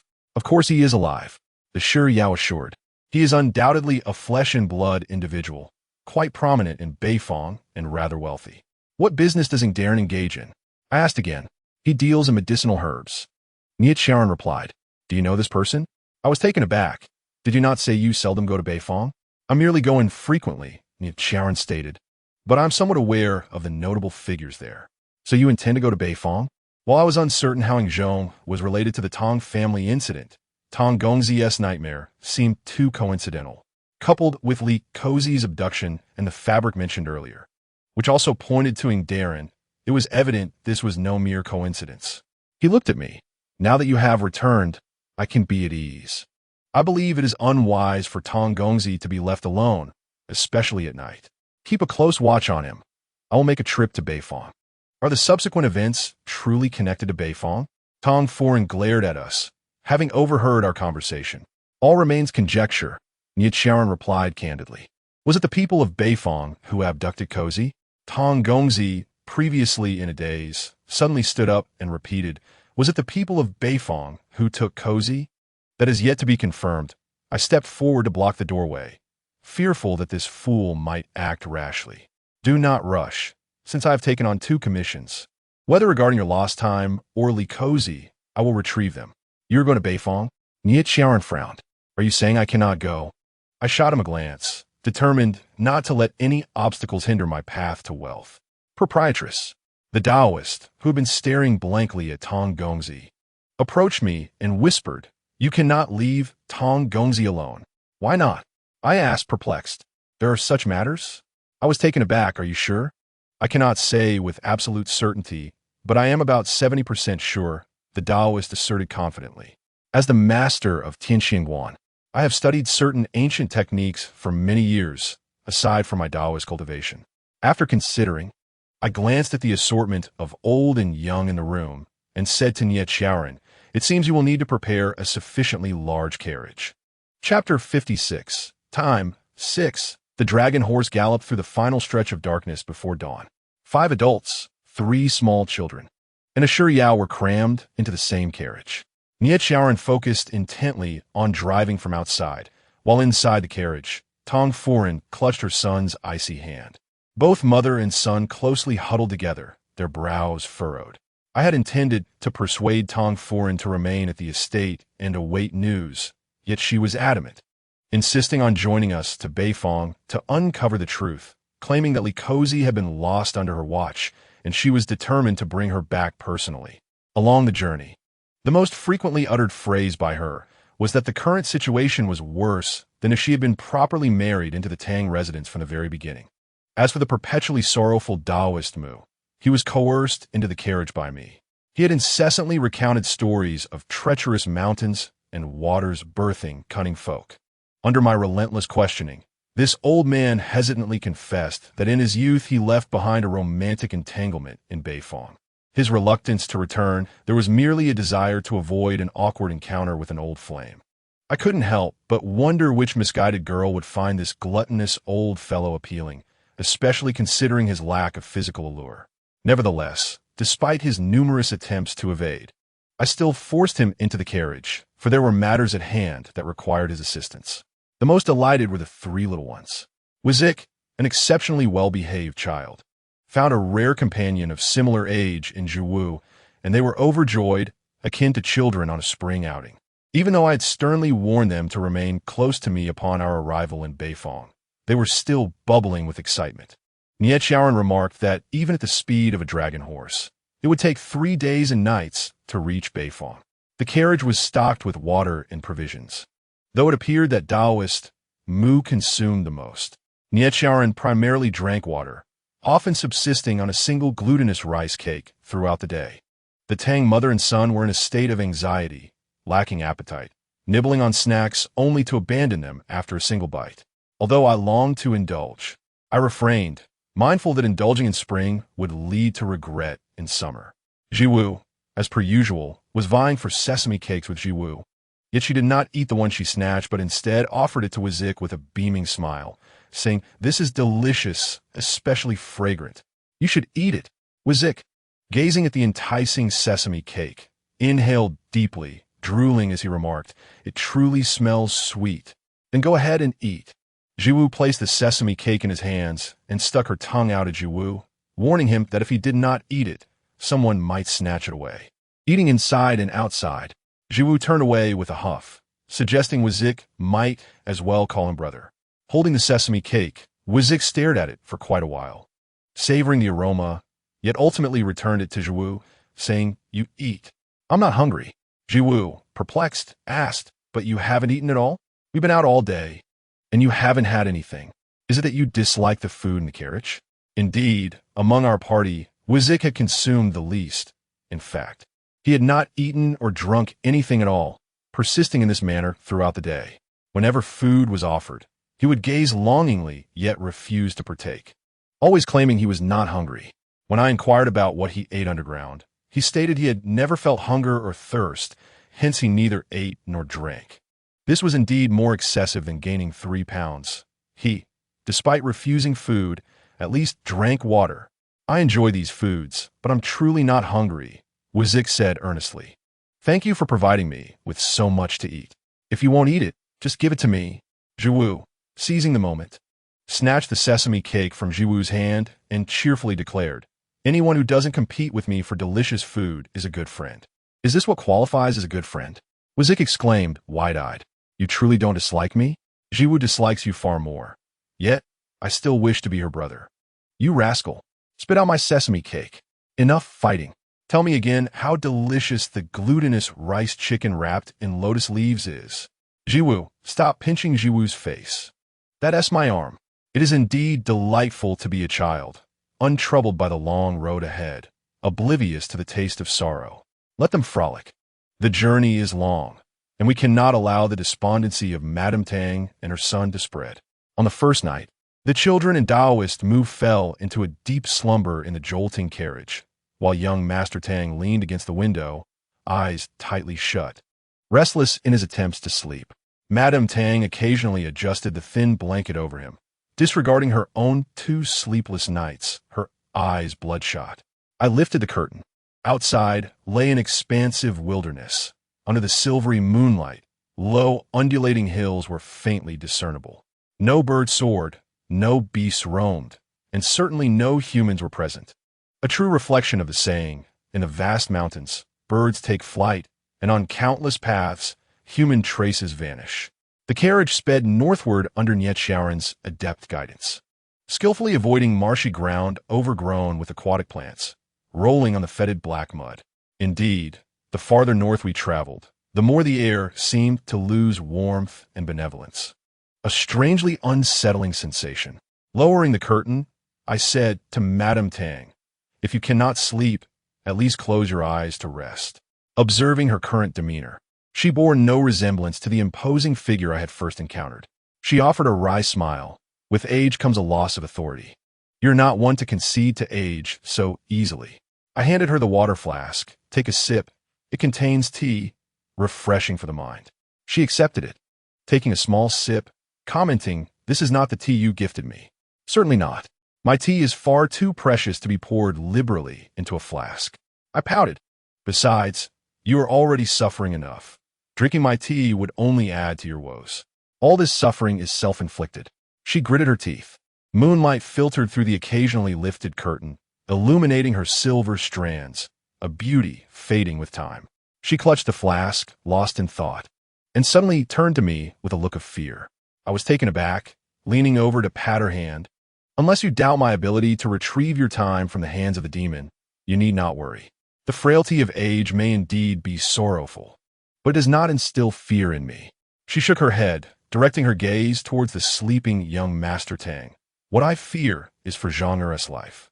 When he fell victim to Lu Zhang's schemes, the peril he faced was daunting, yet he managed to escape unscathed, which speaks to his resilience. Although his luck may have faltered repeatedly, there is no need for excessive anxiety. I understood her maternal concern and, apart from offering comforting words, had no other means to assist. This time is different, she said, her lips quivering. This time is different. Noticing her distress, I contemplated before responding. I sensed something amiss when we were underground. I feared you bore a heavy secret, so I refrained from questioning you during our journey. If you wish to share now, I am here to listen. She took a deep breath, turning to ask, as a prominent family, the Tang household should have been thriving. Yet it is now left with only Zhang as the sole heir. Have you never wondered about this? I had indeed overlooked this detail, for I seldom concern myself with the number of children in others' families. Isn't your husband the only son? I inquired. Not quite, she replied slowly. He is actually the third in line, with 2 older brothers and a younger sister. Is that so? I asked, perplexed. Then why are none of them present in the Tang residence? They left home at a young age, she continued, tucking the blanket around young Master Tang. Due to a tragic event, they were kidnapped, and only my husband survived. Was it for wealth? I frowned. No, for something else. She glanced around, pulling forth a cloth bundle she had carried with her, carefully revealing a worn wooden ruler and a black iron chisel with a wooden handle. Quite ordinary tools. Isn't this the equipment that was on the wooden rack in the cave? I exclaimed. Did you bring it out when we weren't paying attention? She gently stroked the tools. Years ago, there were rumors that the Tang family excelled in construction and feared no treacherous terrain or supernatural beings because our ancestors possessed 3 divine artifacts: the ruler of heaven, the dragon chisel, and the imperial moth bow. Are these it? I pointed at the 2 items, half convinced. Yet Zhang grandfather claimed these were mere exaggerations. The Tang family's success was attributed to their own hands and courage. While these 3 items indeed existed, they were merely heirlooms, left for posterity as a memento, tools that were only slightly sharper and sturdier than ordinary ones. It was a pity that outsiders spread falsehoods, ultimately bringing ruin upon the Tang family, as a group of nefarious individuals sought to obtain the so-called treasures, resorting to despicable means to kidnap my husband's siblings and force the Tang family to surrender these 3 items. Suppressing her fury, she continued. It was said to be a bloody battle. Zhang grandfather fought valiantly to save his children. All the wrongdoers were eliminated, yet only one of his 4 children remained. Zhang grandmother could not bear the loss and soon passed away from illness. It is indeed a tragedy without cause. I sighed. People often speak of the auspicious 3 treasures. Yet for the Tang family, they might as well be called the 3 disasters. But is there not a 3rd item? Madame Tang then remarked. I once inquired of my husband why these 3 tools had never been seen within the Tang manor. He replied that they were said to be hidden away in a secret place. His father never mentioned them, only stating that they should never see the light of day to ensure peace. She sighed. That calamity, which nearly led to our family's ruin, has become a taboo for us. It is not to be mentioned nor discussed. By the time of Zhang's generation, very few even knew of it. As for my husband, he was but 2 years old when it happened, and while he may not remember it, it left him with lingering afflictions. He is often haunted by nightmares and has remained frail ever since. For many years, I have single-handedly supported the Tang family and raised Zhang, almost forgetting this matter. Who would have thought that my own selfish curiosity would lead me to discover the Tang family's hidden chamber and encounter these so-called treasures? In a moment of impulsiveness, I brought them out with me. There are many tales in wealthy families. Yet I never anticipated the Tang family harbored such a convoluted history intertwined with human lives. But only 2 items. I pointed to the ruler and chisel. The chamber was limited in size. I searched every corner and found no sign of the Huangyi Bao. Madame Tang frowned and said, in the midst of the shock, I recalled that Zhang's grandfather, in his dying moments, muttered something about remaining underground with someone to guard it. Could it be that the Tang family left someone to watch over the hidden chamber, and the Huangyi Bao was concealed by them? Before she could finish, Our gazes instinctively fell upon the sleeping Go player. I took the ruler and chisel, scrutinizing them closely. Your family specializes in construction, so it is only natural to possess a ruler and chisel. However, why is there a bow among them? Bows and arrows have always been weapons. This does not align with your family's character. Madame Tang shook her head. I too have pondered this question. In all the writings and documents related to tools in the Tang family, there is scant mention of this bow. Only in a book with several torn pages did I find a line stating that the bow is exceedingly perilous, capable of annihilating anything. It is vague and lacks clarity. After a moment of contemplation, I said, if these three objects were merely heirlooms from the Tang ancestors, when faced with the threat of losing their child's life, if I were in their position, I would unhesitatingly offer them in exchange for my child's safety. Yet your husband as father chose to fight rather than surrender these three items, which I find perplexing. I have wondered about that too, Madame Tang replied, looking at her son. If it were Zhang in danger, I would spare no thought about what I would trade for his safety. That is why I brought these two items out, to discern their true worth. My fear began the moment I saw them. Having been part of the Tang family for so long, I worried this might be an omen. The Tang family lost 3 heirs due to them, and now Zhang is facing calamity. I must not let my imagination run wild. I interrupted her. The perpetrators have all been eliminated, and for many years. The secret of the 3 treasures has been buried. I believe that young Master Tang will not share the same fate as his uncle and aunt. You must gather your composure and wait for the return of Likosi. The time will come when the demon will return what was taken, and then you and your son will enjoy a peaceful life once more. You speak with such assurance. She finally managed a faint smile. If we truly navigate through this safely, I shall reward you double. I can endure that. I smiled. Before I could finish, both Madame Tang and I shivered as an inexplicable chill swept through us, tightening around our hearts. So cold. Is the wind seeping in from the window? Madame Tang pressed the curtain down. It is spring. How can there be such chill? The chill was certainly unrelated to the weather. A shadowy figure, devoid of a head, emerged as if it were a silhouette of a person, suddenly descending from the roof of the carriage, accurately lunging towards young Master Tang, whom Madame Tang clearly could not see. The shadow possessed limbs, fully draped over young Master Tang, its hands tightly clasping his neck in a terrifyingly intimate manner. Young Master Tang's complexion grew increasingly ghastly, beads of cold sweat forming on his brow as he murmured incoherently, evidently distressed. Is this what Nietzsche spoke of? Without delay, I swiftly drew the peachwood sword hanging at my waist and slashed at the shadow. The shadow dissipated instantly, leaving no trace behind. At that moment, young Master Tang let out a piercing scream, bolting upright, his face pale as he exclaimed, I want tea. I want tea go. I want tea marry you. The entire carriage was awakened by the commotion. Madame Tang hurriedly embraced her son, anxiously asking, did you have a nightmare? It was again that headless woman. She dragged me to the tomb, exactly the same dream. Fear not, it was merely a dream. Madame Tang rushed to comfort him. The carriage came to a halt. Nie Xiaoran pulled back the curtain and cast a cold glance at me. Has that thing returned? I nodded. I drove it away with a sword. Young Master Tang's unease deepened as he suddenly fixed his gaze on me. It was not a dream, was it?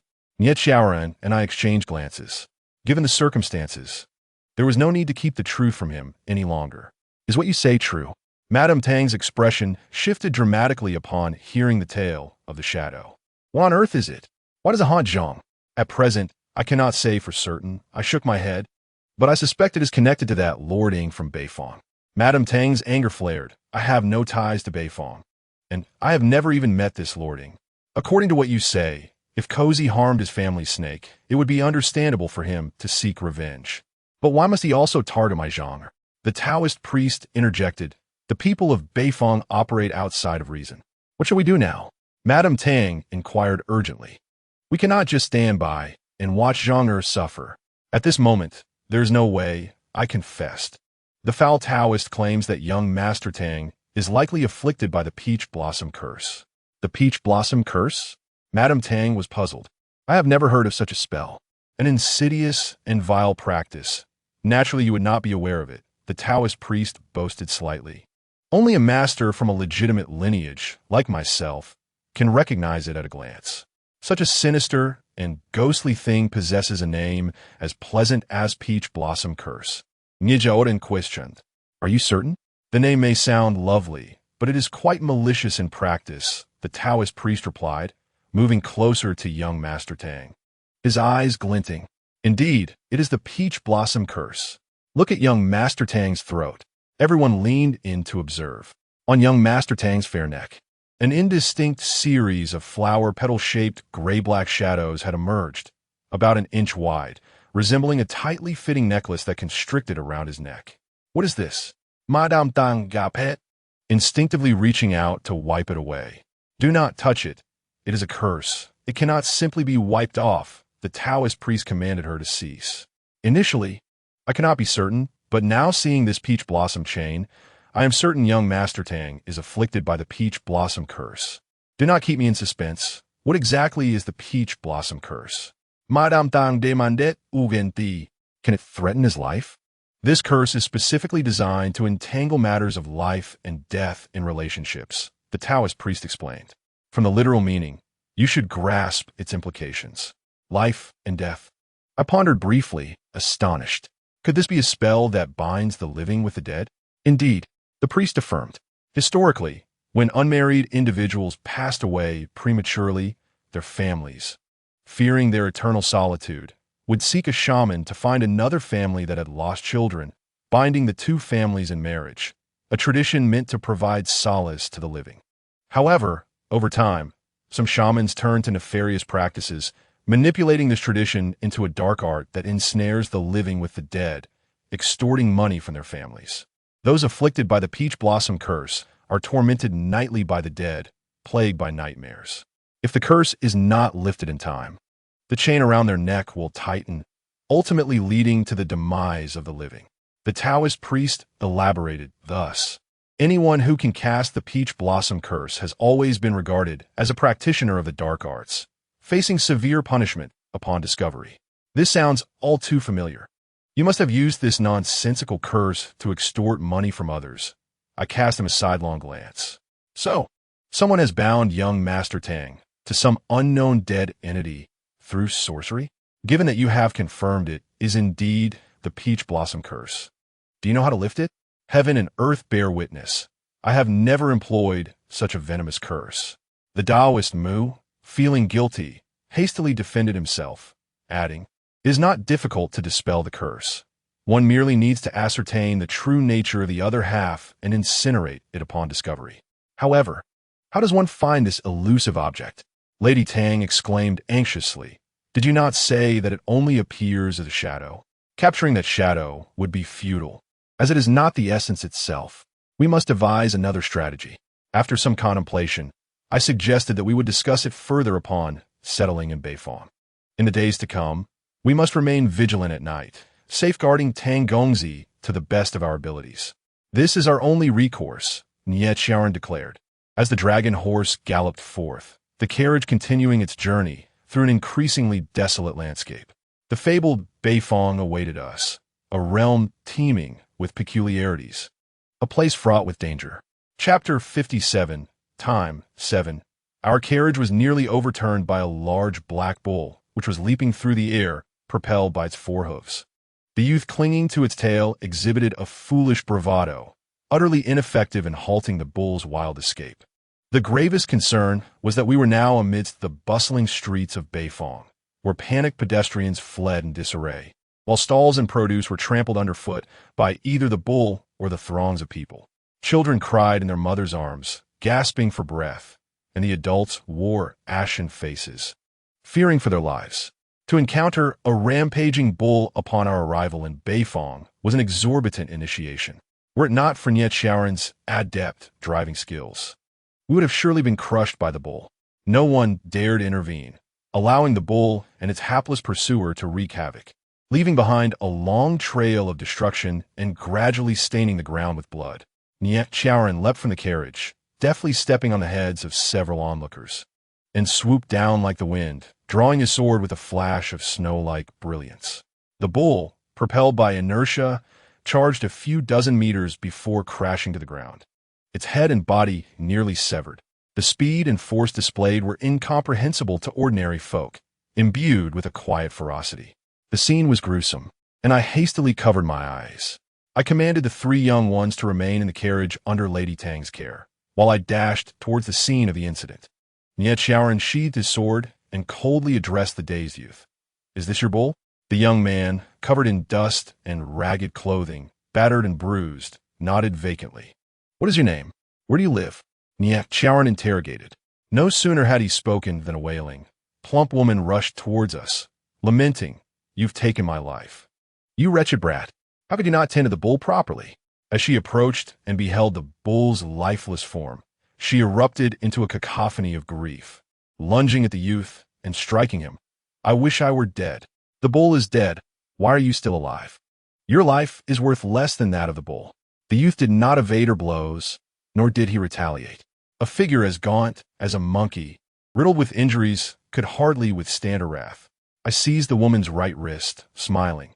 "Dear lady, let us speak civilly. Striking him only brings you pain as well." Infuriated, she turned to scold me. "Who are you, little girl? It's none of your business how I discipline my son." With that, she spat at me and swung her hand towards my face. I despise those who resort to violence when words fail. So I deflected her slap with one hand and firmly grasped her wrist with the other. The woman let out a sharp cry, collapsing to the ground as if her bones had shattered, exclaiming, "It hurts. Are you still going to strike?" I inquired. "No more, no more," she hastily replied, recognizing her folly, pleading for mercy. I released her and asked the youth, "Is she your mother?" He hesitated, finally responding, "She is my stepmother." How did the bull come to roam the streets? I scrutinized the lad, estimating him to be around 20 years old, not only emaciated but also pale, with an unhealthy pallor and a hint of greenish hue between his brows. I brought the bull to sell, but mischievous children threw firecrackers at it, startling the creature into a frenzy. The youth explained slowly. The woman resumed her weeping. "What a disaster! The bull is dead, and they want a live one. They might not even offer half the price now." Upon seeing my fierce glare, she ceased her cries and began to wander around the bull's carcass, sniffling. "It is fortunate that no lives were lost," Niet Xiaoran remarked coldly. "Let this incident serve as a lesson for you. In the future, exercise utmost caution. Should you harm the innocent, even unintentionally, you shall be held accountable." The youth forced a smile. "There will be no future." With that, he struggled to rise, unsteadily making his way back. I stopped him. "In your current state, it would be wise to see a doctor. With the bull gone, where would I find the funds for a doctor?" The woman began wailing once more, this time directing her ire at Niet Xiaoran. "The sword does not discriminate. You, sir, can strike at will, leaving me no chance to survive. This bull was raised by my family. It died without warning. Such a voice is wasted on the stage." Niet Xiaoran restrained himself, producing a banknote of indeterminate value and tossing it before the woman. "Is this sufficient?" Instantly, her sorrow turned to joy as she stuffed the note into her sleeve. "This is enough. I will summon someone to dispose of this wretched bull." Upon seeing the banknote, the youth's eyes brightened momentarily, but upon meeting the woman's gaze, that glimmer of hope extinguished. He clasped his hands together, thanking me for my concern. "This minor injury is nothing. I can apply some medicine myself." It is hardly a minor injury, especially considering his knee, which was almost stripped of flesh, and the blood had yet to cease flowing. I was unaware of his stubbornness. All I knew was that had it not been for Niet Xiaoran's intervention, he would have suffered far worse. I have never admired such reckless obstinacy. I asked him, "Knowing you cannot hold on, why did you not let go?" He even managed to smile, foolishly replying, "If I let go, I could never grasp it again." After saying this, he cast a timid glance my way. "May I leave now?" I stepped aside. "If you can walk, then go." He grinned foolishly and limped away. Behind him, the woman had vanished, and the onlookers gradually dispersed, some chastising the youth for his uselessness, others condemning the woman for her cruelty, while a few debated the quality of the bull's meat. A near calamity came to an awkward conclusion. The Beifong before me bore no distinction from the eastern and western districts. The passing pedestrians were not markedly different, and I saw no bizarre creatures with 2 heads or 3 legs. The only difference lay in the climate, though it was March. The winds here still carried the chill of winter, biting dryly against the skin, devoid of any warmth. As I walked alongside, showering toward the carriage, a sudden commotion erupted from another direction. Within the circle of onlookers, that foolish lad lay sprawled on the ground, his expression one of profound agony. Xiaoren and I exchanged a glance and, in silent agreement, approached. Thus, it becomes evident that the only outcome of striving for bravado in the face of humiliation is further disgrace. Upon our return with a bloodied and battered youth, those in the carriage were taken aback. Taoist Mu exclaimed, "Madam, did you strike someone again?" "What do you mean by again?" Misled by him, the gluey one interjected, "Mom, this person must have stolen a great deal of money from you. Perhaps they're saying our mother is unattractive and thus deserved to be struck." The unknown one also chimed in, eager to join the fray. To my surprise, Charon did not step in to clarify, but merely shot me a look of schadenfreude before retreating. I suppressed my anger and sat down to explain the entire situation. Upon hearing the account, Lady Tang's compassion blossomed forth. She retrieved a handkerchief, dipped it in water, and gently cleansed the youth's face of grime, saying, "He appears to be of similar age to Zhang. How could he suffer such a fate for a bull?" Tang Gongzi, bearing dark circles under his eyes, sighed repeatedly, lamenting, "To have such a mother is indeed a misfortune. Even if he is not her biological child, she should not be so cruel." "You are indeed fortunate." I smiled and resolved that once this matter is settled, regardless of the circumstances I encounter, I shall never again let my temper flare at your mother. After a brief pause, I reflected on the many fates we share, knowing that each day spent together is one less than we have. Young Master Tang appeared momentarily taken aback and nodded, saying, "I understand." Upon hearing this, Lady Tang finally revealed the first smile in days, casting a grateful glance in my direction. "Isn't that Yuan, Samlang?" The mischievous spirit, who had been tethered in the corner of the carriage, leaped forth, hovering before the young man to scrutinize him closely. I hurriedly pulled it back, admonishing, "You should not show yourself in such a ghastly form. If this lad awakens, he might very well be frightened to death by your otherworldly appearance." My words were not mere exaggeration, despite the spirit's seemingly innocuous facade. Both Lady Tang and young Master Tang had been left speechless upon their first encounter, only believing it to be a harmless creature after my lengthy explanations. Uncultured, the spirit huffed, "There are all sorts of oddities in Beifong. The people here possess courage beyond your imagination." I flicked its head lightly. "Enough chatter. Do you recognize him?" "Why, he is the son of old Bull Yuan. I do not know his given name, but due to his boldness and strength, everyone calls him Samlang, the valiant Samlang." The spirit explained. Old Bull Yuan raised cattle and operated a butcher shop a couple of streets away from Guac. In those days, Samlang would help his father by watching the shop and delivering beef. Their meat was fresh and generously weighed. So many shops in Guac became regular customers, ours included. Samlang often came to deliver meat, and gradually, we became familiar with one another. Bold and strong, the valiant Samlang, this scrawny figure? I gestured towards the gaunt Yuan Samlang. That was years ago. 3 or 4 years back, when you visited him, he was as robust as a calf. While others struggled under the weight of a bag of rice, he would carry 3 with ease. The spirit clarified. He has since developed an incurable illness, causing his condition to deteriorate day by day. His father suffered from the same ailment, constantly coughing up blood, and passed away 2 years ago, having just turned 40. Alas, his mother left early, and when Samlang was around 10, his father remarried a cruel woman. While old Bull Yuan was alive, she treated Samlang reasonably well. But once he died, the butcher shop quickly fell apart. That woman relied on raising and selling cattle to make a living, but she had neither the skill nor the diligence to do so. It was often said that half of her cattle perished, yet she paid no heed. When she had cattle, she sold them. When she had none, she sold the house and land, pocketing the money, while refusing to spare a single coin for Samlang's medicine, forcing him to work and endure her mistreatment. The neighbors couldn't help but sympathize with Samlang, yet anyone who dared criticize her was met with her wrath. She was untouchable. Everyone was incensed, wishing they could turn back and confront her. Untouchable? I gazed at the spirit with a knowing smile. Are you also unable to deal with her? After all, you're the master of Wan Juyen. The spirit fell silent for a moment before saying, I once took 5 years from her. Only 5 years. I teased.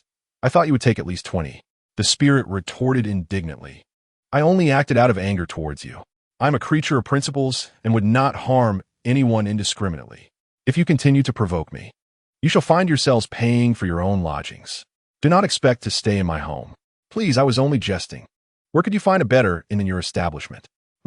Chapter 58, Time 8. I found the ambience of Wan Juyen to my liking. As I traversed the peculiar streets of Gui-Si during the day, I encountered only a handful of shops selling mundane wares.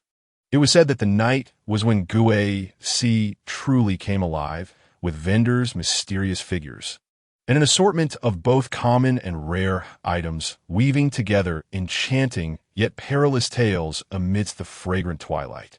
Wan Juyen was situated in an inconspicuous corner of Gui-Si. Upon entering, I was greeted by a subtle fragrance, neither cloying nor overly sweet, but rather comforting, as though stepping into a place I was inherently familiar with. It served as a far superior resting point compared to an inn, and it was free. Sanlang was assigned a guest room to recuperate, with the elderly Mu Daoist overseeing his care. Though he expressed a desire for Nya Qiaoren to attend to the patient due to his age, I firmly declined, knowing that such cunning behavior was not dictated by age. Lady Tang and young Master Tang remained close by, understanding that their son could not be left unattended at night. They even placed a kitchen knife within reach, ready to fend off the shadowy bride who plagued their nights. Despite their precautions, the marks of peach blossoms on young Master Tang's neck deepened with each passing day. I took the spirit to a secluded area in the back courtyard, ensuring we were alone before blowing gently into my palm. A soft glow danced within my hand, and before it dissipated, I pressed my palm atop the spirit's head. That hurts. What are you doing? Are you trying to kill me? The spirit squirmed in my grasp. Before it could finish its protest, I loosened my hold, and it transformed back into human form, retaining the exquisite demeanor of Shi, the proprietor of Wan Juyen. I then picked up a fallen leaf from the ground and flicked it at her, which transformed into a pale yellow dress, sparing her the embarrassment of nudity. She stared at herself in astonishment, then back at me. You actually helped me regain my human form? Carrying you around was becoming a bit tiresome, I replied, crossing my arms and leaning against the courtyard wall with a smile. However, do not rejoice too soon. My assistance will only allow you to maintain this form for 7 days. You are familiar with Beifong, and it will undoubtedly be more convenient for you to navigate in Shiyi's guise. She stood there, stunned for a long time, before suddenly stepping closer, her face mere inches from mine, whispering, You truly are a spirit. I smiled, but remained silent. I am indeed a spirit, and this temporary human form can only be achieved through otherworldly essence. She gazed at me as if seeing me for the first time, eager to scrutinize every pore on my face, gritting her teeth as she declared, as fellow spirits, Why are you so much more powerful than I? I chuckled. I merely fashioned a garment. I do not possess the ability to arbitrarily take away another's time. The distinction between strength and weakness is not so easily defined. She scoffed, then stepped back 2 feet, stroking her chin as she appraised me, saying, How I despise my feeble strength. Otherwise, I would truly like to discern your true nature. You claim you are not a fox spirit? I am far more graceful and dignified than a fox spirit, I retorted, rolling my eyes at her before turning to head indoors. It seemed there was no time for idle chatter. I must hasten to pay my respects to the esteemed Ren you mentioned. I shall accompany you, she offered, her spirits lifted now that she had returned to her human form. However, it is best to go at night. Those who raise giant serpents as household deities must harbor other mysteries. It is easier to conduct business under the cover of darkness and search for clues. When did I say I intended to sneak over the wall in the dark? I shot her a puzzled look. I planned to visit him openly. She seemed taken aback, shaking her head vigorously. I've heard that this fellow rarely sees guests, preferring to remain secluded, delegating most of his business to subordinates. As a stranger, he would not simply receive you without reason. Isn't he in the herbal medicine business? I grinned slyly. Such a person must surely enjoy a good cup of tea. What does that have to do with enjoying tea? She appeared utterly perplexed. Enough. You need only accompany me to knock on his door. If they inquire, just say I am your distant cousin. Why not say I am your cousin instead? Given your cultivation level, you must certainly be older than I, she muttered in discontent. Old spirit, but I appear younger than you. I shrugged, suddenly recalling something and asking her, do you still have any facial masks in stock? There are a few boxes remaining. She scanned my face appraisingly. You do not need such products, do you? I'm merely curious about the raw materials used in your masks, I replied, touching my face playfully. Since you have profited greatly from this, why not share the secrets of its ingredients with me? Even if your cultivation surpasses mine, you could never engage in this business, she retorted, a look of satisfaction crossing her face as she realized I finally had something I could not match her in. The spirit's mastery over time is a gift. A unique talent, much like how one cannot compare a fish's swimming speed to that of a cow's strength. Talent is indeed talent. I laughed and inquired why one would choose to distribute rather than control. She responded candidly, stating that no one can manipulate time as it is far too vast. Although there exist many entities capable of influencing time, such as the legendary axis of time hidden deep within the earth and guarded by the Eastern Sea Dragon clan, or the vermilion bird lantern wielded by the celestial deity Guanshirin, as well as the numerous time black holes scattered across various regions and overseen by priestesses, and even a creature known as Baiju that can hasten time. They all seem formidable enough to transcend time itself. However, in reality, time has never been subject to their control. What is past remains irrevocably past. Yet, this concept eludes the understanding of many. It has been years since I last encountered the once familiar term axis of time. The very thing that AOG had devoted 20 years to safeguarding has become worthless in the mouth of a mere time spirit. Although I did not fully grasp the deeper meaning of her words, I concurred with her sentiment. What is past is indeed past. She returned to the inner room and retrieved the last few boxes of facial masks from an antique double-door cabinet, handing them to Mu Daozhong and gesturing towards Yuan Sanlang. Apply them to his forehead, changing them every hour. Perhaps he will feel somewhat more comfortable. Have you reverted? Mu Daozhong exclaimed in astonishment. Did you hear my words? She arched her delicate brows. I did, Mu Daozhong replied, closing his mouth. Yet he opened the box in his hands with a look of confusion. This, some facial mask used by women? Why give it to this lad for his head? Just do as instructed. I stepped forward to assess Yuan Sanlang's condition, confirming he was gravely ill. The dark aura between his brows was faint yet deepening, and though he lay unconscious, he murmured in discomfort, occasionally clenching his teeth. I regrettably concluded that he could not hold on much longer. Exiting the bedroom, I encountered Niet Xiaoren, who was seated in the hall, lost in contemplation. Upon seeing Shi beside me, he merely frowned slightly and remarked, the matter concerning young Master Tang must be resolved promptly. I observed the peach blossom mark on his neck worsening, and he mentioned feeling tightness intermittently. That could be troublesome. Mu Daozhong, who had emerged to fetch water, interjected from behind us, quickly lowering his voice to avoid alerting Madame Tang in the room. If the peach blossom curse is not lifted, the onset time varies from person to person. Those in better health might last 2 or 3 months, while the weaker ones may not survive beyond 7 days. Young Master Tang's condition is precarious. What characteristics does this troublesome entity possess? Nijiaoren inquired. Mu Daozhong shook his head. It is not a living being.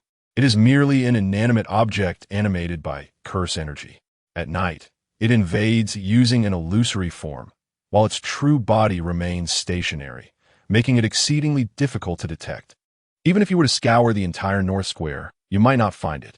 That is why I assert that the peach blossom curse is not the most formidable. However, the small knife cutting flesh poses a greater danger. Everyone fell silent. Only by locating the true body could young Master Tang avert disaster. But with the vastness of North Square, countless living and inanimate objects exist. Sifting through them would be akin to searching for a needle in a haystack. A thought struck me, and I asked Mu Daozhong, if we dispel the shadow at night, what would happen if we chose to ignore it? Mu Daozhong replied, I fear it would lead to the binding of his soul, rendering him unable to act of his own accord, descending into eternal despair. Upon hearing this, I suggested, we constantly ponder how to find it. Why not consider the opposite? Nietzschean immediately grasped my intent. That was precisely my thought. I blinked, though it felt somewhat audacious. The innkeeper's intention was to test this approach. A cluster of heads huddled together, murmuring earnestly. Chapter 59, Time, 9. What I require now is efficiency. Every task at hand must be pursued with urgency. Emerging from Wanjuyan, I scarcely had time to drink water before hastening to the fabled inn zone. Guided by Shi, it was just the two of us. Nietzschean initially intended to accompany us, but when I inquired if he knew Lord Ing, he affirmed that he did. In the past, while patrolling North Square, his horse had obstructed Lord Ying's sedan chair. Although the man did not disembark, he graciously made way and exchanged a few pleasantries, merely out of curiosity to meet the renowned figure. He had not seen Lord Ying's face, but felt that the man possessed an extraordinary presence. Though he bowed his head to yield, he bore an air of pride. I informed him that this was precisely why he was not invited, as compared to his aura of menace. Shi and I appeared far safer. They would perceive us as delicate women, thus lowering their guard. To avoid drawing attention, I refrained from employing magic or riding a dragon horse. Instead, opting to sit in a hired sedan chair, traversing the streets and alleys, even offering the bearers a generous tip to hasten their pace. Initially, upon hearing our destination, the sedan bearers hesitated, displaying reluctance, but Shi generously offered them triple the usual fare, and thus some accepted the job. Inside the jolting sedan, I partially lifted the curtain and leaned forward to inquire of the young sedan bearer. My good fellow, I noticed that your expression soured upon hearing the name Inzone. He ran swiftly while responding loudly. Indeed, young lady, were it not for your generous offer, my companions and I would never willingly venture there. I chuckled. What are you suggesting? Is there a man-eating tiger residing there? There is no tiger, but there is a Baihu Xing, he replied without hesitation. Oh, I raised an eyebrow. The title Baihu Xing is indeed a calamity for women. Did the women of Lord Ying's household offend you? Who would dare associate with her? That would be courting death. He vehemently denied. I see you are unfamiliar with our North Square. You must not know the formidable nature of Baihu Xing. 3. Yes, 3 fine young men have met their demise at her hands. Now, we do not even dare to cast a glance in her direction. So formidable. Does Lord Ying's family harbor a lioness? I feigned surprise. What nonsense! Lord Ying's wife passed away long ago. He never remarried. I speak of Lord Ying's beloved daughter, who is also named Mingzhu. The sedan bearer began to divulge the story. Years ago, whenever one spoke of Miss Mingzhu, it was with the countenance of a toad yearning for a swan's flesh, for she was exceptionally beautiful and the daughter of a prominent family. It was said that she possessed an exceptionally gentle disposition, and suitors flocked to seek her hand in marriage. However, the first betrothed died suddenly at home before the wedding day could arrive. 2 years later, a second engagement was arranged, only for that young man to drown while traveling for business. He too met an untimely end before he could fulfill his role as groom. Rumors began to circulate that Miss Mingzhu was the harbinger of Baihu Xing, destined to bring misfortune to her marital family. Yet still, there were infatuated suitors who defied fate. And 2 years ago, another engagement was settled. Can you guess what transpired? Surely he did not die again? I exclaimed, my eyes widening. Indeed, this third betrothed was also unfortunate. While strolling down the street, he witnessed a quarrel and, in a moment of kindness, attempted to intervene, only to be stabbed. Although it was not a fatal wound, it festered and ultimately led to his demise. I have heard their family lamenting, unable to confront Lord Ing, yet they can only mourn outside their home, cursing Miss Mingzhu as a malevolent spirit of Baihu Xing. I have heard it with my own ears. That seems excessive. I shook my head. Although tragic, it was still an accident. By the way, you mentioned that family does not dare to confront Lord Ing. Are they not afraid of him? Why else? He candidly stated, Lord Ing is a figure of significance in our North Square. It is said that he only sells one type of medicinal herb, which is remarkably effective for pain relief. Numerous apothecaries in the 4 squares conduct business with him, and most regard him with great respect, fearing to offend him. Regardless of Lord Ying's temperament or abilities, merely the fact that he raises a large snake as a household deity is enough to terrify ordinary people. Would you not agree? Who in their right mind keeps such a creature at home? However, that large snake seems to have died last year. I heard from a night watchman that it was blown up, leaving no remains. Perhaps that could be viewed as a service to the people. Who knows when that snake might emerge to devour innocents?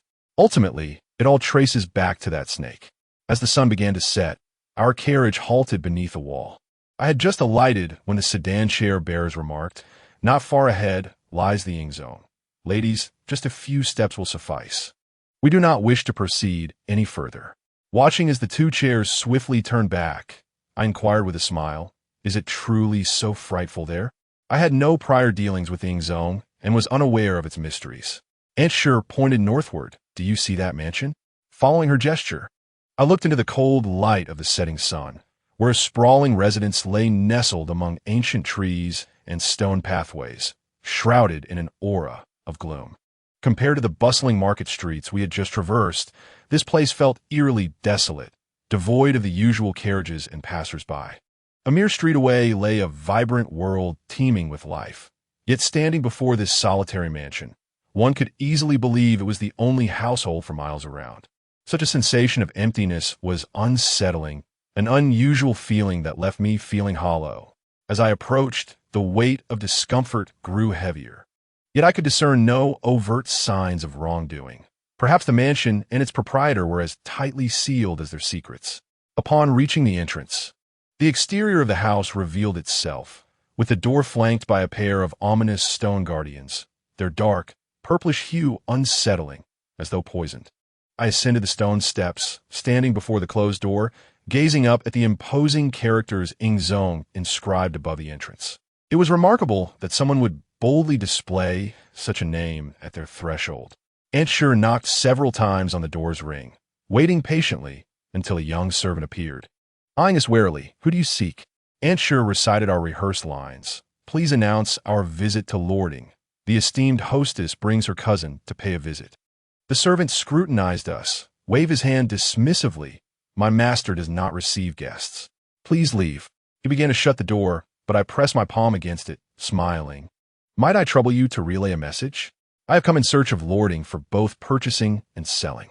His wares are fine, yet mine are even better. Treasures that cannot be found in the four corners of the market. What do you sell?" The servant's curiosity was piqued. "You will know once I present it to your master," I replied, slipping a few silver coins into his hand. After a moment's consideration and another appraising glance at us, he conceded, "Very well, I shall announce you. Please wait, but if my master refuses to see you, do not press me further." "Thank you." Aunt Sure glanced around, her dissatisfaction evident. "I do not understand why you insist on a straightforward meeting with him. Although I have had no dealings with him, I have heard he is quite a peculiar individual." As her voice quivered with emotion, she continued, "The thought of the button falling into his hands makes me weep. If it has met a grim fate, you should confront the culprit. If it yet lives, you must steel yourself and meet lording properly." I pulled her aside. "The more transparent we are, the less he will suspect us, thereby increasing our chances of uncovering the truth." She stifled her tears, contemplating. "You are right." With her hands clasped together, she murmured to the heavens, "May any benevolent deity ensure the safety of the button." A moment later, the door creaked open, and the young servant peeked out. "My master requests the presence of Sure Laoban." We exchanged glances and stepped over the threshold. Behind us, the door slammed shut. Chapter 60. Time 10. He was indeed a man with an extraordinary affinity for the color black. Aside from the red petals embroidered on his skin and robe, no other hue adorned him. Even the furniture, the bookshelves, the floorboards, the window frames, the drapery hanging in the room, and the teacup before me were all cloaked in black. The legendary lording, known for his reclusiveness, was more handsome than I had imagined, and his courtesy and politeness were unexpected, his demeanor entirely composed, smiling, humble, even gentle. It was rare to encounter a man so intent on enveloping himself in darkness. His only visible flaw was his left eye, obscured by thick bandages. He sat elegantly in a dark wood carved chair at the center of the side hall, gracefully holding a teacup. In his 40s, he was tall and well-preserved, exhibiting no signs of aging. I had long heard of Sir Laoban's esteemed clientele and his profitable dealings, often intending to visit yet always finding myself preoccupied. His speech was measured and polite, creating a pleasant atmosphere. The servant remarked, "Madam Sure has come to seek both to purchase and to sell. What does this entail?" I responded, "Forgive my boldness. I have long admired Lord.'s reputation, and thus requested my cousin to introduce us." I observed his bandaged eye, realizing my arrival may have been abrupt. "I hope you are not unwell, Lording. It is merely a common ailment. Nothing serious." He assessed me carefully. "May I ask your name, young lady? Your attire is quite distinctive. Whence do you hail?" I chuckled lightly. "I run a shop in the East District where everyone calls me the proprietress." "And your establishment's name?" "Nothing noteworthy," I replied modestly. "I shan't compare it to Lording's esteemed business.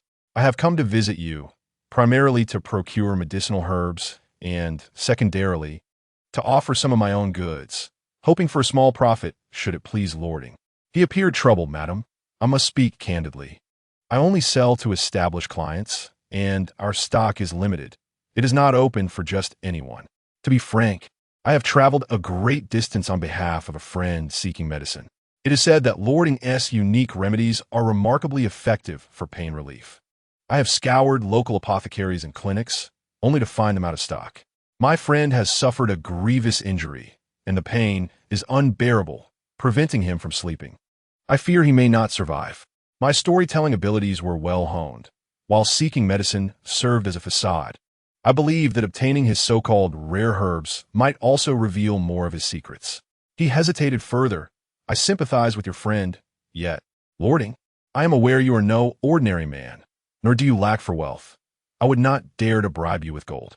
I retrieved a small porcelain vial from my cloth bag. "This is tea from my shop, possessing a rather unique flavor, not something easily found. Please taste it. If it pleases you, I would gladly exchange it for a single medicinal herb. Even just one will do." The young servant beside us burst into laughter, his tone laced with mockery.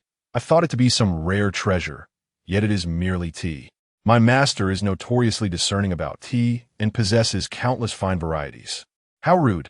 He lightly tapped the table, instantly silencing the servant. I stood firm, insistently offering the porcelain vial. Let Lording decide after tasting.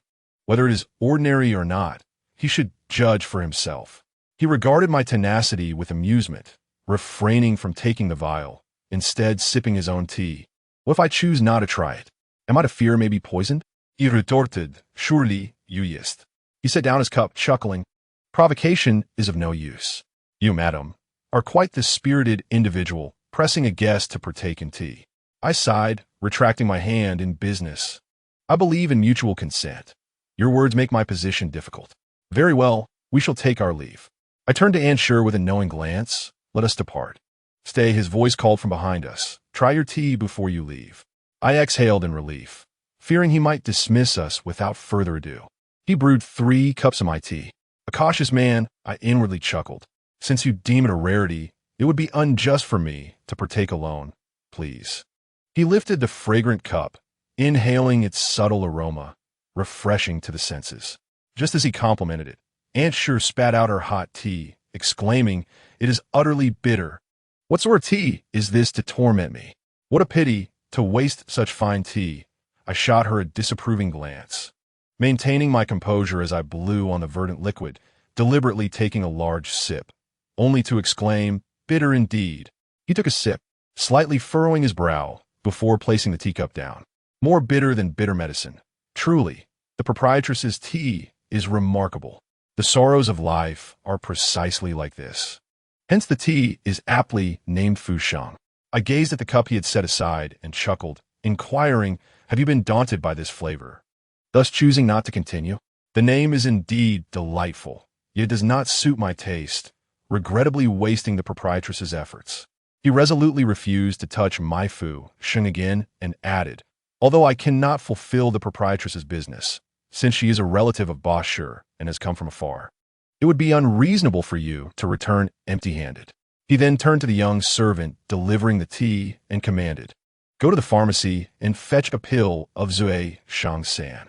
The name Zue Shang-san is quite fitting for Lord Ying's medicine as well. I replied with a smile. to be drunk and dream of death, oblivious to ailments. Fu sheng ti, anze sheng san. Sharing a character is indeed a fateful connection. He glanced at the teacup that had turned cold after just one sip. A pity that it is not fated for me. It is not that it is fated, but rather that Lord Ying is impervious. I am unsure how the term impervious came to mind. Yet this man indeed lives like an insulator, refusing to allow anything from the outside to touch his life. The proprietress spoke with great wit, when suddenly a young maid rushed in, her face pale and anxious, interrupting his calm demeanor. What is the matter that brings such alarm? He was a considerate host, his tone devoid of reproach. The maid, breathless, exclaimed, "Miss has just fainted. Has she taken her medicine on time today?" He remained composed.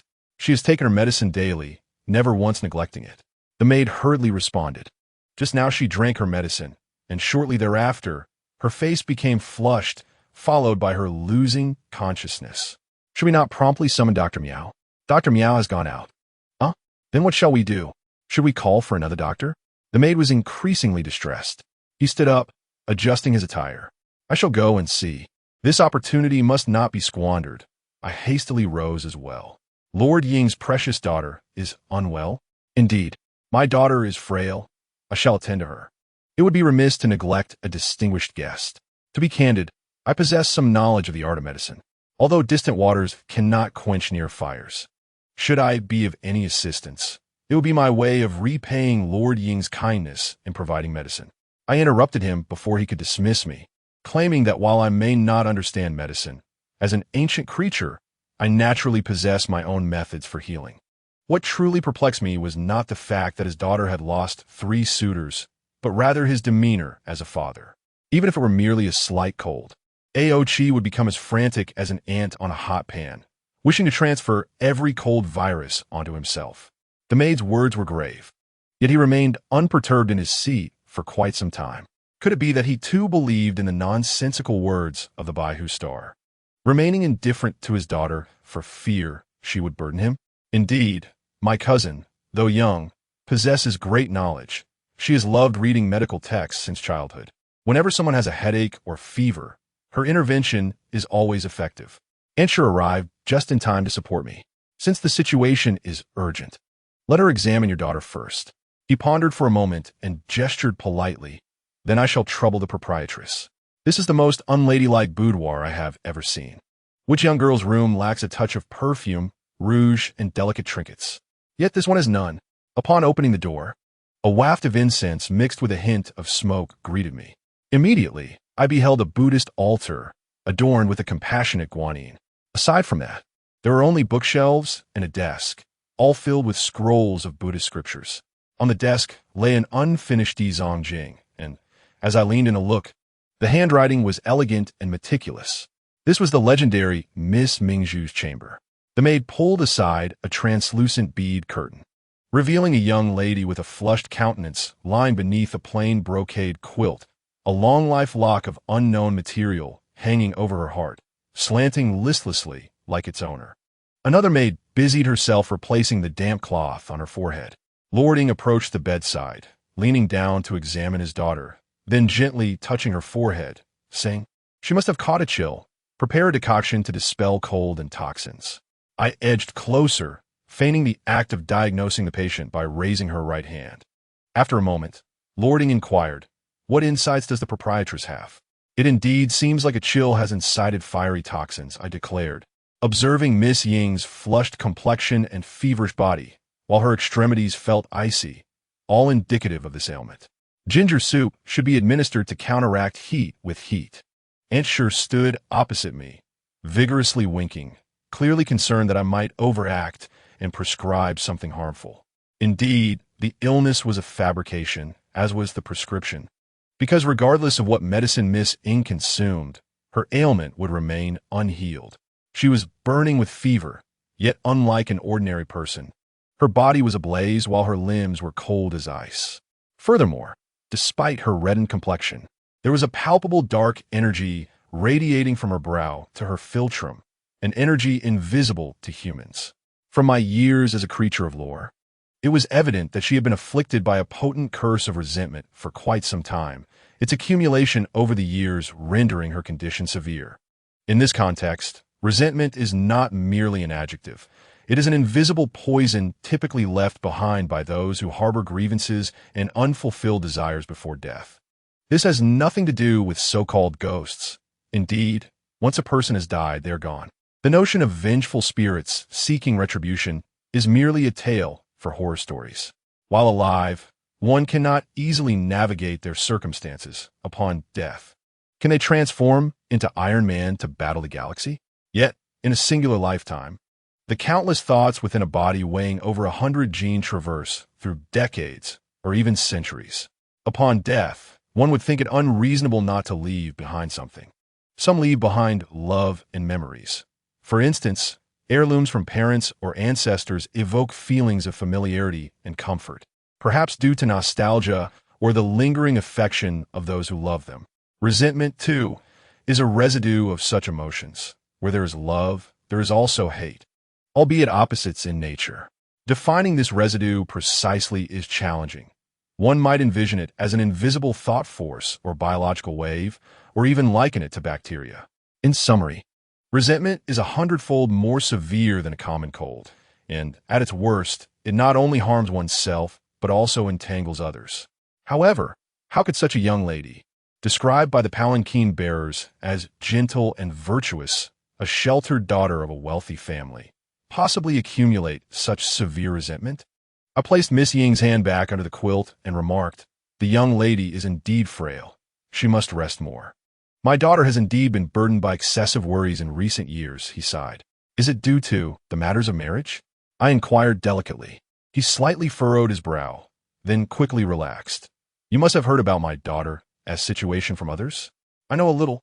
I observed the sickly young lady whose poor complexion could not conceal her innate beauty, explaining why so many infatuated suitors have remained captivated by her. Good news seldom leaves the house," he chuckled, resigned to fate, lamenting that his daughter had yet to experience the joys of marriage. "Medicine can cure ailments. It cannot alter fate." Ansher interjected hastily. "That cannot be said. Those are merely the idle gossip of townsfolk. Your daughter will surely find a worthy husband. As long as she is safe." He calmly expressed his acceptance of fate, his eyes betraying no emotion. He then glanced at the sky, remarking, "It is getting late. I shall not keep you two any longer." The young servant had already brought the Sheng San a wait outside. "Please, a man without any leaks, thus far. I have found no traces linking him to Li Cozy, nor have I witnessed anything amiss within the Ying ancestral tomb. The only thing that perplexes me is his indifference towards his daughter." "Well then, we have troubled you today. We shall take our leave." I could find no reason to linger any longer, especially as night had fallen, and my mind was still occupied with the unfortunate soul in Wan Juyen. At that moment, Missing murmured in her sleep beneath the covers. "One object, one number, creates one Ganges sand, one realm." The maid swiftly grasped her hand, calling out, "Miss, wake up. Please do not frighten us any longer." She slowly opened her eyes, and, upon seeing Lord Ying, weakly uttered the word "father."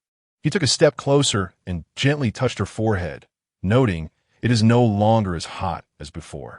I have instructed them to prepare medicine for you." "I have troubled you again, father," she said, propped up by the maid as she sat up, the flush on her face slightly diminished. "You must take care of your health." In his gaze, she found no hint of paternal warmth, akin to comforting one whom one has met only a few times. "You must take your medicine on time and rest well. I shall take my leave now." Understanding, she replied, "Father, walk carefully," and glanced at us curiously, yet refrained from questioning who we were, instead bidding him farewell with polite obedience. As for Lord Ying, he had no intention of introducing us to her throughout the exchange. I could only smile at her and follow Lord Ying as we exited. Before we had even left the inner room, the sound of rustling and a woman's voice reached us. "Miss, what are you doing? Even in your condition, why are you not resting properly?" "I have yet to finish copying the scriptures." "What more is there to copy? You have been at it all night. Help me over there." "Miss, no more words." I retracted my foot, turning back to see the frail girl, barely resembling a shadow, stubbornly walking outside with the maid as support. The light silver cloak draped over her seemed almost burdensome. Life had already become exceedingly limited for her. This was my foreboding. Missing, you have just awakened. It is not wise to leave your bed. I stepped back to block her path. Is this sister a friend of my father? She asked, her voice weak and frail from her exhaustion. Not exactly. I have come to seek medicine for your father, I replied, contemplating her nearly lifeless eyes, suggesting, perhaps I should assist you back to bed? You are a fine young lady. Do not put yourself through such hardship. She thanked me but resolutely replied, I am feeling much better now. Lying down would be pointless. Copying scriptures is more calming. In that case, I shall not stop you. I understood that my interference would be futile and inquired, are you copying the Dizong Jing? Indeed. She looked at me with slight surprise. Sister, do you know this scripture? Though not of the Buddhist faith, I have heard of it. I deftly tightened the ties of her loosened cloak, saying, you are indeed a devout person. Even your dreams echo this scripture. Given your frailty, you must take care. Ensure your cloak is fastened properly. She touched the belt I had tied for her and smiled gratefully. Sister, you are quite thoughtful. Should you become a mother in the future, your children will surely be very fortunate. After saying this, she coughed a few times, causing the longevity lock at her chest to sway. I hope so. I could not bear to prolong the conversation. It was evident that even smiling was a struggle for her. Go ahead and copy the scriptures. The maid assisted her in sitting at the desk, and I observed as she dipped her brush into the ink, her focus evident. I was reminded that she might already be at the twilight of her life. Though life and death are natural occurrences, she was still so young, having not even reached the day of donning a wedding gown. This thought unsettled me. Before departing, I turned back and suddenly asked her, among the many scriptures in this world, why do you specifically choose to copy the Dizong Jing? The brush halted abruptly above the unfinished characters, and after a moment of silence, she looked up and smiled. Sister, do you know of Dizong Bodhisattva? Until hell is empty, I vow not to attain Buddhahood. Only when all beings are ferried across will I realize enlightenment. I replied, a bodhisattva with such a noble aspiration must surely rescue others from suffering. She lowered her head and resumed her diligent copying. This was her answer. I refrained from disturbing her further and turned to leave the room. At the door, Lord Ing and Aunt Sher were waiting. Upon seeing me emerge, Lord Ing remarked, it seems that the mistress and your young lady have quite the affinity. She rarely speaks with strangers. I was concerned for her frail health and intended to urge her to rest. If her mother were present, she would surely be heartbroken. I intentionally jabbed at this irresponsible father. Lord Ing chuckled, this way please. He seemed unfazed by my words. Upon returning to the hall, a young servant held a small brocade box, which he respectfully handed to me on Lord Ing's instruction. After expressing my gratitude and bidding farewell, he mentioned he had matters to attend to and would not personally see us off, sending the young servant to guide us out. Our initial meeting with Lord Ing had been devoid of surprises or dangers. The night had long since enveloped the surroundings in darkness, and the night at Ingzong was fittingly somber, lacking brilliant lights. Even the number of servants entering and exiting the residence was disproportionate to its vastness. The dim lights and sparse people made the expansive estate feel unsettling. Even when the path was calm and nothing occurred, anxiety lingered, as if some monstrous creature might leap from the shadows or the depths of the trees. Such a manner required no special guard. The eerie atmosphere alone would deter even the most audacious thieves. The young servant carried a lantern to lead the way, its flickering flame barely illuminating our path. Aunt Sher tugged at my hand and whispered, have you noticed? There isn't a single flower in this residence. Upon her remark, I too found it peculiar.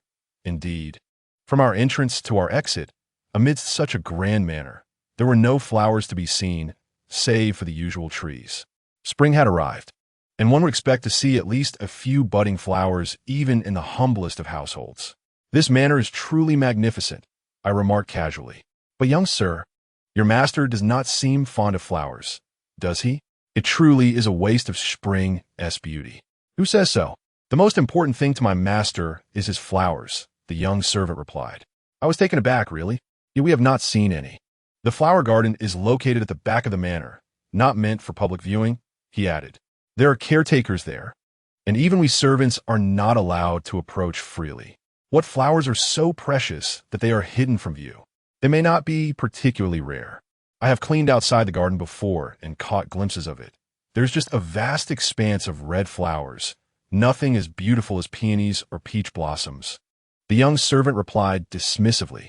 Usually, my master and Dr. Meow tend to it personally. Perhaps the elderly gentleman's tastes differ from ours. Who is Dr. Meow? I vaguely recalled a mention of him when the maid sought him out. He is the doctor residing in our household, the young servant explained. Whenever we have ailments, it is Dr. Meow who attends to us. He is over 80 and possesses remarkable medical skills. Our young lady's health relies entirely on his care. The loquacious young servant glanced around before lowering his voice. The young lady is also quite pitiful. Her health has always been poor, and at 23, she has yet to find a suitor. She has also acquired a bad reputation. It seems she will have no hopes for this lifetime, alas. Each has their own fate. I replied, shifting the conversation. Given Lord.'s affluence, he must treat you well. Your lives must be considerably more comfortable compared to other servants. Lord.' is indeed generous. During festivals, we receive extra red envelopes, and everyone feels fortunate to be in such a good household, the young servant confirmed. Compared to other wealthy families, my master is known for his kindness. It is said that over a decade ago, the old steward at Ingzone, driven by greed, gathered all the servants and maidens one night, bound Lord.', and looted all valuables from Ingzone, even stabbing him before fleeing. Fortunately, he survived. When the authorities came to investigate, Lord.' claimed it was his fault for not managing his household properly, and if they ever found the culprits, he would not hold it against them. Such magnanimity is not common. Regrettably, over the years, that band of traitorous ingrates has not been found. Not a single one has been located. The heavens must be blind, the young servant said, his voice filled with indignation. My master has but one requirement of his servants, to adhere to the rules.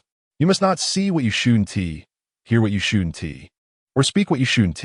Those who break the rules are promptly dismissed, without exception. I smiled, then, by sharing so much about your master's affairs with us. Are you not afraid of being dismissed? These matters, even if I remain silent, have become the subject of much speculation outside. The young servant curled his lips. There are few people in the residence, and we cannot casually venture out.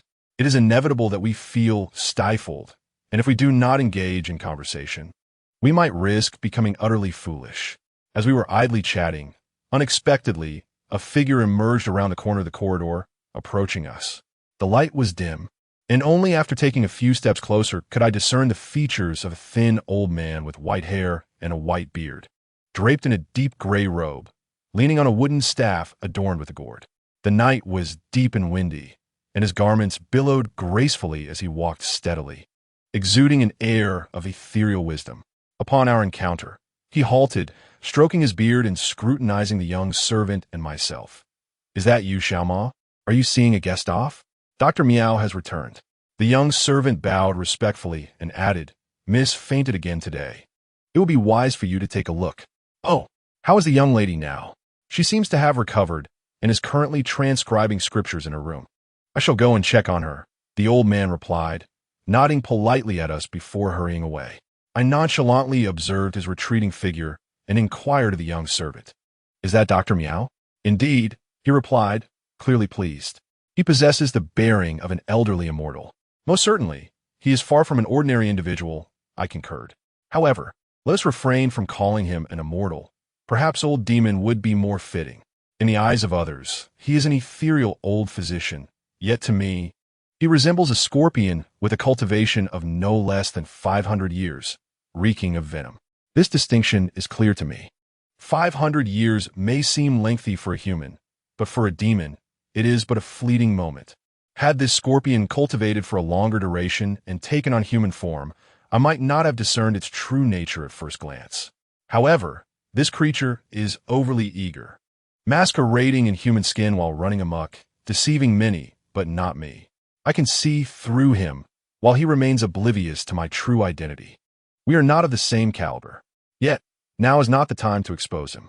I chuckled inwardly, considering the esteemed Master Ing and the Grand Ing tomb, seemingly prosperous and tranquil, yet secretly nurturing a great serpent to consume people or venerating a scorpion as a deity. The proverbial heart of a serpent and scorpion may befall any number of individuals here. Chapter 62. Time 12. That old man is a scorpion? Ensure gazed at me in astonishment. Indeed, leaning against the outer wall of the Ing tomb, I walked slowly, occasionally crouching to examine the surroundings. How can that be? Ensure found it hard to believe. How could anyone entrust their kin to a scorpion for treatment? Does he even realize he resides in their home? You see, even I cannot see through the true form of that demon. You possess almost no demon power, hence you cannot perceive it. As for whether that man is aware, it is difficult to ascertain. I focused on a few ant corpses at the wall's base, then lifted my gaze to the deep purple bricks. Scorpion demons are notoriously treacherous, solely intent on harming lives. Will you not take action? She seemed anxious. If he is in cahoots with Master Ing, could this not spell disaster? The fate of the child will reveal itself after tonight. I value efficiency in business. I continued examining the wall bricks. However, scorpion demons come in many varieties. Not all are vile creatures. Years ago, I encountered one who later became a reliable business partner. The tea that nearly brought you to the brink of death was cultivated by him. Aunt Sure stared at me in disbelief, then sighed. Very well, regardless of your origins. What must we do next to retrieve the child? Look at this wall. I beckoned her with a finger. What is so fascinating about the wall? She approached, her expression skeptical. The wall is toxic. I pointed to the dead ants and other insects. Any small creature that has crawled upon this wall has perished. Someone has infused poison into the bricks. It may not be lethal to humans, but small creatures surely cannot withstand it. The entire Ing tomb is ensconced within a toxic wall. Aunt Sure pondered, unable to comprehend the reasoning behind such a measure. Surely, it cannot be merely to prevent flying insects and ants from entering the residence. It serves as a barrier, I replied, rising. The scorpion demon exudes potent miasma, yet once I step outside, the scent dissipates entirely. Besides the miasma of the scorpion demon, there must be other foul odors within the Ing tomb. With this toxic wall, the poison counteracts the poison, neutralizing each other, thus avoiding attracting the attention of outsiders, particularly those with spiritual prowess. It is rather an astute tactic. What should we do then? Ensure gazed up at the towering toxic wall, stamping her foot. I warned that girl not to provoke this family. Look what has happened. Ah well, rebellious children often behave this way. I grasped her arm. Let us return to Wanjuyen. I estimate the time is nearly upon us. Will we succeed? Ensure appeared anxious. If there is a mistake, young Master Tang may only celebrate the Qingming festival. I surveyed the empty road ahead, knowing we could not afford any errors. Let us go. It is night, and without anyone around, I will take you back swiftly. Wait. Ensure clutched my arm tightly. Look over there. Following her gaze, I noticed several figures of varying heights stealthily emerging from a narrow path. Leading the group was Mu Daozhong, followed closely by Madame Tang with a glue and 5 chess pieces, and Ye Qiaoren wielding a sword for protection, with an unknown sleeping figure on his back. They paused intermittently, their direction aligned with the Ing tomb. I hurried to meet them. Upon seeing me, Mu Daozhong was filled with joy, yet dared not raise his voice. Lowering it as he exclaimed, "It worked! It worked! The mistress has succeeded." I glanced at Nye Qiaoren, who solemnly nodded at me before turning to the unknown figure, saying, "Your daughter sleeps far too soundly." With that, he shook the unknown figure gently. "Your mother called you for dinner." The unknown suddenly opened his eyes, and upon spotting me, leapt down with renewed energy, rushing to embrace me. "Mama!" I saw a shadow take Brother Tang away. It vanished in an instant. We witnessed it as well. Both glue and 5 chess pieces chimed in unison. "What are you little rascals doing here?" I turned to scold Mu Daozhong. "You are too lenient. Why bring them out?" "It is not that we are lenient," Mu Daozhong protested. "Surely you know your daughter's temperament? She threatened to burn down my Tianxian temple again if I did not bring them along. I truly dare not take that risk." "All right, enough of that." I called the 3 little ones over, sternly instructing, "Now that you are here, you must obey." Whatever I ask you to do, you must comply, or I shall never take you along for any treats or amusements in the future." The three of them nodded vigorously. "Is everything proceeding smoothly?" I turned to Mu Daozhong. "Smoothly." He presented an object pinched between his fingers. "Look, everything is as you predicted." A slender, flexible strand of hair gleamed even in the night. Before departing from Wan Juyin, I had plucked a strand and tied it to young Master Tang's left foot. The other end I entrusted to Mu Daozhong. Our method of counterattack is to offer no resistance when a shadow comes to take young Master Tang. The danger and opportunity are evenly matched. When I plainly explained the stakes to Madame Tang and made it clear that the decision to implement this plan rested with her, she said nothing, and after a brief moment of contemplation, she nodded without inquiring about my level of certainty, only asking me before I left, "If it were you, would you make the same decision?" "Indeed," I replied, "at least I am taking action rather than waiting for death. My hair carries my demonic aura. Unless someone possesses greater spiritual power than I, it will remain bound to young Master Tang. No matter how far he is taken, it will stretch as needed, and I require it to lead me to the true culprit." When a shadow reappears to seize young Master Tang, everyone remains still, watching as it finally drags the entranced young Master Tang from his bed, enveloping him before vanishing into thin air. Mu Daozhong clutched the other end of the hair tightly, and our group swiftly followed along its seemingly infinite length. Now, we stood at the entrance of the Ying tomb, the strand of hair silently crossing over the enclosing wall. We trailed behind it, silently passing through the wall, landing softly on the yielding earth. I accepted Mu Daozhong's task, taking the hair and swiftly moving forward along its path. At this moment, the cemetery of Yingzi was so silent that even the chirping of insects could not be heard. Every house along the way had its doors and windows tightly shut, with only a few lanterns hanging beneath the eaves, flickering like will-o'-the-wisps in the night breeze. Everything proceeded smoothly, as if entering a realm devoid of human presence. Soon, I found myself standing before a closed archway, unremarkable in its position at the northwest corner of the residence, surrounded by jagged artificial mountains. A beam of moonlight filtered through the dense clouds, casting the rocks into grayish-white monsters. My hair distinctly slipped through the crack of the archway. Behind me, Madame Tang stared intently at the door, inquiring if anyone was inside. "Most likely. Do not act rashly," I cautioned.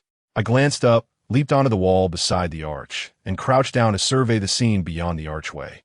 Crimson flowers, akin to a sea of red, swayed beneath my feet, filling nearly half the expanse of a football field. The flower bed was square-shaped with hardly any gaps, and at each corner stood a life-size stone statue, their features indistinct. However, I could see that the statue in the northern corner was cradling a pale figure. Dressed in white robes, it was the young Master Tang. The flower bed was unguarded, and I swiftly jumped down, opened the archway from within, and called out to those outside, "This is the place. I see someone." Madame Tang's eyes sparkled with hope, completely forgetting her age as she rushed inside. "Where is Zhang?" I led her towards the northern corner, where soon a decapitated statue came into view. Judging by its attire and posture, it appeared to be a female figure. And at that moment, the unconscious young Master Tang was being tightly embraced by its stone arms. The troubling part was that his body was slowly sinking into the statue. The Taoist Mu had mentioned that the ultimate consequences of the peach blossom curse were threefold. First, the inanimate would triumph, taking away the beloved to become one and never part. Second, the inanimate would be expelled, but the peach blossom chain would tighten, making escape from death impossible. Third, if the entity could be found before a life was lost and burned, the curse would be broken. What close call, we had just made it in time. It was infuriating, though, that it was a headless statue. Taoist Mu rushed over, panting, only to freeze in shock at the sight before him. Why is he still sinking in? I had thought that the so-called becoming one merely meant the statue, holding him tightly. Unknown exclaimed in astonishment. "Oh no, Brother Tang is stuck inside." Madame Tang grew frantic, grasping her son's hand and pulling with all her might, shouting, "Demon, let go of my Zhang." Yet, it was Nie Xiaoran who was the most ruthless and decisive. Without uttering a word, she swung her sword, sparks flying. and the blade fell right next to the young Master Tang's head, cleaving the statue unevenly in two. The front half, with the young Master Tang embedded within, toppled forward, and Taoist Mu and the others hurried to catch him, fearing the stone slab on his back would crush him. While the rear half of the statue was shattered by Nietzsche's palm, scattering into an array of large and small fragments. Thus, could we solve the immediate crisis? Nietzsche retracted her hand. Even martial men have their advantages. With this, we merely needed to find a way to extract the young Master Tang from that thin slice, no longer worrying about him being trapped and dying within the statue. However, events did not unfold as we had envisioned, and instead presented us with a considerable surprise. The stone fragments shattered by Nietzsche quickly reassembled into a whole, and with a loud snap, they drew the young Master Tang, along with the stone slab on his back inside, rendering the statue intact once more. This cannot be allowed to continue. It must be burnt. Taoist Mu shouted. The only way to break the peach blossom curse is by burning it. But Brother Tang is still being embraced by it. If you burn the statue, Brother Tang will become barbecued meat. Even Glue knows where the key point lies. What a vicious plot. It seems they had already calculated the young Master Tang's fate and cared not for any actions we might take upon finding the entity. If we cannot locate the statue, Brother Tang dies. If we do find it, Brother Tang still dies. What kind of grudge could drive such cruelty? What to do? Madame Tang struggled to maintain her composure. But upon seeing her son's body gradually sinking, she nearly crushed my hand. Once the young Master Tang was completely engulfed by the statue, we could only offer him paper offerings. I had no time to ponder other methods. I steeled my resolve and called Unknown over. Listen carefully. You are skilled with water, and you're skilled with fire. According to logic, water and fire cannot coexist. So, Unknown, you position yourself behind the statue and exert your utmost strength to burn it. Do not worry about anything else. Glue, you stand in front, continuously spraying water on Brother Tang until Unknown's flames cease, creating a barrier to separate him from the flames. But be cautious with your range. Try not to spray the statue. Do you understand? The two youngsters nodded, without hesitation. Go! I signaled for everyone to step back, grasping Madame Tang's hand, willing to give it a try. Madame Tang trembled violently, gritting her teeth as she nodded. No one anticipated that the fate of the young Master Tang would rest upon the shoulders of these two children.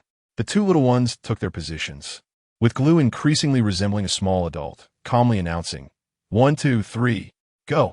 A golden flame surged forth, sent out like a little dragon by Unknown, and upon encountering the statue, it instantly spread, reaching heights of 2 to 3 meters, and the little girl's face flushed red with the effort. In front, a stream of clear water cascaded down. Glue deftly controlled the range of the water flow, ensuring it drenched only the person and not the stone, creating a protective barrier around Brother Tang to shield him from the flames. Everyone, including Nietzsche, was rendered speechless. I myself was slightly astonished. The two little ones exhibited far better control over their abilities than I had imagined. Time had not only brought about their physical growth.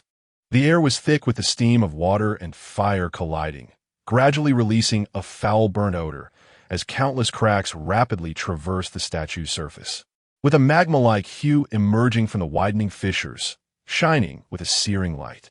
With a loud bang, the statue shattered into pieces.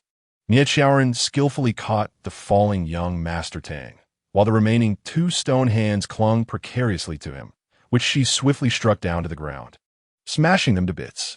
Amidst the rubble, a ghostly voice wailed, "My dear, do not leave. I often say that all things possess a spirit, a statue, standing alone for eternity, exposed to the passage of time, absorbing the essence of the sun and moon, could not help but develop its own thoughts. Tragically, such thoughts were not only unfulfilled but turned into a tool for murder. The broken stones continued to call out for their beloved, their voices dwindling. Unknown approached me, puzzled, and asked, "Mom, is it a monster?" I shook my head. If it were a monster, it would not be so easily bound by the peach blossom curse. It is still a statue, an inanimate object, not even a rudimentary stone spirit. Perhaps it has absorbed some of the spirit of heaven and earth, faintly developing shallow thoughts. Will it still harm people? Should we smash it further? Glue questioned. The one who caused harm is not it, but the one who used the peach blossom curse to bind it to the young Master Tang. I replied, glancing at the still smoking fragments. Your water and fire have returned it to its original form. Now it is merely an ordinary stone, suitable for paving roads and building bridges. Madame Tang clutched her son tightly, still anxious. Is it truly safe now? It is safe, it is safe. Taoist Mu interjected, lifting the young Master Tang's head. Madam, look at your son's neck. The clean neck bore none of the ominous traces it once had. Most importantly, glue had protected him well. Not a single hair on his body had been singed. Madame Tang sighed in relief, her eyes soon brimming with tears, overwhelmed by the narrow escape. Observing this scene, Niet Sharon remarked with a half-smile, Madame Tang should award you a plaque for exemplary parenting. I shot her a glance. As long as the plaque is made of pure gold, the content is inconsequential. They are still so young. Such abilities must not be the result of mere training, Niet Sharon casually remarked. It seems they have inherited either from you or your husband. You have been in Yumengua for some time. Why have you yet to meet him? Ismerkt internelli, you cleverone, Niet Shaoren. You harbor a multitude of mysteries yourself, from the icy stalactites in Mimi, Cun's cavern to the character Lu inscribed on the sword tassel, and even the youthful body that, like mine, has not been taken by the temporal demons. Yet you offer no transparency. By what right do you demand it from others? You are overthinking it. Perhaps my child is simply exceptionally gifted. I chuckled lightly, as I have already mentioned the identity of the child's father, a fool, a heartless merchant who seldom returns home. When he eventually comes back, I shall take him to drink with you. I await your favorable news. He regarded me with profound meaning, choosing not to inquire further. The garden fell silent once more, the crescent moon cautiously peeking from behind the clouds. And everything seemed to be progressing smoothly. It was evident that the inhabitants of this flower grave were deaf. Amidst fire and water, not a single soul approached to investigate. I looked around, and aside from the vast sea of flowers, there wasn't even a single restless mosquito. Let's first escort young Master Tang back. Niet Shaoren crouched down, signaling Madame Tang to place the still unconscious young Master Tang onto his back. As a group, we retraced our steps along the narrow path bordering the flower sea, moving swiftly. Yet we covered a distance more than twice the circumference of the garden without encountering the archway we came through. The layout of the garden was straightforward, square in shape, with a swaying sea of flowers at the center and a narrow path of black mud along the edges suitable for two to walk side by side, devoid of any mystery. For stone statues stood at the corners of the garden, no matter how far we wandered. We ultimately returned to the headless statue that had been burned, with walls surrounding us and no exit in sight. Nichio Ren Holtud, surveying the surroundings with a cold gaze. It seemed someone was reluctant to let us leave. Madame Tang, aged and gasping for breath, remarked, wandering in place with no visible exit. Could it be that we are caught in a wall of ghosts? It was hard to say. Taoist Mu fished out a compass from his treasure pouch, mumbling as he fiddled with it. We had entered from the north, so the archway should lie in that direction. He glanced at the compass needle, confirming with his fingers the direction was correct. It was indeed over there, yet without a door. Could this be a trick of the mysterious arts? I remained silent, my gaze fixed upon the alluringly vibrant flowers in the night. Their red hue reminiscent of something extracted from blood, tempting, perilous, intertwined. Do you know what kind of flower this is? I suddenly posed an unrelated question. Madame Tang furrowed her brow. The flowers all look quite similar. How can I know what they are? What purpose does your inquiry serve? Taoist Mu shook his head. It somewhat resembles a poppy, but yet it seems not. It is the opium poppy. The vivid red reflected in my eyes. To be precise, they were likely the opium poppies. Opium poppy? Madame Tang queried, puzzled, having never heard of such a flower. Its fruit can be refined into a hallucinogenic and stimulating poison. I retrieved the Zue Sheng San that Lord Ing had given me, asserting that the unique medicine for the Ing family was remarkably effective for pain relief, undoubtedly aided by these flowers.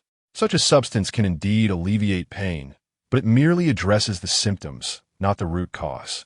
It deceives the body into experiencing pleasure for a brief time, allowing one to forget their suffering.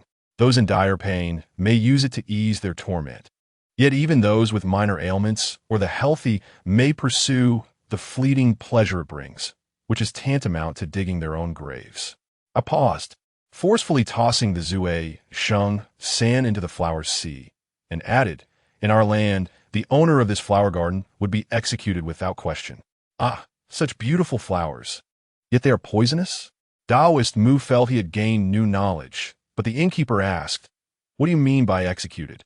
I shot him a glance, exasperated that he had failed to grasp the significance.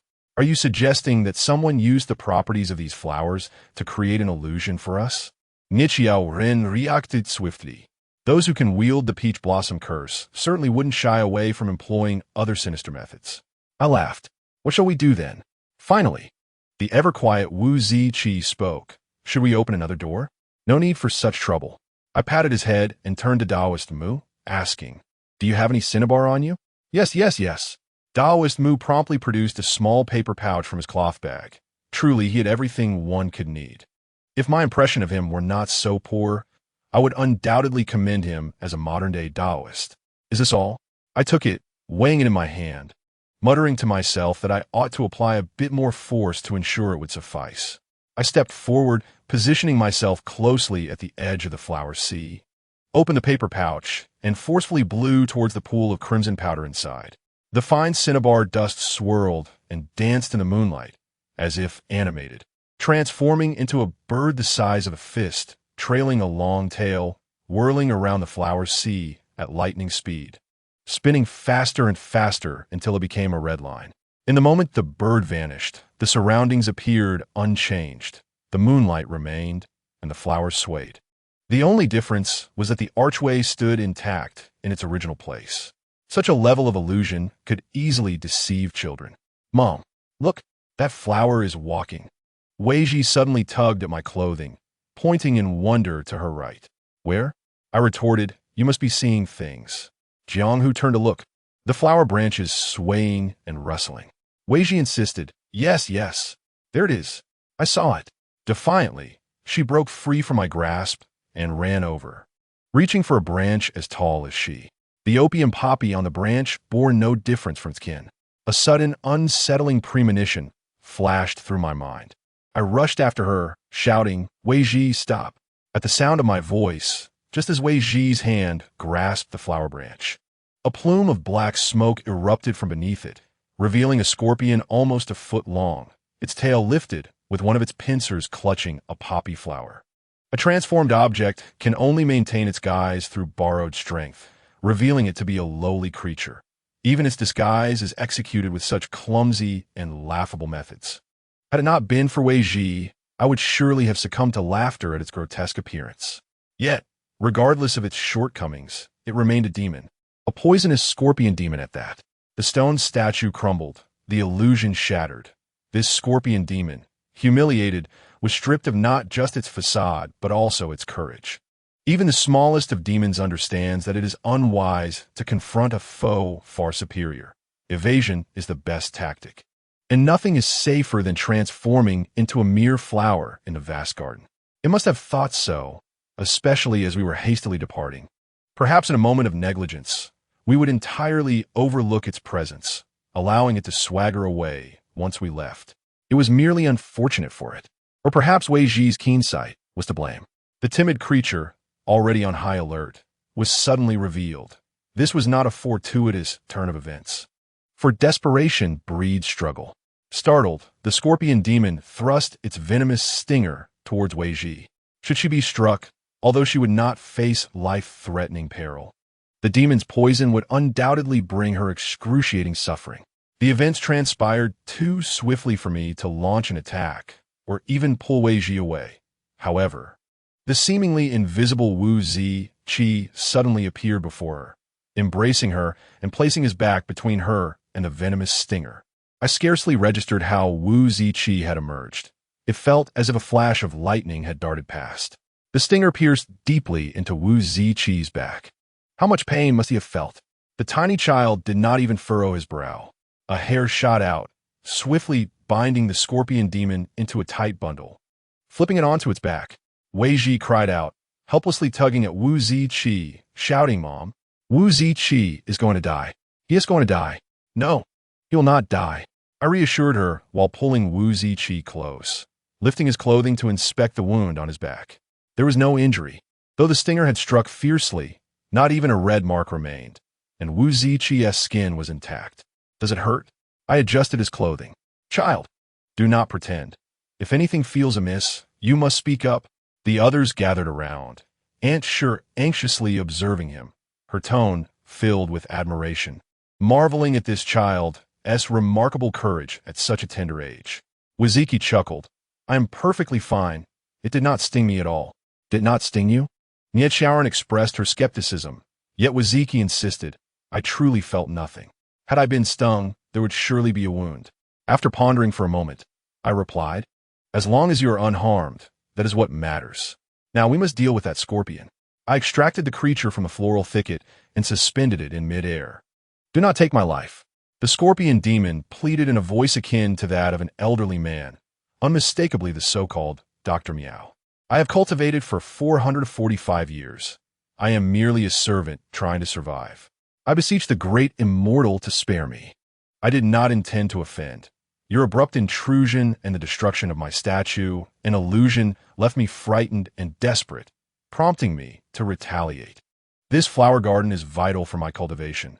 Thus, I resorted to thievery, disguising myself as a doctor by day to treat the ailing, and by night I dwell among the flowers to absorb their essence, hoping one day to transform into a true human and no longer hide in the shadows. I implore the great immortal for understanding. I had yet to pose any inquiries, yet this creature was evidently terrified. Have you been tending to this flower garden all along? I asked. Indeed, I have cared for it meticulously for over a decade, it quickly responded. These flowers are unlike ordinary ones. They must be nourished with tainted fertilizer to thrive year-round and bear fruit continuously. Surely, you did not come here voluntarily to assume the role of guardian of the flowers? I inquired further. The scorpion demon hesitated to respond. If you refuse to speak, your fate shall be far worse than that of the decapitated statue, I threatened without hesitation. It was merely my child who attacked. Had it been me, I was brought here by Da Renning. It confessed in a flurry. In the past, Da Renning would procure vast quantities of scorpions and venomous snakes from various regions each year, grinding them into fertilizer for the flower garden. I too am unfortunate.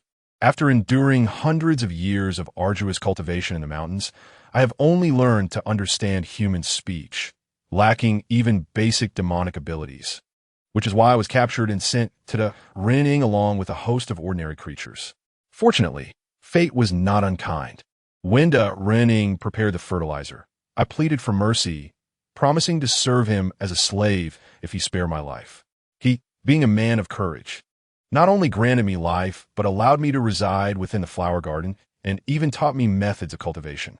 I often saw him perusing ancient tomes filled with knowledge of spells, and I once thought he, like me, aspired to become human while he sought to attain immortality. Was he not striving for immortality? I furrowed my brow and asked, did he instruct you in the art of disguising oneself in human skin?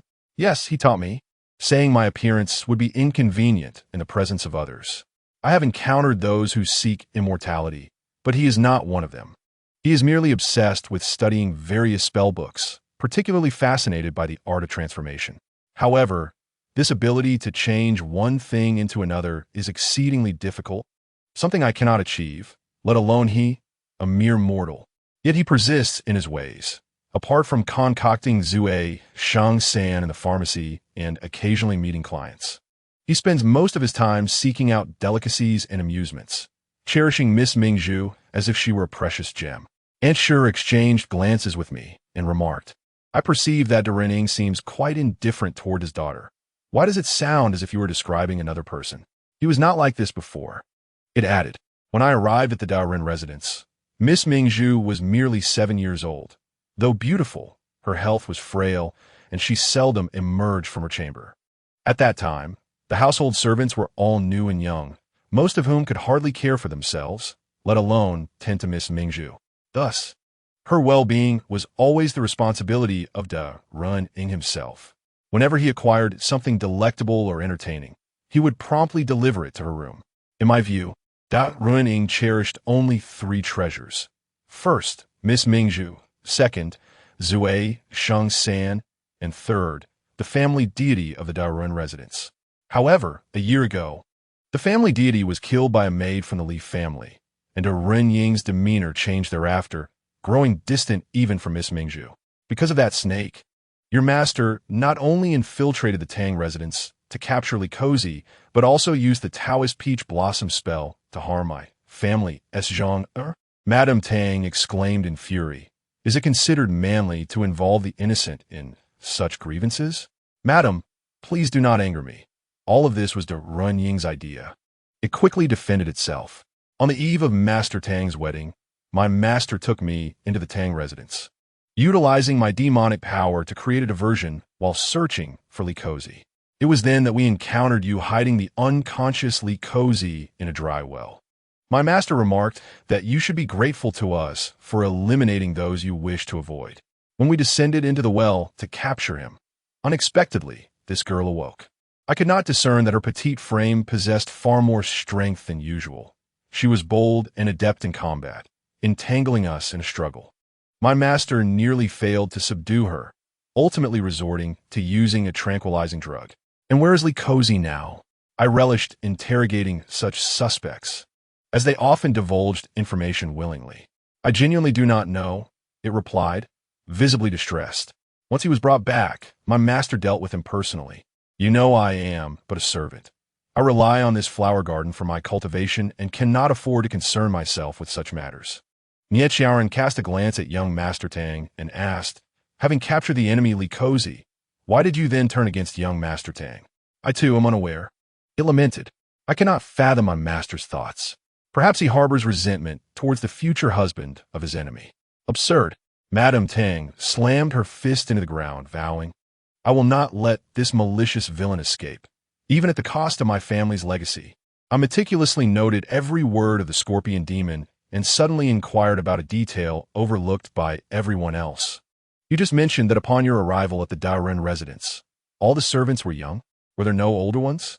Indeed, they were all around 10 years old and had only been at the Darun residence for a few months, it recalled.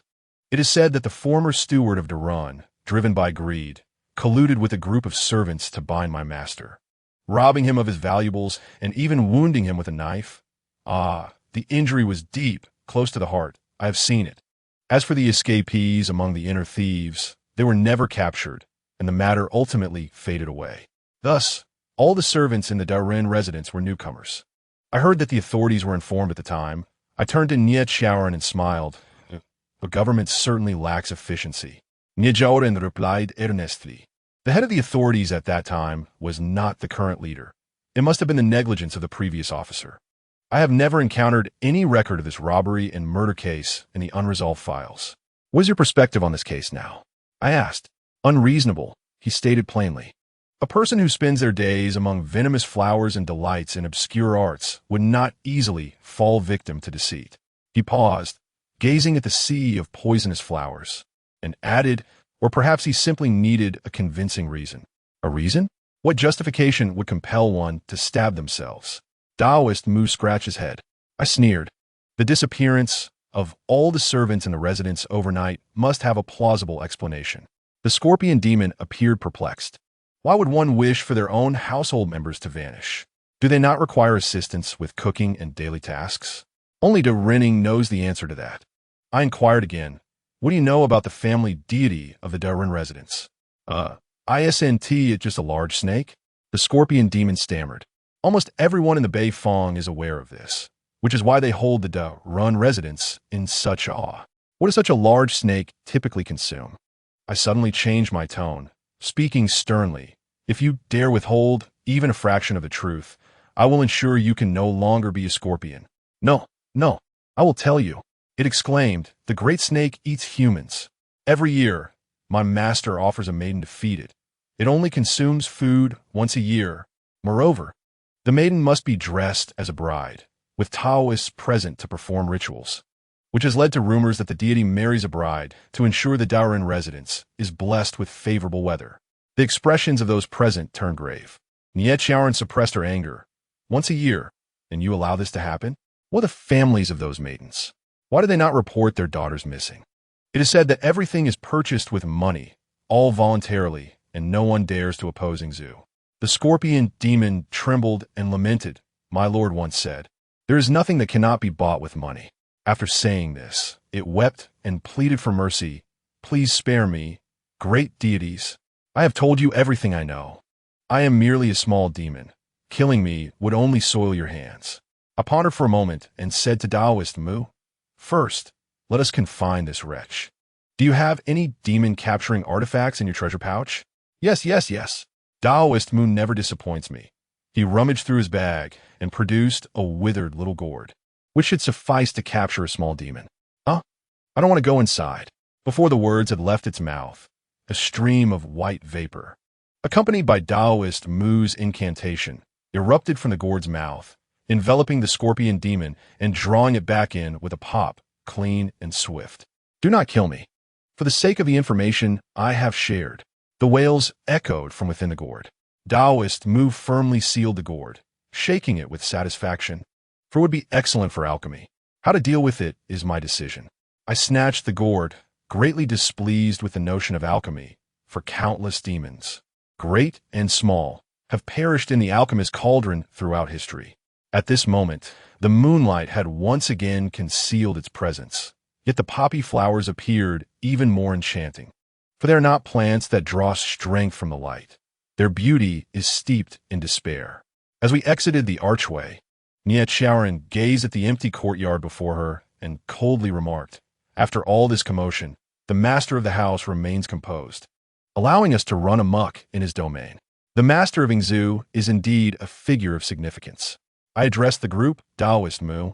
Please escort Madame Tang and her son back to Wanzian and take these 3 little spirits with you. Moreover, that reckless fellow must still be lying in Wanzian. We cannot leave him unattended. Before I could finish my sentence, Weiji clung to my leg resolutely, stating, I will not go back. What if someone bullies you? I can still burn their backside. This child, how many times have I told you that girls should be graceful, not running around talking about buttocks?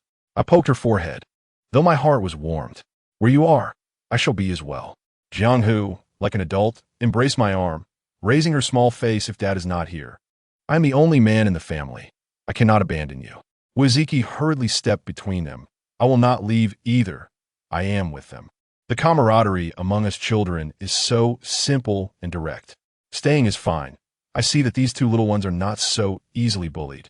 Aunt Sure appeared to be reminiscing about their heroic rescue of Tang Gongzi from the burning stone statue, her eyes alight with admiration and affection, tinged with a hint of confusion. Very well, I conceded. The group divided into 2, with Taoist Mu and Madame Tang returning to Wanzian first. The rest of us. It was time for a formal visit to the master of Xu, albeit the timing was somewhat askew. I lifted my gaze. The night sky was pitch black, heavy as if it might descend upon us. Chapter 63. Time 13. I initially thought that our confrontation with him, if not a clash of blades and life and death, would surely be fraught with traps and a battle of wits. Yet, the reality was quite the opposite. He sat calmly in his empty chamber, furnished only with a meditation cushion and a few wooden boxes.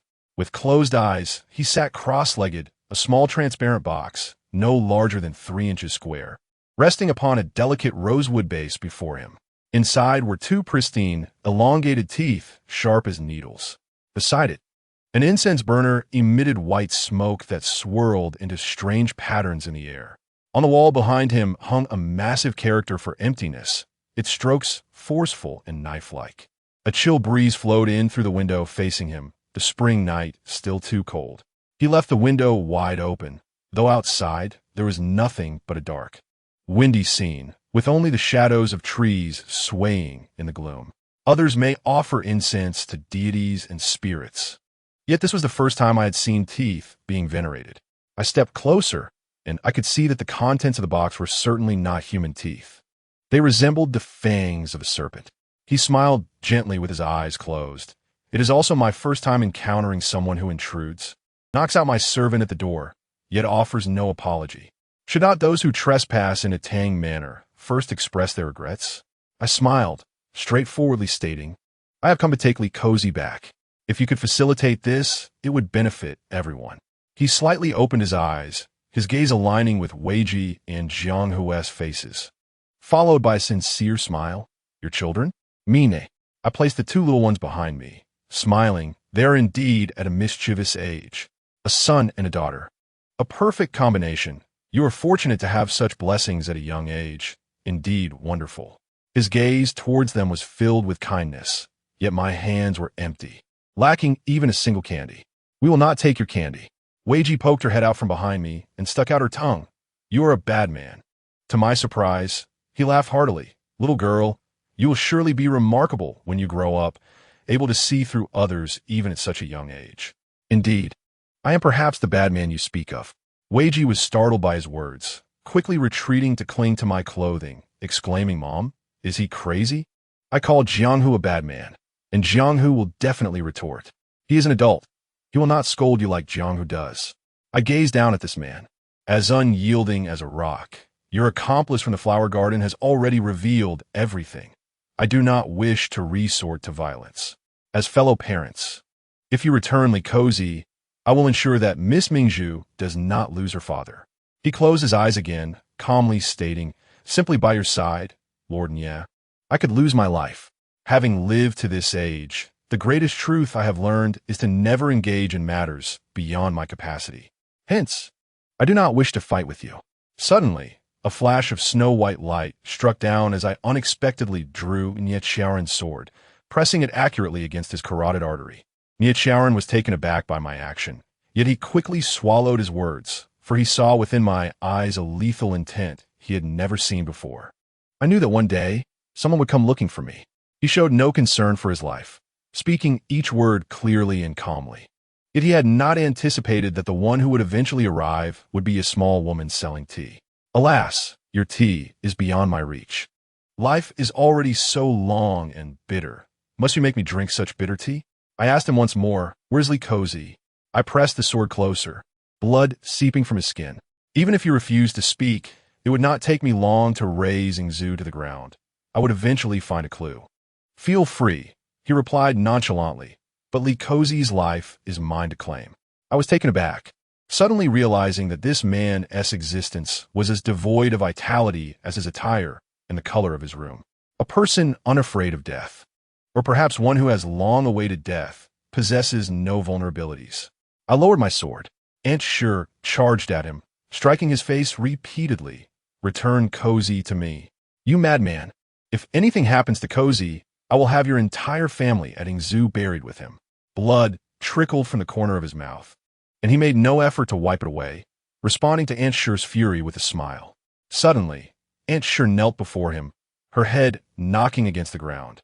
I beg you, as long as Cozy returns safely, I will give you whatever you desire. What do you desire that I can give? He slowly opened his eyes. Yes, Aunt Sure exclaimed, I can offer you gold, silver, power, and endless youth. I wish for time to flow backward, to start anew. He gazed at Aunt Sure. Aunt Sure was taken aback, shaking her head. That is impossible. Time cannot be reversed. I know it is impossible. Thus, I was merely jesting with you. He chuckled, reaching for the box, carefully tucking it close to his heart. You need not expend effort in searching for her. She will soon arrive at her destined place. This is indeed a formidable adversary. Even I find myself momentarily at a loss. What would it matter to turn Yingzhu upside down? Perhaps Li Cozy is not within Yingzhu at all. There are too many possibilities, and we no longer have the time to verify them all. If Li Cozy were to lose his life, my dealings with Shi Yao would come to ruin, and I would be unable to reclaim the time lost, leading to the demise of my business with Lady Tang as well. Is this the fate that awaits me? To sip the chill winds of the northwest in the latter half of the year? Throwing down my sword, I stepped forward and seized his collar. Gritting my teeth as I said, You may die, but do you not care even a little for your daughter? She is gravely ill and beset by rumors. As her father, you are her only protector. He merely smiled, not even casting a glance my way, his gaze fixed upon the window, a peculiar satisfaction, joy, and a strange sense of relief evident in his remaining eye. and fulfillment of wishes, a death well-deserved. That is your own flesh and blood, I exclaimed, forcefully pushing him to the ground. What do you take her for? I am nothing. The door creaked open, and Miss Ing, clad in a thin garment, stood at the threshold like a fragile wraith, her long hair and sleeves disheveled by the wind. She slowly entered, saying, "Before I turned 7, I was a lonely girl, scavenging the streets for scraps among cats and dogs. After 7, I became the pearl of the Ing family." Everyone was taken aback. "What brings you here?" I inquired. Prior to seeking this man, I had passed by her chamber, confirming that she and her maidens were in deep slumber.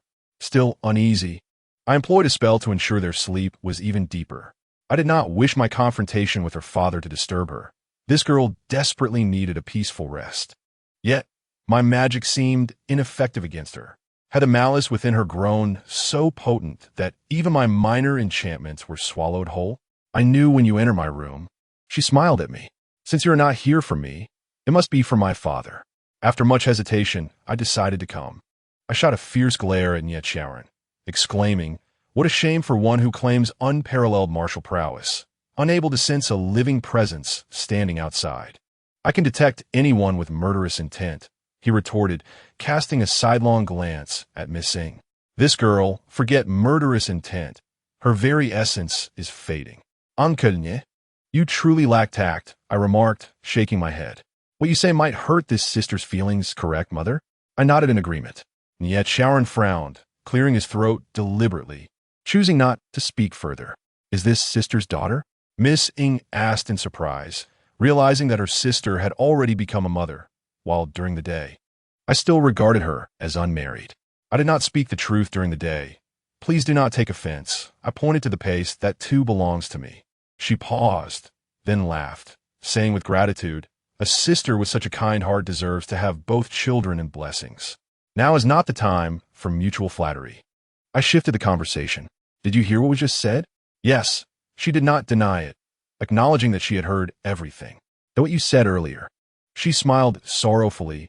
"Is it not clear enough? I am not truly the pearl of the Ing family. I am merely a substitute. And the real Miss Ing?" A chill ran through me as I suddenly connected the dots. She fell silent, gazing at Ing Darren, who had not looked at her even once, still staring out the window, indifferent to all that surrounded him. Noticing this, she seemed unperturbed, as if accustomed to her father's demeanor, and continued to smile to herself. "Father, I've been dreaming of my 7-year-old self these past few days. It seems time can only flow backward in dreams." Chapter 64. Time 14. She ventured outside less and less, unable to adjust to the titles of White Tiger Star and Broomstar. The food on the table grew cold and then hot, only to grow cold again. She had not eaten a grain of rice in 3 days and felt no hunger. Her maidens had come to persuade her several times, only to be dismissed. The view outside remained unchanged. Occasionally, a bird would fly by, but none would linger. As even the creatures of the air shunned her home, the Ing tomb, a name that instilled fear, she resolved to abandon the thought of marriage. Should you not believe? Try again, and you will only end up causing your own demise. Remaining in the Ing tomb, she had no worries about food or clothing. What could be so terrible about that? This was her father's recent admonition. After the age of 7, this man, revered by all as Ing Darren, became her father. He was the master of the Ing tomb, possessing a grand estate and a vast garden, and he was exceedingly wealthy. She often witnessed people bowing before him in supplication, akin to worshipping a deity, merely to obtain a few precious Zui Sheng San. In their eyes, Zui Sheng San was more valuable than gold. It could alleviate pain and help one forget current woes, akin to a miraculous elixir. Only her father knew how to concoct Zui Sheng San, and there was a fixed annual supply, neither more nor less, forever in high demand. He established rules. No one in the Ing tomb was allowed to enter the pharmacy without permission, nor could they consume Zui Sheng San. Violators faced severe punishment without leniency. The household servants were few, mostly obedient, just as she was. Her father treated the servants well, never speaking harshly or withholding wages. He generously gifted them for any joyous or sorrowful events. He was equally good to her, providing her with the finest goods available. The experiences of fighting with stray dogs for leftover food became mere nightmares that occasionally startled her awake. She wished to hold on to this life forever, yet she knew it required immense courage. Everyone believed she was the pearl of the Ing family because all the servants in the Ing tomb had been newly hired after her arrival. They had never seen the true Pearl Mississippi. However, only her father told her, "Remember, you are merely the Ing family's young lady in the eyes of others. The entirety of your existence is to prove to the world that my daughter is living well and growing up just like any other child. The longer you can maintain this charade, the longer you can sustain the life you currently possess." She had no reason to refuse. She dared not. Nor did she wish to. From that moment forth, she accepted her identity, even if it meant cohabiting with a snake. The courage she needed to muster was due to this very snake, a black serpent nearly the size of her thigh, residing in a secret chamber separated from her by merely a wall. Whenever her father procured delightful treats, he would swiftly visit her room before going to the secret chamber. Everything her father brought home was for this serpent. His gentle words and concern were all directed towards it, while in this room, she was merely a superfluous decoration. She feasted on the finest foods in the world, yet her body grew weaker by the day.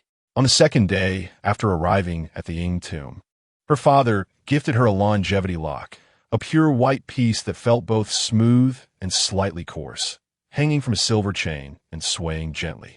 He said it was a gift, one she should wear without removing, as it would ensure her safety. She was delighted and cherished it like a treasure, never removing it even while bathing. It was her first gift, a rare treasure. However, as days turned into weeks, the auspicious longevity lock failed to secure her fortune. She began having nightmares. Every night, fragmented, indistinct figures with obscured faces would crawl into her dreams, grasping her hands and feet, weeping and cursing loudly. Each time she awoke, she felt a chill run down her spine, her limbs aching. Upon close inspection, bruises resembling serpents coiled around her wrists and ankles. That year, she was not yet 8 and timidly spoke to her father about it. He, without averting his gaze from the book he was perusing, merely replied, "It is merely the result of past experiences haunting you. Have Dr. Meow brew you some calming medicine." Who was Dr. Meow? She had never seen him. He must be a new arrival, as she spent most of her time resting in her room. Thus she complied, taking the medicine daily. Yet the nightmares continued to plague her. Always the same incomplete figures, sorrowful and furious, intent on tearing her dreams apart and ultimately shattering her. To kill is to repay with death. There is no peaceful end. Many years later, she finally understood what they were shouting. Yes, her nightmares had never ceased, and the dreams grew clearer with each passing year. She saw those terrifying figures, disfigured and clad in the garments of the Ing tomb's servants, both old and young. She was utterly terrified, hiding in her dreams, crying out, "I did not kill anyone. Why do you torment me?" The figures in her dreams seemed utterly oblivious to her words, merely echoing a singular phrase. Each time she awakened, her cold sweat had thoroughly drenched her garments, her heart racing uncontrollably. Yet what could she do? She was bound to Ingzhong. Should she leave, she would be worse off than the wild cats and dogs. As time flowed inexorably, she matured from a golden-haired girl into a graceful young woman, while the serpent in the secret chamber also grew, emerging from its confinement in the 3rd year of her arrival at Ingzhong. One fateful night, her father emerged from the chamber carrying a large cage. The following day, the news swept through Ingzhong, announcing the arrival of a household deity, a spirit capable of ensuring bounteous blessings for the Ing family. The serpent no longer lived in secrecy, but took up residence in the grandest chamber of the Ing household, her father's room, with the utmost reverence. He proclaimed to all that this was a mystical being sought out by a wise man, deserving of careful treatment. No one questioned him. The northern township was already rife with tales of the uncanny, and the notion of a serpent as a household deity was not particularly extraordinary. After all, the serpent posed no threat to their sustenance or wealth. As long as lording was pleased, that sufficed. Little did she realize that the turning point of her existence was about to commence. After the serpent vacated the secret chamber, her father became engrossed in the crafting of bridal garments. Besides his pursuits in medicine and study, He devoted his time to this endeavor, even inviting a renowned tailor to Yingzhong to teach him. Occasionally, as she passed her father's room, she would glimpse him cradling a bridal dress, murmuring to himself. At that time, she had yet to reach the age of marriage, but she could not help but think how wonderful it would be if this were for her. Her father maintained the habit of creating a bridal gown each year, yet she never witnessed anyone donning it. Until that stormy, rain-soaked night.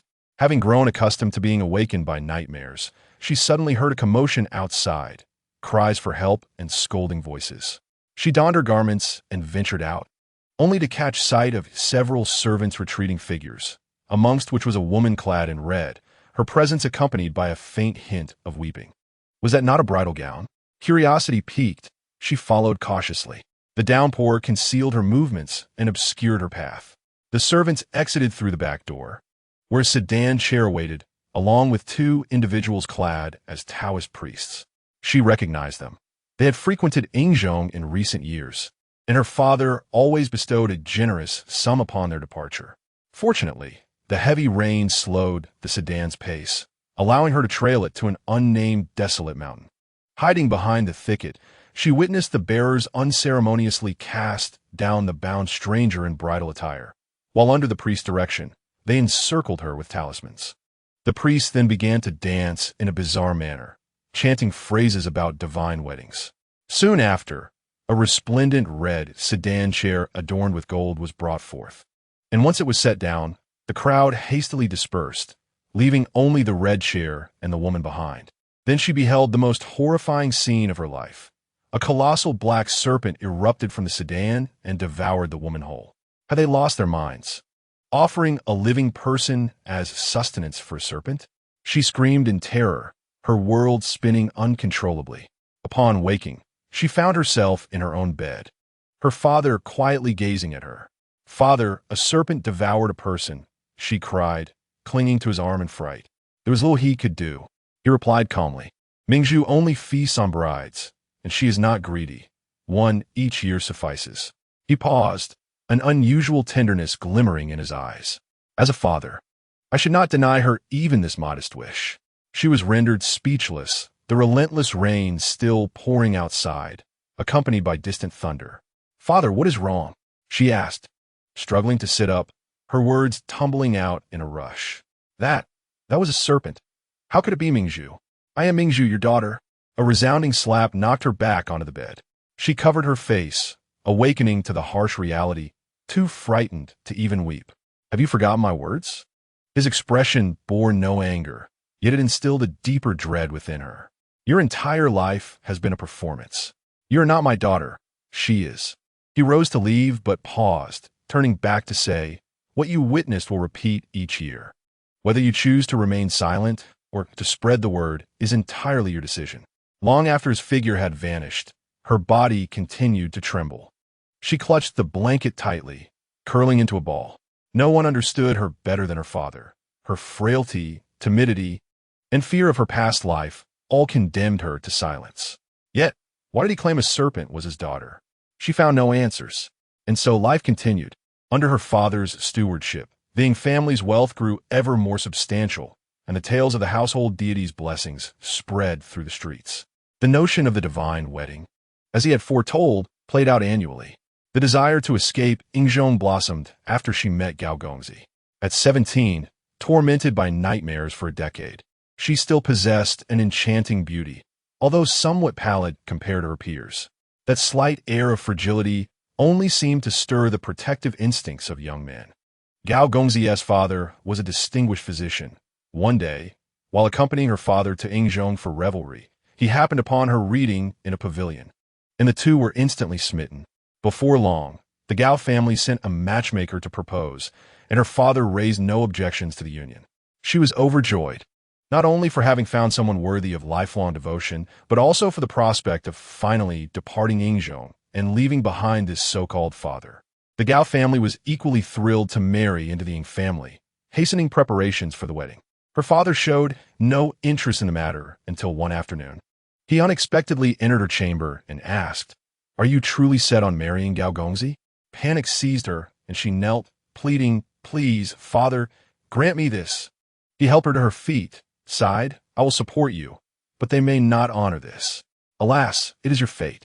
Confusion clouded her mind. "Father, I do not understand." "You will come to understand," he replied, turning away without further explanation. A month later, Gao Gongzi died suddenly in his home. It took her several days to reconcile the reality that the man she cherished was gone. Everyone deemed it an accident, including herself, until the third fiancé met a similar fate, awakening her to the grim realization that these were no mere coincidences. She approached her father, yet he offered only the same cryptic words. Was her life eternally destined to unfold in Yingzhong, a nonsensical play?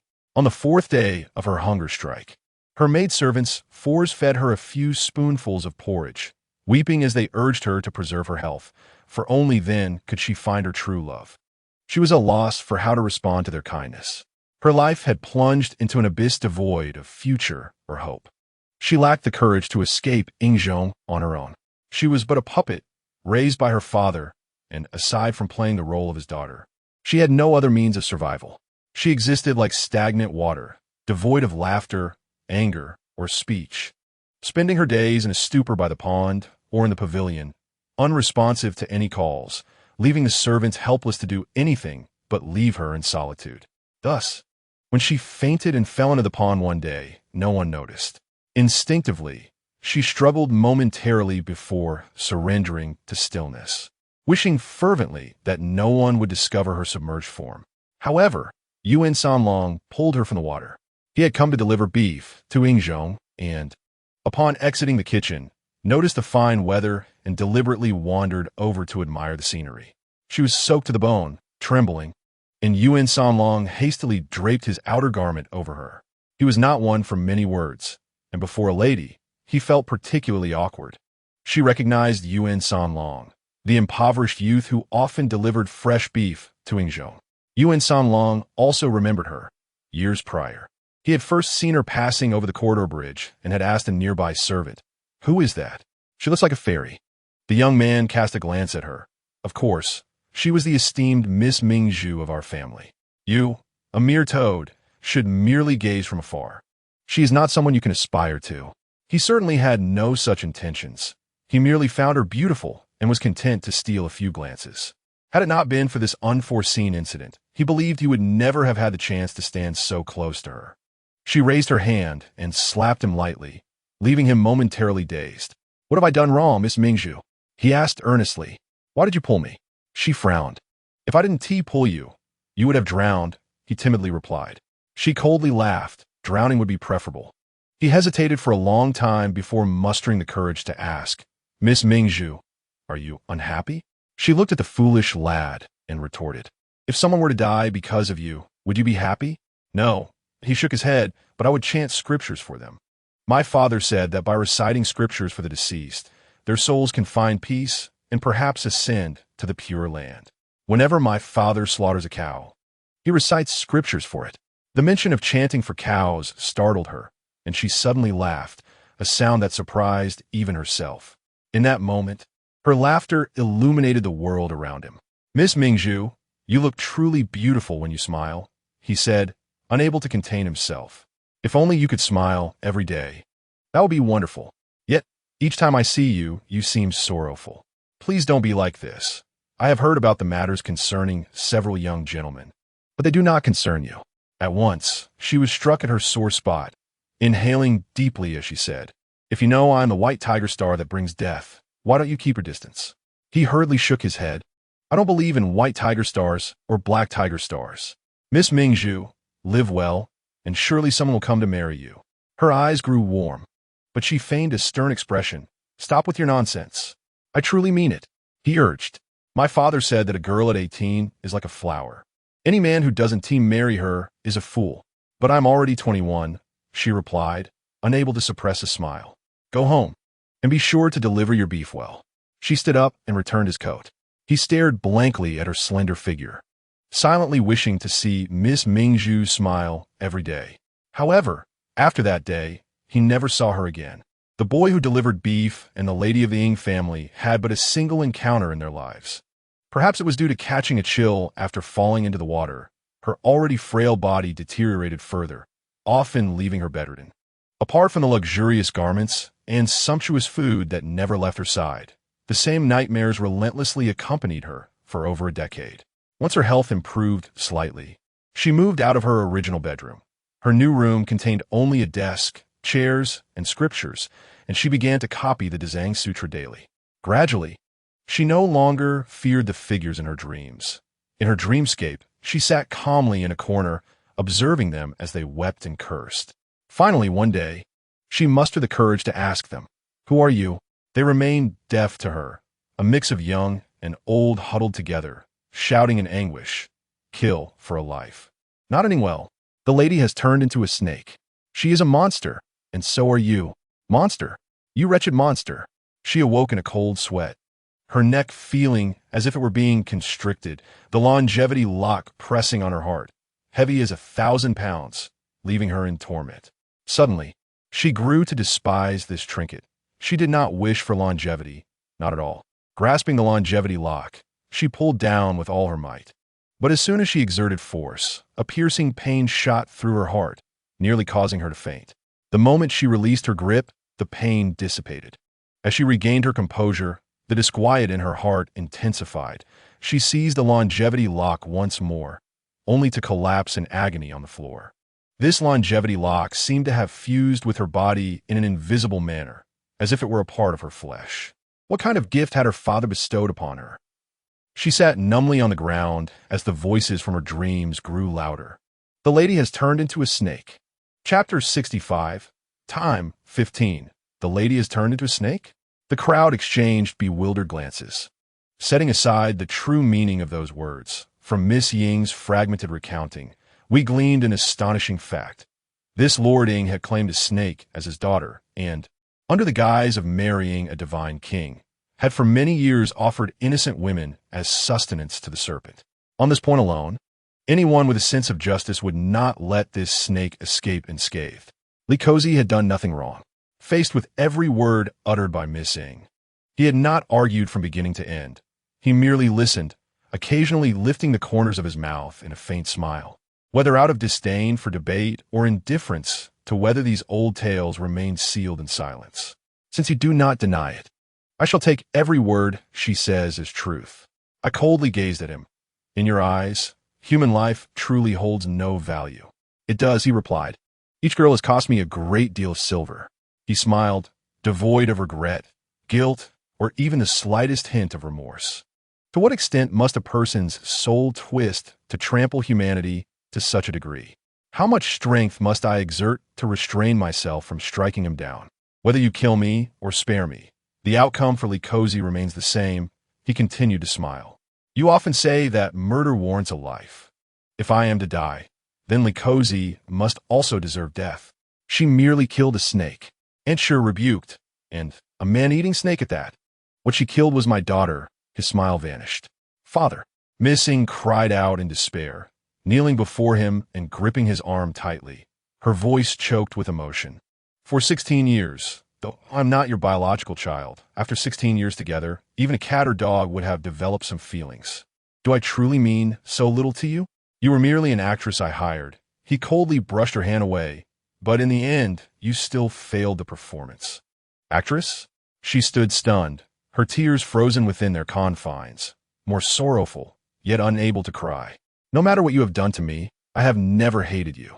Once, I envied not the children who had meat to eat, but those who had families and parents." She lowered her head, her body trembling slightly. "I am not a good actress, for I have never portrayed your daughter. I truly wish to become your daughter." Before her words could finish, her brow furrowed, and she coughed up a mouthful of blood. "Do not speak further." I quickly supported her, my hands touching her, feeling no warmth. She nestled in my embrace, light as a withered leaf that could drift away at any moment. It seemed she could not hear my words, feebly clutching the longevity lock on her heart, smiling. "I thought this was your blessing for me. I was so happy, unwilling to take it off. When I finally wished to remove it, it would not leave me. A longevity lock that cannot be removed." I looked down. The lock piece is pristine as ever, the cloud patterns engraved upon it vivid and fluid. Just an ordinary longevity lock. I extended my hand, but the moment my fingertips brushed against the lockpiece, it recoiled as though pricked by a needle. A tingling pain coursing through my fingers. I frowned and quickly pinched the lockpiece between my fingers. With a slight exertion, it shattered in two, just as I expected. A thick black mist surged forth from the broken piece. Just as it was about to scatter, I swiftly captured it in my palm. A chilling, sour sensation surged from my palm to my forehead. My vision instantly blurred. Everything before me twisted into shapeless shadows, the sounds of crying and cursing ringing incessantly, now distant, now close. Suddenly, the chaotic scene appeared to have a corner torn away, light streaming through, growing ever brighter. Bang! A door was flung open, and a pale-faced maid screamed as she dashed outside. "What is the matter that you are so alarmed?" A man in his 30s approached from the opposite end of the corridor, blocking the maid. That was the young lording. At that time, he was handsome and tall, in the prime of his life. The maid, frightened, burst into tears, pointing at the door behind her, speaking incoherently. "Miss Mingzhu, a snake. Miss Mingzhu is a snake." "Nonsense!" He roared in anger, seizing the maid and striding back. "Come with me and see for yourself." Behind the door was a lavishly decorated bedroom, unmistakably a young lady's chamber. He pulled the maid inside, and as they rounded the screen, he beheld another unconscious maid sprawled near the grand bed, a medicinal concoction spilling from her hands. On the disheveled silk quilt of the bed, a girl of about 6 or 7 lay in agony, her lower body transformed into the scaly form of a serpent, its pointed tail weakly swaying. Most terrifying of all was the fact that the serpentine body continued to creep upward, now reaching her navel. He stood frozen, as if struck by lightning, while the maid cried out and knelt. I do not know how this happened. When I came to deliver the medicine, Miss Mingzhu was in this state. "Mingzhu!" He rushed forward, enveloping his daughter in his arms, pressing his face against hers with fervor, assuring her, "It's all right. Father is here. Everything will be fine. Father, I feel so unwell. It's as if fire is burning me." The little girl clung tightly to her father, weeping uncontrollably. "Am I going to turn into a snake? Am I going to die? Yuan Ti, you've just celebrated your 7th birthday. You still have a long life ahead of you. Didn't Ti say you wanted to wear the most beautiful wedding dress and be the loveliest bride?" He held her even tighter, as if his embrace could stave off her transformation. The girl's fingers nearly dug into his flesh as she sobbed. "I can't be a bride anymore. Father, I can't." As she spoke, her eyelids began to droop, and her grip on her father's hand slowly loosened. The serpent's body inching toward her heart. "Yes, you can. Yes, you can." He fervently kissed her forehead, promising, "My Mingzhu will undoubtedly be the most beautiful bride in the world. Do not close your eyes, do not sleep." Suddenly, a cloud of black smoke surged up, enveloping the entire bed. When it dissipated, he found himself holding only a black snake, as thick as a child's thigh, coiling around his arm, hissing and flicking its tongue at him. The maid who had attended Miss Mingzhu sat limply on the ground. He felt as though his soul had been wrenched from him, allowing the snake to slither over him, a peculiar smile gradually forming on his face as he murmured, "So, it was true." The light dimmed, growing darker until it engulfed the entire scene. I inhaled sharply, still in a daze, when suddenly the brightness returned. In a spacious hall, several tables laden with steaming dishes surrounded him, where he sat at the head. A dozen or so servants sat awkwardly beside him, and the elder butler bowed, addressing him. "My lord, only 3 wish to leave. The rest are willing to continue serving you and, the young lady." He nodded, surveying the room, and calmly stated, "Everyone is aware of the events from 3 days ago. Our household has suffered misfortune, and Mingzhu has encountered calamity. I understand your fears, so I will not compel you to stay. Whether you choose to leave or remain, I ask that you keep the matter of Mingzhu's plight a secret for life, as I have never treated any of you poorly." With that, he raised his cup and drank it down in one gulp, adding after this drink, "I shall consider it your agreement. Rest assured, my lord, we will never disclose a word about Miss Mingzhu." The butler sighed, wiping away tears, lamenting, "It pains me. I have watched Miss Mingzhu grow up." Before she departed, the lady repeatedly urged us to take good care of the young lady. "Now, after all that she has suffered, My lord, you must find a way to help her. He sighed, patting the old butler's shoulder. As long as I am here, Mingzhu will live well. The old butler, tears streaming down his face, raised his cup, and all the servants followed suit, drinking without hesitation. The scene shattered and reformed, no longer the hall, but a dim room with gray-black walls, where a sizable square pool bubbled with a noxious black liquid. He stood by the pool, forcefully pushing a corpse into its depths. On the ground beside the pool lay the servants who had just pledged their loyalty while drinking with him. Shadows coalesced once more, incomplete figures rushing toward him from all directions. Blood for blood, no peace in death. They cried out sharply and desperately. I steadied myself, clenched my left fist, and uttered, "Annihilate! Mother! Mother! What are you dazed about?" An unfamiliar small hand waved in front of my eyes, accompanied by the faces of Shi and Nietzscherin. I blinked hard, finding myself still in the same scene, with Missing lying in my arms, my left hand still clenched in a fist. Am I dazed? Yes. I was stunned for at least 3 seconds. The unknown exclaimed, "You didn't respond to anyone calling you. I thought you were possessed." She patit, relieved that nothing was amiss. So this is the truth. I handed Missing, barely clinging to life, to Shi and sat cross-legged directly across from Lord Ing. His gaze followed me closely, or rather, remained fixated on my clenched fist. "They're still in the Ing tomb, right?" I met his gaze, remarking, "You're foolish. Keeping 1 or 2 to help you bury the bodies would have been wise. Doing it all by yourself is exhausting." He remained silent. It is indeed tragic to die this way. I slowly relaxed my fist, a cluster of black flame-like gas pulsing in my palm. You managed to conceal it so thoroughly, even hiding the resentment so well. He sneered, still silent. "What is this?" Nietzscherin looked curiously at the object in my palm.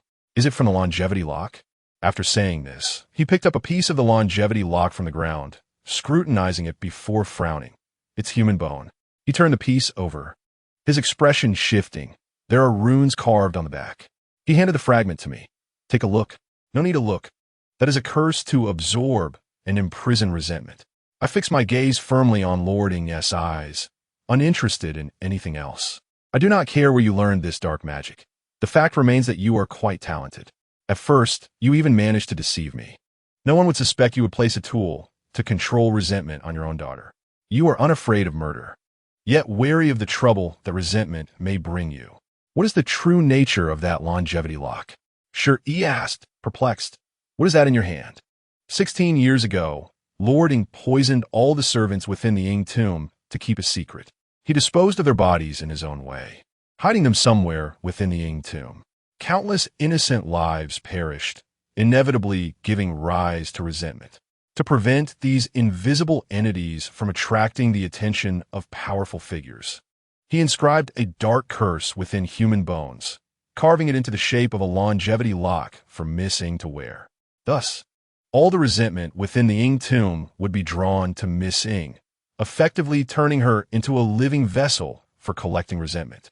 With the life force of a living person encasing her, apart from Miss Ing suffering from the harm of resentment, as long as the longevity lock remains intact, even the most skilled individuals would not notice the abnormalities within the Ing tomb. Coupled with the falsehood of a servant revolting and fleeing, concealing the truth is remarkably easy. I glanced at Miss Ing in Shi's arms, wishing she did not have to know the truth about the longevity lock. It would only serve to add salt to her wounds. However, I felt compelled to reveal the truth. Those afflicted with resentment not only suffer themselves, but over time, can impact others. Women cannot have husbands, and men cannot have wives. Should a match be made, the other party is destined to meet an untimely end. Do not ask me why. When resentment deepens, it becomes exceedingly malevolent. Everyone fell silent. Upon hearing my words, Miss Ing remained calmer than I anticipated, even smiling. "So that is how it is." She moved her pale lips, asking me, "Why can't I take it off?"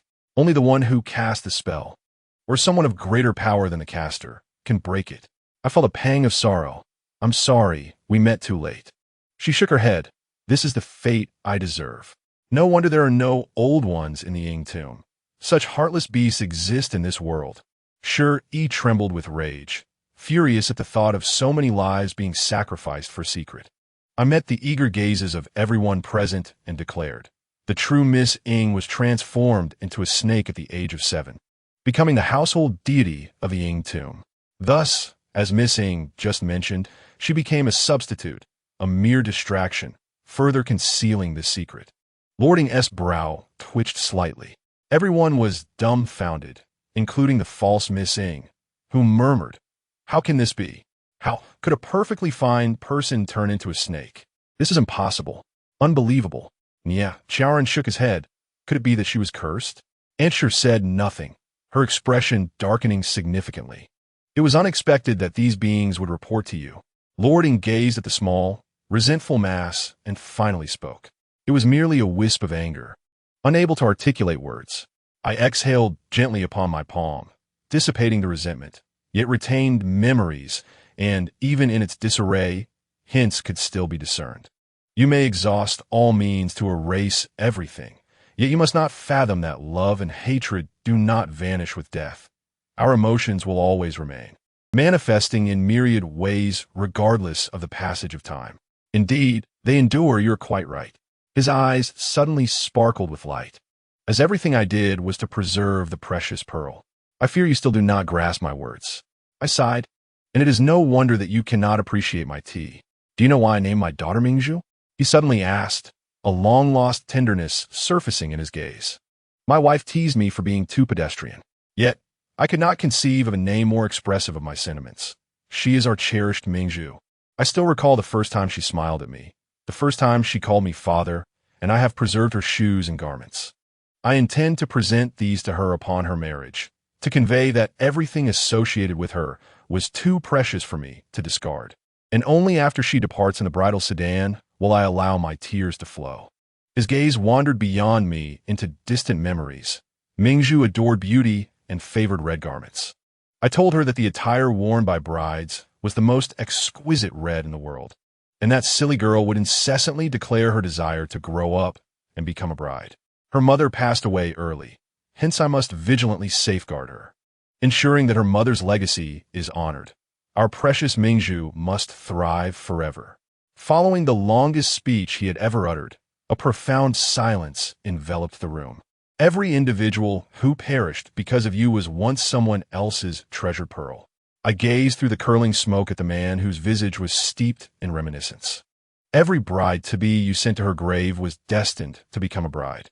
Clinging to the past and its events, apart from inflicting wounds upon oneself, will yield nothing. Neither of us can contend with time. I pointed at his heart. Decades of devotion, intricate schemes, and a forsaken conscience. What have you left behind save for 2 fangs of serpent? He instinctively clutched his chest, covering that box, his eyes reddening with fury as he suddenly glared at me. It is all Ikozi's fault. Had it not been for her, my Mingzhu would not have died. She would have continued to grow. She is not greedy. She eats only once a year, refraining from indiscriminate consumption. She only loves to wear bridal garments. At all other times, she remains obediently at the Ing zone, by my side, never harming anyone. Hopelessness, this term applies to him, does it not? A lifetime of sins, with no refuge to be found. Miss Ing, with great effort, propped herself up from Aunt Sher's embrace, laboriously moving to stand before him. Please release Likozi. He glared at her. What right do you have to plead with me? She appeared to summon great resolve, gritting her teeth. It was not she who killed Mingzhu. Nonsense, he retorted angrily. I have investigated thoroughly, and even she herself admitted it. Do you still fantasize about absolving her? Your actions were conducted in secrecy, the mountain paths treacherous. Have you never considered why Likozi was able to ambush so smoothly there? Her breathing became labored. It was I sought out Likozi.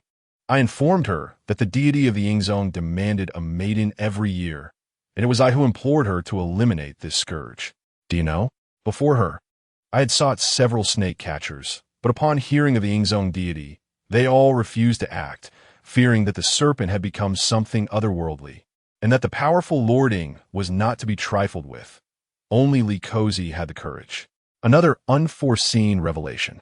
Lord Ying's mouth fell agape. His entire body, trembling violently, as he pointed at her. Are you speaking the truth? You trust me too much. She smiled bitterly. You have grown accustomed to my dependence and submission, to my weakness and timidity. For 16 years, I have lived this way. I did not know that the longevity lock you gifted me was a harbinger of death, only that my life would not be long. Since I have spent my life as an actress, I wish to experience matters beyond that before the end arrives.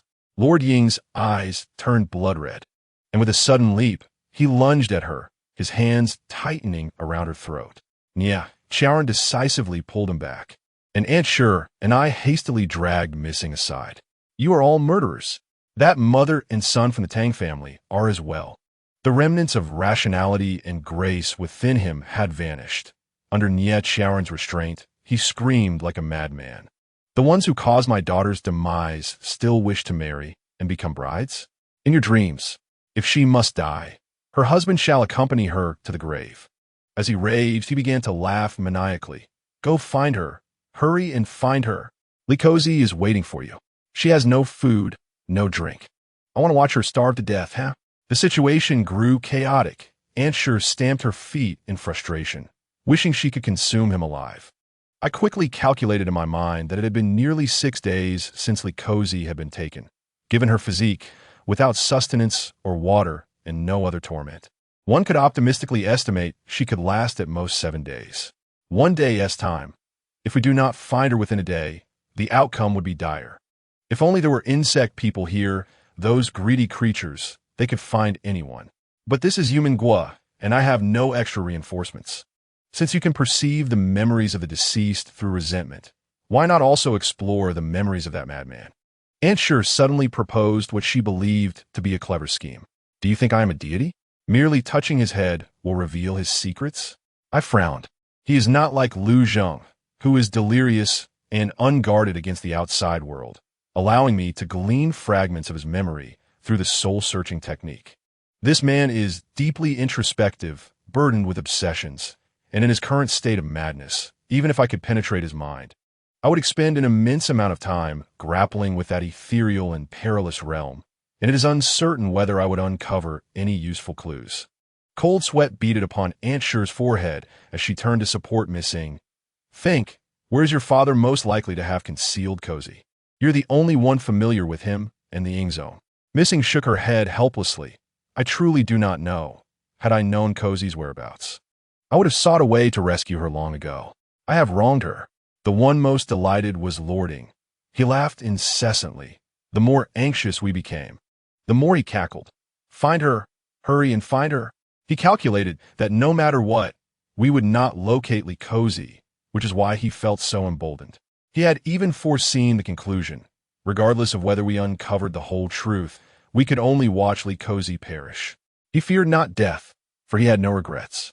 Alas, the old demon was indeed troubled by the task of finding someone. I quickly summoned reinforcements.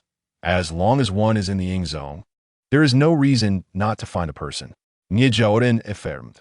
Yet bringing in as many people as you wish is futile. His confidence indicates that we cannot locate Cozy through conventional means, even if you turn the Ying Zone upside down. I pondered, racking my brain to immerse myself in his world. If I were him, would I hide someone? At that moment, Wu Ziki quietly approached me, inquiring, Are you searching for someone difficult to find? I nearly forgot his existence and patted his head. Indeed. Have you not been listening to us speak? If we find that person, will they not die? He asked again. Precisely. I replied patiently. He glanced at Lord Ying before suddenly stepping forward, looking up at him and asking, Uncle, do you dislike that person? So you want them to die? Yes. He was restrained by Nia Charon and could only grin malevolently at Wu Ziki, truly a clever child. Remember, only by erasing those who anger us can we live happily. Wu Ziki furrowed his brow in thought before returning to ask me, Is that person very unpleasant? I cannot fathom why this child has suddenly become so inquisitive. Patience in my demeanor, I explained, She is an elder sister. Some adore her, while others detest her. However, you must remember, erasing others is never the optimal solution to any problem, regardless of your disdain for that individual. I cannot allow that madman to misguide the child. Waziki, with a twinkle in his eyes, turned to Lord Ying and remarked, Then, Uncle, you cannot erase that person because she will not perish. What a peculiar statement. Waziki lowered his head, extended his hands, and quietly murmured a few incantations. A radiant white light emanated from his palms, bright as the Milky Way, which swiftly transformed into a pure white bow, simple and archaic, devoid of any embellishments. None were more astonished than Weiji and Jianghu, for nothing could be more impressive than conjuring a bow from thin air, especially when the conjurer is one of their own companions. It appears that this young child, whether biologically related or not, possesses extraordinary talents, remarked Nietzschean. Anshur gazed at Waziki in disbelief. Child, what do you intend to do with that bow? Waziki tightened his grip on the bow, resting his right hand on the string, and looked at Anshur and me. Have you seen that elder sister? We nodded.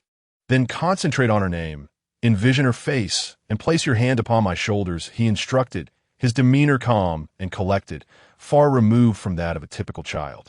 Exchanging glances with Anshur, we placed our hands on Waziki's shoulders, following his guidance to close our eyes and silently recite the name of Likozi while envisioning her appearance, the wild girl who had thrown snacks at me during our first encounter.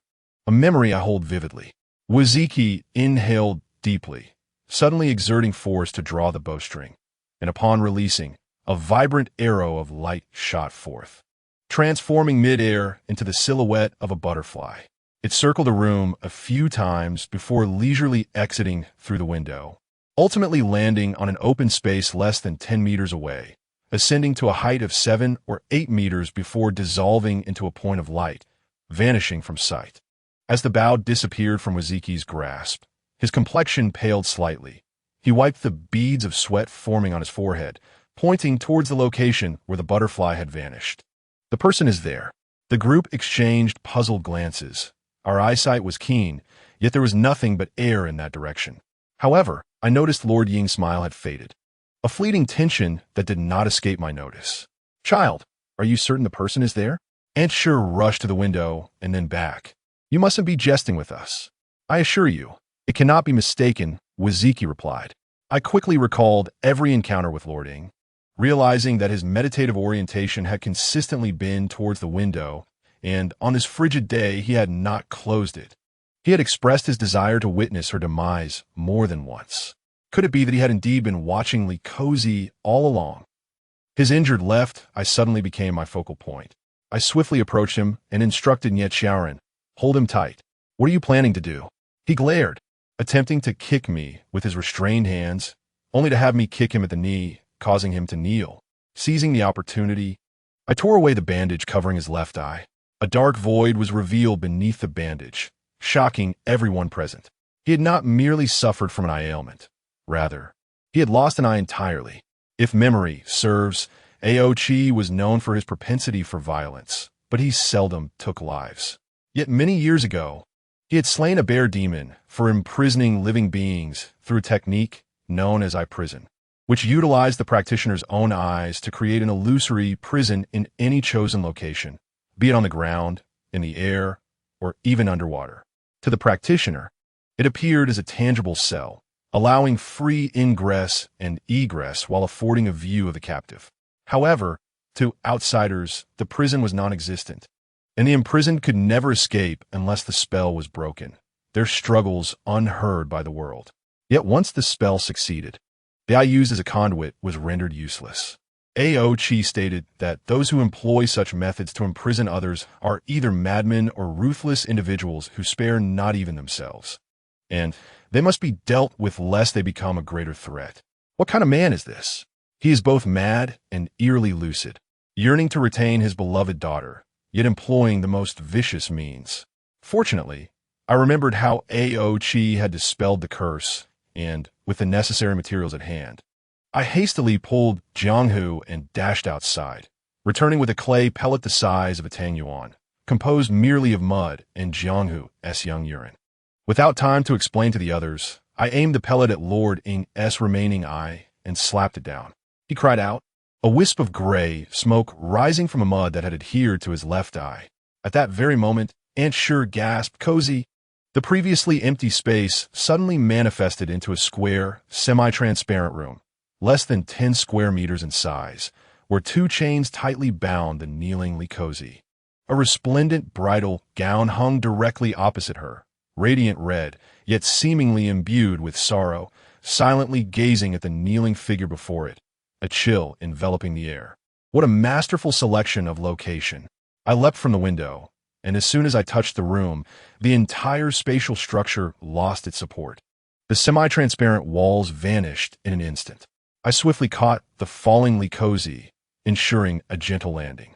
Not far off lay the bridal gown, now sullied with mud. Forlorn and dirty. I quickly checked for her breath. Though feeble, it indicated she was still alive. The already diminutive figure had sunken cheeks, and her lips were cracked and bleeding. Ensure rushed out like a whirlwind, embracing her tightly, alternating between calling her name and listening for her heartbeat. Tears mingling with laughter. With the help of others, they carried her back inside, first offering her a small cup of water, which she drank to ease her breathing slightly, before presenting a second cup. By the time she received the second cup, she had regained some awareness, opening her eyes slightly and grasping the cup to drink deeply. Slow down, don't rush, be careful not to choke. Aunt Sure said, her eyes red. Thank heavens, you are finally safe. Weiji produced a piece of osmanthus candy from his pocket and handed it to me. Give this to the elder sister. She must be famished. The candy arrived just in time. I broke it into smaller pieces and offered it to Likosi. Here, have a piece of candy first, and then take your time with the food. With great effort, she sat up, glanced at me, and accepted the candy, stuffing it into her mouth. What a joyous conclusion it was. Yet one individual remained, seated foolishly on the ground, clutching his left eye, pointing at Likosi. Why are you still alive? As he spoke, his expression shifted, and he abruptly sprang to his feet, lunging towards us. Smack! Yeah, Charon struck him on the back of the neck. He had caused enough commotion. He exhaled deeply, gazing at the prostrate Lord Ing. Miss Ing shakily rose from the ground and approached Likosi, kneeling with a thud. Miss Ing? Her voice was still weak. What are you doing? I nearly cost you your life, she sobbed, bowing her head in apology. Likosi extended her hand to stop her, saying, I accepted your offer, so I must fulfill it. That is your family's deity. You can still act with righteousness against kin. I admire that. No, it's not like that, she cried, tears streaming down her face. I am not as noble as you say. I am merely envious? Likosi looked at her in confusion. Envious? I do not comprehend. It matters not.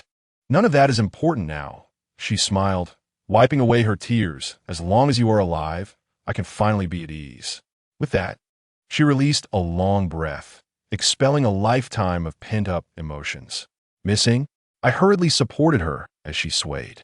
Do not call me Missing anymore, she murmured weakly, yet a smile of unprecedented lightness adorned her lips. I fought a wild dog for a bone, but I could not defeat it. In winter, I once huddled with feral cats for warmth, but they often urinated on my feet, stinking terribly. I have no name. I am merely a little beggar on the streets. Sister, do you think a person like me, having led such a wretched life, could still reach the pure land after death? I do not know, I retorted. If time could be rewound, would you still choose to follow him? I do not know. She smiled. Time cannot be reversed. Then let us walk with it and not remain stagnant. I held her icy hand, watching as she slowly closed her eyes.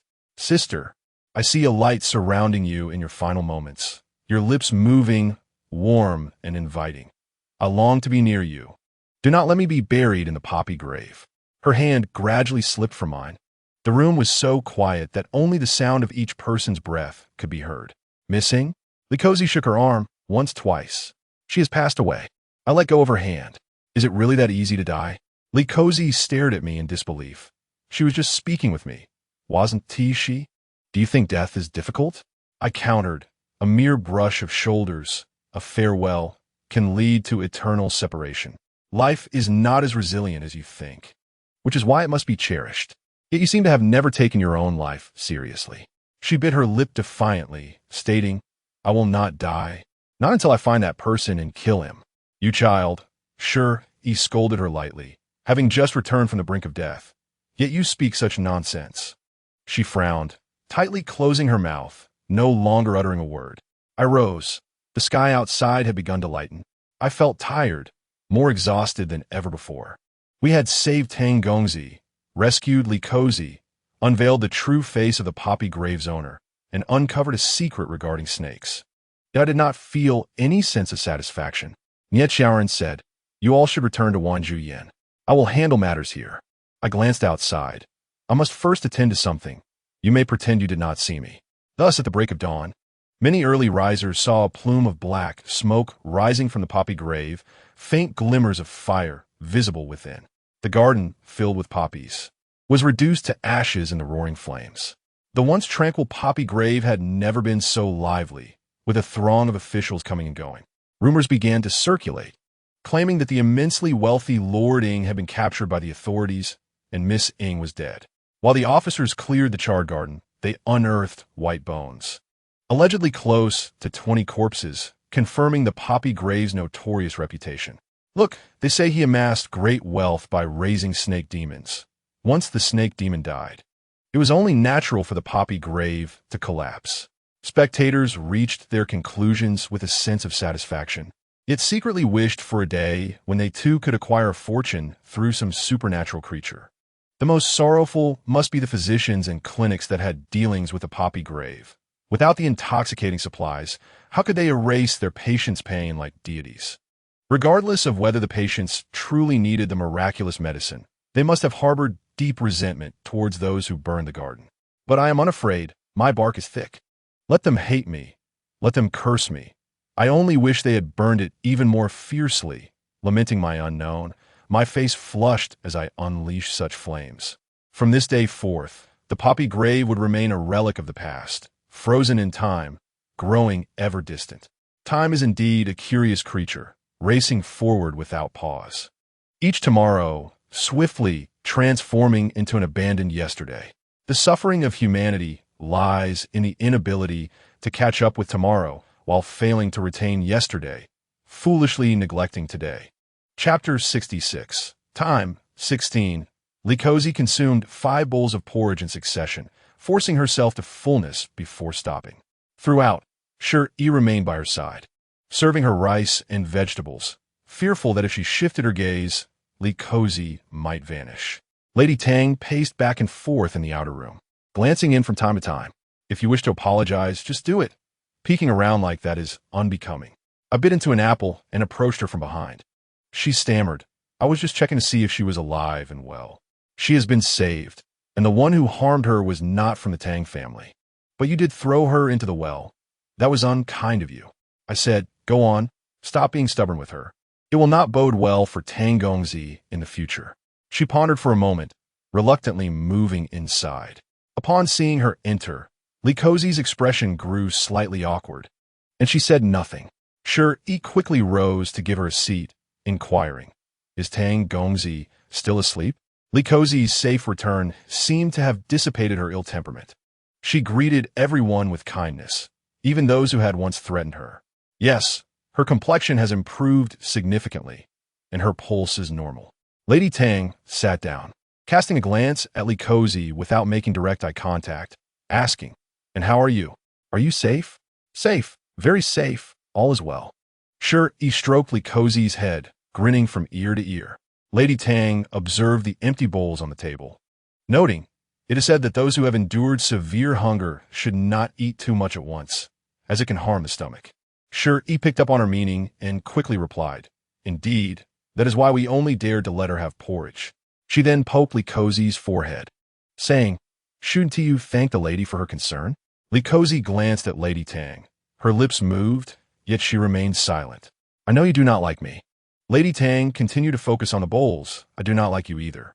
However, Zhang Er is deeply infatuated with you, and I have no words to say. After this ordeal, rather than expending effort to make you disappear, I would prefer for you and Zhang Er to remain safely in my presence, even if you annoy me daily. Let bygones be bygones." Li Cozy was momentarily taken aback, before finally saying, "You are not afraid I will steal from your family again?" I shrank my head at the door, almost forgetting this detail. At that time, Lady Tang had repeatedly called Li Cozy a thief, yet did not know what exactly she had stolen from the Tang family. "Once you marry into the Tang family, you are part of my family. You can take whatever you want. What do you mean by stealing? That is rather harsh. Lady Tang shot her a glance. But I still do not understand what you were seeking when you snuck into my room. She pursed her lips and shook her head. Never mind. I shall not seek it anymore. What has passed, let it be. Then, suddenly rising, she solemnly addressed Lady Tang. I apologize. The reason I approached you and consented to marry Tang Gongzi is solely because I wish to take this opportunity to find that item in your residence. My motives were impure from the start, and you throwing me into the well afterward balances the scales. Lady Tang's eyes widened in astonishment, and Shi gasped, repeatedly exclaiming, You foolish child. Once Tang Gongzi awakens, I will explain everything to him. He is a good person and deserves a better wife. Li Kozi let out a sigh of relief. You silly girl. Where else will you find a husband as good as Tang Gongzi? Shi exclaimed, jumping around her. Do you know how much we have longed for you to be a bride? What are you thinking? Others yearn for such a fortunate match. Just look at Miss Ing and then reflect upon yourself. Because you shared everything about her with me, I now understand that time is not meant for theatrical performances. I do not wish to act for any purpose, including becoming his bride. She declared earnestly, We are fated. I do not dislike him, and I have even been moved by his attentiveness, yet I have never entertained the thought of marrying him. He is not the one for whom I would risk everything to be together. Kozi, Shi grasped her hand, her mouth agape, but unable to form words, ultimately releasing her hand and wiping her eyes as she fled. Shi, Li Kozi took off after her. Do not move, I will go. I emerged, waving my hand at her. Just as I turned, Mu Daozhong lamented, spilling half a bowl of soup. Why run so fast? Such a pity for this good soup. Step aside. I pushed past him and continued running. Hey, boss, where are you going? He shouted behind me. Take good care of your Yuan Sanlang. I replied without looking back. He seemed somewhat off, calling after me. Boss, come back soon. I found Shi by the riverbank, not far from Wanjuyan. She sat on a stone by the shore, weeping into the flowing water. Such shallow water cannot drown anyone. I walked over and sat beside her. You are the one who should jump into the river. She sniffled, that stubborn girl, declaring she would not marry, watching his good fortune slipped away like water. How could I explain this to her father? Suddenly, she fell silent, her words replaced with a plea. How could I face her ancestors? How much longer do you intend to keep this a secret? I emphasized my tone. Her eyes flickered, hesitantly stammering. What did you say? I'm not hiding anything. A monster. For over a decade, devotedly caring for a human child as if she were her own, even going so far as to resort to vengeance by taking away their time. I shook my head. This was indeed rare.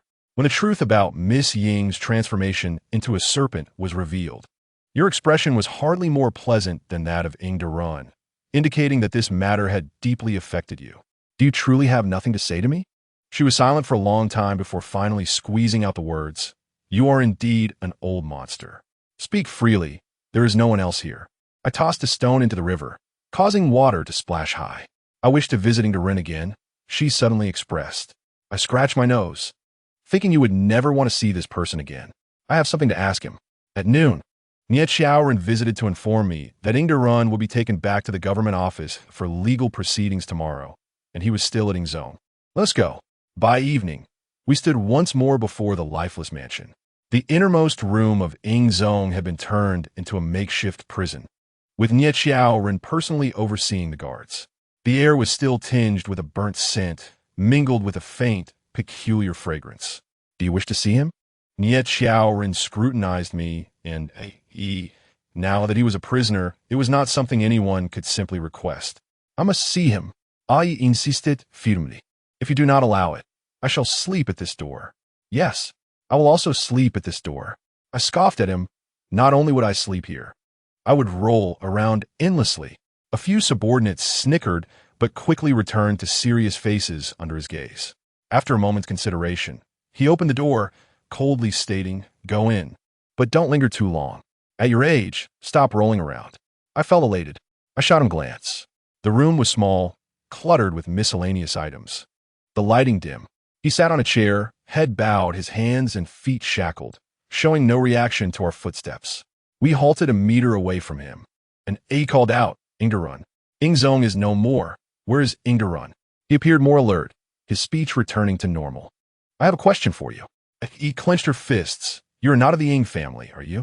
He slowly raised his head, revealing a gaunt face illuminated by the light. What did you say? He countered. Your surname is Wu, not Ing. Is that correct? He fixed her gaze on his face. Answer me. He hesitated, then suddenly laughed. It doesn't matter what my surname is. You may think as you please. He studied him for a long time before saying, no children should be born. If one is born by the age of 7, they will surely become a serpent. His expression gradually turned fearful, the iron chains rattling as he pulled at them. How do you know these words? It seems your brother's words did not resonate with you. A.E. sighed. You believe yourself the best father in the world, but that is merely your belief. She turned away. It is said that fate is determined by nature. This saying has not deceived me. Let's go. I have finished my questions. You stop right there. He made the chains clatter. Who are you? Don't leave. I was unsure of Yi's intentions. But this man was destined to be someone who could not drink my tea, continually succumbing to his own suffering, attempting to yield to it time and again. Unable to bear the pain, he would, of course, never taste sweetness. I had intended to exchange a few more words with him, but upon seeing this maniacal prisoner, I relinquished the final opportunity for conversation and turned to leave. He did not even greet Nye Xiaorun, silently walking out. I followed her, accompanying her until we exited Ingzong, reached the market, and finally paused before a tavern at the street corner, where she turned to me and said, Shall we have a drink? Yes, I replied, pointing to the strongest sorghum liquor. Let us have this. Thus, on that gloomy afternoon, 2 female monsters embraced a jar of sorghum liquor, seated at a window table in the tavern, sharing one cup after another. After a few drinks, he smacked her lips and said, Let me tell you a story, one from long, long ago. Go ahead, I love stories, especially those from the distant past. Then I shall begin. Hurry up, no more nonsense. 2 red hues bloomed on her cheeks as she gazed out at the passers-by, letting out a drunken burp. Chapter 67, Time 17. The girl was quite lovely, but why did she insist on climbing trees? It is unbecoming for a young lady. I heard her mother admonish her many times, yet she paid no heed. If you have the ability, you should speak to her yourself. You know full well that is impossible. Hidden behind the thicket, she firmly grasped the man's arm, stating seriously, Duzi is already 6 years old. I know. The man continued to peek through the gaps in the thicket with delight. Not far away, a 6 or 7-year-old girl was clambering up the tree trunk, the moonlight showering the ground. So, you see, I have only 1 more year left. He turned back, gazing at her with tenderness, thanking her for the hardships endured over the years, and foretelling that many more would follow, asking her to watch over Duzi for him. Is there truly no other way? She grasped his hand, urging him to reconsider, to try again. Everything has its cause and effect. Had the Wu family not been burdened by so much bloodshed, these events would not have transpired. He replied calmly, I have lived peacefully in the mountains these years, listening to the birds by day and the flowing water by night. In truth, tending to flowers is far more enjoyable than capturing snakes. This tranquility is something I could never attain in the past. Time demon, I have no regrets. Her tears fell warmly onto the back of his hand. The scene of their encounter remained vividly fresh, as if it had occurred just yesterday. She was the essence of time, a diminutive monster, cultivating in the wilderness with a body resembling an hourglass. She had been quite diligent over 100 years, rising early and sleeping late, never neglecting even a trace of earthly spirit or the essence of sun and moon. She had already managed to transform into a human form, though she could only maintain it for a brief hour and solely at night. In truth, she could have chosen to become a bird or a fox, which would have been much easier, yet she believed that being human would be far more convenient. She mused that in a few hundred years, perhaps she could achieve a complete human form, enabling her to roam freely in the human realm and live a carefree life. However, this plan was nearly thwarted by the serpent, which nearly consumed her whole. The serpent had evidently been stalking her for a long time, seemingly just beginning its cultivation. It was said that if a serpent reaches the pinnacle of its cultivation, it can transform into a dragon. However, this requires immense time and spiritual energy. Her own spiritual essence must have attracted the serpent's covetous gaze. If it devoured her, it could save at least 100 years of cultivation. Hence, she was ambushed. The serpent constricted her tightly, making her feel as if she would perish. Was it aiming to crush her? Had she known, she would have preferred to transform into a fox from the very beginning, as at least she could run swiftly. As the world spun around her, she was drenched in serpent blood. The slender, dark-haired youth raised his blade, severing the serpent's head in one blow. He discovered her amidst the serpent's body and lifted her to inspect. "What is this?" "I am the essence of time." She struggled in his grasp, causing him to release her in fright. "You're a monster?" He brandished the knife before him. "Do you eat humans?" "If I could eat humans, I wouldn't be in this predicament with the serpent." She leaped off the serpent and bounded onto him, exclaiming, "You've gotten serpent blood all over me." "I just washed my clothes," the boy stammered. "They would get dirty sooner or later." She cleaned herself off and hopped onto his shoulder. "Who are you? How did you end up here?" "I came with my father to catch snakes." He pointed to a spot not far away. "My younger brother is waiting for us at the foot of the mountain. He finds it too dirty here and refuses to come up." "Oh, then I must hide." "You saved me. I can meet you, but not them." She leaped down. "I must return." "What kind of monster are you?" The boy called after her. "Time demon." She replied, "The mountain is so vast. Where shall I find you?" "Proceed straight from here, and upon encountering a stone resembling a cat, I shall be nestled within the cave beneath it." In the days that followed, she diligently honed her skills, and now she could transform into a human for 2 entire hours. The youth would visit her periodically, expressing his astonishment at having a friend who was a monster. He found it quite magical. She, in turn, cherished this boy who exhibited a fierce determination when hunting snakes, yet revealed a gentle smile towards her. She recounted her past, the spirits of the mountain, and shared her aspirations. He confided that his greatest dream was to become an exceptional snake catcher like his father. Curious, she inquired about his father's prowess. With pride, he proclaimed, "There is no snake my father cannot slay, be it venomous, as thick as a barrel, or even one that breathes fire and speaks human language. Neither ordinary snakes nor legendary serpent spirits can stand against him." She pondered for a moment and asked, "Why must they be killed?" He was taken aback, realizing he had never contemplated such a question. As the son of a snake catcher, it seemed only natural to him. That was the justification, was it not? If the snake is harmless, wouldn't it be too cruel to kill it? She pouted. Now, she could maintain her youthful appearance throughout the entire night and was quite an attractive girl. He scratched his head, uncertain. "I can't say for sure. Regardless, my father kills any snake he encounters. Our sustenance relies on the exchange of snakes. Whatever the case, just don't kill me," she giggled. He reassured her. "I would never harm you. My knife is never drawn against friends." Years passed, and her cultivation saw little progress. However, he transformed from a sprightly youth into a robust young man with thick eyebrows and bright eyes. One day, he joyfully announced his impending marriage to a girl from a neighboring village. "Is she beautiful?" she asked, sharing in his happiness, having heard that marriage was a momentous occasion. "Not as beautiful as you," he replied. "If you were a real girl, I would surely marry you, he. She lowered her head, laughing softly. "Humans cannot marry monsters." "Then let us remain friends," he said, slipping a packet of rice cakes into her hand. "These are made by my future wife. They are delicious." She took the rice cakes and shared them with the foxes and wild rabbits nearby. Strangely, after he departed in high spirits, she found herself devoid of appetite, feeling an inexplicable emptiness within her. After his departure, he did not return for nearly a decade. He would undoubtedly become busy after his marriage, tending to his wife and perhaps even children.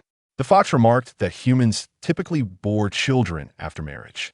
Just when she thought he had forgotten about his monster friend on the mountain, he appeared again, staggering and disheveled, a look of despair etched upon his face. She almost failed to recognize this man, now unshaven and sorrowful. "I can't go back." He grasped her hand, tears welling in his eyes, yet remaining unfallen. "Why?" she asked, puzzled. "Did your wife abandon you?" "If only that were the case," he replied with a bitter smile. "Do you remember when you asked me why snakes must be killed?" She nodded. "I still cannot provide you with an answer," he said despondently as he sat down. "But I can assure you, if time could be reversed, I would wish that the Wu family had never been snake catchers. What happened? She gently caressed his back, urging him to share. The year I married, my father killed a white snake that had learned to speak and was beginning to sprout horns. A serpent of considerable size with scales as white as snow. He claimed it was the most formidable snake he had ever encountered, and had we waited a year longer, it might have transformed into a dragon. Before striking, the snake pleaded with my father, claiming it bore young within, begging for its life. Yet my father showed it no mercy. In its final moments, the white snake spat a curse, vowing revenge on the descendants of the Wu family for the murder of its offspring. My father recounted this tale to us as a joke. He paused, trembling slightly, and continued. On the day of my wedding, the village was abuzz with celebration. An elderly man passing by was invited to the feast. Upon seeing my father, he warned him of impending doom, inquiring whether he had recently killed an extraordinary snake. My father recounted the incident, bewildered by how the old man knew. The elder cautioned him, "You have fallen victim to the snake's curse, which only the serpent on the verge of transformation possesses. It seeks vengeance against those who hinder its cultivation. Out of gratitude for this drink, I offer you a piece of advice. Do not allow your 2 sons to bear children. They are childless and may live in peace. Should they be unfortunate enough to have offspring, remember that a father must leave before the child is born, never allowing the child to see him for that way. The child may remain safe. However, the father's life will end when the child turns 7. Should you refuse to depart, the father will be unharmed, but the child, upon reaching 7, will turn into a snake, a man-eating serpent." My father, enraged, berated and expelled the old man. Her mouth fell agape. Was the old man's prophecy true? He clutched his throbbing head. No one took that madman's words seriously. The year after my marriage, my son was born. That same year, my father passed away, leaving the burden of the family upon me. Lacking my father's formidable skills, I struggled to make ends meet as a snake catcher, yet life remained relatively stable. However, my brother refused to continue living with me, seeking a better life elsewhere, tired of our mundane and frugal existence. I could not stop him, nor did I have any justification to do so. Once he left, he never returned. I eventually learned he had become a foster son to a wealthy family. If this was the life he desired, I did not wish to intrude.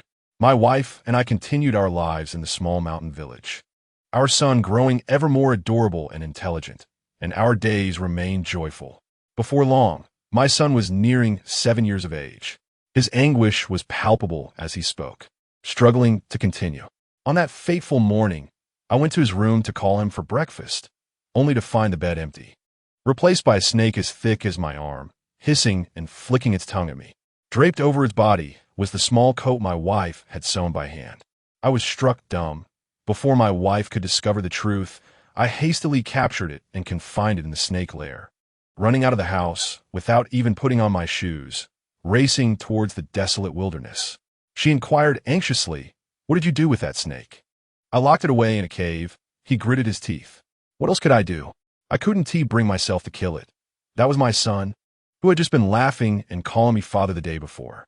I deceived my wife, telling her our son had gone with me to gather firewood and had fallen from the cliff. Naturally, she was heartbroken, but it was better than telling her our son had transformed into a snake. In the days that followed, I visited the cave daily, bringing him wild rabbits and mountain chickens, yet he showed no interest in eating. That night, as per routine, I went to feed him, only to discover he had escaped. I searched everywhere, but he was nowhere to be found. A few days later, a child went missing in the village, and frantic searches ensued until a serpent with a bulging belly was discovered hanging from a tree outside the village. Was it him? She gasped, instinctively covering her mouth. The villagers were furious, using iron rods and fire to attack. He, too, was enraged, biting several people in defense. Unable to remain silent any longer, he rushed forward with a knife. Tears finally fell from his eyes. He recognized me and did not bite, but rather lowered his head and nudged against me. "Do not say any more," she wept. He took a deep breath, wiping away his tears, when blood flowed from my blade, and the heartbroken parents of the lost child wept inconsolably. I realized the magnitude of my error. The moment he transformed into a snake, my son had already ceased to exist, Yet I clung to him, refusing to let time carry me away. He paused, forcing a smile. Thus, I now know what must be done. Are you expecting another child? She exclaimed, wide-eyed. If the old man's words ring true, by doing this, you shall die in 7 years. Without my son, my wife has remained enveloped in sorrow. Each time she sees other children, she silently weeps. I owe her so much. I have not provided her with a good life, nor have I allowed her to be a happy mother. So, in the 6th year after losing our son, I made this decision. He grasped her hand, the only thing he could do. She longed to berate him as a fool and an idiot, but refrained. What about your wife? Have you not seen her? She inquired. I cannot see her, nor can I speak the truth to her. Otherwise, when the child grows up, they will surely come looking for me. If we happen to meet, all would be in vain. He shook his head, gazing into her eyes. Thus, I beseech your assistance. I will secretly return to provide them with money and provisions. If I cannot return, please watch over them and their mother. She acquiesced.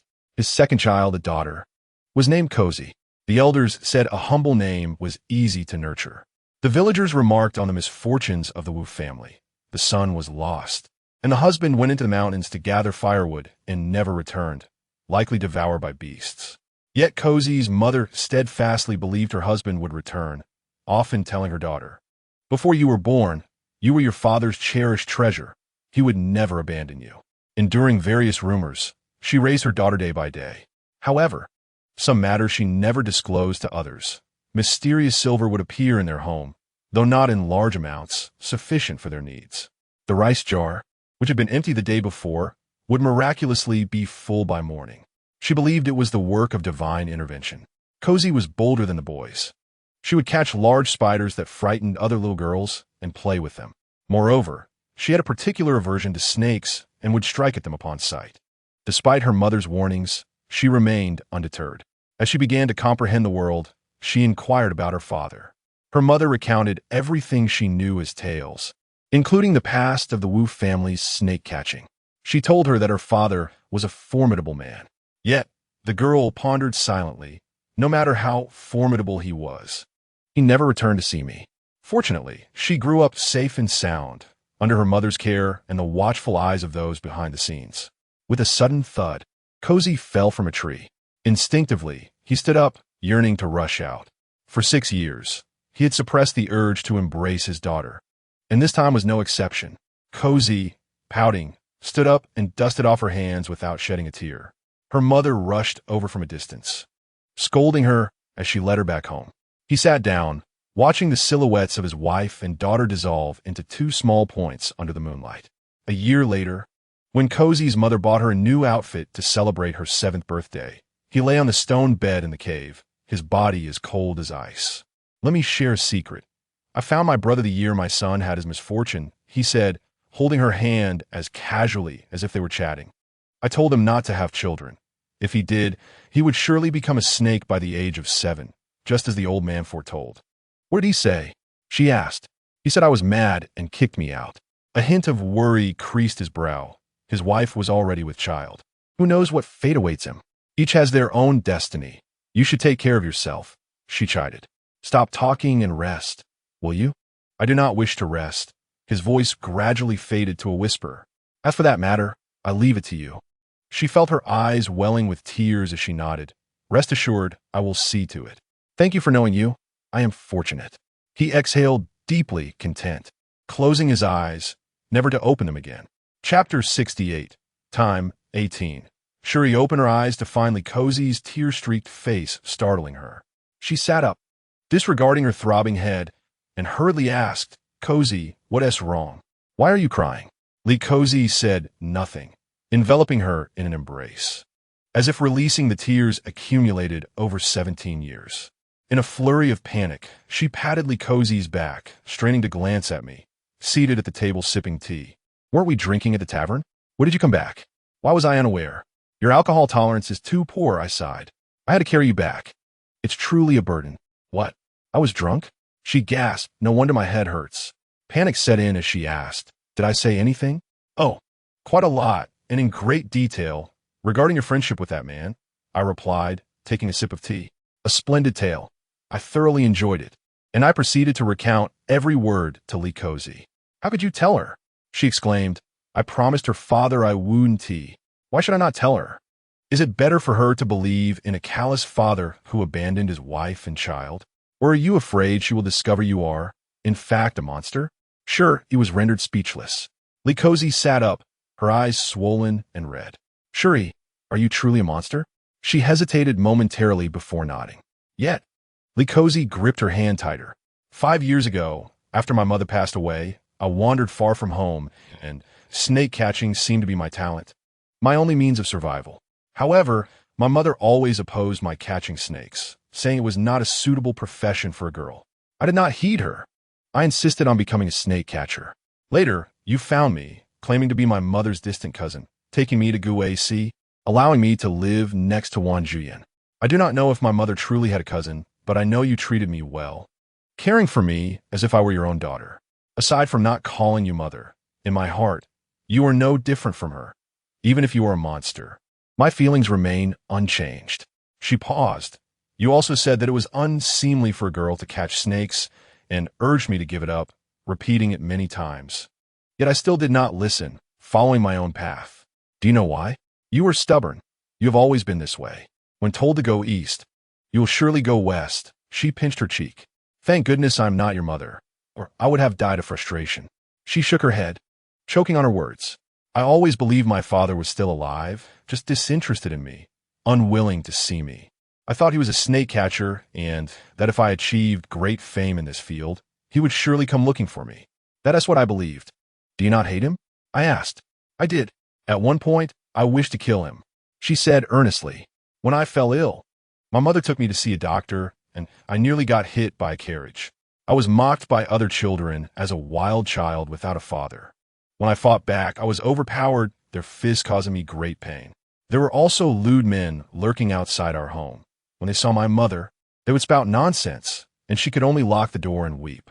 Each time I recalled these memories, I yearned to grow up quickly, find him, and stab him with a knife, making him understand that all our suffering stemmed from his absence. You foolish child, Shuri exclaimed urgently. When you were ill, he had me secretly place the best medicine in your home. Those ruffians who bullied your mother have not returned since. He concealed his face and intercepted them, giving each a sound beating, warning them that if they dared to bully your mother again, he would kill them. He has always been close to you. But I did not know, Li Cozy replied. You see, when you found me, I said my surname was Li. I changed it on a whim, out of hatred. I despised him so much that I did not wish to bear his name. Finding him was once my greatest wish. I told you. But you said it was a vast sea of people, so let fate decide. Thus I sought my own ways. Hearing this, I set down my teacup and asked, the method you mentioned, does it involve stealing from the Tong residents? The Huang Bao, she replied. I agreed to the marriage with Tong Gongzi to acquire this treasure. It is said that within the Tong residence, there are 3 treasures, one being the Huang Bao, capable of finding anyone with a single shot. Upon learning this, I could not let any opportunity slip by, which is why I changed my approach and willingly accepted the marriage proposal. However, after residing in the Tong residence for several days, I found nothing related to the Bao. She paused, a bitter smile gracing her lips. Now, I think perhaps this is fate. The heavens do not wish for me to continue this misguided obsession. When Huang Yigong and I exchanged a glance with Shi, we both inevitably thought of the exquisite snow Bao wielded by the Go player. However, we had promised to the Go player upon leaving the Poppy Tomb that we would not disclose any information regarding his pursuit of Li Cozy's whereabouts to anyone, including Li Cozy and Madame Tang herself. The young lad expressed his intention to reveal everything to the relevant parties once he comprehended matters beyond his grasp. We could not go back on our word. Thus it was best to let Li Cozy believe that the Huang Yigong was merely a figment of imagination, especially since he no longer required it. I rose to my feet, suggesting that the two of you continue your conversation to clarify the misunderstandings accumulated over the years and perhaps contemplate the days ahead.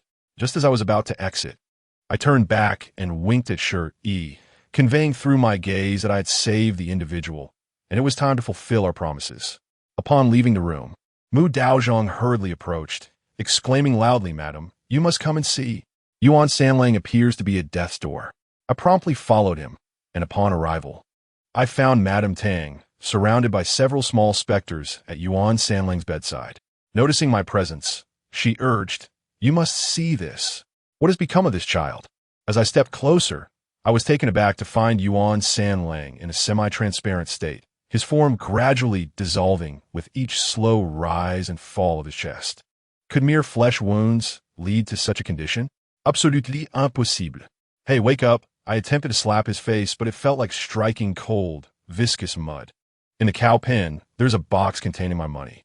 He slightly opened his eyes, speaking in a daze. "Help me count if it's enough to buy that bright pearl from the Tongbao. What was he talking about? I was bewildered. Who knows? This lad, upon awakening, speaks of money and pearls, his mind still clouded. Mu Daozhong remarked, and now he is transformed into this state. Tongbao is a shop within the enigmatic market, specializing in precious jewels and jade. He had been saving money to purchase a pearl. At some point, Shuri entered, revealing that Yuan Sanlang had passed away 6 months prior. She approached the bedside and sighed. It was out of pity for him that I granted him an additional 6 months to live. Everyone was momentarily stunned. Can time truly be gifted? I am a time spirit. She surveyed the surroundings with a smile. The flourishing business of Wanzhou Yin relies on my acquisition of time to resell it. Didn't you sell facial masks? Madame Tang inquit, Pudao. No facial mask can halt the passage of youth. She touched her face. I'm a spirit of time. Although my powers are limited, I possess the ability to take time away. Some individuals, in exchange for silver, willingly sell their time to me. A year or 2. I never demand more. I then incorporate this precious time into facial masks, granting them the miraculous effect of delaying aging and restoring youth, making them perfectly suitable for affluent ladies. Her gaze returned to Yuan Sanlang as she continued, "I had a good relationship with this child. He confided in me long ago about his desire to save money to buy a pearl for the young lady of the poppy tomb. But he feared others would mock him, knowing well that I would not, for he considered me a good person. I inquired why he wished to buy it. He said he had asked others what could make a girl happy every day, and they told him that girls love beautiful jewels that bring smiles. Therefore, he wanted to buy a pearl for Miss Ing, as she always appeared sorrowful. I offered to lend him money for the purchase, but he refused, insisting that gifts should come from one's own earnings, infused with sincerity. I laughed at his stubbornness, yet every time he delivered beef, I would reward him generously. Alas, his fate was sealed. You mentioned that he contracted the same illness as his father? I asked her. Indeed, is an incurable disease.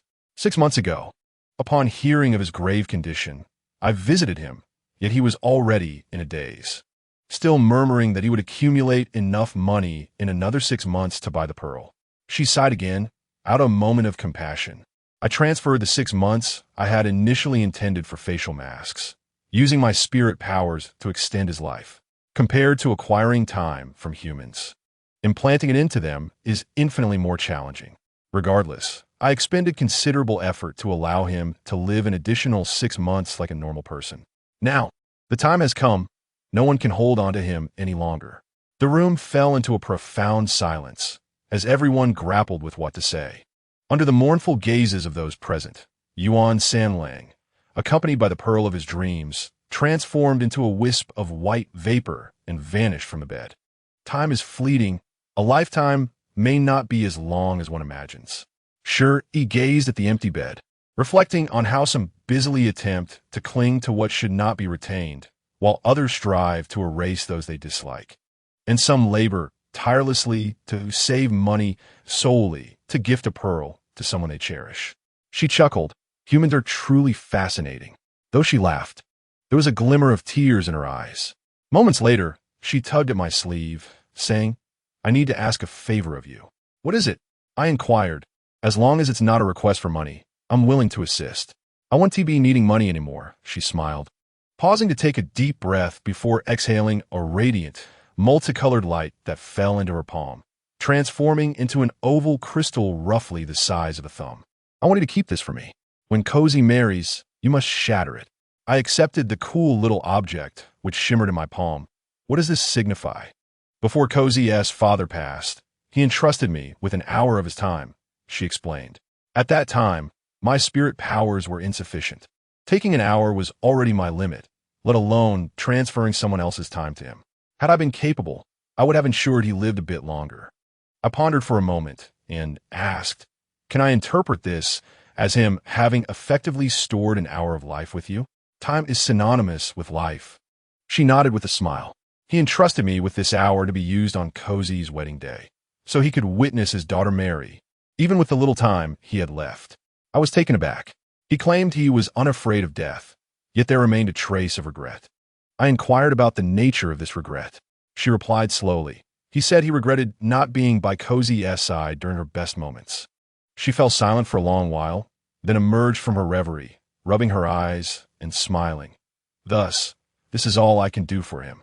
Unfortunately, only half an hour remains.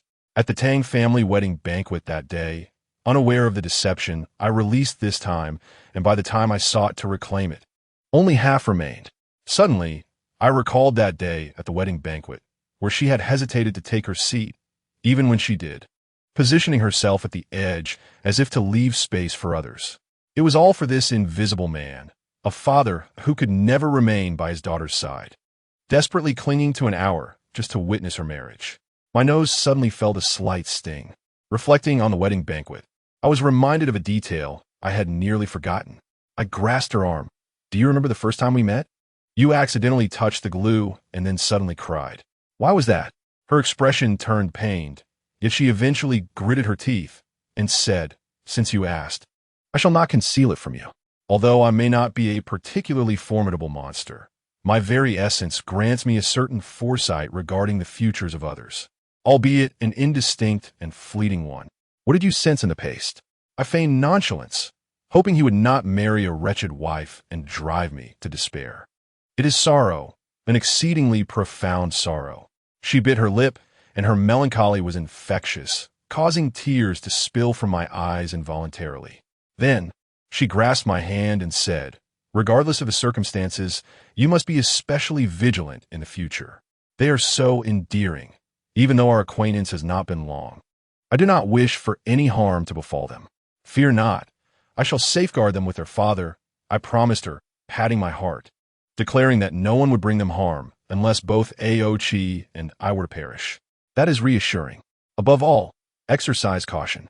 She gazed at the sky, where half a moon emerged, casting a gentle hue upon the earth. Let us proceed. Where to? To the cattle shed of Yuan Sanlang, to retrieve his money. As she walked, she continued, and I returned the time owed to those fellows. Hurry. Wait, I caught up to her and asked. Releasing time also requires considerable strength. Can you endure? I cannot. She replied calmly. These moments have remained intact within me, and once returned, I shall vanish. Those who perished because of me. It is my fault. I took away 20 years from them. If their lives were already less than 20 years, they would naturally not survive. I cannot atone for this. Thus my disappearance may serve as compensation for their lives. In truth, this was a consequence I had foreseen, yet when it loomed so close, my heart tightened with anxiety. What about the button? I inquired. Have you come out without saying anything to her? No need. Why should I make her cry once more? She shook her head and then hesitated, saying, there is one more thing. After I tell you, do not strike me. I narrow my eyes. What other good deed have you done? The reason young Master Tang adores the button so much is because I cast a little charm of distraction upon him. She confessed awkwardly. I could not bear to let him go, given his fine qualities, so I was both amused and exasperated. Do you realize that such actions can lead to significant troubles? I was merely worried that he might not find my button appealing. She admitted candidly. Little did I know it was my button who looked down upon him. Upon hearing the button's words, I realized I had indeed erred. Love cannot be forced. You know that well enough. I shot her a glance. She quickly added, it is all right. Once I vanish, young Master Tang will return to his usual self. The moment I heard the word vanish, my heart lurched. I asked once more, are you truly not going to say anything to the button? Just tell her for me that I have grown weary of taking care of her all these years. I am a monster, and I must return to the mountains to continue my cultivation. The beauty I have left for her, the shop is mine, and the property deed has long been changed to her name. That place will be her home. Very well. I agreed to her request. Thank you. She expressed her gratitude solemnly. You are a fine businessman, true to your word, honest in dealings. Likewise, the two of us, both strikingly beautiful women, exchanged smiles under the moonlight. Let's go to the cattle shed, and perhaps teach that plump woman a lesson. Let's give her a pig's nose and ears. You are truly wicked. By the way, what kind of monster are you? I'm a tree spirit. Chapter 69. Time 19. The diligent dragon horse pulled the cart, leaving the city gate of Beifong far behind. Today's sky is a rare sight, graced with a touch of sunlight, though but a sliver. It is warm enough to touch the heart. Nie Chaoran had already preceded us, escorting Lord Ing back to the government office. So it was Mu Daozhong who drove the cart. Now restored to middle age, he checked his reflection in the mirror at least 20 times during the journey. Everyone present that day attended Miss Ying's funeral, which was held in a remote countryside location chosen by the button, far from Ing's grave, surrounded by mountains, flowing water, and the sounds of birds and fragrant flowers. Alongside her, we buried a beautiful pearl purchased with the money I had hidden in Yuan Samling's cattle shed, though I still needed to make up the difference. I lied without a hint of shame, claiming that the demon's release of time had depleted too much energy, necessitating my return to the mountains to cultivate. Henceforth, the master of the beauty I left behind would be Wu Cozy, who informed me that she would no longer capture snakes, but would continue selling face powder. Thus, I harbored some concern for Wu Cozy's business. However, I solemnly advised her that if she ever encountered someone truly desiring to marry, she must inform me without fail, for I would bring along someone of great importance to witness the occasion. As for young Master Tang, upon awakening, he treated his former love interest with utmost courtesy. Even when she revealed how she had once manipulated him to enter the Tang residence, he showed no sign of heartbreak, merely stating, "You have your difficulties. I do not blame you." When she mustered the courage to suggest that they abandon the marriage, he pondered and nodded, stating that if they could not be husband and wife, being friends would suffice. Madame Tang even pulled me aside, inquiring if her son had any lingering after-effects. I reassured her that it is rare for young people to approach marriage with such rationality. She should be pleased. Is this not the outcome you have always desired? The children, Zawuzi and Weiji, grew increasingly familiar with one another, the three little ones frolicking joyfully in the cart, resembling ordinary children once more, never mentioning the moment when he drew a bow with empty hands. The unfortunate scorpion demon had its cultivation rendered useless, returned to the mountains. And while it did not deserve death, it would evidently require several hundred years to relearn how to be a normal person. The dragon horse galloped forth, and 3 days later, it halted at the entrance of the Tang residence. I shall not escort you mother and son inside. I jumped down from the cart to bid them farewell, turning to young Master Tang, advising him to remain focused on his studies at home and to steer clear of bizarre occurrences and to avoid angering his mother. I shall never forget the life-saving grace of the proprietress. He bowed respectfully to me. I smiled. It is time for you to return. Madame Tang approached me, stating, I will have someone deliver your reward promptly. Thank you. I beamed, for that was the most delightful phrase I had heard in days, adding, now go back and enjoy being a wealthy man. Do not dwell on the past. Old times are only for reminiscing. Old times? Madame Tang ponde, taking a couple of steps before turning back to look at me. Having known you for some time, I have come to realize that you are a trustworthy friend. So, I smiled. Does that mean my reward is to be doubled? Therefore, I hope you remain well and do not become merely a memory of the past too soon. She spoke with utmost sincerity. Although I found her words worthy of contemplation, I jested. As long as you do not renege on your promises, I shall live quite well. Incorrigible, she chuckled, shaking her head before departing. I leapt back into the cart and called out loudly to Mu Daozhong, let's set off. Indeed, the dragon horse neighed and galloped away. The three children fell asleep, with Weiji resting her head on my lap, nibbling her fingers, sleeping soundly. Time seemed to stand still around me, and I leaned down to kiss her gently. I am a monster, yet I cannot hold on to yesterday or transcend tomorrow. Nevertheless, I always possess a trump card, every present moment spent with you. Thus, I fear not the passage of time, regardless of where it may lead me. Bilao bang, bang, bang. The incessant knocking on the door resounded thunderously. Pang Sanjin, with flour covering his hands, hurried from the kitchen and opened the door with a creak. Who is this young master? He scrutinized the tall figure at the door, clad in an odd floral shirt, holding a silver box. Is this the establishment of the proprietress? The man asked him politely. Indeed, Pang Sanjin replied with a smile, but the proprietress is currently away. If you wish to conduct business, it will be best to return in a few days. Who are you? The man shot him a glance. I am merely a caretaker attending to the proprietress's needs. Please respond patiently, or else, young sir, you may leave your name and address, and we shall notify you upon the return of the proprietress. What is your esteemed name? Young sir? Ouchie.